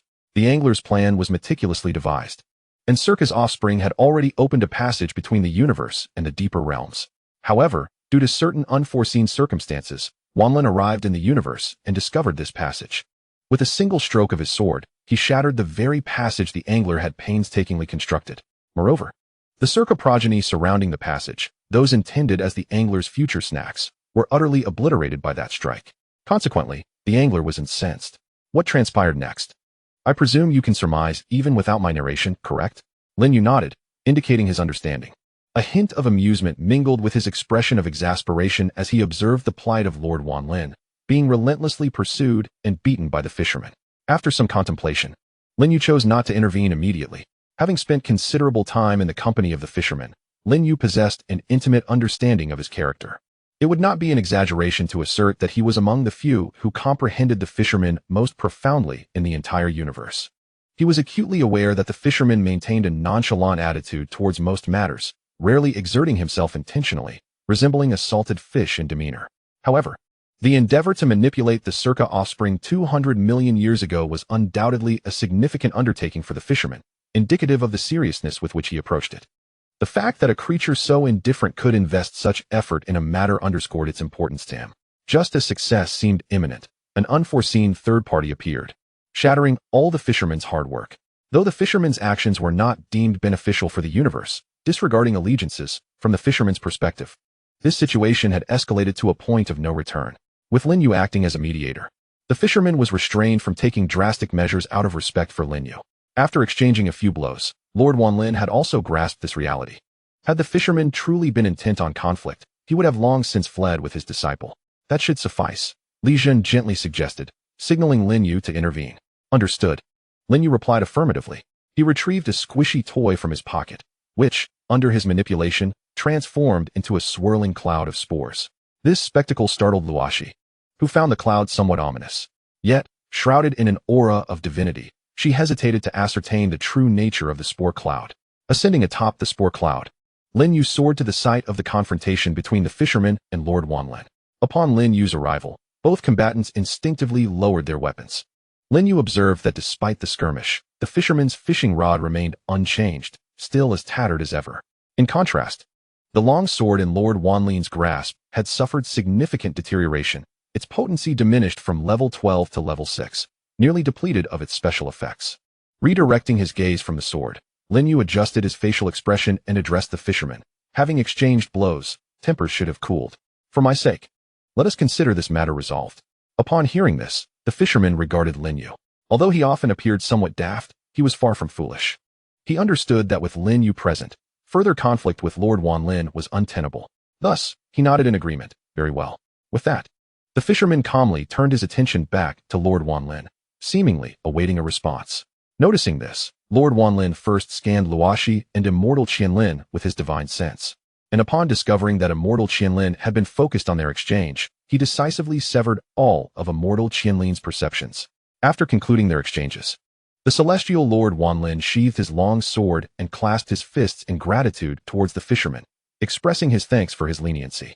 The fisherman regarded him with a calm nod. Subsequently, Wanlin turned to Lin Yu, offering a similar gesture of appreciation.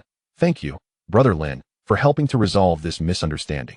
Even now, Wanlin remained oblivious to the reasons behind the fisherman's pursuit. He steadfastly believed it to be a mere misconception. With Lin Yu acting as an intermediary to dispel this confusion, it was only fitting that he expressed his gratitude. Chapter 141. You will still play with me in the future, won't you? Brother Wanlin need not be so courteous. Perhaps influenced by Wanlin's demeanor, Lin Yu always adopted a more elaborate style when conversing with him. He then turned to the fisherman, imparting a lesson.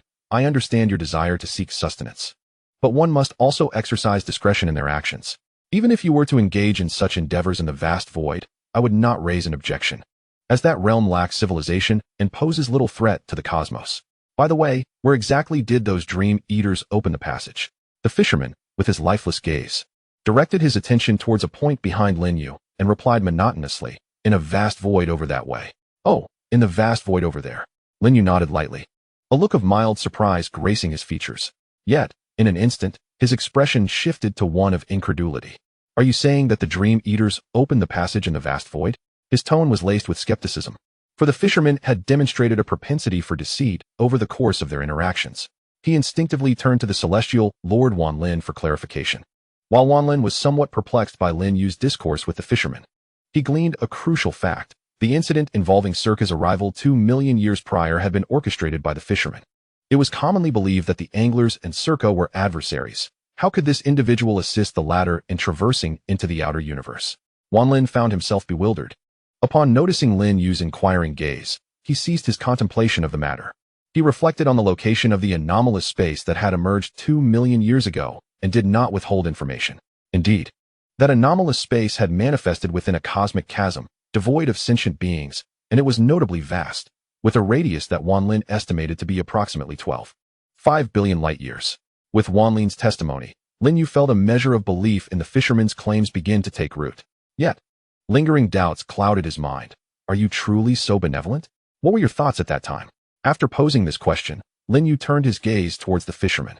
He observed a fleeting expression of disdain cross the fisherman's face. A calm voice resonated in Lin Yu's ear, explaining that had the inquirer been anyone other than Lin Yu, the fisherman would have shown little inclination to elucidate. There are far too many pests in the outside world. They are quite bothersome.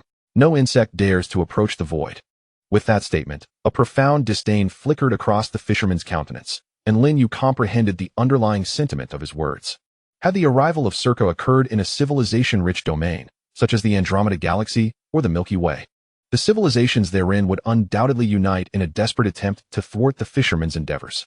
However, in the vast and ungoverned expanse of the Great Void, unless one were particularly idle, no civilization would dare to intervene against the fisherman, the reasons being both fear and an attitude of indifference, with none willing to take on the role of the scapegoat. Yet, even with the fisherman fully prepared and his meticulously crafted scheme set in motion, it was ultimately disrupted by a bored celestial being. At this thought, Lin Yu instinctively glanced towards the direction of the celestial master Qianlin, and at that precise moment, the fisherman also turned his gaze in the same direction. A peculiar notion suddenly arose in Lin Yu's mind.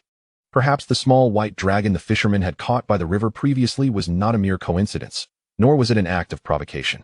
Noticing that both Lin Yu and the fisherman were now looking towards the celestial master Qianlin, the celestial lord Wanlin, feeling somewhat perplexed, inquired, "Brother Lin, is there an issue with my disciple?" "Not at all. You have indeed acquired a fine disciple," Lin Yu replied with a wave of his hand and a smile. This response left celestial lord Wanlin utterly bewildered, and what followed only compounded his confusion. The fisherman nodded in agreement. A fine disciple indeed.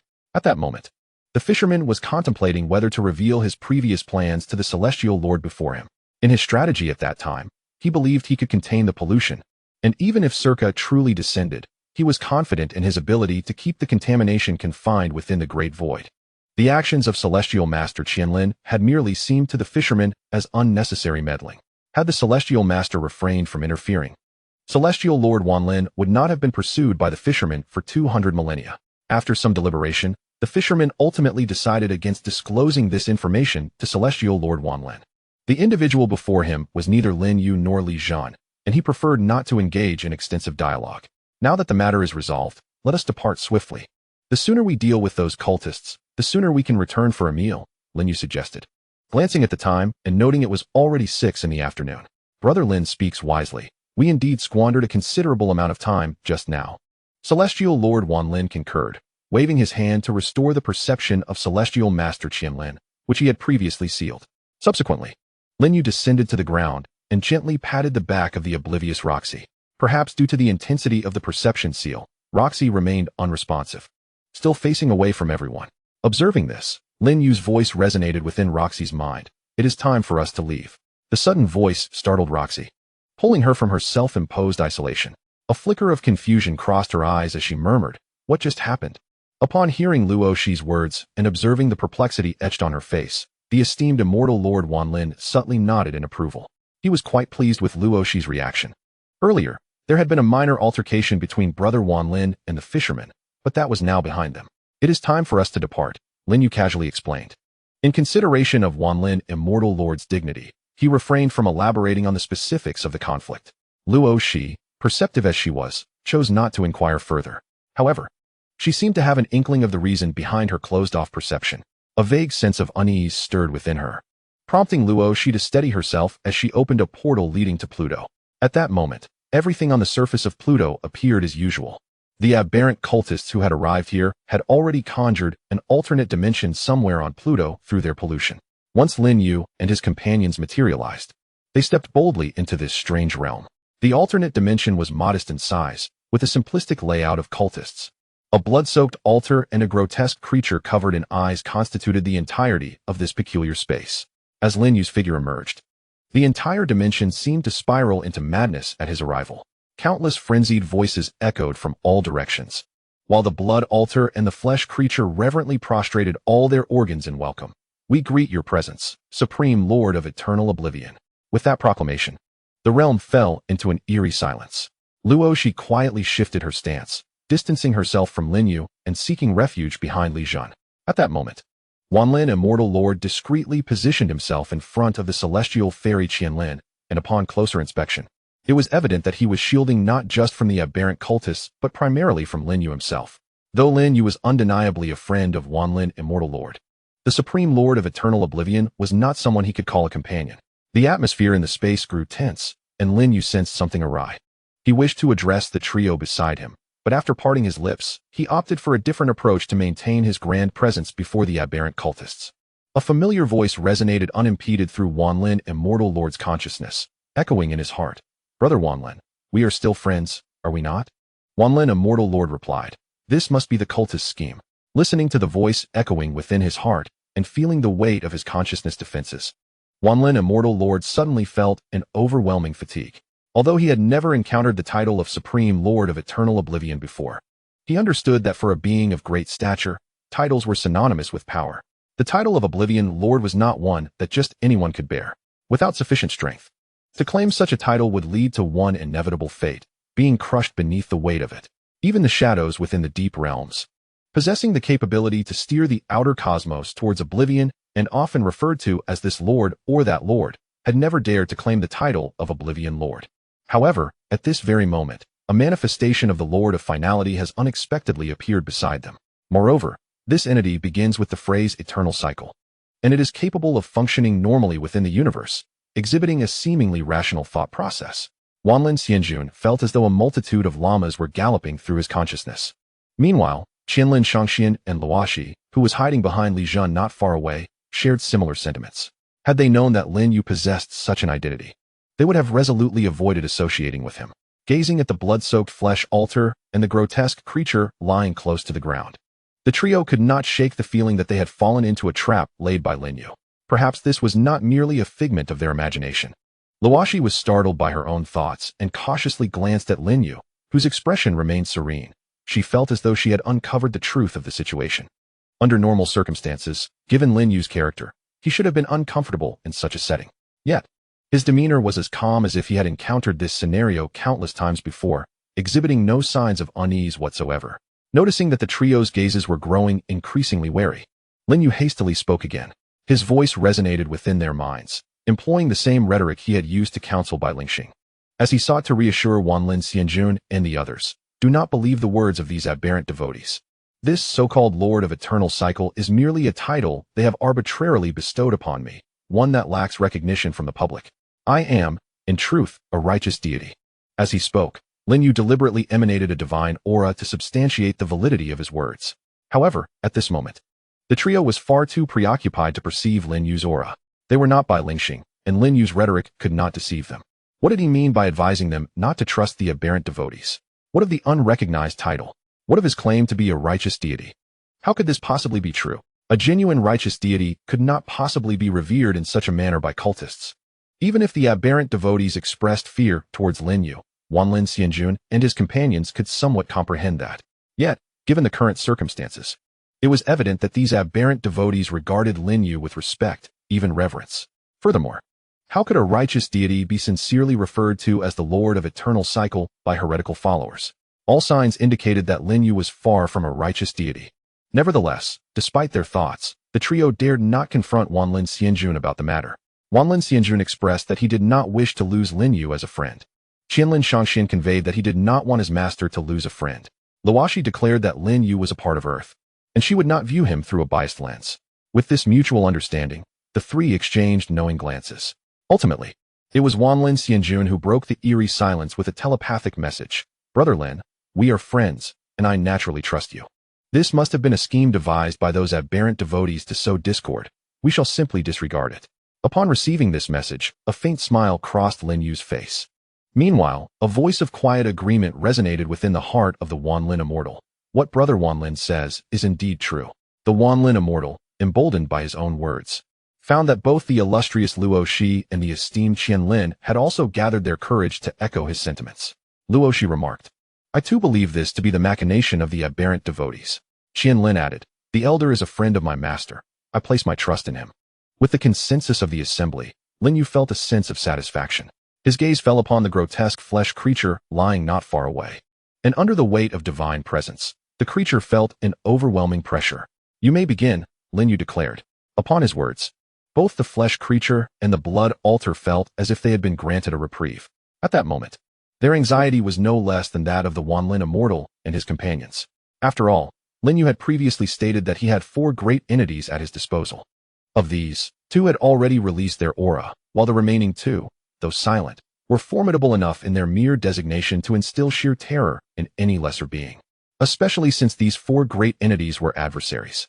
At this moment, the blood creature, formed by numerous aberrant devotees, could only hope that the last projection of authority would descend as intended, thereby allowing them the honor of a glorious demise.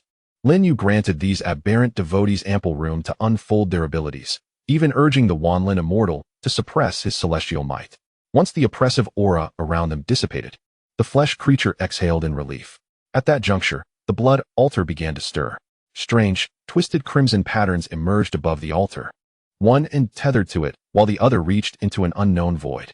As time flowed on, the blood altar began to wither, while the crimson pattern grew increasingly solid. Lin Yu placed a hand on Li Zhun's shoulder. His left eye shimmered with golden light as he scrutinized the crimson pattern. In Projection, Chapter 143. The entrance to the deep domain. There was a reason the aberrant devotees placed the end projection at the last. Lin Yu could distinctly sense the terror of that authority. As he probed this manifestation, a long-forgotten sensation of swelling arose in his eyes. Had he not been supporting himself on Li Zhun, who aided in alleviating his discomfort, Lin Yu might not have maintained such composure. If even he felt discomfort from that final projection, one could only imagine the turmoil it caused among the aberrant devotees. On the desiccated blood altar, the flesh creature seemed to struggle under the weight of the projected power. Countless voices of varying tones intertwined, shrieking and wailing, creating a cacophony that left Lin Yu with a throbbing headache. Consequently, Lin Yu resorted to the method he employed against Seder, donning noise-canceling headphones. The effect was markedly profound. Once the noise cancellation was activated, the chaotic din diminished to nearly inaudible levels. A glance around revealed that his companions were largely unaffected. Even Luo, she seemed to be faring well, which reassured Lin Yu. At this moment, the culmination of the end projection approached its conclusion. The altar of flesh and blood lay completely desiccated, with the consciousness of the distorted adherents having transferred into the grotesque creature, merging seamlessly with it. Observing the final projection gradually fusing with the abomination, Lin Yu anticipated a swift harvest. However, at that moment, the monstrous entity composed of countless aberrant devotees began to tremble uncontrollably. Its surface erupted at an astonishing pace, sprouting an array of bizarre organs, only for them to twist together in a grotesque dance, merging into other forms or vanishing entirely moments later. Lin Yu fixated on the contorted creature, an unsettling sense of familiarity washing over him. It seemed he had encountered a similar spectacle before. A spark ignited in his mind as he recollected the time he had insulted Sothair, nearly precipitating its descent, and the aberrant devotee that had acted as its conduit. He recalled that the condition of that devotee mirrored the one before him. Moreover, when he unleashed Sothair's corruption, the afflicted beings exhibited a similar distortion. With this thought, Lin Yu abruptly lifted his gaze towards the terminus of the crimson patterns. Before him lay an endless expanse of shattered void. The mere essence diffusing from this abyss potent enough to immobilize even the mightiest of beings. It was the aura of annihilation. Within the depths of this void, countless peculiar and twisted shadows seemed to lurk, and as Lin Yu beheld this emptiness, he was instantly struck by the sensation of innumerable eyes upon him. At the juncture between the void and the otherworldly realm, tendrils of blood-red patterns extended forth, the manifestation of Sothair's power. In this profound domain, though the shadows were invincible, their strength was subdued by the impending end, unable to fully unveil itself. Lin You sought to employ his abilities for a glimpse into the state of the profound realm. Yet, just as his left eye ignited with light, before he could gaze upon it, a sudden tug at his hand resting on Li Jun's shoulder interrupted him. "Do not look there." Li Jun's voice resonated in Lin Yu's ear. Turning to face him, it was the first time Lin Yu had witnessed such a serious expression on Li Jun's face. Acknowledging this, Lin Yu gently nodded, the golden light in his eyes dissipating as he reverted to observing with his naked sight. At that moment, the immortal Lord Wanlin unexpectedly approached Lin Yu. He had contemplated severing the connection to the profound realm the instant he sensed its link to their current domain. However, upon seeing Lin Yu's unwavering tranquility throughout, he refrained from immediate action. Now, witnessing the complete integration of the profound realm with their otherworldly space, while Lin Yu remained passive, Wanlin felt a growing impatience. Perhaps Lin Yu was entirely engrossed in the profound realm, oblivious to the surrounding circumstances. Yet, Wanlin, ever vigilant, was acutely aware of the situation around them. Under the oppressive aura emanating from the profound realm, both Luo Shi and the immortal Qianlin had already turned pale, visibly on the brink of despair. If it were not for the attentiveness of the immortal Wanlin, the two would likely have perished by now. The immortal Qianlin, being a cultivator, is fortunate. His enhancement of power does not increase his cognitive entropy. However, Luo Shi is different. Her strength derives from the increase in cognitive entropy. And the more polluted her surroundings become, the worse her condition deteriorates. Presently, even with the immortal Wanlin's protection, Luo Shi's state has reached a critical low. Noticing the approach of immortal Wanlin, Lin Yu also became aware of Luo Shi's dire situation. He nudged Li Jun, signaling him to help isolate Luo Shi from the surrounding pollution. Observing Luo Shi, who appeared on the brink of death, Li Jun nodded gently. Subsequently, Luo Shi suddenly realized that the pollution around her had dissipated, and her condition began to gradually improve. Holding her slightly constricted chest, Luo Shi cast a grateful glance at Li Jun. She had experienced this method of isolating pollution before, during her last visit to Yaroslava with Lin Yu. Li Jun had employed the same technique. Seeing Luo Shi's complexion return to normal so swiftly, immortal Wanlin's eyes widened. He then turned to Li Jun and, feeling somewhat embarrassed, communicated telepathically, brotherly, could you assist my disciple? Before he could finish, immortal Wanlin felt his disciple suddenly fall into a unique state of isolation from the world. In this state, the immortal Qianlin gave him the illusion of being both distant and near. He sensed that, although she was still present, she seemed to have transcended this space. Immortal Wanlin did not delve into the intricacies of this technique, for his focus lay elsewhere, being a cultivator. He could not comprehend the advanced technologies of the outer universe. With Li Jun's assistance in isolating the pollution, immortal Wanlin could now fully immerse himself in the impending battle. His consciousness locked onto the blood-red patterns spreading from the entrance of the deep realm, and he communicated to Lin Yu, Brother Lin, given the current situation, it seems that Satyr will soon descend, and it will be a fierce confrontation. I hope you will. He paused, considering Lin Yu's title, and ultimately revised his statement. This area is relatively close to the outer universe. I hope you might hold back a bit. Lin Yu thought to himself that, if not for the inappropriate circumstances, he would have liked to respond, you have too much faith in me. However, upon hearing from immortal Wanlin that Satyr was about to arrive, Lin Yu's expression remained unchanged, yet he discreetly maneuvered behind the fisherman. Chapter 144. He turned and departed due to the tense atmosphere. Lin Yu's subtle movement went unnoticed. After retreating behind the fisherman, he stood there nonchalantly, alongside immortal Wanlin, both fixated on the blood-red patterns emanating from the entrance of the deep realm. Suddenly, an inexplicable feeling surged within Lin Yu. At the far end of the blood-red patterns in the deep realm, it seemed as if a terrifying gaze was fixated upon him. I wish to inquire of all the readers, can this be considered a masterpiece? He gazed intently into the void at the terminus of the crimson patterns, and faintly, Lin Yu seemed to perceive a perfect embodiment of life. This entity exuded an essence that suggested the ultimate evolution of life, with every aspect in exquisite harmony, as though it were destined to exist in such a manner. To Lin Yu, it felt like the most flawless life form in existence, the progenitor and creator of all beings, a true mother of all things. It was difficult for Lin Yu to believe that the satyr, who had previously descended from another realm, was indeed the same shadow that now resided within this profound domain. Yet, the current sight before him compelled him to accept that this shadow, which possessed the complete authority of life, was perhaps meant to appear as it did. At that moment, the perfect life form standing at the end of the crimson patterns became aware of Lin Yu's gaze. Whether it was merely an illusion, Lin Yu felt that, for an instant, Satyr seemed to exhibit a flicker of surprise. However, In the blink of an eye, that hint of astonishment dissipated, much like Lin Yu's own fleeting misperception. Under Lin Yu's scrutiny, the terminus of the crimson patterns drew ever closer to this extraordinary realm. As Satyr approached, the blood and flesh monstrosity, long overlooked by all, astonishingly returned to a semblance of normalcy.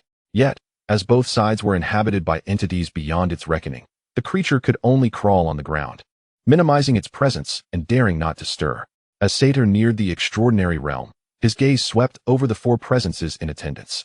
After surveying them, Satyr's advance came to a halt. Lin You sensed that Satyr had fixed a glare upon him, leaving him somewhat bewildered and inclined to return the glare. But before he could react, an astonishing scene unfolded before the gathered crowd. The crimson patterns, which had spread from the profound domain, began to retract at an incomprehensible speed. In mere moments, the crimson patterns that had nearly engulfed the sky of the extraordinary realm seemed to be devoured by the profound domain, retreating entirely within its depths.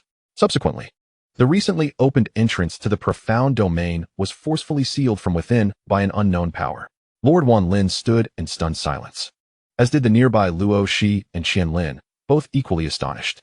The trio had anticipated a fierce confrontation, yet this abrupt turn of events was too sudden to comprehend. Was that all there was to it? At this juncture, a voice shattered the silence enveloping the scene. Lin You smacked his lips, finding amusement in the memory of Satyr's glare before departing. What was the point of posturing without strength? Following Lin Yu's light chuckle, Lord Wan Lin snapped back to reality. Observing the smiling Lin Yu, he believed he had discerned the true reason behind Satyr's departure. Brother Lin, it was you, rather than me, who made him feel that he could not contend with us, leading him to leave. Lin Yu waved his hand, interrupting Lord Wan Lin before he could continue. He was acutely aware of what had just transpired. Satyr had only departed after surveying the four of them. However, it would have been better left unsaid. With Lin Yu's remark, Lord Wan Lin found himself even more convinced of his previous thoughts. It is widely acknowledged that shadows are enigmatic, distorted, and devoid of logic. Within the reasoning of shadows, the notion of retreat does not exist. In other words, had Lin Yu not intervened, Satyr would have been unlikely to leave. Brother Lin need not be modest. Shadows are illogical, twisted entities. How could they possibly entertain such thoughts? One could say that Lord Wan Lin was not particularly loquacious. Had another been present, they would have readily echoed Lin Yu's words. Yet, Lord Wan Lin was different. Apart from being momentarily taken aback by the title of the Eternal and Sovereign, he spoke his mind candidly. Upon hearing his words, Lin Yu suddenly sensed something amiss. He gazed at Lord Wan Lin and inquired, "What is Satyr to you?" Taken aback by Lin Yu's unexpected question, Lord Wan Lin paused for a moment. Noticing Lin Yu's serious expression, he pondered carefully before uncertainly replying, "A bizarre, twisted creature of flesh and blood?" After hearing Lord Wan Lin's description of Satyr, Lin Yu turned to the fisherman. Noticing Lin Yu's gaze, the fisherman pointed at Lord Wan Lin and casually remarked, "Just like him." Lin Yu realized that his perception of Satyr seemed to differ from that of others. He then turned to Li Zhan and asked, "And you?" Li Zhan contemplated for a moment before responding, "Just like you." "What?" Lin Yu was momentarily taken aback, unable to grasp the meaning behind Li Zhan's words. Did he mean that in his eyes, Satyr was a being akin to himself, or that their perceptions of Satyr were identical? Observing Lin Yu's confusion, Li Zhan gently shook his head and succinctly articulated 6 words, "A perfect life form." With that, Li Zhan sealed his lips, refraining from further elaboration.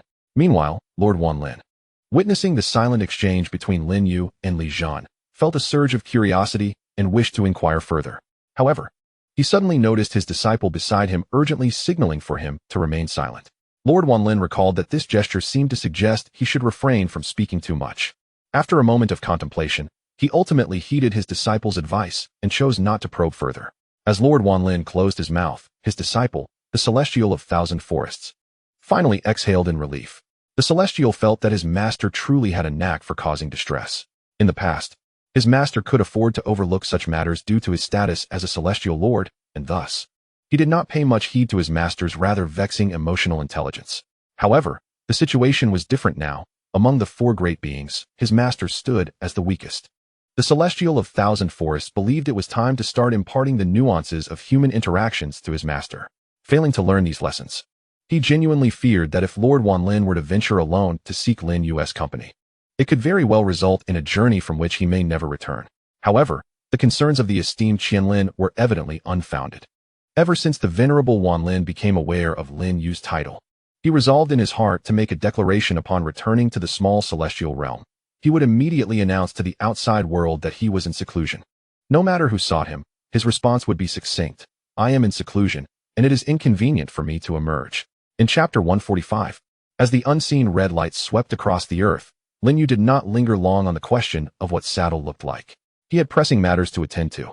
Since Saddle's departure, the surrounding pollution levels had gradually returned to normal. Before him stood a flesh-and-blood monstrosity that had regained its ability to move. It was evident that it was not a being of great significance. "It seems you have failed," came a voice that was not the cacophony of the myriad tones from the creature, but rather a normal human voice, Yaroslav's. "It appears you still have a trump card." Lin You discerned an unusual undertone in Yaroslav's words. The absence of a direct denial suggested that the other party had not entirely failed, just as Lin You had suspected. Yaroslav chuckled awkwardly and offered no further reply. Saddle's departure had once again reshaped Yaroslav's worldview, leaving his logic in disarray. With his master gone, even if he, the usurper of his master's powers, were to become a great being, he would likely lack the capacity to resist. Lin You signaled to Qianlin, indicating that it was time for action. Observing the cue, Qianlin first glanced at Wanlin, receiving a slight nod in response before producing his weapon, a long spear. Without a word, he thrust it directly into the flesh-and-blood creature. The spear's tip penetrated the creature's body, producing a sound reminiscent of sizzling meat. Simultaneously, a series of eerie wails emanated from within the monstrosity. "Ah, Jie, yeah."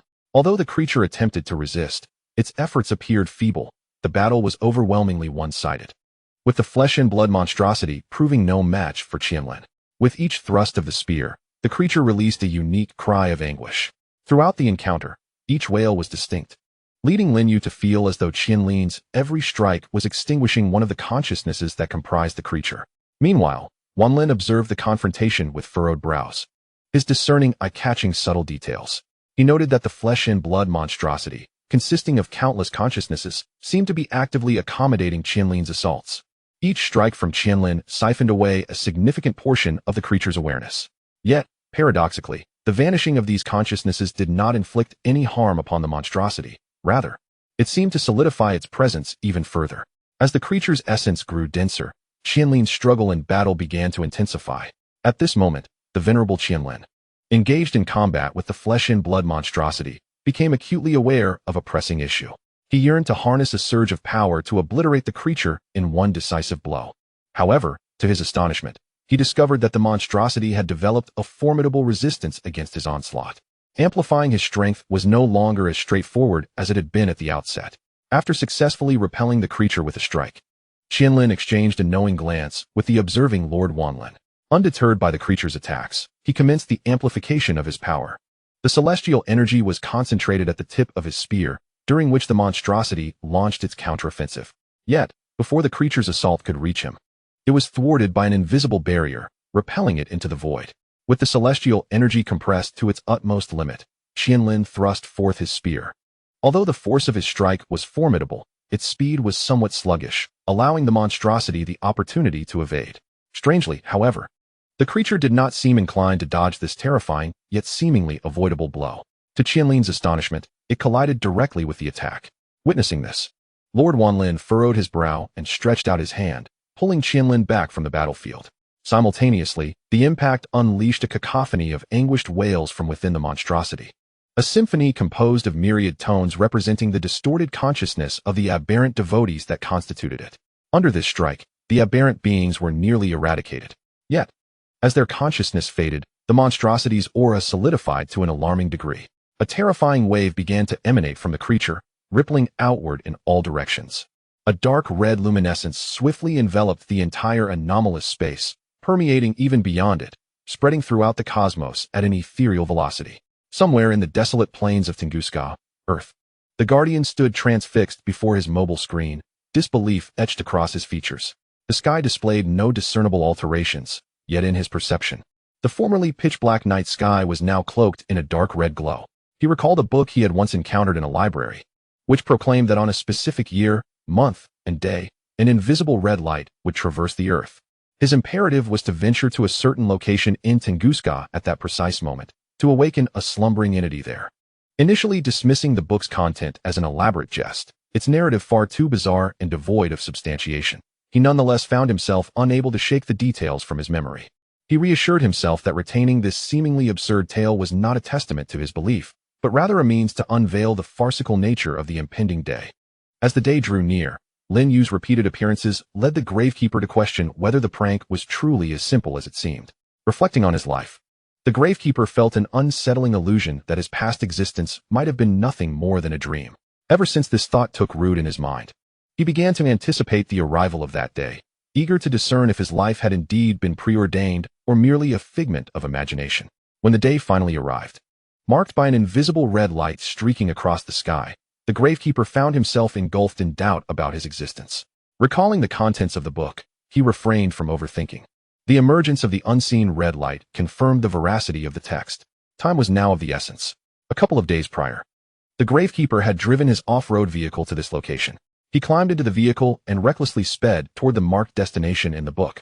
Curiously, despite the decades that had passed since he last perused that tome, the gravekeeper could still vividly recall the location. Chapter 146, Granting Humanity the Ability to Confront the Pollution of the End. At this moment, the flesh and blood monstrosity had undergone a transformation. Its size had diminished to that of an average human, and its form had evolved beyond recognition. It had attained perfection. While it may not have been flawless in Lin Yu's eyes like satyr, the current flesh and blood creature could still be regarded as a nascent satyr. Have I succeeded? The voice of a normal human resonated in the space. Feeling the overwhelming power within, Yaroslav murmured to himself. At this juncture, the other consciousnesses within this body had been obliterated, leaving only Yaroslav's awareness intact. While Yaroslav reveled in his ascension, Lin You noted that the celestial of Qianlin was already poised for action. He sensed that, compared to the magnificent being on his side, this newly ascended entity, born from distorted followers, seemed to lack something essential. It was not a true great existence. Lin You perceived this as well. Perhaps it was more appropriate to refer to Yaroslav as a remnant of the end's pollution rather than a great being. With a hint of interest, Lin You observed Yaroslav, who coincidentally met his gaze at that moment. As their eyes locked, Lin You smiled subtly. Yet, Yaroslav suddenly crumbled. Why? He murmured as he knelt. Overwhelmed. In that fleeting exchange, he once again felt the chasm that separated them. This disparity was even more profound than the one he had sensed before achieving greatness. Prior to his ascension, he merely found Lin You mysterious and inscrutable. However, after attaining greatness, he directly perceived the gulf in their statuses. A chasm so vast it seemed insurmountable. Observing Yaroslav, who was now on the ground, stricken by a sudden ailment, Lin You pondered for a moment before inquiring. What did you mean by your earlier words? Upon hearing these words, Yaroslav lifted his head. His face, which appeared flawless to any living being, was now marred by an expression of torment. I have become great, he lamented, yet why do I feel so insignificant in your presence? Lin You pondered for a moment before deciding to unveil the truth to Yaroslav. In comparison to true greatness, you still possess certain discrepancies. Your achievements are derived from the power of shadows. Thus, you are, in a strict sense, merely a byproduct of decay. Lin Yu's tone was casual, yet each word struck Yaroslav like a dagger. Once intent on embracing death as a being of greatness, Yaroslav had now become a mere jest, a tragic figure who aspired to greatness yet ended as an embodiment of pollution. Some things, if not innate, are exceedingly difficult to attain through sheer effort. At that moment, Li Jun also expressed a rare sentiment. After speaking, he cast a glance at the kneeling Yaroslav. At least you cannot attain it. This statement was tantamount to a death sentence for Yaroslav. With Li Jun's words hanging over him, the prospect of achieving greatness was forever extinguished. The celestial being, Wanlin Xianjun, wholeheartedly concurred with Li Jun. As a being who had ascended from mortal origins, he understood the arduous path all too well. Each tribulation he faced was a brush with death. If this cultist could achieve greatness solely through the power of shadows, what then of the trials he had previously endured? Were they merely trivialities? A sigh escaped him, laden with countless complex emotions. With this exhale, Yaroslav seemed to come to a realization. He slowly rose from the ground, gazing at the sky at a 45-degree angle. Murmuring to himself, his voice was barely audible, as if questioning both himself and those present. What is the meaning of my existence? The meaning of your existence is to empower human civilization to confront the threat of decay. A sudden voice echoed beside Yaroslav. This voice did not belong to anyone present. Yet it resonated with a familiar timbre, reminiscent of Yaroslav himself. The crowd collectively turned their gaze towards Yaroslav's position, where, unbeknownst to them, a stranger had emerged. This individual appeared relatively young, around 30 years of age, with a distinctly Slavic visage. At this moment, The unexpectedly appeared stranger also took note of the gathered crowd, sensing an escalating aura of dread emanating from them. However, when his eyes fell upon the small girl hiding behind the others, his expression shifted in surprise. "Is that you, Lady President?" Upon hearing this address, Loxi was momentarily taken aback. She recognized the identity of the individual before her. It was none other than Yaroslav, untouched by any taint of corruption. "How did you come to be here?" Yaroslav was astonished. His meticulously crafted plan seemed flawless, and he believed only he should be present here. However, the current situation greatly exceeded his expectations. Individuals outside of his plans had appeared, and they all exuded an extraordinary presence, none of whom he could fully comprehend.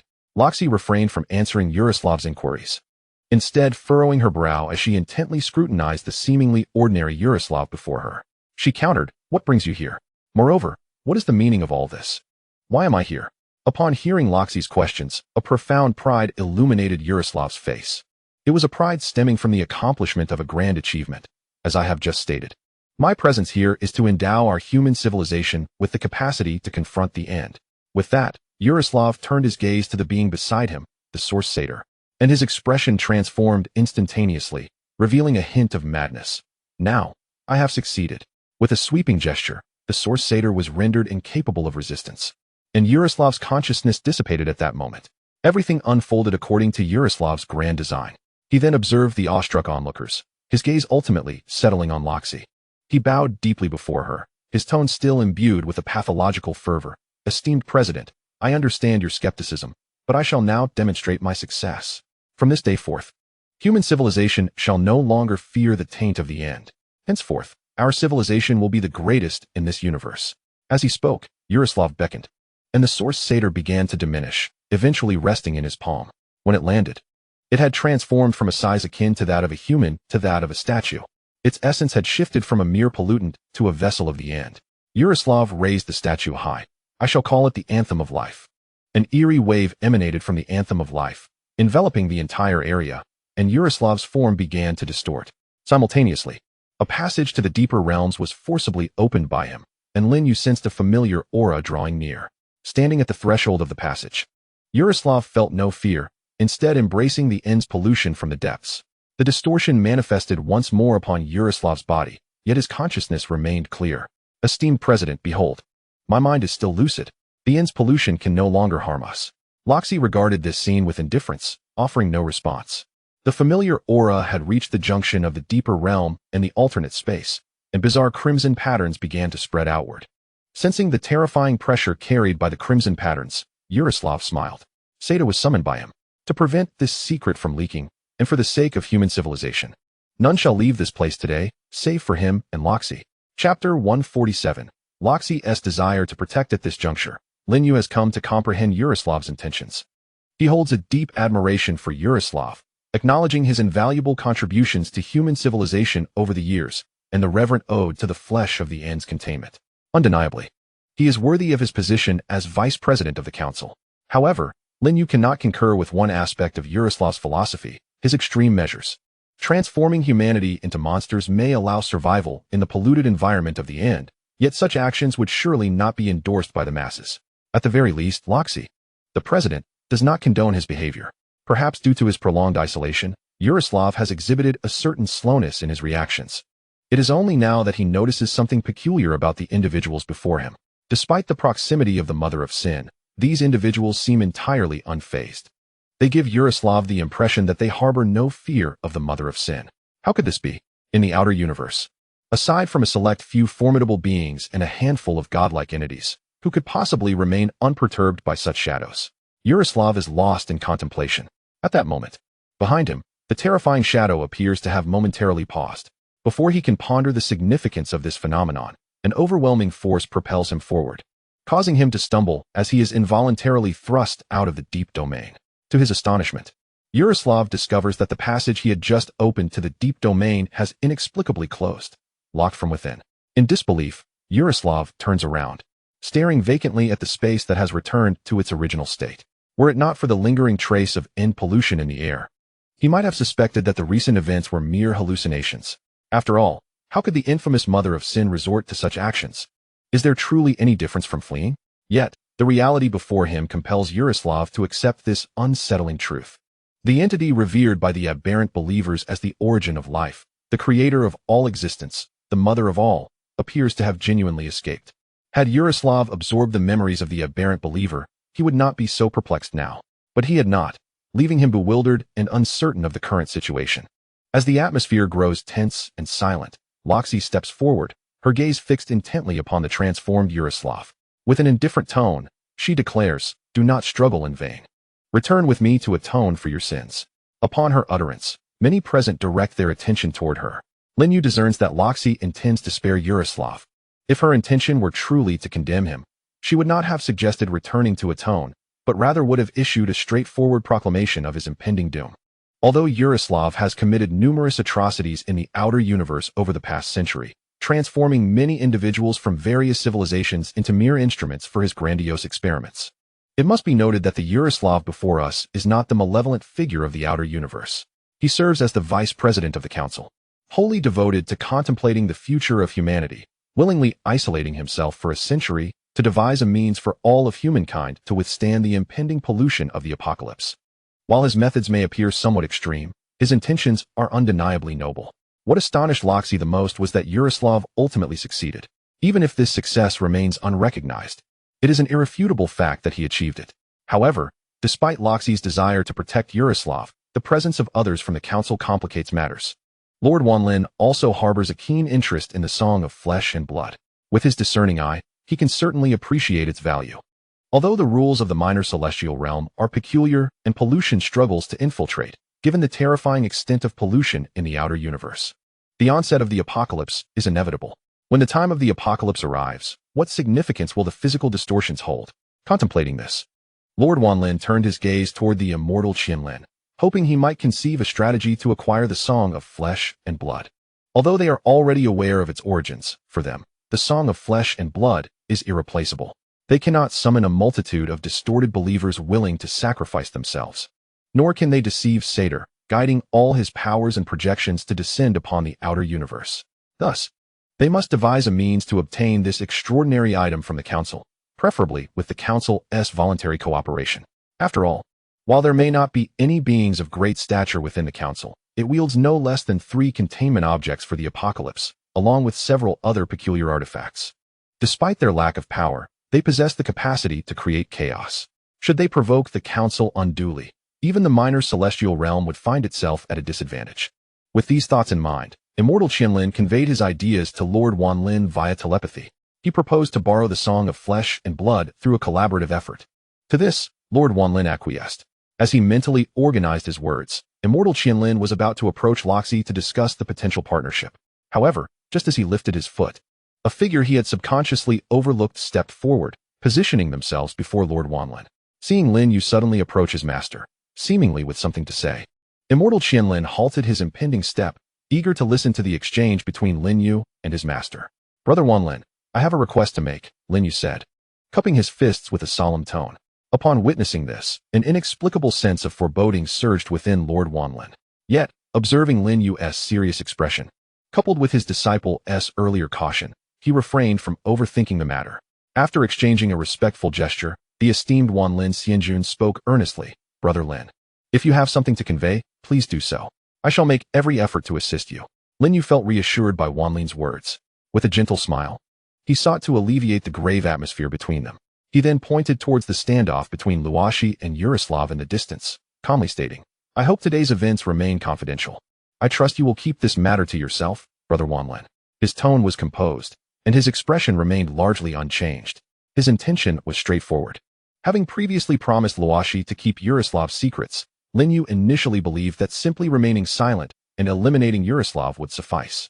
However, given the current circumstances, it was evident that the distorted believer Yaroslav was already deceased, and the ordinary Yaroslav could not be harmed. Consequently, the disciples who participated in this incident would likely return with knowledge of Yaroslav and his actions as a distorted believer. Lin Yu felt it was his duty to ensure that these 2 individuals he had summoned would help safeguard this secret. Naturally, to maintain a positive rapport with Wanlin Xianjun, Lin Yu opted for a gentle approach in his persuasion. Chapter 148. Do you understand my meaning? Upon hearing Lin Yu's request, Wanlin Xianjun did not immediately acquiesce. Noticing his master's silence, Lin Xianjun pondered for a moment before asking, Senior Lin, may I be so bold as to inquire about your relationship with the council? Upon hearing this, Lin You recognized the cautious glint in Lin's eyes, realizing that he was overthinking the matter. He waved his hand dismissively and explained, I have no significant ties to the council.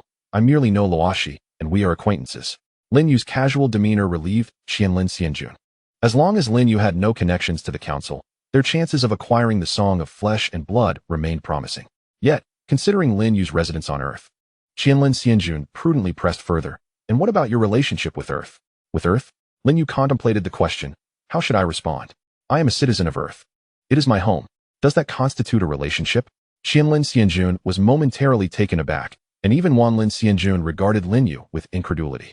The expressions exchanged between them conveyed a clear sentiment. Is he truly from Earth? However, despite their inner doubts, neither would dare to voice such inquiries in Lin Yu's presence. Even Lin Xianjun, after hearing Lin Yu's statement, could only manage a forced smile, refraining from further questions. By the way, Brother Lin, you have yet to respond to my earlier request. Lin Yu felt that the conversation had strayed due to Lin Xianjun's probing, and thus he redirected the dialogue after addressing the inquiry. Perhaps concerned that his previous words might have sounded somewhat distant, Lin Yu reiterated his request, this time with a noticeably more relaxed tone. Brother Lin, I implore you to keep this secret. I have promised Luoshi, and I also wish for no one from the cosmic forces to learn of his affairs. Fearing that his words might have been too ambiguous for Lin Xianjun to comprehend, Lin Yu added with a smile, do you understand my meaning? Lin Xianjun turned to his disciple, while Lin Xianxing cautiously conveyed a message to him. Master, Senior Lin is subtly threatening you. What he implies is that the end-of-term containment item belongs to the council, and we cannot take it. Upon hearing his disciple's transmission and observing Lin Yu's smiling face, Lin Xianjun did not perceive this as a threat, nor had he ever considered that Lin Yu would intimidate him. After all, he believed he understood Lin Yu's character quite well. Thus, he sought to negotiate further. However, Lin Xianxing seemed to have anticipated his master's next move. He quickly pulled at Lin Xianjun's sleeve, urging him to glance behind Lin Yu. Behind Lin Yu, the fisherman was watching him with an expression of calm intensity, clearly poised to act should he dare to refuse. Gulp. Lin Xianjun instinctively swallowed, and the fisherman's reminder suddenly made him realize that Lin Yu might not be as amenable as he appeared. It seemed he possessed another identity. Brother Lin, have you given it some thought? Seeing Lin Xianjun remain silent for too long, Lin Yu furrowed his brow, sensing that both Lin Xianjun and Lin Xianxing were whispering about him in the background. The slight furrow of Lin Yu's brow caused a flicker of alarm in Lin Xianjun's heart. Rest assured, Brother Lin, I have no interest whatsoever in that end-of-term containment item. Lin Yu raised an eyebrow, somewhat unclear about Lin Xianjun's meaning. What did you say? Lin Xianxing felt a pang of anxiety and hurriedly clarified. What Master means is that we will absolutely keep this matter under wraps and ensure that today's events remain undisclosed. With that assurance, I am relieved. Lin Yu replied with a satisfied smile, though the two men before him were unable to share in his mirth. Gazing at the eager fisherman behind Lin Yu, Lin Xianjun longed to exit the scene as soon as possible. Thus, he clasped his hands in a gesture of farewell. Brother Lin, since this matter is settled, I must take my leave. Brother Lin, won't you stay a few more days? Lin Yu was taken aback. They had previously agreed to travel to Earth after resolving their affairs, yet now he seemed in such a hurry to depart. Suddenly, Lin Yu sensed that Lin Xianjun's gaze towards him was somewhat askew. He couldn't help but inquire, Brother Lin, you don't suspect that I am some kind of eternal calamity, do you? At these words, Lin Xianjun hastily waved his hands. His mind raced, ultimately concocting what he deemed a reasonable explanation. Brother Lin, please do not think that way. It is merely that I have been away from the little immortal realm for too long, and my longing for home has made me eager to return. Lin Yu, Lin Xianxing face-bombed. He glanced at Lin Yu with an awkward expression, momentarily at a loss for words. Well, Senior Lin, my master isn't particularly eloquent. Observing the seemingly homesick Lin Xianjun, Lin Yu waved his hand, choosing not to hold him back. If Brother Lin wishes to depart, then go ahead.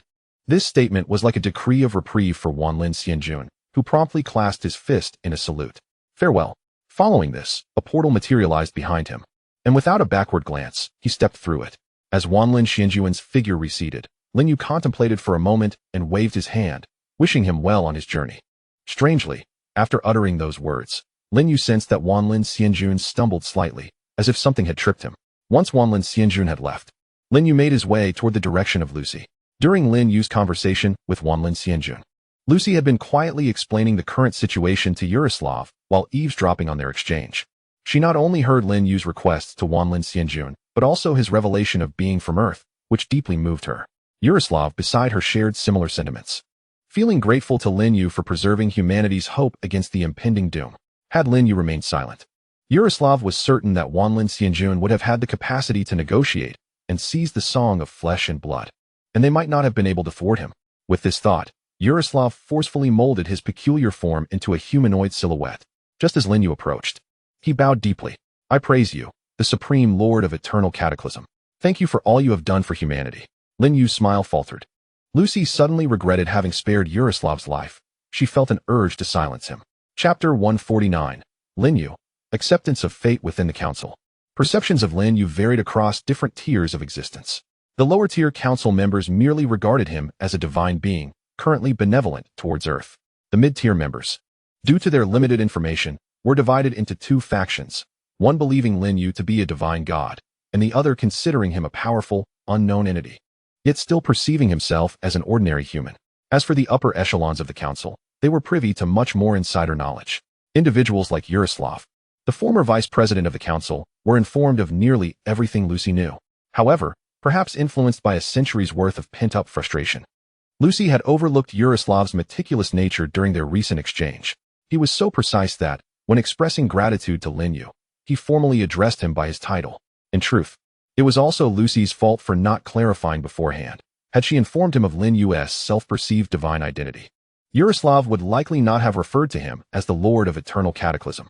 Initially, Lin Yu found the new Yaroslav quite agreeable. After all, this individual is not inherently a follower of aberration, but rather possesses remarkable courage and is quite courteous. However, upon hearing Yaroslav utter the title of the Eternal Annihilator, Lin Yu's expression immediately fell. This invocation of the Eternal Annihilator stirred unwelcome memories within him. Lin Yu distinctly remembered that it was Yaroslav, a follower of aberration, who had bestowed upon him this ominous title. He had presumed that upon vanquishing the aberration worshippers, this title would fade into obscurity as well. Yet, to Lin Yu's utter astonishment, Yaroslav, the very instigator, had the audacity to invoke this title at such a moment. Could it be that the title of Eternal Annihilator had become an inescapable part of his identity? Noticing Lin Yu's displeasure, the nearby Loki was rendered speechless, struck by trepidation. This was particularly unsettling as Lin Yu had always been affable. It was the first time she witnessed him display such an expression, bordering on anger. Although Lin Yu was not genuinely enraged, Loki remained unaware of this. Yaroslav, positioned behind Loki, also sensed that he might have misspoken, yet he struggled to discern where he had erred. Reflecting on his previous remarks, Yaroslav felt he had not uttered anything blasphemous. With a glare directed at Yaroslav, Lin Yu seemed to resign himself to the situation and let out a profound sigh. Whether as a deity of righteousness or the Eternal Annihilator, he had grown indifferent. For these sentient beings, merely hearing the title of Eternal Annihilator rendered any explanation futile. Lin Yu had resolved that from this point forward, he would no longer emphasize his identity in the presence of acquaintances. After all, for Lin Yu, whether he was referred to as a righteous deity or the Eternal Annihilator, either title sufficed to resolve 99% of his troubles. As for the remaining 1%, Lin Yu considered it merely a seasoning of life, unworthy of concern. "Please, just call me by my name. I am unaccustomed to titles." He gestured to Loki and the others, adopting a more casual tone. However, upon hearing Lin Yu's words, Loki's nerves became taut. Had he not stated that the title of Eternal Annihilator was imposed upon him by the aberration worshippers? Had he not consistently disavowed this title? What then did his words signify? Not only Loki, but even the fisherman beside him exhibited a glimmer of surprise in his gaze at Lin Yu's proclamation. Unaware of the subtle shifts in their expressions, Lin Yu merely glanced around before feeling a pang of hunger. "Is there anything else here? If not, I must return for dinner." His words pulled Luo Shi out of her panic. She looked up at Lin Yu, who had once again returned to his amiable demeanor, and took a deep breath. Casting a glance at the hymn of flesh, tightly gripped in Yaroslav's hand, and seemingly more precious than life itself, Luo Shi's mind raced with fervent thoughts. Ultimately, as if she had made a resolute decision, she turned to Lin Yu and spoke earnestly. "Lin Yu, I have a request, and I hope you will grant it." Curiously, Lin Yu inquired, "What is your request? Please, do share." Luo Shi cast another glance at the hymn of flesh, then, with a determined bite of her lip, spoke with unwavering conviction. "I implore you to safeguard the hymn of flesh. unless the universe faces its ultimate demise. Under no circumstances should you relinquish this containment object, regardless of who demands it or by what means. Lin You was taken aback by Luo Shi's serious demeanor. However, what astonished him even more was what followed. Luo Shi continued, even if I were to request this containment object from you, you must not hand it over. Lin You could discern that Luo Shi spoke with immense resolve. He felt that acquiescing to her request would bear no consequence for him. Yet, before he could express his consent, Yaroslav, standing behind Luo Shi, became visibly agitated. This is impossible. He stepped past Luo Shi, instinctively aiming to glare at Lin Yu. But suddenly reminded of Lin Yu's status, he redirected his glare at Luo Shi instead. However, that too was unfeasible, for Luo Shi was his superior. Ultimately, Yaroslav, in exasperation, could only sulkily fixate on the ground beneath him, still tightly clutching the hem of flesh, as though fearful Lin Yu might seize it from him. Witnessing this scene, Luo Shi felt a tinge of sympathy. After all, this extraordinary object was the result of Yaroslav's century-long toil, enduring countless insults, and the sacrifice of all his previous council members. It was inconceivable for him to simply surrender it without cause. While Luo Shi understood Yaroslav's sentiments, she also recognized that such a matter, involving the struggle between flesh and consciousness, could not remain within the council. Thus, she had no choice but to assert her authority as the president, her tone cold and commanding. Hand it over to me. Chapter 150. I am a human even when Yaroslav was merely the vice president of the council. It was rare for him to witness Luo Shi speak in such a manner. When she did, it signified that the esteemed president was genuinely enraged. Yet, despite her tone, Yaroslav remained reluctant to relinquish the object. He understood that merely clinging to it would not suffice. Therefore, he resorted to an emotional appeal. President, do you not realize that my subordinates willingly became sacrifices for this containment object? If I were to hand it over simply because of your words, how would I explain that to them? As the conversation unfolded, Yaroslav's eyes began to glisten with unshed tears, clearly overwhelmed by genuine emotion. Witnessing this display, Loki felt a pang of discomfort within her. Yet, in the face of the potential dangers posed by the containment artifact, she resolved to suppress her own sentiments. Maintaining a firm tone, I shall certainly provide an explanation for those members who sacrificed themselves. However, this containment object must not remain here today. You have already utilized this artifact and are aware of the drawbacks it entails. While you may tolerate the grotesque transformations of flesh, do you believe others can endure such a fate? Loki's words struck at the very core of Yaroslav's being, leaving him momentarily speechless. But Loki was not finished. She continued. Perhaps you might suggest allowing only those who can accept the aberrations to use the artifact, while preventing those who cannot from doing so. However, have you contemplated the consequences of humanity evolving in such a manner? The future would inevitably be split into two ideologies. The transformed and the untransformed would form rival factions. What then shall we do? At this juncture, Loki paused, and Yaroslav gradually loosened his grip on the containment object. He conceded that his ideals were overly utopian, as Loki's words shattered the vision of a perfect society he had envisioned. Nevertheless, despite this realization, he was reluctant to relinquish such a terminal containment artifact. He pondered the prospect of retaining it for the creation of a legion of terminal pollutants. Loki had anticipated this very intention, yet she dismissed it, stating simply, I cannot guarantee that I will resist the temptation of combating terminal pollution in the future. As these words echoed, the song of evolution slipped from Yaroslav's grasp, falling to the ground. He recognized the validity of Loki's reasoning. Every utterance highlighted the inherent risks associated with the containment object, and indeed, each was profoundly insightful. Yaroslav could not help but reflect on the wisdom of her position, realizing why she was the president while he remained merely the vice president. With a sigh, he ultimately placed the Song of Evolution into Lin Yu's hands. Glancing at the statue of the Source Satyr, Lin Yu casually tucked it into his pocket. Although he possessed a button as a spatial tool, it was simply more convenient to use his pocket. After so many years as an ordinary person, some habits were hard to break. Can we return now? Feeling the containment object pressing uncomfortably against him, Lin Yu concentrated, and the artifact was absorbed into the button. All right, I shall assist you in opening the door.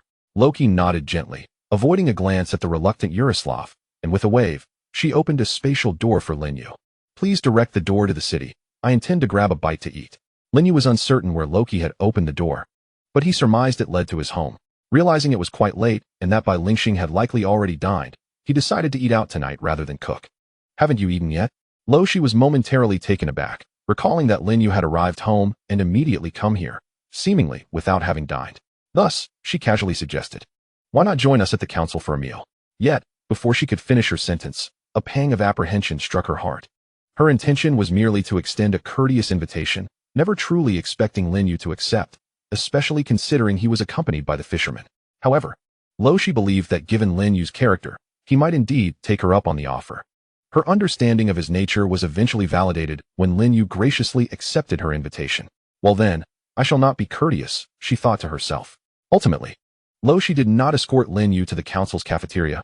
Instead, she guided him to a hot pot restaurant, the very same one where Lin You had treated Lord Wanlin before. Prior to their arrival, she had reserved a private room and requested Yaroslav to don a black robe. During the meal, both Shi and Yaroslav exhibited a certain reticence. Lin You found the atmosphere quite unfamiliar and, after pondering for a moment, suddenly recalled an intriguing topic. He spoke up. I heard from your president that you were once a good person. I am quite curious about what you encountered in that alternate space, and what transpired that led to such a significant change in your character. Upon hearing Lin Yu's inquiry, Yaroslav instinctively glanced at Shi, nodding in affirmation. She encouraged him to proceed. Yaroslav began. In that alternate space, I encountered a species of pollutant that bore a striking resemblance to my current life form. They were unafraid of the terminal pollution and possessed a distinct self-awareness. Upon discovering this species, I, along with a task force from the Fishlight civilization, investigated them for a considerable duration, ultimately uncovering the reasons behind their resistance to terminal pollution. As he reminisced about the myriad experiences from a century ago in that alternate space, Yaroslav gradually set down his utensils.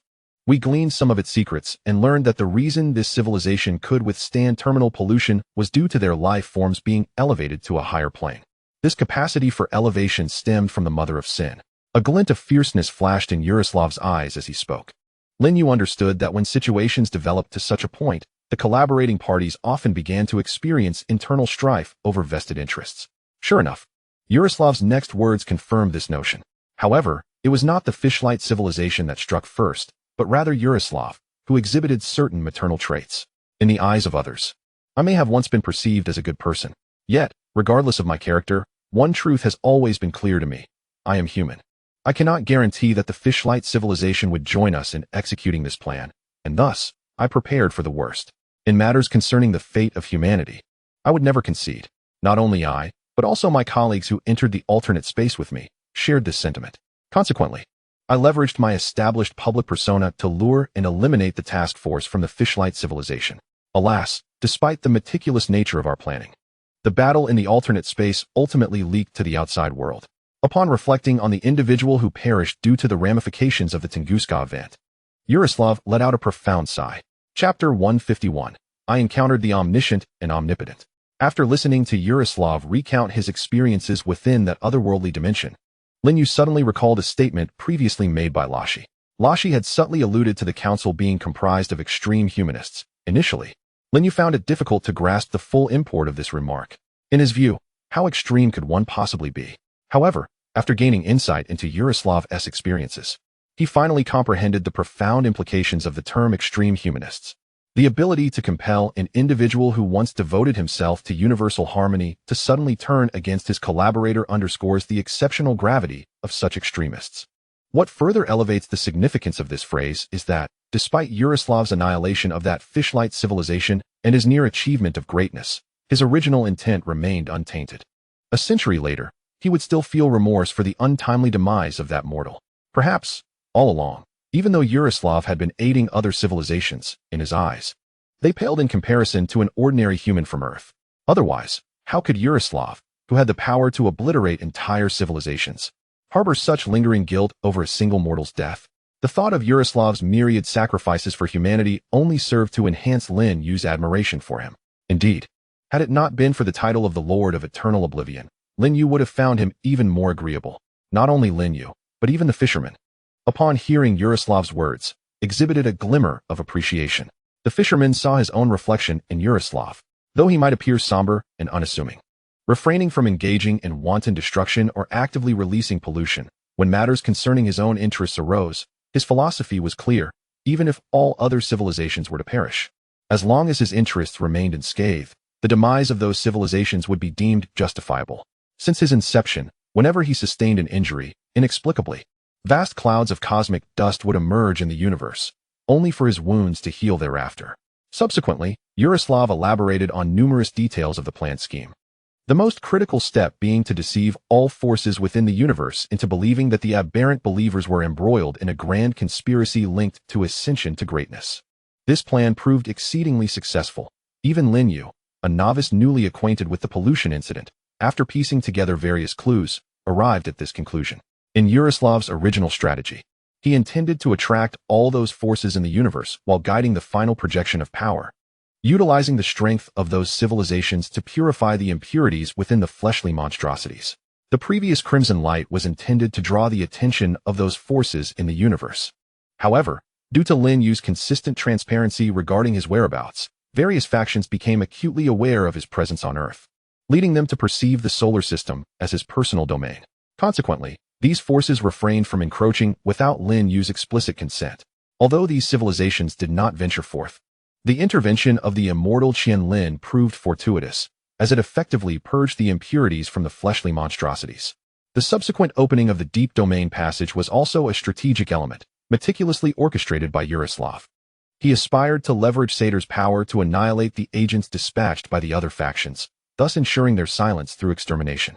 At this juncture, a faint smile seemed to grace Yaroslav's face, a smile imbued with a hint of resignation, a measure of reverence, a touch of trepidation, an element of awkwardness, and a considerable degree of astonishment.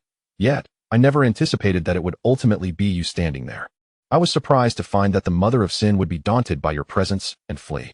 Reflecting on this, Yaroslav paused, rose once more, and bowed respectfully to Lin You. Mr. Lin, although I lack the memories from my time as a deviant believer, I have learned from the President that I have previously offended you. I sincerely apologize for my past transgressions. Yaroslav's tone was respectful, and Lin You found it quite agreeable. He gestured for Yaroslav to take a seat. Feeling that the topic had been sufficiently explored, Lin You intended to focus on his meal. However, upon further reflection, he realized that certain questions still lingered in his mind. He could not fathom how Yaroslav, whose disparity from the great existence was so vast, had so thoroughly severed his own information. Lin You had previously observed that, from an informational standpoint, the several iterations of Yaroslav he encountered appeared as entirely distinct entities. Had he not discerned subtle clues, he might have mistakenly believed that the Gravekeeper was merely an ordinary person. Such a phenomenon was indeed bewildering to Lin You. Therefore, he chose not to conceal his curiosity and directly posed the question, "How did you manage to sever your information so completely?" In response to Lin Yu's inquiry, Yaroslav fell silent for a moment, seemingly unsure of where to begin. After organizing his thoughts internally, Yaroslav's tone bore a hint of hesitation. At that time, I encountered the omniscient and omnipotent. The mere utterance of omniscient and omnipotent sent Luo, she leaping excitedly from her chair. Instinctively, she scanned the room, only to find that everyone was regarding her with peculiar expressions. Embarrassed, she quickly returned to a seated position. While Lin You and the fisherman did not exhibit the same exuberance as Luo Shi, both instinctively cast a glance at Li Jun upon hearing the phrase omniscient and omnipotent. This instinctive reaction did not escape Luo Shi's notice, but observing Li Jun's unperturbed demeanor and behavior akin to that of an ordinary person, she found it difficult to associate him with the concept of omniscience and omnipotence. "Why are you all looking at me?" Perhaps feeling somewhat uncomfortable under the piercing gaze of the three, Li Jun cast an irritable glance at them. "It's nothing. You may continue your meal," Lin Yu remarked with a smile, withdrawing her gaze from Li Jun. Observing this exchange, Luo Shi too reluctantly averted her eyes, redirecting her attention back to Yaroslav.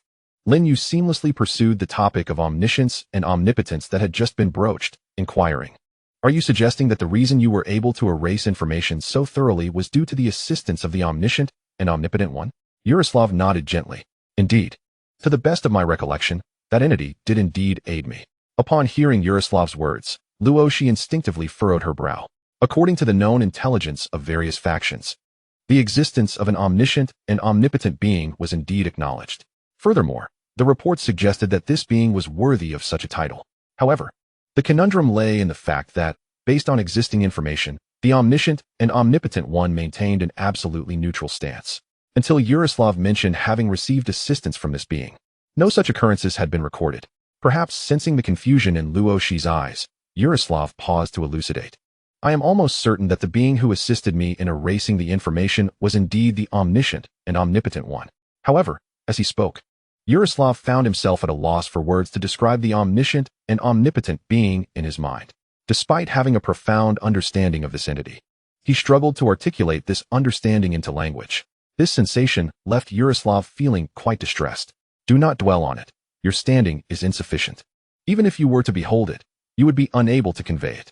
At this moment, Li Jun interjected. The eyes of the group immediately turned towards him, and Yaroslav's furrowed brow relaxed as he chose not to pursue the matter further. Nonetheless, a sense of confusion lingered in his mind. Noticing that Li Jun seemed to possess some knowledge, Yaroslav seized the opportunity to humbly inquire, Mr. Li, if my standing is inadequate, then why do I possess such profound information about the omniscient and omnipotent one in my mind? Although Yaroslav was initially uncertain of Li Jun's gender, Luoshi had not mentioned it before. However, during the farewell between the immortal Lord Wanlin and Li Jun, he overheard the term Li brother, thus deducing Li Jun's gender. Yaroslav's address of Mr. Li elicited excitement from Li Jun and a tightening in Luoshi's chest. She gazed at Li Jun anxiously, and upon seeing his unchanging expression, which even bore a hint of a smile, she finally breathed a sigh of relief. It seemed that Yaroslav's address was correct. Li Jun was indeed male. Wait, if Li Jun is male, then the implications of this realization struck Luoshi once more. She appeared to grasp why Li Jun had been so difficult to engage with previously. For Li Jun, Yaroslav's respectful address as Mr. Li was indeed quite pleasing. Lin You could discern from the expression on Li Jun's face a hint of fondness, reminiscent of the impression he had when he first encountered the great Wanlin Xianjun. After all, Wanlin Xianjun belonged to a realm of greatness, making it only natural for him to recognize that Li Jun was male. However, Yaroslav was different. His awareness of Li Jun's gender indicated that he was genuinely invested in this matter. The reason you remained profoundly impressed by him was due to his exalted status. His high standing rendered him unforgettable. Moreover, given his rank, even attempting to share memories of him with others would prove futile. Li Jun spoke with a light-hearted tone, and Yaroslav felt an involuntary sense of comfort arise within him as he listened. He perceived Mr. Li as genuinely kind, especially for one of such magnificent stature to be so amicable toward a mere mortal like himself. Thank you, Mr. Li, for clarifying my doubts. Yaroslav rose once more and bowed respectfully to Li Jun. Compared to his demeanor during his days as a distorted believer, he now exhibited a diminished humility toward Lin You and the others, yet an increased reverence. After raising his head and receiving a nod of acknowledgement from Li Jun, Yaroslav settled back into his seat. Once seated, Roxy cautiously glanced at Li Jun, noting that he was not paying attention to her, before turning her gaze toward Yaroslav. Her curiosity piqued. Do you know why the omniscient and omnipotent chose to assist you? Surely, his intervention is not without reason, is it? After all, if such an entity truly wished to aid you. Observing Yaroslav's expression, Roxy chose to withhold further comments, but her intent was unmistakable. Lin You, too, felt a swell of curiosity regarding this matter. Based on the information at his disposal, he surmised that this so-called omniscient and omnipotent bore a resemblance to the heavenly Tao, possessing boundless capabilities within the world, yet seldom intervening.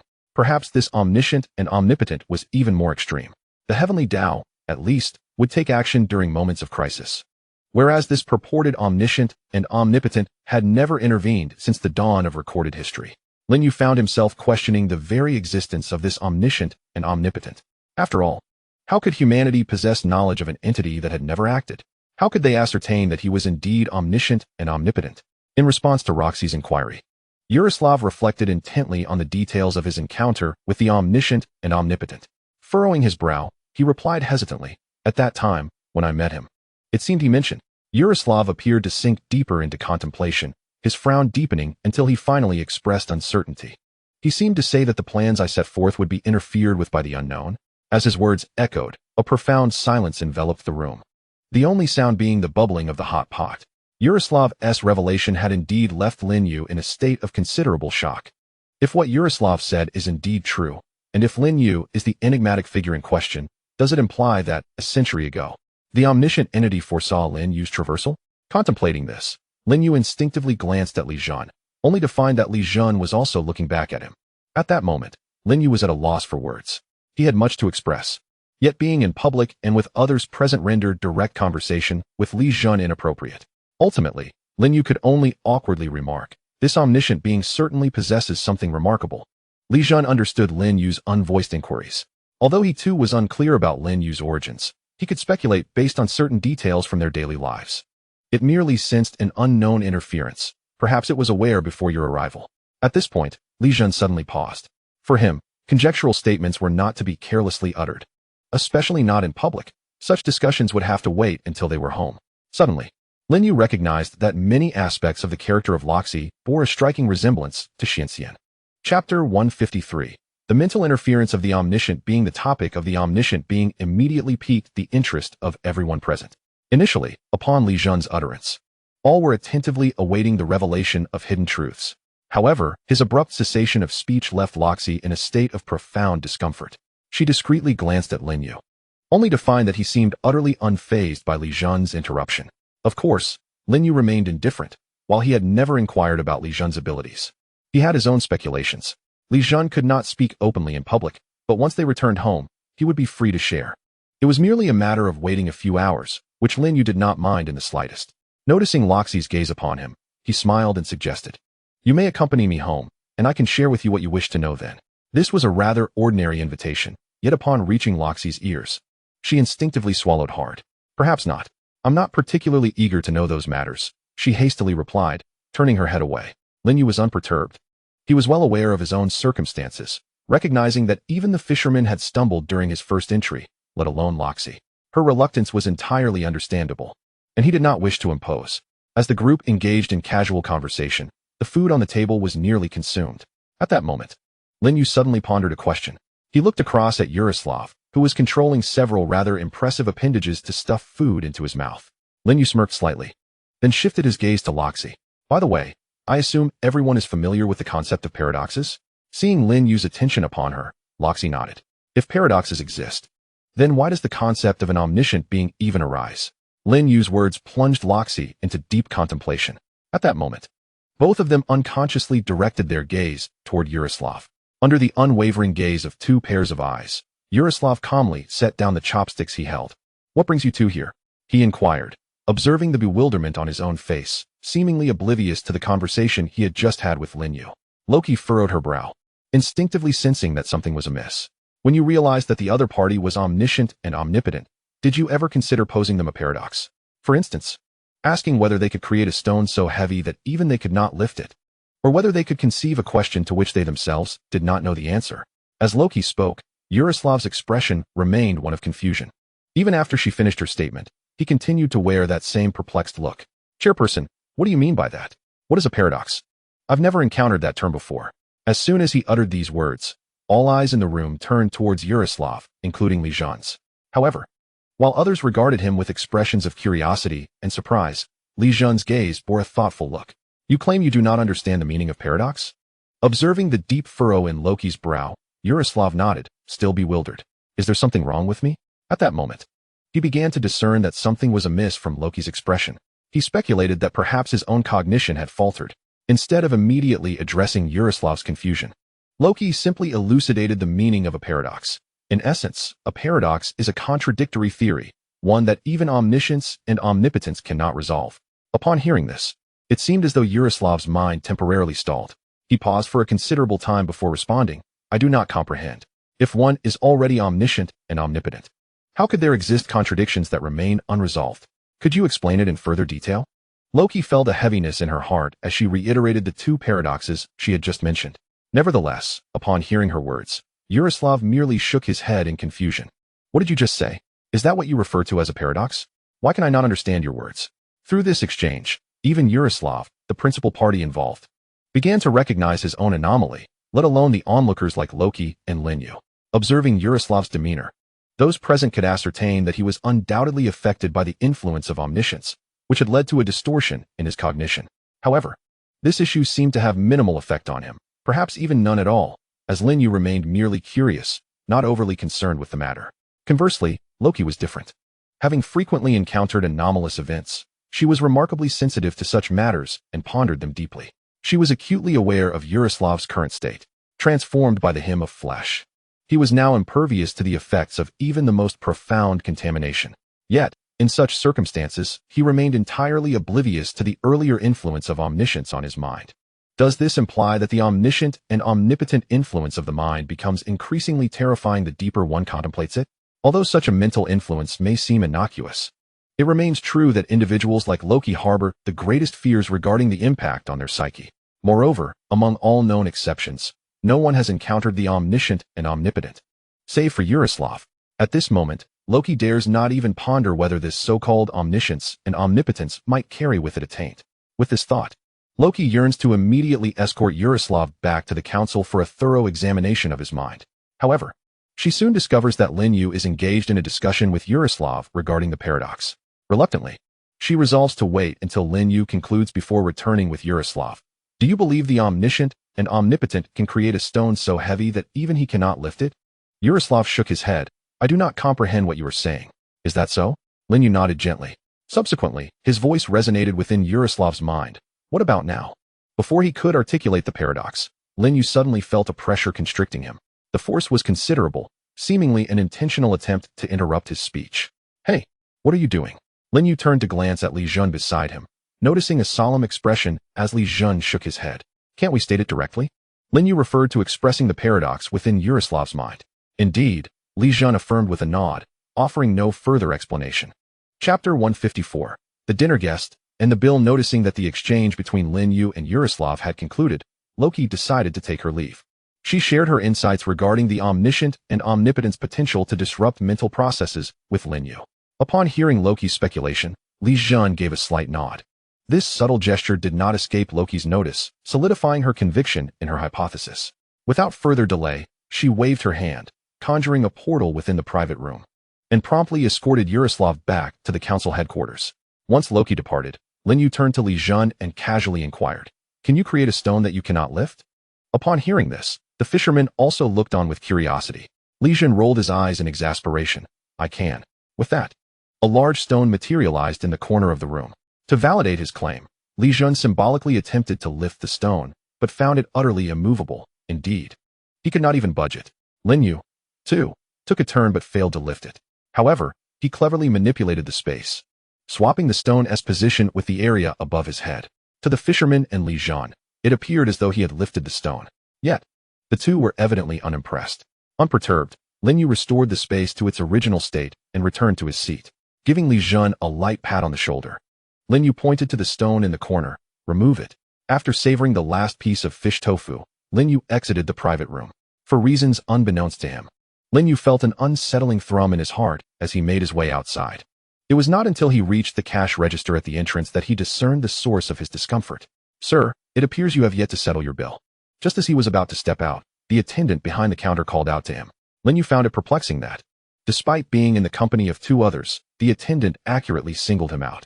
Moreover, he was baffled as to why, despite Luo Shi's assertion of treating them, he still had to foot the bill. Suddenly, he recalled Luo Shi's hasty departure moments prior. With a resigned sigh, Lin You took out his phone and completed the payment.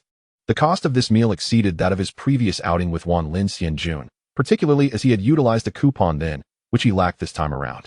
The evening air, in contrast to the day's oppressive heat, felt more bearable. The hot pot restaurant was not too distant from Lin Yu's home. He could return on foot in under an hour. Thus, he opted to walk rather than take a taxi. The fisherman led the way, with Li Jun bringing up the rear, while Lin Yu found himself positioned between the two.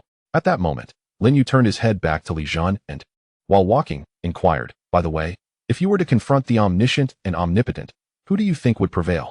What aspect are you referring to?" Li Jun did not respond immediately. The existence of an entity of such magnitude was somewhat beyond the norm. Much like Lin Yu, he couldn't speak indiscriminately about matters concerning Lin Yu. The same applied to the omniscient and omnipotent. "Let me ponder that," he replied. Lin Yu reflected on Luo Shi's earlier words, while deftly avoiding a street lamp that loomed behind him. "If you were to stand before the omniscient and omnipotent, would your mind be impacted? Could you conceive of and articulate a paradox in its presence?" Without a moment's hesitation, Li Jun waved his hand dismissively. "Of course. That is entirely possible. I have a few preliminary speculations regarding its nature. It wouldn't be able to. Well, perhaps we should discuss this further at home." Realizing he had misspoken, Li Jun chose not to elaborate. Lin Yu sensed that while Li Jun's abilities were indeed remarkable, there were considerable limitations in place. Unlike himself, Li Jun could not speak freely and express his thoughts without restraint. Noticing Li Jun's reluctance to elaborate, Lin Yu refrained from pursuing the topic of who was stronger between himself and the omniscient and omnipotent. Instead, he turned to inquire about himself and the fisherman in comparison to that entity. "Do you think if the fisherman and I encountered the omniscient and omnipotent, we would be mentally influenced?" Lin Yu harbored his own suspicions regarding this matter. Although he was uncertain how the fisherman would react, he believed that he himself would remain unaffected by the omniscient and omnipotent's influence. After all, to him, no matter how potent the corruption, it could not penetrate the noise-canceling headphones he possessed. As Lin You had surmised, Li Jun looked at him and casually remarked, "The omniscient and omnipotent would not be able to influence your mind." As for him, upon this remark, Li Jun's gaze fell upon the fisherman leading the group. Just moments ago, upon hearing Lin You pose a question to Li Jun, the fisherman had turned his head a full 180 degrees. His lifeless fish-like eyes fixed intently on Li Jun. Under the illumination of the street lamp, there was an undeniably eerie aura. The instant Li Jun uttered a single word, it felt as though an invisible hand had seized his neck, rendering him momentarily speechless. Observing this scene, the fisherman raised an eyebrow and calmly stated, "No need to force it." However, Li Jun paid no heed to the fisherman's words. His face flushed crimson, and he struggled to squeeze out a few words through clenched teeth. "Your mind will not be influenced by him." Upon uttering this, Li Jun appeared utterly exhausted, leaning against the street lamp, gasping for breath. The fisherman, who had been at the forefront, stood there momentarily stunned. A strange sense of relief suddenly surged from within him, an unprecedented lightness enveloping his entire being. Watching Li Jun, who was now gasping for air against the lamp post, the fisherman approached him, imitating the previous demeanor of Yaroslav. The fisherman solemnly nodded at Li Jun, expressing, "Thank you." His tone was markedly serious. Li Jun dismissively waved his hand at the fisherman, offering no further comment. After leaning against the lamp post for a moment, he quickly regained his composure. Witnessing this, Lin You patted the fisherman's shoulder, his tone teasing, "What's this? This surely warrants a debt of gratitude, does it not? If I were you, I would at least bow to Li's parents." I had forgotten to upload the accompanying image when Yaroslav was given food in the previous chapter, but it's now uploaded. Those who missed it can check it out. If there are no images, a refresh should suffice. Chapter 155, A Small Barbecue at Night. Upon hearing Lin Yu's words, the fisherman surprisingly refrained from glaring at him with his usual deadpan stare. He lowered his head, as if genuinely contemplating the feasibility of the matter. Lin You took out his phone, silently activated the recording, and then watched with eager anticipation as events unfolded. Ultimately, the outcome left Lin You quite disappointed. The fisherman neither bowed to Li Jun nor referred to him as Li's parents. He merely returned to the front of the group once Li Jun's complexion normalized. Of course, prior to this, he shot Lin You a glance, one that was characteristically calm yet devoid of life. "I'm hungry." Li Jun, who had been trailing behind, touched his stomach and halted Lin You, who was walking ahead. "Haven't we just eaten?" Lin You was perplexed. No matter how well one digested, it seemed implausible to feel hungry again after merely a few steps. Even if Li Jun was not an ordinary person, perhaps not even human, at this stage, he appeared no different from anyone else. "Just hungry. Go buy some barbecue to eat," Lin You concluded, sensing that Li Jun was not truly hungry, but rather craving something. He initially intended to suggest that the other person return home for a light snack, but before he could utter a word, the fisherman unexpectedly turned to Lin You and calmly stated, "I am also hungry. I crave barbecue." Lin You realized that from the moment Li Jun had uttered those words 10 minutes earlier, the fisherman had aligned himself with them in a shared cause. Left with no choice, Lin You reluctantly opened the food delivery app and ordered some barbecue, opting for a larger quantity. Observing the meager menu displayed on Lin Yu's phone screen, Li Jun took the initiative to seize Lin Yu's phone and began placing orders independently. Once finished, he returned the phone to Lin Yu. Since Lin Yu had not enabled password-free payments, processing the payment required a password, which meant that no matter how skilled Li Jun might be, he could not bypass Lin Yu to finalize the transaction. In fact, Li Jun possessed the capability to do so, but he would only resort to that under dire circumstances. Upon returning to the community, Lin Yu fortuitously encountered a delivery person. After verifying the order with the delivery person and confirming there were no discrepancies, the delivery person handed over the barbecue to Lin Yu.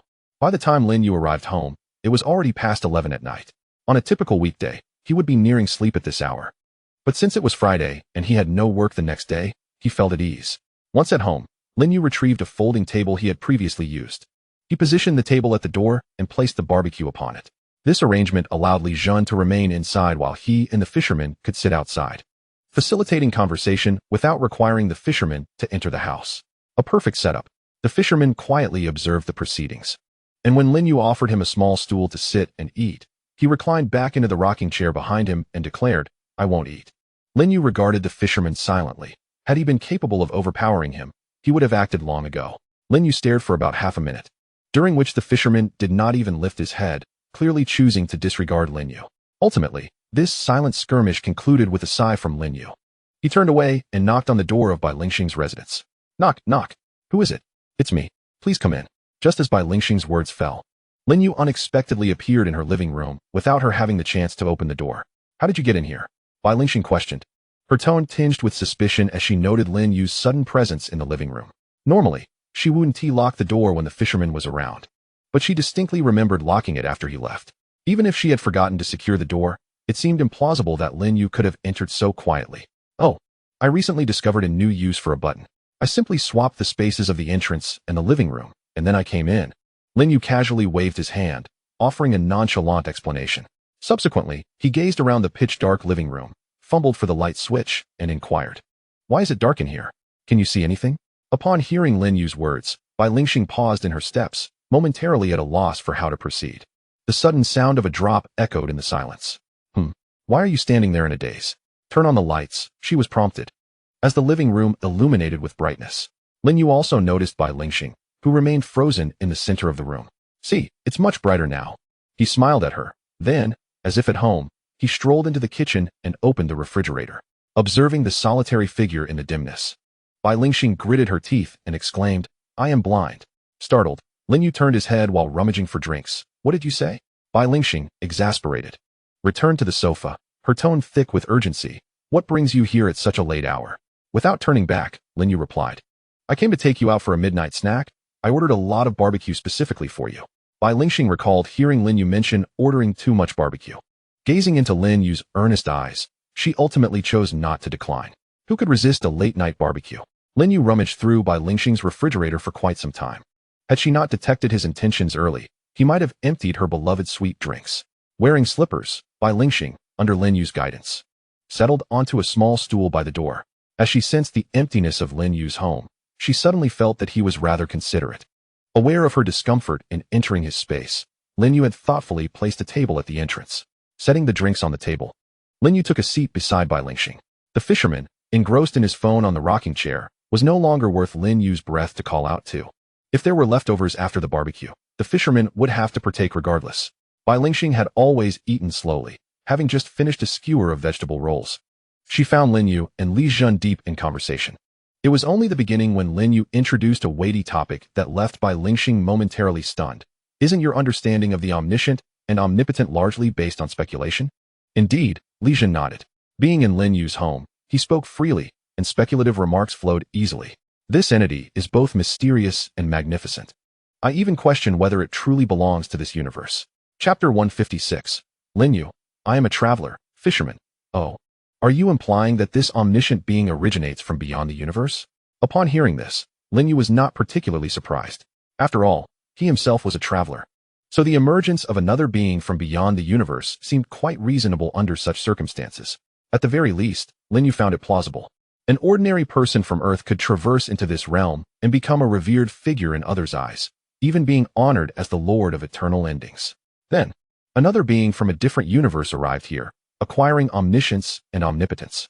Lin You felt that his speculation was remarkably sound. Thus, he recounted his conjecture to Li Jun, even divulging the matter of his transmigration. Upon revealing this long-held secret, Lin You experienced a profound sense of clarity. As his words faded, a tranquil silence enveloped the surroundings.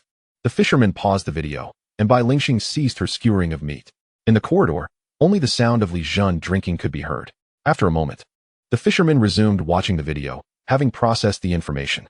He was largely indifferent. Upon learning Lin You was a transmigrator, he merely thought, "Oh, so you are a transmigrator." And that was the extent of his reaction. However, Bai Lingxing reacted differently. Upon hearing Lin Yu's revelation, an inexplicable anxiety gripped her heart. She felt that this was information she should not possess. Well aware of the adage that the more one knows, the quicker one meets their demise, she feared that this meal could very well be her last. In contemplation, Bai Lingxing summoned a trace of divine essence within her and struck herself sharply. Bang! Hey, what is wrong with you? Due to her proximity to Lin Yu, she fell against his shoulder. As Lin Yu rubbed his sore shoulder, he helped her up. He shook her gently, but she did not awaken. After a brief hesitation, Lin Yu took the chilled drink she had been consuming and poured a generous mouthful down her throat. Cough, cough. The icy water jolted Bai Lingxing back to consciousness. She felt a slight throbbing in her head, utterly oblivious to the events that had just transpired. Looking around in confusion, She asked, "What just happened?" "You just heard something you shouldn't have, and erased it from your memory," Li Jun explained, quickly discerning her intent, to prevent her from overthinking. He elaborated on the recent events. "I see," Bai Lingxing nodded gently. "Should I leave?" She suspected that Lin You and Li Jun's ensuing conversation might contain further information that was not meant for her ears. As she spoke, she stood up, preparing to head home. However, perhaps concerned that they would not finish the barbecue, Li Jun called out to her, "You can stay and listen to what comes next. Just don't speak out of turn. Even if you do, nobody will believe you." Hearing Li Jun's words, Bai Lingxing nodded in agreement. True. Although her recent memories had been erased, she could still vaguely recall that Lin You and Li Jun had initially been discussing topics related to omniscience and omnipotence. Such subjects, even if she were to disseminate them, would hardly be believed given her unassuming stature. Thus, Bai Lingxing returned to her initial state, savoring barbecued delicacies while listening to secrets that even the most powerful factions might not discern. "I believe the omniscient and omnipotent being is quite different from you." Li Jun merely rationally analyzed the distinctions between omniscience and Lin You, without paying heed to Lin Yu's identity as a traveler. Perhaps he had already harbored suspicions regarding this aspect of Lin Yu's identity, or perhaps, like the fisherman, he simply did not care about Lin Yu's origins. What sets them apart? I find my analysis quite reasonable. Though Lin Yu recognized that Li Jun's words held more authority than his own, human nature compelled him to instinctively retort, even when aware of his own fallibility. "You are fundamentally different." Li Jun shook his head languidly, explaining while also vying with Bai Lingxing for the last remaining skewer of chicken wings. "You are a person who rightfully belongs to Earth. Your existence can be categorized as a mere coincidence. Essentially, you are still an Earthling, and your appearance can indeed be traced, don't you agree?" Lin Yu nodded in acknowledgement of Li Jun's statement. Whether before or after his transmigration, he remained a bona fide Earthling. Moreover, his transition could indeed be traced, as he still found himself on Earth. Had Lin Yu not encountered the pollutants, he might not have even realized he had transmigrated. Thus, Lin Yu expressed his agreement with Li Jun's words. Observing Lin Yu's nod, Li Jun continued, "However, that omniscient and omnipotent entity is entirely different. It ought not to exist within this universe. Its emergence bears no traceable origins. From my observations, it appears as if it abruptly manifested in this universe, assuming an omniscient and omnipotent form without any foundation whatsoever." Lin Yu grasped the essence of Li Jun's words. In simpler terms, Lin Yu is a traveler who rightfully belongs, whereas the omniscient and omnipotent being is an outsider. Lin Yu's appearance was passive. He lacked the ability to actively manifest in this universe. Yet, according to Li Jun, the omniscient and omnipotent being possesses such capabilities. After all, Li Jun had just clearly stated that the entity, upon its arrival, was indeed truly omniscient and omnipotent. And Lin Yu, when he first transmigrated, he was even unaware of his own transition. It was only when he lost his parents and encountered the pollutants that he truly realized he had crossed over. Viewed in this light, Lin Yu seems utterly incomparable to the omniscient and omnipotent being. However, as soon as this thought arose, a cascade of questions followed, overwhelming Lin Yu's mind. "I currently have an abundance of queries swirling in my head. Please pause for a moment. Based on what you just articulated, I feel that I am wholly incomparable to that omniscient and omnipotent being." Li Jun had anticipated Lin Yu would pose this question. Theoretically, that is the case. Yet the reality is, I cannot fathom the essence of either you or the omniscient and omnipotent being. Therefore, from this perspective, at the very least, the level you occupy cannot be deemed inferior to that of the omniscient and omnipotent entity. Chapter 157. Can I compete with him? Your words resonate with a certain logic. Lin Yu initially nodded, but soon shook his head in contemplation. If, as you assert, omniscience and omnipotence are inherently self-sufficient, how could I, in any conceivable manner, be compared to him? This was not an expression of Lin Yu's self-deprecation, but rather a conclusion drawn from Li Jun's speculations regarding the nature of omniscience and omnipotence. Li Jun had posited that omniscience and omnipotence stem from the very fabric of this universe, and that he embodies these attributes. In contrast, Lin Yu had been passively transported to this universe, having been an ordinary individual prior to his transposition. He struggled to comprehend how a mere mortal, such as himself, could stand on equal footing with an existence that is fundamentally omniscient and omnipotent. Concerning Lin Yu's predicament, Li Jun merely shook his head gently, admitting, "I am equally uncertain. The notion of you standing alongside omniscience and omnipotence is a conjecture I have derived from various known details." While Li Jun possessed extensive knowledge about this universe, much of what he understood regarding the two entities, omnipotence and Lin Yu, was largely speculative. He found both to be inscrutable, However, based on Lin Yu's exhibited capabilities, Li Jun initially believed him to be inferior to the omnipotent being. Yet, upon learning from Yaroslav that omnipotence had referred to Lin Yu as an unknown, he revised his assumption and placed Lin Yu on par with the omniscient entity. Is that so? Lin Yu pondered again, drawing comparisons between himself and the omnipotent being. The more he compared, the more he felt an overwhelming sense of inadequacy. After a thorough contemplation, he resolutely dismissed such thoughts. He bore no enmity with this omnipotent being, and incessant comparisons only served to heighten his distress without yielding any substantive insights. Lin Yu understood that if this omnipotent entity truly sought to confront him, they would have done so immediately upon his arrival in this realm. After all, the omniscient being would perceive him, an unknown, as a beacon in the night. He found it implausible that they could not locate him. Given that the omnipotent being had not approached him, it suggested that they currently harbored no desire for interaction. With this realization, Lin Yu shook his head, casting aside thoughts related to the omnipotent being, and focused intently on his barbecue. Observing Lin Yu's apparent disinterest in further discussion, Li Jun refrained from elaborating. Although he maintained a vigilant stance towards the omnipotent entity, this apprehension stemmed primarily from the unknown nature of the being. When stripped of this uncertainty, the omnipotent entity could be regarded as the most serene and stable presence within the universe, without exception. As Lin Yu savored his barbecue, he noticed that despite the modest amount on the table, he found himself unable to finish it for reasons unbeknownst to him. Once half of the barbecue had been consumed, Lin Yu slowed his eating pace. He rubbed his slightly distended belly and turned to Li Jun. By the way, are there still any aberrant believers in the outer universe? Certainly, there are. Li Jun nodded and explained. Cultists are akin to chives. As long as the shadow persists, they will re-emerge in successive waves, even if eradicated. Even if the shadow falls, as long as its vestiges remain, cultists will never vanish entirely. At this moment, the fisherman, glancing at Lin Yu while fiddling with his phone, inquired, "Are you still worried about those distorted believers causing trouble?" In response, Lin Yu waved his hand dismissively, not worried, merely curious. The fisherman pondered for a moment, seemingly organizing his thoughts. After a short while, he suddenly proposed, "I shall take you to the deeper realm. You ought to eliminate him."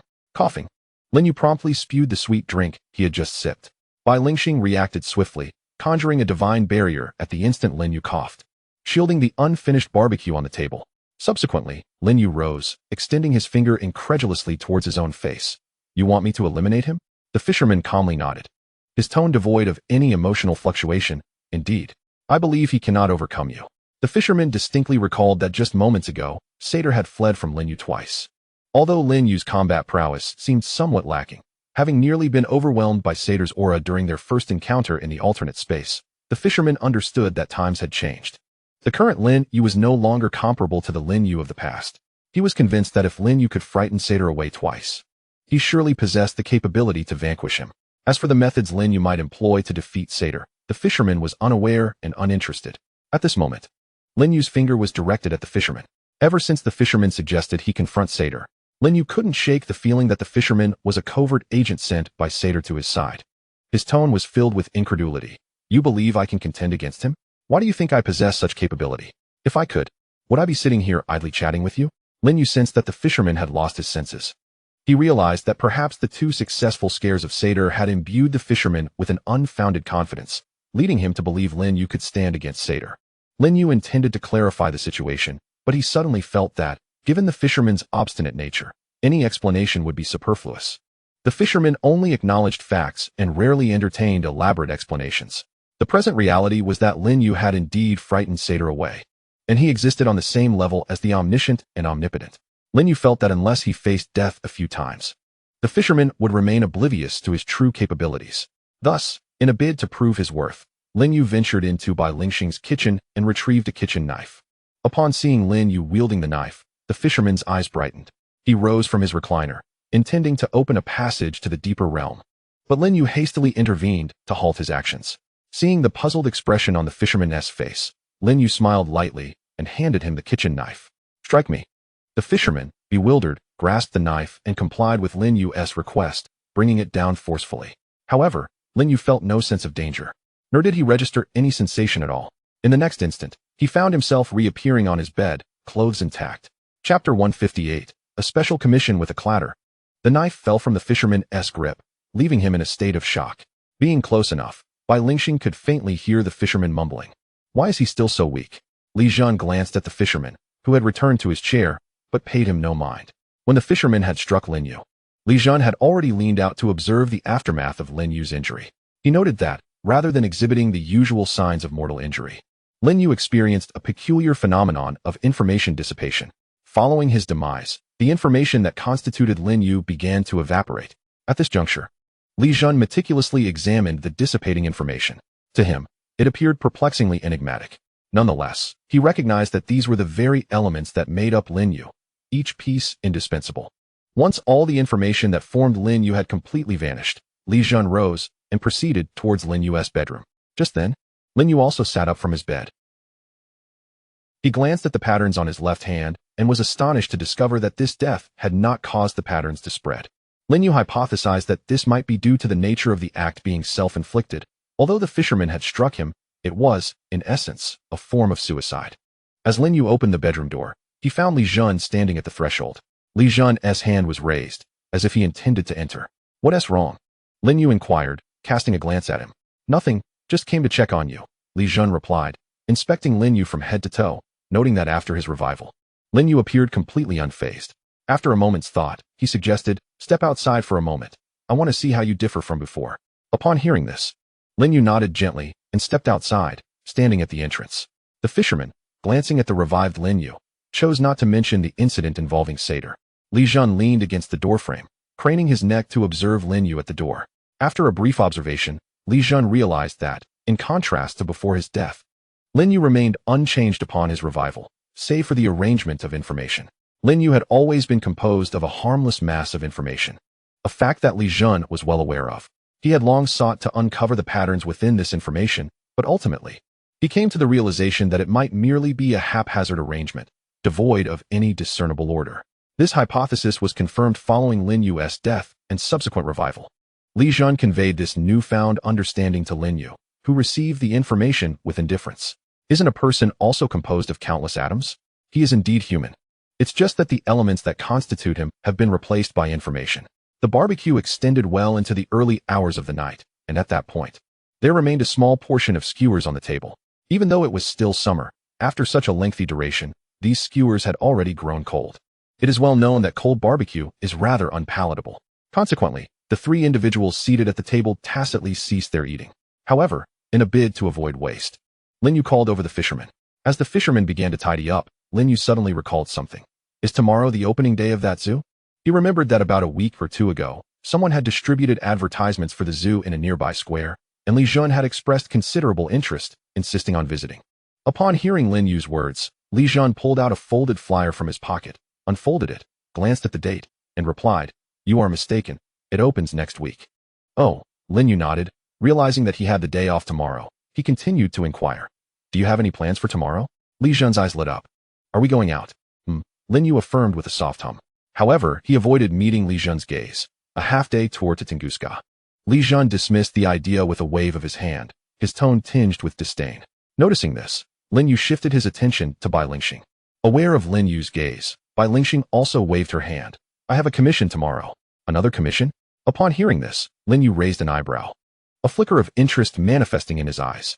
Although he had reaped considerable rewards from the last commission, his sense of involvement had been minimal. Thus, this time, he was keen on accompanying Bai Lingxing to observe the entire process of pollution management. However, this was contingent upon the fact that Bai Lingxing would be the sole participant in her commission. Lin Yu was concerned that if others were present, it might hinder his ability to exert himself fully. "Do you want to join?" Observing the spark of interest in Lin Yu's eyes, Bai Lingxing regarded him with a peculiar expression. It seemed she was on the verge of laughter, yet was stifling it. Lin Yu, oblivious to the subtle changes in her expression, merely articulated his concerns. "If the commission involves only you, I can accompany you. If there are outsiders, then I shall refrain from joining." In response, Bai Lingxing smiled softly, lowering her head with a somewhat odd tone. "You need not worry. This commission is rather special, and you are welcome to participate. However, you will need to follow the arrangements, understood?" Lin Yu sensed something peculiar in Bai Lingxing's demeanor at that moment. Yet he dismissed any further contemplation and readily agreed. After all, given Bai Lingxing's capabilities, the commissions she undertook were merely low-level quests for him. Having already resolved cosmic-level quests, he found such low-level tasks beneath his consideration. Nonetheless, these simpler endeavors served as a pleasant way to occupy the weekend. After Lin You and Bai Lingxing had agreed to set off early the day after tomorrow, Li Jun suddenly poked his head out from behind the door. With a quick turn of his eyes, he smiled and said, "Count me in. I'll be going too." "You're going as well?" Lin Yu was taken aback, glancing at Li Jun, whose head had already retreated back into the room. "Yes, is there a problem?" Li Jun raised an eyebrow at Lin Yu, and as he spoke, he glanced at Bai Lingxing, who was suppressing a laugh, and added, "By the way, you don't need to prepare any equipment for me." Upon hearing this, Bai Lingxing was momentarily stunned. She looked in the direction of Li Jun, though she could neither see nor sense anything. Still, her astonishment was unmistakably conveyed. Noticing her reaction, Li Jun merely smiled, offering no further explanation. Everyone was left to ponder what this peculiar commission might entail. Chapter 159. I am the master of eternal desolation. After agreeing with Bai Lingxing to handle the commission the following day, Lin Yu scheduled a day trip to Tunguska for the day after tomorrow, Saturday. Lin Yu awoke naturally, having slept late the previous night. However, perhaps due to not being distracted by his phone, he felt relatively refreshed despite waking at 9 in the morning. After a brief morning routine, Lin Yu roused Li Jun, who was still languishing in bed. The remnants of last night's late-night snacks had already been tidied up by Bai Lingxing early that morning. As Lin Yu stepped out into the corridor, he noticed Bai Lingxing standing at the door with her hands clasped together, earbuds in place, seemingly engaged in prayer. Upon sensing Lin Yu's presence, Bai Lingxing paused her prayer and turned to him, saying, "I've prepared breakfast for you. We need to leave right after we eat." Startled, Lin Yu quickly waved his hands. "I'm not hungry. Let us just prepare lunch once the pollution issue is resolved." Bai Lingxing, understanding Lin Yu's thoughts, shot him a bemused look and replied, "It's takeout I ordered."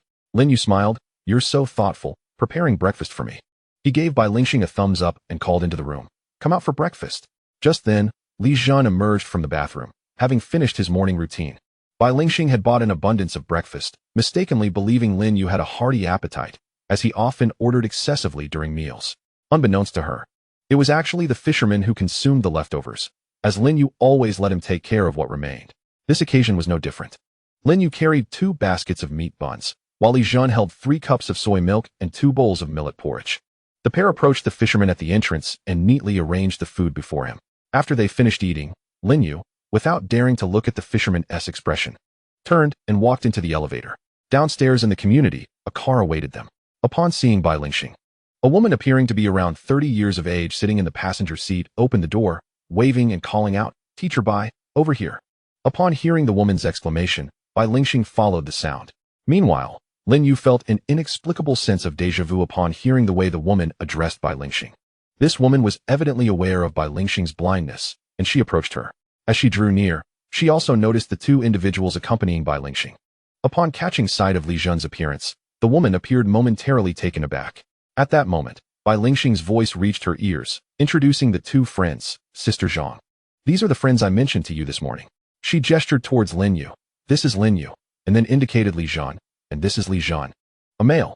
Bai Lingxing had heard from Lin Yu that Li Jun bore a striking resemblance to a girl. However, as she could not see, she was unaware of the extent of this resemblance. Bai Lingxing thought Lin Yu's earlier caution was somewhat exaggerated.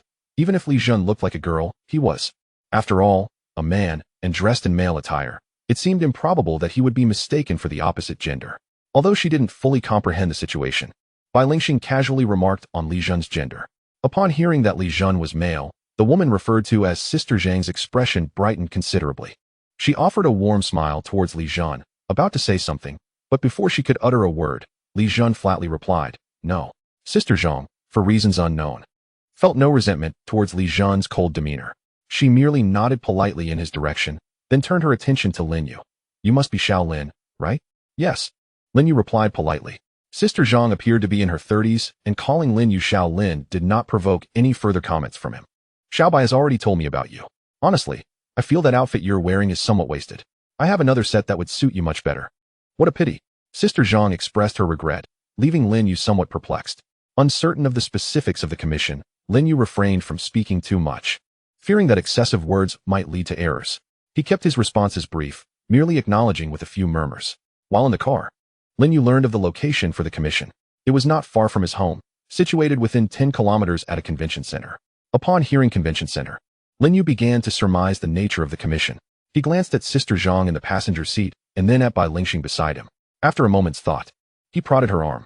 Just as Bai Lingxing was about to inquire why he had nudged her, Lin Yu's voice resonated in her mind. Is this commission legitimate? Taken aback by the voice in her thoughts, Bai Lingxing paused briefly before subtly giving Lin You a thumbs up. Lin You, uncertain of her gesture, continued. You can respond in your mind. I should be able to hear you. Upon hearing this, Bai Lingxing pondered for a moment before responding. Sister Zhang is from a reputable institution. I have collaborated with her before. She is definitely trustworthy. By the way, have you deduced anything?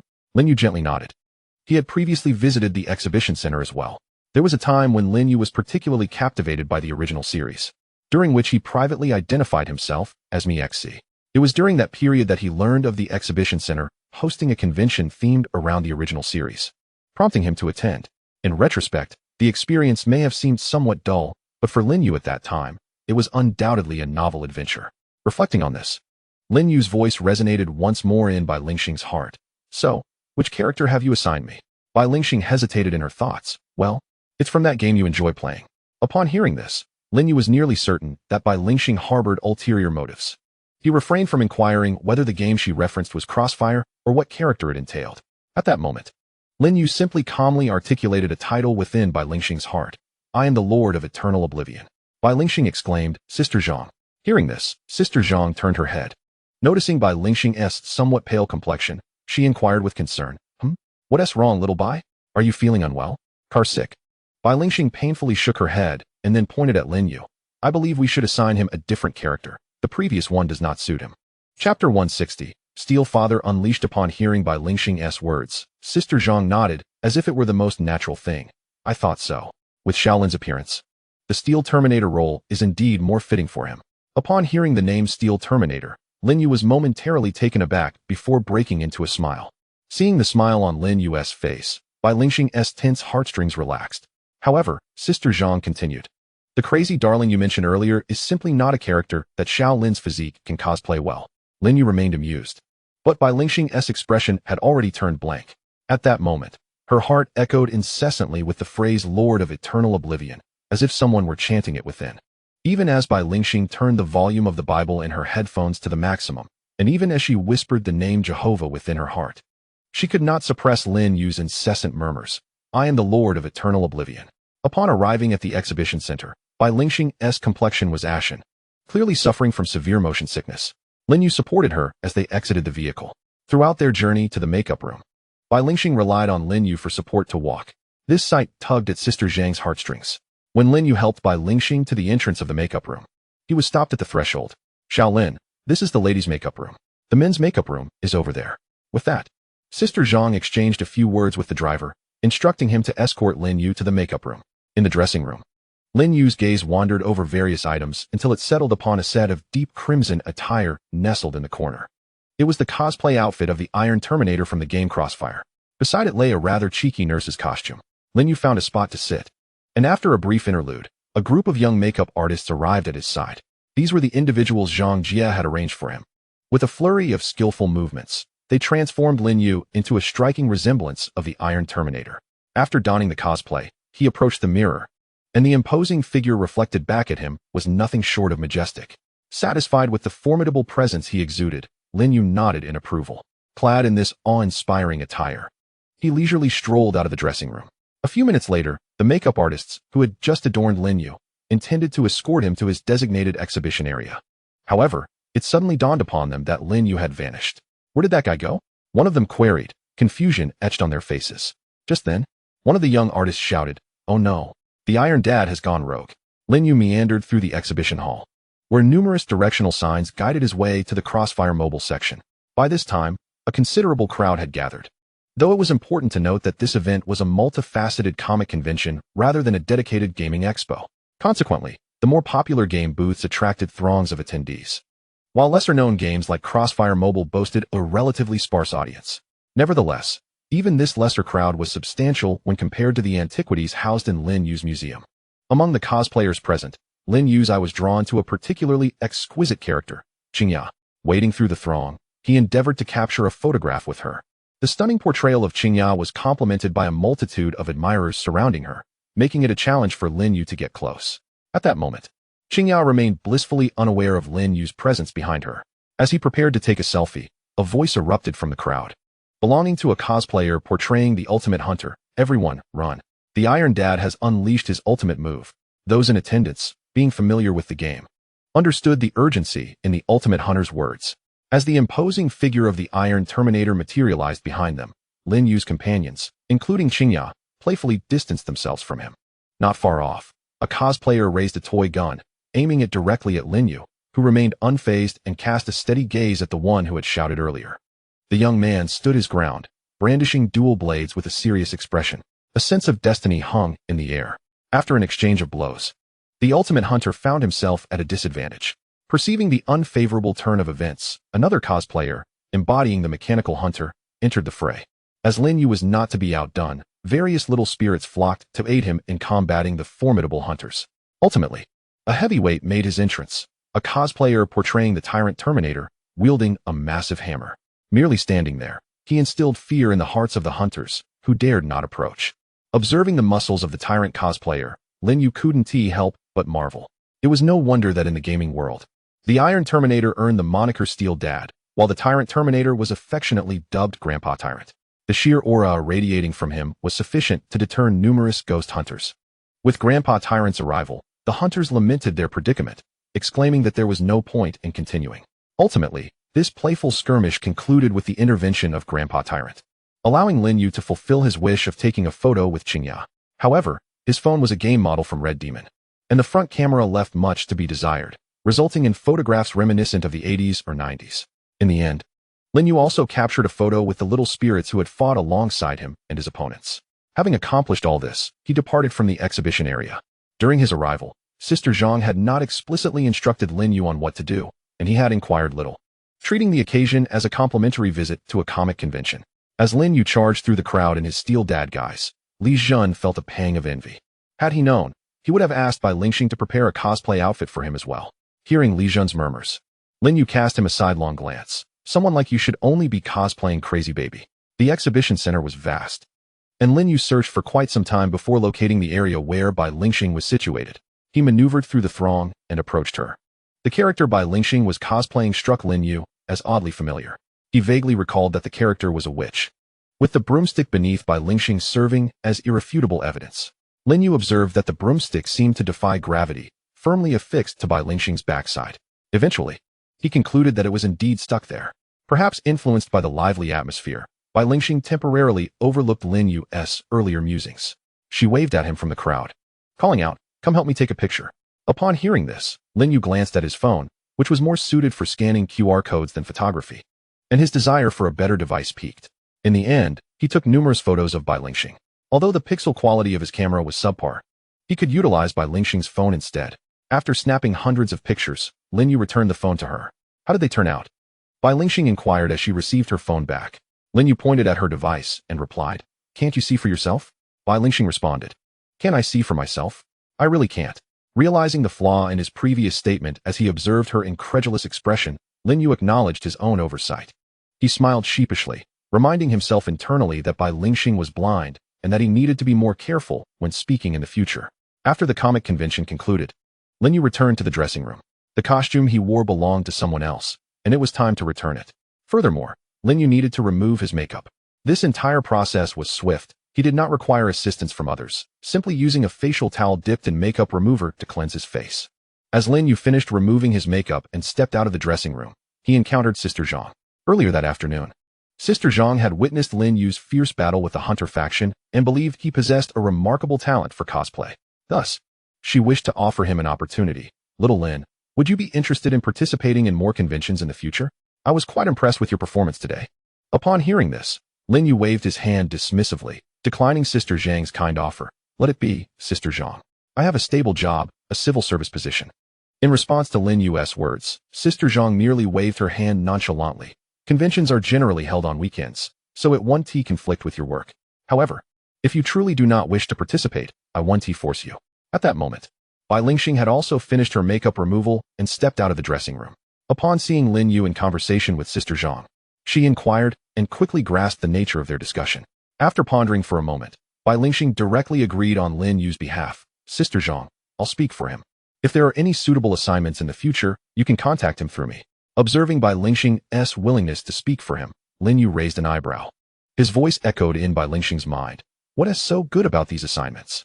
To which Bai Lingxing simply responded with 4 words, simple, profitable. How profitable? Lin You did not question the simplicity Bai Lingxing mentioned, having experienced it firsthand. Indeed, it was quite straightforward. However, he harbored skepticism towards the profitability she spoke of. More than handling pollution, he mused internally, as Bai Lingxing casually handed her unlocked phone to him. Lin You easily accessed her phone. The screen displayed recent payment information, which included 2 entries, one for last week's income from handling pollution, and another for the current assignment. After a brief moment of observation, Lin You silently returned the phone to Bai Lingxing. Indeed, this was considerably more lucrative than dealing with pollution. Sister Zhang, thank you for this opportunity. Lin You sincerely expressed his gratitude to her. Watching the exchange between Lin You and Bai Lingxing, Sister Zhang simply smiled and refrained from further comment. She called for her driver, who, after a few words, hurried off to the dressing room.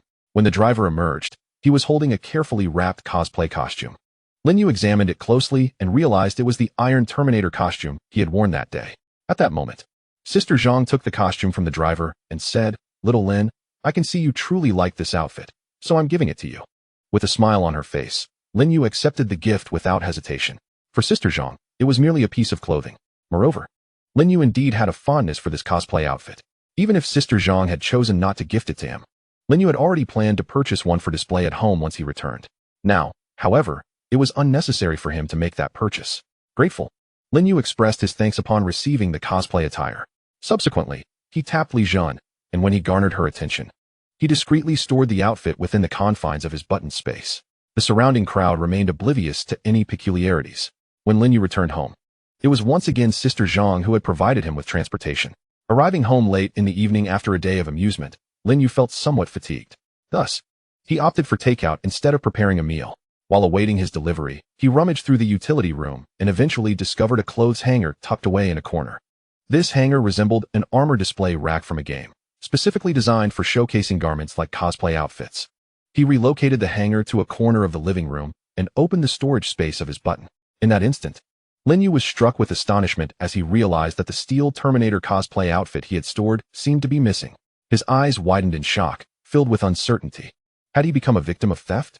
He retrieved the button and activated its pollution, and in the next moment, the scene within the button's space unfolded before him. It was a realm engulfed in terrifying pollution, relatively small, barely 30 cubic meters in size. The items within were sparse, consisting only of a power bank, a charging cable, several bottles of sweet water, and a creature that bore a resemblance to the Steel Terminator. Wait a moment. Lin You focused on the dark red creature that had materialized within the button space. What on earth was this? With a mere thought, he released the enigmatic being. As soon as it appeared in the living room, it knelt down. Thud. Simultaneously, a fervent prayer, more devout than Bai Lingxing's worship of a deity, filled Lin Yu's ears. "I bow before you, my lord, the great usurper, the supremely eternal sovereign of the ultimate demise. You are the most exalted." Observing the creature that resembled the Steel Terminator on the outside, but sang a hymn of life within, Lin Yu silently watched as it prayed, refraining from uttering a word. Though the being's prayers were directed towards him, it was not Lin Yu it venerated. Instead, its adoration was aimed at a toy figure of a certain character displayed on the rack in the living room. This toy had been won during Lin Yu's childhood at a ring toss game, and had found a place in the living room for many years.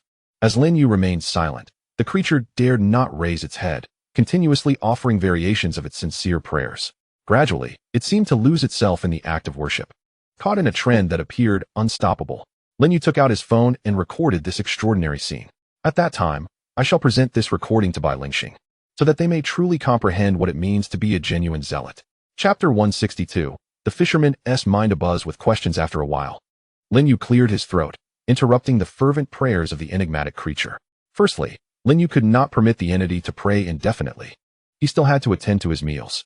Secondly, should he allow the creature to continue its supplications, he suspected he would acquire several more titles.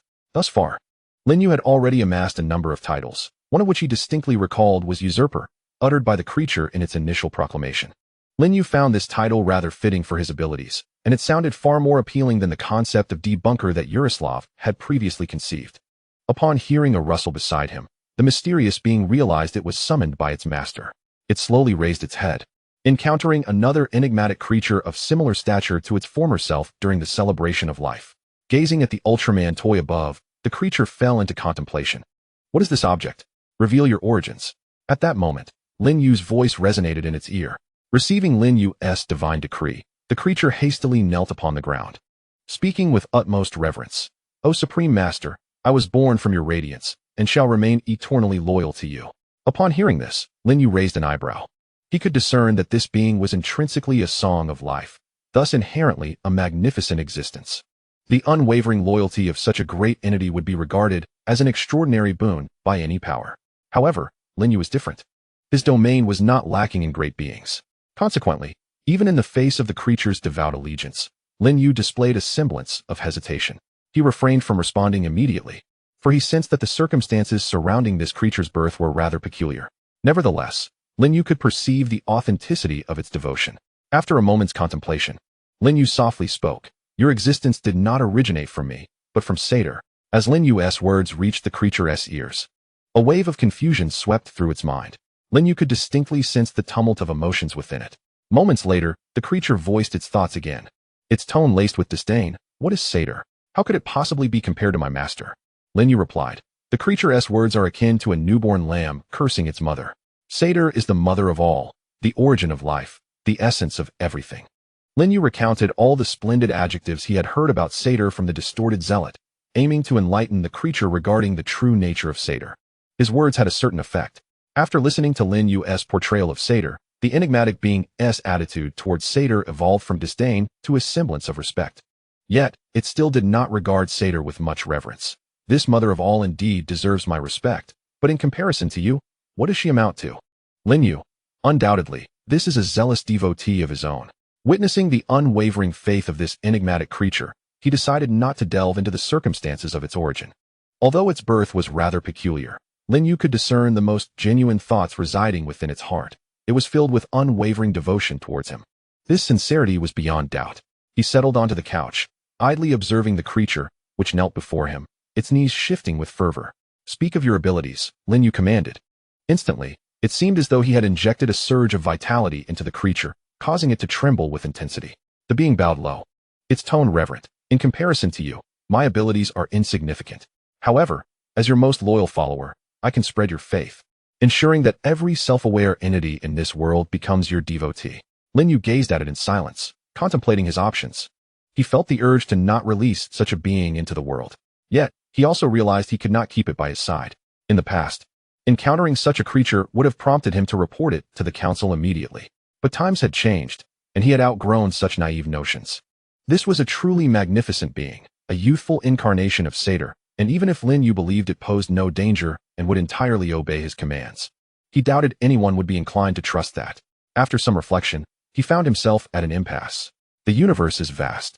The presence of one more great being matters little, just as the absence of one does not weigh heavily. Henceforth, you may traverse any place you desire.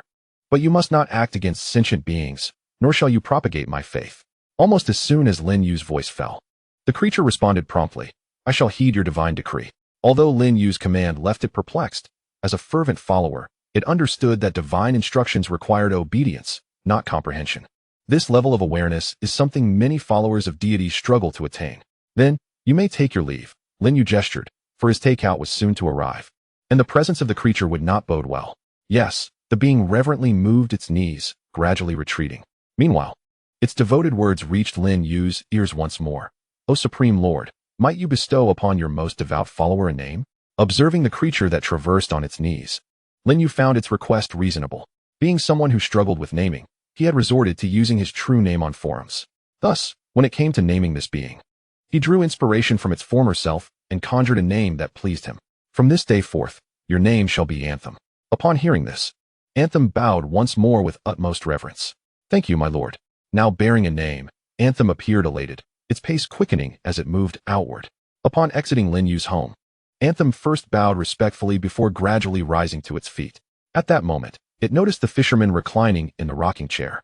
At this moment, the fisherman also took note of him, observing the entity before him, which stood at the same level as himself. A flicker of animosity arose within the heart of the Canticle. Are you also a follower of the master? Canticle inquired, his tone indifferent, devoid of the reverence he had exhibited toward Lin Yu. The fisherman pondered, why does this fellow's aura feel so familiar? How reminiscent of Satyr it is.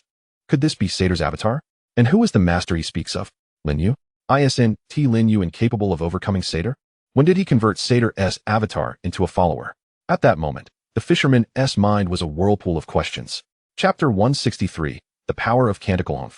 Noticing the fisherman's silence, Canticle scoffed. In this intangible duel, he emerged victorious. Consequently, he would gain further attention from the master. Indeed, at that moment, Canticle once again sensed the master's gaze upon him. He lifted his head with a sense of purpose and strode forward.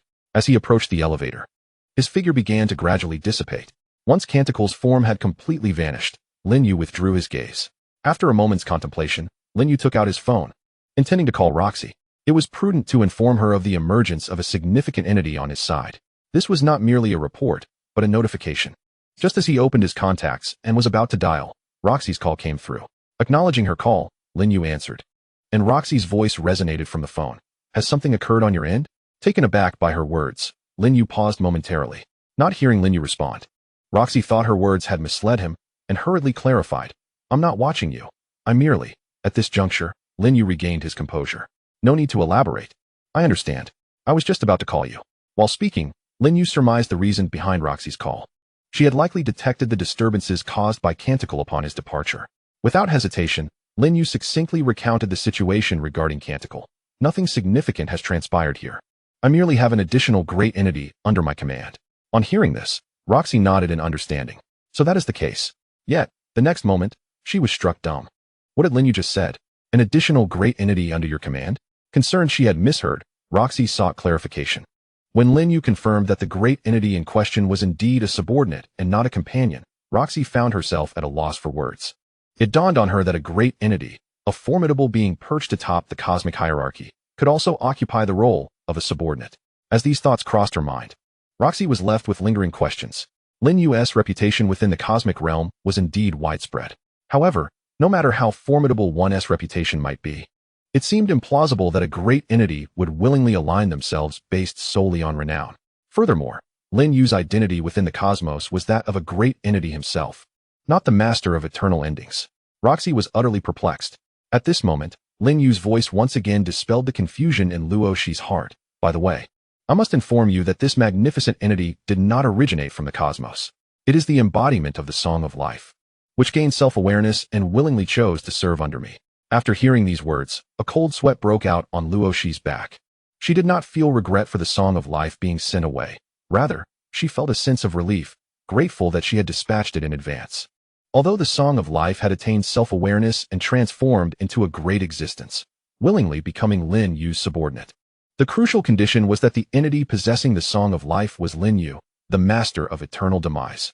Had it been their counsel, Luo Shi surmised, the Song of Life would have likely attempted to usurp its master the very moment it gained self-awareness. It was precisely for this reason that Luo Shi felt fortunate upon learning of the Song of Life's transformation. Noticing that Luo Shi remained silent on the line, neither hanging up nor speaking, Lin You could not help but remind her, "Do you have any other matters to discuss?" Upon hearing Lin Yu's prompt, Luo Shi snapped back to reality and quickly replied, No, you may hang up now." "All right," Lin Yu nodded. Just before ending the call, as if struck by a sudden thought, he added, "By the way, please open a spatial gate for me tomorrow. I need to visit Tunguska." Receiving the instruction, Luo Shi straightened her posture. Understood. After hanging up, Lin Yu put away his phone and approached the door, giving a kick to the fisherman's rocking chair. After Lin Yu emerged, the fisherman had been watching him intently. When Lin Yu glanced over, the fisherman calmly inquired, "You truly cannot defeat him." This him referred to Satyr. Having been educated by Lin Yu recently, the fisherman refrained from uttering the shadow's true name, opting instead for the pronoun him. "Why do you think I could possibly contend with him?" Lin Yu's tone conveyed bewilderment, struggling to fathom what thoughts occupied the fisherman's mind. "What was that thing just now?" The fisherman pointed towards the direction from which the song had vanished, posing a soul-searching question. "That was an anomaly created by Yaroslav, and then it evolved." Lin Yu explained after considerable effort, finally clarifying to the fisherman that he indeed could not best Satyr. Lastly, to prevent the fisherman from harboring any further unrealistic notions, Lin Yu issued a precautionary warning. "Do not entertain such thoughts again. I could never hope to defeat that being in my lifetime." Upon hearing this, the fisherman nodded, seemingly absorbing Lin Yu's words. However, what thoughts lingered in his mind remained a mystery. Lin Yu was indifferent to the fisherman's thoughts, regardless of his perspective. Lin Yu was resolute. "I cannot win." At that moment, Lin Yu suddenly recalled that he had approached the fisherman with a purpose. He gazed in the direction of the vanished song and asked, What do you think of that fellow's strength? Upon hearing this, the fisherman pondered seriously for a moment before offering what he believed to be a reliable response. Not bad. Lin You then inquired, how does it compare to you? The fisherman involuntarily furrowed his brow at the comparison Lin You made with that individual. His tone carried a hint of disdain as he remarked, he cannot surpass me. Observing the fisherman's demeanor, Lin You felt that his judgment was clouded by subjective emotions. Thus, he continued to question, what if the battlefield were in the deeper realms? This prompted the fisherman to once again fall into contemplation. This time, devoid of personal bias, he earnestly deliberated before responding. He might barely manage to achieve a stalemate with me. This outcome was within Lin Yu's expectations. In the deeper realms, shadows are invincible. Although the canticle is not a shadow, it originates from shadows, thus can be considered a semi-shadow. Should it find itself in the deeper realms, it would undoubtedly receive certain enhancements. Hence, the notion that canticle could hold its own against the fisherman was not entirely implausible. Nevertheless, Lin You understood that if a true victor were to emerge from the battle, canticle would undoubtedly be at a disadvantage against the fisherman, especially considering the fisherman's use of the word barely. At that moment, Lin Yu's takeout order arrived. He accepted the package from the delivery person, and upon meeting the delivery person's gaze, he inexplicably sensed a trace of resentment in their eyes. Handing the takeout to Li Zhan, who had just stepped out of the house, Lin You casually asked, do you know what was up with that delivery guy? Yes, Li Zhan nodded. His expression peculiar as he explained, the piece of tuna you gave him caused quite a stir. He spent 2 days in the restroom and had no time to deliver. Upon hearing this, Lin You understood the source of the delivery person's expression. Previously, when he had first encountered the fisherman, he had requested the fisherman to help him catch a bluefin tuna. Knowing he could not finish such a large fish, he had shared some with the delivery person. While Lin You had suffered no ill effects, for an ordinary person, having consumed such contaminated fish and enduring 2 days of distress was quite unfortunate. Feeling a twinge of guilt, Lin You took out his phone, located the recent order, and tipped the delivery person 200 as a gesture of apology. After concluding this minor episode, Lin You settled at the dining table. Suddenly, he recalled Wanlin the Immortal. Wanlin was significantly weaker than the fisherman. He wondered how he compared to Canticle. With this thought, Lin You turned to the fisherman seated across from him and asked, how do you think Canticle's strength compares to Wanlin the Immortal? The Immortal cannot defeat it, the fisherman replied without a moment's hesitation. So certain? The fisherman nodded. That Immortal is quite weak, though he possesses commendable escape tactics. In a grand palace within a small celestial realm, Wanlin the Immortal suddenly felt an inexplicable shiver run through him. He sensed a palpable malevolence directed towards him from the unseen. May the ancestors bless him, and may the boundless celestial beings and Amitabha Buddha offer their protection. The immortal Lord Wanlin clasped his hands together before several statues, bowing earnestly. Among these effigies, the foremost was that of his master, accompanied by the 3 pure ones of Taoism, the Buddha of Buddhism, and various other deities from differing pantheons. Although Wanlin was acutely aware that these divine figures were mere fabrications, non-existent in reality, to someone of his idealistic disposition, they served as a vital source of spiritual solace, embodying a belief that could not be dismissed. After all, believing in them posed no detriment. It was simply a means of seeking a refuge for his spirit. On the weekend, Lin You awoke well past noon. After rising, he found that Bai Lingxing had prepared lunch. He harbored an inherent suspicion regarding the meals originating from Bai Lingxing's kitchen. He first inquired about the source of the food. Upon learning that it had been procured from a church, he felt a modicum of reassurance. Furthermore, while dining, Lin You observed Li Zhan's demeanor. Should Li Zhan refuse to eat, it would imply that Bai Lingxing had been deceitful and the food was questionable. Noticing Li Zhan begin to eat, Lin You finally picked up his chopsticks and joined in. The dishes were quite delectable, far surpassing the quality of takeout, prompting Lin You to contemplate visiting the church for meals more frequently. After lunch, Li Zhan returned home, while Lin You sent a message to Luoxi, requesting her to open the door for him. No sooner had he sent the message than a spatial portal materialized within Bai Lingxing's abode. Lin You stepped through the portal, and in the next instant, his figure appeared in Tunguska. However, he did not emerge beside the cemetery, but rather at the same spot he had first arrived in Tunguska. The area seemed to be under construction, bustling with activity from various workers, including some extraordinary construction teams. When Lin You materialized at the site, a figure clad in black robes approached him. Yaroslava halted 3 meters away, then respectfully bowed to Lin You, exclaiming, "All hail you, great sovereign of the divine." After escorting Yaroslava back, Luoxi's first task was to impart to him the essential protocols regarding Lin You. She emphasized that in Lin Yu's presence, he should be addressed as the sovereign of the divine, a title that Lin You favored. Indeed, Lin You had grown indifferent to how acquaintances addressed him. In response to Yaroslava's greeting, he merely nodded casually before inquiring, "What is the situation here?" In reply, Yaroslava succinctly elucidated the circumstances. According to his account, the construction crew was engaged in erecting a grand cemetery to honor those council members who perished in the wake of Life's Song. Their identities had been obliterated, and aside from Yaroslava, even Luashi could only recall them upon meeting face to face. Thus, Yaroslav arrived here to assume the role of caretaker of the cemetery. After listening, Lin You nodded to indicate his understanding. He then instructed, "Please find a few individuals to escort me to the burial site of Sergei." Lin You recalled that the owner of that cemetery was seemingly named thus. Upon hearing Lin Yu's request, Yaroslav felt a sense of puzzlement. Unable to comprehend why Lin You required assistance to reach a place attainable by mere spatial teleportation. However, Yaroslav refrained from probing further. He casually beckoned to 3 nearby individuals, imparted a few instructions, and then took his leave of Lin You. Upon receiving the command, the 3 individuals eagerly approached Lin You and, in unison, proclaimed, "Your Divine Majesty. It is an honor to serve as your charioteers." Lin You nodded slightly, maintaining the dignity befitting a deity. Indeed, in the presence of strangers, it was essential to uphold the image of a divine figure. Once seated in the vehicle, Lin You occupied the front passenger seat in silence. While the 3 individuals occasionally cast glances his way, both deliberately and inadvertently. Even without the need for sight, Lin You could sense the palpable excitement emanating from within them. After all, for these lower-tier council members, Lin You represented an unequivocal embodiment of divinity. The thought of having such a deity beside them was undeniably thrilling.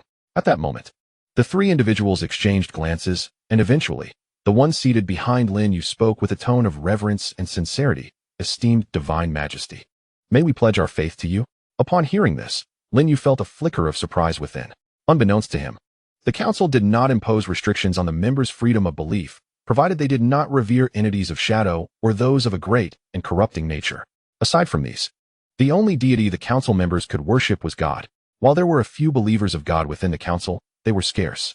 Evidently, these 3 individuals were not among them. With the emergence of Lin You as a new deity, who reportedly had no followers, the 3 individuals contemplated whether they might be among the first to pledge their allegiance. As soon as the 3 individuals voiced their inquiry, Lin You remained nonchalant. Yet a chilling gaze unexpectedly emanated from an unknown source. The Lord had instructed that he should not propagate his faith. However, the Lord had never specified that he could not gather followers on his behalf. In an instant, an overwhelming sense of dread, rooted in the deepest essence of life, enveloped the 3 individuals. Their bodies began to tremble involuntarily, and in that moment, they were utterly oblivious to the cause. "Perhaps you should reconsider." Lin You sensed the ominous gaze from the depths of the cosmos. However, he paid it little mind. His refusal of the 3 individuals was not born of disdain for their perceived weakness or inadequacy. Rather, Lin You was acting in their best interests. He surmised that if he had acquiesced to their request and accepted them as his followers, it was likely that in the next moment, a chorus would arrive to claim them as devotees on his behalf. Indeed, Lin You grants a considerable degree of freedom to the Song of Praise. Apart from refraining from active destruction and the propagation of faith, there are no other constraints imposed upon it. Although the Song of Praise may appear to Lin You as a somewhat foolish zealot, this does not imply a lack of intelligence. As a perfect being, it cannot possibly be a simpleton. It is conservatively estimated that the Song of Praise possesses an intellect far exceeding that of humans, by no small margin. Therefore, it is capable of identifying the loopholes in Lin Yu's words and making choices that favor him most advantageously. As the deity revered by the Song of Praise, Lin You had just overheard its soliloquy, which serves as a testament to its high intelligence. After Lin You declined the requests of the 3 individuals, their immediate sense of dread dissipated entirely. It then dawned upon them that their earlier fears stemmed from Lin You himself. The 3 exchanged knowing glances, quickly dismissing the thought from their minds. A deity is not to be questioned by mortals, not even in the confines of one's thoughts. "Great God, we have arrived." Upon reaching the cemetery, the 3 respectfully assisted Lin You from the vehicle. As they watched him enter the cemetery, they finally departed. Once inside the cemetery, Lin You surveyed his surroundings and soon located the figure of the gravekeeper. The gravekeeper had been aware of Lin Yu's presence since his arrival. As Lin You approached, the gravekeeper also moved to greet him. Upon encountering the gravekeeper, Lin You was struck by a sense of unfamiliarity. Simultaneously, the gravekeeper spoke, his tone laced with confusion. As if he had never seen Lin You before. "May I ask, who are you?" Taken aback by the gravekeeper's unfamiliar tone, Lin You momentarily hesitated. However, he swiftly composed himself, feigning that it was their first encounter, and casually replied, "I am merely a visitor. I saw this cemetery out of curiosity and decided to take a look." Lin Yu's response was riddled with inconsistencies. Yet the gravekeeper showed little concern for Lin Yu's identity or origin. They were merely strangers, and there was no need for extensive inquiry. Noticing that the gravekeeper was tidying up his belongings, Lin Yu, driven by curiosity, inquired, "Are you leaving?" The gravekeeper nodded in response. "I will be leaving tomorrow." This answer surprised Lin Yu somewhat. From the gravekeeper's words, he inferred certain truths. Following Yaroslav's return, this gravekeeper must have lost his previous memories. He was no longer a manifestation of Yaroslav and was free from his influence. Now, he was simply an ordinary man named Andre. To validate his suspicion, Lin Yu maintained an expression of surprise and asked, "Aren't you the gravekeeper here? If you leave, what will happen to this cemetery?" Upon hearing Lin Yu's question, Andre regarded him with a puzzled glance. "Who said I am the gravekeeper here? I am merely here for a time due to work-related matters. The cemetery is now to be relocated, and I must return to my original position." As he spoke, Andre gestured towards the direction from which Lin Yu had arrived. "That is where the new cemetery is being constructed. Since you came from there, you must be aware of the ongoing developments." Lin Yu remained silent, gazing into the distance, as if his sight penetrated layers of barriers to behold a grand cemetery rising majestically. At that moment, Andre's mission was complete. He had reclaimed his life. Upon returning home, it was already afternoon. Ordinarily, at this hour on a weekend, Lin Yu would begin preparations for dinner. However, today he felt reluctant to move. He took out his phone and called by Lingxing.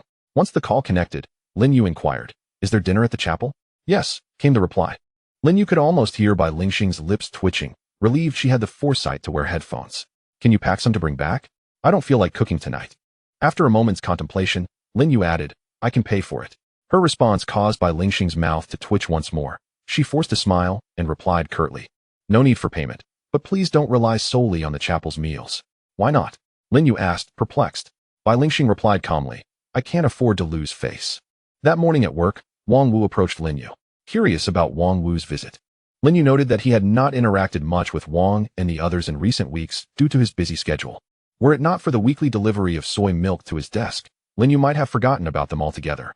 Wang Wu entered Lin Yu's office, and it seemed that Lin Yu's colleagues were entirely oblivious to his presence, instinctively ignoring him, save for Li Zhan. Approaching Lin Yu, Wang Wu respectfully bowed. Lin Yu was now well accustomed to this routine. Anyone who came to see him would invariably follow this protocol, and he had grown numb to it. "What brings you here?" Lin Yu finally asked after Wang Wu had finished his greeting. "Mr. Lin," Wang Wu replied with an air of politeness, refraining from addressing him as a peer.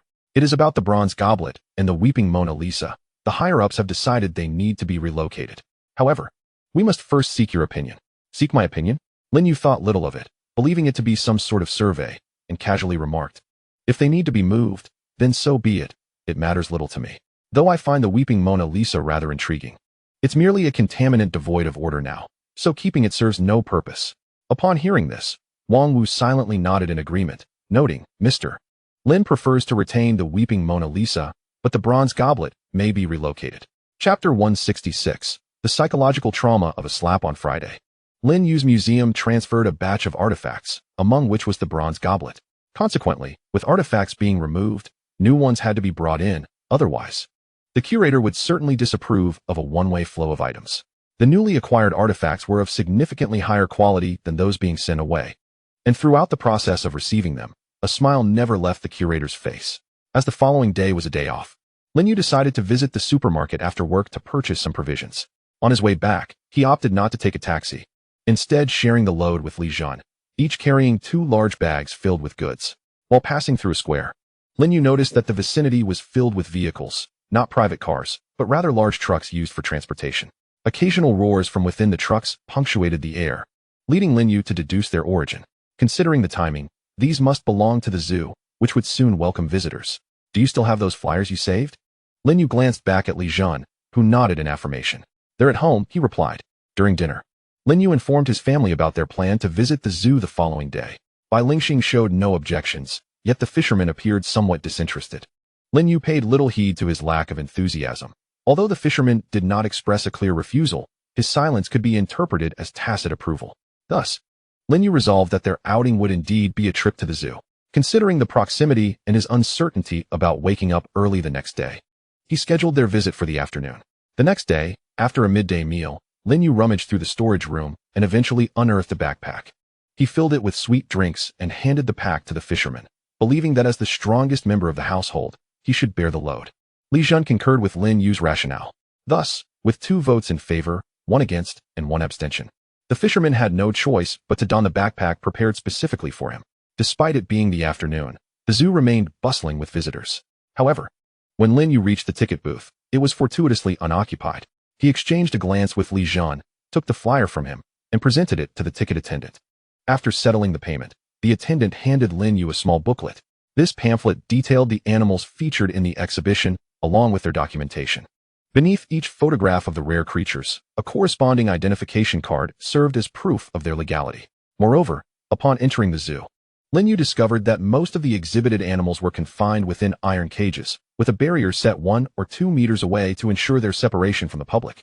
Beside the isolation zone, there were credentials printed on a signboard. This zoo incessantly emphasized that its animals were legal and not captured unlawfully. Behold, a tiger. Lin Yu gently patted Bai Lingxing's back while pointing towards the Siberian tiger, urging her to look in that direction. Bai Lingxing followed his gesture, but saw nothing. Nonetheless, she responded symbolically, "Yes, adorable." Lin Yu tilted his head, gazing at the Siberian tiger, which perhaps had just feasted, a trace of blood still lingering at the corner of its mouth. Indeed, it was quite charming. After lingering in that spot a little longer, Lin Yu felt that this Siberian tiger was rather perceptive. Whenever someone approached, it would rise and bare its teeth. However, once the person distanced themselves, the tiger would return to its relaxed state as if nothing had happened. This display elicited a surge of emotional value among the visitors. Perhaps due to Lin Yu's prolonged presence, the tiger noticed him and bared its teeth in his direction. Observing this, Lin Yu remained composed. But the angler trailing behind him appeared displeased. With an expressionless demeanor, he crossed the isolation barrier and approached the tiger's enclosure. Dangerous action. Please do not imitate. The Siberian tiger bared its teeth at the angler. Yet, as he drew closer, the tiger's body began to tremble slightly. When the angler reached the side of the cage, the tiger had curled up into a ball. In the next moment, the angler raised his hand. Slap. A resounding smack echoed, and the tiger's face swelled. Lin Yu was stunned, Li Jun was dumbfounded, and the surrounding visitors were all left in shock. At that moment, Lin Yu's reaction was remarkably swift. Seizing the opportunity before the staff noticed, he hurriedly pulled the angler away from the area. As they fled, the Siberian tiger emitted a pitiful whimper, watching the angler depart. Once they escaped the tiger's vicinity, Lin Yu donned a nonchalant expression, noticing a crowd gathered ahead. Driven by curiosity, he too approached. Although he had no intention of pushing through, the individuals surrounding the area miraculously parted to grant him passage. Thus, Lin Yu proceeded through the opening. Navigating through the throng, he finally discerned what had captivated the crowd. It was a golden monkey. The keeper held the monkey in his arms, but no matter how affectionate the keeper was, the monkey seemed indifferent. This scene rendered the golden monkey particularly endearing. Lin Yu wished to tease the monkey, yet its temperament was peculiar. Though not mischievous, it refrained from engaging with humans. Lin Yu contemplated offering some food to entice it, but the keeper prohibited visitors from feeding the animals. At that moment, Li Jun suddenly leaned closer to Lin Yu, wearing a mischievous expression, and remarked, "You could show a journey to the west." Lin Yu felt a sense of perplexity. Yet he proceeded to unlock his phone and retrieve the 1986 version of Journey to the West. As the lively theme song began to play, the golden monkey's gaze was instantly captivated. This sight astonished the keeper. The monkey eagerly reached out toward Lin Yu, and the keeper, unable to resist, brought the golden monkey closer to him. Consequently, Lin Yu handed his phone to the monkey, allowing it to watch Journey to the West. In exchange, the monkey was expected to touch Lin Yu twice. Chapter 167. Grateful Fisherman. This monkey was extraordinary. The spark of intelligence in the golden monkey's eyes was unlike that of an ordinary monkey. Lin Yu discerned a hint of the unusual within its gaze. Utilizing his abilities, he quickly uncovered the essence of the golden monkey. Several strands of tainted information materialized above the monkey's head, revealing that it also carried a peculiar form of rule-based contamination. Wisdom root. This revelation stirred Lin Yu's imagination. No wonder the monkey appeared so astute. It was, in fact, an enigmatic entity. Lin Yu fixated on the golden monkey, his eyes unwavering. Given the current circumstances, it seemed that this golden monkey was among the safer entities, devoid of any terrifying rules. Otherwise, it would have long since been collected by the Buddha, the council. Under Lin Yu's unwavering gaze, the little golden monkey timidly shrank back. Yet its eyes remained glued to the screen of the phone. It appeared as though, in its simian existence, apart from Lin Yu, The only thing that mattered was the broadcast of Journey to the West. "Let us depart," Lin You called out, gently patting the monkey's head before reclaiming his phone. Once the phone was taken away, the monkey quickly grew irate. It bared its teeth and lunged at the surrounding people, adopting the demeanor of a fierce guardian, entirely losing its usual calm and endearing nature. Nevertheless, despite its display of aggression towards others, an instinct compelled it to subconsciously overlook Lin Yu's presence, refraining from directing its ire in that direction. Witnessing this scene, some quick-witted tourists promptly produced their phones, resuming the screening of Journey to the West. After leaving the vicinity of the golden monkey, Lin You noticed that Bai Lingxing seemed rather disinterested in the animals at the zoo. Upon reflection, he deduced the reason behind her lack of enthusiasm. The animals in the zoo were primarily meant for human observation, and as Bai Lingxing was blind, she effectively lost 99% of the experience. With this thought in mind, Lin You sought a patch of shade to rest briefly. He retrieved the pamphlet given to him by the ticket seller upon arrival, hoping to discover any animals in the zoo that might be more accommodating to the visually impaired. To his delight, he indeed found such creatures. In the avian exhibit, there was a particular species of parrot. The pamphlet did not specify the breed, only noting that they were captured in a certain rainforest and were completely legal, with all relevant documentation in order. These parrots possessed a remarkable ability to effortlessly mimic human speech. Essentially, these parrots can learn simply by hearing others speak just once. Lin You sensed an inexplicable intrigue surrounding these birds and decided to approach them, hoping to bring a measure of delight to Bai Lingxing as well. The mere thought of the parrot's remarkable abilities sparked a grand surprise in Lin Yu's mind for Bai Lingxing. After savoring the last sip of sweetened water from his bottle, Lin You cast the empty vessel into his button space and called out to the others, "Shall we proceed?" As his words fell, the fisherman zipped up his backpack and hoisted it back onto his shoulders. Li Jun rose from the ground, dusting off the non-existent dirt from his trousers. Before tossing his empty drink container into Lin Yu's button space, Bai Lingxing trailed closely behind Lin Yu, following him wherever he went. A glance back at Bai Lingxing, who silently followed, drew an unexpected sigh from Lin Yu. He often felt indifferent, but at this moment, one couldn't help but wonder how difficult it must be for Bai Lingxing, a blind individual, to navigate her emotions. Noticing Lin Yu abruptly turn to bestow a look of pity upon her, Bai Lingxing tilted her head in confusion, her usual demeanor of nonchalance disrupted. She removed her headphones and asked, "What's the matter?" Sighing once more, Lin Yu expressed his disdain for seeing others feign happiness in his presence. Without responding to Bai Lingxing's inquiry, he redirected his gaze to Li Jun, who walked beside him, and impulsively uttered, "Her eyes will heal. Won't they?" Li Jun turned to Lin Yu, an odd expression crossing his face. "Is there something unspeakable?" Observing the hesitation on Li Jun's face, Lin Yu found himself uncertain as well. After all, during his encounter with the divine, he had been informed that efforts were being made to address Bai Lingxing's vision troubles. Upon reflection, it became evident that her blindness was not a matter easily resolved with mere words. Li Jun hesitated, though his complexion was not as flushed as it had been when he had spoken on behalf of the fisherman. Just as he pondered how to articulate his thoughts, a calm gaze settled upon him, the gaze of the fisherman. The fisherman considered himself a person of gratitude. During Lin Yu and Li Jun's work hours, it was Bai Lingxing who prepared his lunch. Frequently, she would remotely order takeout for him from the church. Even when at home, she would ensure to include a meal for him. Thus, in this moment, the fisherman too hoped for Bai Lingxing's eyesight to improve. With a tranquil demeanor, he echoed Lin Yu's earlier sentiment, "It will be all right, won't it?" Hearing the exchange among the three ahead, a wave of emotion washed over Bai Lingxing. Throughout the days spent together, despite experiencing several frights, she could not deny that within Lin Yu's small circle, she had felt the warmth of a family. Though this family lacked warmth and bore its share of dangers, as long as its members remained safe, it was indeed the most secure place in the world. Contemplating this, a subtle smile involuntarily graced Bai Lingxing's face. Throughout these days of interaction, she had come to appreciate the extraordinary qualities of Li Jun. Although she held a certain anticipation for the restoration of her eyesight, for reasons unbeknownst to her, this sentiment was instinctively suppressed. A sense of heaviness settled in her chest, and inexplicably, she found herself reluctant to regain her vision. Bai Lingxing parted her lips, eager to articulate her innermost thoughts. As she focused her gaze on Li Jun, he happened to glance her way. Perhaps sensing his attention, Bai Lingxing gently shook her head, expressing, "I feel quite content as I am. After all these years, I have grown accustomed to this way of life." Upon uttering these words, the heaviness in her chest astonishingly dissipated. With a sigh of relief, a smile graced her face once more. Hearing Bai Lingxing's statement, Li Jun turned to Lin Yu, shrugging his shoulders with an expression that conveyed his own helplessness. Chapter 168. The Awakened Ones and Their Pursuit of Wealth. After Bai Lingxing spoke, the fisherman withdrew his gaze. He harbored little understanding of human emotions and was unaware of the concept of forced smiles.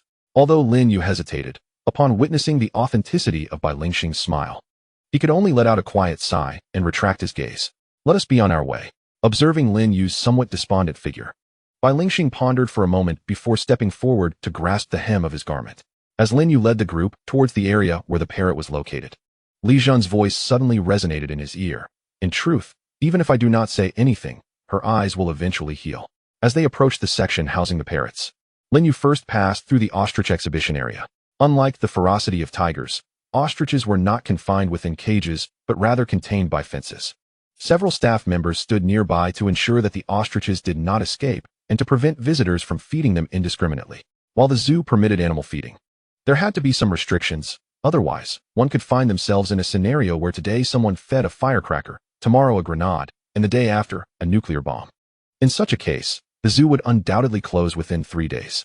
Gazing at the ostriches stretching their necks desperately towards the fence, an inexplicable urge to slap one of their faces surged within Lin Yu. It was not that he disliked the ostriches. Rather, he simply found the idea of such an act amusing. Casually, Lin Yu noticed Li Zhen beside him, who bore a similarly eager expression. Surveying their surroundings and noting that the staff was distracted, Li Zhen stepped forward to the ostriches. Clenching his right fist, he waved it in front of them. The rather simple-minded ostriches, mistaking his closed fist for a treat, eagerly leaned their heads towards his hand. Sensing the opportune moment, Li Zhen suddenly opened his hand wide. The empty palms startled the ostriches, leaving them momentarily perplexed. Before these ostriches could retract their heads, Li Zhen had already taken action. One by one, the approaching ostrich heads received a firm slap from him. However, Li Zhen was mindful not to exert too much force, as he feared harming the birds. Still, even if he had applied more power, it was unlikely that these ostriches would be adversely affected. Lin Yu, observing Li Zhen's playful antics, decided to mimic him and approached the fence. Clenching his fist, he presented it before an ostrich, which leaned in curiously. Lin Yu then opened his palm and gave it a light slap.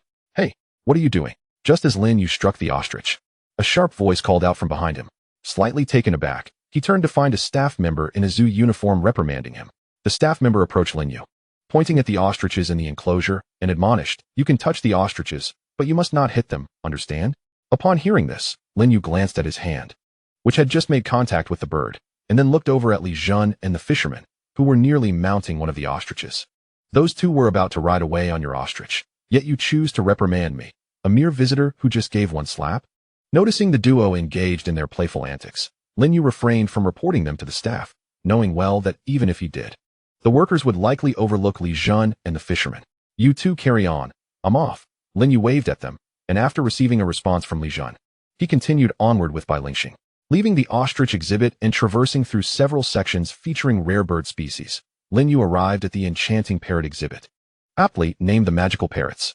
Upon nearing the exhibit, Lin Yu shared a knowing smile with Bai Lingxing. He settled her beside a bench and then ventured alone into the magical parrot enclosure.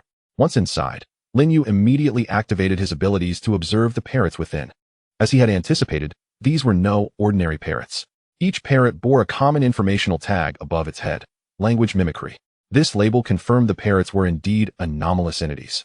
But their presence here indicated that their contaminating influence was minimal, to the extent that it would scarcely affect an ordinary person. In truth, while these parrots did carry some contamination, the degree was so slight that only continuous interaction with them would pose any risk of influence.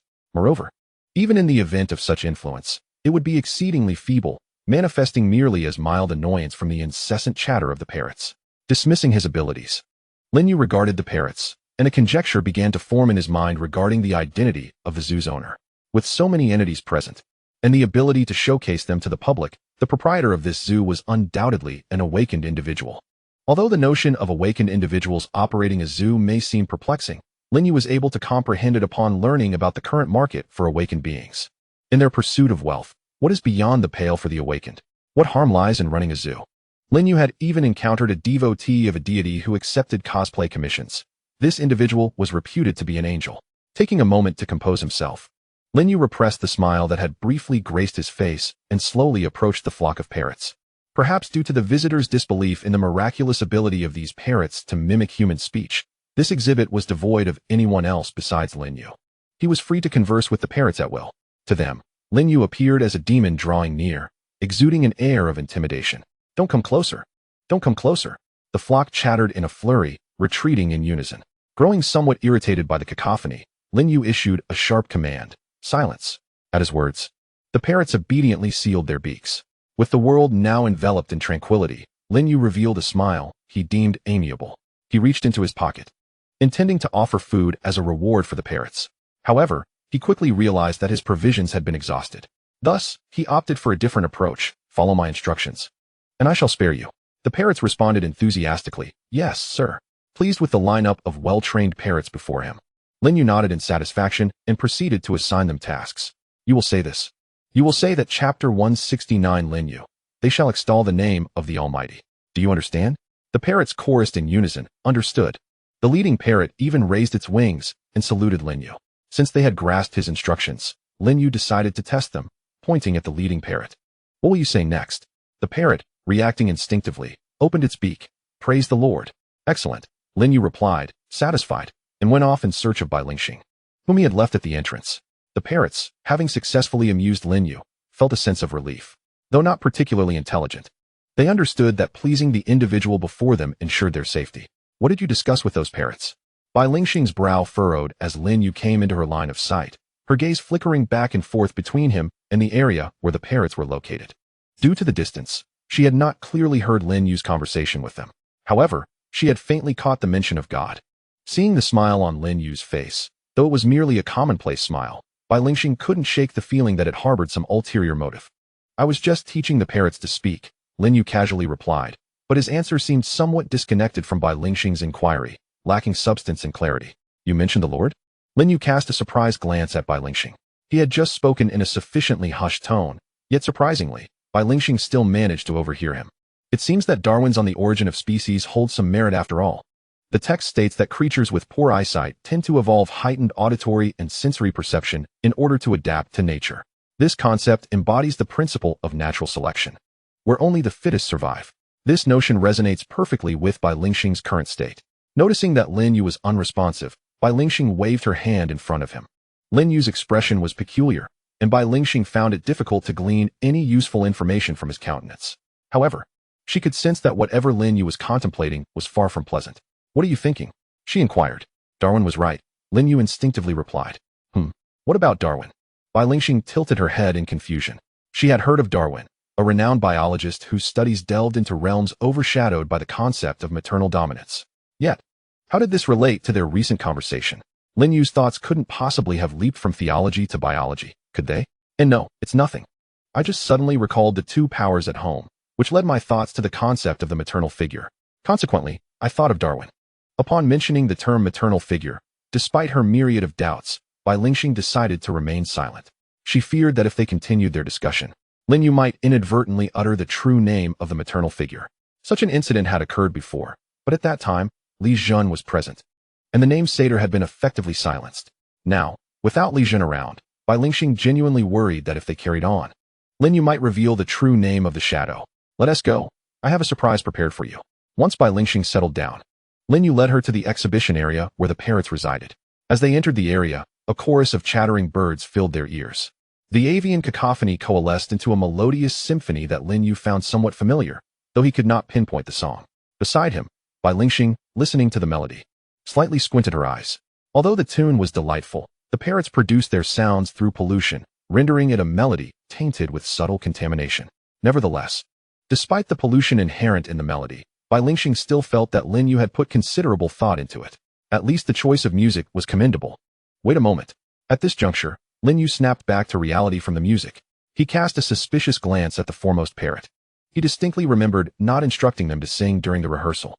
Meeting Lin Yu's gaze, the parrots suddenly realized that this formidable human had seemingly taught them to speak. Caw! A multitude of disparate voices converged, ultimately culminating in a shrill scream. Sensing the growing panic among the parrots, Bai Lingxing took a step back, positioning herself protectively in front of Lin Yu. At that moment, Lin Yu furrowed her brows, her expression displeased as she regarded the chaotic birds. It had barely been 10 minutes since their rehearsal began. How could these foolish creatures have descended into such disarray? observing the dissatisfaction in Lin Yu's eyes. The parrots were once again startled. A cacophony of harsh squawks erupted, but it was soon overshadowed by an incongruous voice proclaiming, "Praise be to God." Upon hearing this untimely exclamation, Bai Lingxing frowned.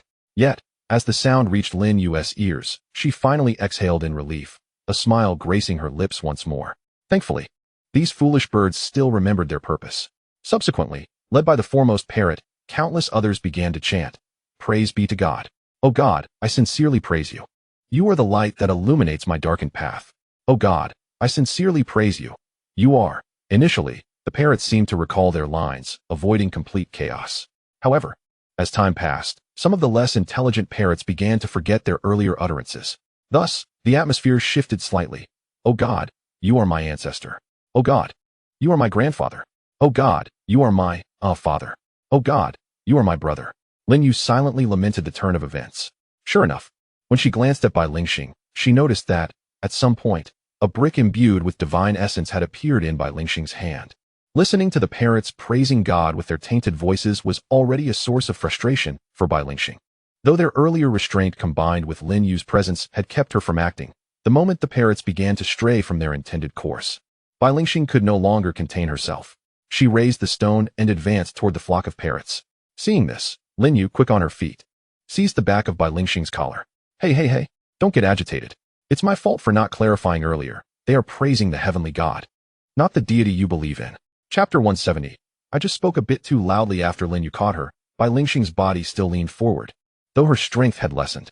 Lin Yu, feeling fragile herself, worried that she might inadvertently harm Bai Lingxing in her current state. However, Bai Lingxing was genuinely infuriated with the parrots. Although Lin Yu was the instigator behind this debacle, Bai Lingxing felt powerless against her. But could she truly remain helpless against the parrots?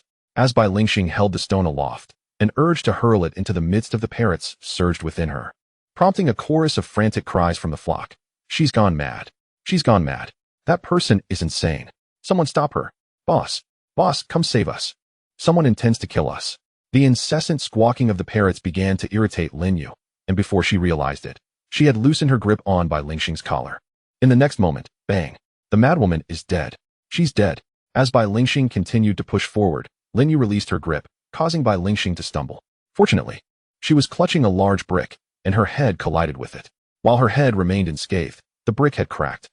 Hearing the jarring sound of the impact sent chills down Lin Yu's spine, prompting her to rush over and assist Bai Lingxing. Upon seeing Bai Lingxing rise once more, the parrot squawked excitedly, "The madwoman is back. Boss, come save us. Help." Lin Yu, exasperated by the parrot's incessant noise, shot them an irritated glare, silencing them momentarily before redirecting her attention to Bai Lingxing. "Are you all right?" A glance at the shattered brick on the ground made Lin Yu instinctively wipe non-existent sweat from her forehead. "I'm fine," Bai Lingxing replied, her tone not entirely dismissive, yet tinged with reluctance. After brushing off the dust from the point of impact on her forehead, Lin Yu noticed that there was not even a trace of blood. Only then did she feel a sense of relief, casually remarking, "I wasn't inquiring about you. I was asking about the brick." Bai Lingxing, taken aback by Lin Yu's response, abandoned her intention to reprimand the parrots. Initially, Lin Yu was the true instigator of their blasphemy. The parrots were merely influenced by the malevolent deity. Unable to confront Lin Yu, Bai Lingxing realized that any attempt to discipline the parrots would be an exercise in futility. Now, having calmed down, Bai Lingxing acknowledged her misjudgment. Taking a deep breath, she grasped Lin Yu's arm and said, "Let us depart." Before she could finish her sentence, she suddenly raised an eyebrow and pointed in a particular direction. "Someone is approaching." As her voice faded, the sound of footsteps grew louder. Following Bai Lingxing's gesture, Lin Yu observed a young man in his 30s, resembling a fisherman, hastening toward them. The youth seemed to be the backbone of the parrots. Upon his arrival, they instantly perked up, escaping Lin Yu's grasp and chattering excitedly. "Boss, the boss is here. We're saved. Help, the two humans want to harm us." Although the parrots' cries were chaotic and disorganized, the young man managed to grasp the gist of the situation. These precious parrots were the result of considerable effort he had expended to retrieve from another realm, and losing even one would incur significant losses. Thus, upon realizing that his beloved companions were in peril, he felt a surge of anger, casting a disapproving gaze at Lin Yu and Bai Lingxing. "What is the meaning of this?" Lin Yu, feeling somewhat embarrassed by the inquiry, stammered, That's my fault. I apologize." Trying to brush off the incident, she waved her hand dismissively. However, the youth, who regarded the parrots as treasures, was not easily swayed by Lin Yu's attempts to evade responsibility.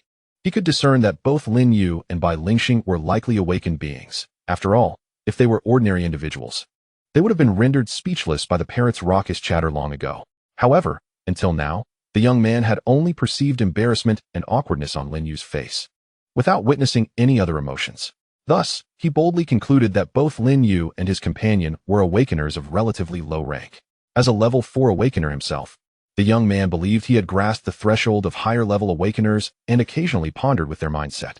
How could a high-ranking awakener possibly appear in this shabby zoo merely to amuse these inferior beings?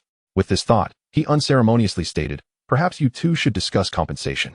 You startled my parrot, and a small sum for emotional distress would not be unreasonable." Compensation? Lin Yu was taken aback.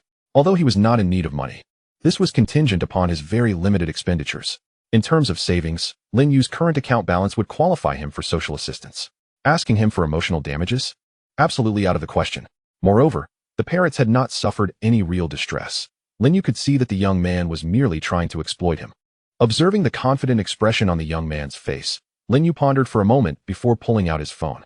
At this, the young man's eyes brightened, mistakenly believing Lin Yu was conceding and about to transfer money. As he retrieved his phone and opened the payment code, he remarked, "After all, you are just a low-level awakener. I once he asked for too much. How about 5,000 as a token of your sincerity?" Lin Yu's eyelid twitched. He remained silent and quietly accessed the pollution forum. His account had been updated by Lashi. Although his forum level was still 0, it now bore an official certification. This was a mark of recognition from a being of great significance. Lin Yu clicked into his account's homepage and presented the information to the young man. With the phone thrust in his face, the young man scoffed but instinctively glanced at the screen. "What are you showing me?" Upon seeing the name Lin Yu, he felt a flicker of familiarity, yet he was certain he did not know anyone by that name. When the young man noticed Lin Yu's level was merely 0, he burst into laughter, internally commending his sharp insight. His gaze then fell to the official certification beneath the account. At that moment, the young man finally recalled why Lin Yu's name seemed familiar. Thud. Ancestral spirits. I was mistaken. Chapter 171. Weak knees. Unable to rise, Lin Yu experienced a taste of being the protagonist. One must admit, the sensation of being vindicated was truly gratifying. After the young man was frightened into kneeling, the previously raucous parrots fell silent, recognizing the gravity of the situation. The parrots, being astute, understood that if their leader was kneeling, any further outbursts would be tantamount to courting disaster. Observing the young man repenting at his feet, Lin Yu did not immediately assist him. Having been knelt before by distorted believers numerous times, he had become somewhat desensitized to such displays of submission. Now, whenever someone kneels before him, his immediate reaction is not to assist them, but to think that they are simply meant to be on their knees before him. Lin Yu remained silent, and the young man kneeling on the ground could only persist in his prostration. At that moment, although his body was still kneeling, his spirit had long since perished. He could not fathom how the deity worshipper before him, a low-tier awakened one, could suddenly transform into such a magnificent being. If he were facing a high-tier awakened individual, even while kneeling, the young man's heart would surely be brimming with defiance. Yet, kneeling before a great existence, he dared not harbor any resentment. At this juncture, the young man even felt a twinge of relief, thankful that he had knelt quickly. For just moments before, at the instant he bent down, he sensed an overwhelmingly terrifying aura of murderous intent. Had he not hastily submitted, he might have found himself lying on the ground instead of kneeling. After he knelt, although that dreadful aura of malice still bore down upon him, it did not actually descend. The young man was certain that the source of this terrifying intent was none other than the great being standing before him. After all, he could hardly conceive of any other entity capable of exuding such a fearsome aura. At that moment, Lin Yu also recalled the young man kneeling at his feet. Feeling the unknown yet terrifying murderous intent, Lin Yu gazed through layers of space at the hymn that had locked onto the youth's aura. He gently shook his head, and the hymn immediately withdrew its malice.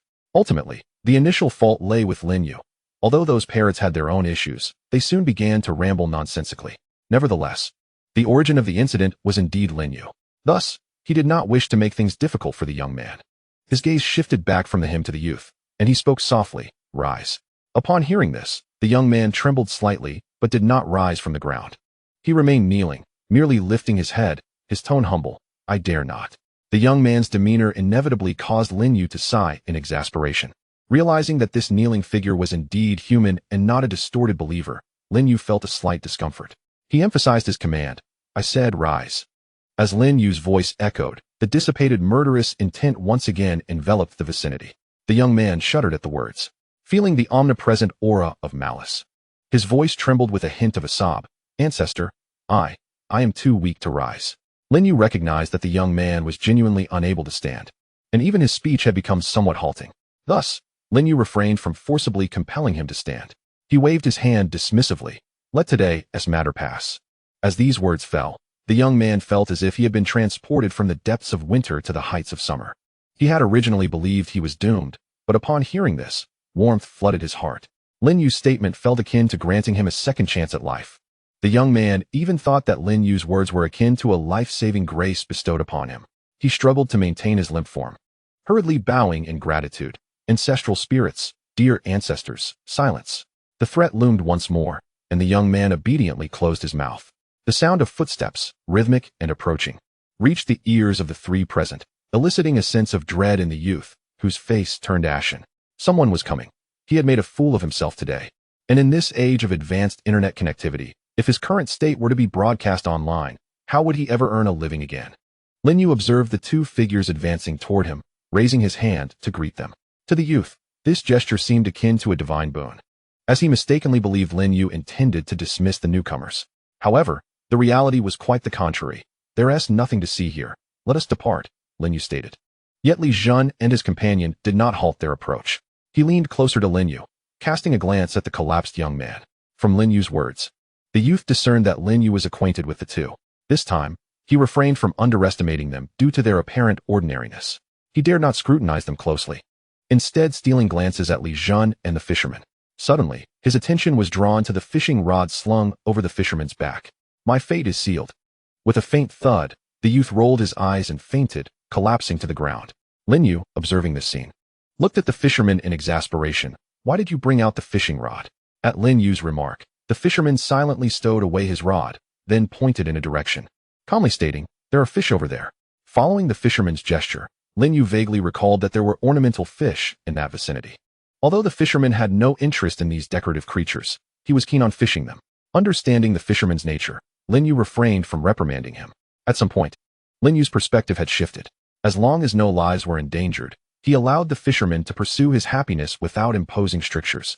After giving the unconscious youth another kick, and noticing he remained unresponsive, Lin Yu hesitated, wondering if he might be in serious trouble.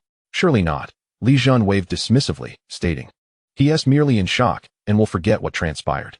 Impressed by Li Jun's insight, Lin Yu offered him a thumbs up. His words were far more effective than Bai Lingxing's memory-erasing techniques. Well then, let us return, Lin Yu concluded, seeing that time was slipping away. He cast one last glance at the young man lying on the ground. Despite the youth's earlier intentions to deceive him, the situation had unfolded due to his own actions. And given the youth's current state of fright, Lin Yu felt a twinge of sympathy. Considering that these awakened individuals seemed perpetually in need of funds, he decided to empty his pockets of loose change. He also requested the spare change from the other three, totaling 154 yuan and 15 game tokens. Placing the money before the youth, Lin Yu felt the last remnants of his embarrassment dissipate. With a sigh of relief, he departed the zoo with a sense of ease. Chapter 172. The plight of the awakened. As Lin Yu made her way towards the zoo's exit, she pondered the financial struggles faced by the awakened. Recalling her encounters with several individuals of this kind, including the audacious youth who dared to extort her, a formidable presence, she found herself intrigued by the monetary dilemmas that plagued them. It was evident that lower-tier awakened individuals indeed faced significant financial hardships. Bai Lingxing, speaking with the wisdom of experience, elucidated that while the work of the awakened was lucrative and supplemented by allowances, the very essence of their powers stemmed from pollution. To prevent their abilities from spiraling out of control, they were compelled to purchase potions that helped maintain their sanity. These potions were notoriously expensive and lacked any affordable alternatives, which explained the apparent financial desperation among the awakened. Typically, apart from the properties and vehicles acquired through their allowances, lower-tier awakened individuals possessed little else of value. Lin Yu nodded in understanding, gaining insight into the arduous plight of lower-tier awakened individuals in this realm. Not all awakened were devoted followers of the divine, nor did they require potions to sustain their lucidity. As ordinary lower-tier awakened beings, their existence revolved around exploring alternate dimensions, eliminating pollutants, and fulfilling commissions. Throughout this journey, they had to remain vigilant about the fluctuations in their cognitive entropy. Should their cognitive entropy exceed their thresholds, they would need to devise means to prevent losing their sanity due to pollution, lest they transform into mindless contaminants. For the average awakened, there were two primary methods to stave off pollution: acquiring potions that preserve their sanity or praying before the divine, seeking purification from the deity. While the latter method incurred no financial cost, it was often inefficient and, if mishandled, could lead to the awakened's own powers being mistakenly purified as pollution by the divine essence. This financial struggle was not exclusive to ordinary awakened individuals. Even some higher-tier awakened faced monetary woes. Bai Lingxing, reflecting on the challenging circumstances of today's awakened, felt a tinge of melancholy. She vividly recalled the days before her arrival at Lin Yu's side, when her previous church would frequently host several awakened individuals whose presence rivaled that of archbishops, coming to pay homage to the divine. It seemed these awakened were also compelled to eradicate pollution through such means due to their financial constraints. Given the dire situation of the awakened, one might wonder why they did not place their faith in the divine. Lin You recalled Bai Lingxing's earlier assertion that the cognitive entropy of the divine followers remained perpetually at zero. In response to Lin Yu's inquiry, Bai Lingxing gently shook her head. Not all followers of the divine were immune to pollution. Divine essence served as the fundamental barrier against contamination. Only devout believers possessed such essence. As she spoke, Bai Lingxing felt compelled to add, "Only a sincere believer like myself possesses the essence of the Lord." Upon hearing this, Lin You cast a sidelong glance at her. Bai Lingxing's devotion to the divine was undeniable. However, it was evident from her various actions that her attitude towards the divine resembled that of a child towards a parent, rather than that of a faithful follower. After all, how many devout believers wielded the true name of their deity as a weapon? Moreover, this devout individual would seamlessly oscillate between the true name of God and his pseudonym, depending on the circumstances. However, if one were to alter the identity of the believer to that of a daughter, everything would seemingly fall into place. It is quite normal for a daughter to play pranks on her father, is it not? Contemplating this, Lin You cast a peculiar glance at Bai Lingxing and, with a flick of her wrist, invoked her abilities. It appears he was mistaken. Bai Lingxing was not the daughter of God. Each time Lin You utilized her powers to scrutinize Bai Lingxing, the latter would be engulfed by an overwhelming sensation of being thoroughly exposed. She instinctively shrank back, clasping her hands together, and inquired, "What are you looking at?" "Nothing." Lin You averted her gaze. As their conversation continued, the group arrived at the exit of the zoo. Gazing at the sun setting in the western sky and reflecting on the ingredients already consumed back home, Lin You retrieved her phone and made a reservation for a barbecue at a certain establishment on a social media platform. The barbecue was a request from Li Zhan, while the other two had no particular cravings. Thus Lin You ordered the barbecue. Waving the order in front of Li Zhan, she observed the lengthy list of ingredients on her phone, which pleased him greatly. At that moment, he suddenly turned back to glance at the zoo behind them and remarked, "The zoo director is bound to have misfortune." "Huh?" Lin You raised an eyebrow. "You can't just curse someone for a momentary slip of the tongue. While it may be inconsequential for others, should it be you, there could indeed be repercussions." Li Zhan did not appreciate this sentiment. He appeared somewhat wounded by Lin Yu's words, gazing at her with a sorrowful expression. "Is that truly how you perceive me?" Lin Yu, observing Li Zhan's demeanor, felt as though she had bitten into something sour, rendering her utterly uncomfortable. Unable to restrain herself, she spat, just narrowly avoiding Lin Yu's saliva. Li Zhan's expression instantly returned to normal, and he clarified, "I am merely stating the facts. Aren't your words also factual?" Lin Yu countered, momentarily catching Li Zhan off guard. However, she soon grasped his implication. "What you mean to say is that the director would have misfortune regardless of whether you spoke, correct?"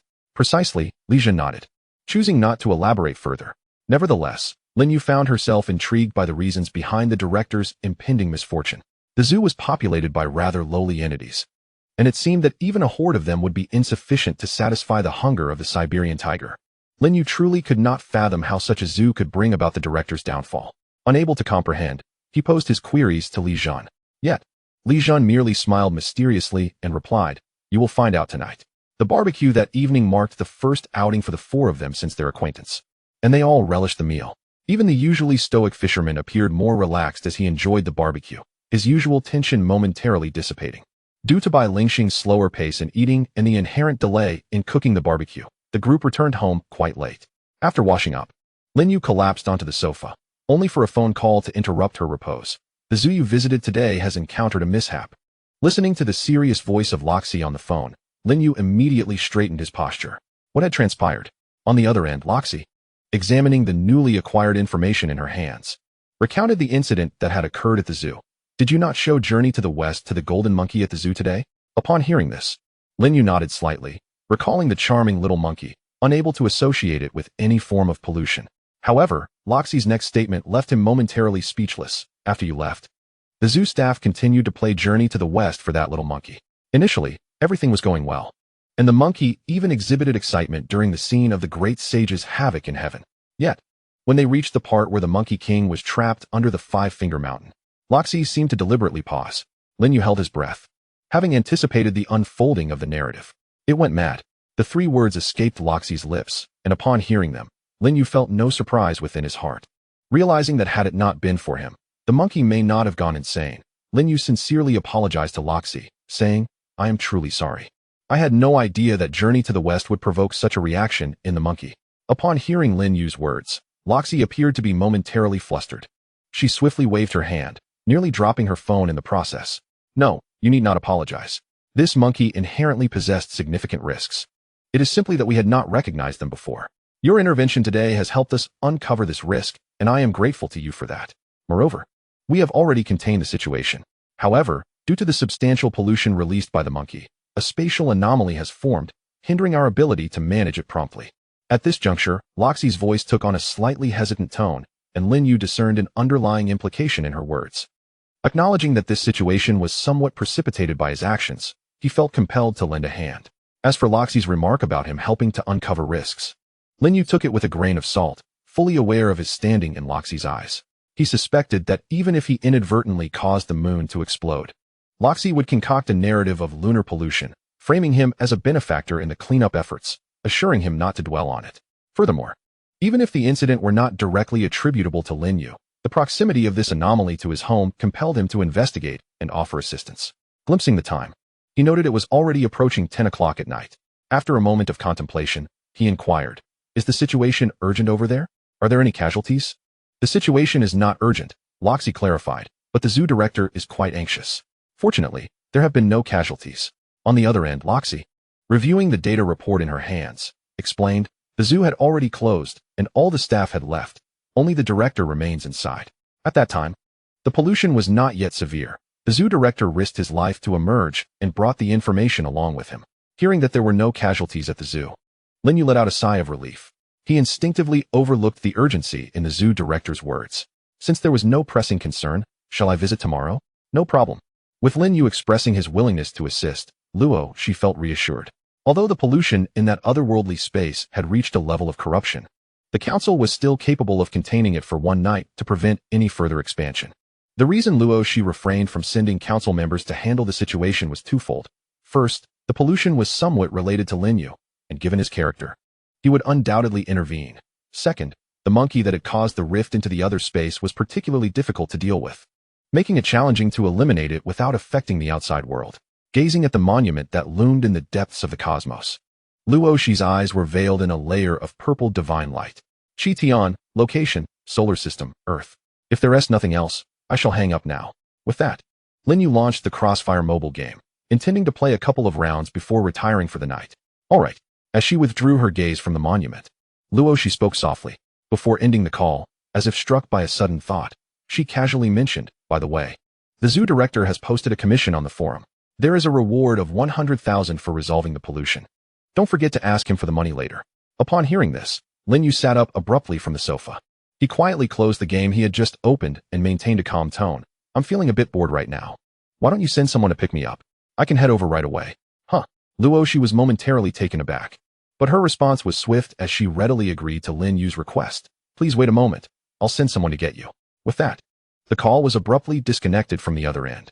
Lin Yu placed his phone on the coffee table and approached Li Zhen's bedroom door, knocking gently. What is up? Came Li Zhen's languid voice from within. Lin Yu placed his hand on the doorknob and gently applied pressure, causing the door to swing open. Seeing Li Zhen sprawled between the bed and the wall, opting to sleep on the floor rather than the bed, Lin Yu recounted what Luo Shi had just told him. I'm not going. Li Zhen's voice remained lazy. Even after Lin Yu mentioned the commission of 100,000, he remained indifferent. Not only that, he rolled over a few times, cocooning himself in the blanket like a maggot. So, I'm the only one going out to earn money while you stay at home enjoying yourself?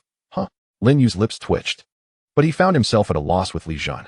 If Li Jun didn't want to go, he certainly couldn't force him. What's the matter? Li Jun rolled his eyes at Lin You, then pulled out his phone to check its contents before continuing. What is wrong with going out to earn money? I've seen a great being who has mastered the art of the door, writing to support his family every day. You only need to step out once to earn 100,000. Isn't that faster than writing for money? Upon hearing Li Jun's words, Lin You cast a peculiar glance in his direction. He felt an uncanny familiarity with the notion of the anywhere door that Li Jun spoke of. With a hesitant tone, he inquired, where did you come across this magnificent existence of the anywhere door becoming sentient? Without a moment's thought, Li Jun replied, in the Pen Pavilion. Lin You, perplexed, questioned, do you not read legitimate books? His voice carried a hint of indignation, for he harbored a deep disdain for those who indulged in pirated literature. However, Li Jun waved his hand dismissively. Legitimate books require money. I simply cannot afford to purchase them. Catching a glimpse of the indignation flickering in Lin Yu's eyes, he hurriedly added, animatedly, I do read legitimate ones, but I use tomato. Not only is it legitimate, but it's also free, truly commendable. Observing the wriggling maggots by the wall, seemingly on the verge of evolving into flies, Lin Yu silently retreated from the bedroom. He returned to the living room, picked up the mobile phone that lay on the coffee table, and tucked it into the pocket of his jacket.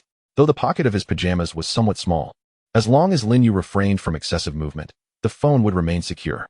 Upon reaching the door, he gently kicked the fisherman's rocking chair, feeling the chair sway. The fisherman glanced up at him, and, before Lin Yu could utter a word, calmly stated, I'm not going. Chapter 174. Summoning Lin Yu. As Lin Yu opened his mouth to speak, he swiftly closed it again.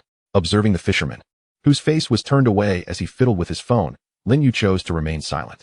He glanced towards the Bai Lingxing residence, and with a thought, his figure materialized directly in the living room. The room was engulfed in darkness, suggesting that Bai Lingxing had likely retired for the night, prompting Lin Yu to refrain from waking her. With another thought, he returned to his own doorstep. The button's spatial ability was remarkably convenient. Though it only allowed for short-range displacement, long-distance travel was beyond its current capabilities. Fortunately, he did not have to wait long for Luo Shi, as a council operative soon arrived at Lin Yu's doorstep. Upon seeing Lin Yu waiting at the entrance, the operative slightly bowed in respect and gestured for him to follow. Lin Yu nodded in acknowledgement and descended the stairs alongside the council member. Awaiting them below was a council-designated vehicle. Noticing that he was being picked up by a car rather than a spatial gate, Lin Yu surmised that this time, the pollution control measures must have been quite effective. Given the proximity of Lin Yu's home to the pollution site, the vehicle had barely been in motion for a few minutes before it came to a halt again. As Lin Yu stepped out of the car, he was immediately approached by a young man. Nodding slightly in acknowledgement, Lin Yu recognized him, though the young man likely had no recollection of Lin Yu. Indeed, the youth appeared oblivious to Lin Yu's presence. Yet, as he stood before Lin Yu, an instinctive urge compelled him to kneel. Startled by this inexplicable sensation, the young man pondered why such feelings had arisen within him. He only knew that Lin Yu was a special invitee from the council, tasked specifically with addressing the current pollution issue, and little else. As he gazed upon Lin Yu, an inexplicable sense of dread suddenly arose within the young man's heart. Uncertain of its origin, he could only attribute this fear to Lin Yu's formidable presence. Trembling slightly, he lowered his head and respectfully introduced himself, along with the circumstances in the alternate space. Hello, Mr. Lin, my name is Yun Feng, and I am the director of this zoo. Currently, the source of pollution in the alternate space is a golden monkey. While escaping the alternate space, although other animals were somewhat affected, the impact was not severe enough to render them pollutants. However, I am now at a loss regarding their condition, as the alternate space had only just formed during my escape. With a sigh, Yun Feng continued, although that golden monkey has lost its reason, to my knowledge, it is still capable of communication, if it comes to that. Suddenly, Yun Feng halted mid-sentence. He had intended to suggest that if all else failed, they could plead for mercy from the golden monkey, thus securing a glimmer of hope. Yet, for reasons unknown, the words lodged in his throat, refusing to be uttered. This sensation was peculiar, akin to an invisible hand firmly gripping his neck, preventing him from articulating the remainder of his thoughts. Have you finished? Noticing Yun Feng's silence, Lin Yu tilted his head to observe him, dismissing the young man's words. In the past, Lin Yu might have weighed such matters carefully when handling similar situations. However, times had changed. Although Lin Yu remained relatively weak, his summoned entities were astonishingly powerful. In the vast expanse of the multiverse, the strength of his summons could rank among the foremost of countless entities. Was it merely a monkey that believed watching a couple of episodes of Journey to the West had transformed it into the Monkey King? Everything is fine, Mr. Lin. Please make yourself comfortable. As he spoke, Yunfeng's voice regained its steadiness, free from that earlier sensation of being choked. With those words, he was led away by the council's personnel. This area had already been secured by the council. Yunfeng's presence here was solely due to his necessity to relay information to Lin You. Otherwise, even as the zoo director, he would not have been permitted to be present. Mr. Lin. After Yunfeng's departure, a council officer approached Lin You. Under Lin Yu's gaze, the officer began to relay Roth's message. Our esteemed leader has indicated that the pollution level in the alternate space is classified as corruption level, and we hope you will exercise caution upon your entry. Regarding Roth's admonition, Lin You waved his hand dismissively. Corruption level? What danger could such pollution pose to me? Upon hearing this, the officer appeared somewhat embarrassed and clarified. Mr. Lin, you may have misunderstood our esteemed leader's intention. What he meant was that we hope you will exercise restraint within the alternate space to prevent any undue influence on the outside world. Lin Yu's lips twitched slightly as he remained silent, stepping into the enigmatic space before him. A faint ripple spread through the air, and the scenery around him shifted dramatically, ultimately revealing a desolate and peculiar realm. The ground was strewn with shattered statues, most of which were so fragmented that their original forms were nearly unrecognizable. However, a few of these statues had not succumbed entirely to destruction. By observing certain distinctive features, Lin You discerned that these figures were once representations of the Buddha. In this boundless otherworld, the ground was littered with countless broken Buddha statues. As he tread upon these fragments, Lin You could not help but feel a wave of embarrassment. What kind of profound hatred must that monkey harbor towards the Tathagata to have rendered this space into such a state? Lin You scanned his surroundings, retrieving a squeeze toy from his pocket. With a thought, the toy instantly transformed into a swirling mass of vivid, flesh-like clouds. He stepped onto the clouds, choosing a direction to fly for a distance and survey the area. Suddenly, an inexplicable sound of sacred chanting resonated throughout the space. Unlike the grandiose reverberations produced by temple speakers, this chant seemed to possess a life of its own, emanating from beneath the broken statues. Its tone imbued with an eerie quality. As the chant arose, the shattered statues began to stir, as if animated by some unseen force. It was difficult to fathom that stone-carved figures could writhe, yet in the face of corruption, nothing was impossible. Under Lin Yu's gaze, the moving statues gradually converged, and a colossal, bizarre figure of a thousand-faced Buddha slowly ascended from the ground. The surface of the statue was composed of countless fragmented visages of the Buddha, each expressing emotions ranging from terror to enigma and fury. Yet, amidst this tumult of feelings, none bore a semblance of positivity. As the thousand-faced Buddha took shape, innumerable eyes simultaneously focused on Lin You. Even those faces affixed to the back of the statue seemed to convey the sensation that their gazes were fixed upon him. Hello. Lin You raised his right hand in greeting to the statue. Namo Amitba, came the response, accompanied by a chorus of eerie mantras and a multitude of bizarre, corporeal Sanskrit characters. The Sanskrit, trailing a potent taint of corruption, surged towards Lin You, who stood transfixed upon the ground, observing the overwhelming, dark gray characters that spread across the sky like a tempest. Lin You began to question how that fellow Yunfeng had managed to escape this realm. Such an all-encompassing assault seemed excessively extravagant, did it not? Fortunately, this transpired in an alternate space. Had this Buddha appeared in the material universe, Lin You surmised that with such a level of corruption, these Sanskrit characters could potentially expand to engulf the entire solar system. Just as Lin You contemplated this, the dark gray characters had completely enveloped him. As the Sanskrit inscriptions were poised to make contact with Lin Yu's skin, they unexpectedly began to dissolve rapidly, as if they were snow meeting a fierce blaze. Despite the seemingly infinite barrage of Sanskrit characters relentlessly advancing toward him, none could touch Lin You or inflict any harm upon him. A faint smile graced Lin Yu's lips, for during this process, he discerned the nature of the inscriptions. They merely appeared to be substantial, yet in essence, they were a form of intangible pollution. Being a pollution, they could not penetrate Lin Yu's divine aura, save for certain horrific terminus pollutants. With a mere thought, Lin You unleashed his divine aura unabashedly, enveloping an area of 100 meters around him in an overwhelming sanctity. Although he could project his aura over a greater distance, it was unnecessary, given the scope of the Sanskrit inscriptions. The moment his divine aura manifested, the multitude of Sanskrit characters vanished without a trace. Even the colossal, multi-faced Buddha statue, upon contact with the divine aura, trembled involuntarily, shedding countless fragments. However, the divine aura, being merely an aura, lacked any offensive capabilities. Once the Buddha statue regained its composure, it ceased its onslaught of Sanskrit attacks, its myriad eyes fixated on Lin You, seemingly in contemplation. At this juncture, Lin You resolved to abandon his passive defense. Retracting his divine aura, he gestured grandly, and a small cloud of spores erupted from the fleshly clouds beneath his feet, hurtling toward the towering Buddha statue. As the spore cloud soared, it began to swell, rapidly doubling in size. Upon nearing the statue, it once again began to tremble uncontrollably, this time with greater intensity than when it first encountered the divine aura. Fragments of stone began to fall away from the statue, indicating signs of imminent collapse under the strain.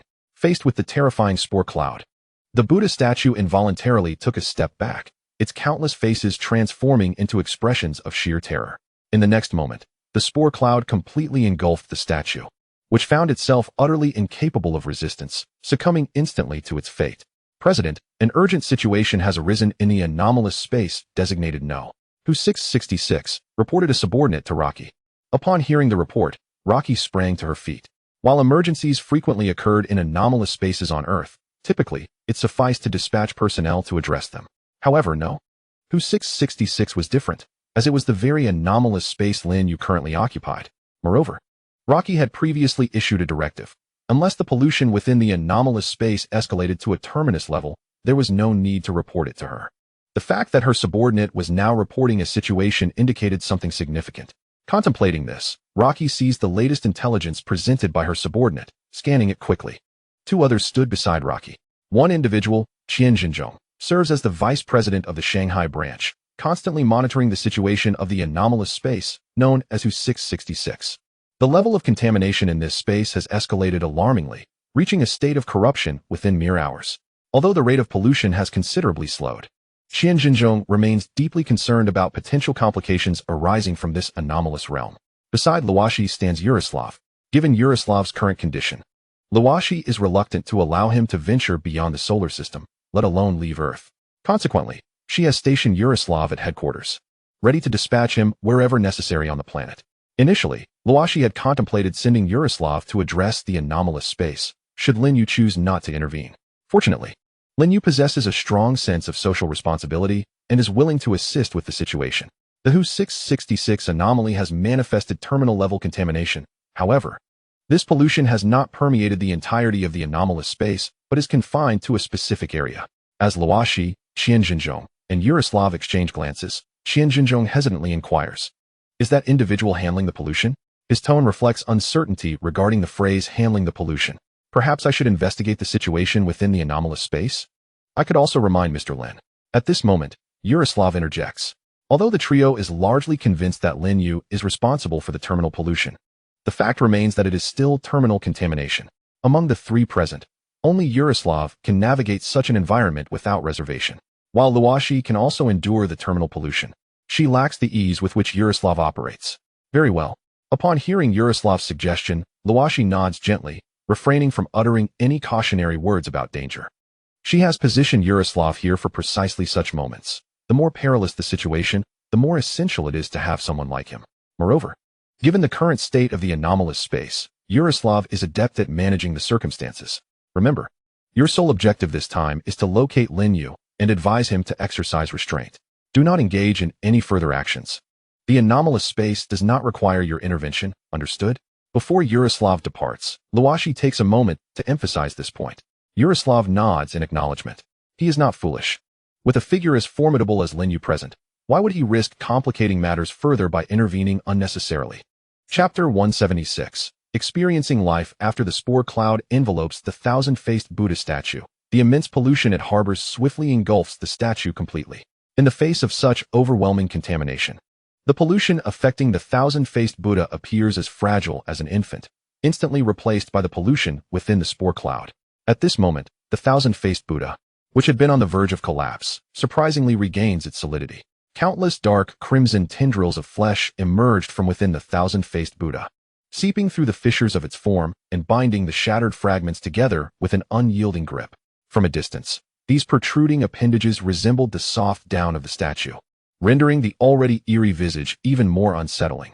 Observing this evolved manifestation of the thousand-faced Buddha, Lin You shifted his aura to that of the satyr. Sensing this transformation, the spore-tainted Buddha altered its expression from one of terror to a fervent reverence. It bowed before Lin You, pressing its head into the debris beneath, striving to lower its height beneath that of Lin You. At this sight, Lin You allowed a faint smile to grace his lips, manipulating the spore cloud beneath him to ascend to the apex of the Buddha's head. Once he settled atop, the statue raised its gaze, peering down into the otherworldly realm. Lin You found himself ensnared in a moment of bewilderment. It dawned on him that he was uncertain of his next course of action. This was a consequence of his inexperience. Had Bai Lingxing stood in his place, she would undoubtedly have navigated the situation with clarity, likely already plotting her subsequent steps after subduing the Buddha. Yet, had Lin You truly been replaced by Bai Lingxing, it was doubtful she would have withstood the challenge posed by the thousand-faced Buddha. After this fleeting moment of confusion, Lin You surveyed the space around him. He understood that if he could vanquish the monkey, the other world would likely be resolved. However, the pressing issue was that he had no inkling of the monkey's whereabouts. Furthermore, Lin You surmised that the creature itself was likely oblivious to its arrival in this realm. Otherwise, Lin You would have sensed its prying gaze. Contemplating this, golden light flickered in his left eye, revealing streams of information before him. Mortal realm, Western Bull Heaven. Raising an eyebrow at the emerging data, Lin You begrudgingly acknowledged that he had underestimated the monkey. Merely drawing upon 2 episodes of Journey to the West, it had managed to construct such a world through contamination. This was indeed formidable. Suddenly, Lin You recalled a remark made by Loxi earlier. For Loxi, the monkey's current eruption of pollution might very well be a fortuitous development. Had it occurred at a later moment, the council would have faced far greater difficulties in managing the situation than they would now. Mortal realm, Western Bull Heaven. Lin You pondered these 2 strands of polluted information. There existed a multitude of pollution signals within this other world, yet among them, these 2 were of paramount importance. From this data, Lin Yu's mind sparked with numerous associations. The information suggested that the mortal realm encompassed the Western Bull Heaven. Since the realm of mortals encompasses the Western Cowherd continent, does this imply that this realm also contains the other 3 great continents? If this extraordinary space is indeed as Lin Yu suspects, then the location of the monkey who perceives himself as the great sage equal to heaven becomes evident, the Eastern Victory Continent. Contemplating this, Lin Yu gazed upwards at the sky. There was no sun, and the surroundings were desolate, devoid of any discernible landmarks. After a brief silence, Lin Yu retrieved his mobile phone and activated the built-in compass. To his astonishment, he discovered that the compass on his phone was still functional in this extraordinary space. In his shock, Lin Yu paid little heed to the compass's accuracy and ventured towards the eastern direction indicated. At that moment, having a direction sufficed. Whether it was correct or not was of little concern to Lin Yu. After all, if left to his own devices, he might not be able to guess the right path. Instinctively, he kicked the thousand-faced Buddha statue, which seemed to understand. As a lotus pedestal adorned with dark red tendrils rose beneath it, the thousand-faced Buddha seated atop the lotus swiftly propelled itself in the direction Lin Yu had designated. Perched upon the statue's head, gazing at the distant horizon, Lin Yu suddenly felt that he was not merely dealing with pollution, but rather experiencing life itself. Upon entering this extraordinary space, Yaroslav encountered troubles. The extraordinary space had undergone a dramatic transformation since the previous descriptions by Yunfeng. It was rife with peril, filled with threats capable of causing fatal harm, unlike before when a few pleas for mercy could secure an escape. Faced with the colossal thousand-faced Buddha statue before him, Yaroslav pulled at the black cloak draped over him. In the next moment, his body began to swell, rapidly expanding to match the height of the thousand-faced Buddha. As the vice president of the council, Yaroslav possessed considerable strength. After several exchanges, the thousand-faced Buddha proved no match for him, sustaining significant damage. With half of its form obliterated, the statue was no longer a threat. Yaroslav dispatched it in mere moments, reducing it to scattered fragments. Sighing in relief, Yaroslav hardly had time to rejoice before the shattered pieces of the statue began to reassemble. This time, instead of 1 or 18, 108,000-faced Buddhas emerged. As he beheld the menacing visages of the encroaching 108 statues, Yaroslav swallowed hard. His form began to shrink as he donned his black cloak once more. Without hesitation, Yaroslav turned to flee. Witnessing this, the myriad faces of the 108 statues simultaneously broke into eerie smiles. Lotus pedestals rose beneath their feet, and the statues, seated atop the pedestals, swiftly pursued Yaroslav. After an indeterminate duration of flight, Yaroslav's pace began to wane. Before him stood an abandoned structure. Though this edifice has been forsaken and is in a state of disrepair, its inherent terror and pollution remain unmistakable. Following the emergence of the building, the myriad faces of the Buddha that trailed Yaroslav have seemingly vanished without a trace. Chapter 177. Is this truly the Buddha? The disappearance of the thousand-faced Buddha did little to alleviate Yaroslav's unease. He sensed that within the ruins ahead, an even more formidable crisis was brewing. Without daring to linger, he forsook even the briefest respite and propelled himself back in the direction from whence he came. The acute sense of danger prickling at his back urged Yaroslav to push his speed to its utmost limits. He focused solely on his flight, not daring to glance back. Time became a blur as he soared onward, until a new sight emerged before him. 5 towering pillars that pierced the heavens. At the mere sight of these pillars, a profound chill coursed through Yaroslav's very being. He could not shake the unsettling impression that these pillars bore a resemblance to human fingers. The moment this thought crossed his mind, alarm bells rang within him, prompting him to whip around and survey his surroundings. Upon glimpsing the shattered ruins behind him, Yaroslav's eyes widened in horror. He realized that upon entering the vicinity of the ruins, he had already become the target of a terrifying presence lurking within. Perhaps he had never truly escaped that dread entity from the very beginning.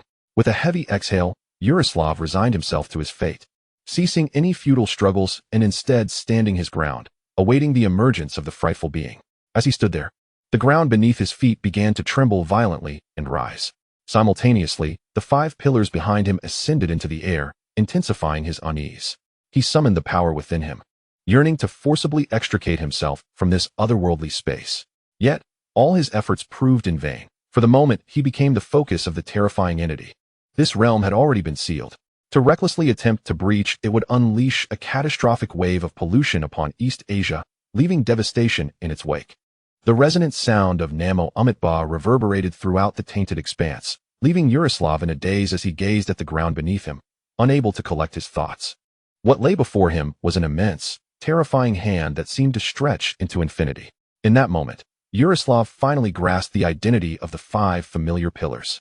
Concurrently, a harrowing realization dawned upon him. After soaring for so long, had he been ensnared within that colossal palm all along? As this thought struck him, he inhaled the noxious air of this otherworldly realm sharply. But the horror did not cease. A more terrifying spectacle unfolded before his eyes. With the emergence of the gigantic hand, its true form began to manifest. It was a grotesque Buddha statue of an unfathomable size, defying description. One hand of the Buddha statue cradles the ruins, while beside the ruins stands Yaroslav. The other hand is delicately poised before its body, exuding an eerie semblance of compassion. At that moment, an unsettling smile suddenly graced the Buddha's face, directed towards Yaroslav. The statue's neck elongated abruptly, its head spiraling grotesquely as it leaned closer to Yaroslav. Confronted by this head, which loomed larger than the moon, Yaroslav instinctively took a step back, gazing down at the diminutive human before it. The Buddha's face once again radiated that strange aura of compassion. Simultaneously, a horrifying, polluted sound of the Buddha's voice thundered in Yaroslav's ears. Devotee, why do you come to my sacred mountain, the great Thunder Sound Temple? Faced with the oppressive presence of the grotesque head looming before him, Yaroslav swallowed nervously. Oh, Supreme Lord of Eternal Cataclysm, is this truly the Buddha? The commotion surrounding the Buddha's emergence was immense. Even Lin You, standing atop the head of the thousand-faced Buddha, sensed the tremors reverberating through the alternate space caused by the Buddha's arrival. He gazed into the distance, frowning at the figure of the Buddha, which dwarfed the thousand-faced Buddha beneath him by countless magnitudes. Lin You felt an unmistakable urge for help emanating from that direction. He steadied his mind, focusing on the voice calling out to him. Oh, Supreme Lord of Eternal Cataclysm, please come to my aid. I praise you, O Supreme Lord of Eternal Cataclysm.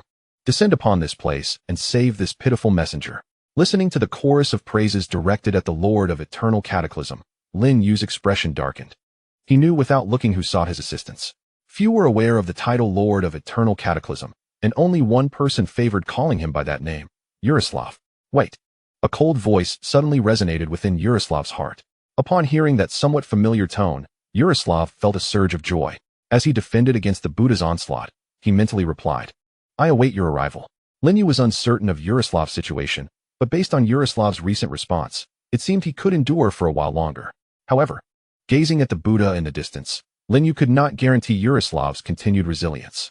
Thus, he stamped his feet vigorously, urging the thousand-faced Buddha beneath him to accelerate its flight. The effect was immediate, as the speed of the statue's flight significantly increased. Lin You lost track of time until he halted before several celestial pillars. At that moment, a minuscule black dot, propelled to the utmost speed, surged forth from behind the pillars, hurtling directly towards the thousand-faced Buddha. With a resounding thud, the black dot, infused with terrifying kinetic energy, embedded itself into the surface of the thousand-faced Buddha. Feeling the overwhelming aura of pollution enveloping the statue, Yaroslav smiled. In this alternate realm, only one being could unleash such dreadful pollution, Lin You. After Mr. Lin painstakingly extricated himself from the surface of the thousand-faced Buddha, Yaroslav floated before him, laboriously performing a bow. In the earlier urgency, he had referred to Lin You as the Lord of Eternal Oblivion, but now, face to face, he dared not utter such a title again. Observing Yaroslav, who appeared somewhat disheveled, Lin You nodded gently. He turned his gaze to the Buddha. Upon Lin Yu's arrival, the Buddha sensed the precariousness of the situation and temporarily ceased its assault. As Lin Yu regarded it, the Buddha spiraled its head towards him, a peculiar voice erupting in Lin Yu's ear. "Oh, great sage, what brings you here?" Chapter 178. Rescuing the Great Sage. Hearing the Buddha's thunderous voice, Lin Yu furrowed his brow. "You are too loud." With that, the thousand-faced Buddha, without any forewarning, struck. As its fist approached the Buddha's colossal head, it rapidly enlarged. Boom! With a resounding crash, the Buddha's head was sent hurtling away.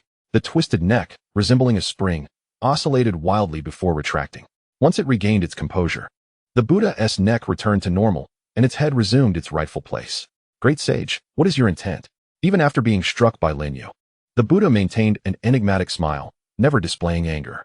As the saying goes, one should not strike a smiling face. Seeing the Buddha in a victim's demeanor, Lin Yu refrained from further aggression. He gestured, retracting the spore cloud that had enveloped the thousand-faced Buddha, causing it to disintegrate instantly. Yaroslav winced at this sight. Such formidable power, discarded so carelessly? What a waste. However, Lin Yu paid no heed to Yaroslav's expression. He merely considered the Buddha before him to be of greater utility than the thousand-faced Buddha, hence his decision to abandon it. Guided by the fleshly cloud, Lin Yu approached the Buddha with Yaroslav in tow. Faced with the Buddha's imposing head, Lin Yu involuntarily took a step back, not out of fear, but out of concern that he might be overwhelmed by the Buddha's voice. After all, there was precedent for his caution. Meeting the Buddha's eyes, which bore an odd blend of peculiarity and compassion, Lin Yu spoke, his voice barely above a whisper, yet the Buddha heard him clearly. "Where is the monkey?" At this, the Buddha paused slightly, an enigmatic expression spreading across its face. "Monkey? What monkey?" "Esteemed sage, I am unaware of what you speak." Confronted with the Buddha's strange countenance, Lin Yu found himself momentarily perplexed. He felt certain that this Buddha must know the whereabouts of the monkey, yet it seemed unwilling to divulge. Suddenly, a thought struck Lin Yu. If it was reluctant to speak, perhaps a little force might encourage it to do so. As soon as this thought emerged, the Buddha sensed a wave of malice emanating from Lin Yu. In the next moment, Lin Yu raised his hand and swept it, causing the flesh and blood clouds beneath him to instantly disperse into a vast mass of spores, hurtling towards the Buddha. Faced with such a terrifying assault, the Buddha dared not show any negligence. He lifted the hand that supported the ruins, a peculiar spatial fluctuation emanating from it, attempting to seize control of the cloud of spores. However, this cloud of spores originated from Satyr and was beyond the Buddha's ability to command. The spores effortlessly pierced through the Buddha's spatial blockade, advancing directly towards his face. "My life is forfeit." The Buddha lamented silently, yet he did not relinquish his resistance. An enigmatic dark golden Sanskrit materialized above his head, and as the Sanskrit made contact with the cloud of spores, it began to retreat in defeat.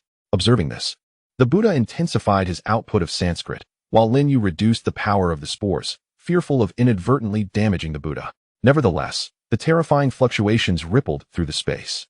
The surrounding area began to crumble, and through the shattered segments of space, Lin Yu could vaguely glimpse the vibrant nightscape of the magical city beyond. As the space fractured, he felt an increasing repulsion from this alternate realm. This is not good. At that moment, Yaroslav suddenly let out a peculiar cry. Lin Yu furrowed his brow, casting a glance at this noisy fellow beside him. At this juncture, Yaroslav also looked towards Lin Yu. His expression was one of urgent anxiety, eager to urge Lin Yu, yet hesitant to do so. "What is it? Speak quickly," Lin Yu inquired with a frown. He was still engaged in combat with the Buddha and had no time for idle chatter with Yaroslav. Otherwise, should he divide his focus too much, the Buddha might be inadvertently harmed. "Mr. Lin, we must leave here at once. Your power is too overwhelming. If we do not vacate this space, it will collapse. Should this alternate realm shatter, the entirety of Asia could be severely impacted." Upon hearing these words, Lin Yu paused momentarily. Just as he was lost in thought, the cloud of spores suddenly spiraled out of control, shattering the dark golden Sanskrit released by the Buddha. Boom! With a resounding crash, the Buddha's massive form toppled heavily to the ground. Simultaneously, Lin You felt an even greater sense of rejection from this alternate realm. Recalling Yaroslav's earlier warning, Lin You hesitated no longer, retracting the spores he had unleashed. He then stepped forward, directly tumbling out of this alternate realm through the rift that had been created. Observing this, both the Buddha and Yaroslav sighed in relief. Casting a wary glance at the gravely injured Buddha, Yaroslav prepared to depart. However, just as half of Yaroslav's body had exited the alternate realm, the Buddha's gaze suddenly fixed intently upon him. In his eyes, an odd mixture of strangeness and compassion flickered. "Benefactor, save the great sage." The voice was faint, so soft that Yaroslav doubted it was not merely a figment of his imagination.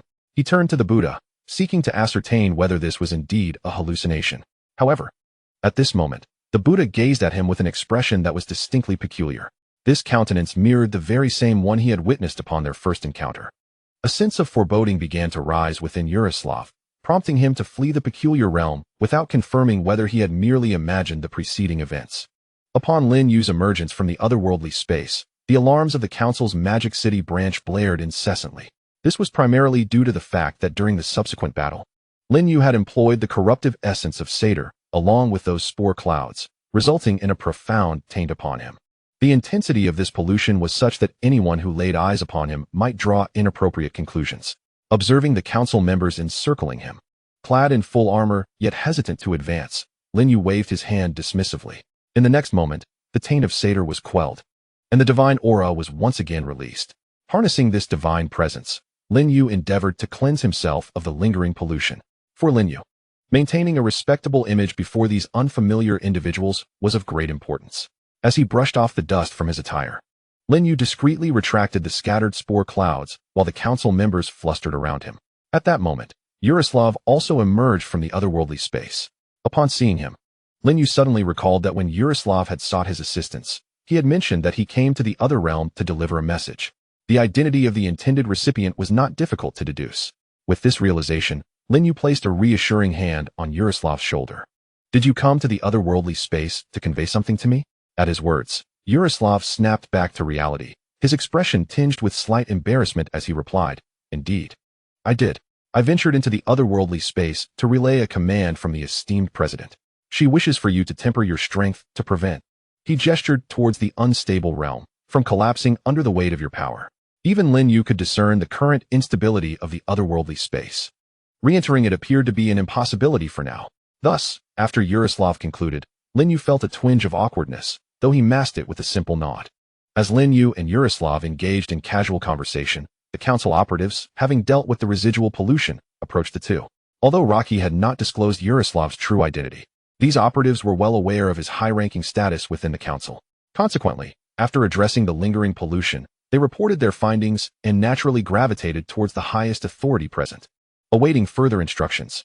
"Continue your vigilance here. Should any anomalies arise in this otherworldly space, report immediately," Yaroslav stated succinctly, mindful that this was Qian Jinzhong's territory. After succinctly outlining the precautions, he refrained from elaborating further.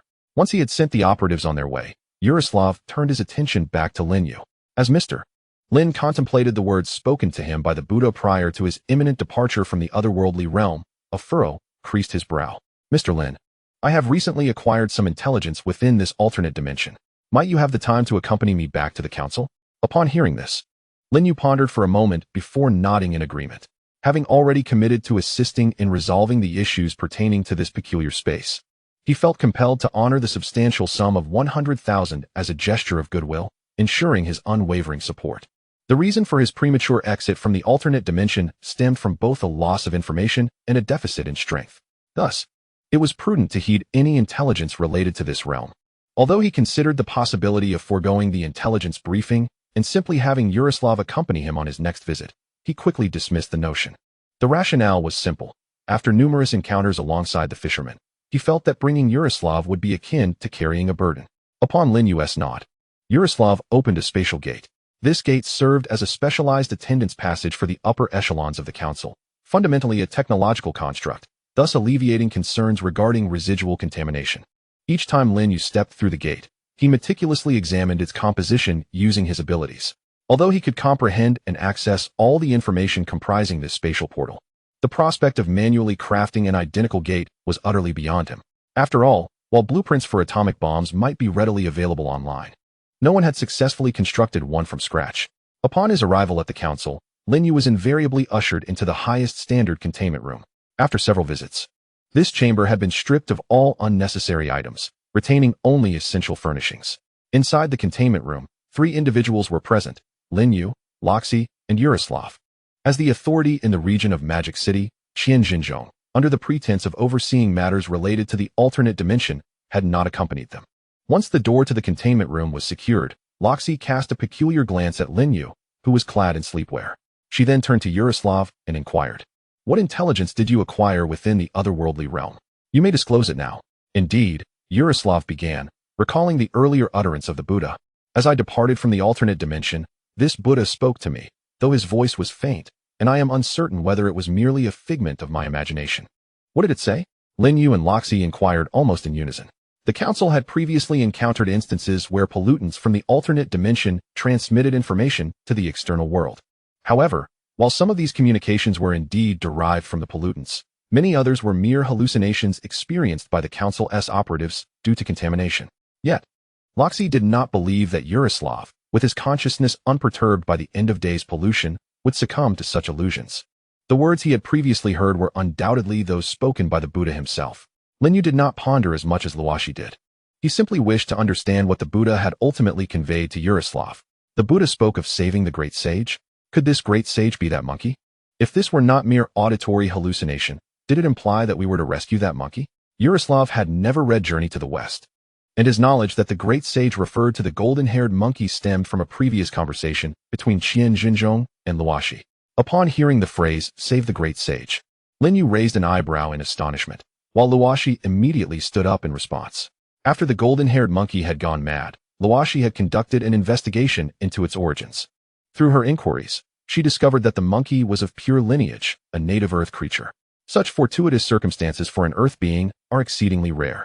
Indeed, throughout history, very few organisms on Earth have attained such a chance. Of course, many entities on Earth have been tainted, and only those that survive can be deemed as fortunate. Those that perish are simply classified as pollutants that have been disposed of. Initially, after Lin You took action, Luoshi had already categorized the golden-haired monkey as a mere pollutant destined for disposal. However, she never anticipated that Lin You could emerge from the alternate space midway. Even more surprising was the revelation that the monkey retained a shred of consciousness. Chapter 180. 200,000 For a great existence to take action, there exists a monumental distinction between entities with consciousness and those devoid of it. Even if the golden-haired monkey's rationality was severely diminished, it still possessed considerable operational capacity. At this moment, Lin You noticed a faint glow emanating from Luoshi's eyes. A delicate purple light, paler than the golden hue of his own left eye, illuminated both of Luoshi's eyes, while Lin You could only manifest light from one. Perhaps due to Lin Yu's prolonged gaze, Luoshi became aware of his scrutiny and turned to meet his eyes. Her gaze flickered, uncertain of how to initiate conversation. Considering Yaroslav's recent remarks and Luoshi's demeanor, Lin You could surmise her intended words. He, too, was reluctant to eliminate the golden-haired monkey. After all, a monkey with the potential of a great sage was quite endearing to him. Furthermore, this monkey had indirectly aided Lin You in earning a substantial sum. With this in mind, before Luoshi could formulate her response, Lin You preemptively declared, "Rest assured, I can spare that monkey's life." Upon hearing this, Luoshi remained silent. Her face a portrait of shock as she stared at Lin You, seemingly rendered speechless by the latent menace in his words. At this juncture, Lin You recognized that his expression had been flawed. After a moment of contemplation, he swiftly rephrased, "I can capture that monkey alive and bring it out." Luoshi responded, "Although this still sounds somewhat peculiar, at least it is not as frightening as before. Thank you." With sincerity, Luoshi expressed her gratitude to Lin You. Feeling that his somewhat dry expression of gratitude lacked sincerity, she suddenly broached a seemingly unrelated topic. "You must have been officially confirmed in your position by now, right?" Taken aback by this incongruous question, Lin You paused for a moment before hesitantly nodding. "The approval came through just a couple of days ago. I am now a formal employee in the office, and I've also been registered with the archaeology department." Initially, Lin Yu's promotion meant he was merely a simple office staff member, and his registration with the archaeology department was a courtesy arranged by the director to facilitate his participation in next month's scientific expedition. Lin You had no objections to this arrangement, as it merely entailed an honorary title while his workload remained unchanged. And he would receive an additional stipend of 1,000 or 1,800 each month, something beneficial indeed. Upon learning of Lin Yu's official status, a smile broke across Luoshi's face. Once you resolve this pollution issue, how about we go to your workplace and present you with a banner? She proposed. I've already thought of the inscription, Hero of Valor. What do you think? Lin Yu's expression was one of confusion, tilting his head as bewilderment overtook his features. What use would a banner be for a civil servant at a museum? Would he hang it on the wall for Li Zhen to mock him? Luoshi was somewhat taken aback by Lin Yu's reaction. Given his frequent emphasis on his esteemed identity, she expected him to be more concerned about appearances. If he valued his reputation, surely a banner would be a fitting gesture, yet he appeared somewhat displeased. Contemplating this, Luoshi quickly adjusted her approach. How about this? Consider your trip to the alternate space as an official business trip. Once this matter is resolved, the council will grant you 100,000 as reimbursement for your expenses. How does that sound? However, before she could finish, Lin Yu raised his thumb in approval. Why bother with all the formalities? Just say it like that. Observing his enthusiastic gesture, Luoshi swallowed her next words. She had intended to mention that Lin Yu wouldn't have to pay taxes on the 100,000 from Yunfeng's commission, but she sensed that bringing it up might provoke an unwelcome reaction from him, despite the low probability of such an outcome. Were you about to say something? Lin Yu, snapping back to reality from the joy of the monetary reward, glanced at the speechless Luoshi. Luoshi, her expression conflicted, hesitated for a moment before a spark of inspiration struck her. Also, we will prepare a mysterious gift for you. At this, Lin Yu's eyes sparkled with interest. He hardly noticed the strained tone in her voice as he responded cheerfully, You are very thoughtful. With that, he fell silent, as the casual chatter had reached its limit, and it was time to discuss more serious matters. Yaroslav recounted his experiences, and Lin Yu, without reservation, shared the information he had gathered from the alternate dimension. Upon hearing key terms such as the human realm and the Western bull Huzhou, Luoshi's resolve to rescue the golden monkey grew even stronger. By the way, when will I be able to re-enter that alternate space? After a substantial conversation, Lin Yu stretched and broached a topic of personal concern. This was crucial as it pertained to when he could obtain the 200,000. Thus it was a matter that demanded utmost seriousness. We must wait for the alternate space to complete its self-repair, Luoshi responded. The council is closely monitoring the situation, and we will notify you as soon as it is restored. Although Lin Yu's eagerness regarding the handling of the alternate space may have stemmed from the prospect of the 200,000, Luoshi was nonetheless touched. After all, spending that amount to have such a significant entity invested in her affairs was profoundly moving. Moreover, she only needed to contribute 100,000, while the remaining sum was provided by a generous benefactor. Very well, I shall take my leave for now. Do remember to inform me promptly if anything arises. Luoshi said with a gentle nod, expertly opening a spatial door for Lin Yu. Letting out a yawn, Lin Yu felt a wave of fatigue wash over him. He retrieved his precariously dangling phone from his pajama pocket and glanced at the time, 4:17. Rubbing his temples, he realized that at this hour, sleep was no longer an option. He turned to Luoshi and inquired, Do you have anything to invigorate me? Realizing the gravity of the situation, Luoshi promptly nodded. Yes, indeed. By the way, breakfast time is approaching. Would you care to stay for a meal?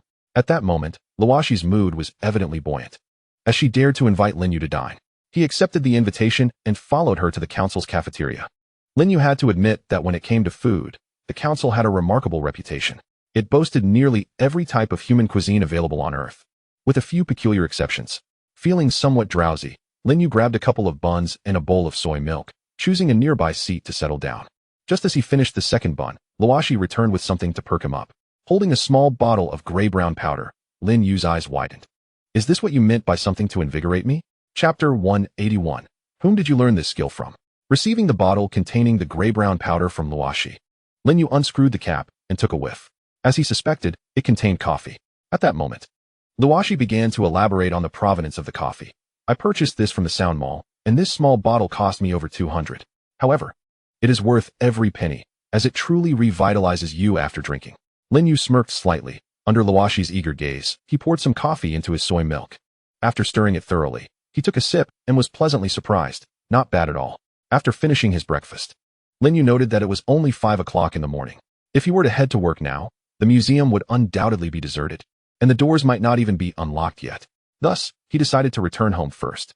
Under normal circumstances, at this hour, the fisherman would likely be engrossed in his mobile phone, for ever since he acquired one, he spent the entirety of his day, save for mealtime, reclining in a rocking chair, absorbed in his device.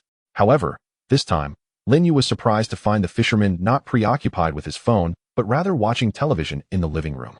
Lying on the opposite end of the sofa, Lin You noticed that the television was airing a cartoon featuring two bears battling a bald-headed character. Liking the show himself, he set aside his phone and joined the fisherman in watching. Throughout the duration of the cartoon, the fisherman did not once touch his phone, which piqued Lin Yu's curiosity. Thus, he inquired, "Why aren't you playing with your phone?" At this, the fisherman's eyes twitched slightly. He shrugged, his tone unexpectedly tinged with a hint of resignation. "It's broken."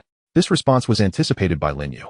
He took the phone the fisherman handed him, examined it, and discovered that the screen burn was alarmingly severe, nearly consuming 2/3 of the display. Lin Yu shook his head in exasperation, glancing at the pitiful fisherman nearby. He sighed and turned towards the storage room. After rummaging through the clutter, Lin Yu retrieved the spare phone he had previously given to the fisherman. "Use this for now. In a couple of days, when I have the funds, I'll get you a new one." The fisherman's eyes brightened at this gesture. He accepted the phone from Lin Yu and turned to head back to his rocking chair. Yet, just before exiting, he glanced at the television still playing the cartoon. After a moment's hesitation, he approached the TV and, with a decisive smack, turned it off. Observing the now black screen and the nonchalant fisherman, Lin Yu could not help but wonder, from whom did this fellow learn the art of betrayal? With the television silenced, the living room descended into tranquility. In this serene atmosphere, Lin Yu began to feel a wave of drowsiness. He pulled out his phone, hoping that the allure of short videos would dispel his fatigue. However, as he lay back on the sofa and scrolled through the videos, his drowsiness only grew more pronounced. Ultimately, in a state of helplessness, Lin Yu opened his contacts and dialed the curator's number. He was aware that at this hour, the curator would already be awake. Thus he felt no concern about disturbing the curator's restful slumber. As anticipated, Lin Yu's call connected almost immediately. "Ah, it's you, little Lin. What brings you to call me so early?" Hearing the curator's robust voice, Lin Yu responded without hesitation. "Curator, I would like to request a leave of absence." A leave of absence?" the curator murmured, and a silence enveloped the line. Approximately 30 seconds later, the curator's voice returned. "Would half a day suffice? Come to the office in the afternoon. I have something to discuss with you." "No problem. I only need one morning." After concluding the conversation with the esteemed director, Lin Yu wore a relaxed expression. He stretched lazily and, succumbing to drowsiness, reclined on the sofa and drifted into slumber. At 7:30, Li Jun awoke. Upon discovering Lin Yu peacefully sleeping on the sofa, he, out of kindness, decided to rouse him.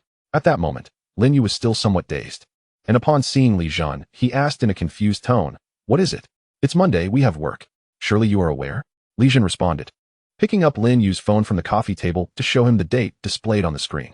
However, upon seeing the date, Lin Yu merely waved his hand weakly and replied, "I'm not working today." "What did you say?" Li Jun, doubting his own hearing, inquired again. Yet, Lin Yu remained silent, simply gesturing dismissively once more. Observing Lin Yu sleeping soundly on the sofa, Li Jun hesitated for a moment, but ultimately, desire triumphed over all. He returned to his bedroom and lay back down on the bed. At 9 o'clock, Li Jun received a phone call from the office, where a superior inquired why he had not reported for work. In a state of confusion, Li Jun replied, "Aren't we off today?" This bewildered his superior on the other end of the line. With a suppressed breath, the superior informed him that it was indeed Monday, a work day, and attendance was required. By this point, Li Jun realized something was amiss. He ventured into the living room, gazing at the still reclined Lin Yu, and with a flicker of hope, he asked his superior, "Then why is Lin Yu not required to work?" "Lin Yu? You compare yourself to him?" The superior, barely containing his irritation, gritted his teeth and replied, "He has taken leave this morning." Perhaps due to the effects of the coffee from Luashi, Lin Yu enjoyed a deep and restful sleep. Upon arriving at the office, he placed his belongings on his desk. For some reason, Lin Yu felt as if Li Jun's gaze was laden with unspoken grievances whenever he looked at him. Lin Yu returned a puzzled glance, unsure of the reason behind such scrutiny. Not dwelling on it further, Lin Yu proceeded to the director's office after organizing his things. "Knock, knock. Please enter." As Lin Yu stepped inside, the director, upon recognizing him, smiled warmly and said, "Ah, it's young Lin. Please, find a seat." The director gestured towards a chair in the corner of the office, inviting Lin Yu to take a seat. Lin Yu, feeling no embarrassment, complied without hesitation. "Director, is there something you wish to discuss with me?" "Ah, young Lin," the director chuckled, explaining, "You are scheduled to attend the scientific expedition next month, correct? Prior to that, there will be a week-long training session for all members involved in the expedition. You must carve out a week from your busy schedule to participate in this training. Chapter 182. May I borrow your fishing rod? This is not an issue. I shall certainly be present. Upon hearing that training would precede the scientific expedition, Lin You was not taken aback. During his graduate studies, he had participated in similar expeditions, and while not every instance required training, he had undergone it before. However, from the curator's tone and the scheduled duration of the training, Lin You sensed that this session would be rather significant. Given the confidentiality surrounding this expedition, it was undoubtedly an important project, potentially unearthing entirely new artifacts. Such significant endeavors typically necessitate participants to undergo training lasting no less than 6 months. Naturally, individuals with experience, like Lin You, would not require such an extensive period. Yet, even if the training were to be shorter, 1 week seemed rather brief. Lin You was inclined to inquire about the intricacies of the training. However, the curator seemed to anticipate his curiosity and preemptively raised a hand. Halting Lin Yu's impending question, "Do not ask me. My knowledge regarding this expedition is quite limited. The details of the training were entrusted to me by your mentor." Acknowledging this, Lin You nodded and refrained from further questioning. As a participant in this expedition, there was little he should not be privy to. The curator's reticence indicated that there were indeed matters beyond his knowledge. Upon returning to his workstation, Lin You called academician Ding to discuss the training. As a participant in the expedition, Ding was evidently more informed than the curator. He conveyed to Lin You that the expedition would take them to an undeveloped section of an ancient city in the west. Given the inherent dangers of the location, a week-long survival skills training was deemed necessary prior to their departure. Curious about the nature of survival skills training, Lin You sought further clarification. But Ding merely stated that he would understand in due time, unwilling to elaborate further during the call. This left Lin You feeling slightly disappointed. Nevertheless, with only a few days until the training commenced, he decided not to press the matter further. What he needed to focus on was resolving the situation with the monkey. Otherwise, if he postponed it until next month, he would find himself juggling both the expedition and the affairs of the alternate dimension. Just as this thought crossed his mind, a message from Luo Shi arrived. Luo Shi, the alternate dimension has stabilized. Do you wish to come and take a look? Lin Yu's interest was piqued upon reading this message, and he promptly responded, Lin You, I am currently at work. I will come by this evening. Luo Shi, all right. But do arrive early. Luo Shi, the pollution levels in this alternate dimension are rising rapidly, and I fear that if we delay, unforeseen incidents may arise. Unforeseen incidents? Lin Yu was perplexed by what Luo Shi meant, prompting him to ask for clarification. Lin Yu, could the monkey become a formidable being? Luo Shi, how could that be? What do you perceive a formidable being to be? After contemplating this response, Lin Yu mused. Lin Yu, a cabbage? Luo Shi. Ultimately, the conversation between Lin Yu and Luo Shi concluded with a note of uncertainty from Luo Shi. As the workday came to an end, Lin Yu, needing to venture into that otherworldly realm, chose to walk home. Li Zhen, opting not to take a taxi, accompanied him on foot. Initially, Lin Yu had contemplated inviting Li Zhen to enter the other space with him, but upon reaching the square, Li Zhen did not even glance at the enigmatic realm and instead proceeded homeward. Upon arriving at the square, Lin Yu noticed that an inexplicable force had encircled the area, causing the ordinary passers-by to instinctively overlook it. Unlike others, Lin Yu remained unaffected by this force, and under the guidance of a council operative, he approached the vicinity of the other space. As the prominent figure of Magic City, Qian Jinzhong was the principal overseer of this peculiar realm and had been orchestrating matters throughout the day. When Lin Yu's silhouette materialized, Qian Jinzhong, who was busy directing operations, suddenly stiffened. Noticing Lin Yu approaching, he managed a strained smile. In response, Lin Yu returned the gesture with a smile of his own. After several interactions with Qian Jinzhong, Lin Yu sensed an oddity in his demeanor. This sentiment was neither pure fear nor unadulterated respect. Rather, it was a peculiar amalgamation of both emotions, blurred to a certain degree. Upon reaching Qian Jinzhong, Lin Yu greeted him cheerfully. Hello, President Qian. At this, Qian Jinzhong raised his hand in a somewhat forced acknowledgement, replying, Good day, Mr. Lin. His feelings towards Lin Yu were undeniably intricate. As the vice president of the Magic City branch of the council, he held significant authority on Earth, making him Lin Yu's direct superior. In fact, he had even reviewed Lin Yu's promotion documentation. This relationship rendered Qian Jinzhong's attitude towards Lin Yu rather perplexing. He could not regard Lin Yu as a subordinate. Yet by all accounts, Lin Yu was indeed under his command. However, Lin Yu remained oblivious to these dynamics, having never cared to learn who held sway over Magic City. Am I permitted to enter this other space now? Lin Yu inquired. Upon hearing his question, Qian Jinzhong shook his head, attempting to dispel the troubling thoughts that plagued him. He retrieved a detection device and, referencing the information displayed, stated, "The stability of the other space has returned to the level it was at last night. However, we cannot guarantee that this realm has not developed a sense of repulsion towards you. The most prudent course of action would be for you to refrain from utilizing the same powers as before upon entering. If possible, please adopt a different form of energy to prevent the realm from recognizing you and expelling you once more." Listening to Qian Jinzhong's advice, Lin Yu nodded.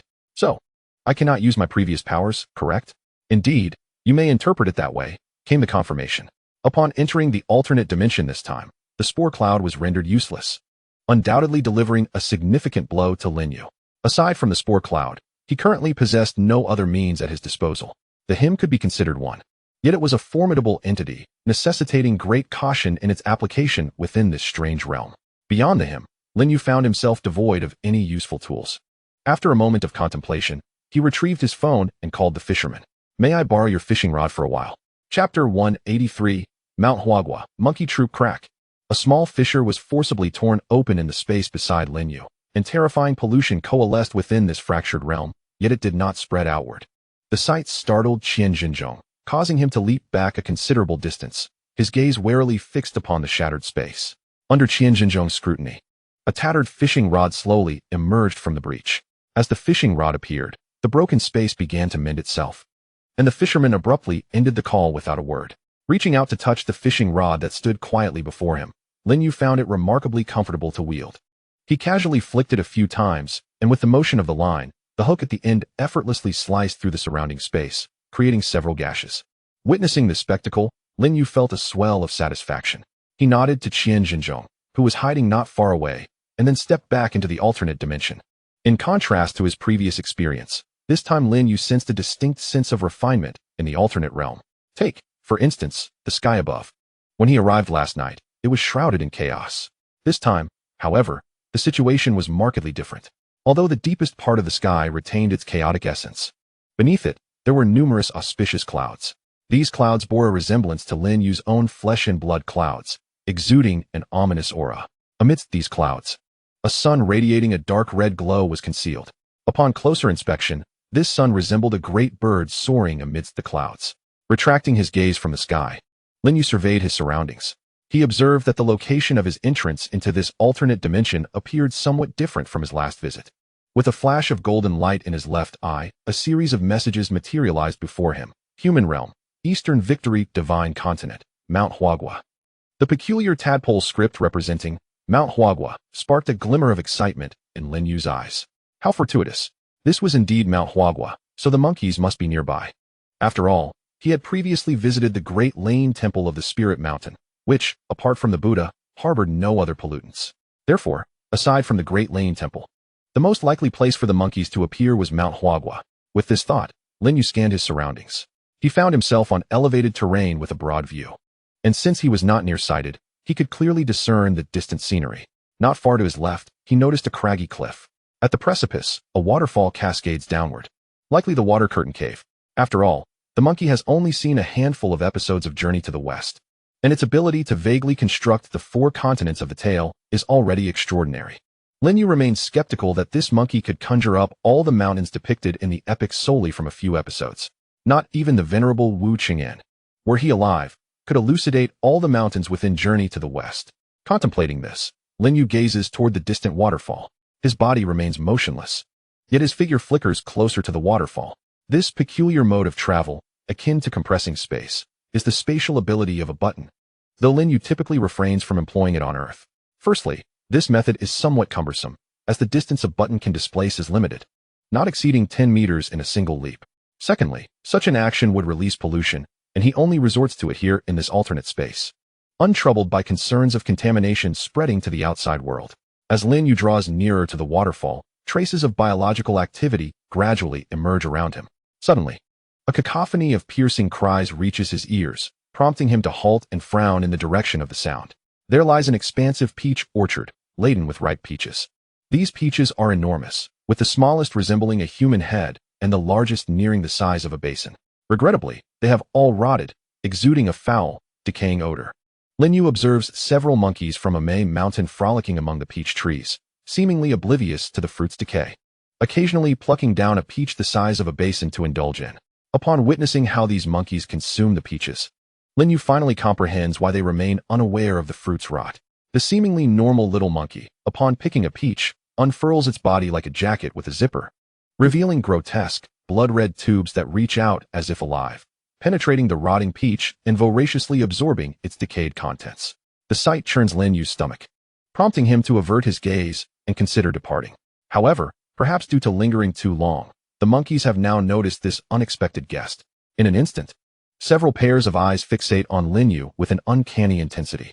Their expressions mirror those of ordinary monkeys, grinning without revealing any overt strangeness, except for the one devouring the peach.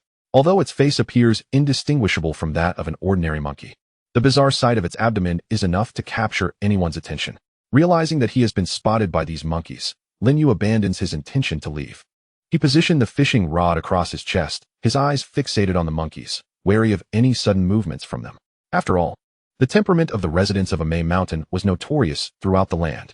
As Lin You remained vigilant, an ominous gaze, seemingly from nowhere, fell upon the monkeys. The creatures, sensing this terrifying scrutiny, tensed their bodies. With a cacophony of shrieks, they called out, yet the gaze appeared merely to observe, devoid of any intention to strike. Even as the monkeys provoked the unseen master of the gaze, it remained unfazed, steadfast as a seasoned sentinel. Without Lin Yu's command, the guardian would merely watch from the sidelines, unwilling to act. After a few calls, perhaps exhausted from their cries, the monkeys ceased their vocalizations. One monkey, engrossed in eating a peach, locked its gaze onto Lin You, while the others busied themselves with their own peaches. Among them, one monkey strayed from the group. A peach precariously balanced on its protruding belly tube, another clutched firmly in its hands. This monkey, cradling a decayed peach nearly the size of a basin, approached Lin You slowly. As it walked, the mushy fruit left a trail of juice on the ground, resembling the slimy residue of some elongated creature. Chapter 184. The Untainted Stone. The monkey halted a short distance from Lin You, lifting the peach in its hands as if to offer it to him. Despite the distance, Lin You could faintly detect the peculiar odor emanating from the overripe fruit, prompting him to frown. Fearing the monkey might not comprehend his words, he projected his voice directly into its mind. "I do not wish to eat." The monkey, startled by this internal voice, leapt into the air, exclaiming in alarm. It frantically scanned its surroundings, seemingly searching for the source of the mysterious voice echoing in its mind. Observing this, Lin You shook his head in resignation. It was evident that the monkey could not understand him. Acknowledging this reality, he chose not to linger any longer and turned to leave the orchard. However, he had barely taken a few steps when the same monkey swiftly positioned itself in his path. Not only that, but the other monkeys also blocked his way, their expressions shifting from the usual to an unsettling demeanor. The monkey that had previously offered the peach approached Lin You, exuding an unmistakable aura of defiance. As if to say, "If you do not eat the peach, you shall not pass." Seeing this, Lin You furrowed his brow. With this gesture, the ominous gaze descended upon them once more, its overwhelming pressure threatening to shatter the very fabric of this space, poised to eliminate the obstructive monkeys. Though the monkeys clearly sensed the presence of the gaze, they could not locate its source, compelling them to disregard it entirely. As Lin You gazed at the monkeys obstructing his path, he slowly raised the fishing rod in his hand. This rod provided him with a sense of mastery. Although he could not wield it with the finesse of a seasoned angler, he was capable of executing some basic maneuvers. For instance, with a gentle flick of his wrist, the line shimmered with a cold glint. In that moment, the fishing line resembled a sharp longsword, effortlessly slicing through the bodies of the monkeys before him. In the next instant, a sharp crack echoed, and every single monkey was cleanly severed in two. After a brief silence, the dismembered monkeys did not perish immediately. Instead, they emitted frantic cries as they scurried away from Lin You. Their severed halves appeared to possess an independent will, with the lower halves running on their feet while the upper halves clawed their way along. One monkey, bisected vertically, utilized both hands and feet, moving with an odd gait that allowed it to keep pace with the fleeing group, even leading the charge. Lin You observed that these monkeys were not fleeing aimlessly. They moved in unison, suggesting a shared purpose. This piqued his interest, as he realized that their escape route coincided with his own destination, the waterfall. Recognizing this, Lin You casually followed in their wake. Whenever the monkeys slowed, he would quicken his pace slightly, maintaining pressure on them from behind. Thus, under Lin Yu's intimidation, the monkeys approached the vicinity of the waterfall and came to a halt beneath a peculiar massive stone. They crouched beneath the boulder, as if in reverence. Displaying an unusual caution, The monkeys refrained from making direct contact with the stone. Upon arriving at this site, Lin Yu's gaze was irresistibly drawn to the boulder. With his left eye glowing with golden light, he scrutinized the stone. Roots of wisdom blossomed forth as a stream of information materialized above it. Yet, Lin Yu's attention was solely captivated by one particular piece of information regarding the roots of wisdom. This essence differed from the one he had observed on the golden monkey earlier. This root bore no pollution. Moreover, Lin You noted that all the information constituting the stone was devoid of contamination. This revelation plunged Lin You into contemplation. Not only was the stone free from pollution, but it also emanated signs of vitality. This suggested that the stone was alive or perhaps harbored life within. Recalling the information he had gleaned from the golden monkey just days prior, Lin You drew a comparison between it and the stone.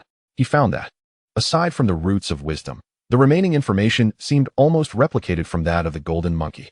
Recognizing this, Lin Yu's mind began to race with possibilities. This information could potentially be assembled to create an untainted golden monkey. However, Lin You was uncertain about how to revive the golden monkey trapped within the stone. He took a few steps forward, intending to make a closer examination of the stone. Yet, at that moment, countless peculiar gazes converged upon him. These stares emanated from the monkeys surrounding the stone, from behind the waterfall, from within the forest, and from the river. Even the great bird in the sky, which served as a sun, cast its gaze upon Lin You as he reached toward the stone. Sensing the multitude of eyes upon him, Lin You quietly withdrew his hand.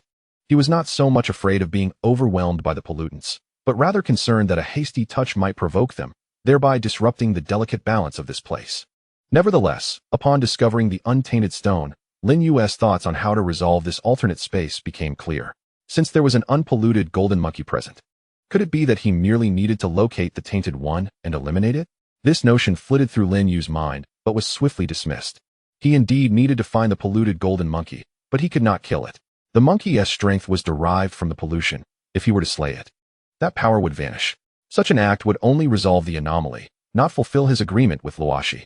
To achieve that, he would have to capture the tainted golden monkey, ideally restoring its sanity in the process. Glancing at the large stone before him, Lin You suddenly recalled a rather unorthodox method from a television drama. According to some of the melodramatic plots, could he possibly capture the polluted golden monkey and then have the stone rehabilitated? Although this approach seemed cliché, it was worth a try. Chapter 185.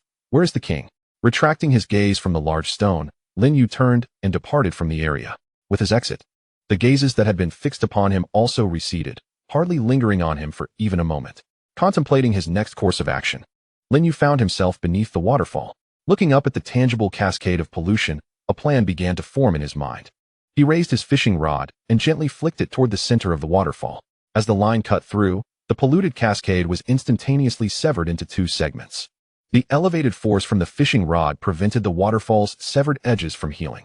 From the vantage point of the split, several small monkeys could be seen hiding within the water curtain cave behind the waterfall. At that moment, upon witnessing the waterfall's rupture, the little monkeys shrieked and fled from the cave. Once they had all escaped, Lin You flickered and appeared inside the cave.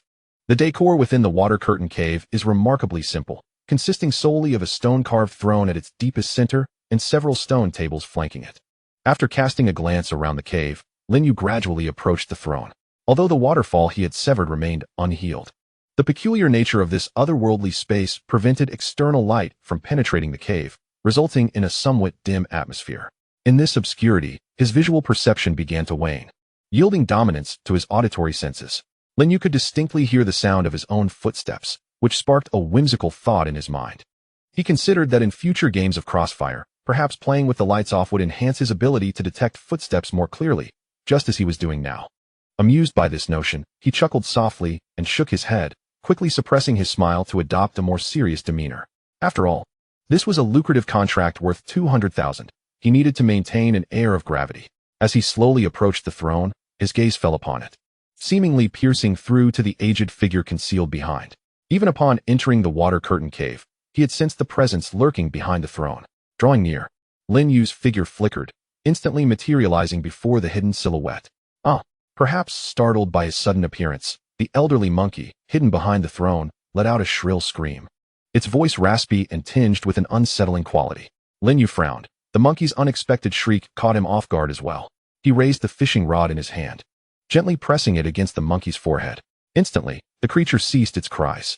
Observing the monkey's compliance, Lin You raised an eyebrow in surprise. Even after retracting the fishing rod, the elderly monkey remained obediently crouched, silent. Such intelligence? Lin You regarded the monkey thoughtfully, then gave it a gentle kick, inquiring, "Where is your king?" Upon hearing the mention of king, the monkey seemed to undergo a transformation, springing up with a fierce glare. It bared its teeth and clawed the air, as if preparing to lunge at Lin You. In response, Lin You calmly lifted the fishing rod once more, resting it lightly against the monkey's forehead. Glancing at the startled creature, he felt a sudden dissonance in their exchange. He recalled speaking in Mandarin, yet the monkey appeared provoked by his words. Pondering this, Lin You spoke again. "Is the stone outside your king?" At this query, the monkey's earlier fear dissipated, only to be replaced by a resurgence of hostility in its eyes. However, due to the fishing rod persistently pressing against its head, the old monkey could only glare at Lin You, refraining from taking any real action against him. After 2 inquiries, aside from bringing some agitation to the old monkey, there were no other gains, which inevitably left Lin You feeling a tinge of disappointment. In a moment of frustration, he instinctively tapped the old monkey's head with the fishing rod. This sudden tap startled the old monkey, causing it to lose some of its hostility, as it believed Lin You might actually want to kill it. "Please, don't kill me." A peculiar voice emerged from the old monkey, sounding less hoarse than before, almost grating to the ears. In an instant, Lin Yu's gaze fixated on the old monkey. And perhaps due to the overwhelming influence of the fishing rod, the pollution surrounding the old monkey seemed to dissipate slightly. Looking at Lin You, the old monkey's eyes were filled with fear. As their eyes met, Lin You felt an unsettling familiarity in those eyes. Beneath the old monkey's decayed form, a few faintly visible feathers reminiscent of birds lurked, prompting Lin You to recall the extraordinary parrots he had seen in the zoo. After the old monkey had spoken, Lin You inquired again, "Where's your king?" Yet, the old monkey merely repeated the phrase, "Don't kill me," without offering any useful information. Lin You furrowed his brow. Given the old monkey's reaction to his previous words, he suspected it was not entirely ignorant regarding the golden monkey. After a moment's contemplation, Lin You released a divine aura, enveloping the old monkey entirely. Under the influence of the divine presence, invisible black smoke began to emanate from the old monkey's surface. "Where's your king? Are those 2 large stones outside your king?" Lin You posed the question again, fearing the old monkey might not withstand the pressure. Upon hearing this, a flicker of clarity crossed the old monkey's eyes. It opened its mouth, its head oscillating between that of a bird and a monkey, and struggled to articulate, "Please, don't kill me. The Buddha can find the king. That fellow outside is not the king. The true king has long fallen into madness." The old monkey, genuinely terrified for its life, revealed all it knew in just a few sentences. Observing the old monkey, now barely clinging to life, Lin You retracted the divine aura. As the conflicting aura dissipated, the old monkey sighed in relief, its head stabilizing back to that of a monkey. "The one outside is not the true king?" Lin You pondered the old monkey's words. If what the old monkey stated was accurate, it would imply that there was an issue with his abilities. But could that truly be the case? Chapter 186. Fear rooted deep within Lin You did not believe that his power, which could penetrate the essence of even the most magnificent beings, would falter when faced with a stone that was worlds apart from such greatness. Yet, he also did not think the old monkey was deceiving him. Perhaps the old monkey was simply unaware of certain matters. After all, it was merely a product of pollution, born from the very essence of corruption, and not truly a monkey at all. Lin You pondered that the golden monkey within this stone, alongside the tainted golden monkey, must both be the so-called Great King. However, due to the old monkey's limited understanding, it was unable to grasp these notions. Nonetheless, despite some of the old monkey's information appearing less than credible, certain aspects still warranted consideration. For instance, the old monkey had just mentioned that the Buddha knew the whereabouts of the Great King. If the Buddha spoken of by the old monkey was indeed the same one Lin You encountered previously, then perhaps this so-called Buddha genuinely held knowledge of the monkey's location. After all, the Buddha had explicitly uttered the words to save the great sage before Yaroslav departed from the alternate realm. With this thought in mind, Lin You cast a glance at the old monkey, who lay on the ground, barely clinging to life, and chose to disregard it. Now that he realized the Buddha might possess knowledge of the monkey's whereabouts, Lin You resolved to seek out this Buddha. Upon exiting the water curtain cave, he gazed upwards at the sky, initially believing that with the sun present, he could rely on it to ascertain his direction. However, when the moment to confirm his course arrived, he realized that the sun was positioned directly overhead, at the very center of the sky. A pair of invisible dark lines appeared on Lin Yu's forehead. This time, he refrained from retrieving his phone to consult the compass app. Lin Yu was not foolish. He could hardly place his trust in the compass of a phone within an alternate realm. His prior reliance on the phone's compass stemmed from a lack of direction. He had merely wandered aimlessly. This time, however, he possessed a clear objective and a superior method to locate the Buddha. Fixating on the sun, which resembled a great bird, Lin You gently swung the fishing rod in his hand. Whoosh! A sound cut through the air. The next moment, the sun hanging in the sky let out a cry as if stirred by some unseen force. Upon closer inspection, one could discern a slender, luminous thread at the sun's base. Though delicate, this thread seemed to exert a firm hold on the sun, rendering it unable to break free, even with all its might. With a gentle tug on the fishing rod, it acted as a lever, allowing Lin You to effortlessly draw the sun down from the heavens. As it descended towards the ground, the sun's form continuously diminished. What had originally appeared as a vast celestial body now shrank to the size of a small car by the time it hovered before Lin You. Caw! The sun emitted a piercing, threatening shriek directed at Lin You, its eyes fixed upon him with an unmistakable aura of menace. Lin You lifted his gaze to meet the avian entity impersonating the sun. Their eyes locked, causing the great bird to tremble inexplicably.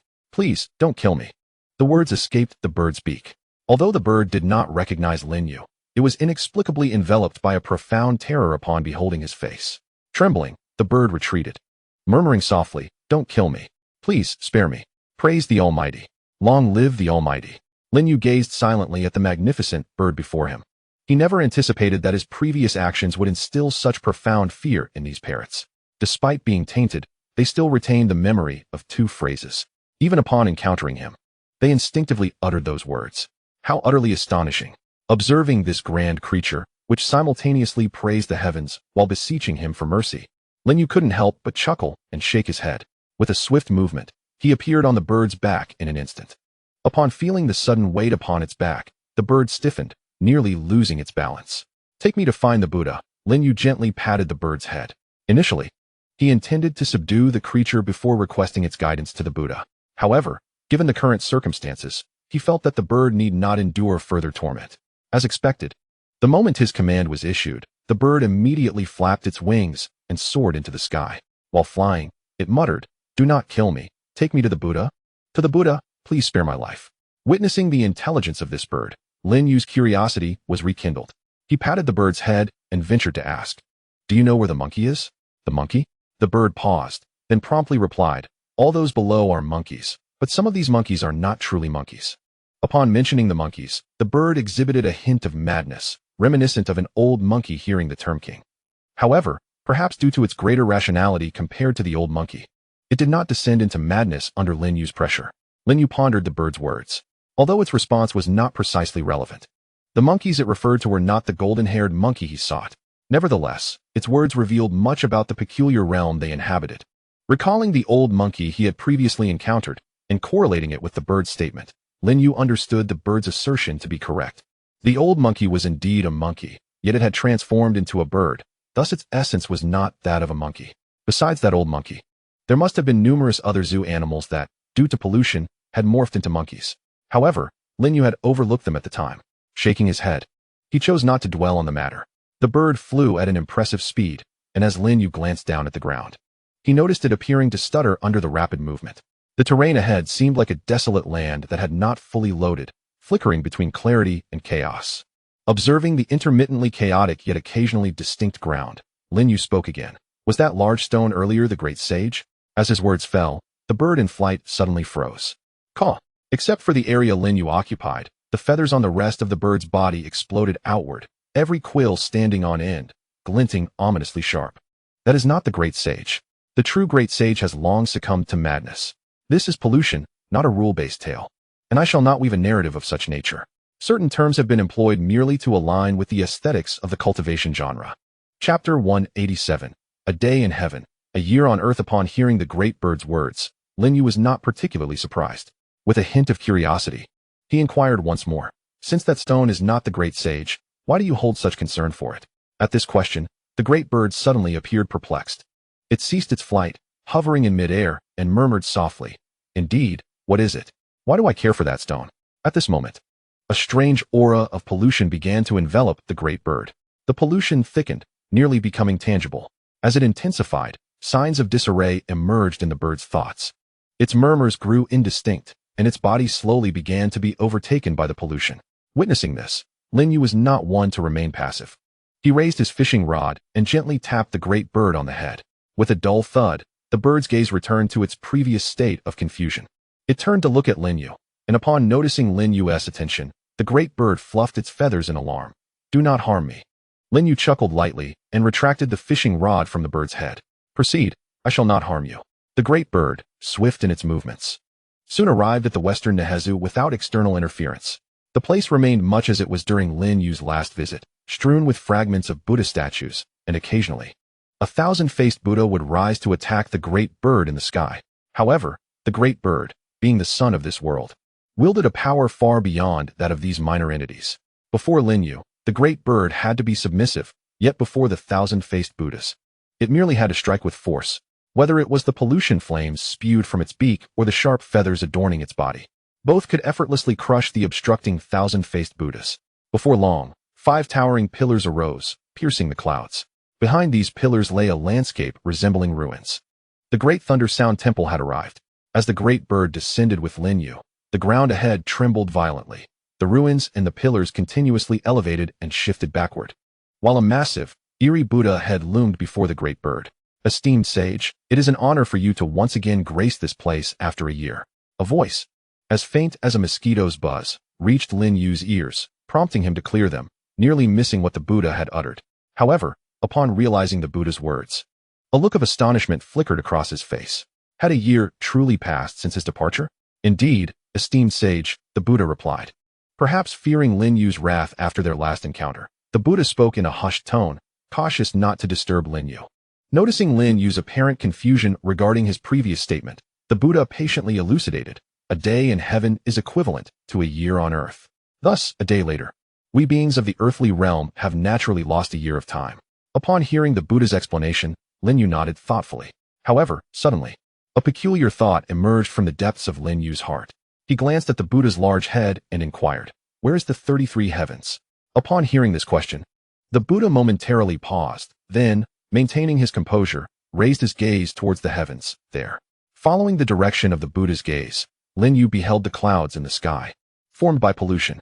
He had anticipated that the heavens mentioned by the Buddha would refer to the outer universe, but to his astonishment, it appeared that this realm also existed within an alternate space.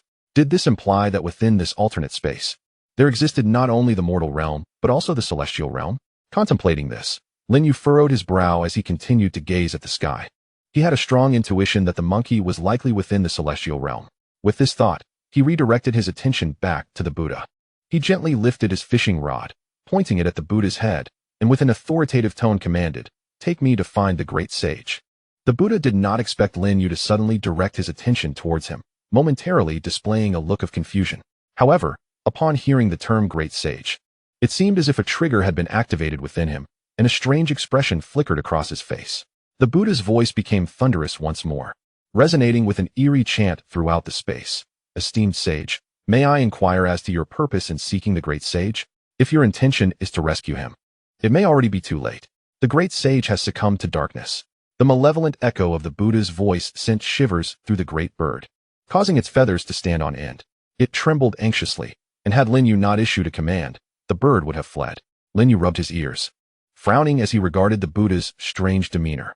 This alternate space was born from the monkey's corruption, and many pollutants within retained a semblance of self-awareness, capable of communication.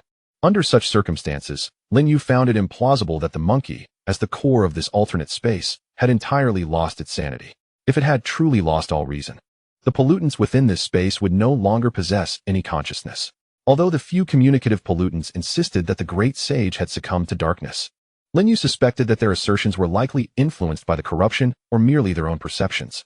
After a moment of silence, gazing into the Buddha's enigmatic eyes, a flash of golden light appeared in Lin Yu's left eye. Wisdom root. Upon receiving this insight, Lin Yu instinctively raised an eyebrow, casting a peculiar glance at the Buddha. He then lifted his fishing rod once more, aiming directly at the Buddha's brow. Simultaneously, Lin Yu unleashed his divine aura, using it to suppress the corruption enveloping the Buddha. The fishing rod pressed against the Buddha's immense form, while the supreme divinity constrained the corruption upon him. At that moment, the Buddha's visage began to twist grotesquely. Expressions of pain, compassion, and madness became entangled upon his face, alternating between moments of relief and eerie disquiet. Suddenly, a barely perceptible whisper reached Lin Yu's ears. Save. Save the great sage. This voice sounded somewhat youthful, starkly contrasting with the Buddha's usual tone. However, during yesterday's council meeting, Yaroslav prominently referenced this voice. Thus, Lin You understood that it was the Buddha who had spoken.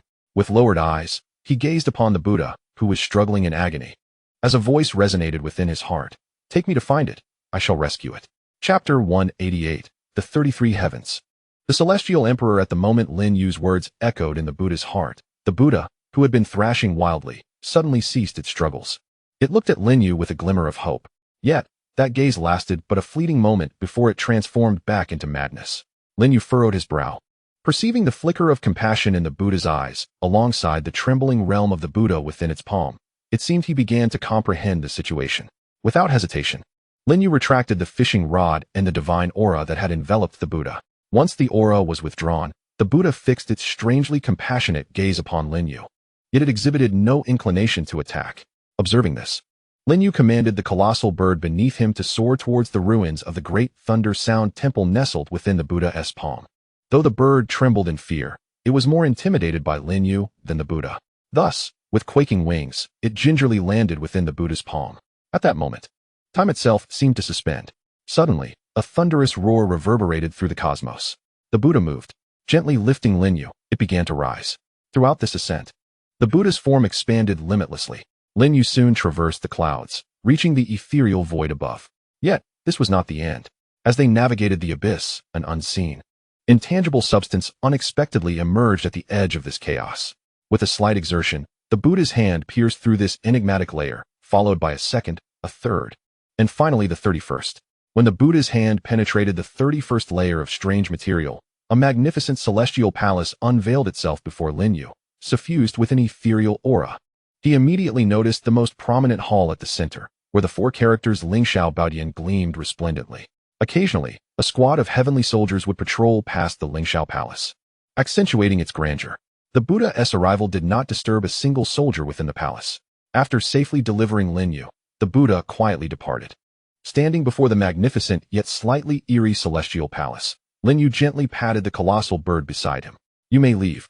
Upon hearing this, the bird felt as though a great pardon had been granted, swiftly fleeing without a backward glance. After the bird's departure, Lin Yu tightened his grip on the fishing rod and stepped cautiously into the celestial palace. Although the palace appeared grand, its essence was merely a venue constructed from corruption, rife with pollutants capable of driving one to madness. Yet, such impurities held no sway over Lin Yu. He strolled through the palace, occasionally brushing past the heavenly soldiers. However, the celestial soldiers appeared rather wooden these days. Even when brushing past Lin Yu, they did not spare him a glance. To Lin Yu, they resembled a troupe of puppets, mechanistically walking about, as if their creator had never imbued them with any additional directives. From an external perspective, this heavenly palace seemed vast, remarkably resembling a one-to-one replica of the celestial realm depicted in Journey to the West. Yet, upon entering the palace and taking only a few steps, Lin Yu realized its dimensions were tragically diminutive. He had scarcely moved before arriving at the front of the Lingxiao Hall. Here, he was obstructed by a squad of celestial soldiers. Unlike the earlier, expressionless soldiers he had encountered, this pair bore a bizarre countenance, reminiscent of pollution. In unison, all celestial soldiers before the Lingxiao Hall turned their peculiar gazes upon Lin Yu, their eyes exuding an intense sense of oppression. However, this oppressive aura had no effect on Lin Yu. Brandishing his fishing rod, he gestured back and forth before these celestial soldiers. He could discern their formidable strength, each one far surpassed by Lingxing in prowess. Yet, Lin Yu remained unfazed. He was no longer the ordinary person who could be easily slain by a feeble cultist. With his fishing rod in hand, Lin Yu initiated the attack before the celestial soldiers could act against him. Whoosh! Bang, bang, bang! In the wake of a piercing sound, a series of explosions ensued. Those celestial soldiers, whose might eclipsed by Lingxing, were instantaneously transformed into mere firecrackers in Lin Yu's hands. With a wave of his hand, he dispelled the soldiers who had reverted to their primitive, polluted state and stowed away his fishing rod. Just as he intended to enter the Lingxiao Hall, a resonant voice thundered from within. "Who dares to create chaos here?" Before the words had fully dissipated, a figure clad in a golden dragon robe and adorned with a golden crown emerged from the hall. Lin Yu lifted his gaze to the figure that stepped forth from within. It was a remarkably large monkey. Surprise flickered momentarily in Lin Yu's eyes as his left eye shimmered with golden light, revealing streams of information. One piece of information particularly captured his attention: wisdom root. What was this? The monkey, sensing the unabashed gaze of the individual before him, as if capable of piercing through his very essence, the monkey was incensed. This person, after brazenly slaying his guard, not only remained but dared to desecrate him. Such insolence was utterly unforgivable. Presumptuous. Upon seeing me, why do you not kneel? The monkey roared, summoning a large club from seemingly nowhere to strike Lin Yu down. At that moment, however, Lin Yu had no inclination to engage with the monkey. His mind was in disarray, perplexed by the monkey's antics. The surrounding space shifted erratically, as the area near Lin Yu contorted, no matter how the monkey attacked. It could not land a blow on him. Ignoring the impotent, furious monkey, Lin Yu was consumed by confusion.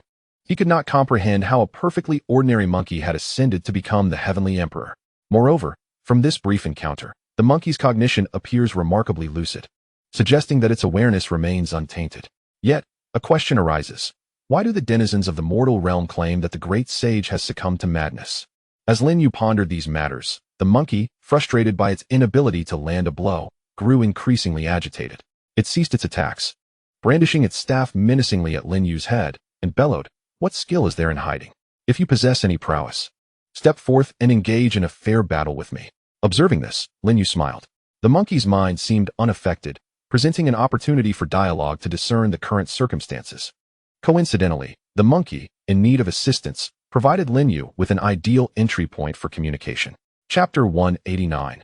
The Truth of Madness in a Swift Motion. Lin Yu appeared beside the monkey. He spoke softly, his voice measured as it reached the monkey's ears. "If you desire to engage me in a fair contest, I am amenable to that. However, you must first answer a few inquiries of mine, if you please." Initially weary from its relentless attacks, the monkey felt insulted by Lin Yu's calm demeanor. A surge of fighting spirit erupted within it, and without hesitation, the monkey raised its staff once more, aiming a powerful blow at Lin Yu. Boom! The force of the strike rippled through the surrounding space. As the staff struck the ground, a thunderous sound erupted, sending debris flying in all directions. Behind the monkey, Lin Yu observed the spectacle with an amused expression. He reached out and gently patted the monkey's shoulder. Upon feeling the hand resting on its shoulder and sensing the aura emanating from its owner, the monkey's previously tense body froze in place. It slowly lowered its golden staff and turned to Lin Yu. Incredulity etched on its face as it asked, "Are you a sage?" Hearing the term sage, Lin Yu withdrew his hand from the monkey's shoulder. Rather than responding to the monkey's query, he continued, "Are you now prepared to answer my questions?" Though the monkey bristled at Lin Yu's nonchalant attitude, it refrained from striking again. Impulsive and brash it may be, it was far from foolish. Knowing the individual before it was a sage, any lingering anger had to be suppressed.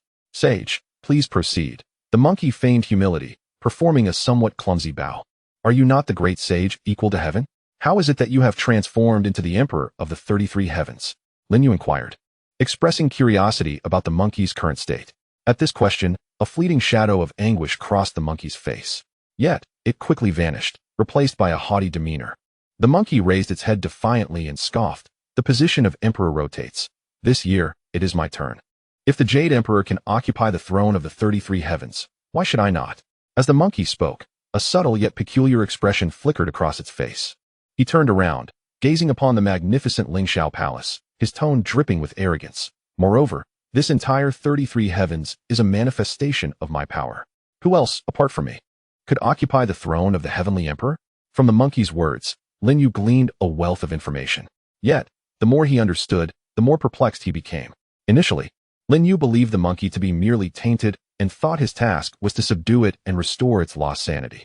However, the current situation indicated that the monkey's rationality was not only unaffected by the corruption but was, in fact, remarkably clear-headed.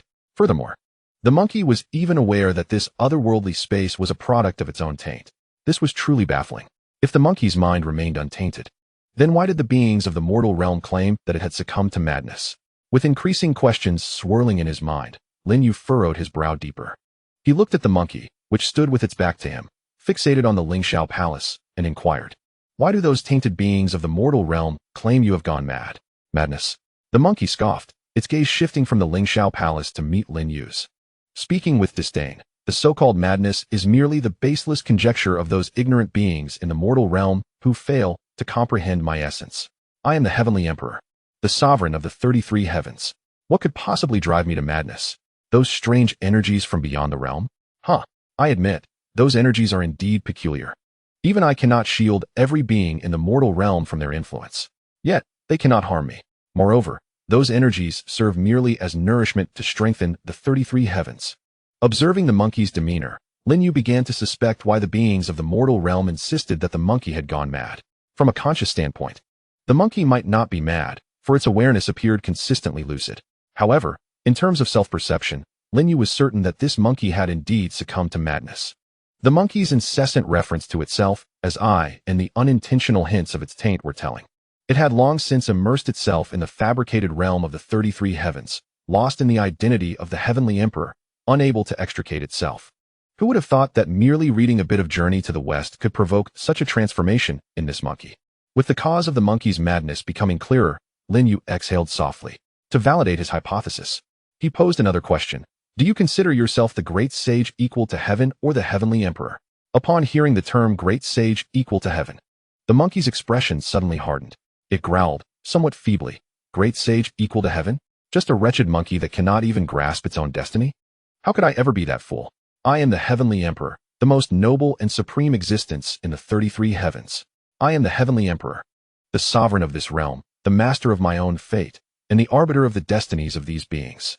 As the scene unfolded, the monkey's voice grew increasingly loud, its expression gradually descending into madness. A strange pollution began to emanate from its body. Witnessing this spectacle, Lin You furrowed his brow and placed his hand once more upon the monkey's shoulder. The divine aura momentarily soothed the creature. It turned to gaze at Lin You, who returned the look.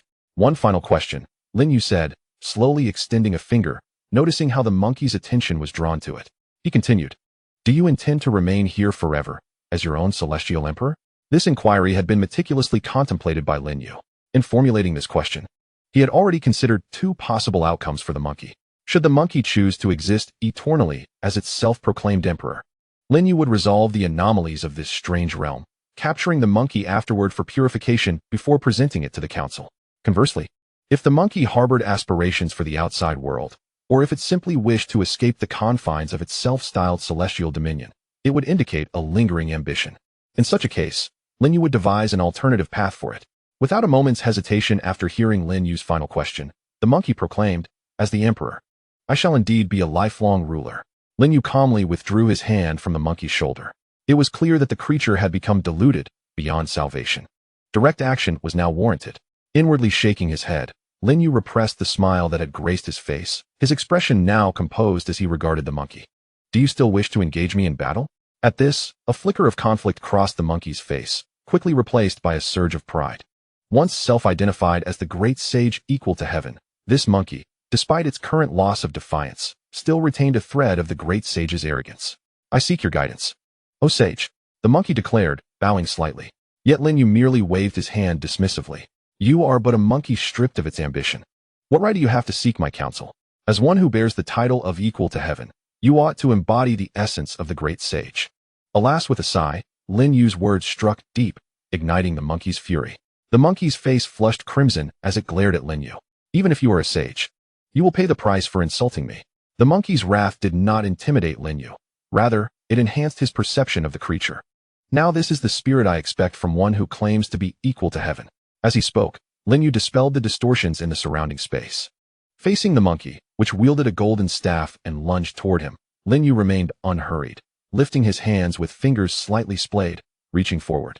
In the next instant, a tremendous force shattered the space behind him, and a terrifying figure, predominantly red, emerged from the rift. Does this composition seem familiar to you? You wish to battle me? Go and speak with my song. As the song materialized, a menacing pressure enveloped the entire area. Under the oppressive might of the hymn, the entire alternate space began to tremble, with minute fissures emerging around the hymn's epicenter. Through these cracks, Lin You could faintly discern the busy council members from the outside world. Constrained by the aura emanating from the hymn, the monkey trembled uncontrollably, nearly losing grip on the golden staff in its hand, with a glimmer of fear betraying its gaze. The aura surrounding the hymn was not akin to Lin Yu's divine presence. It belonged to a truly magnificent being, exuding the overwhelming pressure of a top-tier cosmic power. Unlike the true Qi Tian de Sheng, this incarnation lacked the latter's rebellious spirit and fearless demeanor. confronted with a magnificent being freely unleashing its aura. Fear was a natural response. Lin You allowed his consciousness to descend upon the hymn, attempting to orchestrate its movements. The process unfolded smoothly. At that moment, the hymn became akin to a marionette under Lin Yu's control, advancing toward the monkey. As the terrifying pressure drew nearer, the monkey's body quivered ever more violently. Clang! The crisp sound of impact shattered the oppressive atmosphere, and Lin Yu lowered his gaze to the golden staff that had slipped from the monkey's grasp. Even disregarding the disparity in strength, this monkey was still significantly inferior to the true Qi Tian de Sheng. Having formed a conclusion about the monkey in his mind, Lin Yu chose not to exert further pressure. Instead, he directed the hymn to deliver a gentle punch toward the monkey. The monkey, unable to evade the overwhelming aura of the hymn, found itself paralyzed. Even if it wished to dodge the strike, its will was powerless to act. Bang! Boom! With that punch, the monkey was instantly sent flying. The immense force embedded its body deeply into the Lingxiao Palace, the powerful impact causing the Grand Palace to collapse instantaneously. In a single blow, the entire Lingxiao Palace was reduced to ruins. As this was Lin Yu's first activation of the hymn, he struggled to control the force. Despite his efforts to temper the strike, it still bore a touch more strength than intended. Observing the ruins of the Lingxiao Palace, Lin Yu hurried forward to assess the monkey's condition. Whoosh! A flash of golden light erupted from the debris, stabilizing to reveal the monkey's somewhat disheveled form. Coughing painfully, the monkey regarded the hymn with wary eyes, desperate to plead for mercy. Yet, as it opened its mouth, the words of supplication failed to escape. The remnants of its pride compelled it, forbidding any expression of surrender. Once more, the monkey steeled itself, letting out a roar as it charged towards the hymn. Whoosh! Boom! Another punch from the hymn sent the monkey hurtling backward once again. The already devastated Lingxiao Palace was now pulverized to dust. Once more, in a flash of golden light, the monkey reappeared, licking the blood trickling from its lips, as a semblance of rationality faded, overtaken by madness. In the present moment, the monkey finds itself engulfed in a sense of powerlessness, reminiscent of the great sage confronted by the formidable Five-Finger Mountain. Though the sage, aware of his inferiority, expressed an indomitable spirit of resistance, the current monkey, on the other hand, is caught in a relentless cycle of being hurled away by the praises, yet rising again each time. Lin Yu gazes at the monkey, whose eyes have been completely overtaken by madness. Although it remains no match for the praises, its tenacity in the face of repeated defeat earns Lin Yu's newfound respect. Observing the increasingly frenzied tactics of the monkey, Lin Yu hastens his own assaults, hoping to awaken the creature's latent ferocity and catalyze a transformation in its self-awareness, restoring it from the status of heavenly emperor back to the great sage, Sun Wukong. With 3 punches shattering the dreams of the heavenly emperor, Lin Yu declares, "I am Sun Wukong, the sage." While applying pressure to the monkey, he retrieves his phone from his pocket and plays a song he had meticulously prepared to resonate with the monkey's tainted consciousness. Although the monkey's awareness is momentarily clear, the song's powerful lyrics, "What use is this iron rod? I shall crush the heavens and defy the sky. This strike will annihilate you," briefly restores a glimmer of clarity to its frenzied gaze, only for it to be swiftly consumed by madness once more. "Damn the heavenly emperor. I am the great sage." The monkey roars incoherently. Armed with the golden staff, it engages in a direct clash with the fist of the praises. Despite being sent flying yet again, Lin Yu feels a sense of satisfaction at this sight. After all, the monkey has once more grasped the golden staff, and its recent utterances have not gone unnoticed by him. This marks a significant advancement. Encouraged by the results of his efforts, Lin Yu intensifies his assault. Chapter 191. The Incomplete Wisdom Root. With a resounding thud, Lin Yu misjudges the power of his punch, sending the monkey's body hurtling through 33 heavens and plummeting towards the mortal realm. Witnessing this, he follows the monkey's descent into the earthly domain. Boom! By sheer coincidence, the monkey lands near the Flower and Fruit Mountain in the East Victory Divine Continent, its arrival obliterating a nearby peak into ruins. The pollutants nearby either perish or are gravely injured, while those further away, and scathed, are left in sheer terror, casting their gazes towards the scene. As the dust settles, they behold the disheveled figure lying in the crater, prompting all the pollutants to kneel in unison. The monkey lies motionless in the pit, and upon Lin Yu's approach, he discovers the monkey has succumbed to unconsciousness. Meanwhile, some of the speaking pollutants, upon realizing the monkey's state, begin to call out loudly in hopes of rousing the slumbering creature. Your Majesty, awaken. Our great sovereign, please open your eyes and behold your subjects. Your Majesty." The cries rose like waves, and amidst these calls, the unconscious body of the monkey stirred slightly. One of its fingers twitched, suggesting a potential awakening. Yet, in the next moment, bang! Lin You delivered a punch to the monkey's head, causing it to succumb to unconsciousness once more. Subsequently, Lin You commanded the hymn. A terrifying aura enveloping the area, rendering the pollutants mute, and the surroundings fell into an eerie silence. Lin You conveyed a singular message to all present pollutants. Refer to it as the great sage equal to heaven. Once uttered, it was as if a switch had been flipped. The eyes of the surrounding pollutants transformed into something sinister. However, constrained by the oppressive force, even with their bizarre gazes, the pollutants were powerless to act. The hymn's pressure loomed over the scene, and every movement of the pollutants was scrutinized by Lin You. Noticing the change in their expressions, Lin You suddenly realized he had overlooked a crucial point. The term Great Sage had become a taboo in this peculiar realm. Any pollutant that heard it would descend into madness. Acknowledging this, Lin You retracted the oppressive force enveloping the pollutants. As soon as the pressure lifted, the pollutants collectively turned their gaze toward Lin You, their eyes filled with a strange intensity. Some pollutants, closer to Lin You, even lunged directly at him. However, before Lin You could react, the hymn took the initiative and waved its hand, instantly transforming those pollutants into their most primal form, which then infiltrated the monkey's body. Lin You paid no heed to the pollutants or the lifeless monkey in the pit. With a few flickers, he appeared near a large, untainted stone. His movements were swift. By the time the pollutants reacted, he had already brought the stone to the monkey's side. Roar, caw. This scene infused the surrounding pollutants with a frenzied energy. Upon seeing the large stone beside the monkey, they went into a frenzy. Ignoring all else, they charged at the monkey, emitting meaningless low roars. Lin You stood not far from the monkey, remaining still. The pollutants rushing toward the monkey seemed oblivious to Lin You, bypassing him entirely. Fixated only on the monkey lying beside the stone, the pollutants halted near the monkey, and those closest erupted into the purest form of pollution, forming a hemispherical barrier that enveloped the monkey. Lin You did not comprehend the purpose behind the actions of these pollutants, but he speculated that they seemed intent on preventing the monkey from coming into contact with the large stone. At that moment, Lin You also noted that those pollutants that had transformed into pollution appeared to have self-originated within this alternate space. These pollutants could be considered a part of the monkey, influenced by its thoughts and feelings. Upon noticing this situation, Lin You began to harbor some suspicions. It appeared that the monkey was reluctant to approach the large stone. Given the previous emphasis placed on the pollutants concerning this stone, it was evident that this stone held significant importance and must not be damaged. This raised the question, what role did this large stone play in its current location? Lin You gazed intently at the stone for quite some time, and when he caught sight of the fragment of wisdom within it, a thought seemed to dawn upon him as he turned to look at the monkey.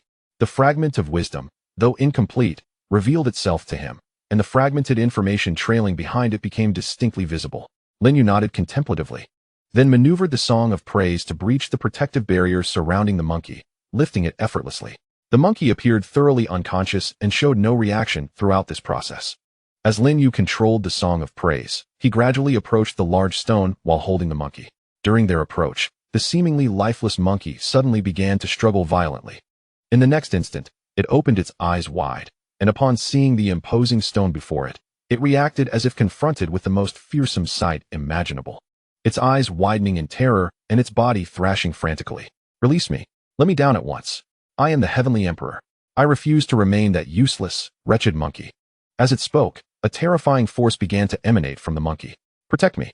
Why aren't you coming to my aid? As the command echoed, the pollutants surrounding it were swiftly devoured by the monkey. Furthermore, at that moment, the entire realm of distortion was being rapidly consumed by the monkey in a bid to counter the song of praise. The entire space began to contract swiftly, while the monkey's power surged exponentially. Feeling the overwhelming strength within, the monkey lifted its head, displaying a proud smile towards Lin You. But before it could finish, with a slight exertion, the song of praise struck the monkey against the large stone.